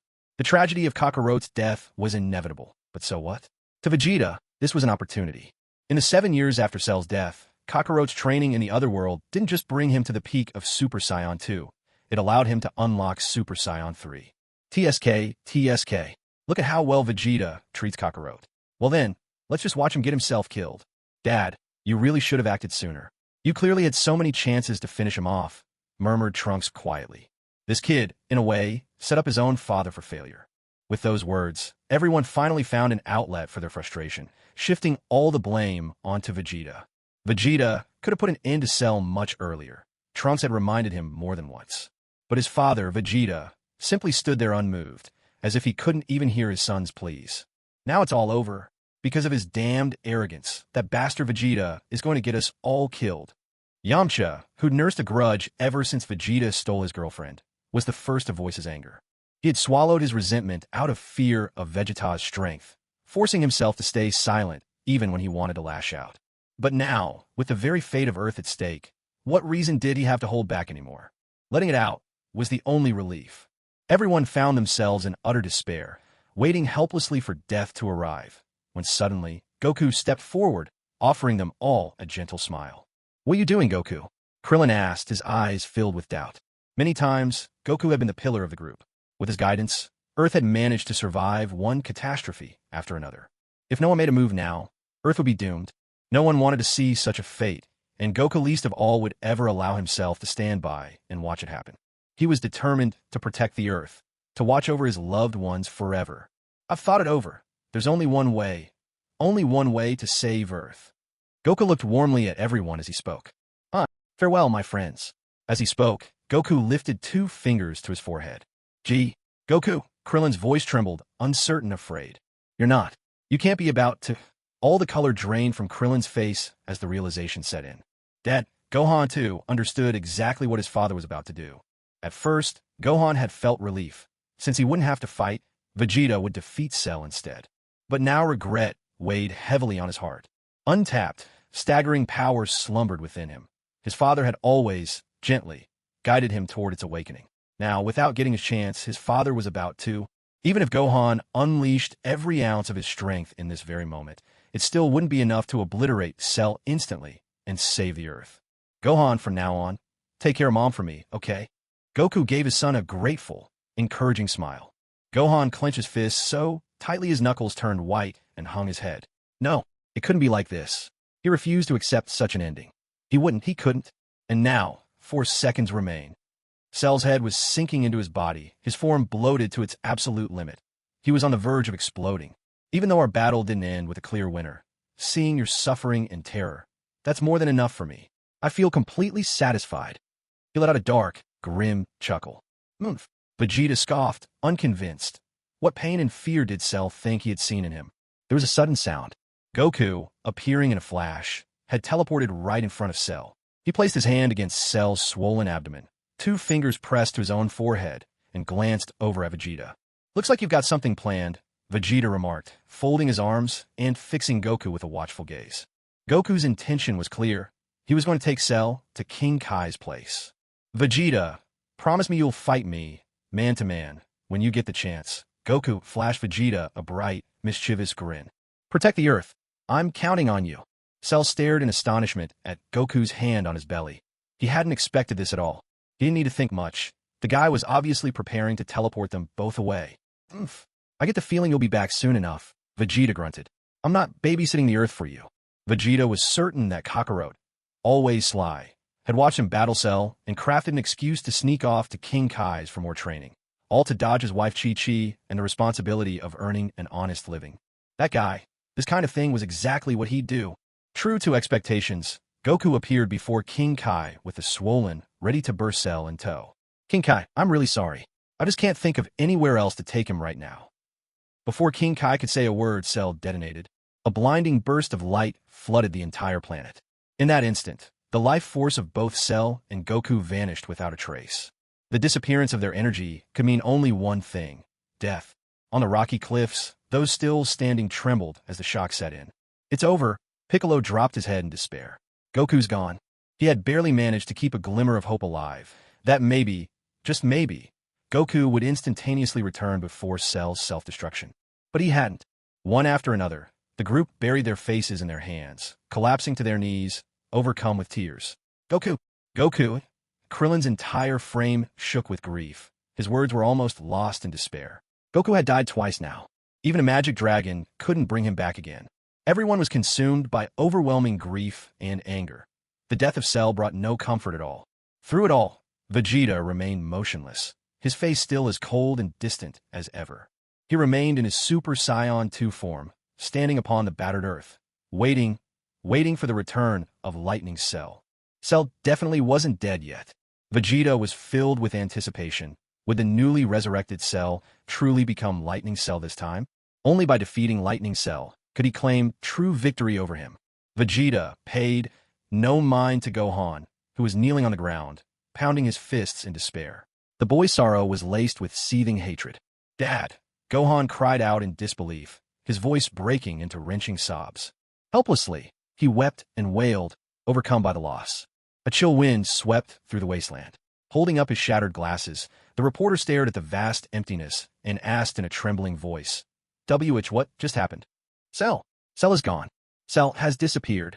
Gohan, unable to pull himself out of his grief, had no outlet for his pain and turned all his anguish on Vegeta. He blamed Vegeta for his father's death. If only Vegeta hadn't attacked prematurely, Cell might never have self-destructed. His father, Goku, wouldn't have had to sacrifice himself to save the Earth. Gohan's resentment flared suddenly and fiercely. Driven by overwhelming rage that shattered the restraints within his heart, his power erupted uncontrollably. Gohan! Piccolo, standing beside him, was the first to sense the danger in Gohan's aura. With a furious, guttural roar, Gohan howled in anguish. A shockwave burst from his body, forcing everyone nearby to stumble back. Golden energy exploded from him, with lightning crackling in brief, blinding flashes. Gohan had transformed into Super Saiyan 2. This is just like Dad's Super Saiyan second stage. Only when the torrent of energy began to subside did Future Trunks drop his guarding hands and call out in astonishment. Vegeta immediately picked up on the surging energy pouring from Gohan. He glanced over, and to his surprise, realized that in his Super Saiyan 2 form, Gohan's strength now rivaled his own. Gohan was still so young. His future potential was truly extraordinary. Vegeta had always been drawn to powerful opponents. No wonder that, in the original timeline, Gohan was able to ultimately destroy Lightning Cell. It's all your fault. Your fault. Gohan glared up at Vegeta, his fist clenched as he charged at him. Vegeta snorted coldly, firmly catching Gohan's outstretched arm as the boy swung at him. With a grunt of exertion, Gohan shook free and launched a fierce kick, but Vegeta met his attack with a punch to Gohan's abdomen. Gohan gasped in pain, the wind knocked from him. Although they were now evenly matched in strength, Gohan's inexperience was his downfall. In terms of combat skill, he was no match for Vegeta. Son Gohan clenched his teeth in anger, his eyes almost burning with rage as he hurled a key blast at Vegeta, then quickly retreated to put some distance between them. Damn it, it's your fault my dad is dead. Tears welled up in Gohan's eyes as fury surged within him again. Without hesitation, he charged straight at Vegeta. Vegeta brushed his ki blast aside with a flick of his hand, frowning as he looked at Gohan. This kid was completely unreasonable. If it weren't for the fact that Gohan was also a Saiyan, Vegeta believed he would have obliterated this brat by now. To be falsely accused like this, he never forced Kakarot to sacrifice himself. Gohan's fist connected hard with Vegeta's cheek, turning his face to the side. With furrowed brows, Vegeta countered with a sharp elbow strike to Gohan, who was hovering just above the ground. You little runt. Vegeta was growing irritated. Gohan wasn't holding back at all. He truly meant to kill him. Knocked backward by the blow, Gohan was sent flying in the air, while Vegeta swiftly appeared above and landed a powerful kick to Gohan's back, launching him even higher into the sky. With a sudden burst, Vegeta appeared behind Gohan in midair, bringing both fists crashing down onto Gohan's back and smashing him into the ground below, leaving a massive crater in his wake. Ugh, I'll kill you. Gohan choked out, staggering out of the dusty crater. His eyes blazed red as he glared at Vegeta. Gohan, Piccolo shouted, trying to reason with him. Goku sacrificed himself to protect the Earth. This isn't Vegeta's fault. No, it's his fault. He's the one who got Dad killed. If only he'd intervened sooner, Cell wouldn't have self-destructed. Tears streamed down Gohan's cheeks. Deep down, he knew he couldn't really blame Vegeta. In fact, it was thanks to Vegeta that Earth was saved. But even though Earth was spared, his father was gone forever. With rage boiling over again, Gohan launched himself at Vegeta in the sky, desperate for an outlet for the anger he couldn't contain. Faced with Gohan's stubbornness, Vegeta was in no mood for comforting words. Without a hint of mercy, he unleashed a ruthless barrage of blows. Though they seemed evenly matched to the casual observer, a closer look revealed that Gohan was taking the heavier beating. Whenever Gohan attacked with furious strength, Vegeta's battle experience allowed him to dodge and counter with precision. Gohan, the others standing on the sidelines, wanted to intervene but were utterly powerless. A fight between Vegeta and Gohan was something none of them could hope to stop. After realizing his punches and kicks barely fazed Vegeta, Gohan pulled back and, with a mighty shout, called out to Vegeta. H.A. He brought his hands to his waist, then shouted, Me? Me? H.A.A. The powerful energy wave hurtled straight toward Vegeta, who frowned deeply. This guy is stubborn to the core, he thought. Vegeta stretched out his hand and shouted back with all his might. Final flash. The two energy waves crashed into each other, locked in a fierce stalemate. Those watching from the sidelines wore expressions of confusion, uncertain of what to do. At last, they understood what Goku had meant earlier when he said he had wanted Gohan to confront the enemy instead. As they watched the clashing powers between Gohan and Vegeta, they realized Goku's intention. Seeing Gohan's strength now, it truly seemed possible that he could defeat Cell. Gohan's all-out attack sparked excitement within Vegeta. So Gohan really is this powerful, Vegeta thought. To think he can unleash such an overwhelming force. Gohan's energy keeps climbing, but Vegeta's ki seems steady. Gohan might lose. Piccolo's words were weighted with concern. He had always taken issue with Vegeta. Just moments ago, he'd even briefly hoped Gohan might defeat him for good. But Piccolo wasn't a petty person. That fleeting thought swiftly dissipated. Even if Vegeta was an unpredictable factor, now wasn't the time for grudges. Gohan, no one could have foreseen Goku's death. You can't put the blame on Vegeta. If you really want to point fingers, blame it on that wretched Cell. Yeah, keep your head up, Gohan. Chi-Chi is still waiting for you back home. Krillin shouted encouragement as well, not wanting to see Gohan fall to despair. Remember, Goku left us with a smile. At Krillin's words, Gohan froze. The breath he'd been holding finally slipped away. With his fighting spirit fading, he dropped to his knees and pounded the ground helplessly. No, Dad, Gohan cried out, his voice raw and torn with grief. With Gohan unable to fight, Vegeta left him be, crossing his arms and closing his eyes, waiting silently for Cell's arrival. Seeing this, Krillin quickly flew to Gohan's side, placing a comforting hand on his shoulder and whispering words of support. After a while, once Gohan's anguish subsided somewhat, Krillin stood and moved toward the fallen Android 18, hoping to comfort her as well. But to his surprise, Android 16 had already picked her up and was smiling warmly at Krillin from the other side. Krillin stood stunned. Why couldn't he just have the chance to carry 18 for once? Meanwhile, in the other world, Goku and King Kai were traveling along Snake Way, having perished together in the explosion with Cell. King Kai was lost in his own sorrow. Was this really how it ended for him? I'm really sorry, Bubbles. I dragged you into this. Goku turned to the small black monkey, his voice full of remorse. Bubbles simply waved a hand, as if to say, what's the point in worrying about it now, when we're already dead? You're always so unpredictable. King Kai turned to Goku, his tone grouchy. I am King Kai, you know, the greatest being in the universe, way beyond anything your Earth Guardian could ever hope to be. You actually got me killed, just to protect the Earth. Son, Goku looked apologetic. I've already told you I'm sorry. Stop repeating yourself. King Kai, I really couldn't think of anything else to do at the time. As soon as Goku said this, King Kai shouted in protest. What? Are you saying I'm a nagging one now? Goku laughed awkwardly, scratching his head. He glanced around and asked, puzzled, "Why isn't Cell's spirit here? Did he go straight to hell?" For real. Still caught up in his own sorrow over having died, King Kai finally realized the question and turned hurriedly to peer around them. Nowhere. He's nowhere to be seen. King Kai cried out, clenching his fists in anxiety. No matter who dies, their soul is supposed to check in with King Yama first. How was that possible? Goku muttered, bewildered. Could it be? Cell isn't dead.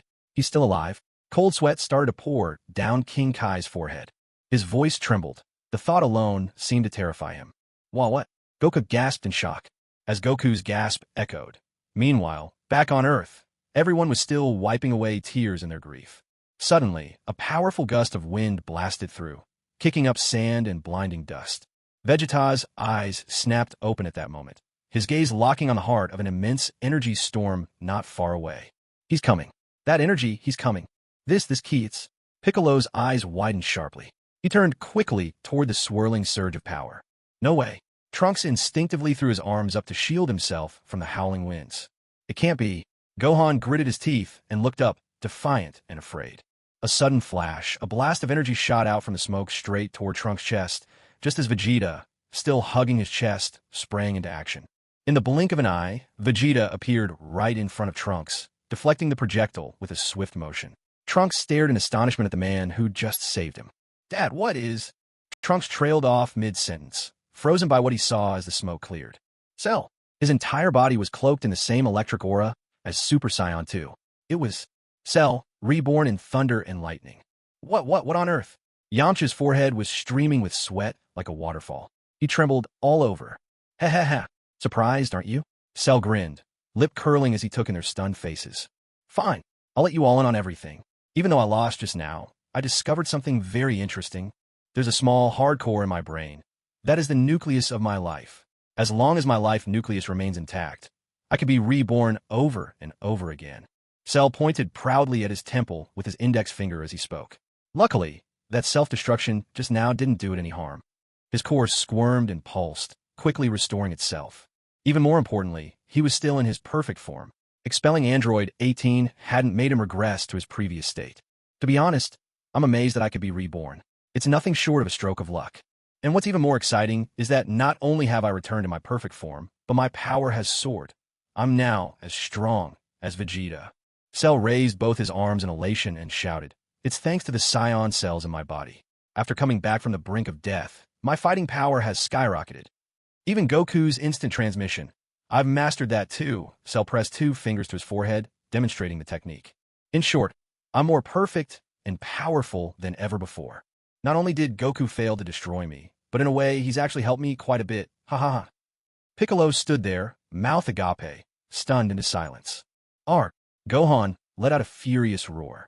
He was already grieving deeply over Goku's death, a pain so heavy that he'd even turned his anger on Vegeta. Now that Cell had survived, Gohan would never let him go. With a burst of rage, he unleashed his energy, ascending once more to his Super Saiyan 2 form. A faint, cold smile curled at the corner of Gohan's mouth. "I'll do it myself. Kill you and avenge my father." "Oh, what's with that grin? Don't tell me you've lost your mind over Goku's death." Cell sneered at Gohan. "My father is gone. I thought I'd lost my chance at revenge, but now it's back. And that makes me very happy." Gohan clenched his fists and smiled. "I'll make sure I kill you with my own hands." Off to the side, Vegeta stood quietly, clearly frustrated as Gohan and Cell ignored his presence and continued their confrontation as if he wasn't there at all. Am I being completely ignored here? Hiya! With a mighty yell, Gohan rocketed towards Cell, throwing a punch at his head. Cell only chuckled, ducking low to avoid the blow. Seeing all the openings in Gohan's stance, Cell swept out with his leg, kicking Gohan back. Masenko! Gohan regained his footing and quickly fired off a fierce energy blast at Cell. Hiya! Strike after strike, Gohan's Masenko blasts came hurtling at Cell in relentless succession. Massive explosions roared through the air, and Cell, enveloped in smoke, had to cross his arms before his chest to withstand the onslaught. The cacophony of blasts rolled on, tearing the battlefield to shreds. Gohan was attacking with everything he had, driven purely by his unyielding will. Stones rained down from the sky as Satan and the reporter knelt, pressing themselves to the ground, their hips sticking up while their hands clutched protectively around their heads. Every so often, a rock would strike them, drawing a cry of pain from the pair. Ow! Ow! Their heavy breathing mingled with the chaos. After his battle with Vegeta, Gohan hadn't had a moment to catch his breath, much less eaten a senza bean. Now, thrown into combat again against Cell, his young body was reaching its limits. Pushed to exhaustion and drained by the flood of energy he'd forced out on nothing but sheer willpower. Gohan! Piccolo had just lifted his head when he saw the rolling smoke parting as Cell hurtled directly for Gohan's position in midair. Gohan, lacking experience in battle, was caught off guard. In the blink of an eye, Cell struck him, sending Gohan tumbling to the ground.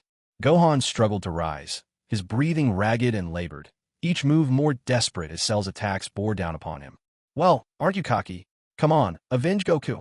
Cell taunted, landing a mocking punch across Gohan's cheek. Gohan staggered back several steps, pain shooting through him. Gritting his teeth, he lashed out with a desperate kick aimed at Cell's side. But Cell was faster. He slid behind Gohan in an instant and delivered a brutal kick to Gohan's back. Gohan was sent hurtling, crashing through mountainsides one after another, finally coming to rest, half buried beneath a toppled pile of stones at the mountain's base. Cell let out a wild, triumphant laugh. So this is the one who's supposed to avenge Son Goku? He watched as Gohan, trembling, fought to rise from the rubble. Cell's laughter faded as he raised a single contemptuous hand, aiming it squarely at Gohan. In that case, why don't I send you straight to hell to join Goku? A sharp yell cut through the tension. Vegeta himself didn't quite know what he was thinking. His body seemed to move faster than his mind. In a flash, he darted forward, planting himself in front of Gohan, blocking Cell's massive energy blast with his back. Gohan stared in shocked silence at Vegeta, dumbfounded by what had happened. The ensuing explosion forced everyone to shield themselves against the raging wind and flying debris. Vegeta gritted his teeth, refusing to fall. His back was blackened and scorched. Even his battle armor had shattered and crumbled away. What a rare prize this is, Cell crowed, thoroughly pleased, glancing back at Vegeta's trembling form as he turned away. Pain racked Vegeta's body. Out of the corner of his eye, he glanced toward Gohan. Had enough? If you have, then get out of the way. The next round, Cell's mine. Vegeta. Gohan choked, seeing the black blood trickling endlessly from Vegeta's wounds. A sudden wave of guilt swept over him. Maybe he'd been too selfish all along. Gohan. Piccolo's voice called out anxiously from the distance, thick with fear that Cell would do Gohan irreparable harm. A single footstep sounded. Cell landed on the ground and glanced at Vegeta and Gohan, making a disinterested declaration. The game ends here. Let me finish it. Cell's power is overwhelming, truly beyond imagination. Gohan, standing behind Vegeta, trembled all over, clenching his teeth in frustration and fury. Hey, are there any senza beans left? Hurry and give them some. Piccolo quickly turned to Krillin, urgently asking. There aren't any left, Krillin replied helplessly. This time Karin had only given them a few. Cell sneered, stretching out his arms and slowly placing his hands at his waist. I will never forgive you. Prepare to be destroyed along with the earth. Cell's energy flared several times stronger, and he shouted at Vegeta and Gohan. Vegeta felt the tremendous force emanating from Cell. This guy's power level had already surpassed 60 billion, unless he could reach Super Saiyan 4. Dad, I'm so sorry. I can't stop Cell, and I can't protect Earth either. Gohan bit down hard, overwhelmed with regret. Vegeta caught a glimpse of Gohan's anguished, guilt-ridden face. I am sorry, Uncle Vegeta. I just held you back. Damn it. Piccolo shouted in frustration, his fists clenched tight. Was he really supposed to just stand by and watch Cell destroy the Earth? Was Goku's sacrifice all for nothing? Damn it. It's all because we aren't strong enough. The veins stood out on Piccolo's forehead as he roared, overwhelmed by his own helplessness in the face of Cell's power. As Cell continued releasing his vast energy, the ground began to tremble violently, like an earthquake shaking the world. So, the power I've gathered is enough to destroy the entire solar system. Cell's laughter rang out, unstoppable and wild. The entire planet quaked and shuddered. Oblivious people walking along the streets stumbled as the ground pitched beneath their feet. What's happening? It's an earthquake. Cell is giving off a bizarre light, shaking the whole Earth. What could he possibly be doing? The reporter, still dedicated, continued broadcasting the news, even though the camera had long since stopped working. As for the cameraman, he'd given up on professionalism. He was already running far away, his face a mask of fear and anxiety. It's no big deal. It's just special effects. Mr. Satan stubbornly refused to face reality. P.S. 5 chapters today, returning to 3 per day afterwards. I can't keep up. It's exhausting. So Vegeta, What will you do now? Cell laughed loudly. "Umph. Show me your last attempt at resistance." What a dull way for things to end. At this moment, I am an enemy that even Vegeta cannot overcome. "Umph." Vegeta frowned, casting a sidelong glance at Gohan. "Brat, get out of my way. Don't interfere when I'm about to strike." Gohan silently took 2 steps back. A sly smile curled on Vegeta's lips. He clenched his fists and let his power surge. Huh. The earth trembled even more violently. The shaking was now not just from Cell gathering his energy, but from the overwhelming power erupting from Vegeta's body. Skyscrapers swayed, the tremors intensifying until cracks began to appear on their surfaces, and chunks of concrete and rebar rained down from above. Cries and shouts echoed through the city as people scattered in all directions, desperately dodging the falling debris from the sky. Behind Vegeta, Gohan's body shook uncontrollably. He stumbled backward again and again, barely keeping his footing. What a terrifying aura. A brilliant, searing energy engulfed Vegeta, cocooning him in light. For a long moment, everyone stared in utter confusion, until the blazing light gradually faded. Standing in the dust, Vegeta's golden hair was now streaked with hints of red.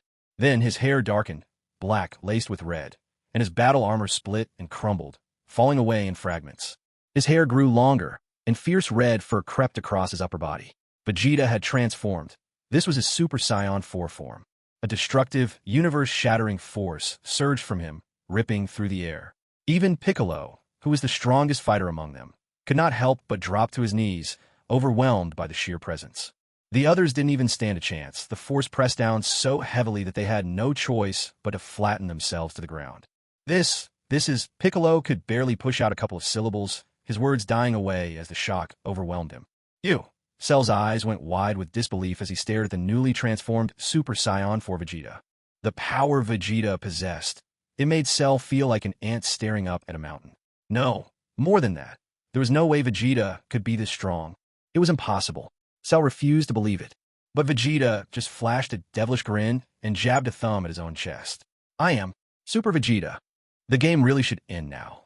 Vegeta's gaze turned icy as he looked up at Cell, floating in midair. No. Cell could not accept what he saw.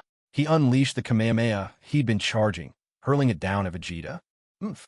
Vegeta snorted in contempt and, with a single sweep of his hand, batted the Kamehameha toward the sky. For a split second, half the earth basked in an intense glow as the energy wave soared into the heavens, arcing out into the vastness of space, eventually twinkling like a distant star. Before the power of Super Saiyan 4 Vegeta, Cell was nothing to fear. Even at his absolute peak, Cell was nothing more than a slightly bigger insect. What a waste of my trump card. Vegeta's voice was indifferent as he extended his index finger, sending out an invisible ray of light. In an instant, Cell's body compressed impossibly before exploding from within, obliterated by Vegeta's overwhelming attack. At the moment before his death, Cell screamed in utter despair. "Arg. No, this can't be. You bastard. How could I?" A thunderous blast echoed. Vegeta fired another key blast at the scattered remains, incinerating every last fragment about to fall. Cell was utterly annihilated, reduced to ashes, not even a cell left, let alone his revival core. "What filthy fireworks," Vegeta muttered. It wasn't that the fight had ended abruptly. Rather, Vegeta's overwhelming power made the conclusion seem inevitable. With the strength of Super Saiyan 4 Vegeta, even 100 cells would be nothing but cannon fodder. Everyone was left in a daze, struggling to comprehend what had just happened. Why did Cell come back? Why were Gohan and Vegeta evenly matched just moments before, yet Gohan couldn't defeat Cell? And why, after Vegeta changed form, did wiping out Cell seem like child's play? No one can make sense of it. This shocking scene left everyone present frozen in place, unable to recover from their astonishment. Vegeta's might was seared into their memories. Even Yamcha, who usually couldn't stand Vegeta, kept his mouth shut for once, not daring to utter a single boast. In no time, Vegeta returned to his normal Saiyan form and collapsed heavily to the ground, reaching for the Senzu beans at his waist. Yet his hand was shaking uncontrollably every time he tried to grasp them. Damn it, he'd overdone the showboating. "Hey, come here, give me a hand." The recoil this time really knocked me for a loop. Vegeta called out to Gohan, who'd retreated several kilometers away. That moment when Gohan had called him Uncle, Vegeta decided to let the boy off the hook for his earlier recklessness. Just then, the system's voice rang out in Vegeta's mind. "System task complete. Host has defeated Cell. Reward, Super Saiyan God bloodline activation increased by 20%. Updated stats. Host, Vegeta. Base combat power, 700 million. Super Saiyan 2, 70 billion. Super Saiyan 4 form can be maintained for 40 seconds. Power level, 900 billion. Super Saiyan God bloodline activation, 20%. Piccolo, who had witnessed everything, remained kneeling in shock, though the suffocating pressure had faded. After the terror subsided, he looked at the struggling Vegeta and felt a wave of relief. Good thing that attack side effects were so severe otherwise. Who could possibly oppose such a powerful Vegeta? Yet perhaps he was deliberately overlooking one fact. Even Vegeta's Super Saiyan 2 was beyond anyone present to withstand. We did it! King Kai turned to Goku, exclaiming with delight, Vegeta has defeated Cell. He really saved the Earth. Goku shouted with joy, Vegeta, you never let me down. Cell is dead. Yes, we did it. Yamcha scrambled up from the ground. Realizing he could no longer sense Cell's energy, he pumped his fist and shouted with excitement. His elation was unmistakable, a feeling of surviving disaster, with not a thought given to Vegeta's contribution. We did it! We did it! Dad! Trunks was even more thrilled, grabbing Krillin's hand and shouting with joy. Phew! Gasping for breath, Gohan grinned widely at Vegeta, who was sitting on the ground, still panting heavily. With Gohan's radiant smile, Cell became a thing of the past, no longer worth mention in any future. The battle had ended. Apart from the fallen Goku, all that remained was a devastated battlefield and a few unconscious figures, like Mr. Satan and the others, caught in the shockwaves of the fight. During the Cell games, aside from Goku and his son, and Vegeta, everyone else had become mere spectators, leaving the fight unscathed. No matter how hard they trained, catching up to the Saiyans was simply out of reach. I can't believe we were actually saved by Vegeta. Tien blinked, struggling to accept this new reality. Let's go. Piccolo approached Gohan, gathered him up in his arms, and gave him a gentle, reassuring smile. You did brilliantly. Dad, let me help you. Trunks reached out carefully to support Vegeta, taking care to avoid everyone's gaze as he slipped him a Sensabine. Only then did he breathe a quiet sigh of relief. Thank goodness, this time his father hadn't brushed him aside out of pride. After eating the Sensabine, Vegeta snorted at the others, clearly intent on flying off. Yet just as he was about to leave, something seemed to cross his mind. He strode toward the unconscious Mr. Satan, grabbed him by the collar with one hand, and slapped him across the face several times. Ugh! Dazed by pain, Mr. Satan came to with a start. Seeing Vegeta's wicked grin, he shuddered. WH, what do you want? Remember this. You're not the one who saved the world. It was me, the noble Prince Vegeta. With that, Vegeta let go of Mr. Satan, turned sharply, and met the surprised gazes of the others. But he paid them no mind and soared away. When he finally reached Bulma's house, Vegeta headed straight for her room, collapsed onto the bed, and drifted instantly into deep, untroubled sleep. As his eyes closed, he thought, now, everyone would remember how formidable he was. Let's see who dares bring up Kakarot again. And that ridiculous Mr. Satan, what nonsense. He, Vegeta, alone was the strongest, the greatest of them all. Meanwhile, back on the devastated battlefield, that guy, Vegeta, Tien watched as a trailing streak of light arced across the sky and vanished in a blink. Just what was Vegeta playing at? Wasting words on an absolute fool? I don't know. He actually defended the Earth. Krillin didn't quite catch what Tien Shinhan meant. He gave a small laugh, but then his thoughts wandered to Goku. Goku once said that Vegeta would protect the Earth in the future. Do any of you actually believe that? Come on, it's Vegeta we're talking about.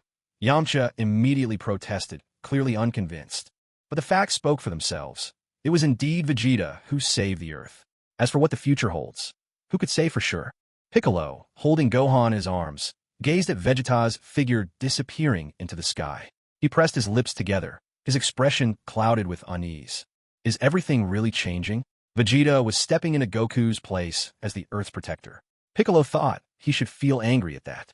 Yet, deep down, he couldn't help but feel a strand of gratitude toward Vegeta for stepping up, for saving the planet.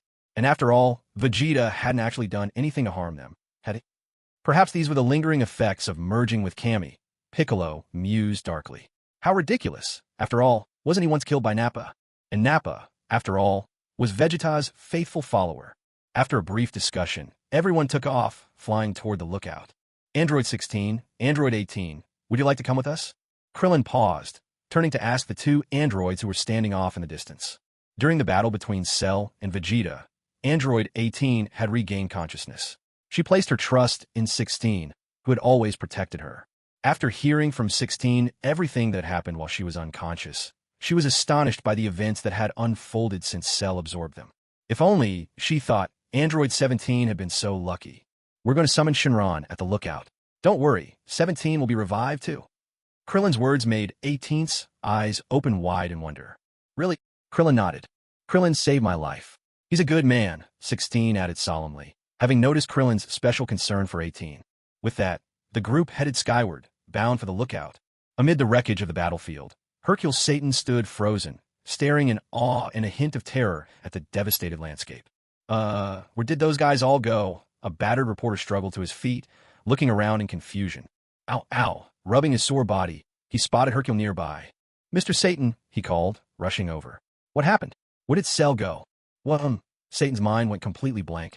For some reason, all he could picture was the unnerving grin Vegeta had given him before leaving. Cell's been defeated. Huh? The reporter frowned in disbelief. He was beaten by those guys. The one who finished him. He called himself Vegeta. Hercule's whole body trembled, not yet recovered from the fright of Vegeta's deadly smile. Vegeta? Who is that? And what about those guys? The reporter adjusted his broken glasses, bewildered. They're gone. All gone. Mr. Satan shrugged, giving an awkward smile. He felt as though an invisible hand had slapped him, and the sting lingered on his face. He could no longer be the hero who saved the world in the eyes of everyone on Earth. Vegeta, you said? So that means Earth is finally free from Cell's clutches. The reporter stood there dumbfounded, looking just as stunned as Mr. Satan. Yeah. Mr. Satan picked up his fallen cape, shook the dust off, tossed it over his shoulder, and started walking away into the distance. There was a certain loneliness in his figure, mingled with the relief that came from finally telling the truth. The reporter pressed his lips together as he watched Mr. Satan go. Mr. Satan was, after all, the world's reigning martial arts champion. This must have been a heavy blow for him.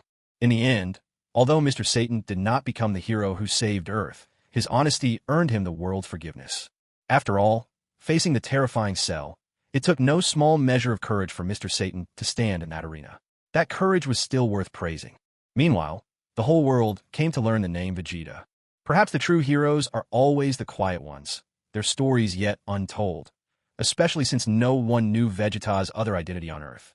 At the temple above the world, because Krillin had arrived with the two androids, it wasn't until Yamcha pointed it out that everyone finally realized. Krillin liked Android 18. At first, 18 acted completely indifferent, even showing a hint of anger, which left Krillin feeling dejected. On top of that, 18's harsh words made Krillin feel as if the entire world had gone dark.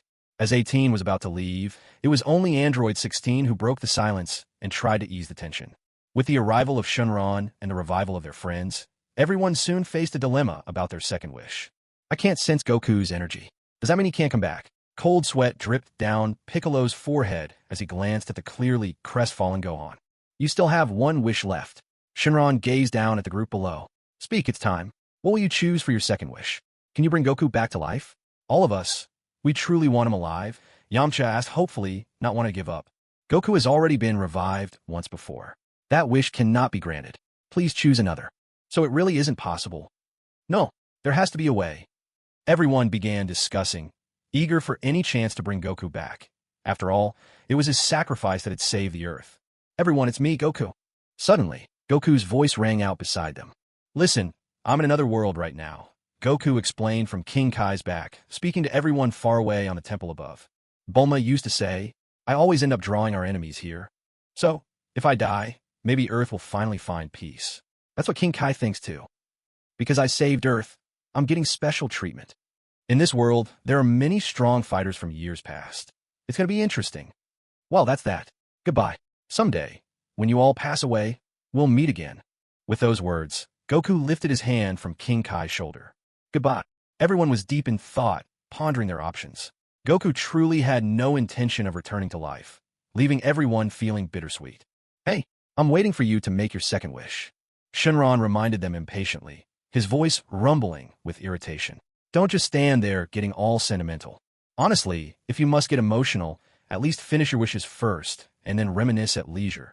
Wouldn't that be better? So, what is your second wish? Shinron pressed them further. As long as it's within my power, any wish can come true.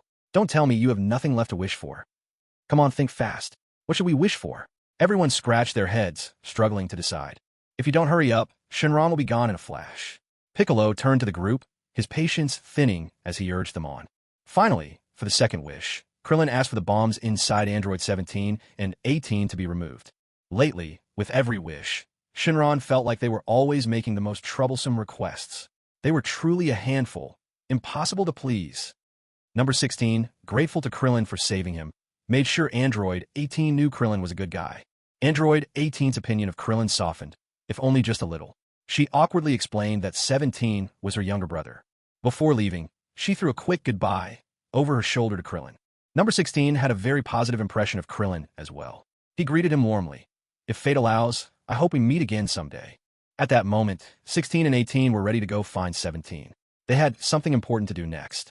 Because Dr. Gero hadn't just built the three of them, there were 3 more androids somewhere on Earth. Numbers 14, 15, and 13. Had they already awakened? Were they going to hunt down Goku for revenge? Would they end up threatening the world? 16 wanted to find out. He loved the animals, the natural world, every living thing on Earth. As for future Trunks, even though he knew the androids in this timeline were not evil, he still couldn't bring himself to like them. After more than 2 weeks unconscious, Vegeta woke to hear Trunks talking about these matters and snorted coldly, his disdain clear. His mind was full of complaints. Kakarot, saying he doesn't need to be resurrected. But isn't it just because the current Shenron can't bring him back to life? He never truly wanted to return anyway. TCH, Vegeta saved the Earth too. Why does this Kakarot always get all the admiration and attention from everyone? And they say, we'll meet again after death. What utter nonsense. Just wait 7 years, and everyone's running around like headless chickens just because Bu has returned. Vegeta grumbled in anger, unable to suppress a snort of frustration. Hearing future Trunks' words only made the veins on Vegeta's forehead throb with annoyance. These people, with their endless talk of Goku this and Goku that, never even spare a glance for him, the proud prince of Saiyans. Trunks, by now you should be strong enough to defeat those 2 androids in your timeline, shouldn't you? Vegeta turned his gaze toward future Trunks. Yes, father, Trunks replied with a firm nod. So, when are you planning to return to your future? Vegeta's eyes narrowed coldly at him, still lingering here for over half a month, and yet refusing to hurry back. Still wasting time hanging around here. What if something happens to Bulma in the future? I'll leave tomorrow.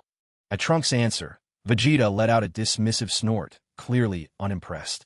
The next day, under the gaze of everyone present, future Trunks set off to return to his own timeline. What the future world would be like, no one here could truly imagine. But Vegeta was certain. The Trunks who returned today was more than capable of handling androids 17 and 18, and even Cell.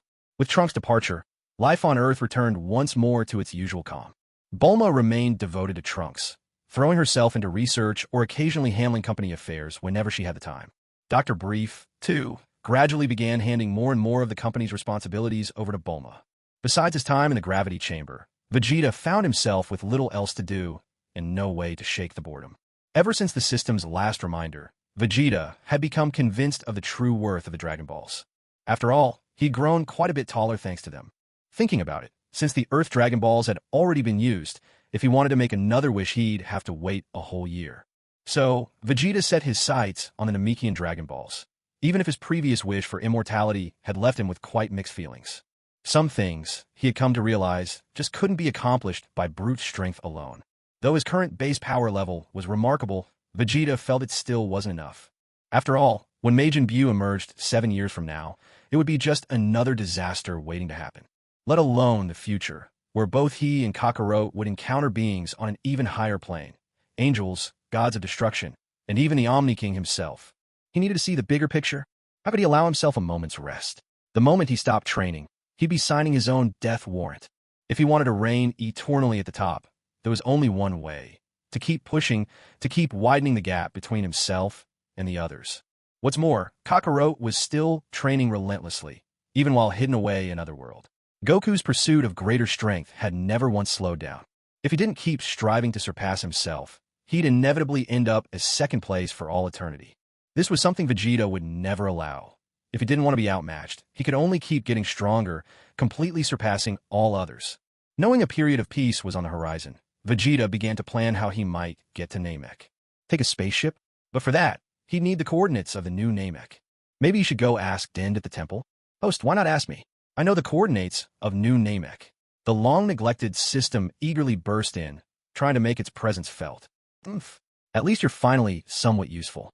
Vegeta nodded in satisfaction. And soon enough, he started stockpiling supplies, ready to journey to New Namek. But the system protested, almost pouting. I can help you detect others' power levels too. I can give you any bloodline you want. I'm really useful, you know? Vegeta ignored the system. After all, he found it far simpler to just make a wish with the Dragon Balls than to bother with system-issued tasks. With the location of New Namek in hand, Vegeta was eager to set off immediately, only to be stopped by Bulma. Because tomorrow was Trunks' first birthday. Thinking of Trunks, Vegeta's mind drifted to the grown-up Trunks, and then to the trials faced by Bulma in that bleak future.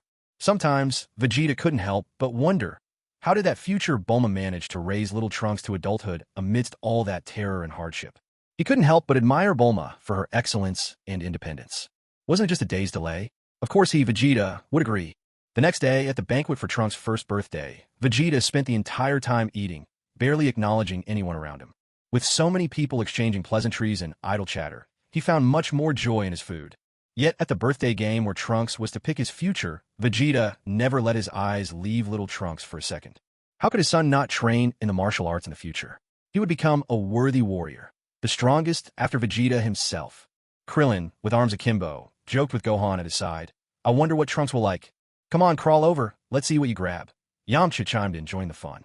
Dr. Brief watched exaggeratedly as Trunks crawled about the thick carpet, reaching for various items. It's money he's after. Haha. Looks like Trunks is destined to become a wealthy businessman when he grows up. Hey, Tion, I think we're really poor. Chiaotzu whispered, seeing Trunks picking up a bundle of bills and gleefully tearing them apart. Chiaotzu turned to Tien, looking so aggrieved. You see, others treat money like paper, while they even wish paper could pass for cash. A bead of sweat trickled down Tien's forehead. Was he the reason Chiaotzu felt so put upon? Mrs. Brief kept beaming with laughter the whole time. Are you guys really that poor? Bulma, hands on her hips, turned to Tien and asked with genuine curiosity. She always thought everyone was well off. Hearing Bulma's voice, Trunks turned his head to look at her and began crawling in her direction. Along the way, as everyone watched him with eager anticipation, Trunks once again picked up a wrench and waved it playfully. He's definitely going to grow up to be a scientist, just like Bulma, Gohan mused earnestly. A wrench doesn't necessarily mean he'll be a scientist. Krillin shook his head in disagreement. Yamcha commented, looks like he's off to pick up something else. And so, all the way, whatever caught his eye he'd pick up, only to discard it moments later. Vegeta, watching this display, felt the veins on his forehead bulge with frustration. Surely this child isn't going to amount to much at this rate. Just as Vegeta's disappointment peaked, and he was about to leave the room, something unexpected happened. Trunks suddenly grabbed a toy sword and crawled toward Vegeta with surprising speed, stabbing the little sword right at Vegeta's foot. Everyone present thought Vegeta would lose his temper, perhaps even harshly scold Trunks. But to everyone's surprise, Vegeta didn't get angry. Instead, a small, approving smile appeared at the corner of his mouth. So, this little one isn't as useless as he thought after all. He's got a real knack for fighting. In the end, Trunks' choosing ceremony concluded under Vegeta's faintly smiling gaze. Once the ceremony was over, Mrs. Brief couldn't resist scooping Trunks in her arms, eager to parade him in front of their party guests. Hee, Vegeta, don't you think Trunks is getting cuter by the day? She chirped gleefully. Even as she left, Mrs. Brief made sure to bring Trunks in front of Vegeta to show him off, her laughter tinkling in the air. Vegeta stepped back a couple of paces, avoiding Trunks' little hands, which were reaching out for a hug. This family really is something else, thought Vegeta, exasperated. Day in and day out, they either fawn over Trunks or parade him around for all the world to see. Sometimes Vegeta just didn't know what to say. There were times when he'd look for Dr. Brief or Bulma to invent something, but usually neither could be found. Enough of this. With that, Vegeta turned and headed toward the gravity chamber. Once inside, he closed the door and immediately switched on the increased gravity. Staying out there was pure wasted time, he thought. He would rather spend it training. That night, after his shower, Vegeta went to his room to get some sleep. As he passed by Trunks' room, he noticed the door was ajar and the nightlight was on, but Bulma was nowhere in sight. There were so many robot maids at home, but Bulma insisted on doing everything for Trunks herself. Where could she have gone? Strange. Where did that woman run off to? Vegeta wondered, puzzled. He lingered at the doorway for a moment, but Bulma still didn't appear, so he stepped inside, approaching Trunks' bed. Trunks was lying quietly on the bed. Vegeta thought he was asleep, but as he looked closer, he saw the boy was actually awake, silently punching and kicking the air. You're really starting to remind me of myself when I was younger. Seeing Trunks like this, Vegeta felt a rising satisfaction. Little Trunks responded with soft, enthusiastic babbling. Had it been daytime, Vegeta might never have let slip even the slightest hint of affection for Trunks, though he did care deeply for his son. By nature, he was a man who kept his feelings tightly controlled. Years under Frieza's rule had only made him more reserved, reluctant to show even a sliver of emotion. Sensing Vegeta standing at the bedside, Trunks stretched his mouth wide in a silent grin, reaching out toward him, a barely formed sound escaping, somewhere between Dad and a plea to be held. Something stirred inside Vegeta. He couldn't quite tell if the little guy was calling him Dad or just asking for a hug. Still, as he watched Trunks wave at him, almost without thinking, Vegeta reached out and took him into his arms. His movements were incredibly awkward, his whole body tense and uncertain. After all, this was the very first time he'd ever held a child. Nestled into the warmth of his father's embrace, Trunks gave a delighted little giggle, radiating pure happiness. Watching his laughing son, even Vegeta couldn't help but let a subtle smile appear on his own face. Standing at the threshold, Bulma peeked in, craning her neck to catch a glimpse of Vegeta's back. She could hardly believe he was actually holding Trunks in his arms. Vegeta was so absorbed in the moment he didn't notice Bulma standing outside the door for quite some time. By the time Vegeta finally set Trunks back onto the bed, Bulma pretended to emerge from the hallway, giving him a surprised look. "What are you doing here?" The door was open. Vegeta muttered awkwardly, clearly embarrassed, his cheeks tinted with a faint flush. Did this woman see him holding the baby, catching him in such a vulnerable moment? "Oh, I just want to fix a bottle of formula." Bulma waved the baby bottle she was carrying as if it were nothing. "Well, you take over then." Vegeta quickly brushed past Bulma and strode toward the door, looking almost desperate to escape. "Hey, Vegeta, since you're here, why not hold the baby for a bit? You've never done it even once." Bulma leaned out into the hall, calling after his retreating figure. Hearing this, Vegeta secretly breathed a sigh of relief. Clearly, Bulma hadn't seen him holding Trunks earlier. As Vegeta disappeared from view, Bulma swept back into the room, scooped Trunks into her arms, and said with a laugh, "That man, he's just hopelessly proud. Vegeta, meeting you was my luck. But you, running into me, was your own piece of good fortune, too." The next morning, under a sky filled with goodbyes from Bulma's family, Vegeta set off from Earth once again. "Remember to come back soon," Bulma said, waving her arm high above her head. "I'll give you a call if I get the chance." From Earth to New Namek, the journey would take 13 days. The days spent flying through the universe are dull, but Vegeta has the gravity chamber to keep him occupied. He doesn't really feel much difference from one day to the next, though he does occasionally think of Bulma and Trunks. A bloodthirsty, ruthless, cold, and selfish man. Who would have thought someone like him could build a stable family, with a wife and son? Sometimes, Vegeta feels as if all of this is nothing more than a dream he's having. System. Sitting cross-legged on the floor, Vegeta suddenly calls out. Almost instantly, the system's voice echoes in his mind. "I'm here, host." "Any missions?" Vegeta asks. "What kind of mission does the host want?" comes the system's humble reply. A speechless silence. Vegeta can't help thinking, are you the system, or am I? Eavesdropping on his thoughts, the system mutters to itself, "Damn it, with you it all depends on your mood. Forcing you to take on missions doesn't work anyway." A system this humble. There isn't a second one like it in the universe these days. There's a desolate planet in a nearby galaxy with a troublesome inmate, so dangerous that even regular galactic patrol members can't handle him. Want to get rid of him? The system tries. Whatever, Vegeta responds indifferently. Bored as he is, a little exercise wouldn't hurt. But in the next instant, he remembers this so-called average galactic patrol. Jocko, that guy seems pretty close to Bulma, doesn't he? Useless. The system mutters angrily, annoyed at Vegeta's nonchalance.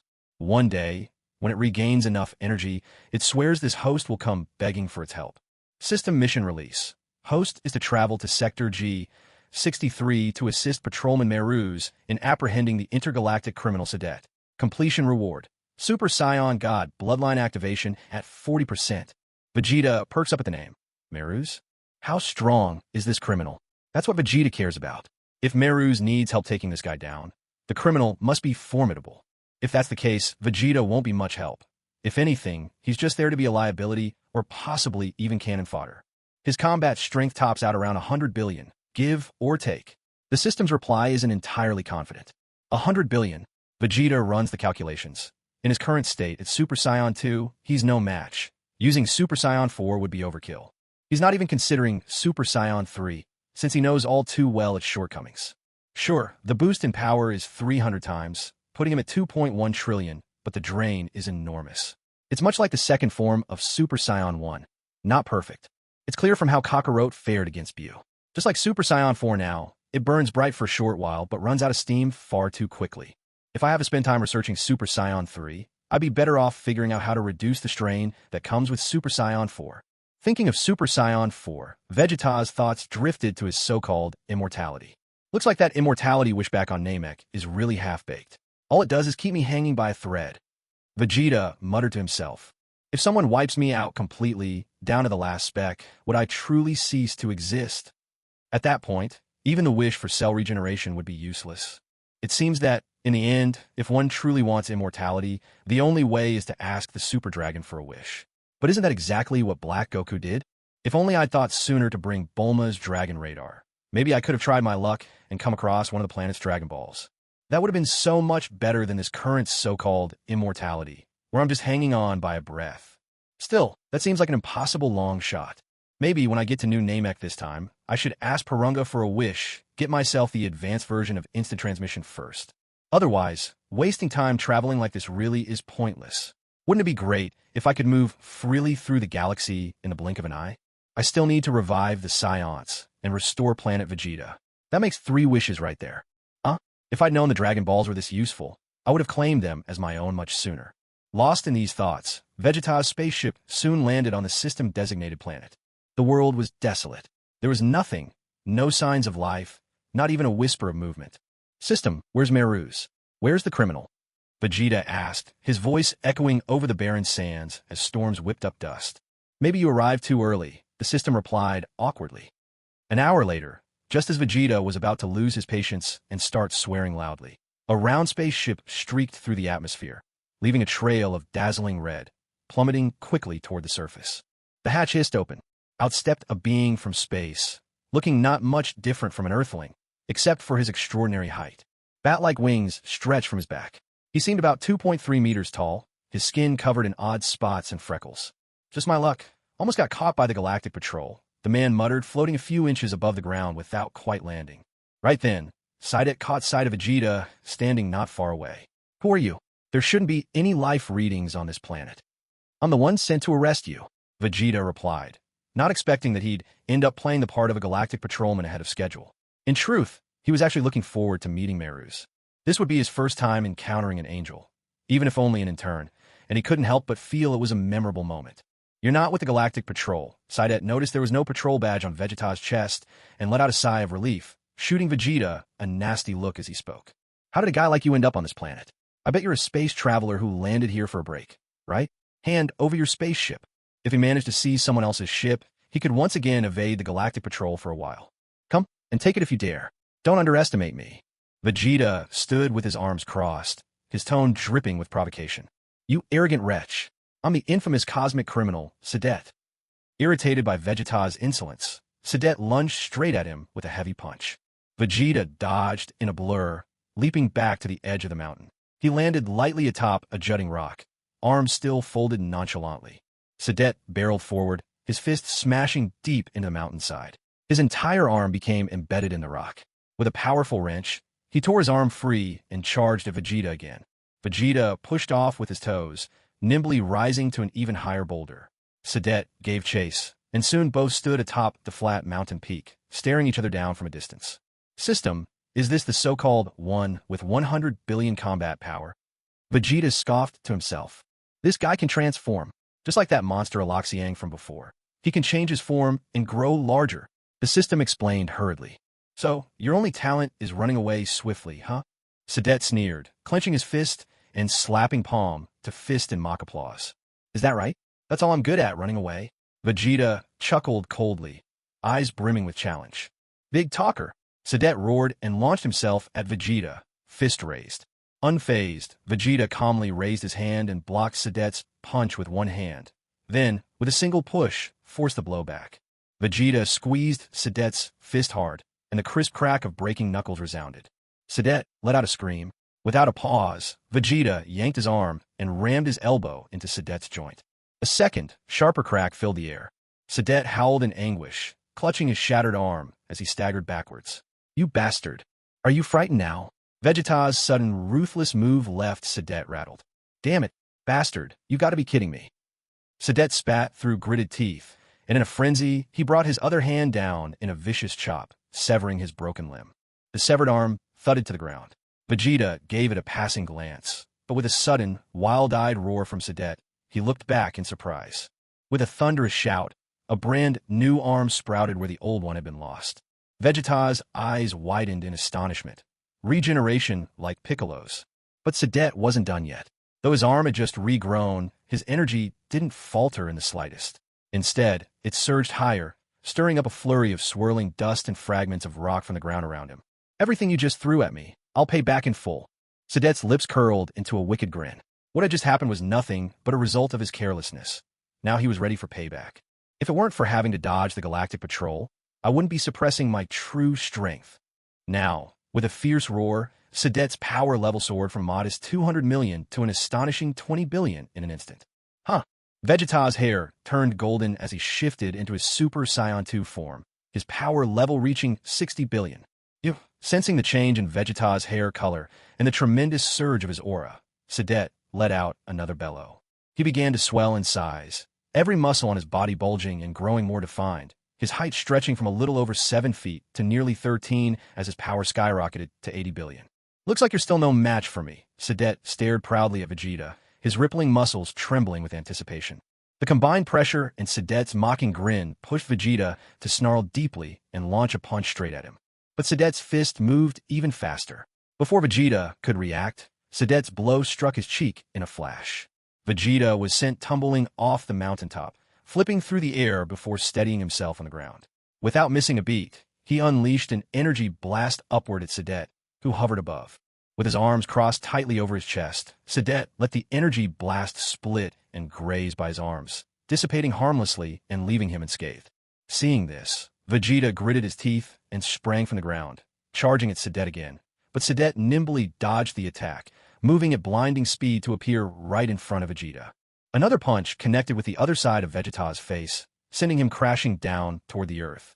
Just before he smashed into the ground, Vegeta twisted midair, using the momentum from his feet to launch himself back towards Sadet in the sky.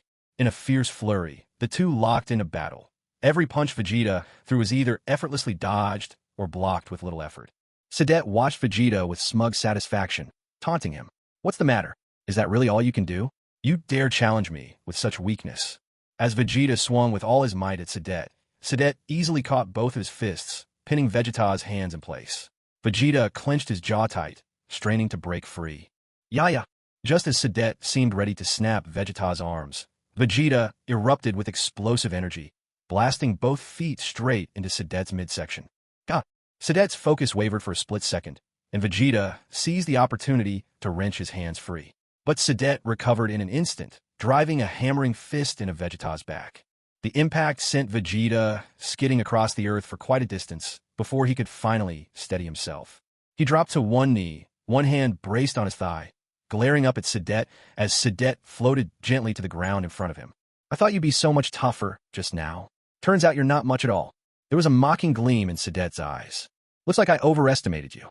In his mind, Vegeta called out to the system. "Where's Meruz? Isn't he here yet? Could it be that he's about to use Super Saiyan 4? Maybe he's still on his way," the system responded, sounding extremely guilty. The sound of footsteps echoed as Sadet strolled toward Vegeta. He seized Vegeta by the collar, drove a powerful uppercut into his chin, and then flung him aside. With a heavy thud, Vegeta crashed into the mountainside, sending shards of rock tumbling down all around. Panting hard, Vegeta got back to his feet and wiped the blood from the corner of his mouth with the back of his hand. "Huff, huff, this guy is incredible," he said, fixing Sadet with a steely gaze. He truly didn't want to use Super Saiyan 4. Once he transformed, getting himself into the spaceship for a Saibamen would be nearly impossible.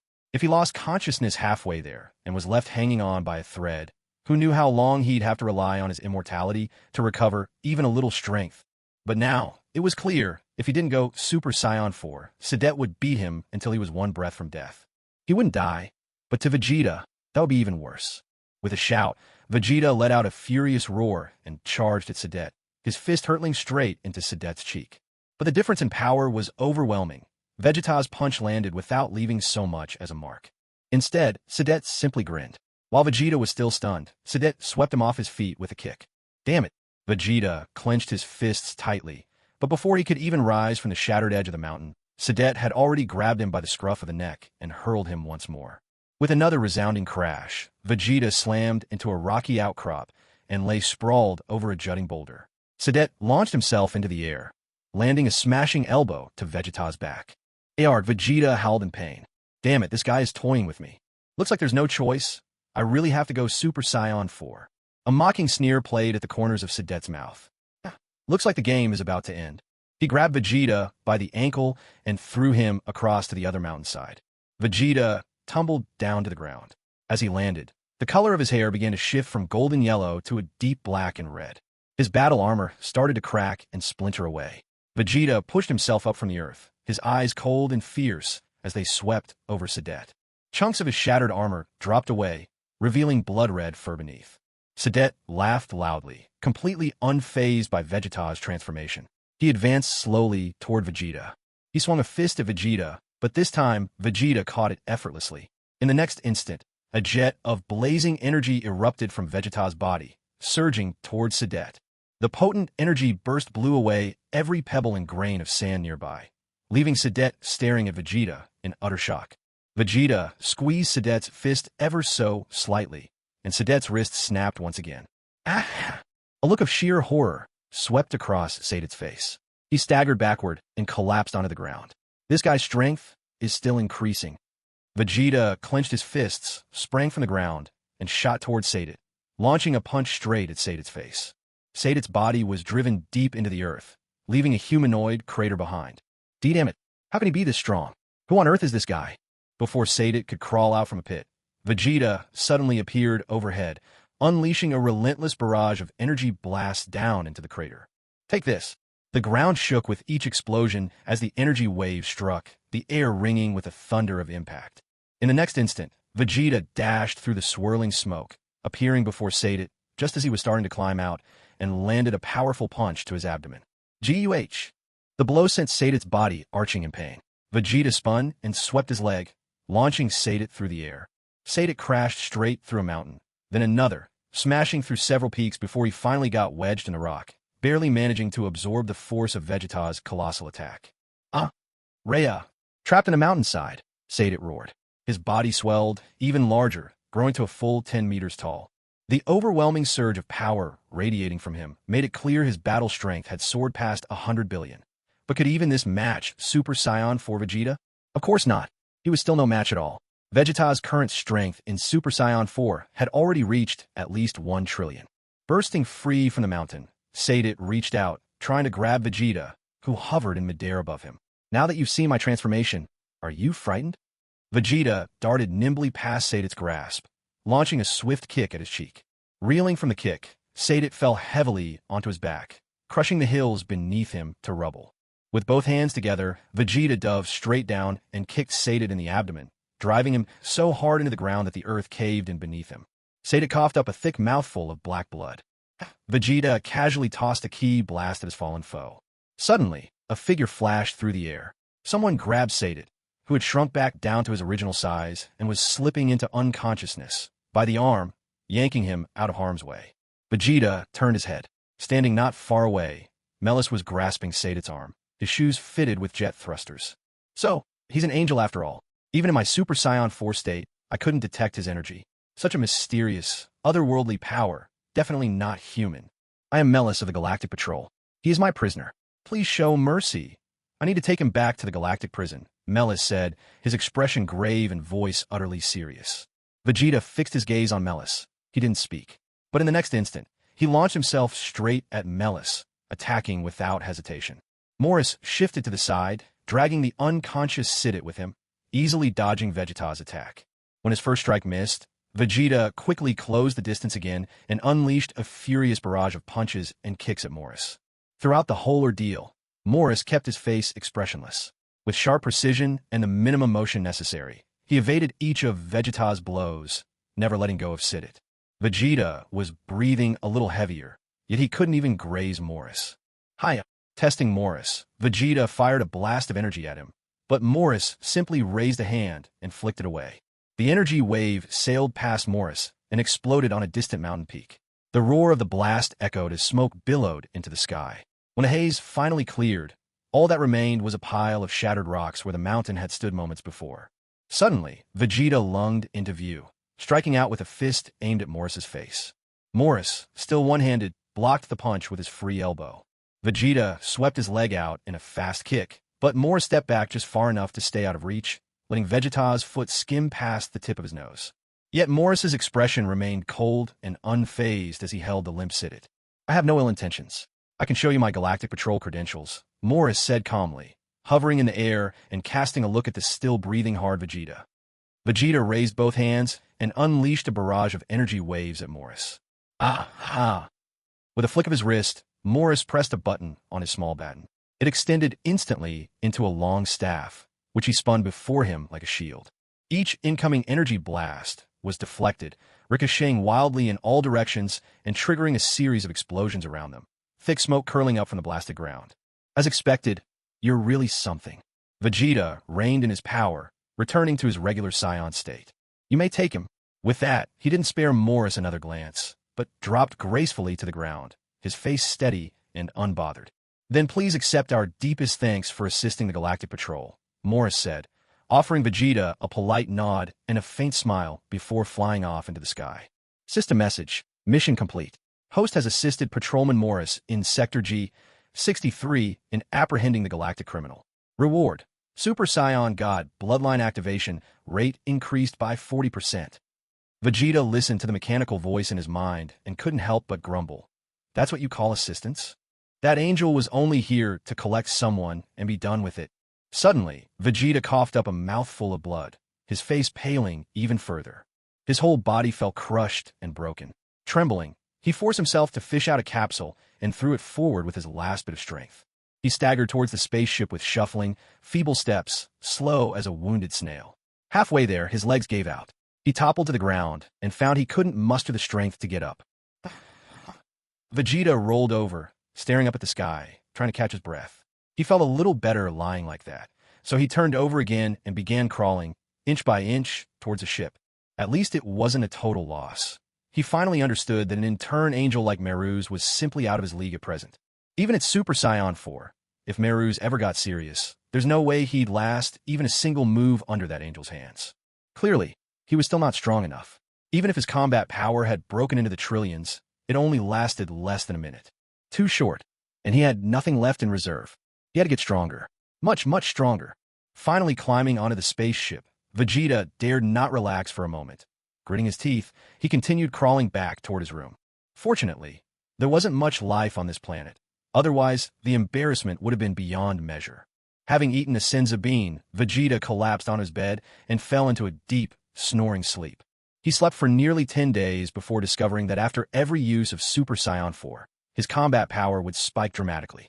So this was the life-or-death battle granted by his near immortality? Arriving at the new Namek, Vegeta easily found the village and met the new Grand Elder of the Namekians. The Namekians welcomed him warmly, grateful to Vegeta for saving their people, and treated him with genuine hospitality. And when he brought up his desire to use the Porunga Dragon Balls to make a wish, nobody showed any hesitation. That very day, the 7 Dragon Balls were placed before Vegeta, and the Grand Elder kindly served as interpreter. I want to bring back planet Vegeta, the one Frieza destroyed, Vegeta declared to the Grand Elder. After the Grand Elder finished translating, Porunga was silent for a long while before finally replying. All right, your wish has been granted. With planet Vegeta restored, and with all the Saiyans revived, he would finally become a true prince of Saiyans. Then resurrect all the slain Saiyans. Transfer their souls here and bring them back to life. Vegeta added after a moment's thought. That kind of request, strictly speaking, it counts as 2 wishes, came the gruff voice of the dragon. That's fine, just hurry up. Vegeta didn't care. After all, he could come back after a year and make another wish. Porunga's eyes shone brilliantly. Vegeta turned his head and saw a massive throng of Saiyans appearing before him. The new Namek Grand Elder had learned from Earth Shinron and could now revive multiple people at once. HM, where is this? The man in front, Raditz, was the first to speak. Vegeta. Looking closer, Among all the familiar faces, Vegeta only recognized Raditz. None from his father's generation had returned. Where's King Vegeta? Didn't he come back? Vegeta turned to Purunga and asked. They've all reincarnated. Purunga replied, a bead of cold sweat trickling down his forehead. That's it. Your wishes are granted. Farewell. Forgive this dragon his little lie. For someone caught in the middle, the job was simply too nerve-wracking. Vegeta stood in place, his brows knit tightly, and remained there until the dragon vanished and daylight filled the sky. The dragon had lied. Reincarnation? Rubbish. He knew all too well that, when it comes to resurrection, the will of those to be revived is needed. Not a single one of the older generation was willing to return. Could it be that King Vegeta was scheming something again? He would find out the reason soon enough. After bidding farewell to the Grand Elder, Vegeta turned to Raditz. You all, come with me. Get on the ship. Yes, Prince Vegeta. Although Raditz had countless questions, out of respect for Vegeta, he obeyed his command. A large group of Saiyans, confused and bewildered, hurried after Vegeta and boarded the ship. Vegeta briefly filled everyone in on the major events of recent years. After Planet Vegeta was destroyed, and then I killed Frieza, I used the Namekian Dragon Balls to bring you back to life, as well as restore Planet Vegeta. As for those of the older generation, whether they truly reincarnated or not, even I'm not certain. But for now, I'll still bring all of you back to our home. Really, Planet Vegeta is restored. Our homeland. From this moment on, I am your new King Vegeta. Vegeta swept a cold gaze over everyone present. A gasp ran through the crowd. Vegeta's energy flared. He transformed in a burst of power, entering his Super Saiyan form, regarding everyone with a tone of cool disdain. I've attained the legendary Super Saiyan state. Who among you would challenge me? A hush fell over the Saiyans until, at last, Raditz dropped to one knee before Vegeta, his voice ringing out, Long live King Vegeta! Long live King Vegeta! The others snapped from their daze and erupted in cheers. After all, Vegeta was already the prince, and for the battle-hardened Saiyan race, born to admire strength, accepting Vegeta as their king could not have been easier. Now, let's return to our homeland. With a wave of his hand, Vegeta dismissed the crowd to take care of their own affairs. Lord Vegeta, Raditz, still kneeling, looked up at Vegeta, hesitating as if wanting to speak. I already know what you want to ask. Your younger brother is quite impressive, isn't he? Vegeta said with a mocking snort. As for revenge, I won't do it for you. If you want vengeance, grow strong enough to carry it out yourself. 10 days later, the ship first arrived at Planet Babri. When Vegeta found Nappa, Nappa was wreathed in a pale yellow aura. His bald head was as shiny as ever, but now his beard and eyebrows had turned yellow as well. He was locked in a fierce battle with a giant monster. As Nappa narrowly scraped out a victory, all the other Saiyans gathered at the ship's edge stared in utter disbelief, eyes wide in shock. He's the prince's attendant, Nappa. So terrifying, such overwhelming power. Does that mean he's also, like the prince, no, like King Vegeta himself, a legendary Super Saiyan? In the midst of an uneasy silence, everyone watched the battle come to an end. As soon as Nappa finished fighting, awe and exclamations of admiration echoed among the crowd. Nappa's normal combat power is 2.5 million, announced the system. And by the way, Raditz's power level is still at 1500. Vegeta didn't even bother to react, showing no expression at all. What a bunch of weaklings. Glancing at Nappa and the other Saiyans, Vegeta let a faint, rare smile cross his lips. Nappa, these are all the Saiyans I wished back to life with the Dragon Balls on Namek, and the planet Vegeta has been restored too. Your power level is beneath mine, so for now, I'll have you look after them for me. After handing Nappa a Senzu bean, Vegeta gestured toward the group of Saiyans behind him. In the past, Saiyans always thought combat strength depended entirely on innate talent or natural growth. But it's persistence and hard work that really make the difference. The old idea of fixed starting power levels is obsolete. From this moment on, you are the new generation of Saiyans. Strive to become Super Saiyans. Looking at the unfamiliar faces before him, Vegeta's words gave everyone new purpose. To fight, to train, to grow stronger. Soon, the crowd poured back toward the spaceship. Vegeta noticed Nappa standing motionless. What is it? Vegeta asked, puzzled. I want to bring Tana and the child with me, and the tribe I've been protecting. Nappa's gaze flickered, uncertain whether Vegeta would agree. Oh, is that tribe all that's left on this planet? Vegeta asked, indifferent. There are only a few dozen people left in the whole tribe, Nappa nodded. To protect them, he had long since transformed from the reckless, thoughtless scion he once was into a capable leader. If he left them behind, it wouldn't be long before those monsters wiped them out. There's enough room on the ship. Hurry it up, Vegeta urged impatiently. He didn't have to wait long. Soon, Nappa came riding up from a distance, holding a 2- or 3-year-old boy, with the rest of the tribe following closely behind. Vegeta was speechless for a moment. Nappa, you really got played. I'll make sure they're settled in, Vegeta. They won't get in the way of life on planet Vegeta. Nappa held the child in his arms, grinning as he spoke to Vegeta. Vegeta shrugged, neither agreeing nor disagreeing. Now, that Vegeta was in charge of planet Vegeta, a few more aliens didn't make much difference to him. Soon, a group of people boarded the spaceship, and the one spacious vessel suddenly felt a bit crowded. The ship sped toward planet Vegeta. Raditz, have you thought about what you'll do next? Nappa, crouched in a corner, glanced at Raditz. His eyes seemed to ask, are you planning to stay by Vegeta's side, or remain on planet Vegeta to slowly grow stronger? I want to become stronger. Then, I'll go to Earth to settle the score with that cockroach kid. Raditz replied, closing his eyes, showing no interest in continuing the conversation with Nappa. Dad, from a distance, a little boy waved at Nappa. Nappa stood up and walked away. Dying and coming back to life. He's lost some of that arrogance. Nappa turned to shoot Raditz a cryptic smile. Leaning against the wall, Vegeta kept his face stoic, almost struggling to suppress a crack of expression. Calling others out, when you yourself have also changed so much. Raditz suddenly opened his eyes. His gaze lingered on Vegeta, now carrying a hint of quiet depth. Nappa had changed, and so had Vegeta. It seemed he was the only one still clinging to the past. Raditz clenched his fists tightly and pressed his lips together, not uttering a single word the entire time. After 3 days of travel, the spaceship finally arrived at planet Vegeta. It still looked very much like the planet from their memories. But the Saiyans were an entirely new generation. Looking around at the familiar buildings, everyone was swept up by nostalgia, as if it all happened just yesterday. Yet some people would never return, and even that little prince had grown so much now. Well then, let's build our new King Vegeta's palace, right over there by the lakeside. Nappa pointed to a beautiful spot by the water, turning to look at Vegeta. Vegeta didn't spare such trivial matters a second thought. Raditz, what do you think? Nappa couldn't help turning to ask, seeing Raditz silently following behind, his head bowed. Raditz's mind snapped back to the present. He looked at Nappa, his face shimmering with the lake's reflected light, momentarily distracted.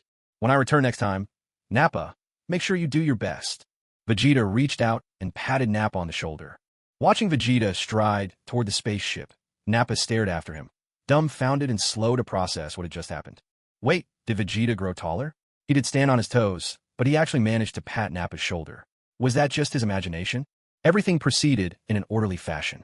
Under the Saiyans' fiery enthusiasm, the palace quickly rose above the horizon. A thriving new city soon followed. From this moment on, the Saiyans' new homeland was truly on the right track. Host, something's happened on Earth.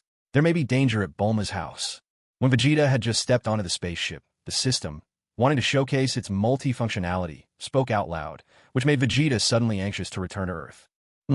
Vegeta froze, not expecting the system to suddenly pop up with such a baffling statement. Bulma in danger? There was Gohan back on Earth, someone practically equal to him. What kind of danger could Gohan not handle? Don't tell him that in the midst of an existential crisis on Earth, Gohan would be locked inside at home by Chi-Chi, forced to study and do homework. Here's what happened. The all-knowing system began to explain, never withholding any detail. After Vegeta had left for New Namek, on a free day, Bulma decided to take little Trunks to visit Krillin's house. By coincidence, she ran into the trio of androids 16, 17, and 18, who were secretly negotiating with Krillin. What? You're going to look for Dr. Gero's other laboratory? Bulma exclaimed, her excitement barely contained. Krillin glanced sidelong at the child in Bulma's arms. It's way too dangerous. You'd better take Trunks to visit Master Roshi and play with Turtle instead. Bulma just grinned slyly. If those 3 androids haven't yet been activated, maybe I can get my hands on one and study it myself. When faced with Bulma's stubborn streak, not even Vegeta could rein her in, let alone Krillin. So, after sending little Trunks back home, Bulma piloted a plane straight to the frozen continent at the far north, the site of Dr. Gero's other research facility. Amidst the rocky chaos of the snowy mountains, Bulma was at the controls of a giant mechanical vehicle, shaped much like an oversized ostrich, weaving effortlessly through the rugged terrain. Krillin soon noticed that Bulma had followed them in secret, and after his failed attempts at persuasion, The group's mission partly turned into one of keeping an eye on her. Android 16 and Krillin would swoop down in low arcs from above now and then, checking in to make sure Bulma hadn't run into any trouble. 18. Who is that woman anyway? 17 drifted lazily in the air, arms folded, turning his head to ask 18. With a calm look, 18 replied, I heard from 16. She's Vegeta's wife. A science researcher by trade. 17 instantly fell silent. Vegeta's wife. No wonder she was so bold. We've arrived. 18 pulled off an abrupt stop, dropping down to the ground, with 17 landing right after. Here. Krillin stared at the snow-capped mountain ahead, disbelief written all over his face. The mechanized ostrich knelt down, its hatch opened, and Bulma leaped out, face shining with excitement. Hoisting a shovel, she handed it to Krillin and urged him on. Hurry up, get digging. You're really good at bossing people around. Krillin accepted the shovel, rubbing his aching head, then turned to 16, uncertain. Is this the spot? Can you pinpoint it exactly? All around them were mountains big and small, just endless snow and ice. Where was this lab supposed to be? The mountain is hollow, and the entrance is in a cave halfway up its side. Number 16 spoke as he and numbers 17 and 18 all began to rise gently into the air. Hey, take me with you. Bulma saw that Krillin was about to take off as well, and quickly grabbed hold of his arm. Hey, number 18, aren't you interested in that bald guy at all? Number 17 watched Krillin take Bulma with him and follow behind, throwing a teasing look at number 18. I don't like bald guys. Number 18 huffed, her reply sharp and full of pique. Krillin's ears twitched slightly at her words. After entering the cave, they found that the mountain was indeed hollow inside. Twisting and turning tunnels wound their way through, connecting to other parts, likely a few smaller mountains nearby. This way, it looks like numbers 14, 15, and 13 haven't been activated before. The tall number 16 led the way, but his voice remained gentle.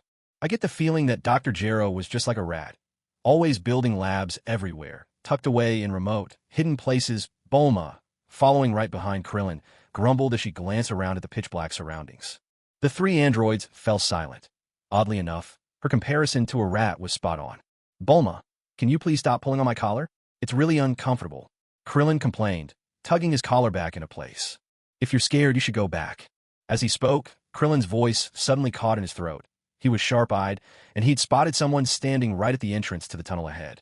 The three androids had already become alert, their eyes fixed on the shadows where, slowly emerging from the dimness, was number 14, a hulking, broad-shouldered android with a striking mohawk hairstyle. Detecting their presence, number 14 stepped out from within. He first sized up the trio of androids, then shifted his attention to Krillin and Bulma. His gaze was empty, both pupils narrowing as he locked onto the two of them, murmuring softly under his breath. So, Goku. No, that's not right. Not them. Wait, are those three androids too? Hearing another voice, Bulma looked toward the short figure at number 14's feet, number 15, and couldn't help but exclaim in surprise. Wow, these androids really are different from each other. What are you doing blocking the doorway? Number 13, standing behind number 14, pushed his way outside in annoyance. You were made by Dr. Gero too, weren't you? Number 13's tone was arrogant and brash. So is son Goku dead or not? He's dead. Number 18 flipped her hair back, her voice even more defiant and cutting than his. Oh, and were you the ones who killed him? Number 15 turned his gaze toward Krillin and Bulma. Why are you hanging around with Earthlings? Shorty, why should we answer your questions? Number 17 narrowed his eyes and let out a cold laugh. Sensing the tense, knife-edge atmosphere, Bulma shrank back, inching closer to Krillin for safety. Cut the nonsense. Son Goku is dead. So, where's Dr. Gero? Number 13 folded his arms and turned to number 16, who had remained silent so far. Or are you hoping to recruit him, so you can rule the world together? Both sides were testing the waters, probing to see if they were really on the same team. Gero, I killed him myself. Number 17 flashed a mocking sneer at number 13, his eyes filled with blatant provocation. Patricide, Number 15's gaze swept over to Krillin and Bulma. He lifted one hand, and without warning, fired a blast of energy toward the two. Agadavisin, associating with these lowly humans. You're androids, beings a cut above mankind, and yet. Bulma's eyes widened as she watched the energy blast speeding toward her. In a panic, she screamed at the top of her lungs, clutching Krillin's neck desperately. NGH, Krillin reacted instantly, twisting his body and scooping Bulma up as he launched himself into the air, narrowly dodging the incoming blast. The energy struck the mountain wall, blowing a gaping hole straight through. Snowflakes fluttered in, caught on beams of sunlight, now streaming through the opening. In a flash, chaos erupted. Number 17, number 18, and number 16 versus number 14, number 15, and number 13. Taking advantage of the confusion, Krillin hurriedly escorted Bulma out of the mountain cave and told her to hide, before leaping back into the fray himself. A loud impact rumbled through the air. Caught off guard for a moment, number 18 was blasted out of the mountain by a powerful shockwave from number 15. As she dodged and tried to regain her footing, number 15 appeared behind her, landing a punishing punch to her back. Without missing a beat, the clash quickly shifted from inside the cavern to the icy wilderness beyond. Krillin darted over just in time to catch number 18 as she tumbled toward the freezing river. "Are you all right?" he asked urgently. "Humph." Number 18 snorted coldly, gritting her teeth before launching herself into the sky to rejoin the battle. "Yeah." Number 17 braced both arms against number 13's super explosive blast, but as the attack detonated in a burst of blinding light, he was struck, his body crashing through the ice and plunging into the chilly lake below, hidden beneath the thick ice. Number 18 glanced back just in time to be caught off guard herself. Number 15's kick sent her hurtling into the mountain wall. "Heh, did Dr. Gero have shaky hands when he built you?" Number 13 jeered, glaring at the lone number 16. A cold wind swept through, scattering snowflakes and revealing the rocky ground beneath. Chunks of stone flew up, striking the rocks with a sharp, staccato rhythm. Still silent, number 16 lunged at number 13 and threw a punch. In the blink of an eye, the 4 remaining androids were locked in a wild melee. With a fierce cry, number 18 spun in midair and lashed out at number 15, sending him crashing to the ground with a single kick. He looked up at number 18, now hovering above him, expressionless. Taking 2 slow steps forward, his whole body suddenly sank deep into the snow. The misery of being short. The waterhole where number 17 fell erupted in an instant, sending up a spray of water. The surrounding ice lake began to shatter, and massive icy boulders burst through the ice's surface like spears. With an explosive momentum, number 17 hoisted a 3-meter-tall chunk of ice and hurled it into the air toward the group above. "Come on, my friends. Gohan, Piccolo, team." Krillin let out a cry and, summoning all his energy, launched himself straight at number 15, who had been overpowering number 18. All across Earth, Piccolo, Gohan, Tien Shinhan, Chiaotzu, Yamcha, and others snapped their heads north, instantly sensing Krillin's aura, and raced toward his position. "Is Bulma in any danger?" Vegeta abruptly cut in as he listened to the system's report. The system quickly investigated. "She's currently hiding at the foot of a snowy mountain, but this battle could spill over at any moment." In truth, he felt guilty. He'd just been slacking off, reading some risque magazines, then got distracted by observing the environment on planet Vegeta. Far too much time had already slipped by. Vegeta frowned, clenching his fist. Now, so far away on planet Vegeta, even if he boarded a spaceship for Earth, that would still take over half a month. "Damn it," Vegeta snarled through gritted teeth, barely able to contain his anger. "Host, shall I teleport you over?" The system, eager to make amends, offered a solution in a tentative voice.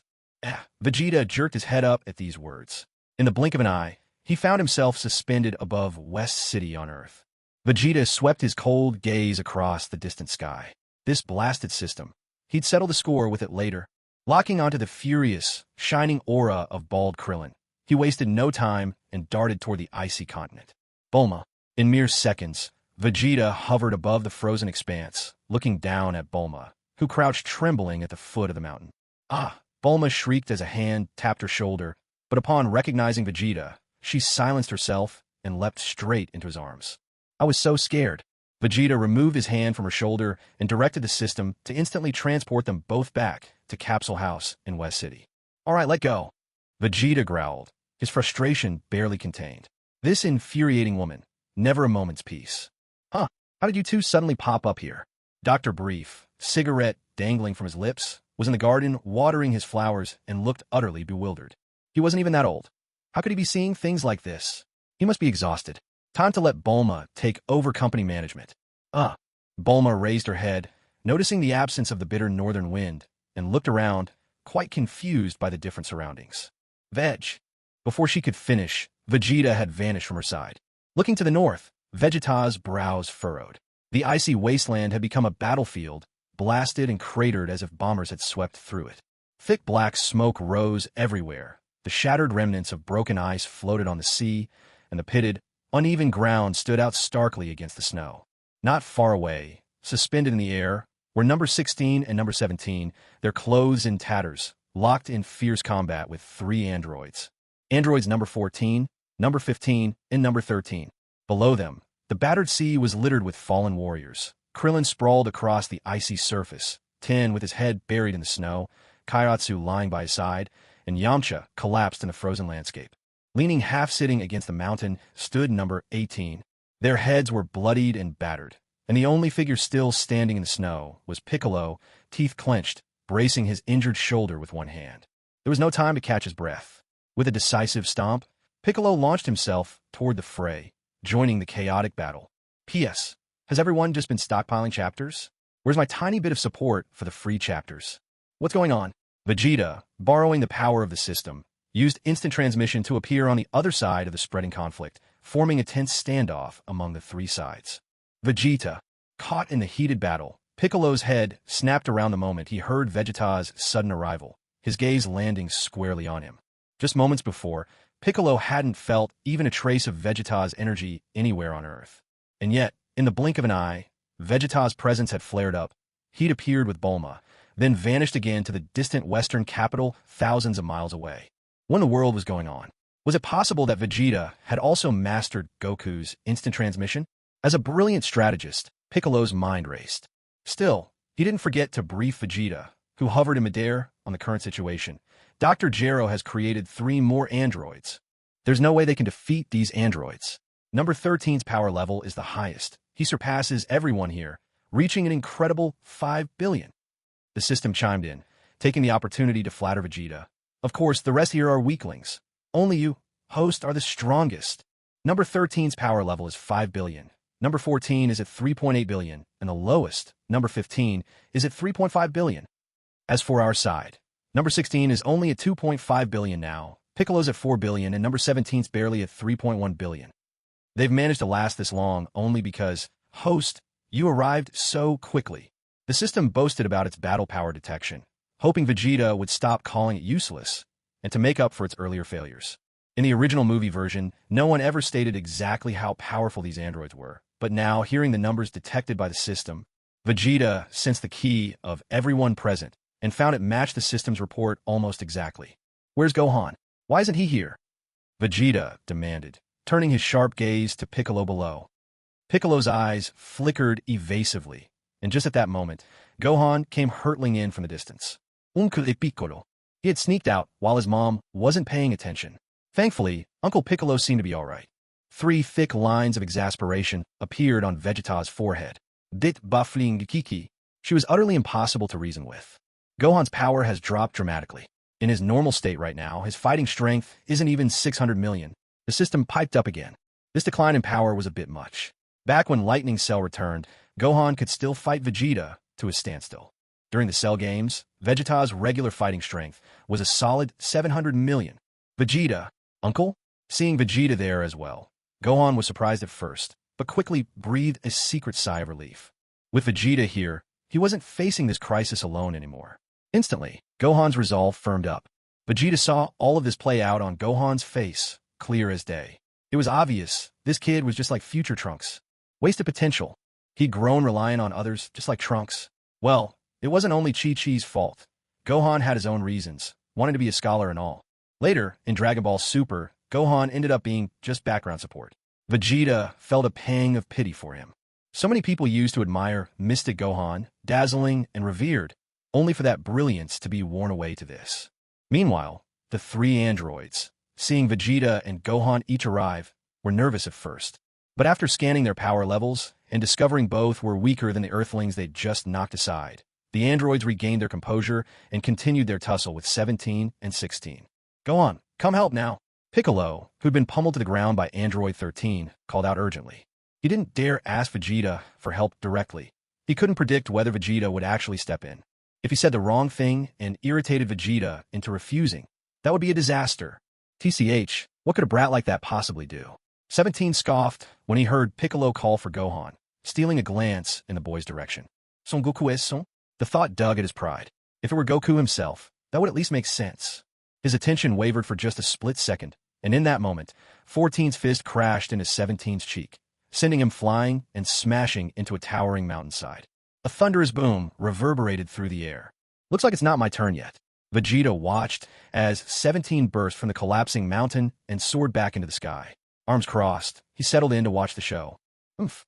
17 grunted coldly, launching himself at 14, who hovered above. I can handle this myself. As usual, Gohan looked up to Piccolo, and when Piccolo called for his help, Gohan responded instantly, charging up and transforming straight to Super Saiyan. With a fierce shout, his energy blazed. Vegeta stood with his arms crossed, frowning as he watched. Even powering up takes him so long. He's hopelessly out of practice, it's painful to watch. Looks like Gohan will become nothing more than a sideline character long before Majin Buu even shows up. Right now, Gohan's combat power is over 28 billion. The system chirped, feeling like an attentive little helper. Then post a mission or something. What am I here for, just to watch the show? Vegeta called out to the system in his mind. With an opponent this week practically serving himself up, why not activate your bloodline by another 5%? How about that? The system's voice faltered, but quickly resumed. I could send you to meet Whis if you're interested. Deal. Vegeta's lips curled into a satisfied smile, triumph flickering deep in his eyes. System task released. Defeat Super Android 13. Upon completion, the reward is an additional 45% activation of the Super Divine Bloodline. Updated info. Host Vegeta, base combat power, 1 billion. Super Saiyan 2, 140 billion. Super Saiyan 4 form, 1 minute duration, 1 trillion. Super Saiyan God bloodline activation at 40%. The system was delighted, as long as Vegeta's emotions kept stirring. It could draw on Vegeta's positive emotional energy to strengthen itself. The more excitement, the greater the benefit. Best of all, Vegeta had no idea at all. As Gohan released a surge of powerful energy, the battling androids all suddenly paused. With Gohan's arrival, the battle tipped sharply in a new direction. Number 16 was battered repeatedly, forced back until he crashed into the snow not far from Piccolo. Number 14 was the first to fix his gaze on Gohan. Just a child, he thought, this show of force must be a bluff. No one at his age, not even since before birth, could possibly possess such overwhelming power. Gohan raised his hand and easily stopped number 14's fist, effortlessly pushing it back. Even with his diminished strength, Gohan's Super Saiyan power, amplifying his strength 50-fold, left number 14 with a look of horror. Number 14 tried desperately to reclaim his fist, but against Gohan, he was utterly powerless. Gohan grinned and released his grip. Number 14 immediately launched another flurry of fists and kicks, but Gohan met him with a single, simple punch straight to the gut. His fist pierced right through number 14's abdomen. He didn't even have time to react. Staggering backward, number 14 looked down at the gaping hole in his body, a split second, and it was over. With a thunderous bang, number 14 detonated into pieces, his parts scattering across the snowy ground. Gohan's eyes shifted toward number 15. But number 15, uncertain, looked instead to number 13, waiting for his orders. Number 15 faltered. He couldn't hope to resist an opponent who had just obliterated number 14 with a single punch. Go! Sensing number 15's hesitation, number 13 shouted harshly, surging forward at Son Gohan. Facing the two charging at him, one after the other, Son Gohan remained calm and indifferent. With a swift sweep of his leg, he kicked at number 15. Before another word could be exchanged, number 15's head was sent flying the next instant, followed by the explosive sound of another detonation. See? That's what it means to have a whole extra zero in your power level. The system's mechanical voice even clicked its tongue with incredulity. Vegeta merely grunted in response. If weaklings with such pitiful fighting power could give Gohan any trouble, that would be utterly disappointing for a Saiyan. Floating not far away, number 17's eyes were wide with shock as he watched the scene before him.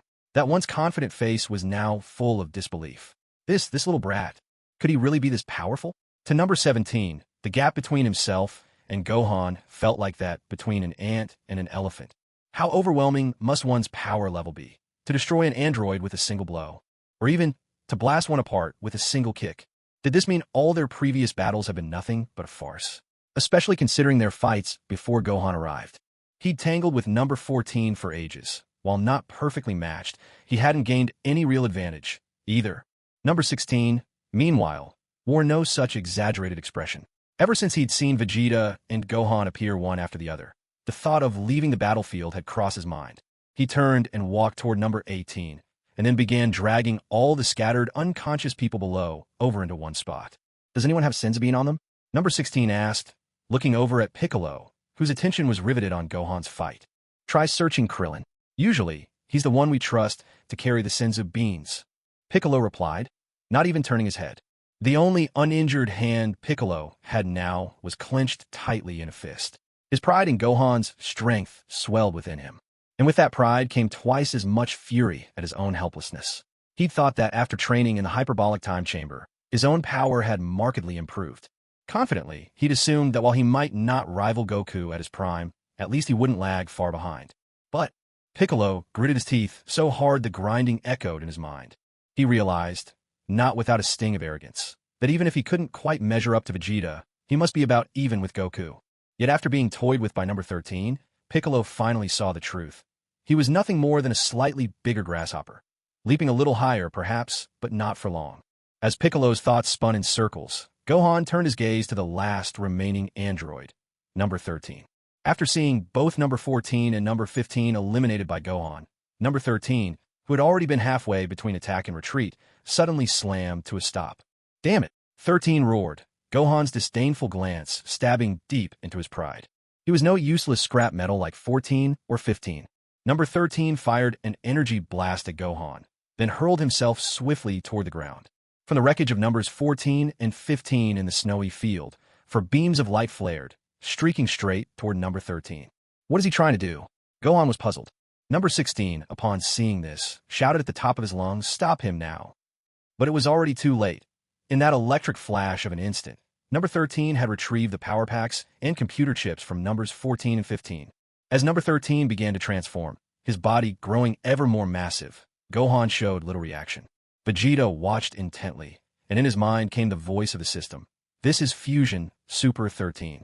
His power level is at 55 billion. Huh? That power level left Vegeta thoroughly confused. He remembered in the movies, the combined strength of numbers 13, 14, and 15 was clearly inferior to that of numbers 17 and 18. Now, seeing numbers 16 and 17 unable to cope with him at all, and how could merely absorbing a few chips cause 13's power to skyrocket so outrageously, practically rivaling that of Lightning's self back then? He recalled that in the end, it was Goku who had destroyed Super 13 with a spirit bomb. But soon, Vegeta shrugged off these doubts. Perhaps things had changed long ago in this parallel world. Vegeta cast a disdainful glance at this so-called Super 13. Frankly, using his Super Saiyan 2 form to crush this Super 13 felt almost like overkill. Mainly, this guy just looked ugly. Painfully so. Gohan isn't even at 600 million. So Super Saiyan 1 would barely be close to 30 billion. At full power, maybe around 48 billion. Vegeta quickly recalled what the system had just mentioned about Gohan's strength, and his expression began to darken in dissatisfaction. So that means Gohan's Super Saiyan 2 form would only be barely on par with Super 13? Gohan shot up towards Super 13, who hovered in midair and landed a probing punch in a number 13's abdomen. Quite the force in that blow. Super 13 twisted aside, letting Gohan strike hit nothing but air. After so long without training, Gohan's rustiness was plain to see. He watched as Super 13, twisting smoothly away, swept his leg in a follow-up kick. Gohan's eyes kept up, but his body just couldn't react in time, and he was sent flying headlong into the mountains below. With a cry of pain, Gohan crashed clear through several snowy peaks before finally skidding to a halt, buried deep beneath the avalanche. All around, the world was lost beneath a blanket of white. "Gohan!" Piccolo called out, his voice tight with worry. He could sense Gohan's immense power, but as for whether he could truly stand up to Super 13, even Piccolo couldn't say. Still, one thing was painfully clear now. Gohan's fighting skills had definitely slipped. Piccolo fixed his gaze on Vegeta, who was floating in midair with his arms crossed. Would Vegeta make a move? Or was he waiting for Gohan to lose before stepping in? With a sharp cry, the spot where Gohan stood suddenly erupted, snow and ice scattering everywhere under the surge of his energy as he transformed into Super Saiyan 2. Cutting through the flurry, Gohan shot towards Super Android 13, who hovered above. The two clashed, fists and kicks trading blows as their battle swiftly grew intense, surging back and forth with breakneck speed. From midair to mountaintop, from the ground to the sky, they fought relentlessly. Each time Gohan's head struck his opponent, Super Android 13 was forced back. Are we done warming up? With his own strength now surging, Super Android 13's confidence soared. He eyed Gohan with a playful grin. Then it's time to get serious. Piccolo watched the fierce exchange, every nerve taut, unable to tear his eyes away. not even to blink. Damn it, Gohan gritted his teeth, balled his fists, and launched himself at his foe. Super Android 13 grinned, easily catching Gohan's punch with an outstretched hand. With his free hand clenched, he drove a fist squarely into Gohan's stomach. Staggering, Gohan clutched his gut and cried out in pain. What a disappointment. Is that really all you've got? Super Android 13 mocked, raising his leg high and swinging a kick straight at Gohan's face. Fighting through the pain, Gohan dodged just in time, pulling back and putting some space between them before launching a Masenko blast. Super Android 13 simply chuckled, reached out nonchalantly, and batted the glowing sphere away as though it were nothing. The Masenko shot toward the mountaintop, exploding in a thunderous blast. In an instant, the peak was gone, half the mountain left standing amidst the smoke. Seeing his attack fail, Gohan unleashed a rapid barrage of energy blasts at Super Android 13. Unfazed, Super Android 13 met the assault calmly, arms moving so fast they blurred, each blast deflected without effort. Energy bolts exploded all over the landscape, shaking the mountainside and filling the air with swirling snow and clouds of debris. Unable to find any signs of beans on Krillin, Android 16 quickly erected a protective shield around the group, safeguarding everyone from the relentless explosions. When Gohan's onslaught finally ceased, Super Android 13 had already closed the distance between them, launching a hail of punches and kicks. Under the overwhelming assault, Gohan could only cross his arms before him, struggling to hold his ground as he was driven back step by step. With a shout, Gohan managed to break free, putting space between them once more. But just then, Super Android 13 stretched out his hand and fired an SS bomb at Gohan. Dodging desperately in a zigzag pattern through the air, Gohan tried to evade, but the SS bomb tracked his every move relentlessly. All it took was one slip. The blast caught him, sending Gohan crashing to the earth. Snow erupted around him, and a deep crater marked the spot where he landed. Breathless, Gohan lay at the bottom, gasping for air. Son Gohan crashed onto the ground and struggled to stand up from the snow. Breathing heavily, he looked at Super Android 13, who was now walking toward him. A crimson energy sphere flickered in Super 13's palm, growing larger with every passing moment until, with a surge, the SS energy blast sent Gohan flying once again. Ah! As Gohan was hurled backward and smashed into the snow-capped mountain, Piccolo called out anxiously, his voice laced with worry, "Gohan!" over and over again. Each time, Gohan was struck down and flung away by Super 13's SS blasts, only to grit his teeth and struggle back to his feet. Kneeling on one knee in the snow, Gohan clutched his wounded shoulder, his eyes heavy with fatigue as he braced himself to face another approaching SS energy blast. In utter despair, Gohan closed his eyes. Dad! Suddenly, a powerful energy wave shot forth, colliding head-on with the SS blast and sending it hurtling away. The two streams of energy met high in the sky, exploding in unison like a supernova. A colossal explosion lit up the world, painting the sky with light. The shockwave rippled outward, splitting ancient glaciers and shattering icy peaks as if the land itself were coming apart. The ground trembled violently. Beneath the frozen surface, the waters of buried lakes surged and roared, while the ice covering the sea was torn apart inch by inch. Vegeta, his arms still outstretched from launching his attack, stood tall beneath the radiance of that incredible explosion, a figure of indomitable presence. Golden energy flared around him, with bolts of lightning crackling over his body. Vegeta let out a derisive scoff. "How disappointing, son Gohan," he said, leveling his still glowing hand towards Super 13. "In just a matter of months, your skills have decayed this badly? Is that any way to honor the memory of Kakarot? Faced with your enemy, and you can't even put up a bit of resistance?" Vegeta's face was cold and hard. The words were harsh, the tone unforgiving, but every word spoke the truth. With Goku gone, it seemed that whenever any threat appeared on Earth, these warriors had become nothing more than fodder for their foes. I'm sorry." Gohan bit his lip, regret and self-reproach heavy in his apology for not training harder. Vegeta did not reprimand him further. Everyone must walk their own chosen path. Super 13 turned to analyze Vegeta's data, but the numbers were off the scale, impossible to compute. How could this be? Super 13 kept running calculations, data streaming frantically in his eyes, yet the answer refused to come. Really now, even I, the proud Saiyan prince, have never dreamed of ruling the universe. Vegeta's palm shone with fierce light. And you miserable, junk heap puppets still dare to cause havoc. The glow intensified in Vegeta's hand, and with a thunderous charge, he unleashed a wave of energy straight at Super 13.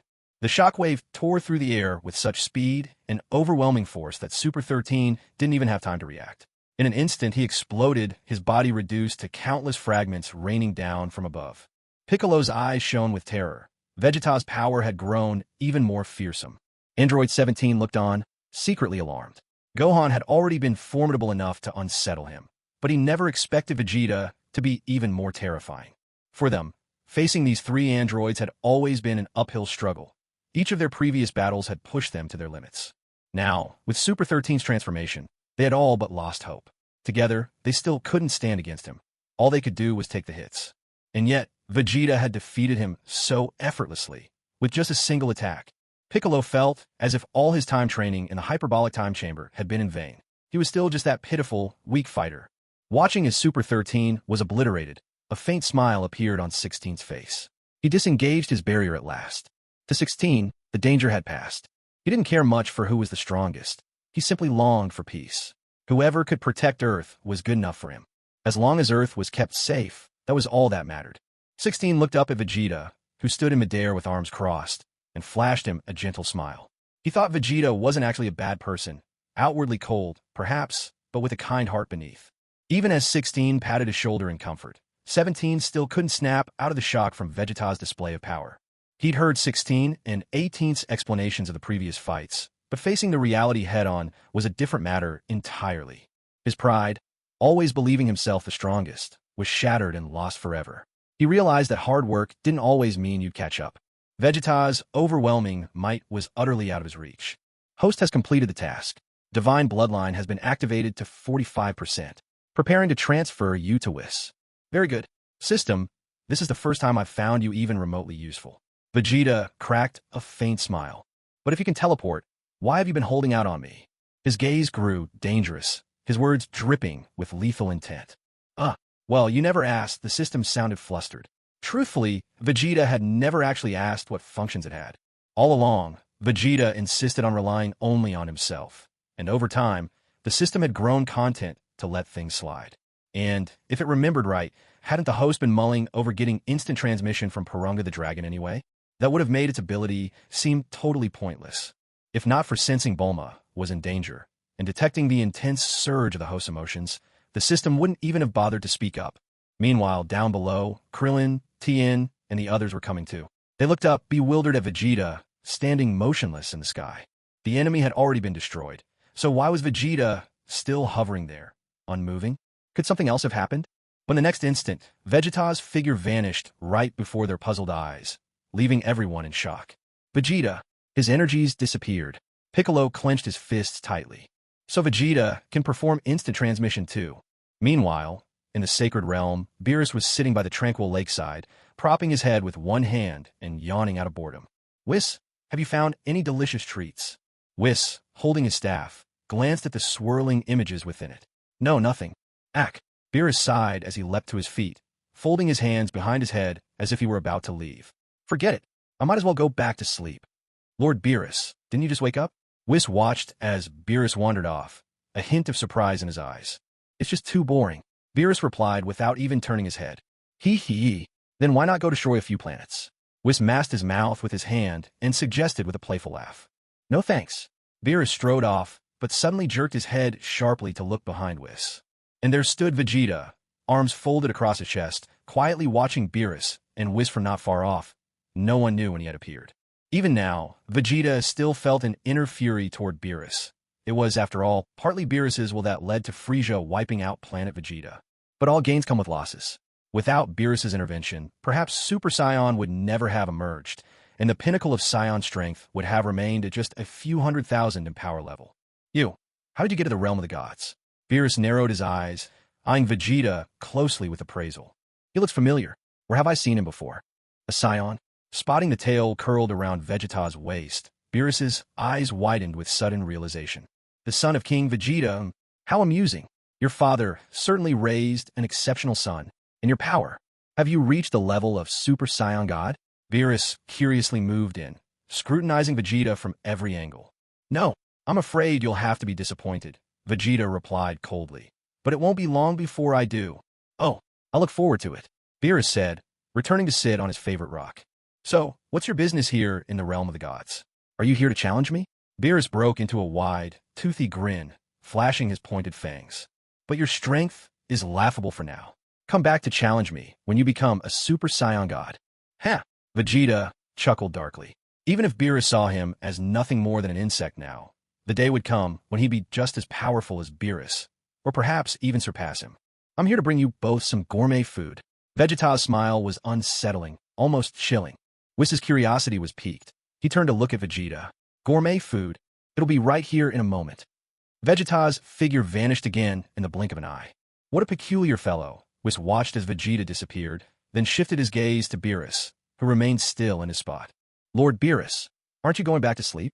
Since when has the sacred realm of the gods become a place where just anyone can wander in at will?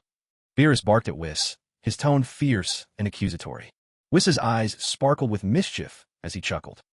Oh, isn't it true that as soon as you hear the word delicacy, you let people come and go as they please? Was that instant transmission? But it's not the same as a god's power. How very strange.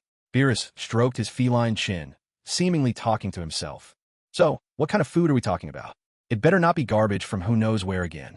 If it tastes awful, I'll just destroy him. Whis laughed again at Beerus's words, his amusement obvious. It seems Lord Beerus really is hungry. What is that delicious aroma? Beerus suddenly sniffed the air, his nose twitching, and in the next moment his gaze shot toward Vegeta, who was now standing by the lakeside. Vegeta had returned with the food. With one arm, Vegeta hefted a large carton filled with paper boxes. Inside were all kinds of food he'd gathered from Bulma's house, and even some cat food. These are dental sticks. Vegeta began patiently pulling out cat food from the box. There's beef jerky, canned food, energy bars, catnip. Vegeta pushed the hodgepodge of items in front of Beerus. Beerus sat cross-legged on the ground, his nose twitching nonstop, but he kept his arms folded and wore an aloof expression, refusing to dig through the pile. He's not about to let his dignity slip. After all, he's Lord Beerus, the god of destruction. And here we have cake, pudding, milk tea, egg tarts. Is this a drink? Whis, utterly unreserved, pointed to a bottle of soda. Yes, that round one there. Hook your index finger under the tab. Vegeta nodded, looking at the can in Whis' hand. With a crisp pull, the can opened. Bubbles fizzed up. Whis exclaimed in surprise, his delight evident, while Beerus glanced sideways, his body still immobile. Whis took a generous gulp and let out a loud, satisfied burp, then rubbed his face in pleasure. Oh, that's marvelous. Unconsciously, Beerus swallowed a mouthful of saliva as he watched. Vegeta pretended not to notice as he continued unpacking. Here's some potato chips, spicy strips, mini milk buns, and gummy candies. While Vegeta was still pulling out goodies, and Whis was listening intently, Beerus took advantage of the moment and quietly reached out, snatching a random bag of snacks. Turning away, he tore the bag open with his teeth and popped a bright red, spicy strip into his mouth, chewing thoughtfully before swallowing. In an instant, Beerus's face began to flush red. He grabbed the bottle of fizzy drink Whis had left on the grass and gulped it down in one go. He drank noisily, the sound echoing as he finished it off. The very next second, Beerus opened his mouth wide, gasping for air as though he were breathing fire. Trying to cool himself down, he took deep, hissing breaths. You can't eat those two things together, Vegeta said, completely deadpan on the outside, though he was laughing his head off inside. Without revealing a hint of emotion, he placed a pouch of sheep's milk in front of Beerus. This is what suits you better.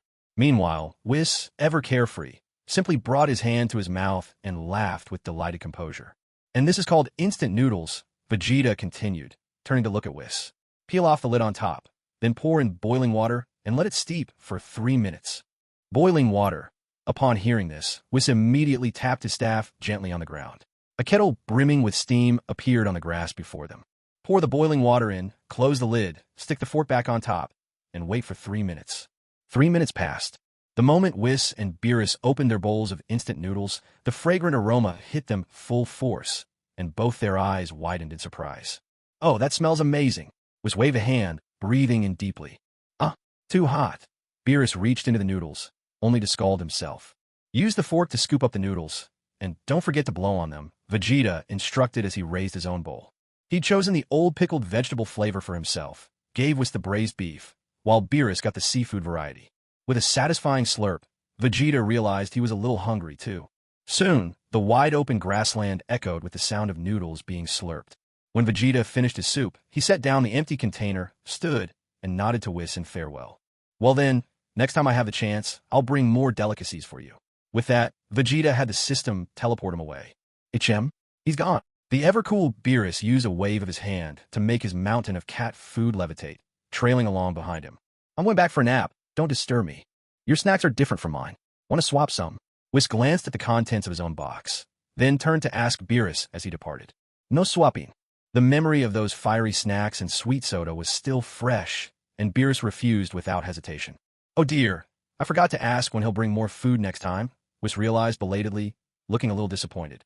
But how in the world did he find out about the Divine Realm? Why is he bringing us all these treats? Does he have some special motive? Oh well, Whis tapped his staff once. The large carton in front of him promptly vanished.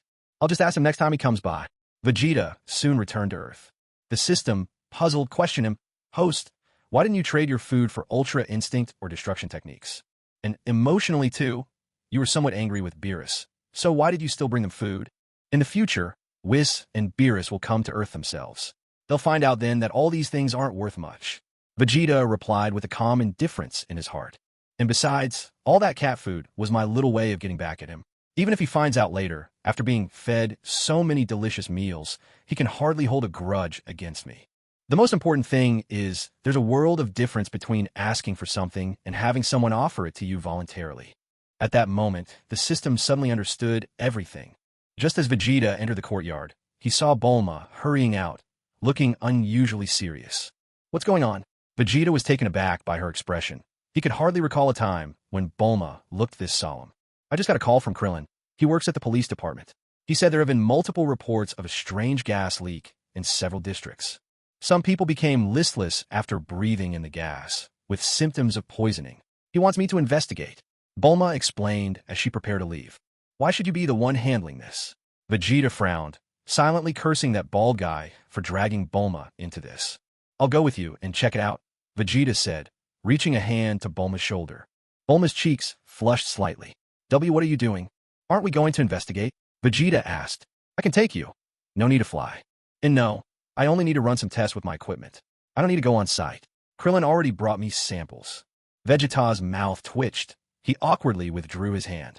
Inside the lab, Vegeta stood against the wall with his arms crossed, watching Dr. Brief's cigarette dangling from his lips and Bulma tapping away at the computer. Hey, Krillin, we've never encountered toxic gas like this. We have no data, Bulma quickly reported over the phone. But judging by how fast this gas is spreading, we have at most 70 days. After that, Earth will be a dead planet. What? Came Krillin's shocked outcry on the other end. Just as Bulma was about to say something more, Gohan and Piccolo landed in the courtyard and called out toward the house. Aunt Bulma, are you home? HM? Gohan. Bulma walked over to the window, opened it, and waved to the two outside. Over here. Gohan, what brings you here? As Bulma spoke, Piccolo's gaze shifted to Vegeta, who was leaning against the wall. This gas leak incident is closely connected to you Saiyans. HM? It's related to the Saiyans. Bulma was startled and turned to ask Piccolo, do you know what kind of gas it is? It's toxic gas, Testalin gas. Oh, Uncle Piccolo, you're amazing. You know so much. Gohan clenched his fists, his face brimming with admiration. Piccolo accepted Gohan's praise with his usual calmness. It's nothing. Ever since I fused with Kami, nothing on Earth escapes my sight. There are 4 origins of the problem, he continued. The first is the Great Canyon in the southwest of East City, called Big Apollo. The second is the pyramid in the desert, far beyond West City. The third is the volcano that's been erupting again and again for 100 years, out in the South Sea. The fourth is the eternal ice wall on the northern ice continent. We'd better move quickly, or every living being on Earth will fall to the poisonous gas. Piccolo then turned to Vegeta, fixing him with a thoughtful gaze. Vegeta, you wouldn't want that to happen either, would you? It was a warning in disguise. If Vegeta refused to help, they might not have the strength to save Earth. And if that happened, Bulma and Trunks would perish with everyone else. This calamity was brought to Earth by you Saiyans in the first place. If you hadn't wiped out the Tuffle race, Dr. Lychee would never have set his sights on this planet. North Kai's voice echoed in Piccolo's mind, his eyes burning with anger. The Saiyans truly were a detestable race. The Tuffles had graciously taken in the Saiyans, letting them live on Planet Plant, never suspecting they were welcoming devils. The warrior race of Saiyans even produced a child more cunning than any Tuffle, Vegeta's father. King Veget. Oh, Uncle Piccolo, you're amazing. You know so much. Gohan clenched his fists his face full of admiration. Piccolo took Gohan's praise with his usual calm. It's nothing. Ever since I merged with Kami, nothing that happens on Earth escapes my notice. There are 4 sources. The first is the Great Canyon in the southwest of East City, Big Apollo. The second is a pyramid standing in the distant desert, even farther from West City. The third is the ever-erupting Piccolo volcano in the southern seas, active for hundreds of years. And the fourth is the eternal wall of ice on the northern polar continent. We'd best act quickly, or soon every living thing on Earth will be poisoned by the gas. Piccolo shifted his gaze to Vegeta. Vegeta, you wouldn't want that to happen either, would you? This was a roundabout threat. Should Vegeta refuse to help, they might not have the power to protect the Earth. In that case, Bulma and Trunks would perish along with everyone else. This disaster was brought to Earth by you Saiyans to begin with. If you hadn't wiped out the Tsufruians, Dr. Lychee would never have come here, echoed King Kai's voice in Piccolo's ear. His eyes flashed with anger. Saiyans truly were a detestable race. The Tsufruians had kindly taken in the Saiyans, letting them live on Planet Plant, only to be repaid with betrayal. The so-called warrior race gave birth to an even more cunning generation, Vegeta's father. Led by King Vegeta, the Saiyans rebelled, overthrew the Tsufruians, and seized the planet for themselves. That was nothing short of biting the hand that fed them.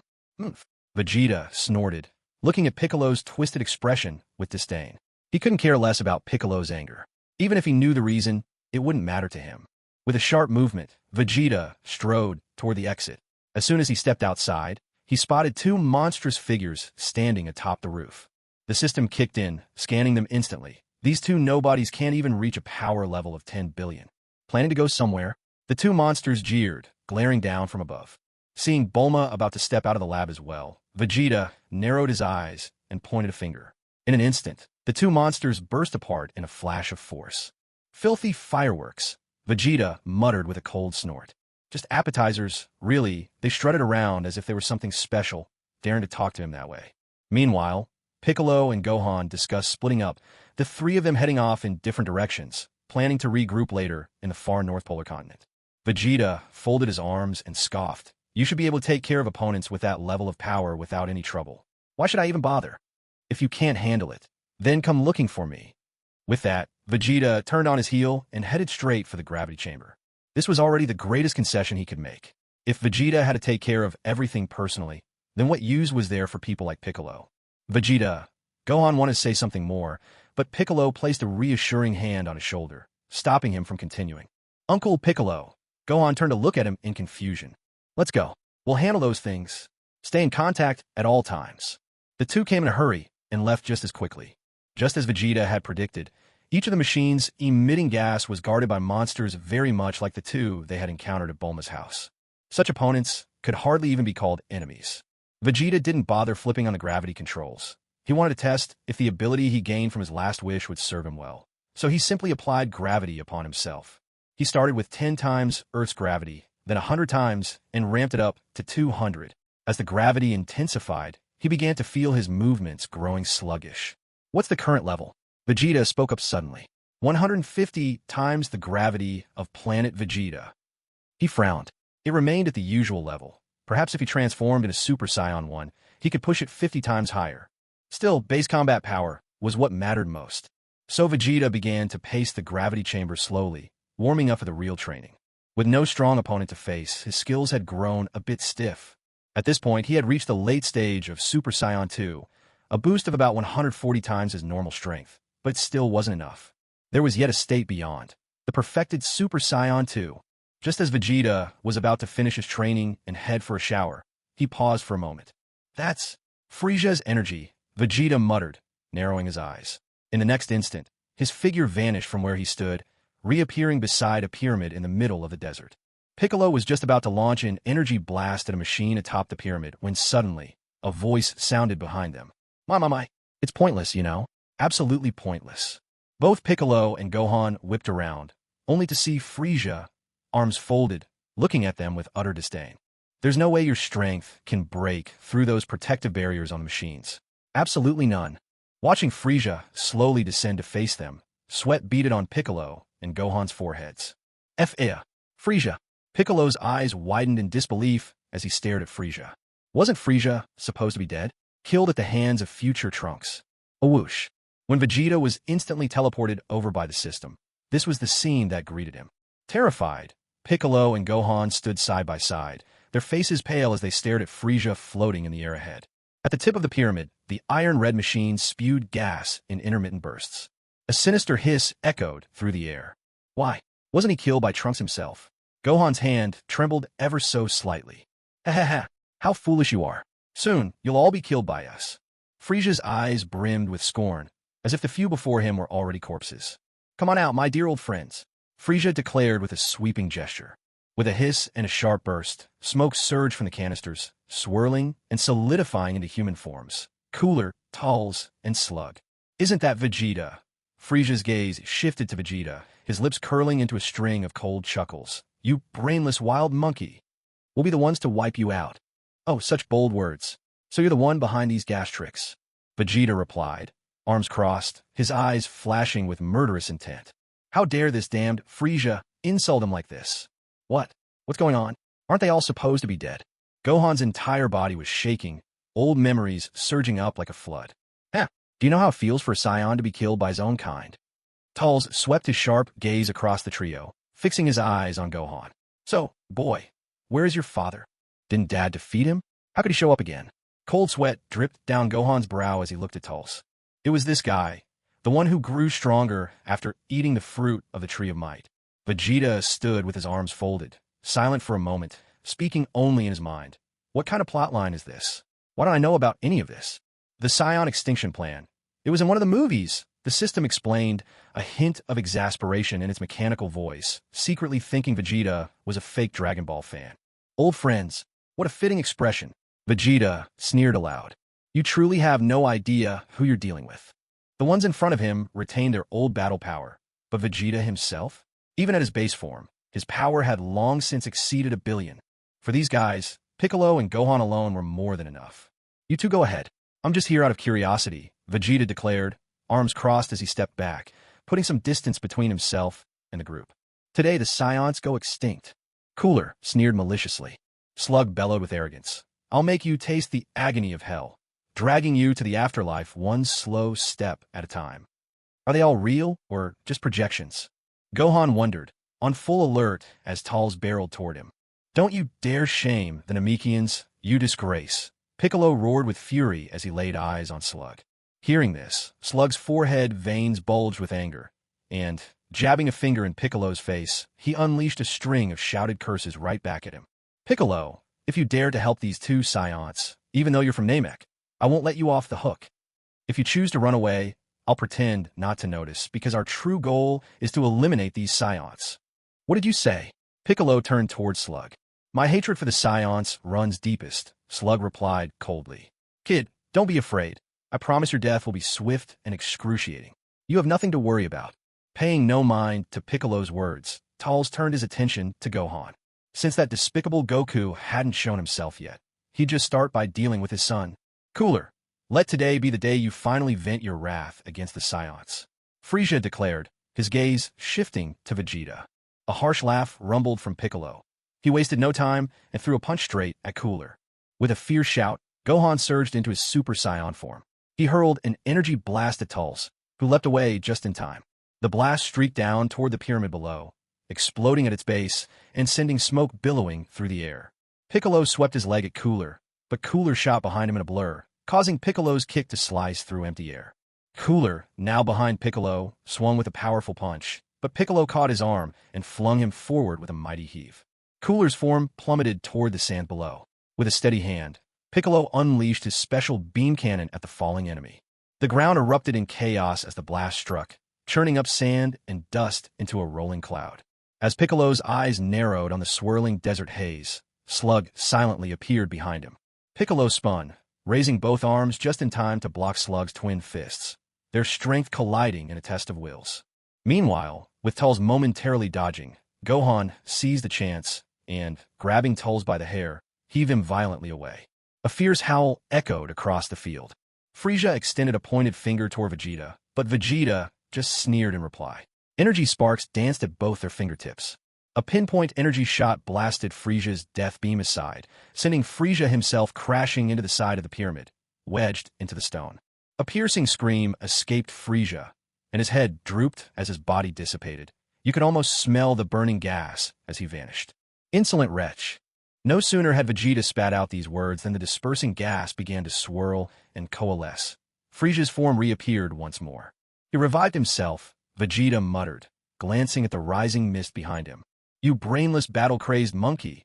That's all you're good for. From behind, Frieza taunted Vegeta, his voice echoing with malice. I, Frieza, will be the one to execute your death sentence. Make no mistake about it. Ha ha ha. If I don't tear you limb from limb, I'll never be rid of this grudge in my heart.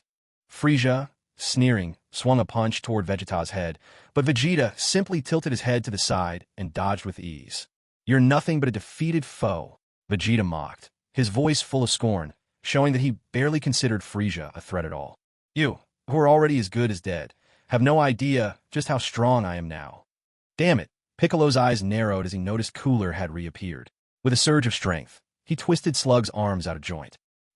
Piccolo let loose a key blast straight at Cooler. The blast struck true, and Cooler dissolved into misty phantoms, but he balled his fist triumphantly and grinned, cocky as ever. Oomph, you don't even have the power to touch us. You overconfident fools don't know your place. But before Piccolo could even pull his arm back, the mist before him swirled and condensed, and there was Cooler once again, standing intact as if nothing had happened. Oh ho ho! Frieza turned his gaze to Vegeta, snickering coldly. A sinister hissing filled the air.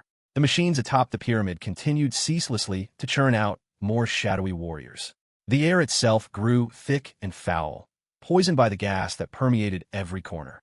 Even with his arms useless, Slug lunged at Piccolo with a sweeping kick. Piccolo gritted his teeth, spun around, and countered with a hard straight punch. Yeah, the fight between them resumed in an instant. Frustration simmered in Piccolo's blows. Seizing a brief moment when Slug dropped his guard, he drove his fist clean through Slug's body. Yet in a blink, Slug dissolved into a cloud of smoke, drifting around to Piccolo's back before reforming unharmed. His wounds vanished as if they'd never been. Ha ha! Slug burst out laughing, triumphant. System, what's going on here? Vegeta finally unfolded his arms, eyeing these foes that simply refused to die. Would he need to take matters into his own hands? Are these two actually immortal? Even Piccolo found it hard to believe, facing opponents who simply would not fall. The two tried over and over to bring their adversaries down, each time thinking they'd finished the job. But every time the poisonous mists reformed them, and each time they returned, their power seemed to grow. This is endless. So damn annoying. Gohan struck Doriasu with a heavy punch, but as he watched the misty foe reassemble himself yet again, frustration welled up inside him. Fatigue began to creep in. What's happening? Vegeta muttered to himself, as if searching for an answer in the chaos. Oh, those are ghost warriors, hate-filled revenants born from pure malice. The encyclopedia system piped up unexpectedly, and then Vegeta pressed, awaiting the system's explanation. What do you mean, and then? That mist isn't just poisonous gas. It's the very substance that lets those warriors take form and move. True, a key blast can destroy them. But here's the real problem. Gohan and the others have been breathing in the toxic gas. It's sapping their strength, keeping them from fighting at their best. So that's why they keep getting pushed back. The system had barely finished before Gohan's body reacted. Ugh, Gohan suddenly clamped his arm over his mouth and nose. He sensed the irritation in his throat. Cough, cough. Frieza folded his arms across his chest. The moment he saw Gohan's expression, he burst out laughing mockingly. Oh, so it's finally starting to work now. Facing the bizarre laughter from the four people in front of him, Piccolo furrowed his brows tightly and quickly covered his mouth and nose with the back of his hand. Piccolo became aware of a strange sensation spreading through his body. My body. This is a terrifying gas, capable of stealing the lives of all things in this world. Vegeta shot Gohan and Piccolo a cold, sharp glance. He recalled something Bulma had once said absent-mindedly while investigating on her computer. Well then, it's your turn to meet your end, Frieza said with a sinister chuckle, stretching one hand out toward Piccolo and Gohan. He unleashed his attack. Frieza's energy blast hurled Gohan and Piccolo against the side of the pyramid. Their backs slammed into the stone wall, and they tumbled down its rough, uneven surface, coming to rest in the yellow sand at its base. And now, Vegeta, it's your turn. The four of them closed in around Vegeta from all sides. Oomph, just a bunch of worthless trash. Can't even put up a decent fight, Vegeta retorted, raising a hand and aiming at the machine atop the pyramid. If you're absolutely strong enough, There isn't a single barrier that can't be shattered. Solar burst.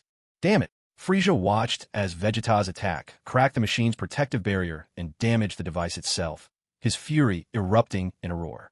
A thunderous crash echoed through the air. "You miserable wretch," Frieza spat, his voice full of murderous rage, as all four closed in for the attack on Vegeta. Vegeta clenched his fists, surging with energy as he transformed into Super Saiyan. Even with the combined strength of all four, they couldn't even touch him. With each punch and kick, Vegeta dispatched each foe effortlessly. One strike was all it took to scatter every one of them back into gas. This time, without the machine, they had no way at all to reform their bodies. "Curse you, you bunch of bastards," Frieza howled with rage, just as he was fading away. "Don't underestimate the power of our hatred. I'll be back." In the end, they were just fakes, hateful imitations. With his arms folded once more, Vegeta glanced at the two figures climbing to their feet in the sand. "You two are absolutely useless." Vegeta shot them a quick glare, then silently addressed the system in his mind. "How do we get rid of this poisonous gas?" "There's an antidote for the gas on Dark Planet, with Dr. Lychee," the system replied hurriedly. Secretly, it gloated. "This way, even the King Kai would owe it one. With Bulma's genius, she can't come up with an antidote." Vegeta mused in his heart. "Of course she can," answered the system eagerly, but the tone suddenly shifted. "But it takes time to develop. Right now on Earth, there are at most a handful who've been poisoned and are still alive, but if this drags on and everyone dies off, that'll be a problem." "Don't we have Dragon Balls? If someone dies, just bring them back." Vegeta's first thought went straight to the Dragon Balls. But ever since Den became the new Guardian, the Dragon Balls can no longer bring someone back a second time. "Isn't that why Goku couldn't be revived?" The system's voice came through timidly, clearly afraid of angering Vegeta. "I see." Vegeta's mind wandered to another question. Since the system could travel even to the divine realms, what about the afterlife? "Leaks on the Dark Planet. Let's take a spaceship together and go there." Piccolo cut off Vegeta's train of thought, his sharp gaze turning to him.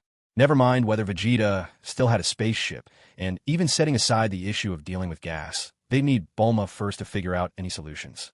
Piccolo, of course, had no idea that Vegeta had long since given his spaceship to the recently revived Saiyans. "All right then, for Earth's sake, let's head out right away." Gohan clenched his fists, nodding to Piccolo with determination. Vegeta glanced at the two of them. "No need. Dragging you both along would only slow me down. Instant transmission is much faster." Piccolo let out a resigned huff. Was every last Saiyan going to master instant transmission? "System, get me to the Dark Planet." Vegeta summoned the system silently in his mind.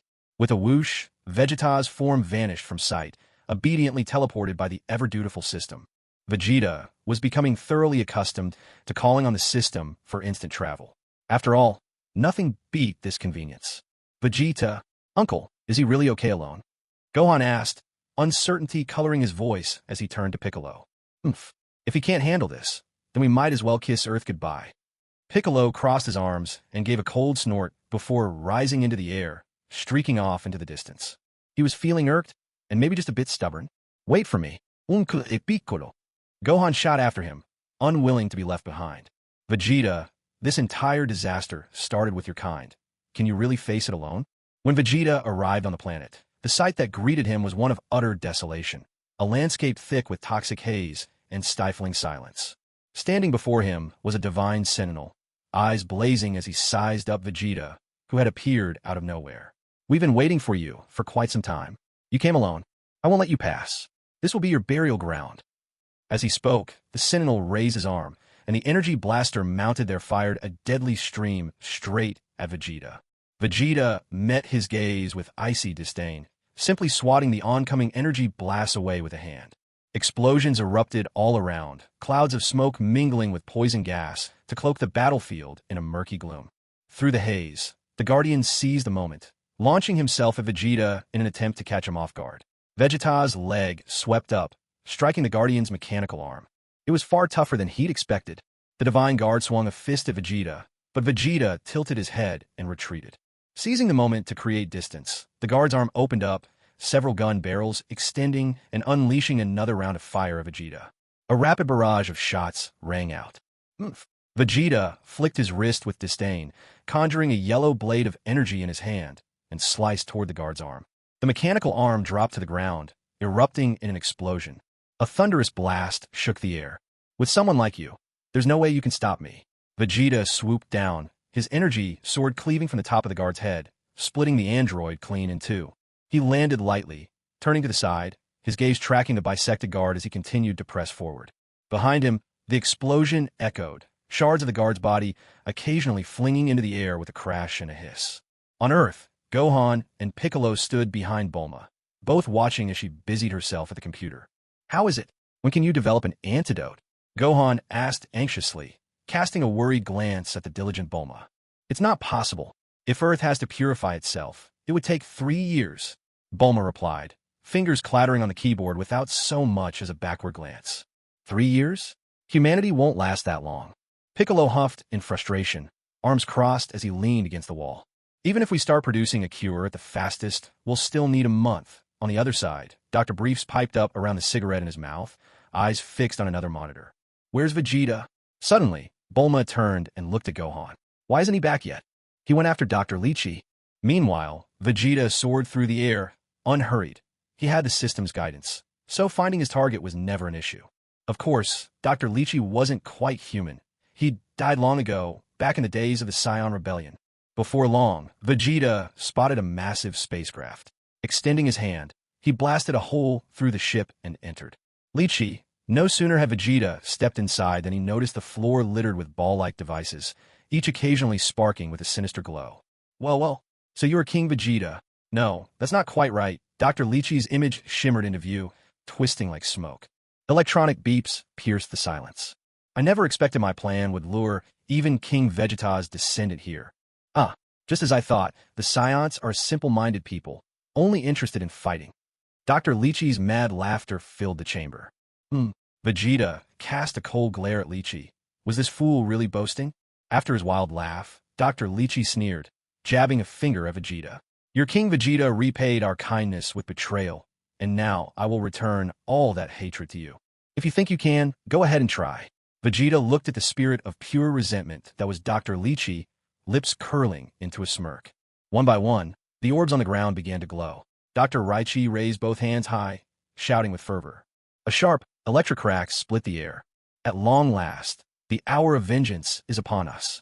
The deep-seated resentment harbored by the Tsufuru people, annihilated by the Saiyans.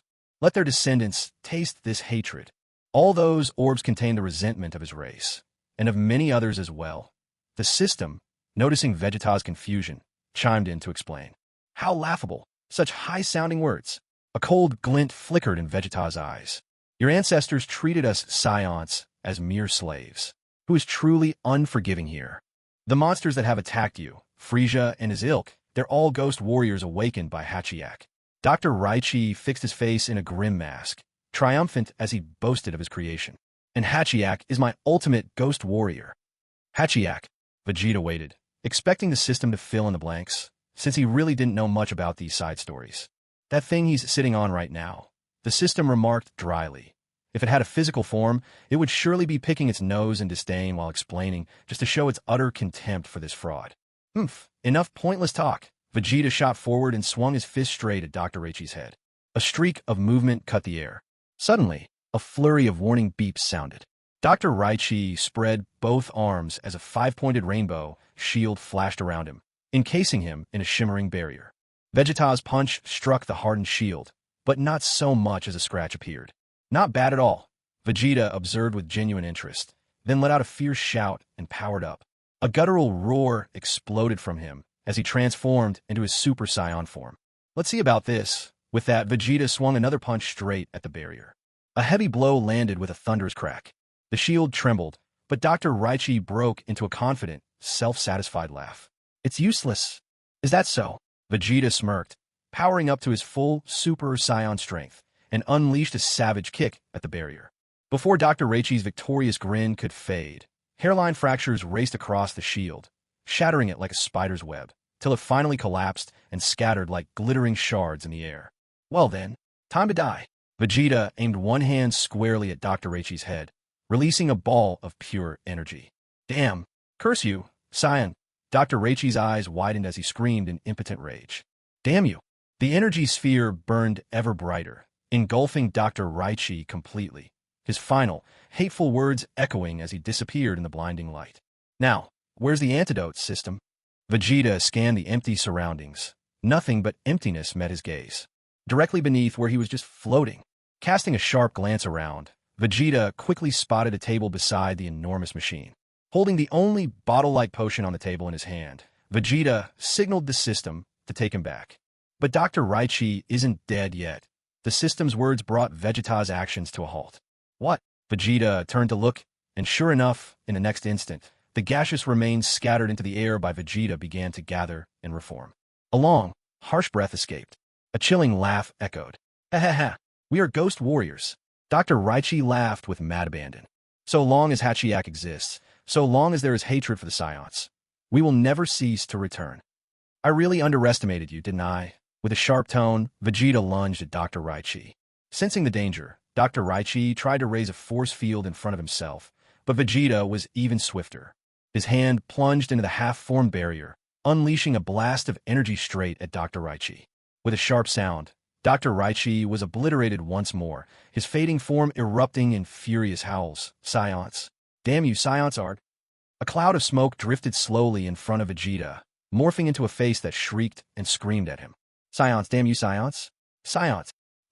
Without hesitation, Vegeta reached forward and grasped the smoky visage, crushing it so thoroughly that it dispersed to nothing. Raichi. Saiyans. Revenge. Suddenly, a strange and unfamiliar voice sounded from behind Vegeta. From the surface of the scattered orbs, grotesque mechanical arms flared with flickering, pulsing light, like the restless limbs of some monstrous octopus. Rage-charged energy floated upward from the orb, each wave more powerful than the last. Host, the intense hatred saturating this planet is being absorbed and recycled by Hachiyak. It's still increasing. A shrill sequence of beeps erupted with panic. It's about to surpass Hachiyak's limits. Oh no, he's losing control. The system's mechanical voice warped into static, leaving Vegeta with a pounding headache from the onslaught of noise. Hachiyak. Vegeta stared at the streams of malice transforming into jagged purple lightning, striking down over and over again. Thunder rumbled. This is getting more and more interesting. The purple lightning converged, radiating a blinding brilliance. At last, with a crack like the crash of a massive pillar of lightning, a final monstrous bolt struck. The light formed a sphere, from which slowly emerged a monstrous, humanoid figure. This is Hachiyak, host. His battle power now exceeds 1 trillion. We should run, the system whimpered, trembling in terror. This is a disaster. The system still hadn't collected enough reward from Vegeta, and now its host was about to be lost. As the radiance faded, a colossal red monster, standing 3.5 meters tall, towered before the crowd. What did you just say? Vegeta was utterly stunned. A faint, sibilant hiss swept through the air. The red monster, Hachiyak, showed no regard for honor as he swung his fist at Vegeta, landing a powerful blow to his abdomen. In his Super Saiyan 1 full power form, Vegeta was sent flying backward by the punch, skidding along the ground and leaving a long gouge in the earth. Damn it! Vegeta wiped the blood from the corner of his mouth with the back of his hand, then let out a fierce cry as surging energy exploded around him. Ah! Now in his Super Saiyan 4 form, Vegeta launched himself at Hachiyak, fists swinging furiously. Hachiyak twisted his body at the last second, easily dodging Vegeta's assault. With a rush of air, Vegeta's punch met nothing but empty space. He immediately brought his leg up, aiming a sweeping kick at Hachiyak's neck. The kick landed squarely, but Hachiyak didn't even flinch. For a moment, Vegeta was caught off guard. Seizing the opening, Hachiyak grabbed Vegeta's leg and hurled him skyward. A sharp noise rang out as, in the next instant, the crystals on Hachiyak's forehead and all 4 limbs blazed with energy, unleashing surging attack waves toward Vegeta as he plummeted from the air. Caught in the barrage, Vegeta's body was consumed by blinding light. His agonized screams pierced through the inferno. The radiance swelled, engulfing the entire ship. With a deafening explosion, the ship was torn apart, and the attack wave shot onward, streaking straight into the sky without pause. Vegeta tumbled down the side of a mountain, bouncing relentlessly until he finally slammed into the trunk of a sturdy tree. The suffocating stench of poison in the air nearly made him black out. Host, you can't die on me. The system trembled with fear. If Vegeta died, its own loss would be tremendous. Coughing up several mouthfuls of blood, Vegeta rasped. Shut up already. You're so damn noisy. You damn system. Are you sure his power level is just 10 trillion? With 10 trillion, even in Super Saiyan 4, I shouldn't be getting beaten this badly. Confirm power level, 998 trillion. Host, it's time to run. The system was on the verge of tears. How could the word retreat ever exist in the proud Prince Vegeta's vocabulary? With a furious roar, power exploded from Vegeta once again. Broken tree trunks and fallen leaves around him were blown into the air as if weighing nothing. Vegeta rocketed back toward Hachiyak, launching into a relentless flurry of punches and kicks.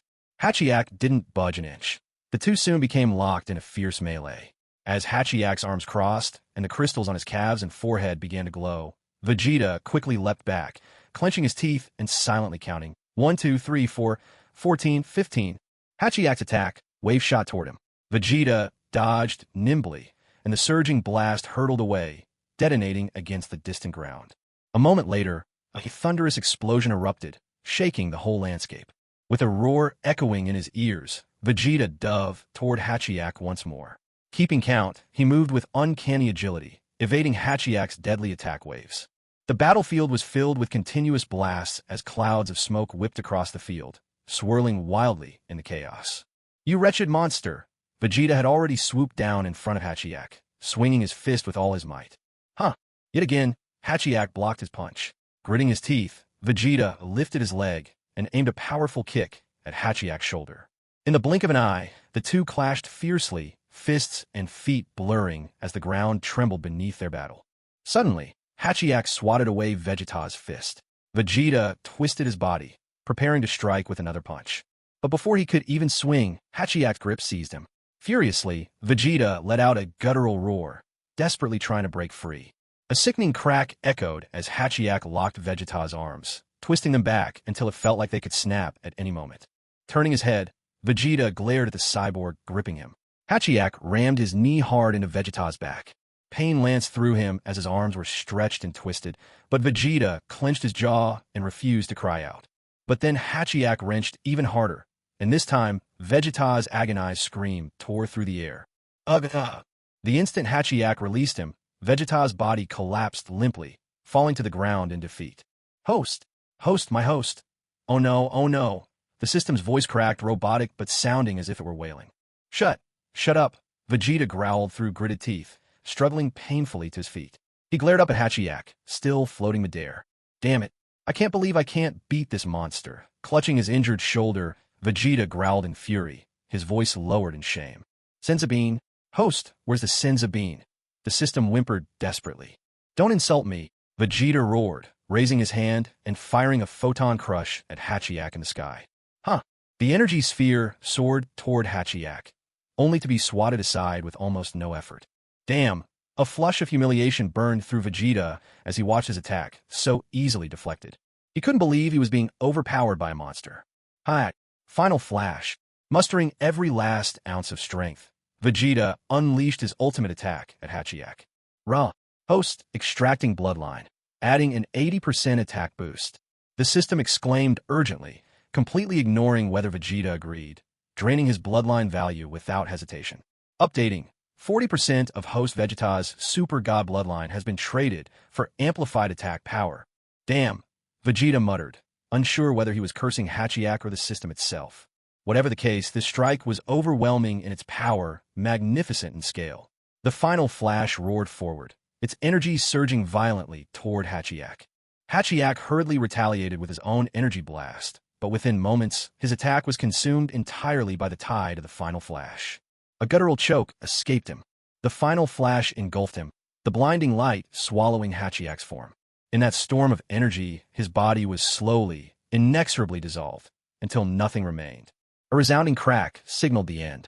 The ultimate flash streaked across the sky, stretching ever further into the distance as a chain reaction of explosions tore through the ground in its wake. In an instant, this entire corner of the planet was shattered by the massive explosions. Land split open, the ground rumbled and cracked, and a thunder of destruction echoed endlessly. Vegeta dropped to one knee, resting his hand on it. The Super Saiyan 4 form faded from him in a heartbeat. He breathed heavily, gasping for air. Host, I'm sending you back now. The system's voice was gentle, transporting him considerately straight into Bulma's laboratory. Bulma sprang from her seat at the computer, hurrying over to catch the battered and disheveled Vegeta as he materialized out of thin air. Vegeta, the antidote. Vegeta handed her the vial he had kept close to his chest. Tears welled up in Bulma's eyes. Turning quickly, she called out, anxious and urgent, to Gohan, Gohan, the sins of beans. Taking the beans from Piccolo, Bulma fed one to Vegeta. As soon as he swallowed, he managed to sit up, glancing at the sorry state of his clothing. Humph. Abruptly teleported by the system, Vegeta stripped off his ruined clothes and threw them to the floor before heading straight into the bathroom for a shower. System, how dare you make decisions without my permission? The shower water streamed over Vegeta's face, tracing rivers down his body. The system replied meekly, if you died, I know, but what would Bulma do? Enough. Vegeta snapped, wiping water from his face with an annoyed hand. Transforming into Super 4 this time had left Vegeta unconscious for 7 days. When he finally awoke, he went straight back to his training in the gravity chamber. Since his deadly showdown with Hachiyak, Vegeta felt like his base power had increased yet again. System, update the stats, and let me see my battle power. Updating. Host Vegeta, current normal battle power, 1.3 billion. Super Saiyan 2, late stage, 180 billion. Super Saiyan 4 can be maintained for 3 minutes, with a power of 1.5 trillion. Super Saiyan God Bloodline has been activated to 5%. Not a bad result. Certainly more than I expected. If things kept progressing this way, as soon as he fully mastered Super Saiyan 2, he would be able to handle the overwhelming force of Super Saiyan 4 with ease. Vegeta poured his whole mind and body into the gravity chamber, striving to reach full mastery of Super Saiyan 2 as soon as possible. It wasn't that he hadn't considered heading to the afterlife to look for a few sparring partners. Mainly, he still remembered how miserable he'd looked crawling back the other day, and just thinking about it was humiliating. Not to mention, Bulma had been nearly frightened out of her wits seeing him in that state. She always worried that one day, Vegeta would leave for a battle and never return. Time passed swiftly with such a fixed routine. Every morning, Vegeta either found himself in the gravity chamber or on the way there. Life in the gravity chamber was incredibly monotonous. Sometimes just thinking about Kakarot training in the other world, surrounded by so many powerful opponents. Vegeta couldn't help but feel a twinge of envy. Every day, emerging from the gravity chamber, taking a shower was a ritual for him. But today, when Vegeta stepped out of the bathroom, he noticed someone unexpected in his room. The tension in him spiked instantly. It was Bulma. Why had she suddenly come to his room tonight? Bulma was sitting by the window on the sofa, a glass of red wine in her hand, gazing dreamily out at the neon-lit night. When she saw Vegeta emerge, a towel draped over his head, she lifted her wine glass and gave it a little swirl. How about joining me for a drink or two? She asked. Vegeta's brow furrowed. This woman's routine was so erratic, staying up late, drinking, sometimes even smoking. What time do you think it is? Why are you drinking instead of sleeping? Vegeta fumed inwardly. Why wasn't she with Trunks, and what was she even doing here with him? It's still early. I can't sleep, Bulma replied, her gaze drifting back to the city lights outside. Vegeta's sharp ears caught her barely audible mutter. Honestly, what an unromantic man. A vein throbbed at Vegeta's temple. But Bulma ignored him, calmly standing to pour red wine into the other empty glass on the coffee table. She reached out and offered the freshly poured wine toward Vegeta, but he didn't take it. He really didn't like drinking. Go back to your own room, Vegeta grumbled, grabbing the towel from his head and tossing it onto the sofa before sitting down himself. Vegeta, Bulma sidled up closer, resting her head on his shoulder. The intimacy of her gesture made Vegeta's face flush. He felt his entire body tense up. Can I stay in your room tonight? Bulma's voice was soft as she snuggled her head against his shoulder. Have you finished your drink? If you have, go back to sleep, Vegeta said, instantly regretting it. This infuriating woman. She always knew how to get under his skin. I really can't drink anymore. If you finish this glass for me, I'll leave, Bulma insisted, pointing at the glass she'd just poured for him. Vegeta was at a loss. He really didn't care for wine, but at Bulma's insistence, he took the glass and drained it in one swift motion. Bulma looked up at Vegeta, her gaze filled with wounded longing. Don't you miss me at all? All you ever do is train, and more training. Can't you spare even a little time for me? Her tone was tender and coquettish, the two sitting now almost shoulder to shoulder. Vegeta couldn't tell whether the scent of wine now came from Bulma or lingered in his own mouth. Bulma let out a soft sigh. If you'd rather drink wine you hate than spend time with me, then I guess I have no choice but to leave. She made a show of standing up to leave, but Vegeta pressed his lips together, grabbed Bulma's hand, and pulled her into his arms. Vegeta, a night of romance followed. The darkness outside the window, bathed in mist, making for a beautiful evening. In the days that followed, Bulma relaxed her vigilance over Vegeta, as he spent nearly every day inside the gravity chamber. Soon enough, on a certain day, as Vegeta entered the gravity chamber, he spoke to the system, "Take me to the other world, to where Kakarot is." Right away, when Vegeta opened his eyes again, he found himself in a rather pleasant setting. Grass beneath his feet, tall trees, and a small cottage. Only the sky seemed perpetually overcast, with clouds drifting by, neither crimson nor gold. "Hey, Vegeta!" Goku stood a short distance away, staring at him in astonishment. "It really is you. You've gotten so tall all of a sudden, I almost didn't recognize you. By the way, what brings you to King Kai's place? Don't tell me you died too? Who in the world could be strong enough to kill you?" You're the one who's dead," Vegeta snorted. Then his words faltered for a second. "I'm only here to see whether you've made any progress at all over this past year."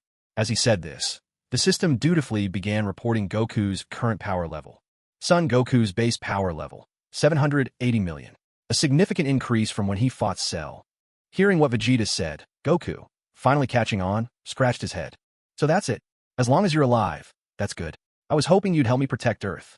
If you were gone too, I don't know if Gohan could take on that responsibility alone." As he spoke, Goku clasped his hands together and dropped his head, lost in deep thought. "Enough with the dead talk already. I'm not dead. I won't die ever."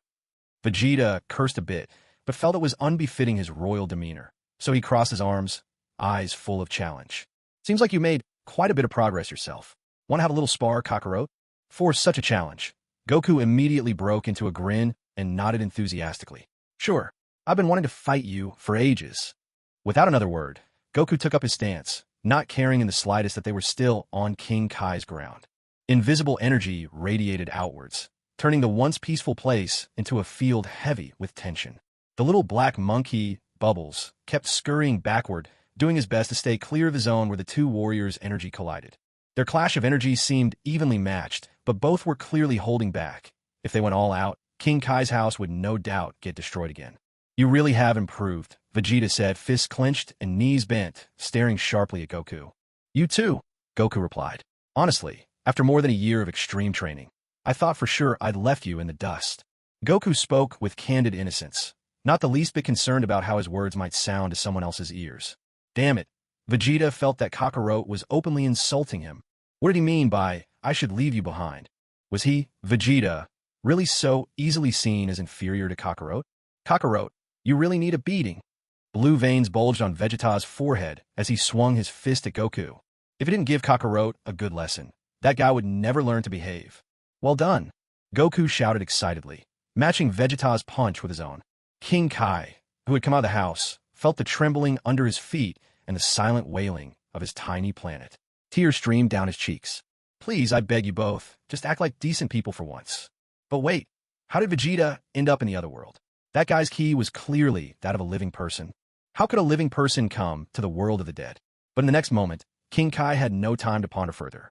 A key blast landed at his feet, startling him so much he stumbled and fell back hard onto the ground, his sunglasses askew.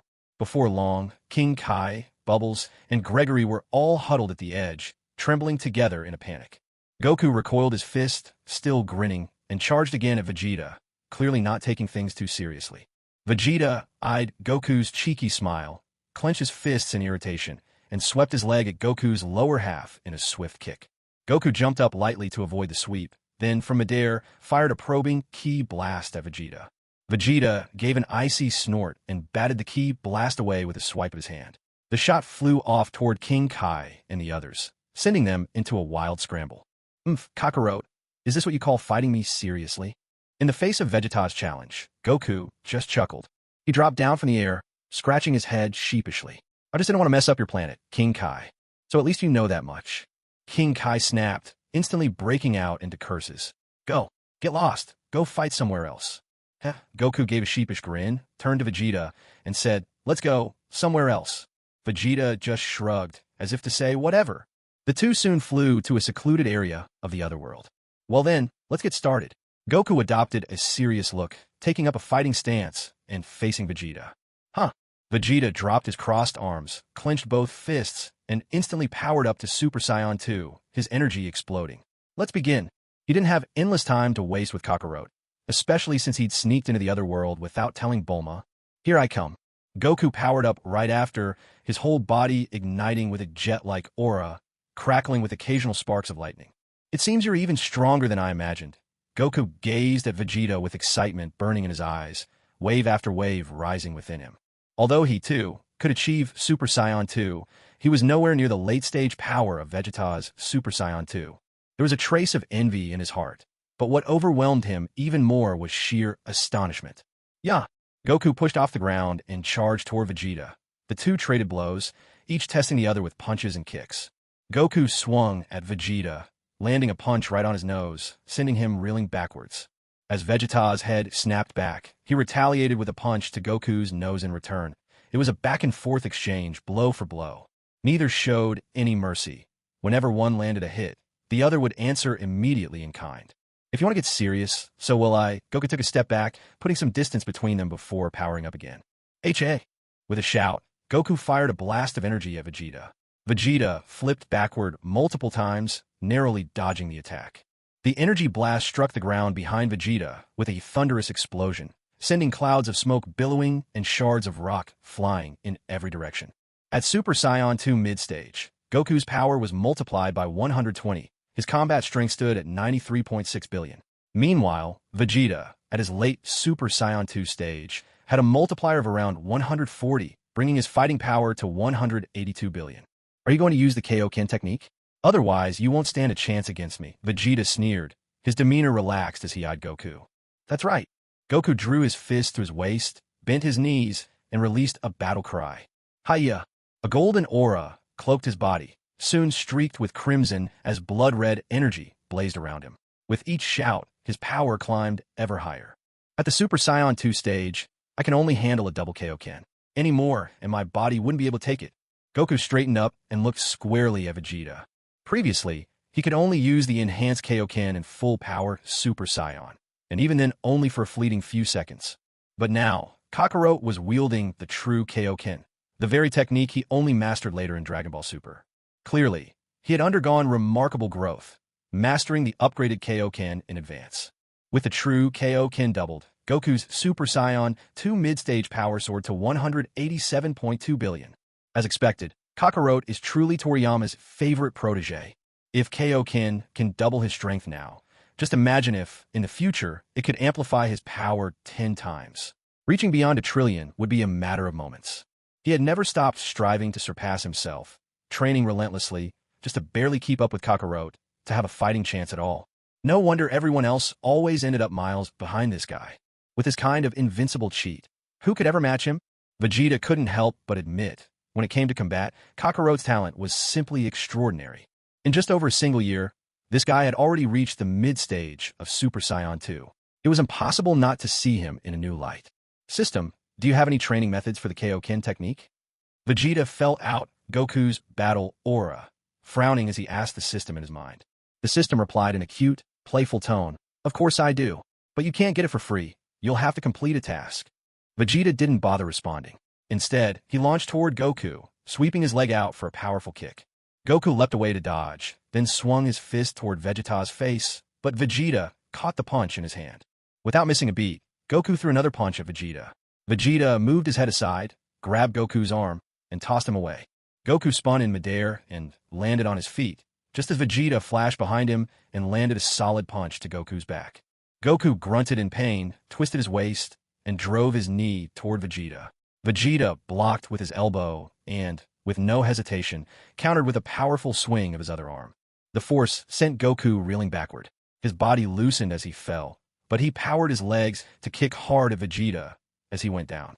Vegeta shot straight up, effortlessly avoiding the strike, and his palm glowed as he unleashed a brilliant beam attack down at Goku. Huh. Came. Hey. Goku at the same time cupped his hands at his waist, gathering energy. Huh. The two clashed with their respective energy waves, the explosive collision lifting and scattering the massive boulders around them. Stones large and small went tumbling away. Beneath their feet, the ground cracked and fissured layer by layer, as if the very earth was quaking. The mountains and rivers trembled, the wind howled, and even the distant lake rippled wildly from shock waves. Ha ha! Just as I thought. To clash beams with his son Goku. Within a year, no, maybe just a few months, With your Kaioken alone, you'll surpass my power. Vegeta could hardly contain his excitement. This trip had been well worth it. A match against Kakarot like this, there was a real chance he'd break through to Super Saiyan 2 at its peak, maybe even reach the threshold of Super Saiyan 3. The system, hearing Vegeta's thoughts, grumbled and cursed under its breath. Here he has a system and doesn't use it, stubbornly insisting on self-improvement rather than taking the easy route. What a fool.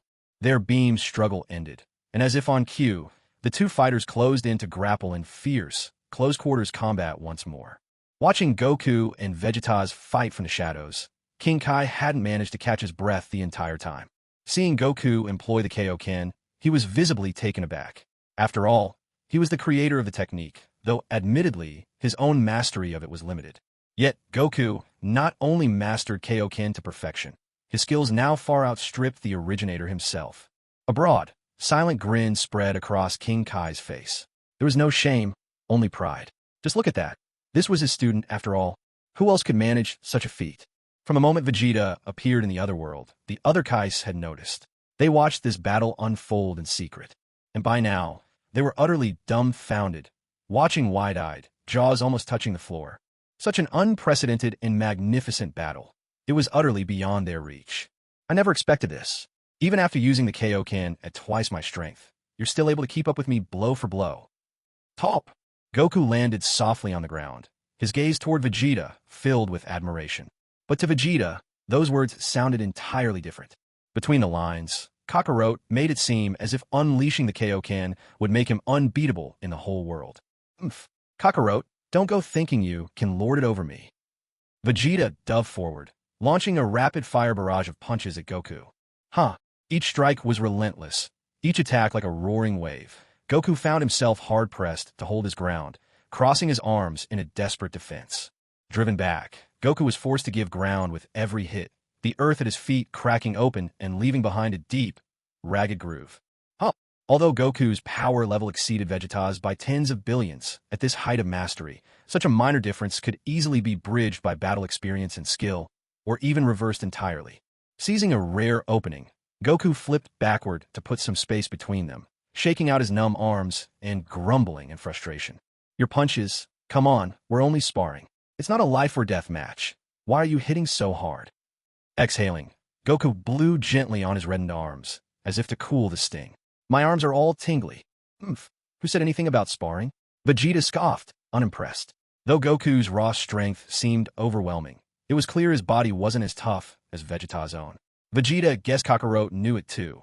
Since his physique couldn't withstand his full power, he was forced to hold back. In Vegeta's estimation, Kakarot was maybe tapping into 90% of his true strength at best. If that's your attitude, Vegeta began, then suddenly paused, remembering that Kakarot was technically already dead. If they kept going all out, and Goku perished again, it would mean a true, irreversible end. Fine, then let me show you what I'm really capable of. Before Vegeta could finish, Goku's look turned deadly serious. It's my turn now. With a surge of energy, he launched himself forward. Goku dashed at Vegeta in a blink, his kick swiftly intercepted by Vegeta's blocking arm. Yet in the next instant, Goku vanished and reappeared behind him. Before Vegeta could react, a fist struck home, sending Vegeta stumbling forward. Goku's speed had increased yet again, so much so that Vegeta struggled to keep up. Not to be outdone, Vegeta slammed his hands into the ground, sprang to his feet, and swung a fist at Goku, as if to declare, "Are you kidding me? There's no way I can't match Kakarot's speed. How could Vegeta possibly tolerate this?" He erupted once again, forcibly pushing himself faster to catch up with Goku. The two of them clashed as they darted through the sky at breakneck speed. With a thunderous smack, the forceful acceleration began to take its toll on Vegeta. The longer the battle dragged on, the more apparent his difficulties became. With an explosive thud, fists and feet collided as they exchanged powerful blows. They fought from midair to the ground, from the earth to the mountain peaks, their figures flashing in and out of sight in bursts of blistering speed. Their movements were so fast that the naked eye couldn't keep up. With a sharp swish, both Vegeta and Goku let loose and landed simultaneous punches to each other's faces. Blood trickled from the corners of their mouths as they finally broke apart, granting themselves a moment's distance. What an exhilarating fight! Goku wiped the blood from his lips with a thumb, his eyes burning brightly with excitement. Vegeta spat, hurling blood from his mouth, then lifted his hands and fired off a barrage of energy blasts, scattering guided light bombs. Goku watched as the energy orbs began to float, slowly encircling him. He looked at Vegeta, puzzled, waiting to see what would happen next. It seemed Vegeta had invented some new technique. A sly smile tugged at Vegeta's lips. He clasped his hands together, and dozens of energy balls converged around Goku, rushing in all at once. Goku narrowed his eyes, sensing the tremendous power of these orbs. If he let them surround him and explode, the resulting destruction would be impossible to withstand. A series of explosive booms thundered out, filling the area with dense clouds of smoke, and Goku's figure vanished from sight. Vegeta looked up just in time to see Goku teleport high above the clouds, gazing down at the relentless explosions below.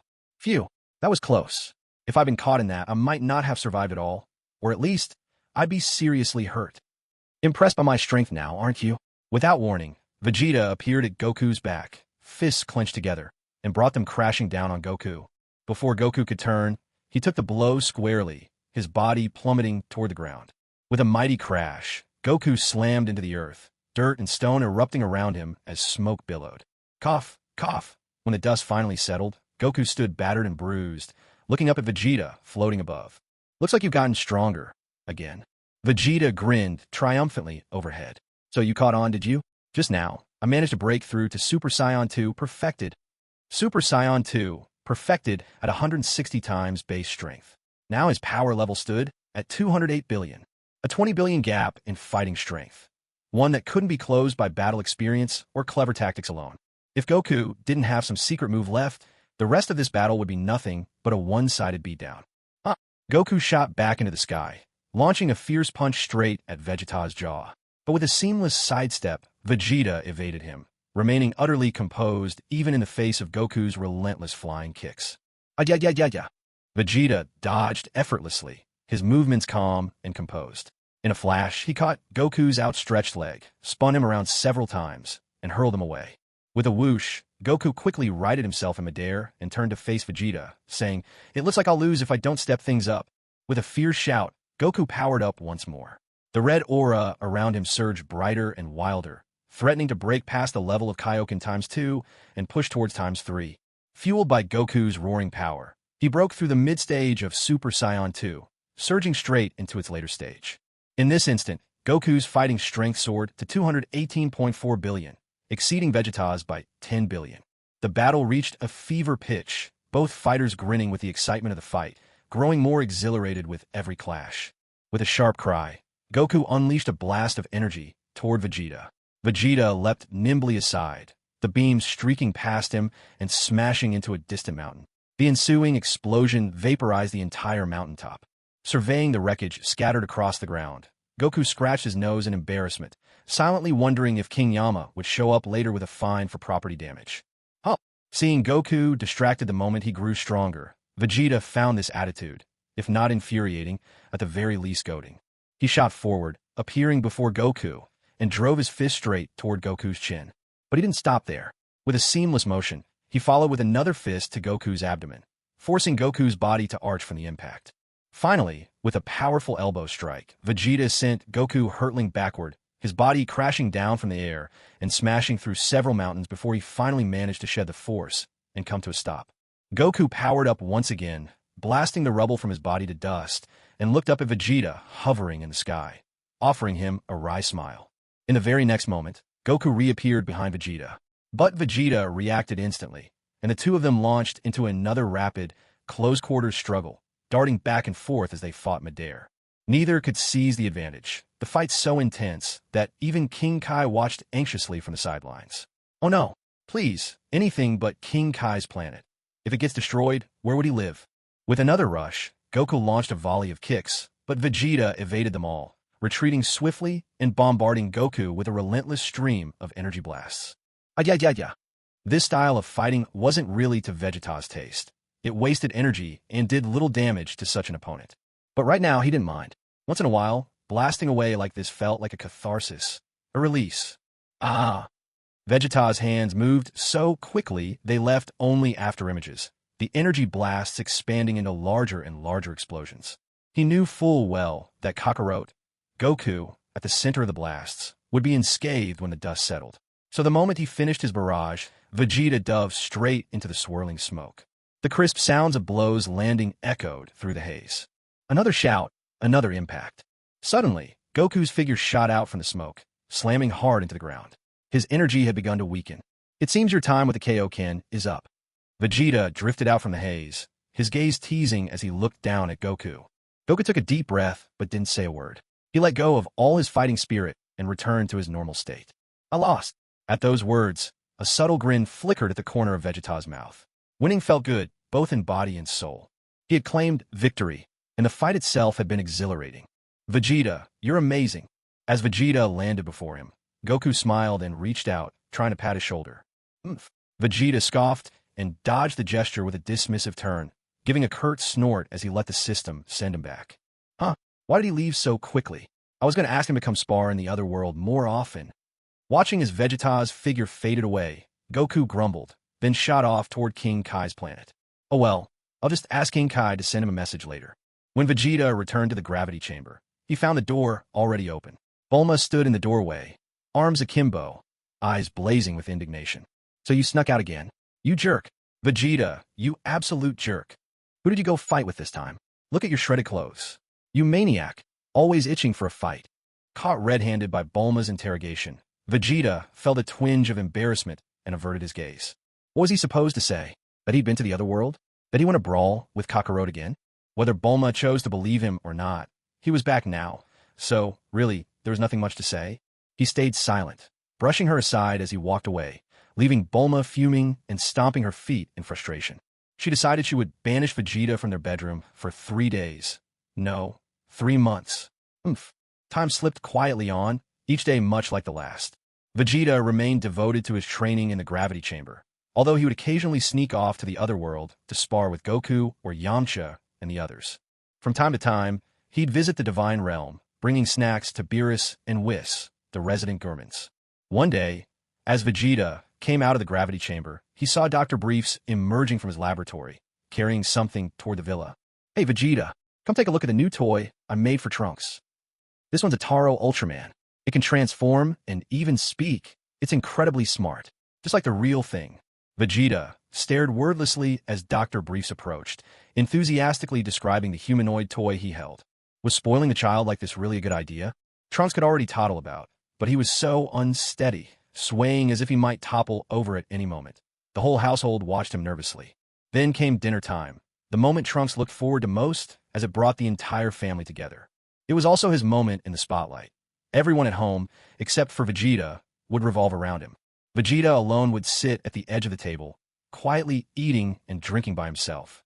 The sight of his solitary figure made Trunks feel as if he, Trunks, was truly the king of the house. In reality, this was exactly how Vegeta liked to drink and eat, undisturbed, not caring one bit about his ferocious, wolfish table manners. As for Bulma's attention being focused on Trunks, Vegeta couldn't have cared less. Trunks, though, began to grow weary of being the center of everyone's attention. He staggered a little, wanted to make his way over to Vegeta. Lost in his own thoughts, he didn't watch his step and tripped over some toys scattered on the floor. He tumbled down, landing hard, and instantly opened his mouth to belt out a wail. Trunks, sweetheart, don't cry, Mama is here. Vegeta, hand halfway to his mouth with a steamed bun, paused and turned to watch as Bulma moved to comfort Trunks. Meanwhile, Mrs. Brief stood there chuckling, stamping her feet in mock indignation. Did my baby get hurt? Grandma will get revenge for you. The bun in Vegeta's hand burst under the pressure of his grip. In a flash, he positioned himself squarely between Bulma and Trunks. With a stern expression, Vegeta fixed Trunks with an intense glare and growled, "No crying. Get up on your own." Within the family, Trunks always enjoyed the highest status. Spoiled and coddled, he had no fear of Vegeta. Now, he turned away in protest, shouting stubbornly, "No, I won't. I want Mama to pick me up." A high-pitched wail followed as Trunks covered his eyes and faked a dramatic cry, though there wasn't a single tear in sight. Vegeta, seeing how it looked like Vegeta might lose his temper with Trunks any second, Bulma tugged at Vegeta's sleeve. She knew full well that Trunks was merely pretending, but still, her heart ached for him. He's barely more than 2 years old. Just leave him to me when it comes to discipline. Too much coddling will ruin a child. Vegeta shot Bulma a dissatisfied glare. Starting tomorrow, he's training with me. Vegeta's eyes glinted coldly as he looked at Trunks. If this continued, their son would be completely spoiled. What? Mrs. Brief, usually all smiles, stared, wide-eyed and in disbelief, cupping her face in astonishment. Trunks was just a little boy. Wah! Terrified by Vegeta's tone and demeanor, Trunks, with no idea what training meant, burst into real tears this time. Watching the tears roll down, Mrs. Brief suddenly felt there just might not be any work left for his toys soon. No way. Trunks is still far too young for that. At least wait until he's in elementary school before you start training him with you. Seeing Trunks crying, Bulma quickly scooped him up, cradling him in her arms as she turned to glare at Vegeta, her anger burning in her eyes. No. Vegeta refused without hesitation. There was no way he could allow his own son to be outdone by Goten. Not now. At the very least, let Trunks finish kindergarten first. Bulma, knowing how much pride Vegeta had, pretended to give in a little. Then it has to be before he even starts kindergarten. Vegeta snorted coldly, casting a frosty glance at Trunks. With dinner finished, Vegeta swept his gaze over the other three, grumbling inwardly in dissatisfaction. Not to mention 2 years old. He himself had barely just been born when King Vegeta sent him off to learn survival alone. After that, the semi-retired Dr. Briefs spent most of his time tinkering with odd and quirky toys in his lab. He wanted to cherish every moment he could spend with Trunks. What a poor child. The Dragon Balls on Earth were available again, and Vegeta quickly gathered them with the radar, eager to make a wish. But Bulma had secretly used them before he could. Even though Vegeta reacted instantly when he saw the sky turn black, by the time he dashed out of the villa, it was already too late. He stared dumbfounded as the Dragon Ball shot up into the sky, then turned to Bulma and asked, "Did you make a really important wish? I wish to be 5 years younger." Bulma shyly touched her face, stealing a glance at Vegeta. And Vegeta looked at her in exasperation. Had she really used up all the wishes? I asked for my figure to be a bit more perfect, and, well, I made Mom a little younger, too. Vegeta sighed helplessly. What else could he do? He had no choice but to seek out Porunga, the dragon of New Namek. When the Dragon Balls on New Namek became usable, Vegeta had the system bring him there, so he could make his wish once again. Speak. State your wishes. As Porunga appeared, Vegeta felt a rush of excitement. He had waited an entire year for this wish. Originally, he wanted to let Earth's dragon grant it, but who would have thought Bulma would beat him to the punch? State your wishes. You may have 3. A strange smile crept over Vegeta's face. Can you give me the training method for Ultra Instinct? There was a heavy silence. Porunga's enormous dragon body trembled. Cold sweat beaded on his brow as his once indifferent eyes now brimmed with fear when he looked at Vegeta.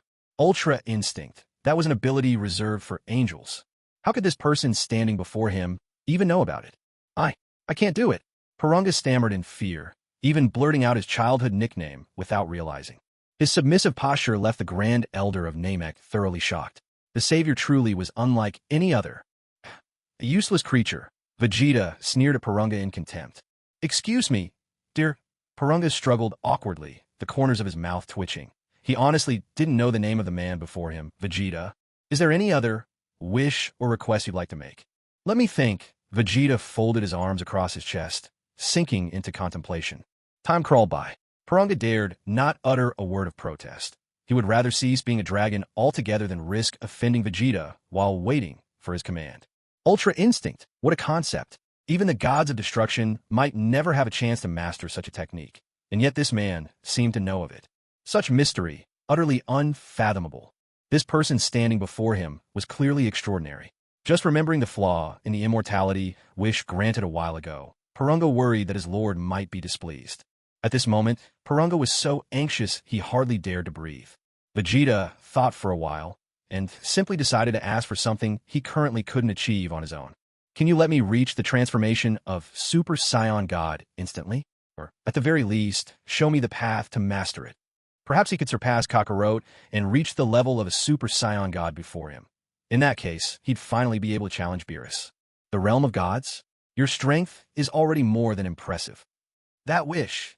Cold sweat pooled on Porunga's brow, trickling down his face in little streams, his voice trembling with unease.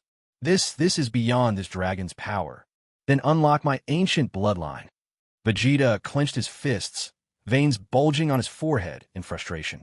Even classic wishes fell short of the mark. The ancient Saiyan bloodline, the legendary Green Broly, no, beyond that. The primal, ancestral Saiyan power. This form was fundamentally different from the standard Super Saiyan. In fact, perhaps Broly's ancient form was the true expression of what a Saiyan should be. Sensing Vegeta's mounting irritation, Porunga hastily tried to make amends. In truth, as long as you keep training and grow stronger, your own bloodline will not fall much short of that ancient power. Vegeta racked his brains, but couldn't think of a single other wish he actually needed from the dragon. I just need one ability. Let me be able to impose gravity upon myself, or on anyone I choose. Can you do that? It wasn't an earth-shattering wish. After all, he already had a gravity chamber for training, but having the ability at his fingertips, anytime and anywhere, would certainly be convenient. Vegeta shot Porunga a look of utter disdain. Was there anything this dragon could actually deliver? Porunga's massive body quivered slightly. That small wish I can grant. Suddenly, a ball of light entered Vegeta's body, filling him with a gentle warmth. He pointed his forefinger at himself, and instantly sensed a gravity enveloping him, 10 times greater than that of new Namek. All right, now your first wish has been granted. Porunga looked nervously at Vegeta. May I ask what your second wish is? Vegeta pondered for a moment before asking. Is there a technique even better than the instant transmission used by the Yard Rats? Come on, host, don't I already have the ability to send you anywhere you want? Why would you make such a wish? The system protested, clearly disgruntled.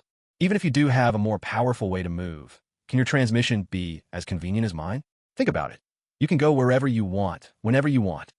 It can't hurt to have another skill up my sleeve, and during a fight, I think being able to use instant transmission myself is just more convenient. As Porunga once again fell silent, Vegeta started to wonder whether, in the future, he would have to rely solely on the system for teleportation. Just as Vegeta's patience was wearing thin, Porunga finally spoke. The most advanced technique, beyond what you mentioned, is the Supreme Kai's instantaneous movement. I'll take that then. Vegeta nodded with satisfaction. The Supreme Kai's instantaneous movement. Well, it would have to do. I cannot grant that wish, Porunga replied, and upon hearing this, Vegeta suddenly felt the urge to punch something. If you can't do it, why are you running your mouth? Are you asking for trouble? However, I do have a type of instant transmission only slightly inferior to the Supreme Kai's. It doesn't require sensing energy. Once you set a coordinate, you can travel anywhere in the universe. Vegeta was left speechless for a moment. Let's go with that then. Vegeta glanced toward the Elder and locked in his second wish. As an Namekian Elder spoke in his native tongue, Porunga's eyes flashed with a fierce light, and another beam shot forth, merging into Vegeta's mind. In the very next moment, Vegeta felt a refreshing surge pass through him, and the knowledge of how to use this super instant transmission appeared clearly in his mind. He sensed immediately that he could use it without any training. Not bad at all. Now, when fighting, there's no need to depend on the system. After all, in a life-or-death battle, he never wanted to rely on someone else, even if that someone else was the system itself. Besides, situations in combat change in an instant. If he had to call on the system, it might already be too late. In battle, even the slightest uncertainty is unacceptable. All right, sir, your second wish has been granted. Now for the third. I have a question. Last time, when I asked you to resurrect all the Saiyans, why did you only bring back the younger generation? Vegeta interrupted suddenly. Thrown off by this question, Porunga hesitated, unsure how to pivot from wish-granting to this sudden change of topic. That's a hard one to answer. Honestly, that was King Vegeta's decision. He said he didn't want to be resurrected. If you really want to know, just treat it as though they've all been reincarnated by now. I think, if you ever get the chance to meet them again, you'll find your answer. In the third wish, Porunga sounded a bit exasperated. Just forget it. Vegeta snapped, unable to think of anything else he wanted. There's still one wish left. The Elder looked awkwardly at Vegeta. Vegeta had already turned his back and was walking away. He waved a hand at the Grand Elder. The last one's yours. I'm out of wishes. Without looking back, Vegeta strode off and asked the system to teleport him straight to planet Vegeta. Host. The system felt, once again, threatened in status by the dragon. So it began to boast to itself. Host, if there's anything that dragon can't do, you can always come to me. About the Ultra Instinct Sign Cultivation Technique, I can make you the god of science and ancient bloodlines? No problem at all. If you ever feel like meeting the Grand Zeno, I even have the coordinates ready. Just say the word. As long as you don't think I'm useless, the system rambled on, so delighted it could barely contain itself. It began to daydream about the bright future ahead. Vegeta, full of emotion, treating it like a golden cheat finger to be worshipped, constantly feeding it with a stream of emotional energy, burning incense, and making offerings 3 times a day. What a wonderful scene. Let's sing Conquer together. Of course, Vegeta saw right through the system, whose smug, mechanical voice was on the verge of cracking from glee. If I just follow along with the story, all those things you mentioned will come to me in the end, except for one, the ancient Saiyan bloodline. That's up to you. Ah, what a joke. Vegeta snorted. I just wanted to see exactly what kind of wishes the dragon could grant. That's all. Look at how pleased this system is with itself. But was Vegeta really without desire? As a warrior always striving forward, everything he said to the dragon, he did want it all, but he was in no rush. 1 year later, on this day, Vegeta brought Bulma and Trunks to Planet Vegeta for a visit. It was Bulma's idea. Now that Vegeta's homeland had returned, she felt it would be a real shame not to visit at least once. In truth, Bulma was eager to experience what it felt like to be queen for a day. Teleported by the system, Bulma arrived on Planet Vegeta and gazed excitedly at her surroundings. Everything was new and fascinating, but Bulma soon noticed little Trunks struggling to walk with his tiny legs. She looked at him curiously. "Trunks, what's wrong?" Vegeta folded his arms across his chest and answered coolly, "Gravity on Planet Vegeta is just like it always was." "Huh? Then why don't I feel anything heavy?" Bulma looked at her hands and spun around in circles right where she stood. "That's where my real skill lies. I weaken gravity around you," Vegeta said, curling his lips into a proud smile. "Oh," Bulma arched an eyebrow. "Then what do you need my gravity chamber for?" Vegeta didn't stay triumphant for long. He was exposed for his hidden ability to control gravity. "Nappa, have your wife show mine around." Spotting Nappa waiting for him at the gates of the new palace, Vegeta issued the order. Nappa wasted no time passing the task to his own wife. "Tana, take the queen and young prince to explore the sights and scenery of New Planet Vegeta." Though the landscapes and wonders of New Planet Vegeta couldn't rival Earth's, their novelty gave them a unique charm. "What kind of creatures are those?" Bulma drove her conjured floating car, glancing at Tana as she asked curiously. "They're the native beasts of this planet, and they're all edible." Tana sat in the back seat, keeping an eye on the two restless children. Bulma glanced down at the ugly beasts below, swallowing with unconcealed distaste. "Well, have you reached the full power of Super Saiyan 1? Sitting on his throne, one hand beneath his chin and the other resting on his knee, Vegeta exuded an air of lazy nobility and intense authority. "I made some progress." Wiping sweat from his brow, Nappa met Vegeta's gaze. "And you, Raditz?" Vegeta turned toward Raditz, who stood silently by. Raditz's power level still hasn't hit 10,000. The system's voice chimed in. "Raditz, have you gotten too comfortable? After more than a year, you haven't even broken past 10,000? Pathetic. Get out." Vegeta waved him off in contempt, and Raditz backed away, lips pressed tight. Once outside the palace, Raditz clenched his fists and shot an angry glare at Bulma and Trunks as they returned from their sightseeing. "You damn Earthlings! Bring back the old Prince Vegeta." Vegeta turned to Nappa, his voice booming as his energy flared, first ascending from the initial Super Saiyan stage to full power. With each surge, lightning crackled in the air, his aura flickering. Super Saiyan 2, then its late stage, and finally, the perfected form. Do you feel it? The power rising step by step. Each stage, a new breakthrough.